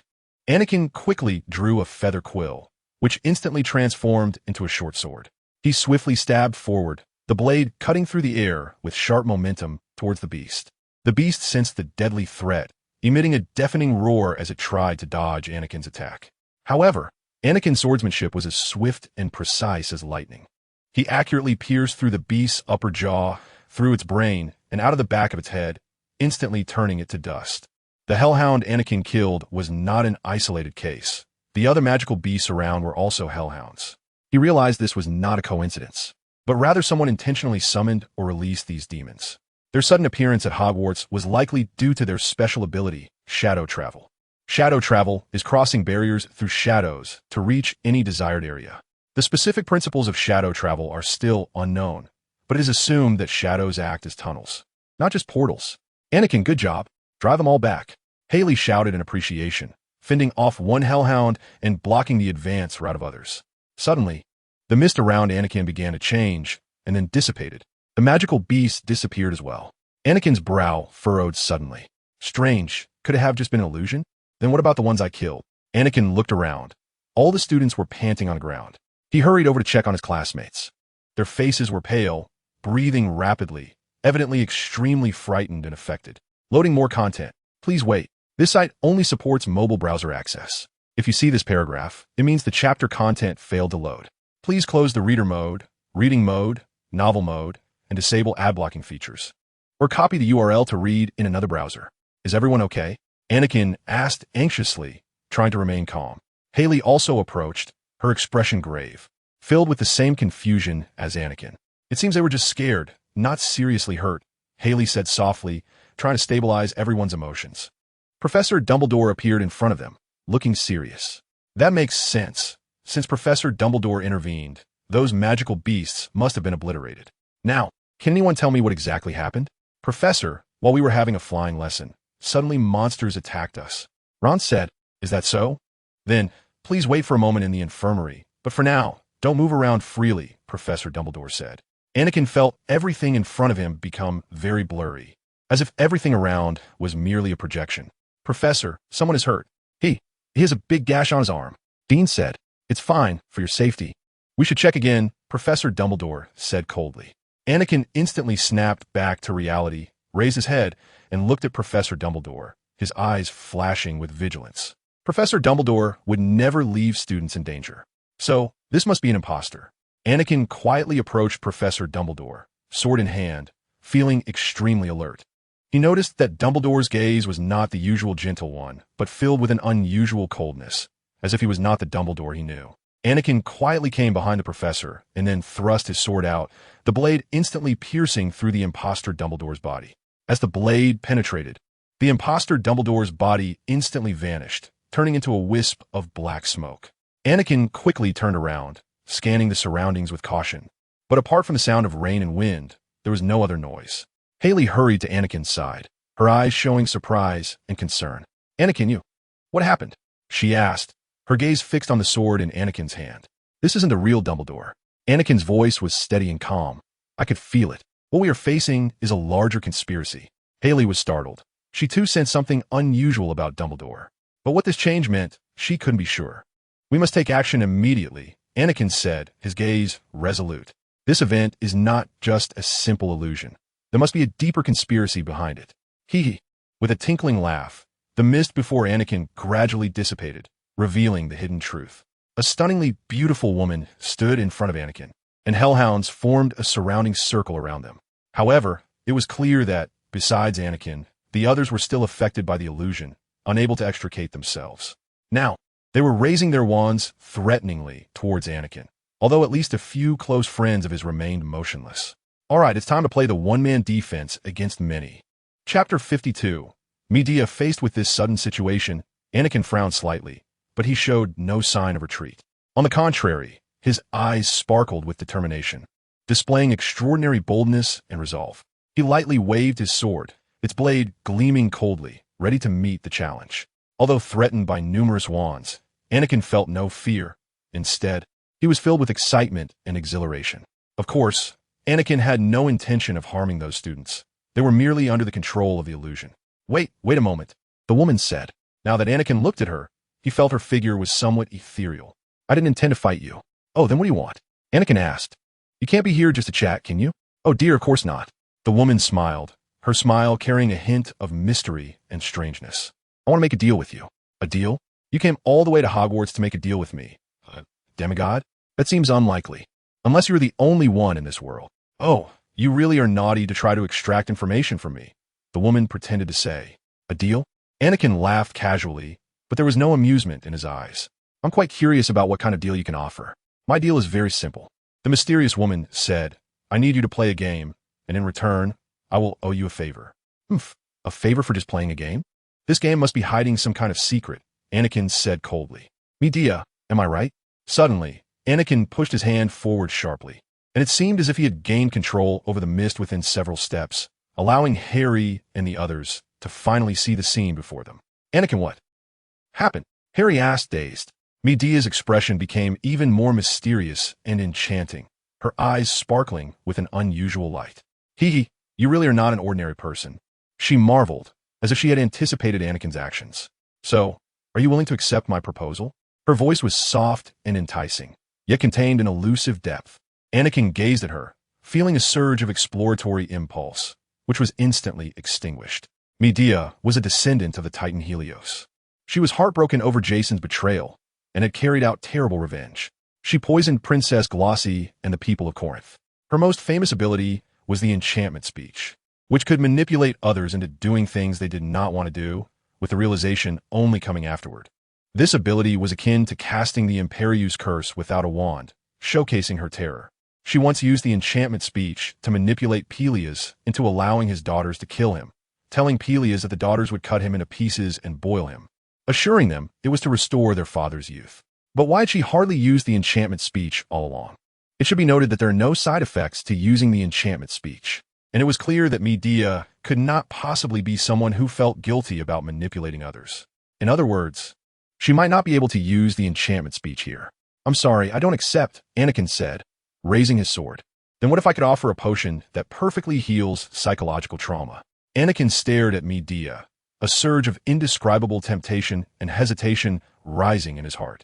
A potion that could heal psychological trauma was extremely precious, let alone one that could do so perfectly.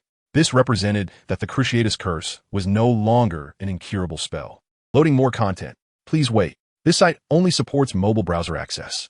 If you see this paragraph, it means the chapter content failed to load. Please turn off reading mode, browsing mode, and ad blocking features, or copy the URL to read in another browser. After all, only 2 of the unforgivable curses are truly unforgivable. The definition of an unforgivable curse is that it cannot be magically undone once cast. But it seems that the Imperius curse can be washed away by the fairy waterfall.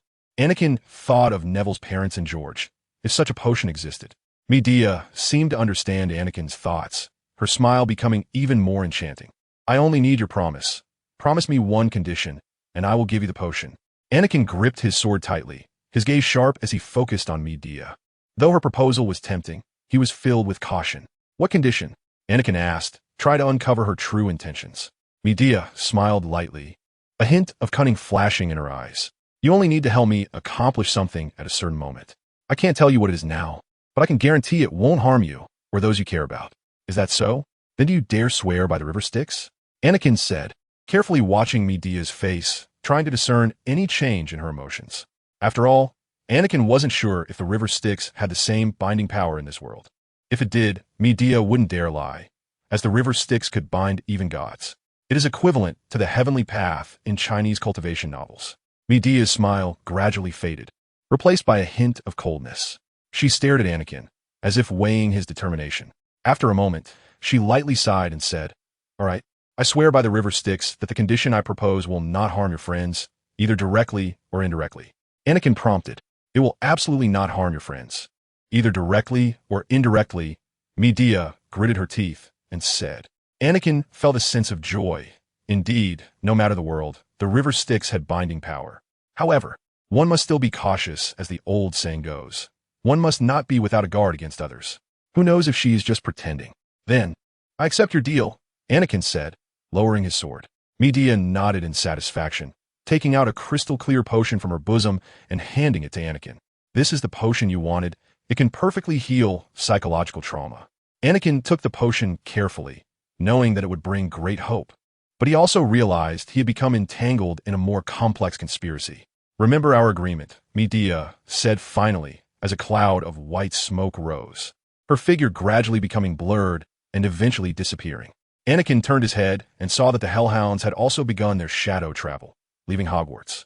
The mist gradually dissipated, and the other students looked around in confusion, unsure of what to do. Anakin, that woman just now, Ron hesitated to ask. The Medea you mentioned. Medea? Hermione, who had been standing further away, hadn't had the chance to clear the mist from her mind. So she hadn't heard the conversation between Anakin and Medea. She frowned in confusion. Isn't she a character from Greek mythology? I have a chance to explain a bit to you, but right now. It's okay. Anakin, I was presumptuous. This is your secret, and the decision is in your hands, Hermione said apologetically to Anakin. Chapter 53. Searching for clues, please recommend and comment. Due to the sudden attack affecting the flying class, everyone was led back to the castle by the professors. Anakin was deep in thought about Medea's true intentions. If she really wanted to trade, why did she send hellhounds to attack them? Moreover, they had seriously injured several students. They're looking at me strangely now. Did the mist change the hellhounds in their eyes to look like me? Anakin silently pondered, feeling an overwhelming number of questions arise within him, as if he were trapped in a giant spider's web, unable to extricate himself. In the dormitory that night, Anakin was still immersed in thoughts about Medea. He took out the crystal-clear potion and examined it closely. This potion might be key to overcoming his psychological trauma, but he also understood that accepting the mysterious woman's trade could mean bearing more risks and responsibilities. Anakin, what's wrong? Ron's voice interrupted his thoughts. Anakin looked up at Ron and smiled slightly. It's nothing, just some things I need to handle. Ron frowned, seeming to want to say more, but ultimately nodded, indicating understanding. Anakin, if you need our help with anything, just let us know, Harry said firmly. Thank you, Harry. Ron. I will, Anakin said gratefully. As night fell, the dormitory gradually quieted down. Harry and Ron had already fallen asleep, while Anakin continued to toss and turn. He took out the potion again, staring at the crystal-clear liquid, his heart filled with contradictions and doubts. He decided not to hesitate any longer and began to use the system for analysis, hoping to discover more clues. He opened the system interface, entered the potion's ingredients and effects, hoping the system could provide some useful information. The system interface flickered briefly, displaying the potion's detailed information. Potion name: mind-healing potion effect, capable of repairing mental damage caused by magic and psychological trauma. Side effects: unknown source. Created by Medea. Anakin stared at the potion information displayed on the system interface, feeling even more conflicted.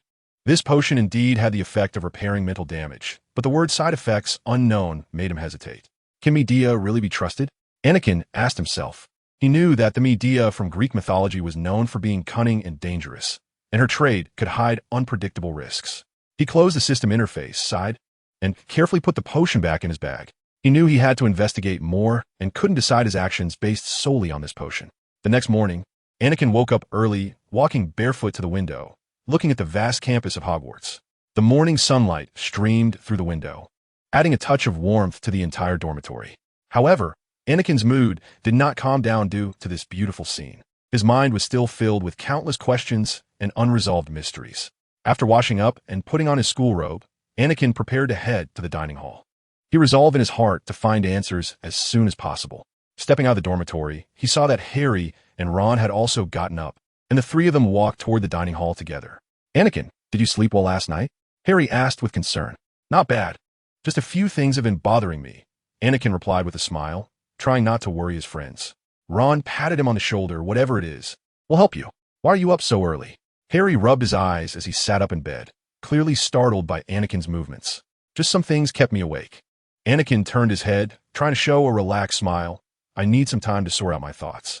Harry nodded, knowing that Anakin's world was much more complicated than theirs. "If you need help, remember to tell us." "Thanks, Harry," Anakin said gratefully. "I will." The three of them entered the dining hall together and enjoyed breakfast. Anakin noticed that other students were also quietly discussing the Hellhound attack from last night, and the atmosphere in Hogwarts seemed tense and uneasy. "Have you heard?" Hermione suddenly appeared in front of them, looking serious. "The professors are investigating last night's attack. They seem to think it was a planned assault." "A planned assault?" Harry frowned. "Who would do such a thing?" "I'm not sure, but I think we need to be more careful," Hermione replied. "It definitely seems to be planned. The question now is, what do they really want?" It seemed necessary to visit the library. It might be that this world's Greek mythology is different from the original. Maybe this way, we can really find what she wants. After all the classes were completed that day, Anakin went to the library. He wandered between the tall bookshelves, searching for more information about Medea. Anakin flipped through book after book, hoping to find some clues about her. Finally, his efforts paid off as he found a book that seemed related to Greek mythology. He quickly opened it and began to read. Just as Anakin was focused on reading the book, a familiar voice suddenly called out, "Anakin, what are you doing here?" He looked up to see Haley standing beside him, curiously gazing at the book in his hands. "Oh, Haley, good morning," Anakin replied with a smile. "I'm looking for some information. There are some things I need to clarify." "Medea?" Haley frowned slightly. "Who is she?" "She is a witch from Greek mythology, said to be very clever and mysterious," Anakin briefly explained. "Oh, that sounds interesting," Haley said with a bright smile. "Do you need help? I can help you find some information too." Anakin felt grateful, but hesitated. He knew Haley was a reliable friend, but this matter involved his own secrets and dangers, and he wasn't sure if he should involve her. "Thank you for the offer, Haley, but this information might be a bit complicated. I may need some time to process it," Anakin politely declined. "However, if you have any ideas or come across any interesting information, feel free to let me know." Haley nodded and smiled understandingly. "No problem, Anakin. If you need help with anything, just let me know." Ding. You have a new task. Please check. Task objective. Explore the secrets of Medea. Current progress. 0-100 task introduction. Uncover Medea's true intentions and find the real motives behind her transactions. Task rewards. 300 experience points. 50 skill points. Special item chapter 54. Is it really useless information? Wow, another special item. But it didn't say what it is. Speechless. I hope it's something useful. But why are things piling up more and more lately? Anakin vaguely felt that there was a connection between several events, but he couldn't articulate what it was. "I hope my intuition is wrong." Anakin stood up, stretched, and walked toward the library exit. After all, he had already finished the information he needed to check. "Haley, I'm going to Hogsmeade for a bit. Do you want to come along?" Anakin casually asked. Haley agreed without hesitation. The two of them walked to the one-eyed statue and stopped. Anakin took out his wand and tapped it. The statue's hunchback instantly split open a gap for them to pass through.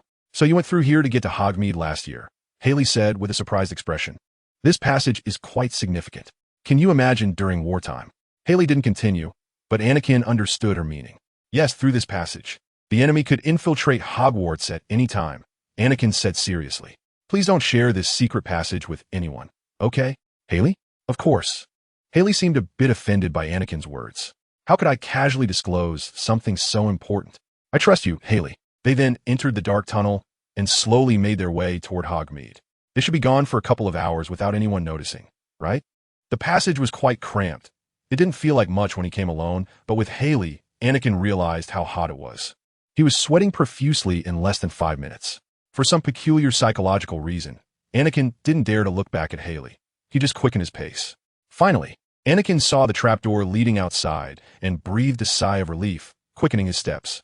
Reaching the trapdoor, Anakin whispered, "Haley, be careful when we go out. The other side of this trapdoor leads to the Honeyduck's warehouse. After all, we really shouldn't be here."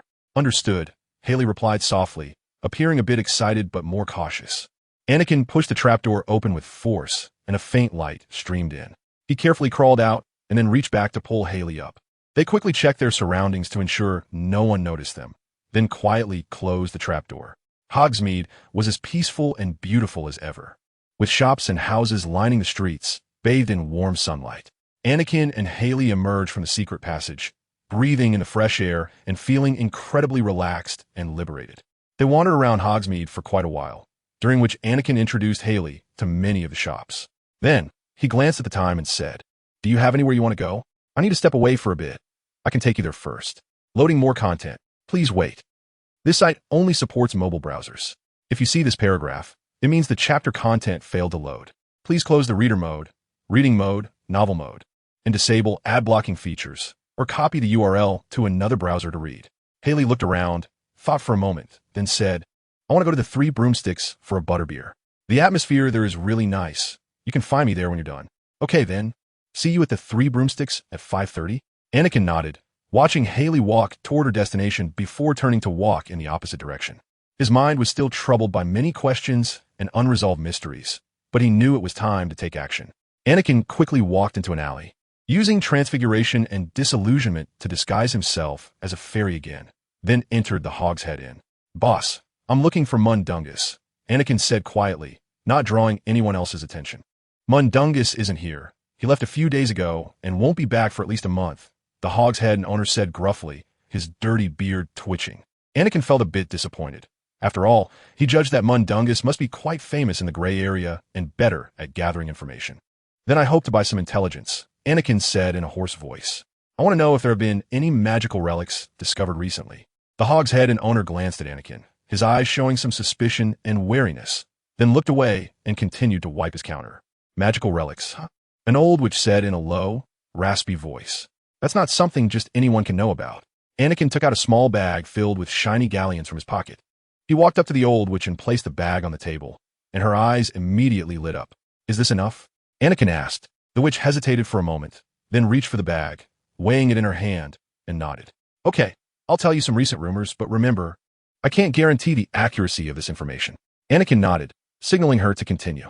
"Recently, there have been rumors that an ancient relic was discovered in Godric's Hollow. It's said to be a long-forgotten magical laboratory, possibly containing powerful magical artifacts and secrets," the owner said in a lowered voice. "However, this is just a rumor. No one dares to investigate. You should know what Godric's Hollow represents." Anakin nodded, but felt a bit disappointed. He wanted to find out what Medea really wanted. Yet Godric's Hollow was probably the least likely place for such items to appear. Have you ever seen a villain who has nothing better to do than send others to fetch legendary weapons from history for their own use? The main issue is that this villain is a typical high offense, low defense type, and this legendary figure's weapon is likely a melee weapon. Moreover, the strongest wizard of the modern era, Professor Dumbledore, also came from that place. If Medea really wanted to attack Godric's Valley, Professor Dumbledore could probably turn her to ashes in the next second. After all, Dumbledore is the kind of person who is ruthless to others, but even more so to himself. In the original story, being enchanted by a Horcrux seemed almost voluntary. After all, people sometimes just want to enjoy life without caring about anything else. This means that Professor Dumbledore's self-control completely counters the charm. Furthermore, the other party seems unable to use this ability. "Is there any other news?" Anakin continued to ask. The old witch shook her head. "This has been the most noteworthy news during this time. If you really want more information, perhaps you can wait for the Dark Hidden to return. He is the best at handling such matters." Anakin nodded, having some plans in mind. He left the Hogshead Inn and returned to the streets of Hogsmeade. Chapter 55, Demigod Trials. He walked quickly to the Three Broomsticks to meet Haley. Haley was already sipping a butterbeer and smiled as she saw Anakin approaching. "Hi. Anakin, over here." Anakin walked over, smiling as he sat down. "Have you been waiting long?" "Not all, I just arrived," Haley replied with a smile. Did you finish what you needed to do? Not yet, Anakin admitted. But I did come across some interesting intel. What intel? Haley asked curiously, her eyes sparkling with excitement. It's not anything important. It just doesn't align with my purpose for coming here, Anakin said, taking a sip from another butterbeer. Haley frowned slightly but still smiled. It seems our adventure isn't over yet. Anakin nodded, putting down his cup. Indeed, there are still many mysteries to unravel. Medea's intentions remain unclear, and the potion she holds is unsettling. I think we need more information, especially about her. Haley leaned in closer, lowering her voice. What do you plan to do? Anakin thought for a moment and replied, I need to return to Hogwarts to consult more books, especially those on ancient magic and history. There should be some clues in the library. Haley nodded in agreement. Then let's hurry back before anyone notices we've snuck out. As night fell, Anakin snuck out of the dormitory again, taking books to the room of requirement.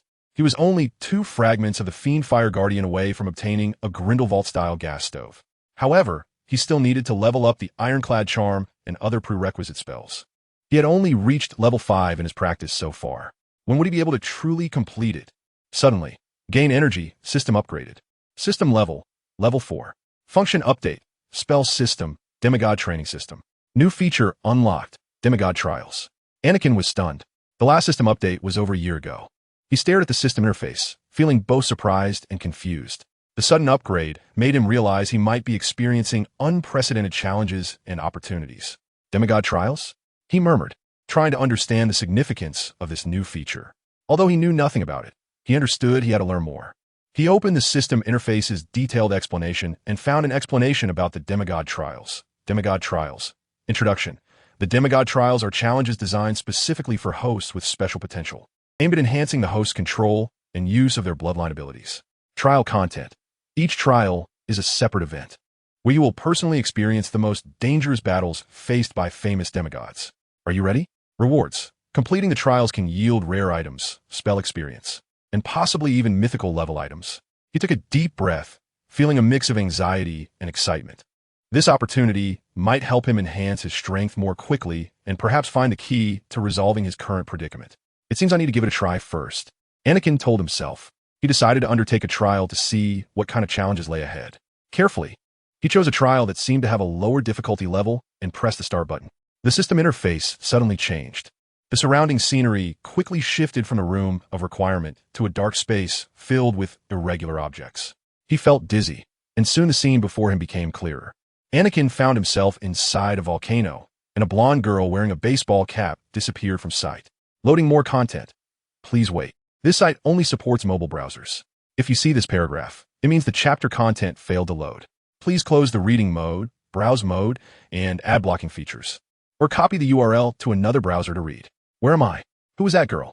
Before Anakin could react, a group of dog-headed, human-armed, seal-bodied magical beasts charged at him. What the hell are these things? Anakin suddenly remembered everything. The monster before him was a Talakan, a magical beast capable of crafting powerful weapons. And according to the current scene, I am experiencing the situation that Percy faced at that time, controlling Percy's body. Over here, one of the adult magical beasts shouted, as a swarm of small monsters lunged at Anakin. Anakin reached into his pocket and pulled out a ballpoint pen. He smiled knowingly, unscrewing the pen cap. Come on, Anakin shouted, swinging the sword in a crescent arc, turning several of the charging juvenile monsters to ashes. Then, he hurriedly ran toward the center of the platform, following the way Percy did in the original story, causing the Talakan who were forging the scythe of the Time Titan Kronos to be terrified, dropping the scythe on the ground. This was the weapon of the behind-the-scenes boss. Even if it was unfinished, it could still be taken. Anakin reached into his left pocket, but found it empty. He then remembered that he was also using Percy's body, which meant he had no wand. Anakin's hesitation was enough for the 4 adult Talakan to react. They immediately spread out to block his escape route. However, Anakin never thought about running away. The Talakan shouted as they slowly approached him. The small magical beasts also rushed onto the platform, seemingly waiting for a good show to begin. Damn Talakan, bring it on! Anakin growled, his sword slicing through the air like lightning, beheading a magical beast that approached him, turning it to dust. However, this was also the most wrong decision he made, as the other Talakan were unwilling to get close and began to attack Anakin from a distance by throwing magma. Clearly, they were fireproof. Anakin, knowing that he had the protection of the Poseidon bloodline within him, naturally did not fear the magma. However, Anakin wanted to end the fight quickly, as this protection was only temporary. Yet, instead of running towards the exit, Anakin quickly turned back and used the current sword, Percy Jackson's sword, to lift the unfinished scythe. The scythe traced a beautiful arc in the air and then got stuck in the ground. Ha ha ha ha! The monsters mocked, and Anakin smiled slightly. I am gathering power. What are you doing? Even the idiots who have read this book know that touching this scythe does not feel good. I just need a little more time. He quickly put away his smile, focused his energy, and prepared to face the upcoming battle. He knew that while Posy's body had powerful combat capabilities, he could not let his guard down against the Tolkiens. The Tolkien monsters continued to close in, throwing magma balls at Anakin like raindrops. He dodged agilely, spinning the current sword in his hand and slicing through a few small monsters that got too close. Magma splashed around him. Although the Poseidon bloodline protected him from burns, the heat sensation was becoming more intense. However, Anakin's gathering of power was finally complete. Anakin closed his eyes, recalling the towering waves and imagining the trembling of the earth. Then, the entire volcano began to shake with the power that erupted from Anakin, as if an ocean was spewing out from within him, threatening to submerge the entire volcano. In the midst of the chaos, the scythe was stirred up by the seawater and came to Anakin's side. Then the scene before him shattered with a violent volcanic eruption, and he returned to the wish house. Anakin gasped for breath, feeling his body filled with a warm power, and his fatigue gradually dissipated. Congratulations, you have completed the trial. The system's voice echoed again, and you have received the secret item, Time Scythe. Chapter 56, Systems Chat Function. I'm back. Leave some comments. Congratulations. You have learned how to use the Poseidon bloodline to cause small-scale earthquakes and tsunamis. Time Scythe? Anakin murmured to himself, checking the new item on the system interface. Time Scythe. Effect. Slows down the opponent's time to 90. Speeds up your own speed to 105. Usage. 3 times. Note. This item can only be used at critical moments, with a cooldown of 1 week after each use. No. Cronus is the enemy of you Olympian gods. How did you get his power? And what level is the secret? Also, causing small-scale earthquakes and tsunamis with the Poseidon bloodline? Haven't I already known how to do that? Ding, you have received a message. The system has evolved the chat function. It looks like a WhatsApp version from the pop-up. Can we not be so outrageous? And who has the ability to message me? Anakin opened the system page and found that the message came from Percy Jackson. So, now I can chat with him? Across worlds. This seems unexpectedly useful. Anakin clicked on the message sent by Percy. Percy Jackson. Hey, Anakin. I heard you use my memories in the trial. That's so cool. I hope his trial helps you. 12:31 a.m. Anakin was stunned, filled with confusion and surprise. Being able to communicate with Percy Jackson was an incredible experience for him. He quickly replied to the message. Anakin Wilson. Yes, Percy. I just went through a trial and experienced your battle inside the volcano. It was truly shocking and taught me a lot. Thank you for your help. 12:32 a.m. Percy Jackson. No problem, man. If you need more help, just reach out to me anytime. 12:32 a.m. Anakin smiled slightly. Hey, Percy, besides you, can I contact other demigods? 12:32 a.m. Percy Jackson. I just asked Annabeth. And the answer is, of course you can.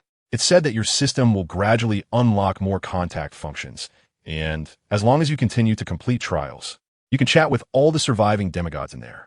12:32 a.m. To be honest, the term surviving doesn't sound very reassuring. Anakin Wilson, by the way, how did you guys get the Time Scythe? I don't think the Titan of Time would help the Olympian gods. 12:32 a.m. Percy Jackson. Oh, they definitely wouldn't. But do you remember his ending? Because of Achilles' curse, he was blown away by a gust of wind into a cloud of dust. In short, the gods collected a bit of his ashes and put them into this weapon. Loading more content. Please wait. This site only supports mobile browsers. If you see this paragraph, it means the chapter content failed to load. Please close the reading mode, full screen mode, novel mode, and disable ad blocking features. Or copy the URL to read in another browser. 12:33 a.m. Anakin knew without seeing Percy's face that he must also be particularly helpless.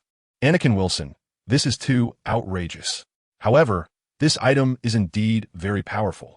I hope it can come in handy at critical moments. 12:34 a.m. Percy Jackson. That's right, such items are usually meant for saving lives. By the way, do you have other tasks now, or are you continuing the trial? 12:34 a.m. Anakin Wilson. I plan to complete a few more trials to enhance my strength. Also, I need more information, especially about Medea. 12:35 a.m. Percy Jackson. Medea? She's a dangerous character. You need to be careful. Annabeth suggests you check out some ancient books about her. Those books might have her weaknesses. Or I could introduce you to Piper. She has some connections with Medea.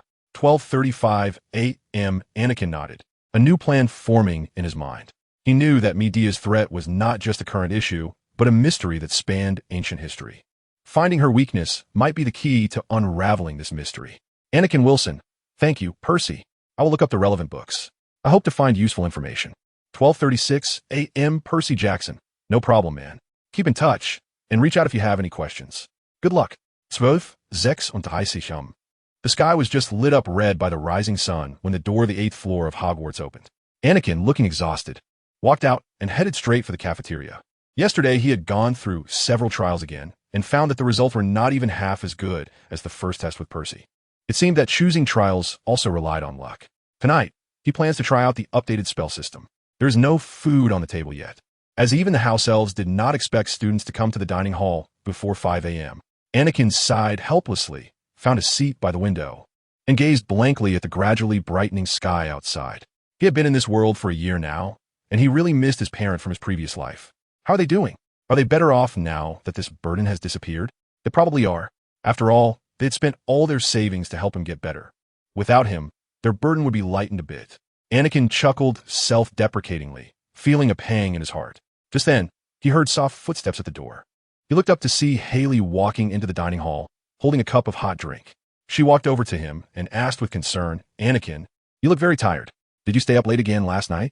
Anakin smiled faintly, hiding the sorrow in his heart, and nodded. Yeah, I did some practice, but the results weren't very good. Haley sat down and handed him the hot drink. You need to take care of yourself. Otherwise, no matter how many trials you go through, you won't get good results. Anakin took the hot drink, feeling the warmth from the cup, and his heart eased slightly. He smiled and nodded at Haley in gratitude. You're right, I do need to rest a bit. It's just that sometimes I can't let these things go. Haley gently patted his shoulder. You've done really well, Anakin. Don't put too much pressure on yourself. We still have time. We can take it slow. Anakin sighed and looked out at the rising sun. Do we really still have time? By the way, Haley, why did you wake up so early today? Anakin's tone suddenly became serious as he gently and concernedly asked, Is it your roommate? Haley paused for a moment and replied, It's okay. I never really fit into their circle anyway. Plus, I had a vague sense of unease this morning, which is why I woke up so early. Anakin frowned. Unease? Did something happen?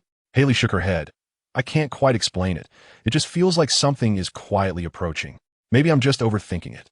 Chapter 57. The Cave Burned by Fiery Flames. Published first. The following chapters will be discussed later. This.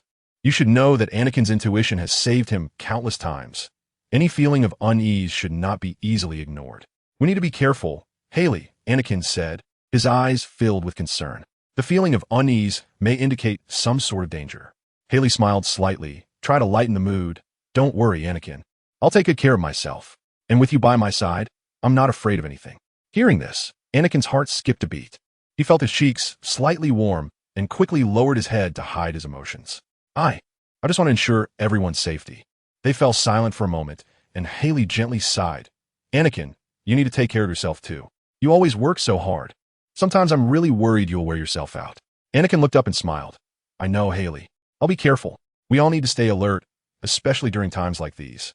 Their brief silence was broken by the arrival of more students coming to eat, and the dining hall gradually became lively, the atmosphere turning relaxed and cheerful. Anakin and Haley exchanged a knowing smile. Haley walked back to the Slytherin table, and her face seemed to have reddened more than before. Owls flooded into the hall, dropping parcels in front of the students. The dozen books Anakin ordered from the secondhand shop on the south side of Diagon Alley also arrived, thudding heavily onto the table in front of him with a muffled sound. Anakin smiled, reached out to organize the stack of books. The classmates nearby cast curious glances at him, and he simply said, some research books, before lowering his head to start flipping through them. Another batch of owls flew by, dropping packages of newspapers. Anakin set down the books in his hands and opened the Daily Prophet to read. His eyes quickly scanned various trivial news on the paper. A new dessert shop opened in Hogsmeade. A wizard caused a minor disturbance in Diagon Alley. And some typical family disputes and gossip in the wizarding world. Suddenly, Anakin's gaze stopped on an inconspicuous piece of news. The Spinthos cave in Greece was destroyed by an explosion, resulting in the deaths of 3 muggles, with signs suggesting the use of fiend fire. This cave, covering an area of 500 square meters, is one of the most spectacular caves in Greece and has long been known to local residents. During difficult times, it served as a refuge and place of redemption for fugitives and guerrillas, known as Hainides in the Cretan dialect. The article briefly mentioned that local Ministry of Magic personnel had rushed to the scene to investigate, but no suspects or motives have been found so far. Anakin frowned, feeling a sense of unease. This cave had only recently been discovered by archaeologists a few years ago, and only a small amount of historical relics have been found recently. Why would a wizard specifically attack this cave? Suddenly, Anakin heard a familiar voice beside him. "Hey, Anakin, good morning." Harry walked over, followed by Ron and Hermione. "Morning, Harry." "Ron, Hermione," Anakin replied, slightly moving the newspaper aside. Ron noticed the pile of books in front of Anakin and exclaimed in surprise, "Merlin's 3-cornered lace shorts. Are you opening a bookstore?" Anakin chuckled. "No, just some research books." Hermione leaned over to take a look, and her eyes lit up with excitement. "These books look very professional. What are you studying? Can I borrow them when you're done?" "Of course, these books are just about some special magic. I want to understand them more deeply," Anakin replied. "By the way, Anakin, what are you reading?" "You looked so serious just now," Harry asked. Anakin handed the newspaper to Harry. "Take a look at this. The Spinthos cave in Greece was destroyed, and it involves fiend fire." "Fiend fire? That's very dark magic. Most users are ruthless dark." Ron's voice gradually trailed off, and then he covered his mouth and stopped talking. His eyes fixed on Anakin. "More content is loading. Please wait. This site only supports mobile browser access. If you see this paragraph, it means the chapter content failed to load. Please close your browser's reading mode, full reading mode, novel mode, and disable any ad blocking features. Or copy the URL to another browser to read." Hermione shot Ron a fierce glare, read the article carefully, and frowned. This is no small matter, especially since it involves the death of muggles. The Greek Ministry of Magic will definitely conduct a thorough investigation. Neville looked at Anakin with concern. "Do you think, could this be related to Hogwarts?" "I heard." He lowered his voice, asking fearfully, "I heard that previous attacks were related to. You know who? Could this attack be?" Anakin thought for a moment and slowly replied, "I don't think this has anything to do with you-know-who. Don't worry, Neville, we have Professor Dumbledore. He'll surely keep us safe." Harry, Ron, Hermione, and Neville nodded in agreement, but the worries in their hearts did not completely dissipate. After all, the strange events that have been occurring lately always made them uneasy. "In any case, we need to stay vigilant," Harry said, looking firmly at Anakin. "Especially at times like this. Too many strange things have happened recently. We can't let our guard down." Ron scratched his head, trying to appear more relaxed. "You're right. But how about we play a game of Wizard's Duel after class? I think you need to unwind." Hermione shot him a glare and said sternly, "Ron, you always think about playing, though a little relaxation can help our state of mind." Anakin smiled slightly, looking at them. "All right, that sounds good. But don't forget about our next potions class. I don't want to be put on the spot by Professor Snape." At 11 p.m. in the dormitory, Anakin lay in bed, unable to sleep. The thoughts he had previously suppressed surged back to his mind. Every time he closed his eyes, he found himself thinking about his parents, hoping to know their current situation. Since he was sent to this world by the Greek gods, did that mean they might have a way to send me back? What would I have to pay to get their help? Moreover, images of his friends in this world floated through Anakin's mind. Could he really just leave them behind? Anakin felt as if he were being pulled between two worlds, his heart filled with endless entanglement and unease. He closed his eyes, trying to cast aside these chaotic thoughts, but he knew that these questions would not easily disappear. He needed to find answers, to clarify his goals and future direction. Maybe I should seek out those deities and try to communicate with them, Anakin silently told himself. Perhaps they could give me some clues about what I should do. Chapter 58. Practice of the Iron Armor spell, since he couldn't sleep after tossing and turning. Anakin left the dormitory and continued testing the system in the room of requirement. Yesterday, he had left the spell system untried. So what exactly had been updated? Anakin opened the system and found a special gray window on the left side of the page, with large letters stating undetermined task. Anakin clicked on it with a probing mindset. Ding! Please select the evolvable spell to track. Could this provide me with guidance for system enhancement? Without hesitation, Anakin clicked on the Protective Flame spell. Ding! Tracking update. Protective Flame Fragment 5-7. Iron Armor Spell 5-7. Blazing Fire Spell 3-7. Disillusionment Charm 0-7. Loyalty Charm 0-7. Training Plan is being generated. Generation complete. Complete the Disillusionment Charm Trial and Loyalty Charm Trial to learn the spells. No books containing this content detected. Trial generation failed. Speechless. System, could you not be so ridiculous? This is so low class, you know? Start practicing the Iron Armor spell to increase its level. Host current location is suitable. Starting trial. No, wait a minute. However, Anakin's protests were clearly ineffective. With a flash of bright light, Anakin found himself on a battlefield, spells whizzing past his head, tearing apart the ruins behind him. Debris flying everywhere. The chaos and danger of the battlefield were suffocating. What the hell? System, are you playing with me? Loading more content. Please wait. This site only supports mobile browser access. If you see this paragraph, it means the chapter content failed to load. Please close your browser's reading mode, novel mode, and disable ad blocking features, or copy the URL to read it in another browser. Anakin immediately entered combat mode, raising his wand to cast the Iron Armor spell. Shielding himself, his heart raced, and the sounds of exploding spells and chaotic fighting filled his ears. He had to concentrate and be ready to respond to any incoming attacks. Thunder explosion. A wizard in black shot a spell at Anakin, which he narrowly dodged. Gutting. The male wizard fell to the ground, blood pouring from his abdomen. Anakin didn't even bother to look down at his handiwork. After all, his goal was just to survive a few times before succeeding. However, there was more than one enemy. A group of wizards attacked him from all directions, each casting different spells and tactics. Using his innate battle instincts, Anakin dodged and attempted to counterattack. His Iron Armor spell saved his lifetime, and again amidst the explosions and attacks. Suddenly, a twisted rebar flew out from the ruins behind him, undoubtedly enhanced by some special magic, as it broke through Anakin's Iron Armor spell and pierced his side, emerging from his chest. Anakin's blood dripped down the rebar, and his face turned pale. It is well known that when a person experiences immense pain, they cannot make a sound. Anakin was in such a situation now. He couldn't emit even the slightest noise. Eventually, he finally opened his eyes, his body pinned in place, falling into a permanent slumber. Boom! With a loud crash, the wall behind Anakin shattered again. Anakin gasped for breath, cold sweat pouring down. What kind of hellish system is this? Who practices spells by first torturing the host to death? Although Anakin had undergone such trials thousands of times and died thousands of times, who could truly be indifferent to physical pain? He forced himself to calm down, took a deep breath, and quickly surveyed his surroundings. This trial was clearly more demanding. Enemies seemed endless, and the battle was intense and chaotic. Iron Armor, he shouted, the powerful protective spell once again covering his whole body. He felt magic flowing within him, silently vowing to endure longer this time and defeat more enemies. Enemy spells rained down on him, and Anakin skillfully dodged, retaliating with precise and quick spells. Despite the numerous opponents, Anakin gradually gained the upper hand with his superior combat skills and improving magic. Thunder explosion. Anakin waved his wand, and a black-clad wizard fell in response.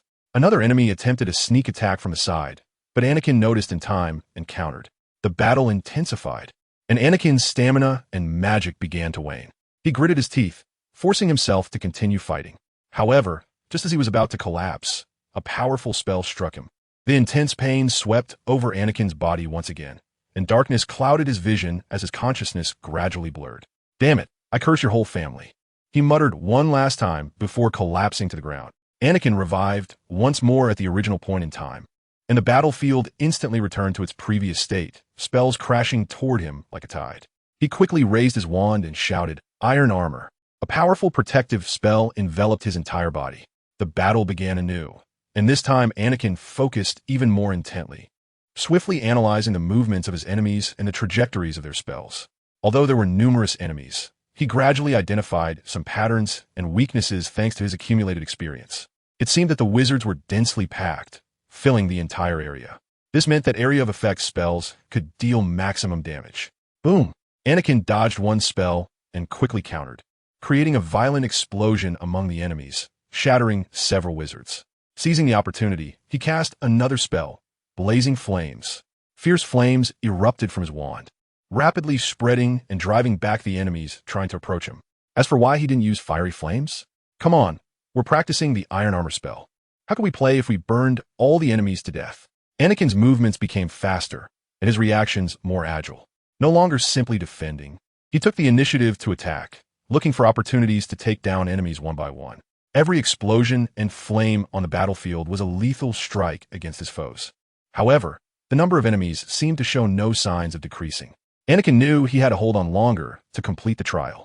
Just after he knocked down several enemies in succession, he suddenly sensed movement behind him.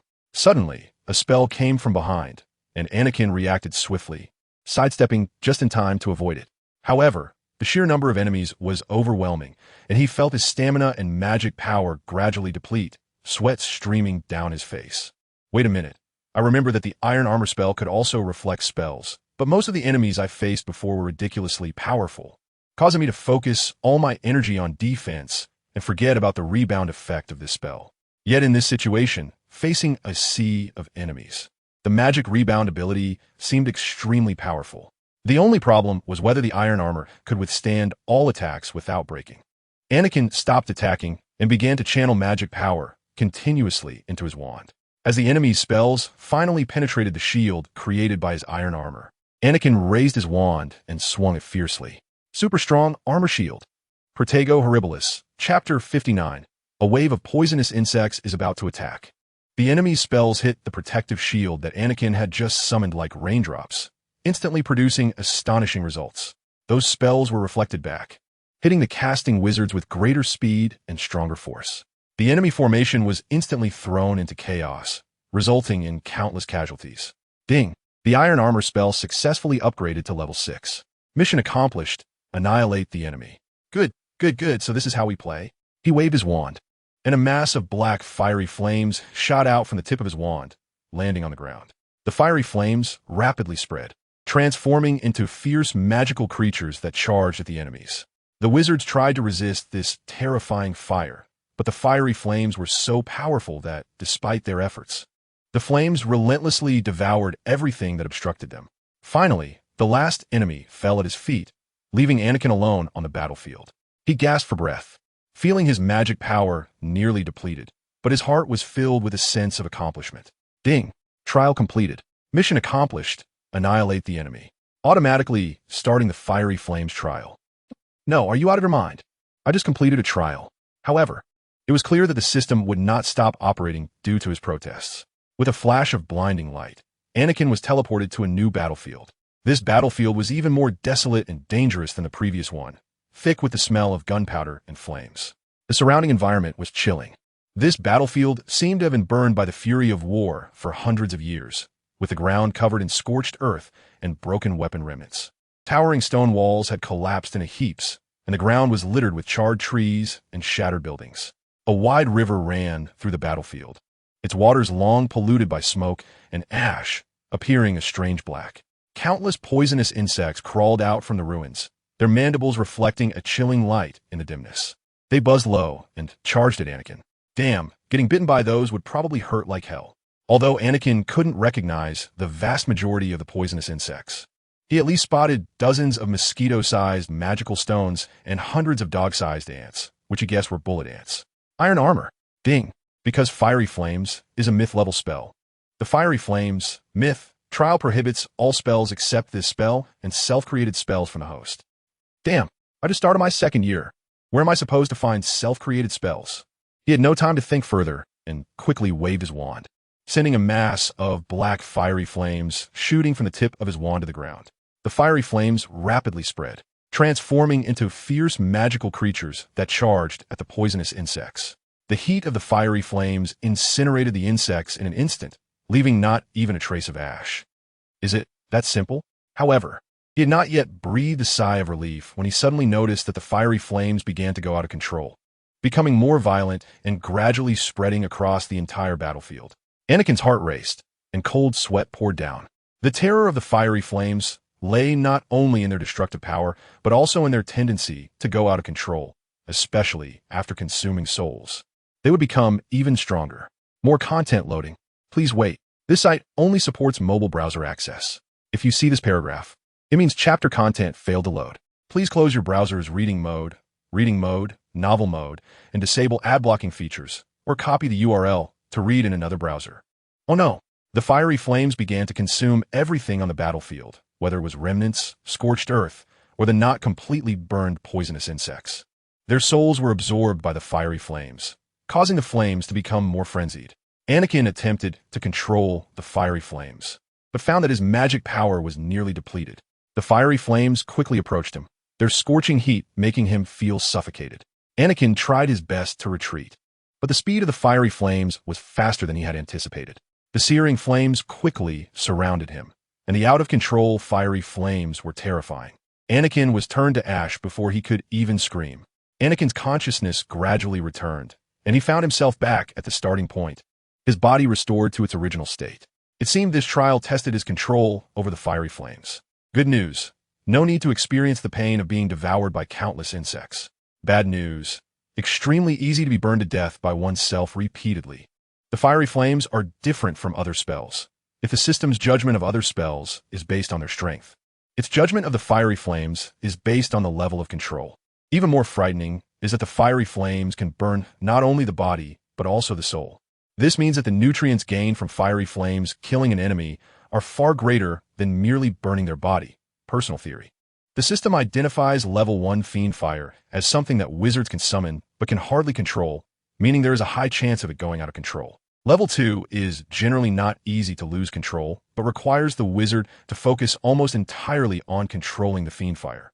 Level 3, which is the level of Anakin's fiend fire, is almost impossible to lose control of, but when the nutrients it consumes reach a certain limit, the fiend fire will start to backfire. To reach a level where one can write in the air, like a certain generous defense against the dark arts professor from his first year, at least level 6 is required. And quite obviously, even so, controlling the fiend fire seems to him as if it consumes no mental energy at all. This time, Anakin did not rush to summon the fiend fire, but focused his mind, sensing the flow of magic within him, gradually mastering every subtle change.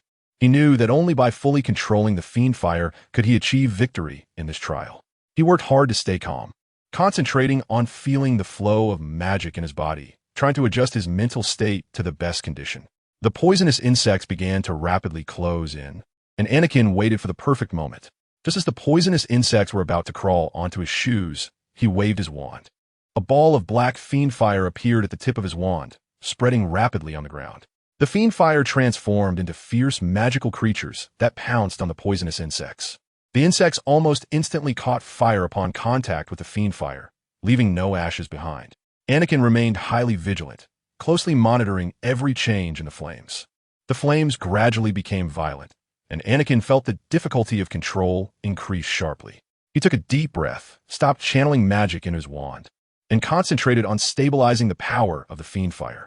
However, as the fiend fire consumed more souls of living beings, the backlash force of the flames also strengthened. Cold sweat dripped from Anakin's forehead. He knew that this was a critical moment. Gritting his teeth, he focused all his energy on controlling the fiend fire. He continuously adjusted the flow of magic, trying to maintain a balance with the power of the fiend fire. Ding! A large wave of poisonous insects was about to attack. Wait, I remember I wasn't playing plant versus poison insects. Chapter 60. Countdown to Wizard Kill Release. Anakin didn't have time to complain before more poisonous insects surged in from all directions. Their numbers had multiplied several times, and the dense swarm obscured the sky, charging at him with a nauseating screech. Anakin felt a suffocating sense of pressure. He knew that if he didn't quickly deal with these poisonous insects, he would fall into great trouble. He had no time to think further and focused all his attention on channeling magic to control the fiend fire. The fiend fire was like a double-edged sword, although powerful. It could go out of control at any moment and even backfire on him. Anakin understood that every step now was a matter of life and death. With a wave of his wand, the fiend fire ignited again, surrounding the poisonous insects. Anakin's gaze was firm as he continually adjusted the magic while trying to balance the rage of the fiend fire. The flames spread wildly under his control, turning wave after wave of poisonous insects to ashes. However, the power of the fiend fire should never be underestimated. As time passed, the flames began to show signs of losing control, becoming more violent and unstable. Anakin felt the pressure mounting, and his mental energy was depleting rapidly. He knew that if he could not stabilize the fiend fire soon, the situation would spiral out of control. But he also understood that this was his opportunity to become a truly powerful wizard. As he continuously adjusted his control, the surrounding flames finally began to calm down. The power of the fiend fire returned to a state of tranquility under his manipulation, no longer spreading. Anakin breathed a sigh of relief as the cold sweat on his forehead gradually dissipated. Ding! Trial successful. Fiend fire control, trial passed. Fiend fire upgraded to level 4. Anakin smiled slightly upon hearing this, feeling a deep sense of achievement swell within him. Although he was exhausted, he was filled with satisfaction and pride. Success goal. Successful evacuation bloodline ability permissions unlocked. Anakin let out a long sigh, feeling relieved. He was afraid the system would trick him with something like total annihilation, which would mean he would have to die again. Since this was an almost entirely realistic virtual world created by the system, Anakin planned to escape directly. After all, dealing with fiend fire was extremely troublesome. It didn't matter for this world anyway. After all, it would have to restart later. As Anakin successfully left the ruins of the city, his consciousness finally returned. He sat up from the bed in the room of requirement and stretched his somewhat stiff joints. Anakin glanced at the time. Indeed, only 3 hours had passed in real life, and it was now 1 o'clock in the morning. So what can I do now? Ding, you have a new task. Please check. Task objective. Learn spell's current progress. 0-100 task description. To evolve the fiend fire spell, please learn the vanishing spell and the unbreakable vow, and upgrade them to level 2. Task reward. Fiery Guardian Fragment 1. Goodness, if I complete this task, won't evolving into a gas stove be far off? But right now, should I finish playing Wizard Kill? More content loading. Please wait. This site only supports mobile browsers. If you see this paragraph, it means that the chapter content failed to load. Please close the browser's reading mode, browsing mode, novel mode, and disable ad blocking features. Or copy the URL to another browser to read. What I need to do now is to teach the card game, right? 7 a.m. after staying up for 2 nights in a row, Anakin surprisingly did not feel too tired. Perhaps it was because the demigod training and spell training could actually be considered dreaming. Although it was quite painful, he stood up, tidied himself a bit, and then looked at the cards on the table. After a night of effort, he finally completed the production of the basic set of Wizard Kill cards. The Wizard character cards included professors from Hogwarts, students closely associated with Anakin, famous wizards, and magical creatures. Temporarily, each species only had 1 card. Other cards did not change much. Unfortunately, Anakin had not added any special effects yet. He would probably have to stay up another night tonight. Anakin looked at the completed cards with satisfaction, filled with a sense of accomplishment. Although he now had new tasks to complete, he believed that this set of Wizard Kill cards would be very popular at Hogwarts and help him interact and practice magic better with his friends. Anakin went downstairs to the Great Hall to have breakfast. Inside the hall, sunlight streamed through the tall windows, and the 4 long tables were already filled with students, creating a lively atmosphere. Anakin saw Haley, Hermione, Ron, and Harry having breakfast at the Gryffindor table, so he hurried over. Good morning. Anakin greeted with a smile. Good morning. Anakin. Hermione looked up and smiled at him, saying, You seem to be in a good mood. Yes, I've been practicing some new spells lately, and it feels pretty good. Anakin sat down and started enjoying his breakfast. Haley curiously asked, What have you been busy with lately? You seem to always be busy. Do you remember the Wizard Kill we played before? I finished the basic set of cards last night, but unfortunately, I didn't have time to add details and effects. Anakin took out a set of cards from his bag and showed them to them. Haley picked up a card and examined the patterns and text on it closely. Wow, this looks really great. Once you add in the details, it will be even more amazing. Yeah, I'm planning to continue perfecting them tonight, Anakin said with a smile. I hope to finish them soon. Do you need help? The homework load hasn't been too heavy lately. I can spare at least 3 hours this week to help out. Haley said calmly, a statement that was extremely terrifying for Harry and Ron. Homework load. Ron mumbled, I feel like I'm already buried under it. Oh, there really isn't much homework this week. Ron, if you don't just think about playing over the weekend, you could set aside at least an hour each day before 9. Hermione said. Ron looked glum, staring at the breakfast on the table as if contemplating the hardships of life. I really feel like I'm going to be crushed by homework this week. Hermione, it's easy for you to say. I have to write until 10 every night to get it done. Hermione chuckled. Ron, if you could focus a bit more while doing your homework. How could it take so long? Fine, I'll try my best to squeeze out an hour, Ron finally said. I can also spare at least an hour to help. By the way, Anakin, do you need me to ask the Gryffindor Quidditch team members? They might also want to be made into cards, Harry said. Thanks, Harry. Anakin nodded appreciatively. That's a great idea. If they're willing, I can make them custom cards. So, shall we meet at that room at 9 tonight? During breakfast, everyone talked about the Wizard's Duel and some recent interesting events at Hogwarts. Harry complained about Professor Snape's powerful aura, which almost caused him trouble during a recent potions class experiment. While Ron teased Hermione about her consistently outstanding performance in History of Magic class. Laughter filled the air, and the atmosphere was very harmonious. Chapter 61. The Wizard's Duel is released. Today is Thursday, and Gryffindor's first class is Transfiguration. As usual, they're learning about transforming living creatures, with the goal of turning small creatures into inanimate objects, such as transforming a beetle into a button or a rabbit into a slipper. Anakin, as always, was the first to complete the task successfully. The other students and Professor McGonagall no longer even reacted with surprise. In the remaining time, Anakin began to study Animagus on his own, remembering that he had an assignment on this topic. He definitely needs to consult Sirius when he has the chance.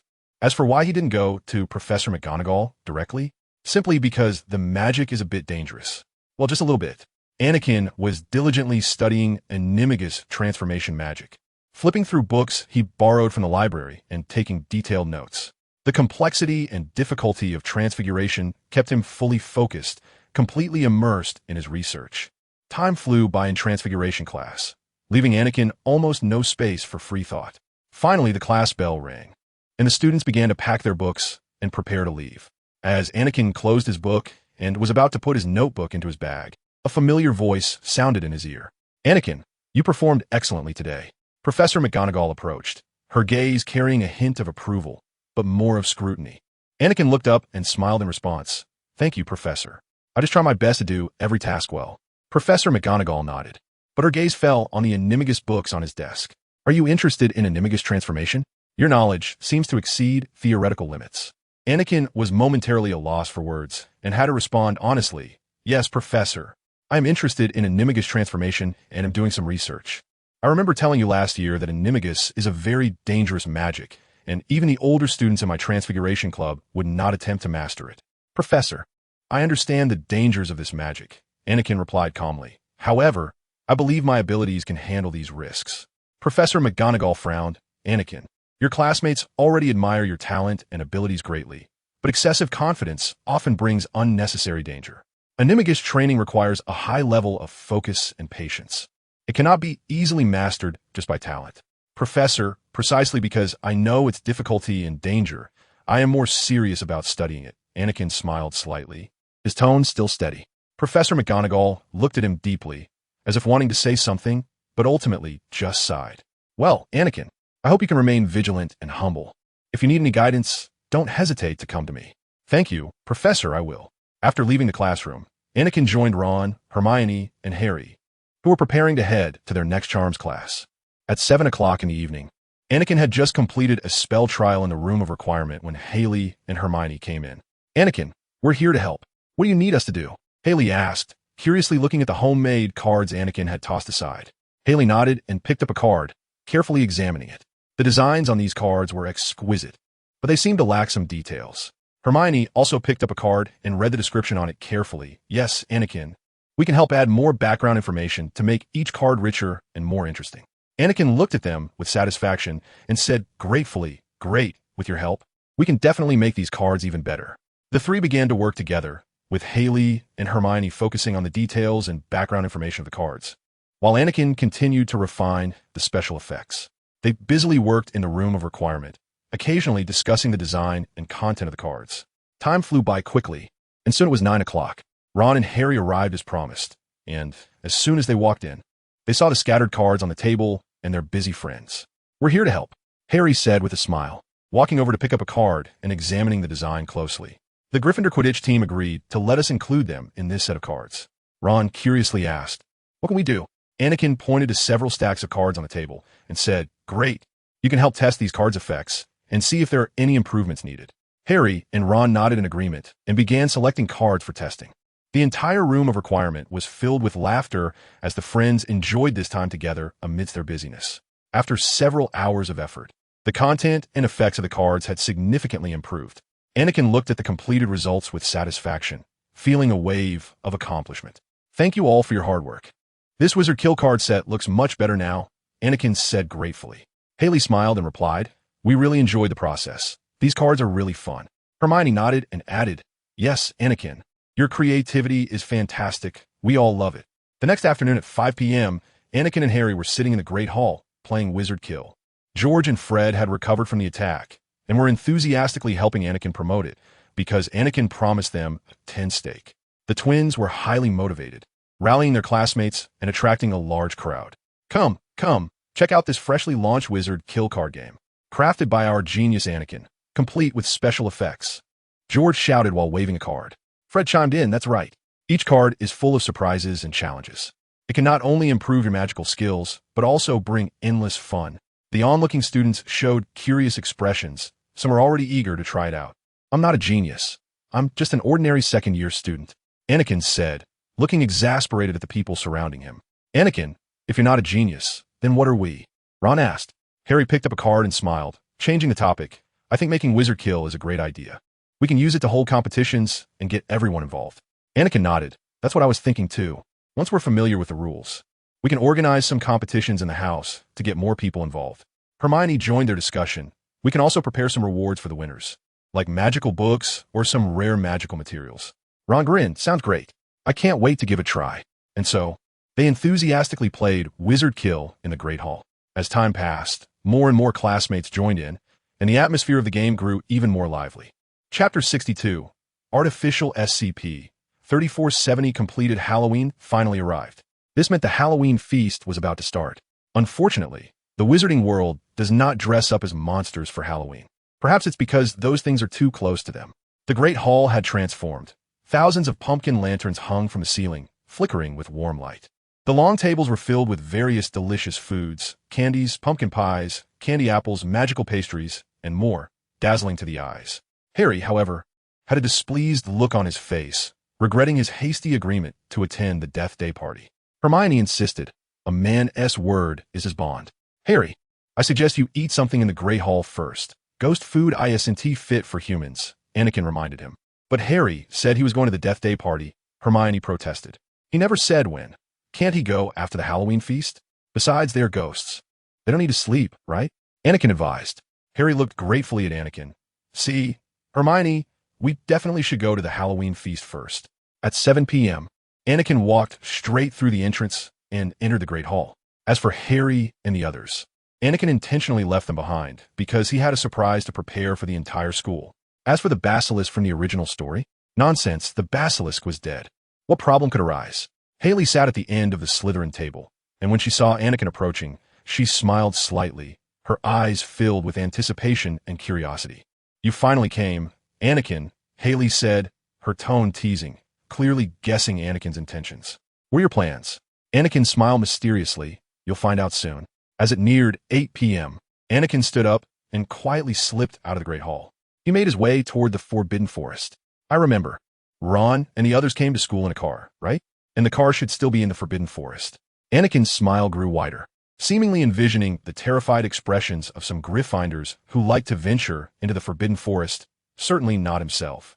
Anakin closed his eyes and called for Starwing in his mind. Soon, a Thestral flew over. Anakin, what's up? I heard today is your Halloween, right? Starwing neighed. Yes, Starwing, Anakin said, patting the Thestral's neck. Today, I need your help to find an abandoned flying car. Sure, hold on tight, Starwing said before quickly taking off into the depths of the Forbidden Forest. In the night sky, Anakin held tightly to Starwing's mane, feeling the wind whip past his ears. Not long after, Anakin found the abandoned flying car. It seemed to have become quite battered from long neglect, but it was moving freely through the Forbidden Forest at a high speed. Isn't this just autopilot artificial intelligence? I'm afraid it might transform on its own, aside from not being able to talk.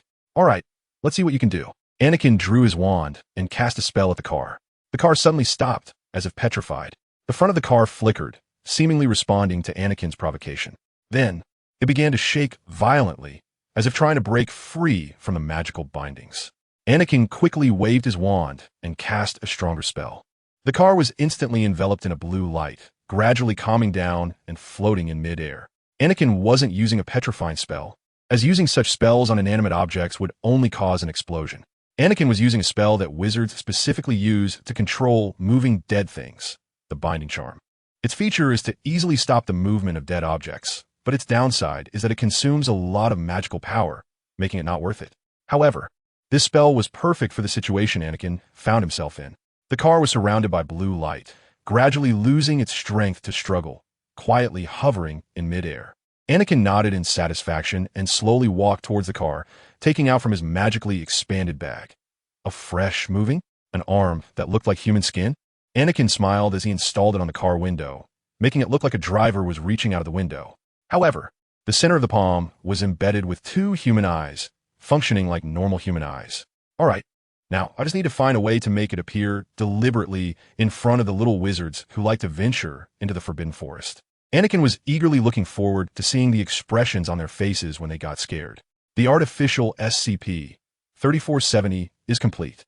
Starwing, let's go back, Anakin said, turning his gaze towards the flying car that was quietly hovering in the air, bringing it back to Hogwarts and finding a hidden place. Starwing let out a roar and obediently followed Anakin's command, flying towards Hogwarts Castle. The speed and agility of the nightmare allowed them to quickly reach the edge of the Forbidden Forest. However, when Anakin entered the Great Hall, he found that everyone had disappeared. Where is everyone? It's not even 9:30 yet.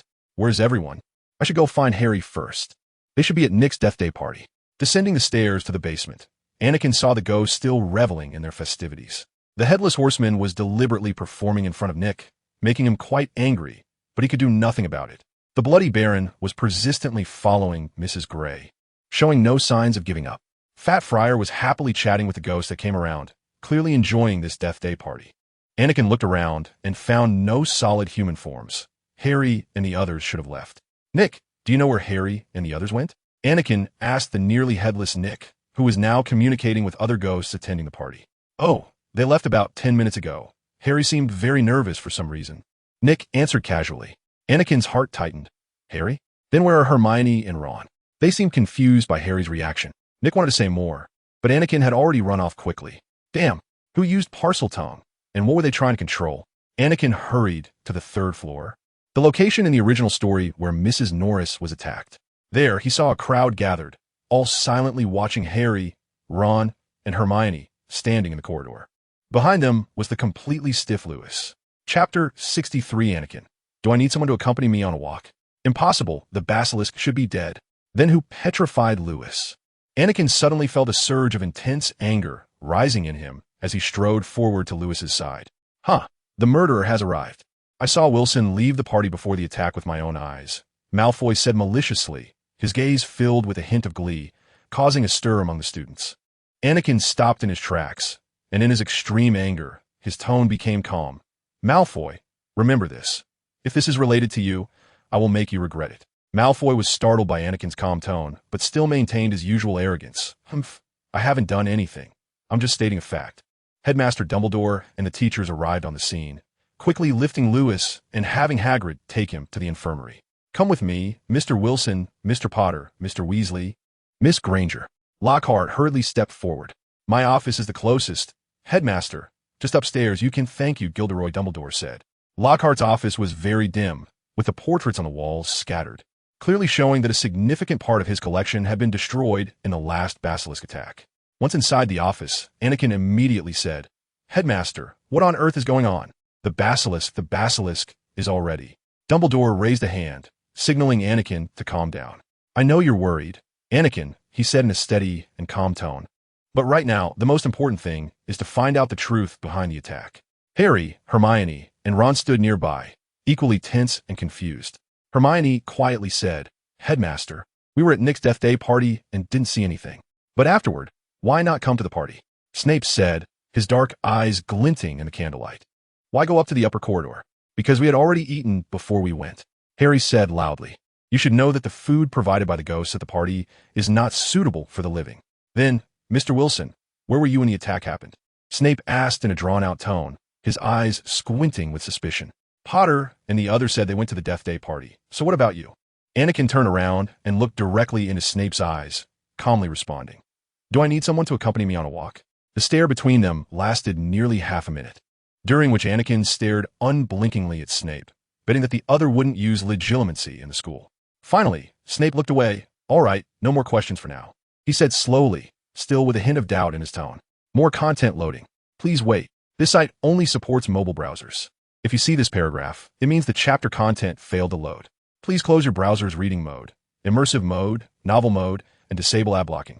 Or copy the URL to read in another browser. Anakin took a deep breath, trying to calm himself, but the anger and sadness inside him could not be completely erased. He thought of Lewis being petrified, and a pang of pain shot through him.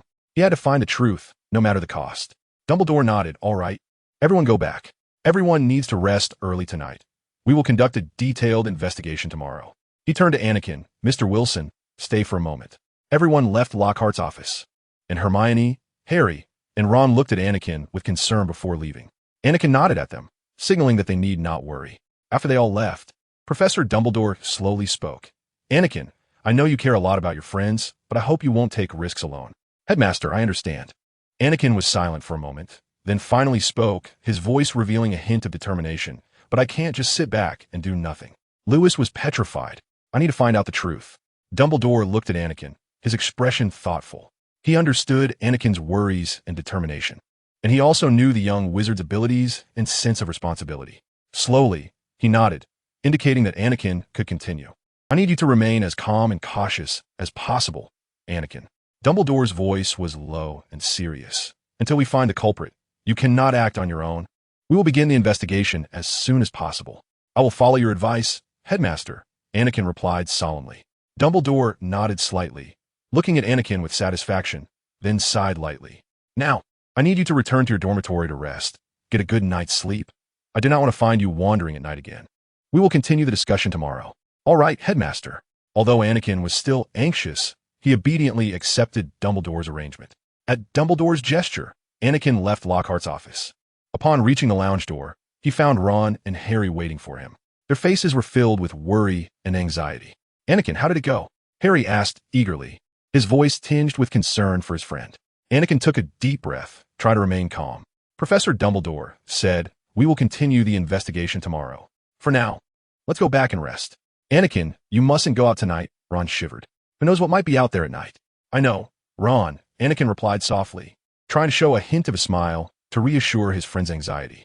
I won't take any risks.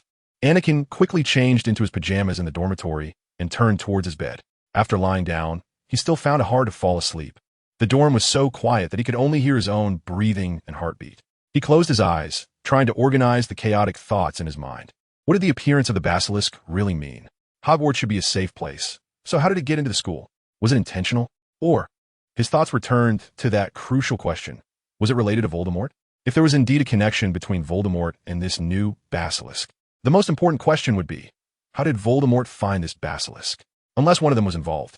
Unless this incident was orchestrated by the despicable heir of Slytherin himself. Chapter 64.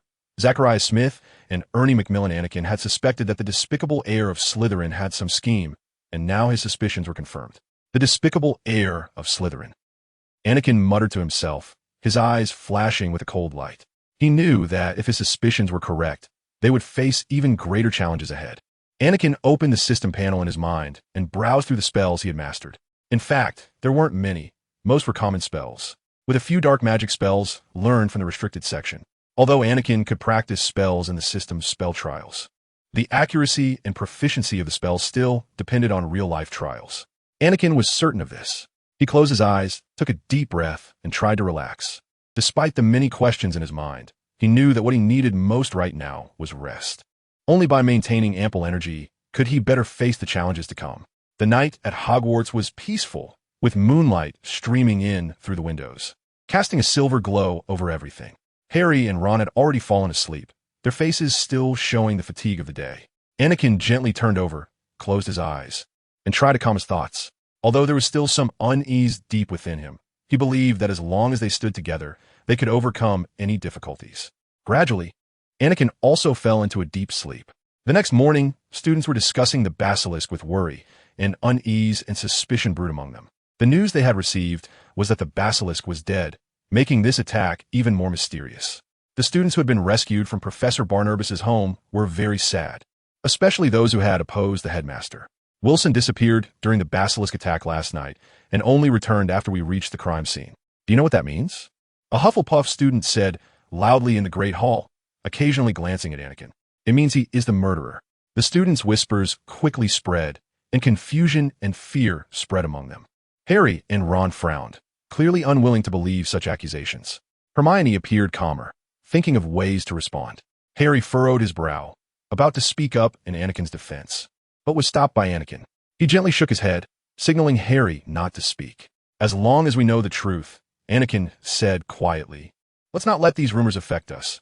Hey, Ron, you don't talk nonsense. Anakin could never be the murderer. Ron stood up angrily, his voice trembling with rage. Do you have any evidence? Another Hufflepuff student beside him asked disdainfully. We're just presenting a possibility.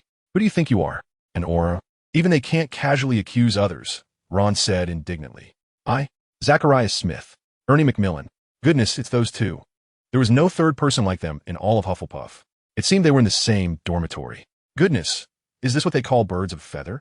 Anakin couldn't be bothered with them. After all, more words in the face of a power gap were just a joke. Anakin calmly glanced at them and then turned to leave the Great Hall. We don't need to argue with them, Anakin said. Time will prove everything. Hermione nodded in agreement, saying we should focus on solving the problem, not wasting time on pointless arguments. Although Harry and Ron were still angry, they followed Anakin's advice. They silently decided to be more careful and vigilant, and to quickly find out the truth behind the attacks. Sunday had no classes, and Hogwarts felt particularly quiet. Harry, Ron, and Hermione gathered in the Gryffindor common room, discussing what had happened. Meanwhile, Anakin was casually flipping through a book on spells. Anakin, do you have any thoughts? Hermione asked, looking up with a glint of intelligence in her eyes. Anakin closed the book and smiled slightly. I think we need more information. There are too many secrets in the wizarding world, and we currently have too little. Harry frowned. But where can we find this information? We're just a few second-year wizards. Perhaps, Hermione said, a glimmer of light flashing in her eyes. I have an idea. Wait a moment. She quickly ran out of the common room. Monday morning, 7 a.m. Anakin had finished breakfast in the Great Hall, and Zacharias Smith had started sharing their own speculations again. Was he so bored? Why was he so idle? The same thing had started being shared since yesterday. There must be something wrong with his brain. Anakin calmly took a sip of pumpkin juice, trying to ignore Zacharias' incessant chatter.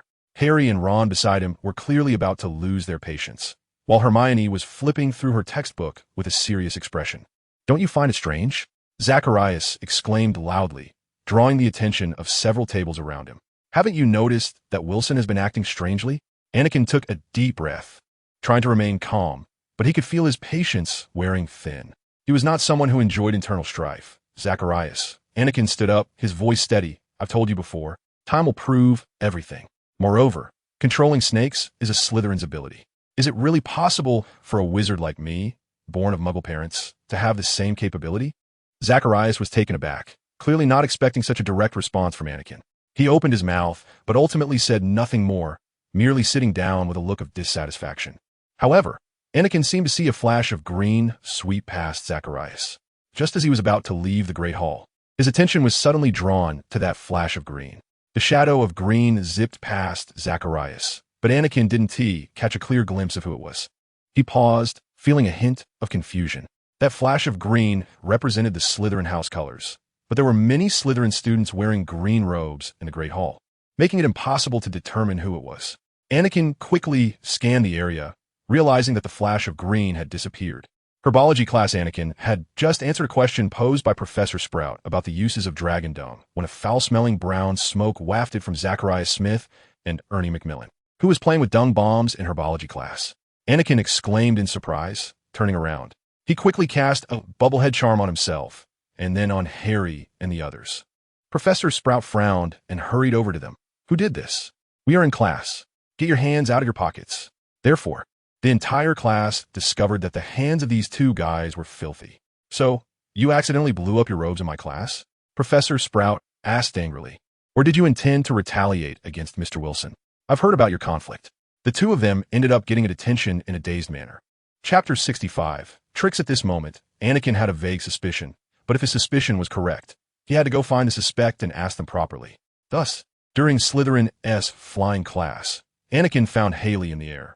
Her long hair flowed in the wind like a free-flying bird.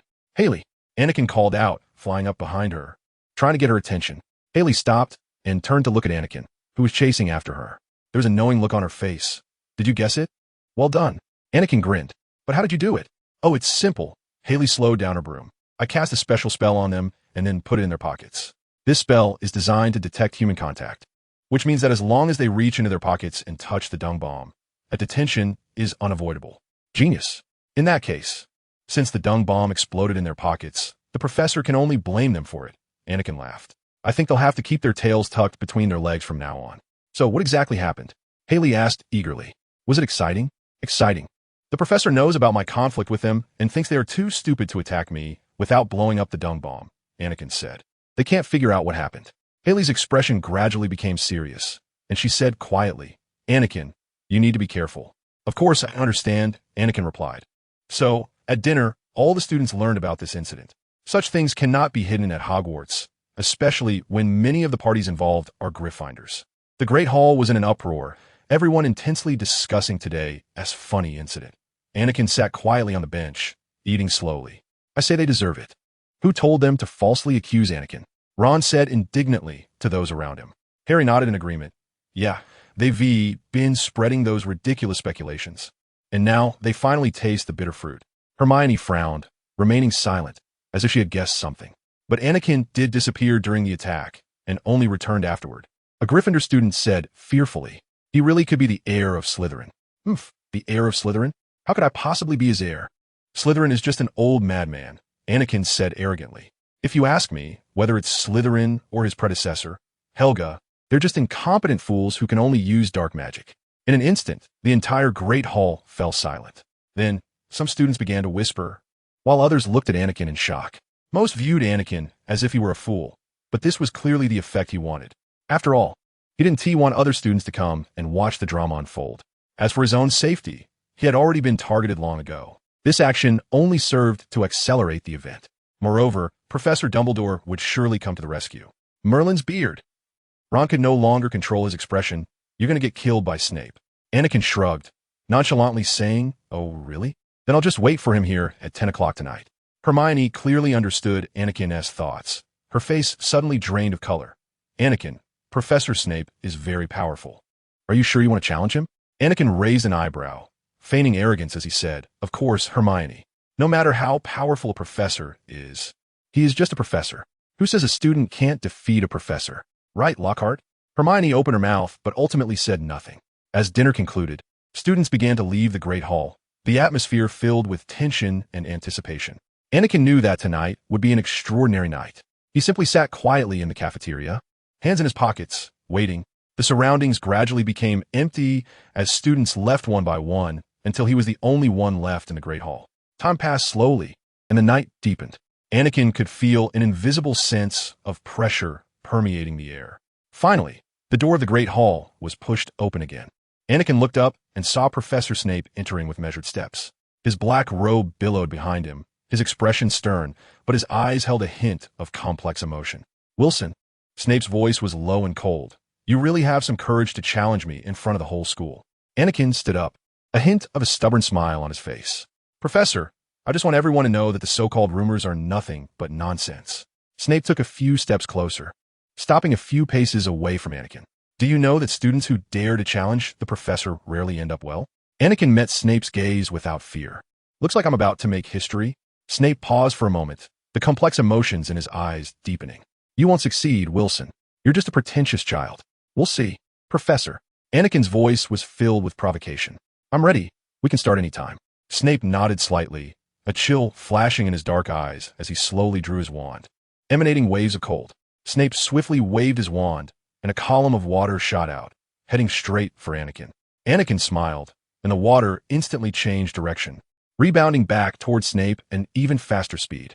Playing with water against a demigod with Poseidon's blood? Isn't that like dancing with a big knife in front of Guangong? Snape calmly defended against the water column while simultaneously waving his wand, sending a red light toward Anakin, which he guessed was a disarming spell. Anakin quickly dodged, and a bolt of lightning shot from his wand toward Snape. The blue and purple lights intertwined in midair, emitting a piercing screech. Snape was agile, easily evading Anakin's attack while casting a series of rapid spells, with beams of different colors darting through the Great Hall. Purple, red, and blue lights burst in the air, illuminating the entire hall in a kaleidoscope of colors. Anakin was fully focused, dodging and counterattacking, each movement filled with determination and strength. However, Snape's strength was not to be underestimated. His spells were precise and swift, each action filled with accuracy and threat. An orange flame exploded beside Anakin, nearly singeing his robe. As time passed, Anakin began to feel fatigued. Snape's attacks became more intense, and his reactions started to slow. A silver lightning bolt nearly struck his shoulder, the intense pain almost causing him to lose his balance. Anakin exerted all his strength to maintain the situation. His heart raced, and his wand swung vigorously in his hand, emitting fierce light. Yet, with each counterattack from Snape, he was pushed back further. He felt waves of heat and cold alternating, his body gradually growing heavy. Sectum sempra. Invisible blades rushed toward Anakin, and his pupils dilated in shock. But he was already too late to dodge. In an instant, Anakin was left bleeding. Chapter 66. The backup plan. I'm sorry, but I can't assist with that. Snape slowly walked over to Anakin, a cruel smile on his face. Ha, Mr. Wilson, detention starting now until the end of the term. Then, he began to stop Anakin's bleeding, and he did it without using a counter curse. Anakin's wounds gradually began to heal, but any movement he made was excruciatingly painful. Now, return to your dormitory.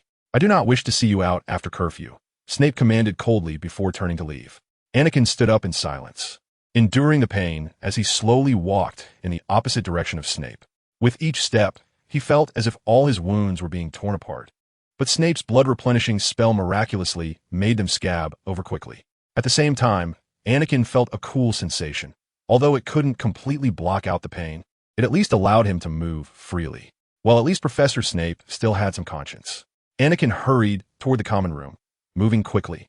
He occasionally glanced back, gripping his wand tightly. Damn it, damn it. Anakin cursed softly, stumbling as he walked. In the silent corridor, only the sound of his footsteps and rapid breathing echoed. The ancient stone walls emitted a faint chill, and the dim torches cast flickering shadows on the walls. The light and shadow twisted and changed on the ground, as if something was hiding in the dark, quietly waiting. Anakin's heart raced, and he could almost hear the sound of his blood rushing within him. The armor, standing silently on both sides of the corridor, seemed to be waiting for something. Each of his steps felt particularly heavy, and the tension in the air grew stronger. Suddenly, a faint sound came from the darkness ahead. Anakin abruptly stopped, gripping his wand tightly, scanning his surroundings warily. The area was silent. Only his hurried breathing echoed. Sweat broke out on his palms, and a thin layer of sweat formed on his forehead. Anakin took a deep breath, forcing himself to calm down. Suddenly, a spell seemed to appear from thin air, striking Anakin directly and causing him to be thrown hard against the wall behind him. Fortunately, it was just a knockback spell, but it really hurt. A thin, elongated figure wrapped tightly in a black robe appeared before Anakin. Quite unexpected, isn't it, Wilson? I did not show up in the hall as you had plotted to attack you and Snape. Anakin could tell that the person was male. It seems your scheme is not yet fully developed. Did you think you could lure me in with these little tricks? He sneered. You are too naive, Wilson. Suddenly, a hissing sound escaped from his mouth, like that of a snake.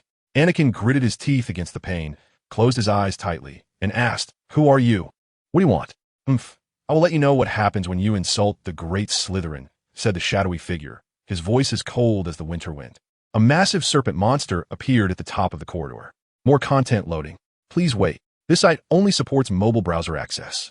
If you see this paragraph, it means the chapter content failed to load. Please close the browser's reading mode, immersive mode, novel mode, and disable ad blocking features. Or copy the URL to read in another browser. The snake monster is much larger than Slytherin's, almost filling the entire corridor. However, Anakin suddenly smiled mysteriously. Now is the time, he silently recited in his heart. The figure immediately sensed that something was wrong and tried to escape, but it was already too late. A strong white light suddenly erupted from behind him, enveloping the serpent monster in a blinding glow, making it impossible to see. Following that, Dumbledore, Professor McGonagall, and Snape emerged from all directions, wands pointed at the shadow. Dumbledore waved his wand, and a golden beam quickly struck the serpent monster's head. The serpent monster let out a painful roar, its massive body rolling down the corridor as it tried to break free from the beam's grasp. Professor McGonagall quickly followed, shooting out a red beam that hit the serpent monster's body, causing it to writhe in agony. Snape then circled around to the side of the serpent monster with astonishing speed, shooting out a purple beam that accurately struck the monster's abdomen. The serpent monster suddenly convulsed, its enormous tail swinging in the air, trying to knock Snape down. Dumbledore gently waved his wand, and a blue light shot from it, forming a protective shield around Anakin. Professor McGonagall swiftly cast the eye-binding curse, hitting the serpent monster's eyes. It let out a painful roar, closing its eyes and losing its sight. Professor Flitwick quickly waved his wand to the shadow, disarming and binding it. As the serpent monster let out one last heartbreaking roar, its head finally crashed heavily to the ground. The corridor fell silent again, and the group of professors surrounded the shadow, ready to reveal its true identity. The plan was successful this time. Anakin, Dumbledore said slowly, a hint of relief in his tone. Anakin forced a smile, a vague sense of unease brewing in his heart. This was all thanks to you. So about the detention. Due to your open humiliation of Slytherin, risking yourself without consulting the professors and challenging the headmaster, I believe this detention is very necessary, Snape said without looking back. Anakin grimaced, gritting his teeth.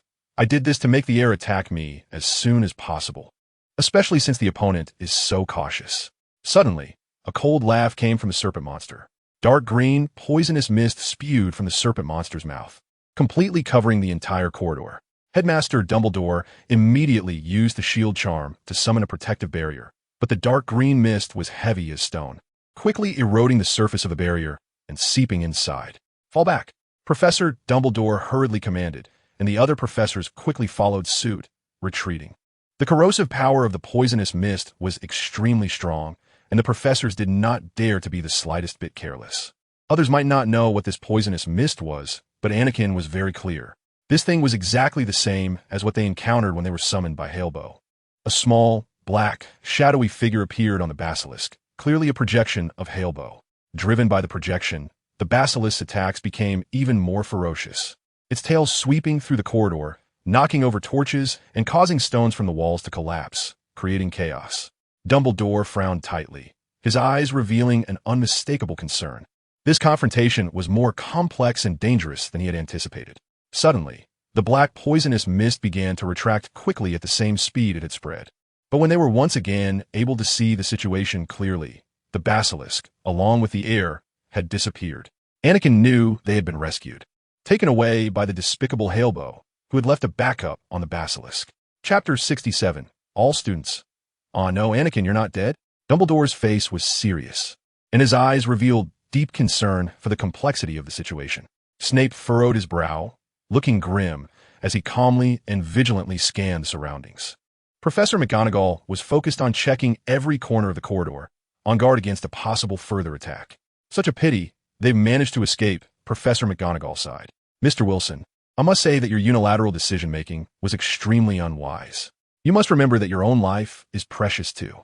Professor, don't worry, I know what I'm doing. Besides, I was already meant to be the target. This decision just hastened the attack, Anakin replied. You are overly confident, Wilson, Snape said coldly.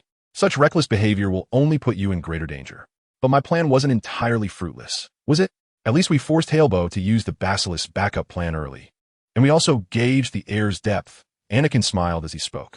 Dumbledore looked at Anakin and said gently, Anakin, I understand your courage and determination, but I suggest you spend the night in the hospital wing. You have sustained quite serious injuries.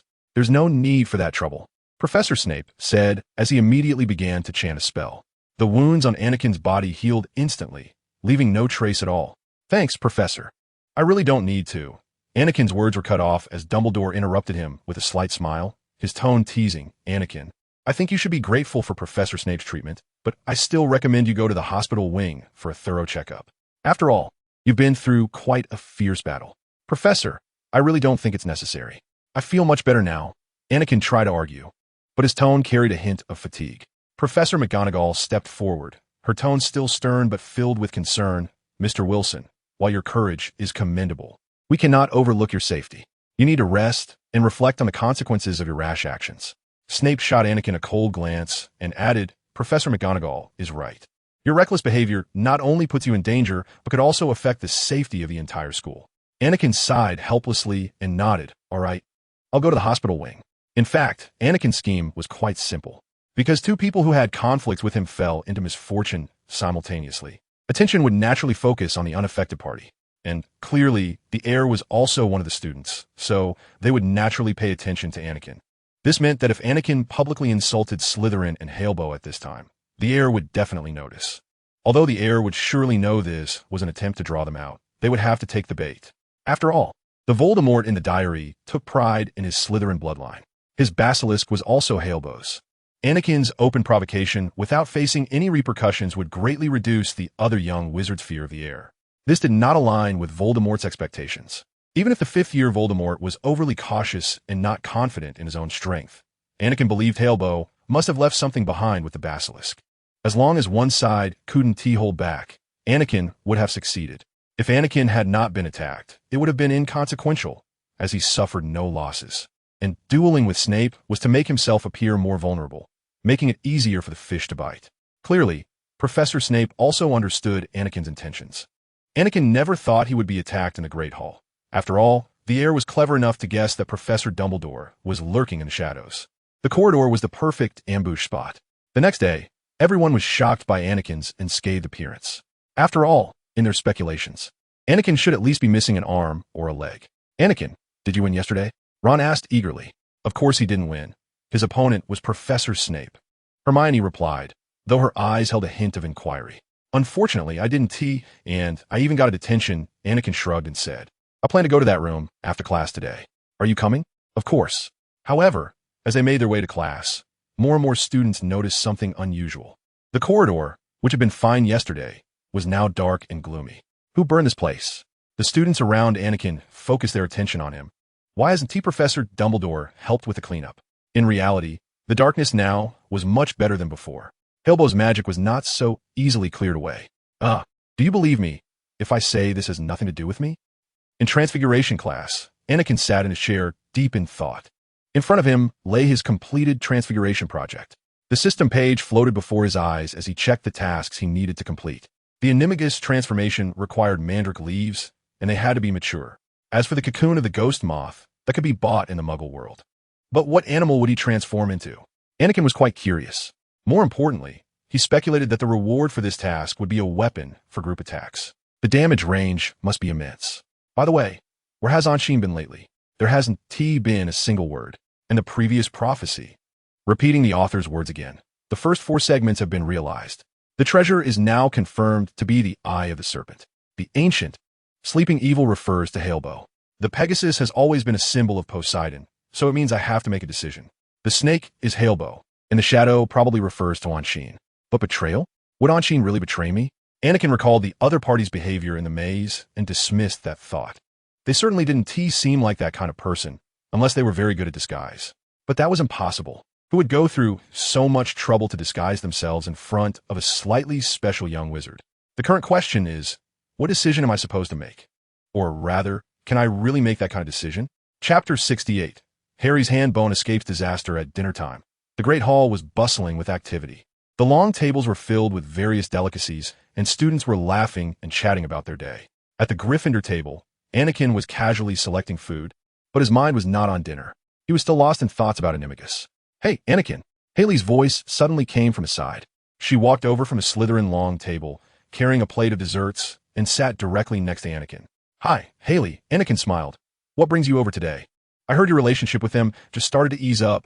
Aren't you afraid those Slytherin guys will say something?" Haley shrugged, nonchalantly saying, "Let them say what they want. I don't care about their opinions." She set down her dessert and looked seriously at Anakin. "But you seem troubled. What's bothering you?" Anakin sighed, deciding to voice his doubts. "Actually, I've been thinking about Animagus. You know, completing this transformation isn't easy. It requires mandrake leaves and the cocoons of the Death's Head hawkmoth. Plus, I've been wondering what animal I would turn into." A glimmer of curiosity flashed in Haley's eyes as she whispered, "Animagus, that's advanced magic. But I believe you'll succeed. As for what animal you would become," she flashed a playful smile, "you'll be a very special Animagus, just like you are now. Unique." Anakin was inspired by Haley's optimism and encouragement, and he smiled back. "I hope so. By the way, how did you do in Transfiguration class today?" Haley smiled lightly, a hint of pride in her eyes. "Of course, I completed it smoothly. You know, I won't fall behind anyone in Transfiguration class. By the way, how did your plan go yesterday?" "Unfortunately, it failed in the end. I plan to go back to that room later to think of a countermeasure," Anakin said. "Yeah, it's really a pity," Haley replied, "so I hope you can succeed tonight." In the room of requirement, Anakin stood quietly, waiting for the others to arrive. It wasn't long before Harry and the others came in. "Anakin, so what happened yesterday?" Ron asked eagerly. Anakin smiled slightly and began to recount his plan and the results from yesterday. So, you really went to ambush the heir yesterday, Harry exclaimed. And the incident with Zachariah Smith and Ernie Macmillan was part of your plan, Hermione said, looking displeased at Anakin and Haley. You challenged Snape to find out who the heir is. Ron added. Yes, but the idea was originally Haley's, Anakin replied. I just added a little bit to the follow-up plan. But making Smith and the others look foolish doesn't seem that important, Hermione said, still somewhat reproachful. It has to be useful. If it doesn't attract enough attention to the heir, the plan will fail, Anakin said without changing his expression. Haley just smiled lightly and remained silent. Do you think the heir could be Malfoy? Ron said. As far as we know, who thinks that Muggleborns are trash? Him? Don't worry, he doesn't have that ability yet. Besides, the last time I saw him, he was much older than Malfoy, at least a third-year student, Anakin replied. Time flew by, and in the blink of an eye, over a month had passed. During this month, Anakin finally completed all the basic sets of wizard cards and planned to sell them at the upcoming Quidditch match. After all, he couldn't rely solely on the Forbidden Forest for his financial support. Hagrid would be sad. More content loading. Please wait. This site only supports mobile browser access. If you see this paragraph, it means the chapter content failed to load. Please turn off reading mode, browsing mode, novel mode, and ad blocking features, or copy the URL to another browser to read. So, before 10 o'clock, Anakin had already arrived at the Quidditch pitch. Anakin, you're here so early? A familiar voice came from behind. Anakin turned around and saw Haley walking towards him with a smile. Yeah, Anakin replied. I wanted to check the field in advance and also inspect the wizard cards equipment. You're really diligent, Haley chuckled, but it's understandable. You put a lot of effort into these things. Exactly. I hope they come in handy, Anakin said. By the way, Haley suddenly lowered her voice. I heard some Slytherin guys talking about you and the wizard cards. They seem a bit unhappy, thinking you've infringed on their interests. Anakin frowned. I don't care. I'm doing what's right. If they have a problem, they can come to me directly. You're still as confident as ever, Haley smiled lightly, a hint of admiration in her eyes. Just as they were engrossed in conversation, the other members of the Quidditch team started arriving at the pitch. Harry, Ron, and Hermione also came, surprised by Anakin's early arrival. Harry, I wish you a great start, Anakin said. At 11 o'clock sharp, both teams appeared on the field, welcomed by a loud cheer. Listen to my whistle, Madam Hooch said. 3, 2, 1, the whistle blew, and the game officially began. The brooms flew swiftly through the air as players fought for every point. Anakin watched the game progress from the sidelines while keeping an eye on the surroundings. Haley stood beside him, and they occasionally discussed the exciting moments of the match in low voices. The game was exceptionally intense, with both sides refusing to back down. Harry soared through the air, desperately searching for the golden snitch. The Gryffindor and Slytherin spectators cheered for their respective teams, creating a lively atmosphere. As is well known, the Weasley twins love to make money, and the best way to make money is through gambling. So Anakin let them use a set of wizard cards as part of the prize, mainly to build up his reputation. Suddenly, the bludger went out of control, and Anakin saw a flash of gray pass below the pitch. Anakin smiled knowingly. Dobby had appeared. However, this was a bit dangerous for Harry. Fortunately, due to the presence of Sirius, the wealthy man, the brooms of Slytherin and Gryffindor were equally fast, causing Gryffindor's scoring rate to increase significantly. Wood requested Madam Hooch to handle the bludger, but she found nothing. Harry managed to grab the golden snitch while continuing the match, narrowly avoiding injury. Chapter 69. Targeted attack. I can't believe it. Emily was actually attacked. Anakin heard a first-year Gryffindor girl say on the way back to the dormitory. An attack. How is that possible? The heir wouldn't be that foolish. Why wouldn't he use me and Harry as perfect shields? And Emily, that name. Anakin started running, quickly making his way to the infirmary. Professors Dumbledore, McGonagall, and others were also there. Professor, what happened? Anakin asked anxiously. Dumbledore turned around, his face heavy with concern. Anakin, this is a very serious matter. Emily Winterbloom, a first-year Gryffindor student, has been attacked in the corridor and is now petrified. Emily Winterbloom was previously at the orphanage with him, Lewis, and others, resisting Mr. Collin. You should know, she was one of the first people Anakin reconnected with after returning to the orphanage. But why would the heir target Emily? Is it revenge? But apart from a few people, who knows about Anakin's relationship with them? In any case, he and Voldemort are in a deadly feud. He must find a way to make him pay. Dobby might know something. Let's go find him. In a remote corner of Hogwarts, Anakin finally found Dobby. As soon as Dobby saw him, he panicked and tried to disapparate. Dobby, don't run. Anakin shouted. I just want to protect Harry. Dobby hesitated and looked at Anakin. Harry Potter's friend? Then he is Dobby's friend. Anakin nodded and slowly approached Dobby. Yes, I am Harry's friend. We are all trying to protect him. But what you did today was very dangerous. Do you understand? Dobby lowered his head, his ears drooping, looking very dejected. Dobby knows. Dobby just wants to protect Mr. Harry Potter. Hogwarts is very dangerous now. Mr. Harry Potter shouldn't come back here. Anakin frowned. Dangerous? It's just a basilisk, right? I just want to know who has a black diary. Dobby's eyes widened, filled with fear and anxiety. Dobby can't say. Dobby can't tell you. The master will punish me. But Mr. Harry Potter must leave Hogwarts. He is not safe. That big snake is not what I said. Then he raised his head forcefully, clearly intending to bash his head against the wall as punishment. So Anakin cast a softening charm before Dobby's head could hit the wall. Bad Dobby, bad Dobby. Dobby's head hit the softened wall without any harm. Dobby, what danger are you talking about if it's not the basilisk? Anakin asked quickly. Dobby's eyes flickered with unease. He bit his lip and said softly, Dobby can't say. Dobby can only tell you that the black diary is very dangerous. It has dark magic and can control people's hearts. Dobby knows it made a boy do terrible things, and the master won't let Dobby say more. A boy? Who is that boy? Anakin asked. Dobby glanced at Anakin and softly said, someone related to you. Someone related to me? Anakin furrowed his brow in confusion. Dobby, you must tell me more details. Otherwise, I can't help Harry or stop this disaster. Loading more content. Please wait. This site only supports mobile browser access. If you see this paragraph, it means the chapter content failed to load. Please close the reading mode, novel mode, and ad blocking feature, or copy the URL to read in another browser. Dobby hesitated for a moment, his eyes filled with pain and conflict. Dobby can't say the name. Dobby can only hint. That boy is like you. Anakin's mind raced, alarm bells ringing as he thought about Dobby's hint. Like me? In what way? Is it background, ability, experience? Or perhaps the same half-blood status? Bad Dobby, bad Dobby. Dobby shouldn't reveal the master's plans. Dobby interrupted Anakin's thoughts, banging his head against the floor. Anakin quickly cast a softening charm on the floor beneath Dobby's head and sighed. In any case, at least he had found out some information. The question is, why didn't Dobby just evaporate away? Anakin shook his head, dismissing his doubts. Dobby couldn't want to harm Harry. Now, he should be trying to find a way to dissuade Harry. After several hours of fermentation, the event left everyone in a state of anxiety. Everyone was discussing the attack. A dozen first-year students gathered together, discussing heatedly, and Anakin often heard their angry curses directed at the attacker. After all, the two victims were their companions. Indeed, those students were the ones rescued from the doctor's house. Anakin slowly walked over, trying to control his emotions. The children's anger was understandable, but what was needed now was calm and reason. After all, he didn't want any of the Gryffindors to fall into danger out of revenge. He approached them and cleared his throat. Everyone quiet down, Anakin said in a calm but firm voice. The children's discussions gradually ceased, and they looked at Anakin, some still with anger and fear in their eyes.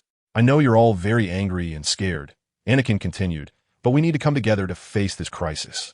Blind anger won't solve the problem. Only calmness and wisdom can help us find the truth and protect our friends. A small boy clenched his fists, tears shimmering in his eyes. Anakin, what should we do? How do we protect ourselves? Anakin remembered this boy. He was another member who had followed Lewis, named Oliver. Anakin walked closer to him and gently patted his shoulder. First, we need to stay vigilant and not act alone. Second, we need to trust the school and the professors. They will take measures to ensure our safety. At the same time, if you know anything about the attack, you must inform me or the professors in a timely manner. Should we fight back, just like we did before? Oliver asked. Of course, but now is not the time, Anakin replied. I will take care of this. The attacker is clearly targeting us, so we must ensure our own safety first. Then how do we know who is safe? What if the attacker is among us? Another child asked, filled with doubt.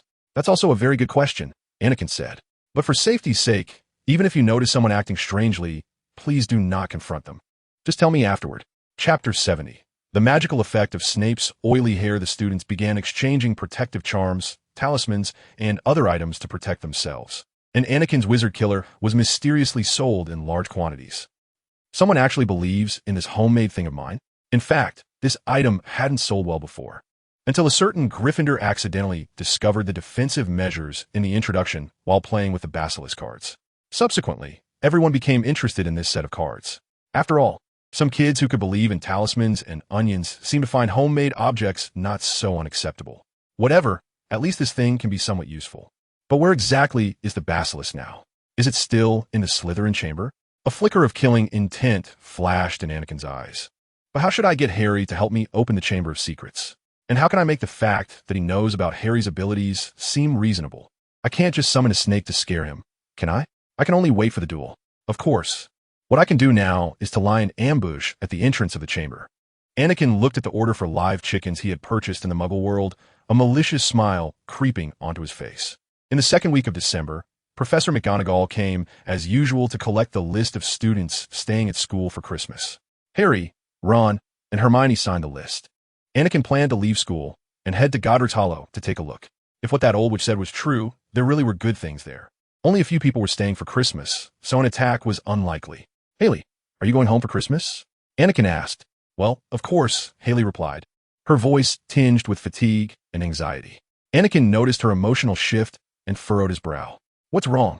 Is something happening at home? Haley hesitated for a moment, then sighed. Yes, my aunt has some things to deal with recently, and I need to go back to help. Anakin nodded. If you need help, just let me know. Haley forced a smile. Thanks, Anakin. Harry and the others still decided to use the polyjuice potion. Even though they had already confirmed that Malfoy couldn't be the heir, they planned to enter the Slytherin common room first, then use the clues Anakin provided to gather some information. As for the disguise they intended to take on, it remained the same as in the original story. After all, who else would be deliberately attracted to the paper cupcakes placed outside the Great Hall and eat them? During the potions class on Thursday afternoon, Anakin had placed his wand in an easily accessible position in advance. Mr. Wilson, tell me what to do after adding the powder to the cauldron, Snape said coldly. Please wait while more content loads. This site only supports mobile browser access. If you see this paragraph, it means the chapter content failed to load. Please turn off your browser's reading mode, immersive mode, novel mode, and ad blocking features, or copy the URL to another browser to read. Heat it to medium temperature, 20 seconds. Anakin glanced at his potion, but refrained from commenting. He had focused his attention on defending against explosions and naturally forgot. As a result, Anakin's potion turned into a thick liquid. With a bit more practice, he could probably solidify it. Harry and the others clearly thought it was a great opportunity to create chaos. Harry quickly crouched behind his cauldron, and the fireworks accurately landed in Goyle's pot. Snape clearly did not expect Goyle's pot to explode, and his attention turned back to Anakin's pot of syrup, reacting too late and getting splattered. Haley was clearly aware of this operation and quickly hid under the table. The potion slid down Snape's greasy hair without causing his head to swell. And because Snape was blocking Anakin, he got splashed with nothing. Is this the effect of having greasy hair? How amazing. Silence. Silence. Everyone, shut up. Snape bellowed. Anyone splashed with potion, come to me for an anti-swelling remedy. Wait until I find out who did this. Harry and Ron exchanged proud glances in the chaos. Hermione pretended to be innocent and quietly left the classroom. When Hermione returned to the classroom, everyone had taken the antidote and various swellings had subsided. Snape scooped out twisted black ashes from the fireworks with a spoon. Once I find out who threw this, I will definitely expel that person. Snape's face was grim. He then turned to Anakin. Mr. Wilson, your potion has failed miserably. Your performance today is utterly disappointing. Anakin lowered his head, pretending to look remorseful. Leaving the classroom, Anakin walked alongside Haley. Hermione and the others had already gone to the room of requirement to continue brewing potions. Yes, because of Anakin, their potion brewing location had changed. They also had not been seen by Percy loitering near the girls' bathroom, successfully avoiding an embarrassing and dangerous situation. Are you really planning to go to Godric's Hollow during the holiday? Haley asked, trying to change the subject. Well, I plan to go see. If what that old witch said is true, there should be some important things there. Anakin replied, a determined glint flashing in his eyes. Then you need to be careful. Haley cautioned. After all, this news had been circulating for nearly 2 months. Who knows how many wizards would go there? Anakin nodded. Don't worry, I'll be careful. Besides, Godric's Hollow is the birthplace of Gryffindor and Dumbledore. How much danger could I possibly encounter? You should also pay attention to your safety. If you need help with anything, just let me know. Thank you, Anakin. I will. Haley's gaze turned somewhat worried. Anakin, about the basilisk. Don't worry. I will definitely kill it as soon as possible and won't let it harm you, Anakin said. No, that's not what I meant. You must ensure your own safety first. Okay. Anakin looked at Haley's worried eyes and nodded. I will, Haley. You also need to be careful. The two fell silent for a moment, each lost in their thoughts. Then Anakin smiled and broke the silence. All right, don't worry too much. We're all wizards. We will always find a way to deal with everything. Haley also smiled, but her smile still carried a hint of worry. I hope so, Anakin. I hope everything goes smoothly. A week later, Anakin walked through the hall and saw a small group of people gathered around the bulletin board, reading the text on a parchment that had just been pinned up. Anakin's expression suddenly became quite interesting. It seemed that Lockhart's self-deprecating actions were about to begin. Chapter 71. You want me to duel a student with a human bomb? At 8 o'clock in the evening, Anakin returned to the Great Hall. The long dining table had disappeared, and a gilded stage appeared along one wall, illuminated by hundreds of floating candles above. Lockhart walked onto the stage, wearing a purple robe, looking dazzling, and next to him was none other than Snape, still dressed in his usual black attire. Lockhart stood in the center of the stage, wearing a sparkling wizard robe, waving his wand, and striking a confident pose. Can everyone see me? Can everyone hear me? He asked. Great. So, Professor Dumbledore has allowed me to set up this little dueling club to fully train you all in case you ever need to defend yourselves, using the methods I have employed countless times. If you want to know more about this, please refer to my published works, Lockhart announced loudly. In short, tonight, we will have a mock duel to demonstrate everyone's ability to respond in the face of danger, Lockhart said. Let me first introduce our first guest, my assistant, Professor Snape. He mentioned to me that he knows a thing or two about dueling, and he generously agreed to assist me with a small demonstration before class. I said I wouldn't want to worry you little ones. After I finish demonstrating with him, I'll return your potions teacher to you in one piece, so don't be afraid. Lockhart said this caused Snape's upper lip to curl. Anakin looked at the clown on stage, feeling quite speechless. He seriously suspected that a freshly enrolled Snape could at least match the current Lockhart. Subsequently, Lockhart was knocked off the stage. When Lockhart staggered back onto the stage, he said, "This is a disarming spell. As you can see, I have lost my wand. All right, now, form teams of 3. Is anyone willing to come up and challenge our guest?" This scene didn't appear in the original text, did it? No way. Who would dare challenge Snape? Instantly, the audience fell silent. Lockhart awkwardly laughed and continued, "Since no one is willing to come up, I would like to invite a few students to demonstrate for us. Perhaps it will spark everyone's interest." He began scanning the audience, and his gaze landed on Anakin. "So, Mr. Potter, Mr. Wilson, and Ms. Granger, would you like to come up and give it a try?" Lockhart invited with a beaming smile. "Can I say I don't want to? But if it's under the circumstance of having teammates, and it's out of my control, Snape shouldn't hold a grudge against me, right? You shouldn't go too hard on me." Harry, Hermione, and Anakin exchanged glances. Hermione seemed a bit hesitant, while Harry was full of anticipation. Anakin nodded slightly, signaling agreement. The 3 of them walked up to the stage, facing Lockhart and Snape. Lockhart looked excited, while Snape coldly watched them, revealing a meaningful smile. "All right now, let's welcome our special guest tonight, Hogwarts alumni, the most famous defense against the dark arts master, Professor Dumbledore. Severus will be the judge today." Isn't the guest Professor Snape? This is like stepping into a boxing ring, and Tyson walks up to you, then tells you he is the judge and your opponent is Taylor. Moreover, how did Professor Dumbledore agree to this proposal? Given Professor Dumbledore's playful nature, he might actually agree. Anakin hoped he wouldn't lose too badly. Professor Dumbledore winked at Anakin, who just wanted to lose quickly and leave. More content loading. Please wait. This site only supports mobile browser access. If you see this paragraph, it means the chapter content failed to load. Please close your browser's reading mode, full reading mode, novel mode, and disable the ad blocker, or copy the URL to read in another browser. Which genius thought it was a good idea for second-year students to battle a nuclear bomb or a reusable Zarbomba? Start. Lockhart's voice echoed throughout the hall as he stood aside, excitedly watching every detail of the match. Professor Dumbledore nodded slightly, indicating they could begin. Thunderbolt, explosion. Disarm all. Disarm your weapon. 3 spells flew quickly towards Professor Dumbledore, only to be casually blocked by him. As the match progressed, Professor Dumbledore not only defended solidly, but also occasionally offered guidance. Anakin, you can channel more magic power when casting Thunderbolt Explosion and try to use less power for controlling the spell. This will increase its potency. Professor Dumbledore's voice was gentle and focused like a mentor. Hermione, your repelling charm is perfect, but you can loosen it a bit. Don't follow the textbook too rigidly. Just like that, Anakin and the others had a public lesson with Professor Dumbledore. When Lockhart announced the end of the trial, Anakin felt quite regretful. Under Dumbledore's guidance, every spell Anakin had used had at least improved by 1 level. It was known that leveling up before was incredibly difficult. Neville and Justin were teamed up. Ron and Finnegan were a pair. Harry was still with Malfoy, and Anakin was paired with Haley. Facing your partners. Lockhart returned to the stage, shouting bow. Anakin elegantly bowed, and Haley smiled, returning the gesture properly. Raise your wands, get ready. Lockhart said loudly, when I count to 3, cast a spell to disarm your opponent. Just disarm. We don't want any accidents. 1, 2, 3. Then Harry and Malfoy began to break the rules. They launched spells at each other, completely disregarding Lockhart's instructions. Neville and Justin were both lying on the floor, panting. Ron had a pale-faced Seamus in his grasp, and Anakin was very curious about what Ron had cast. Meanwhile, Hermione and Millicent were still in action. Millicent had Hermione's head in a lock, and Hermione was softly whimpering in pain. Shouldn't we create a bit of chaos to fit in? Anakin asked. He had just shot a disarming spell at Haley, which she easily dodged. Then, Harry and Malfoy began to break the rules. They launched spells at each other, completely disregarding Lockhart's instructions.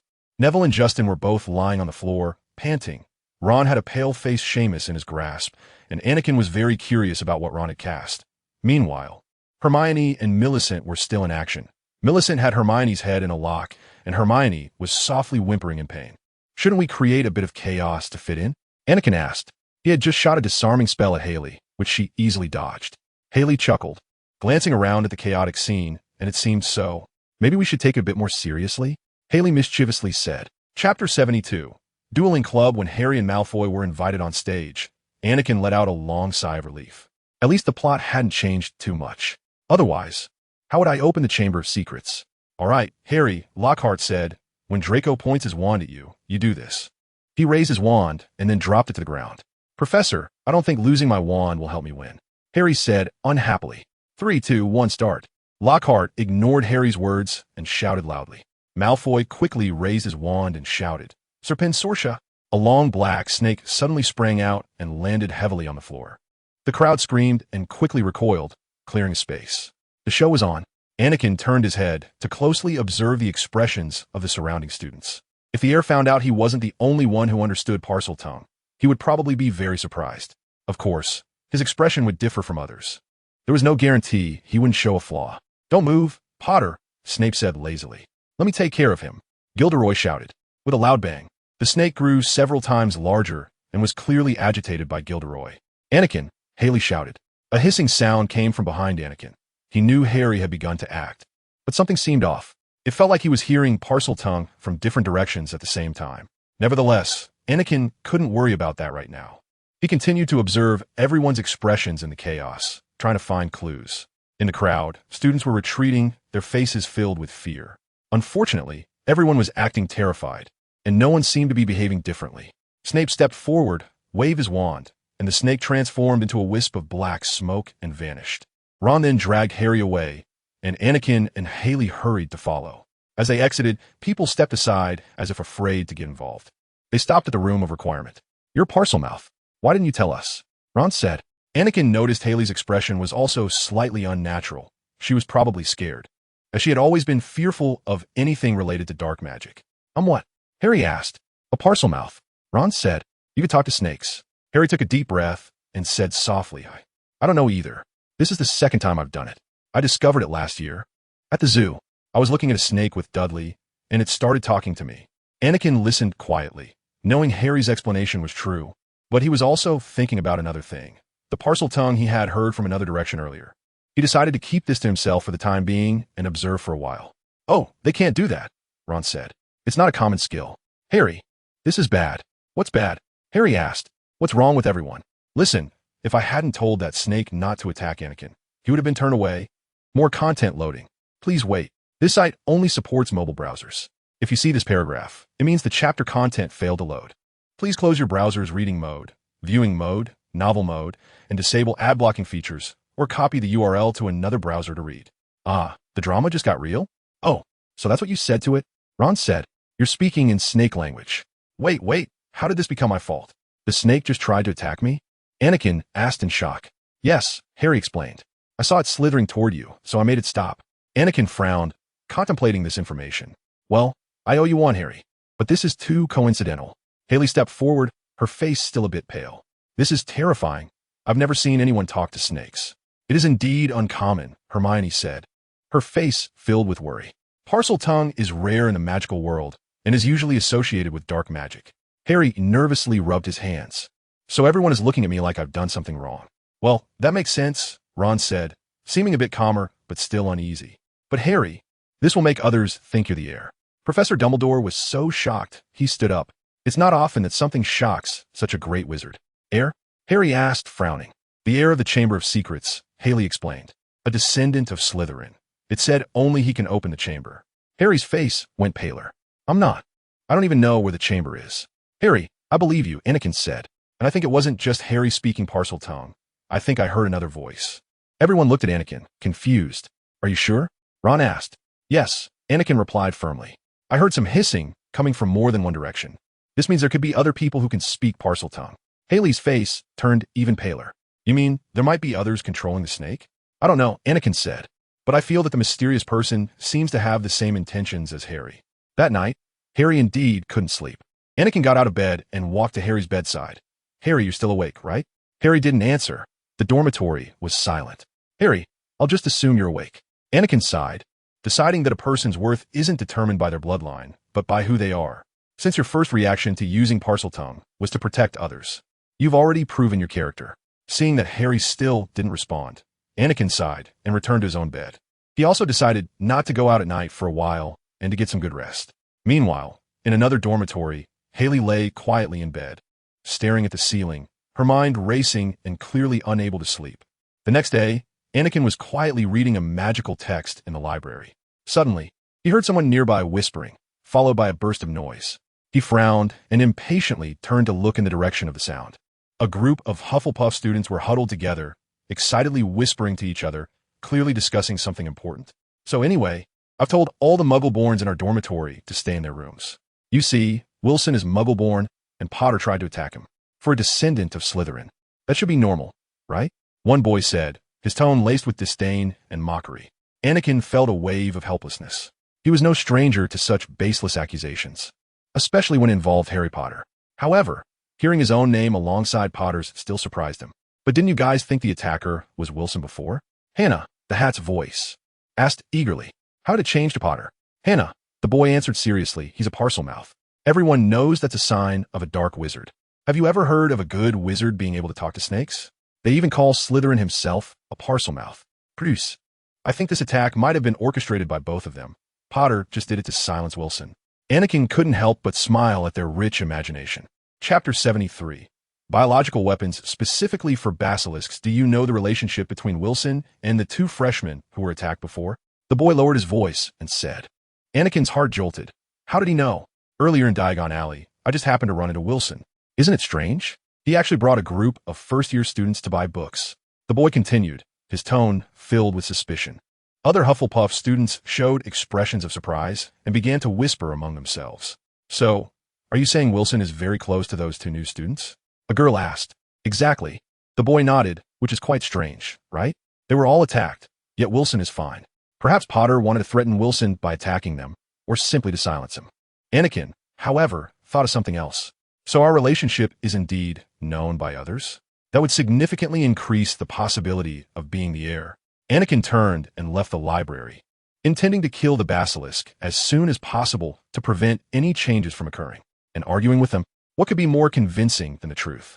Back in the dormitory, Anakin called Harry aside. Harry, I need your help with something, Anakin said, his tone carrying a sense of urgency. Harry looked at Anakin and nodded. Of course, what is it? Anakin whispered. I found the Chamber of Secrets, but I suspect it requires parcel tongue to open the entrance. Harry's eyes widened. You found the chamber? Where? I have a guess, but it needs to be verified. The entrance to the chamber is in the girls' restroom, the one where they brew polyjuice potion, Anakin explained. If all goes well, we can safely kill the basilisk. Harry took a deep breath, thought for a moment, then said firmly, okay, I'm willing to help. Should we bring Ron and the others? It's safer not to bring them. Anakin said, wait for me, I'll go upstairs to get something. Anakin came down with a suitcase, and the two decided to act quickly. While Hogwarts was still not fully bustling in the morning, they quietly made their way to the girls' restroom. The empty restroom only had moaning Myrtle floating around. Oh, it's you two, Myrtle said. What are you here for this time? We have something important to do, Anakin replied, scanning the area and walking to a faucet engraved with a small snake. Harry, try speaking to this faucet in parcel tongue. But Harry was staring intently at the carved snake. Open. Try again. You're speaking in English, Anakin said. Anakin tried again, producing a strange hissing sound. And after a faint vibration, the faucet suddenly began to turn, revealing a passageway entrance. We did it. Anakin whispered, let us go in. Anakin carefully slid down the passage and finally arrived at a huge underground cavern. The cave was filled with an ancient and mysterious aura, and the walls were covered in snake carvings. Then Anakin opened the suitcase and released dozens of noisy roosters. Loading more content. Please wait. This site only supports mobile browsers. If you see this paragraph, it means the chapter content failed to load. Please turn off reading mode, night mode, and ad blocking features, or copy the URL to read in another browser. All right, we're done. Let us hurry back. The basilisk should be dead by tomorrow, Anakin said. But we still need to be careful. The basilisk flaw might have been magically fixed. Hopefully not, Harry said. However, on the way back to the dormitory, Harry suddenly froze. Anakin couldn't stop in time and bumped into Harry. Harry, what is wrong? Anakin asked. Harry didn't speak, just stared blankly at the scene. If it weren't for seeing him still breathing, Anakin would have really thought the basilisk had appeared before them. In the corner of the corridor, they saw a child lying on the ground. His eyes were vacant, and his body was stiff, clearly having been attacked. Anakin immediately recognized that it was Elias, a first-year student from the orphanage. Damn, why is someone being attacked again today? Right when we were going to the chamber. Anakin rushed to the child's side to check on him. Fortunately, Elias had brought a pair of flat glasses as Anakin had requested, so he was only petrified, not dead, just as planned. Students flooded into the area. They saw the attacked child, and a wave of fearful whispers erupted. Someone else has been attacked. This time it's Elias, one of those special students. The murmurings in the crowd grew louder, filled with suspicion and fear. Is it Wilson and Potter working together? They're all connected to these victims. Someone shouted. Exactly. Are they covering up some secret? Another student questioned. Just then, Professor McGonagall arrived at the scene. She glanced at the petrified Elias, her expression darkening. All students return to your dormitories. The teachers will handle this, Professor McGonagall said sternly. The students reluctantly dispersed. But the murmurs continued. Professor McGonagall looked at Anakin, Harry, and Ron, her eyes filled with complex emotions. Wilson, Potter, come with me, she said. Professor, Harry quickly said. I swear I didn't I can't handle this, Potter, Professor McGonagall replied briefly. They quietly turned a corner, and the professor stopped in front of a hideously large stone monster. I can't handle this, Potter, Professor McGonagall replied briefly. They quietly turned a corner, and the professor stopped in front of a hideously large stone monster. Harry wanted to say something else, but Anakin shot him a look, signaling him to calm down. Ice-cold lemon juice, Professor McGonagall said, and the monster immediately jumped aside, revealing a concealed door. They followed Professor McGonagall through the door and found themselves in Dumbledore's office. The room was quiet, with only Fawkes the Phoenix softly chirping. Dumbledore sat behind his desk, gazing at them intently. Wait here, Headmaster Dumbledore will be with you shortly. After giving her instructions, Professor McGonagall left. Harry then noticed the sorting hat and felt quite curious. He looked around like a thief, picked up the sorting hat, and put it on his head. After a few minutes, Harry took off the hat with a frustrated look and placed it back. Chapter 74. The Ministry of Magic intervenes. Harry, are you okay? Anakin asked. Harry shook his head, a look of confusion and disappointment in his eyes. The sorting hat said I should go to Slytherin again, he whispered. Anakin sighed and patted Harry's shoulder. Don't worry, the sorting hat is just giving you a suggestion. The final decision is yours. Besides, even if the sorting hat considered your Slytherin blood, placing you in Gryffindor represents your courage surpassing bloodlines. Suddenly, a loud, suffocating sound came from behind Anakin. He quickly turned to look and saw Fawkes had burst into flames. The office door opened, and Dumbledore walked in, looking very serious. Professor, Harry said breathlessly and nervously, your bird has nothing to do with Anakin. I couldn't help it. It suddenly caught fire. Well, Harry, that's a phoenix. It's a natural phenomenon, Anakin replied. Anakin, you're indeed knowledgeable. Professor Dumbledore applauded. That's right. It's mostly very beautiful, covered in astonishing red and gold feathers. Phoenixes are truly unique and fascinating creatures. They can carry extremely heavy things. Their tears have healing properties, and they are particularly loyal pets. Anakin lowered his head, avoiding Dumbledore's gaze. I just have heard a little about them, Professor. Hagrid suddenly burst in through the door. Not Harry, Professor Dumbledore. It's not either of them. I know it can't be them. Hagrid. Dumbledore raised his voice. I don't believe Harry attacked those people. "Oh," Hagrid said, the rooster flopping limply at his side. "Well, I'll wait outside for orders, headmaster." It seems the rooster was indeed killed. That means the rooster's crowing is lethal to the basilisk. How much is uncertain. You don't think it was me, do you, Professor? Harry asked hopefully, watching Dumbledore brush away the feathers on the table. Yes, Harry, I don't think it was, Dumbledore said, but the look on his face grew serious again. However, I still want to talk to you. Is there anything you want to tell me? Anything at all? He said. Professor, we've found the Chamber of Secrets and discovered how to open it, Anakin said calmly, word by word. A glint of interest flashed in Dumbledore's eyes, his body subtly leaning forward, indicating for Anakin to continue. Anakin placed the suitcase on the table. Headmaster, you should recognize this suitcase. I've packed dozens of roosters inside. I just placed them in the chamber. As long as the air brings the basilisk back to the chamber, the basilisk will at least be harmed, its power weakened. Dumbledore nodded slightly. The rooster's crowing indeed poses a lethal threat to the basilisk, which is worth noting. Anakin continued, and considering that the rooster raised by Hagrid was killed, it's very likely the basilisk could also be harmed by the rooster's crowing. Harry, do you have anything you want to tell me? Dumbledore looked deeply at Harry, speaking after a moment. No, Harry said after a moment of silence. Nothing, sir. More content loading. Please wait. This site only supports mobile browsers. If you see this paragraph, it means the chapter content has failed to load. Please turn off reading mode, novel mode, and ad blocking features, or copy the URL to another browser to read. There is only 1 week left until Christmas. But these recent attacks have clearly made the Minister of Magic restless. After all, the Weasley twins were attacked at the beginning of the school year. Although they are widely regarded as the shame of purebloods, they are still purebloods. Instantly, most pureblood families in the British wizarding world began to pressure the Ministry of Magic. If it weren't for Dumbledore informing them that the basilisk had been killed, the Ministry would have intervened much earlier. However, now that the basilisk has reappeared, Minister Fudge obviously thinks Dumbledore is covering something up and hurriedly came to Hogwarts, wanting to bring him down. It's quite strange that he magically thinks Dumbledore would want his position. Fudge's arrival plunged Hogwarts into a tense atmosphere.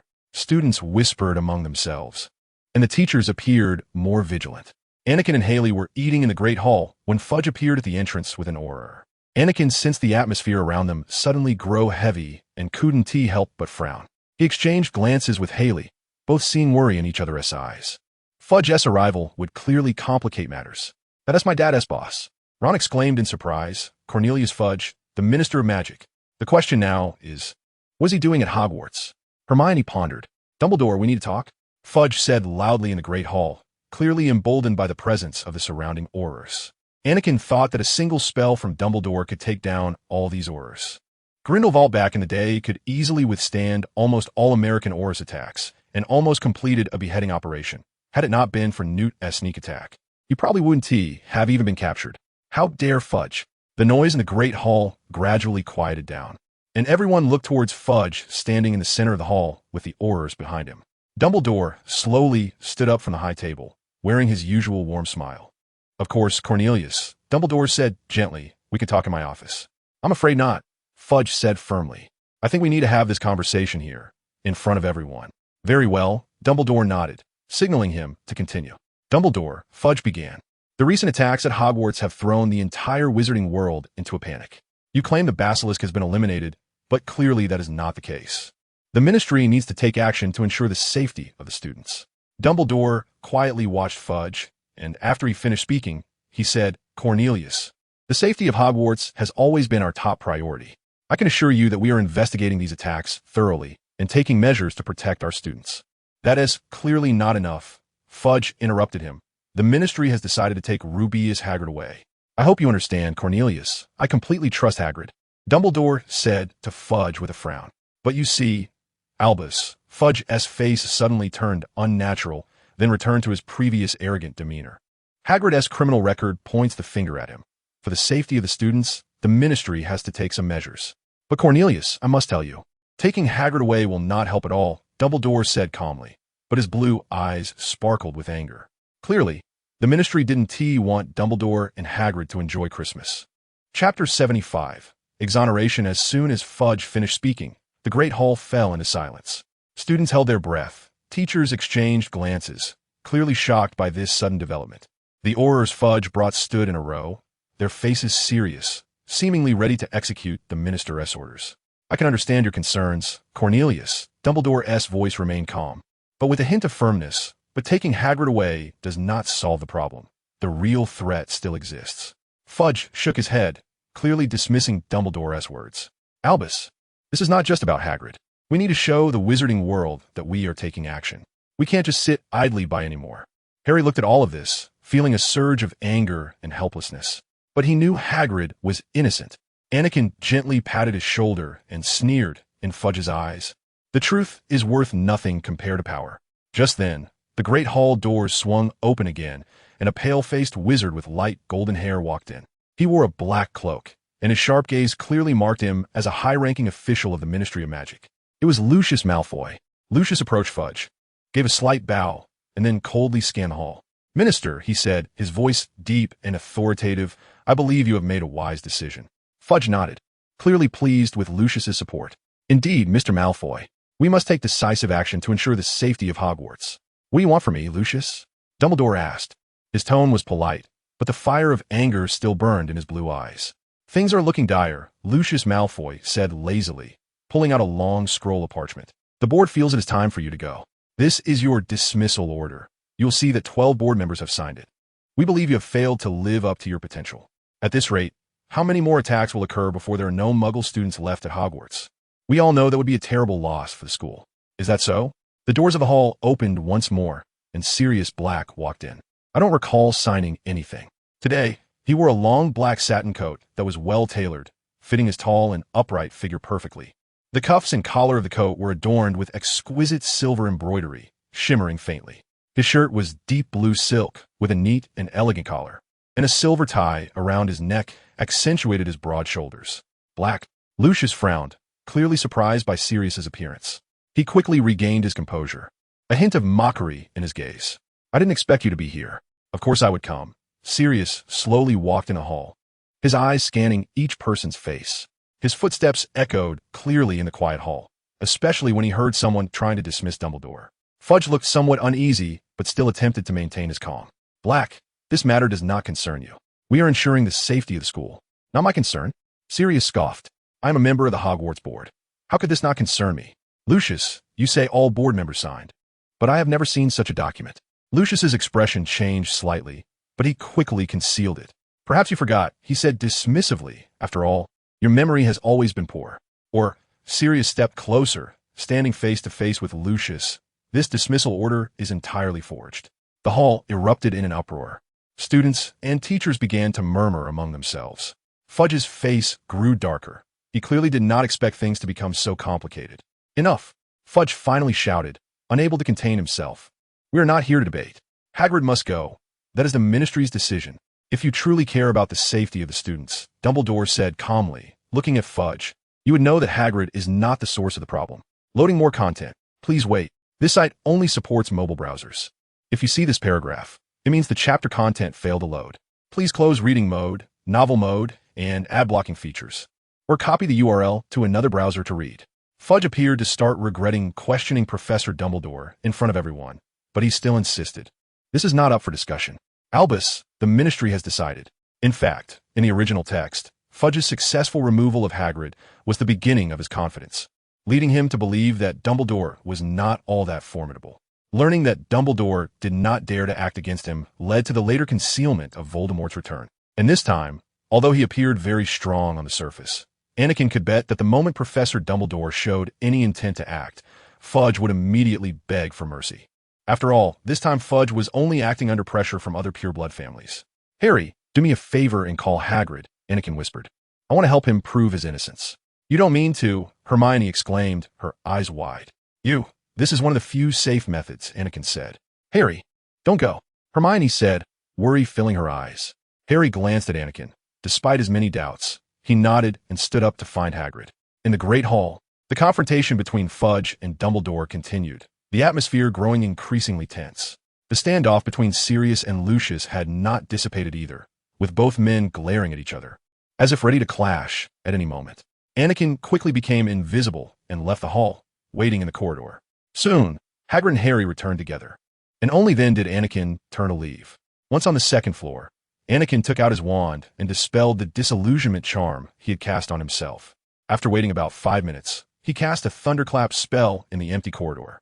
The explosion shook the entire castle, and soon Professor Dumbledore, the other professors Lucius Malfoy, Sirius, Fudge, and several Aurors rushed over. Professor McGonagall was not among them, clearly having gone to supervise the students. What happened? Fudge shouted in terror. What happened? Anakin collapsed to the ground, panting, his eyes tightly closed and trembling uncontrollably. Anakin, are you all right? Professor Dumbledore asked urgently. What happened? A snake, a basilisk. I just encountered a basilisk. Anakin shouted. A basilisk? Then how are you sitting here unharmed? Lucius Malfoy asked with an interrogative tone. Chapter 76. Alibi Lucius, this is Hogwarts. Professor Dumbledore reminded him, his tone still gentle, but his eyes shone with an undeniable firmness. The corner of Lucius Malfoy's mouth twitched slightly, but he said nothing more, merely coldly staring at Anakin on the floor. Anakin, Dumbledore's voice rang out again, this time softer. Once you calm down, please tell us what happened, all right? Anakin took a deep breath, slowly nodded, and leaned against the wall to stand up, his hands still trembling slightly. I was on my way to the Great Hall for breakfast when I suddenly heard hissing sounds up ahead. So I immediately looked down, and then I saw the enormous body of the basilisk and a student in black robes standing in front of it. That student seemed to be controlling the basilisk. So I quickly closed my eyes and cast a blasting curse in that direction. What did that student look like? How tall were they? An old woman in a pink outfit asked in a voice that sounded almost girlish, sending shivers down Anakin's spine. Was it someone stocky, about 3 meters tall? Professor Dolores Umbridge hinted at Anakin, winking. No, I saw a tall, thin student about 6 meters tall, who seemed like a third-year student. Anakin replied word by word. It's breakfast time, right? Fudge's expression was grim. Why are you here at this time? I stayed up too late last night and just woke up. I just wanted to go to the hall for breakfast. Anakin pretended to answer in great fear. You just wanted to go to the hall for breakfast? Fudge's voice was filled with doubt. Do you have any evidence? You can ask my roommates. They cough. The old woman in pink said, You mentioned the blasting curse? This spell is extremely dangerous, even for adult wizards. Where did you learn it as a student? Implying that Hogwarts is teaching powerful and deadly spells. Trying to cultivate an army. I learned it in the library. Is that so? Then what kind of mindset would lead such a young, ordinary little wizard to learn such dangerous magic? She asked, her large face looking quite ugly. Fudge nodded slightly in approval, looking quite satisfied with her. Oh, can't I be curious? Anakin retorted. I found out that you were a Gryffindor student, right? Gryffindor? Curious? Professor Dumbledore is still here. Almost half of the Aurors are also Gryffindor. Sure enough, after she finished this sentence, everyone fell silent instantly. Fudge's face lost color. Cold sweat slowly trickled down his cheeks. Professor Dumbledore finally spoke up, his voice still gentle, but carrying a hint of authority. Dolores, Gryffindors are known for their bravery, spirit, and generosity, but that doesn't mean we lack wisdom. Anakin's ability to cast the blasting curse in a crisis is a demonstration of his courage and wisdom. Umbridge's face changed slightly, but she still maintained a smile. Of course, Headmaster. I'm not questioning your student, I just want to clarify the truth of the matter. Fudge cleared his throat, breaking the stalemate. All right, Anakin, we will record your statement. As for further investigation, we will continue. Now you can go have breakfast. More content loading. Please wait. This site only supports mobile browsers.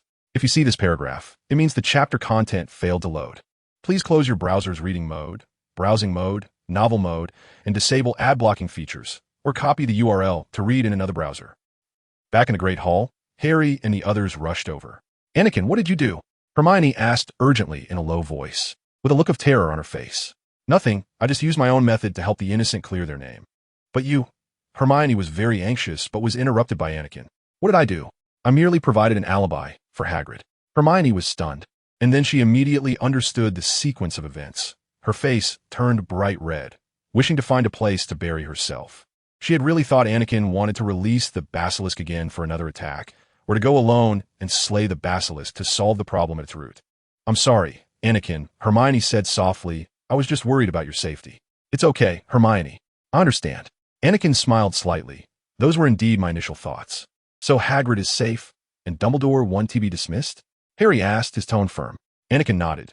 Yes, now they have no reason to question Hagrid and Dumbledore anymore. Damn Wilson. Damn Potter. In the dark chamber, the boy in black said. Behind him, the basilisk lay on the ground, clearly severely injured. Yesterday, When he had just returned to the chamber after an attack, the external light had caused a rooster's crow to suddenly sound, and his basilisk immediately curled up in pain. If it weren't for the great Hellbow having repaired this weakness of the basilisk over the millennia, this action would have been enough to kill it, and he would have lost the means to cleanse the blood of demons and eliminate traitors. The boy tightly gripped his wand, his eyes filled with anger and determination. I must find a way to deal with them. Otherwise, I cannot continue executing my plan. He took a deep breath, trying to calm his emotions. Then, he began to think about the next plan. He could no longer risk the basilisk being seriously harmed. He needed a more secretive and effective method to deal with Anakin. I need more power, the boy muttered to himself. If I can find more knowledge about dark magic, I can better control the basilisk and even find a way to completely eliminate its weakness. He stood up, his determination solidified. He would use every resource available, at any cost, to achieve his goals. The basilisk would regain its strength, and he would find and eliminate those who obstruct him. Master, I offer you my 10 years of life force, praying for your swift recovery, the boy said devoutly, as his hood slipped off, revealing his snow-white hair. A dim light flickered around him, as if responding to his prayer. The boy felt a cold, fierce power surge from deep within his body, as if some ancient and powerful force was awakening. Clearly, this was not the first time he had done this. Chapter 77. Christmas holidays, finally.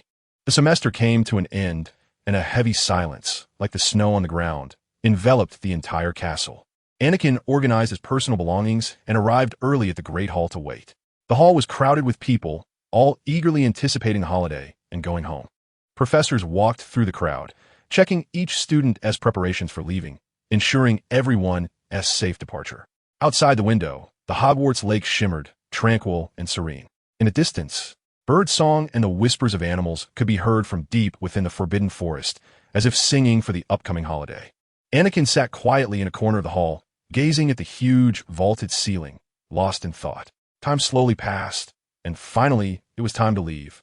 Large groups of students began to get ready, carrying their luggage and lining up to walk out of Hogwarts. Anakin and Haley boarded a carriage pulled by Thestrals, slowly heading toward Hogsmeade, which was the direction of the train station. The Thestrals' wings gently flapped in the air. The wheels made a soft, rumbling sound on the gravel road, and the scenery around them flowed by slowly. The air was filled with the cold breath of winter, and the breeze carried the damp smell of melting snow. The distant mountains were covered in white snow, looking particularly peaceful and magnificent. Occasionally, birds could be heard chirping in the woods, breaking the surrounding silence. Anakin sat in the carriage, his eyes looking into the distance. Haley sat quietly beside him, occasionally glancing at Anakin, her eyes filled with concern and curiosity. What do you plan to do this holiday? Haley broke the silence, her voice gentle and tinged with curiosity. Let's go take a look at Godric's Hollow, Anakin said, noticing the worry in her eyes. Don't worry, I'll be fine. It's not that. Haley didn't continue, appearing anxious. Never mind, it's vacation, let's not talk about this. Anakin nodded and smiled. Indeed, we should relax. What about you? Planning to do anything at home? Haley shrugged and sighed softly. Maybe just stay at home, keep my aunt company, and read some books. Sounds nice, Anakin said. Sometimes just staying at home and enjoying the peace is good. The two continued to sit quietly in the car, admiring the scenery along the way. The night bus slowly drove over the wide grasslands, through wooded paths, and finally arrived at Hogsmeade Station. The station was already crowded with students preparing to go home, eagerly chatting and sharing their plans and expectations. The Hogwarts Express was quietly parked on the platform, steam rising from the engine, mingling with the cold air. Anakin and Haley got off the night bus, picked up their luggage, and walked toward the train. They found an empty compartment in the bustling crowd and sat down. The train whistled and started moving slowly. Excited cheers from the students filled the carriage. Have a great holiday, Anakin, she said softly, a slight smile on her lips. You too, Haley, Anakin replied. Stepping out of Platform 9, Anakin took a deep breath, feeling the cold air of London. Anakin, happy holidays, Haley said. But remember, when you have to make a tough choice, trust your friends. With that, she turned and ran away quickly without saying another word. What does that mean? More content loading. Please wait. This site only supports mobile browser access. If you see this paragraph, it means the chapter content failed to load. Please turn off the reading mode, browsing mode, novel mode, and disable ad blocking features. Or copy the URL to read it in another browser. Anakin silently noted Haley's reminder, put his hands into his coat pockets, and stepped onto the bustling platform. Surrounding him were passengers coming and going, each busy with their own affairs. He easily found the train to the southwestern region of England, sat by the window, and watched the scenery slowly pass by. The view outside transitioned from the clamor of the city to the tranquility of the countryside, with snow-covered fields and trees shimmering silver under the sunlight. The train passed through peaceful villages, traveling along winding roads. The distant mountains sparkled in the sunlight, and the air was filled with the chill of winter. When the train finally arrived at the platform, dusk was approaching. Anakin picked up his luggage and got off the train. The reason he didn't use apparition to get here was simply that it was safer this way and wouldn't be detected by the Ministry of Magic. Anakin walked out of the station and stepped onto the path leading to Godric's Hollow. The air was filled with the fragrance of trees and soil, and the orange glow of the setting sun filtered through the treetops, creating a beautiful sight. Soon, he arrived at Godric's Hollow. This small village seemed particularly peaceful, with thick snow covering the roofs of the houses and frost decorating the windows. In the center of the village square stood a small monument commemorating the Potter family. Anakin approached the monument, standing silently for a moment, contemplating his next actions. Since even that old witch knew about this place, it was clear there would be more wizards here, whether from the Ministry of Magic or Dark Wizards. But first, Anakin needed to find a place to stay. Since these wizards hadn't found the ruins in nearly a month, he couldn't just suddenly appear at the ruins. Anakin found a Muggle inn and, after paying a few dozen pounds for registration, quickly organized his luggage and prepared to explore the corners of the small town. Although the innkeeper looked quite doubtful about Anakin's age, he still allowed him to check in upon seeing the money. As night fell, the streets of Godric's Hollow were dimly lit, and an ancient and mysterious atmosphere filled the air. Anakin strolled through the alley, carefully observing everything around him. He arrived at the entrance of a house with a small yard and caught a glimpse of strange people inside. A witch in a green robe was standing in front of an elderly witch, asking something. Normally, such a combination wouldn't attract Anakin's attention, but he recognized the witch in the green robe, Rita Skeeter. Anakin crossed the garden and approached the window, listening carefully to the conversation inside. Tea, coffee, pumpkin juice, Rita Skeeter asked. So the other person in the house must be Bathilda Bagshot. Anakin walked to the door and knocked. Miss Bagshot, are you home? The room fell silent, and then Bathilda's hoarse and somewhat confused voice replied, Who is it outside? Sounds of movement came from the room, and after a moment, the door was slowly opened. Bathilda's cloudy eyes looked at Anakin through the crack in the door. Who are you? Hello, I am Anakin Wilson, a student from Hogwarts, Anakin said, trying to use a gentle tone. I happened to be passing by and wanted to pay a visit. Bathilda seemed a bit confused, blinking as if trying to remember. Magic history. Oh yes, come in, dear. Chapter 78. Rumors and old friends. Ah, isn't that Miss Skeeter? What are you doing here? Anakin feigned surprise as he asked. A flicker of displeasure crossed Rita Skeeter's face, but she quickly regained her smile. Oh, Mr. Wilson, I'm here interviewing Ms. Bagshot to learn about the history of Godric's Hollow. Oh, really? Anakin smiled. I thought I heard you inquiring about Headmaster Dumbledore scandals. Rita's expression changed slightly, but she quickly returned to calmness. Oh, young man, you may have misunderstood. I'm just interested in some historical details. You better be, Anakin warned. Ms. Bagshot, clearly unaware of the tension between the two, smiled at Anakin and said, Child, since you're here, why don't we have a cup of tea together? Anakin nodded and followed Ms. Bagshot into the house. Rita Skeeter appeared somewhat reluctant, but continued to sit in her place, putting on a nonchalant demeanor. Ms. Bagshot invited Anakin to sit down and handed him a cup of hot tea, the aroma wafting through the air. Anakin took a gentle sip, keeping his eyes on Rita. He knew this woman would not easily abandon her plans. Ms. Bagshot, Anakin began, could you tell me some history about Godric's Hollow? What important events have taken place here? Ms. Bagshot's gaze softened, and she began to slowly recount the history of the small town. Her voice trembled slightly, but the content was very detailed. She spoke of the legendary story of Godric Gryffindor, the sacrifice of the Potter family, and many lesser-known past events. Trying to steer the conversation in a direction that interested her. Anakin, too lazy to engage with her, said directly, Miss Skeeter, I hope you won't try again. Otherwise I might be forced to use some special means. Rita's smile gradually faded, and her expression turned grim. She stood up, picked up her notebook and quill, and said coldly, All right, Ms. Bagshot, let's end it here for today. Thank you for your time. After saying that, she hurriedly left Ms. Bagshot's home. Anakin watched her leave until her figure disappeared into the night before sitting back down beside Ms. Bagshot. This way, she wouldn't come back to pry for information, and Ms. Bashida wouldn't be subjected to any truth serum, right? Sorry to disturb your tea time, Anakin said sincerely. It's all right, dear, Ms. Bashida replied. Would you like some tea? Anakin was taken aback, then remembered her age, responding gently. No, I have a cup here. Thank you. Oh, look at me. My memory has been failing lately, Ms. Bashida said. What a good child. Ms. Bashida, it's getting late, and I should prepare to leave.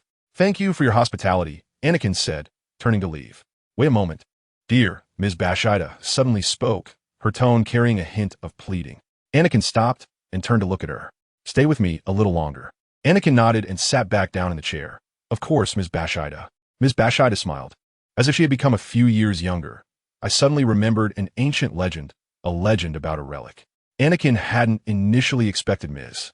Bashida to provide clues about the relic. He came here just to drive away Rita Skeeter and to repay a favor owed to him by Professor Dumbledore, though Dumbledore thought it was his responsibility to protect students. However, hearing the word relic piqued his interest. What kind of legend? Anakin asked curiously.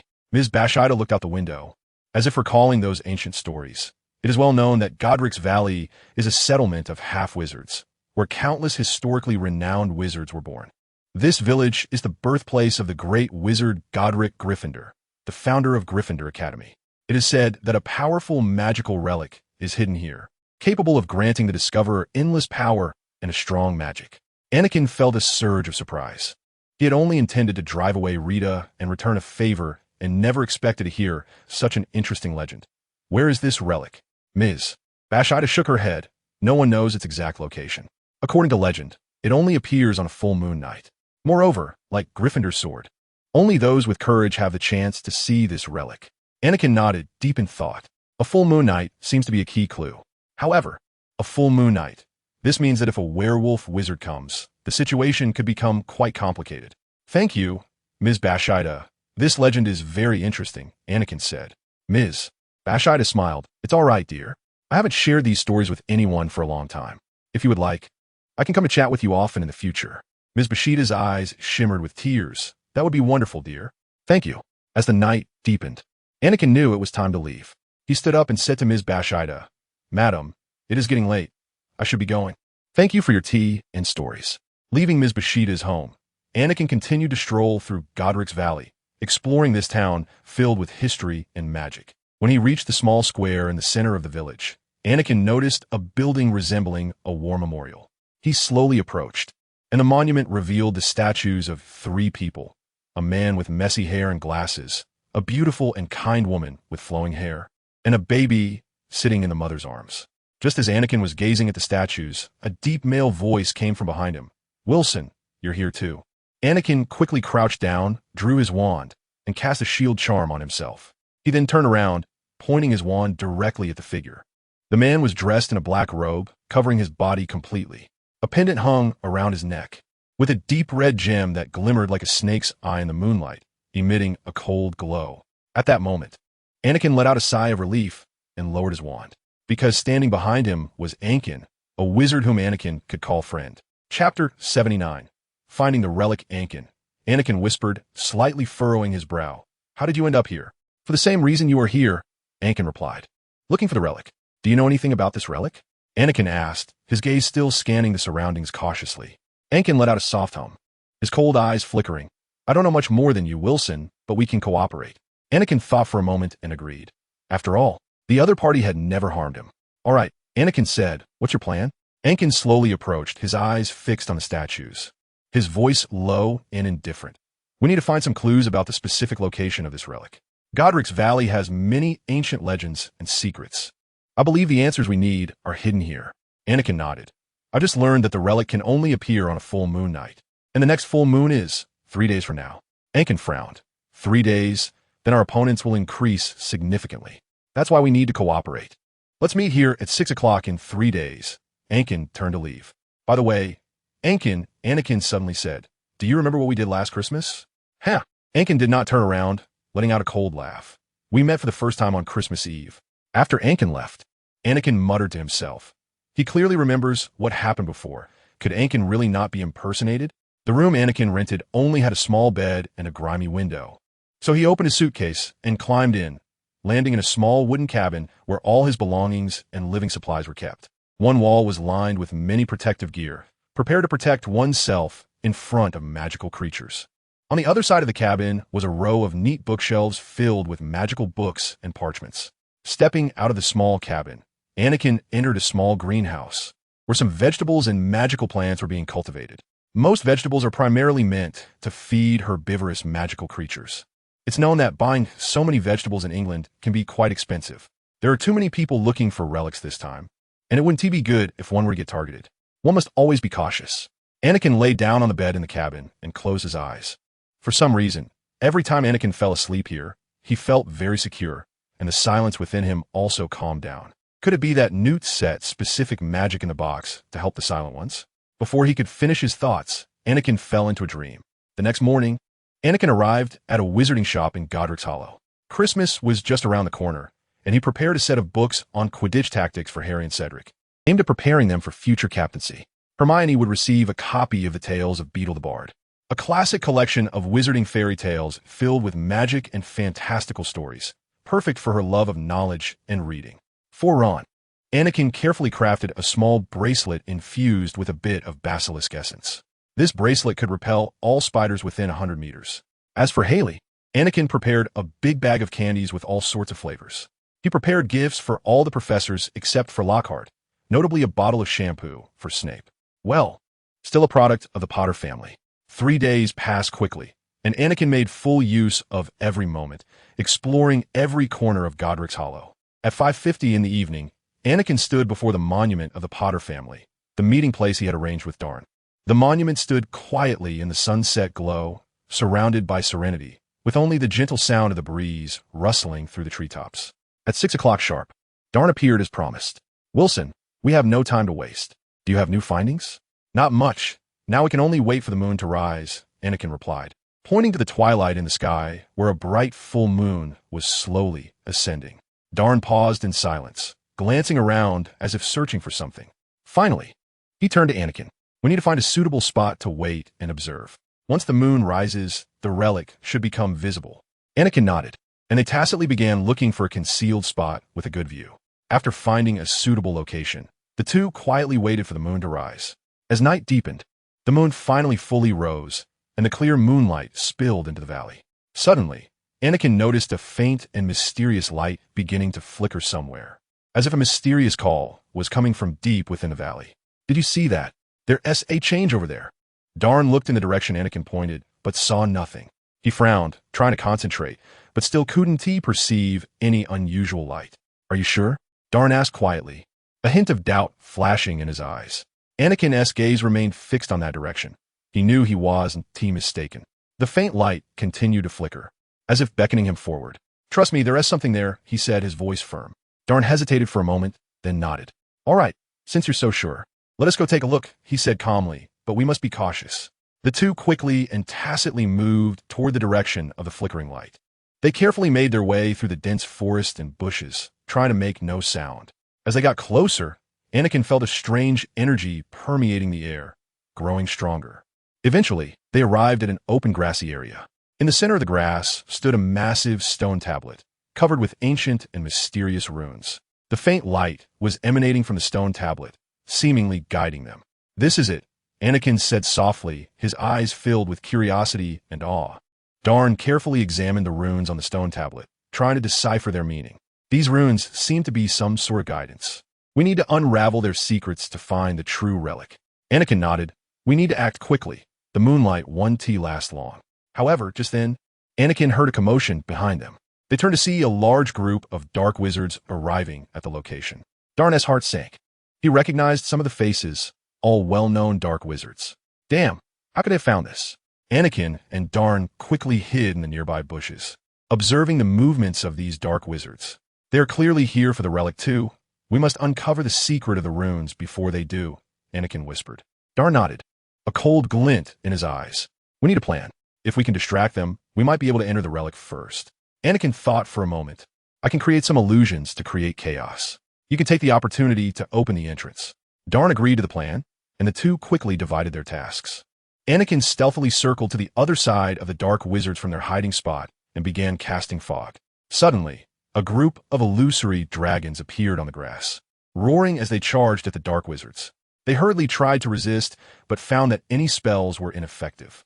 Indeed, some had doubted the reality of the dragons, and the wizards tried to prove they were just illusions until they were hit by Anakin's powerful fire spells. The dark wizards were thrown into chaos, mistakenly believing these dragons were a real threat. Despite their attempts to retaliate, the dragon illusions were flawless, and coupled with Anakin's fire spells, they couldn't focus on uncovering the truth of the illusions. Meanwhile, Darn quietly approached the stone tablet. He studied the ancient runes carefully, his wand gliding swiftly over them. Try to unlock the hidden secrets. Hurry up, Darn, Anakin urged anxiously while casting more illusions. Finally, Darn found a way to unlock the runes. He whispered a complicated incantation, and the runes began to emit a more dazzling light. The stone tablet slowly split open, revealing a hidden underground entrance. Anakin immediately dispelled the illusions and rushed toward the entrance. Quick, let us go. The two swiftly entered the underground entrance, which closed automatically behind them, blocking the pursuit of the dark wizards. What spell did you just use?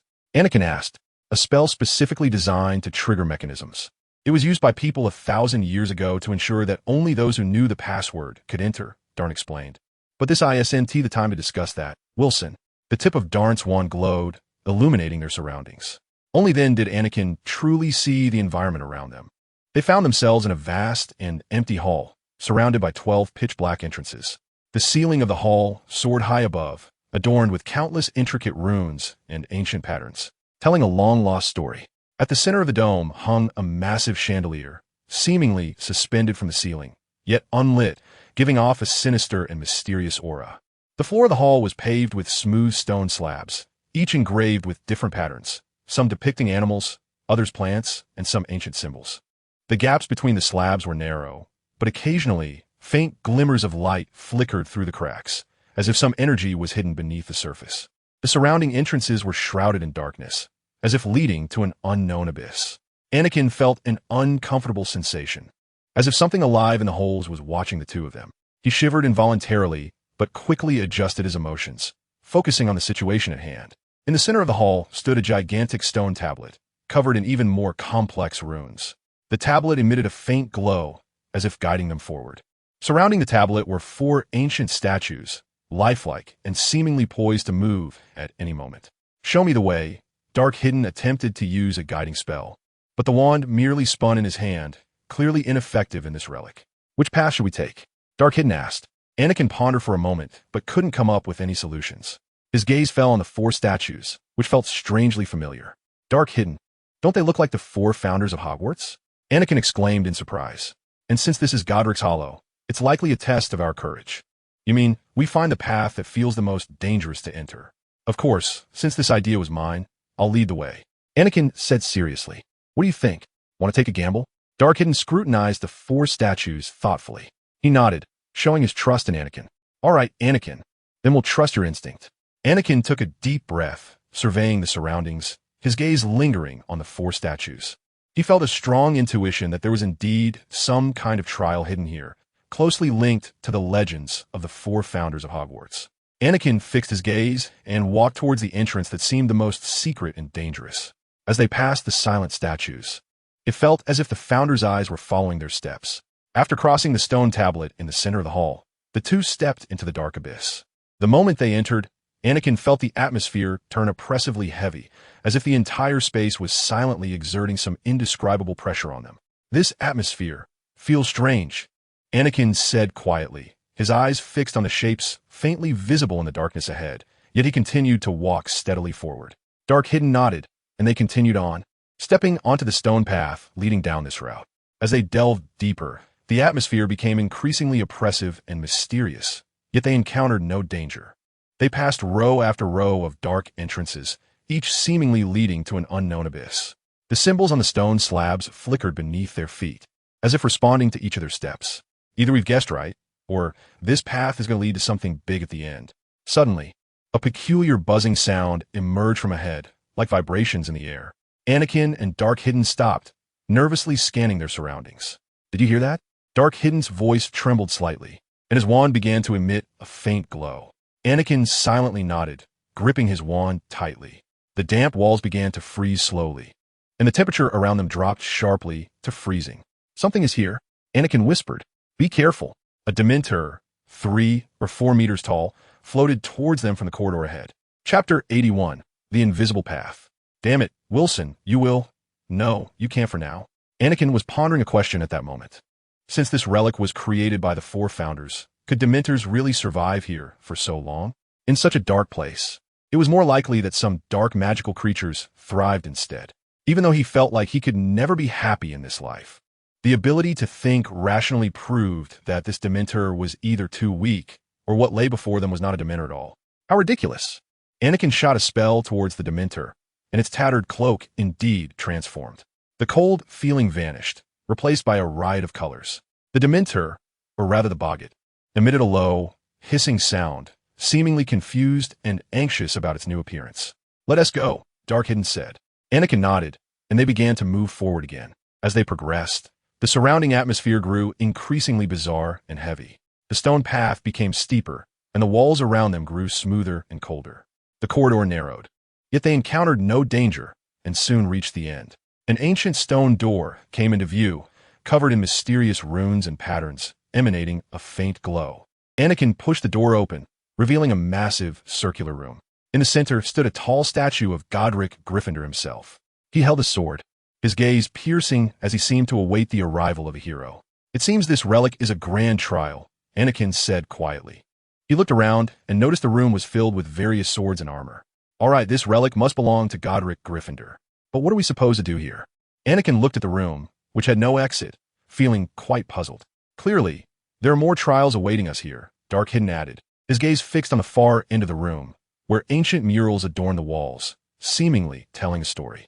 Just then, the door behind them closed and vanished, leaving only the wall with the murals in the place where the door had been. "It seems we have no way out," Anakin said as he approached the murals, carefully observing the details. The murals depicted an ancient battle, with Gryffindor wielding a sword, bravely battling a massive fire dragon. "This should be a hint for the second trial," Dark-Hidden said, pointing at the fire dragon in the mural. "Perhaps we'll need to face a similar challenge." As soon as he finished speaking, the floor of the room began to tremble, and a large stone platform rose from the ground, intricately carved with complex runes. Anakin and Anakin cautiously stepped onto the stone platform, and suddenly the surrounding walls began to change, revealing 2 paths before them. The left path was pitch black, with nothing visible, while the right path reflected a golden light. "More content is loading. Please wait. This site only supports mobile browser access. If you see this paragraph, it means the chapter content failed to load. Please turn off reading mode, browsing mode, novel mode, and disable ad blocking features. Or copy the URL to read in another browser." "Which path should we choose?" Anakin asked. Anakin pondered for a long time, but could not make a decision. Just then, Anakin suddenly heard a deep voice coming from behind. "Before you lie 2 paths. The right, safe and secure, hiding countless treasures. The left, fraught with danger. Rewards may not be plentiful, it might be in vain, or it may yield priceless treasures. You warriors, think carefully and proceed." The person from 1,000 years ago spoke in Old English, so I'll let him speak in classical Chinese here. Anakin and Anakin turned around sharply and saw an image suddenly appear on the wall. In the image, Godric Gryffindor stood there, holding a sharp sword, looking at them with determination. Anakin and Anakin exchanged glances, each weighing the pros and cons of the 2 paths in their hearts. Anakin frowned, took a deep breath, and made up his mind. "Mr. Gryffindor, we have decided to choose the left path," Anakin said firmly, but Anakin remained silent. "May you brave ones cut through thorns and succeed." Gryffindor's image slightly nodded, his gaze revealing approval. Anakin and Anakin firmly stepped towards the left path, which was pitch black. As soon as they entered, they were enveloped by thick darkness, with only the stone slabs beneath their feet faintly emitting a weak light to guide them. Anakin walked forward fearlessly, but his inner vigilance was never relaxed. As they walked, deep roars and faint howls gradually filled the air, with a tense and uneasy atmosphere surrounding them. Anakin drew his wand, pointing it at the surrounding walls, but Anakin pressed it down. Suddenly, the path before them disappeared, and the path behind them was now just a bottomless abyss. The light that originally guided the way in the ruins strangely floated in the void, as if the path before them had never disappeared. Anakin used a levitation spell to pick up a small stone and threw it into the abyss, but they waited a long time without hearing a sound of it hitting the ground. Anakin gazed at the light floating in the void, and suddenly had a bold idea. He tightened his grip on the wand, took a deep breath, and then softly said, "We might need to trust these lights. They could be our guide." "Are you saying we should walk on air?" Anin's voice was filled with doubt. "Yes, perhaps this is part of the trial," Anakin answered firmly. The two looked at each other for a moment, and Anin finally nodded.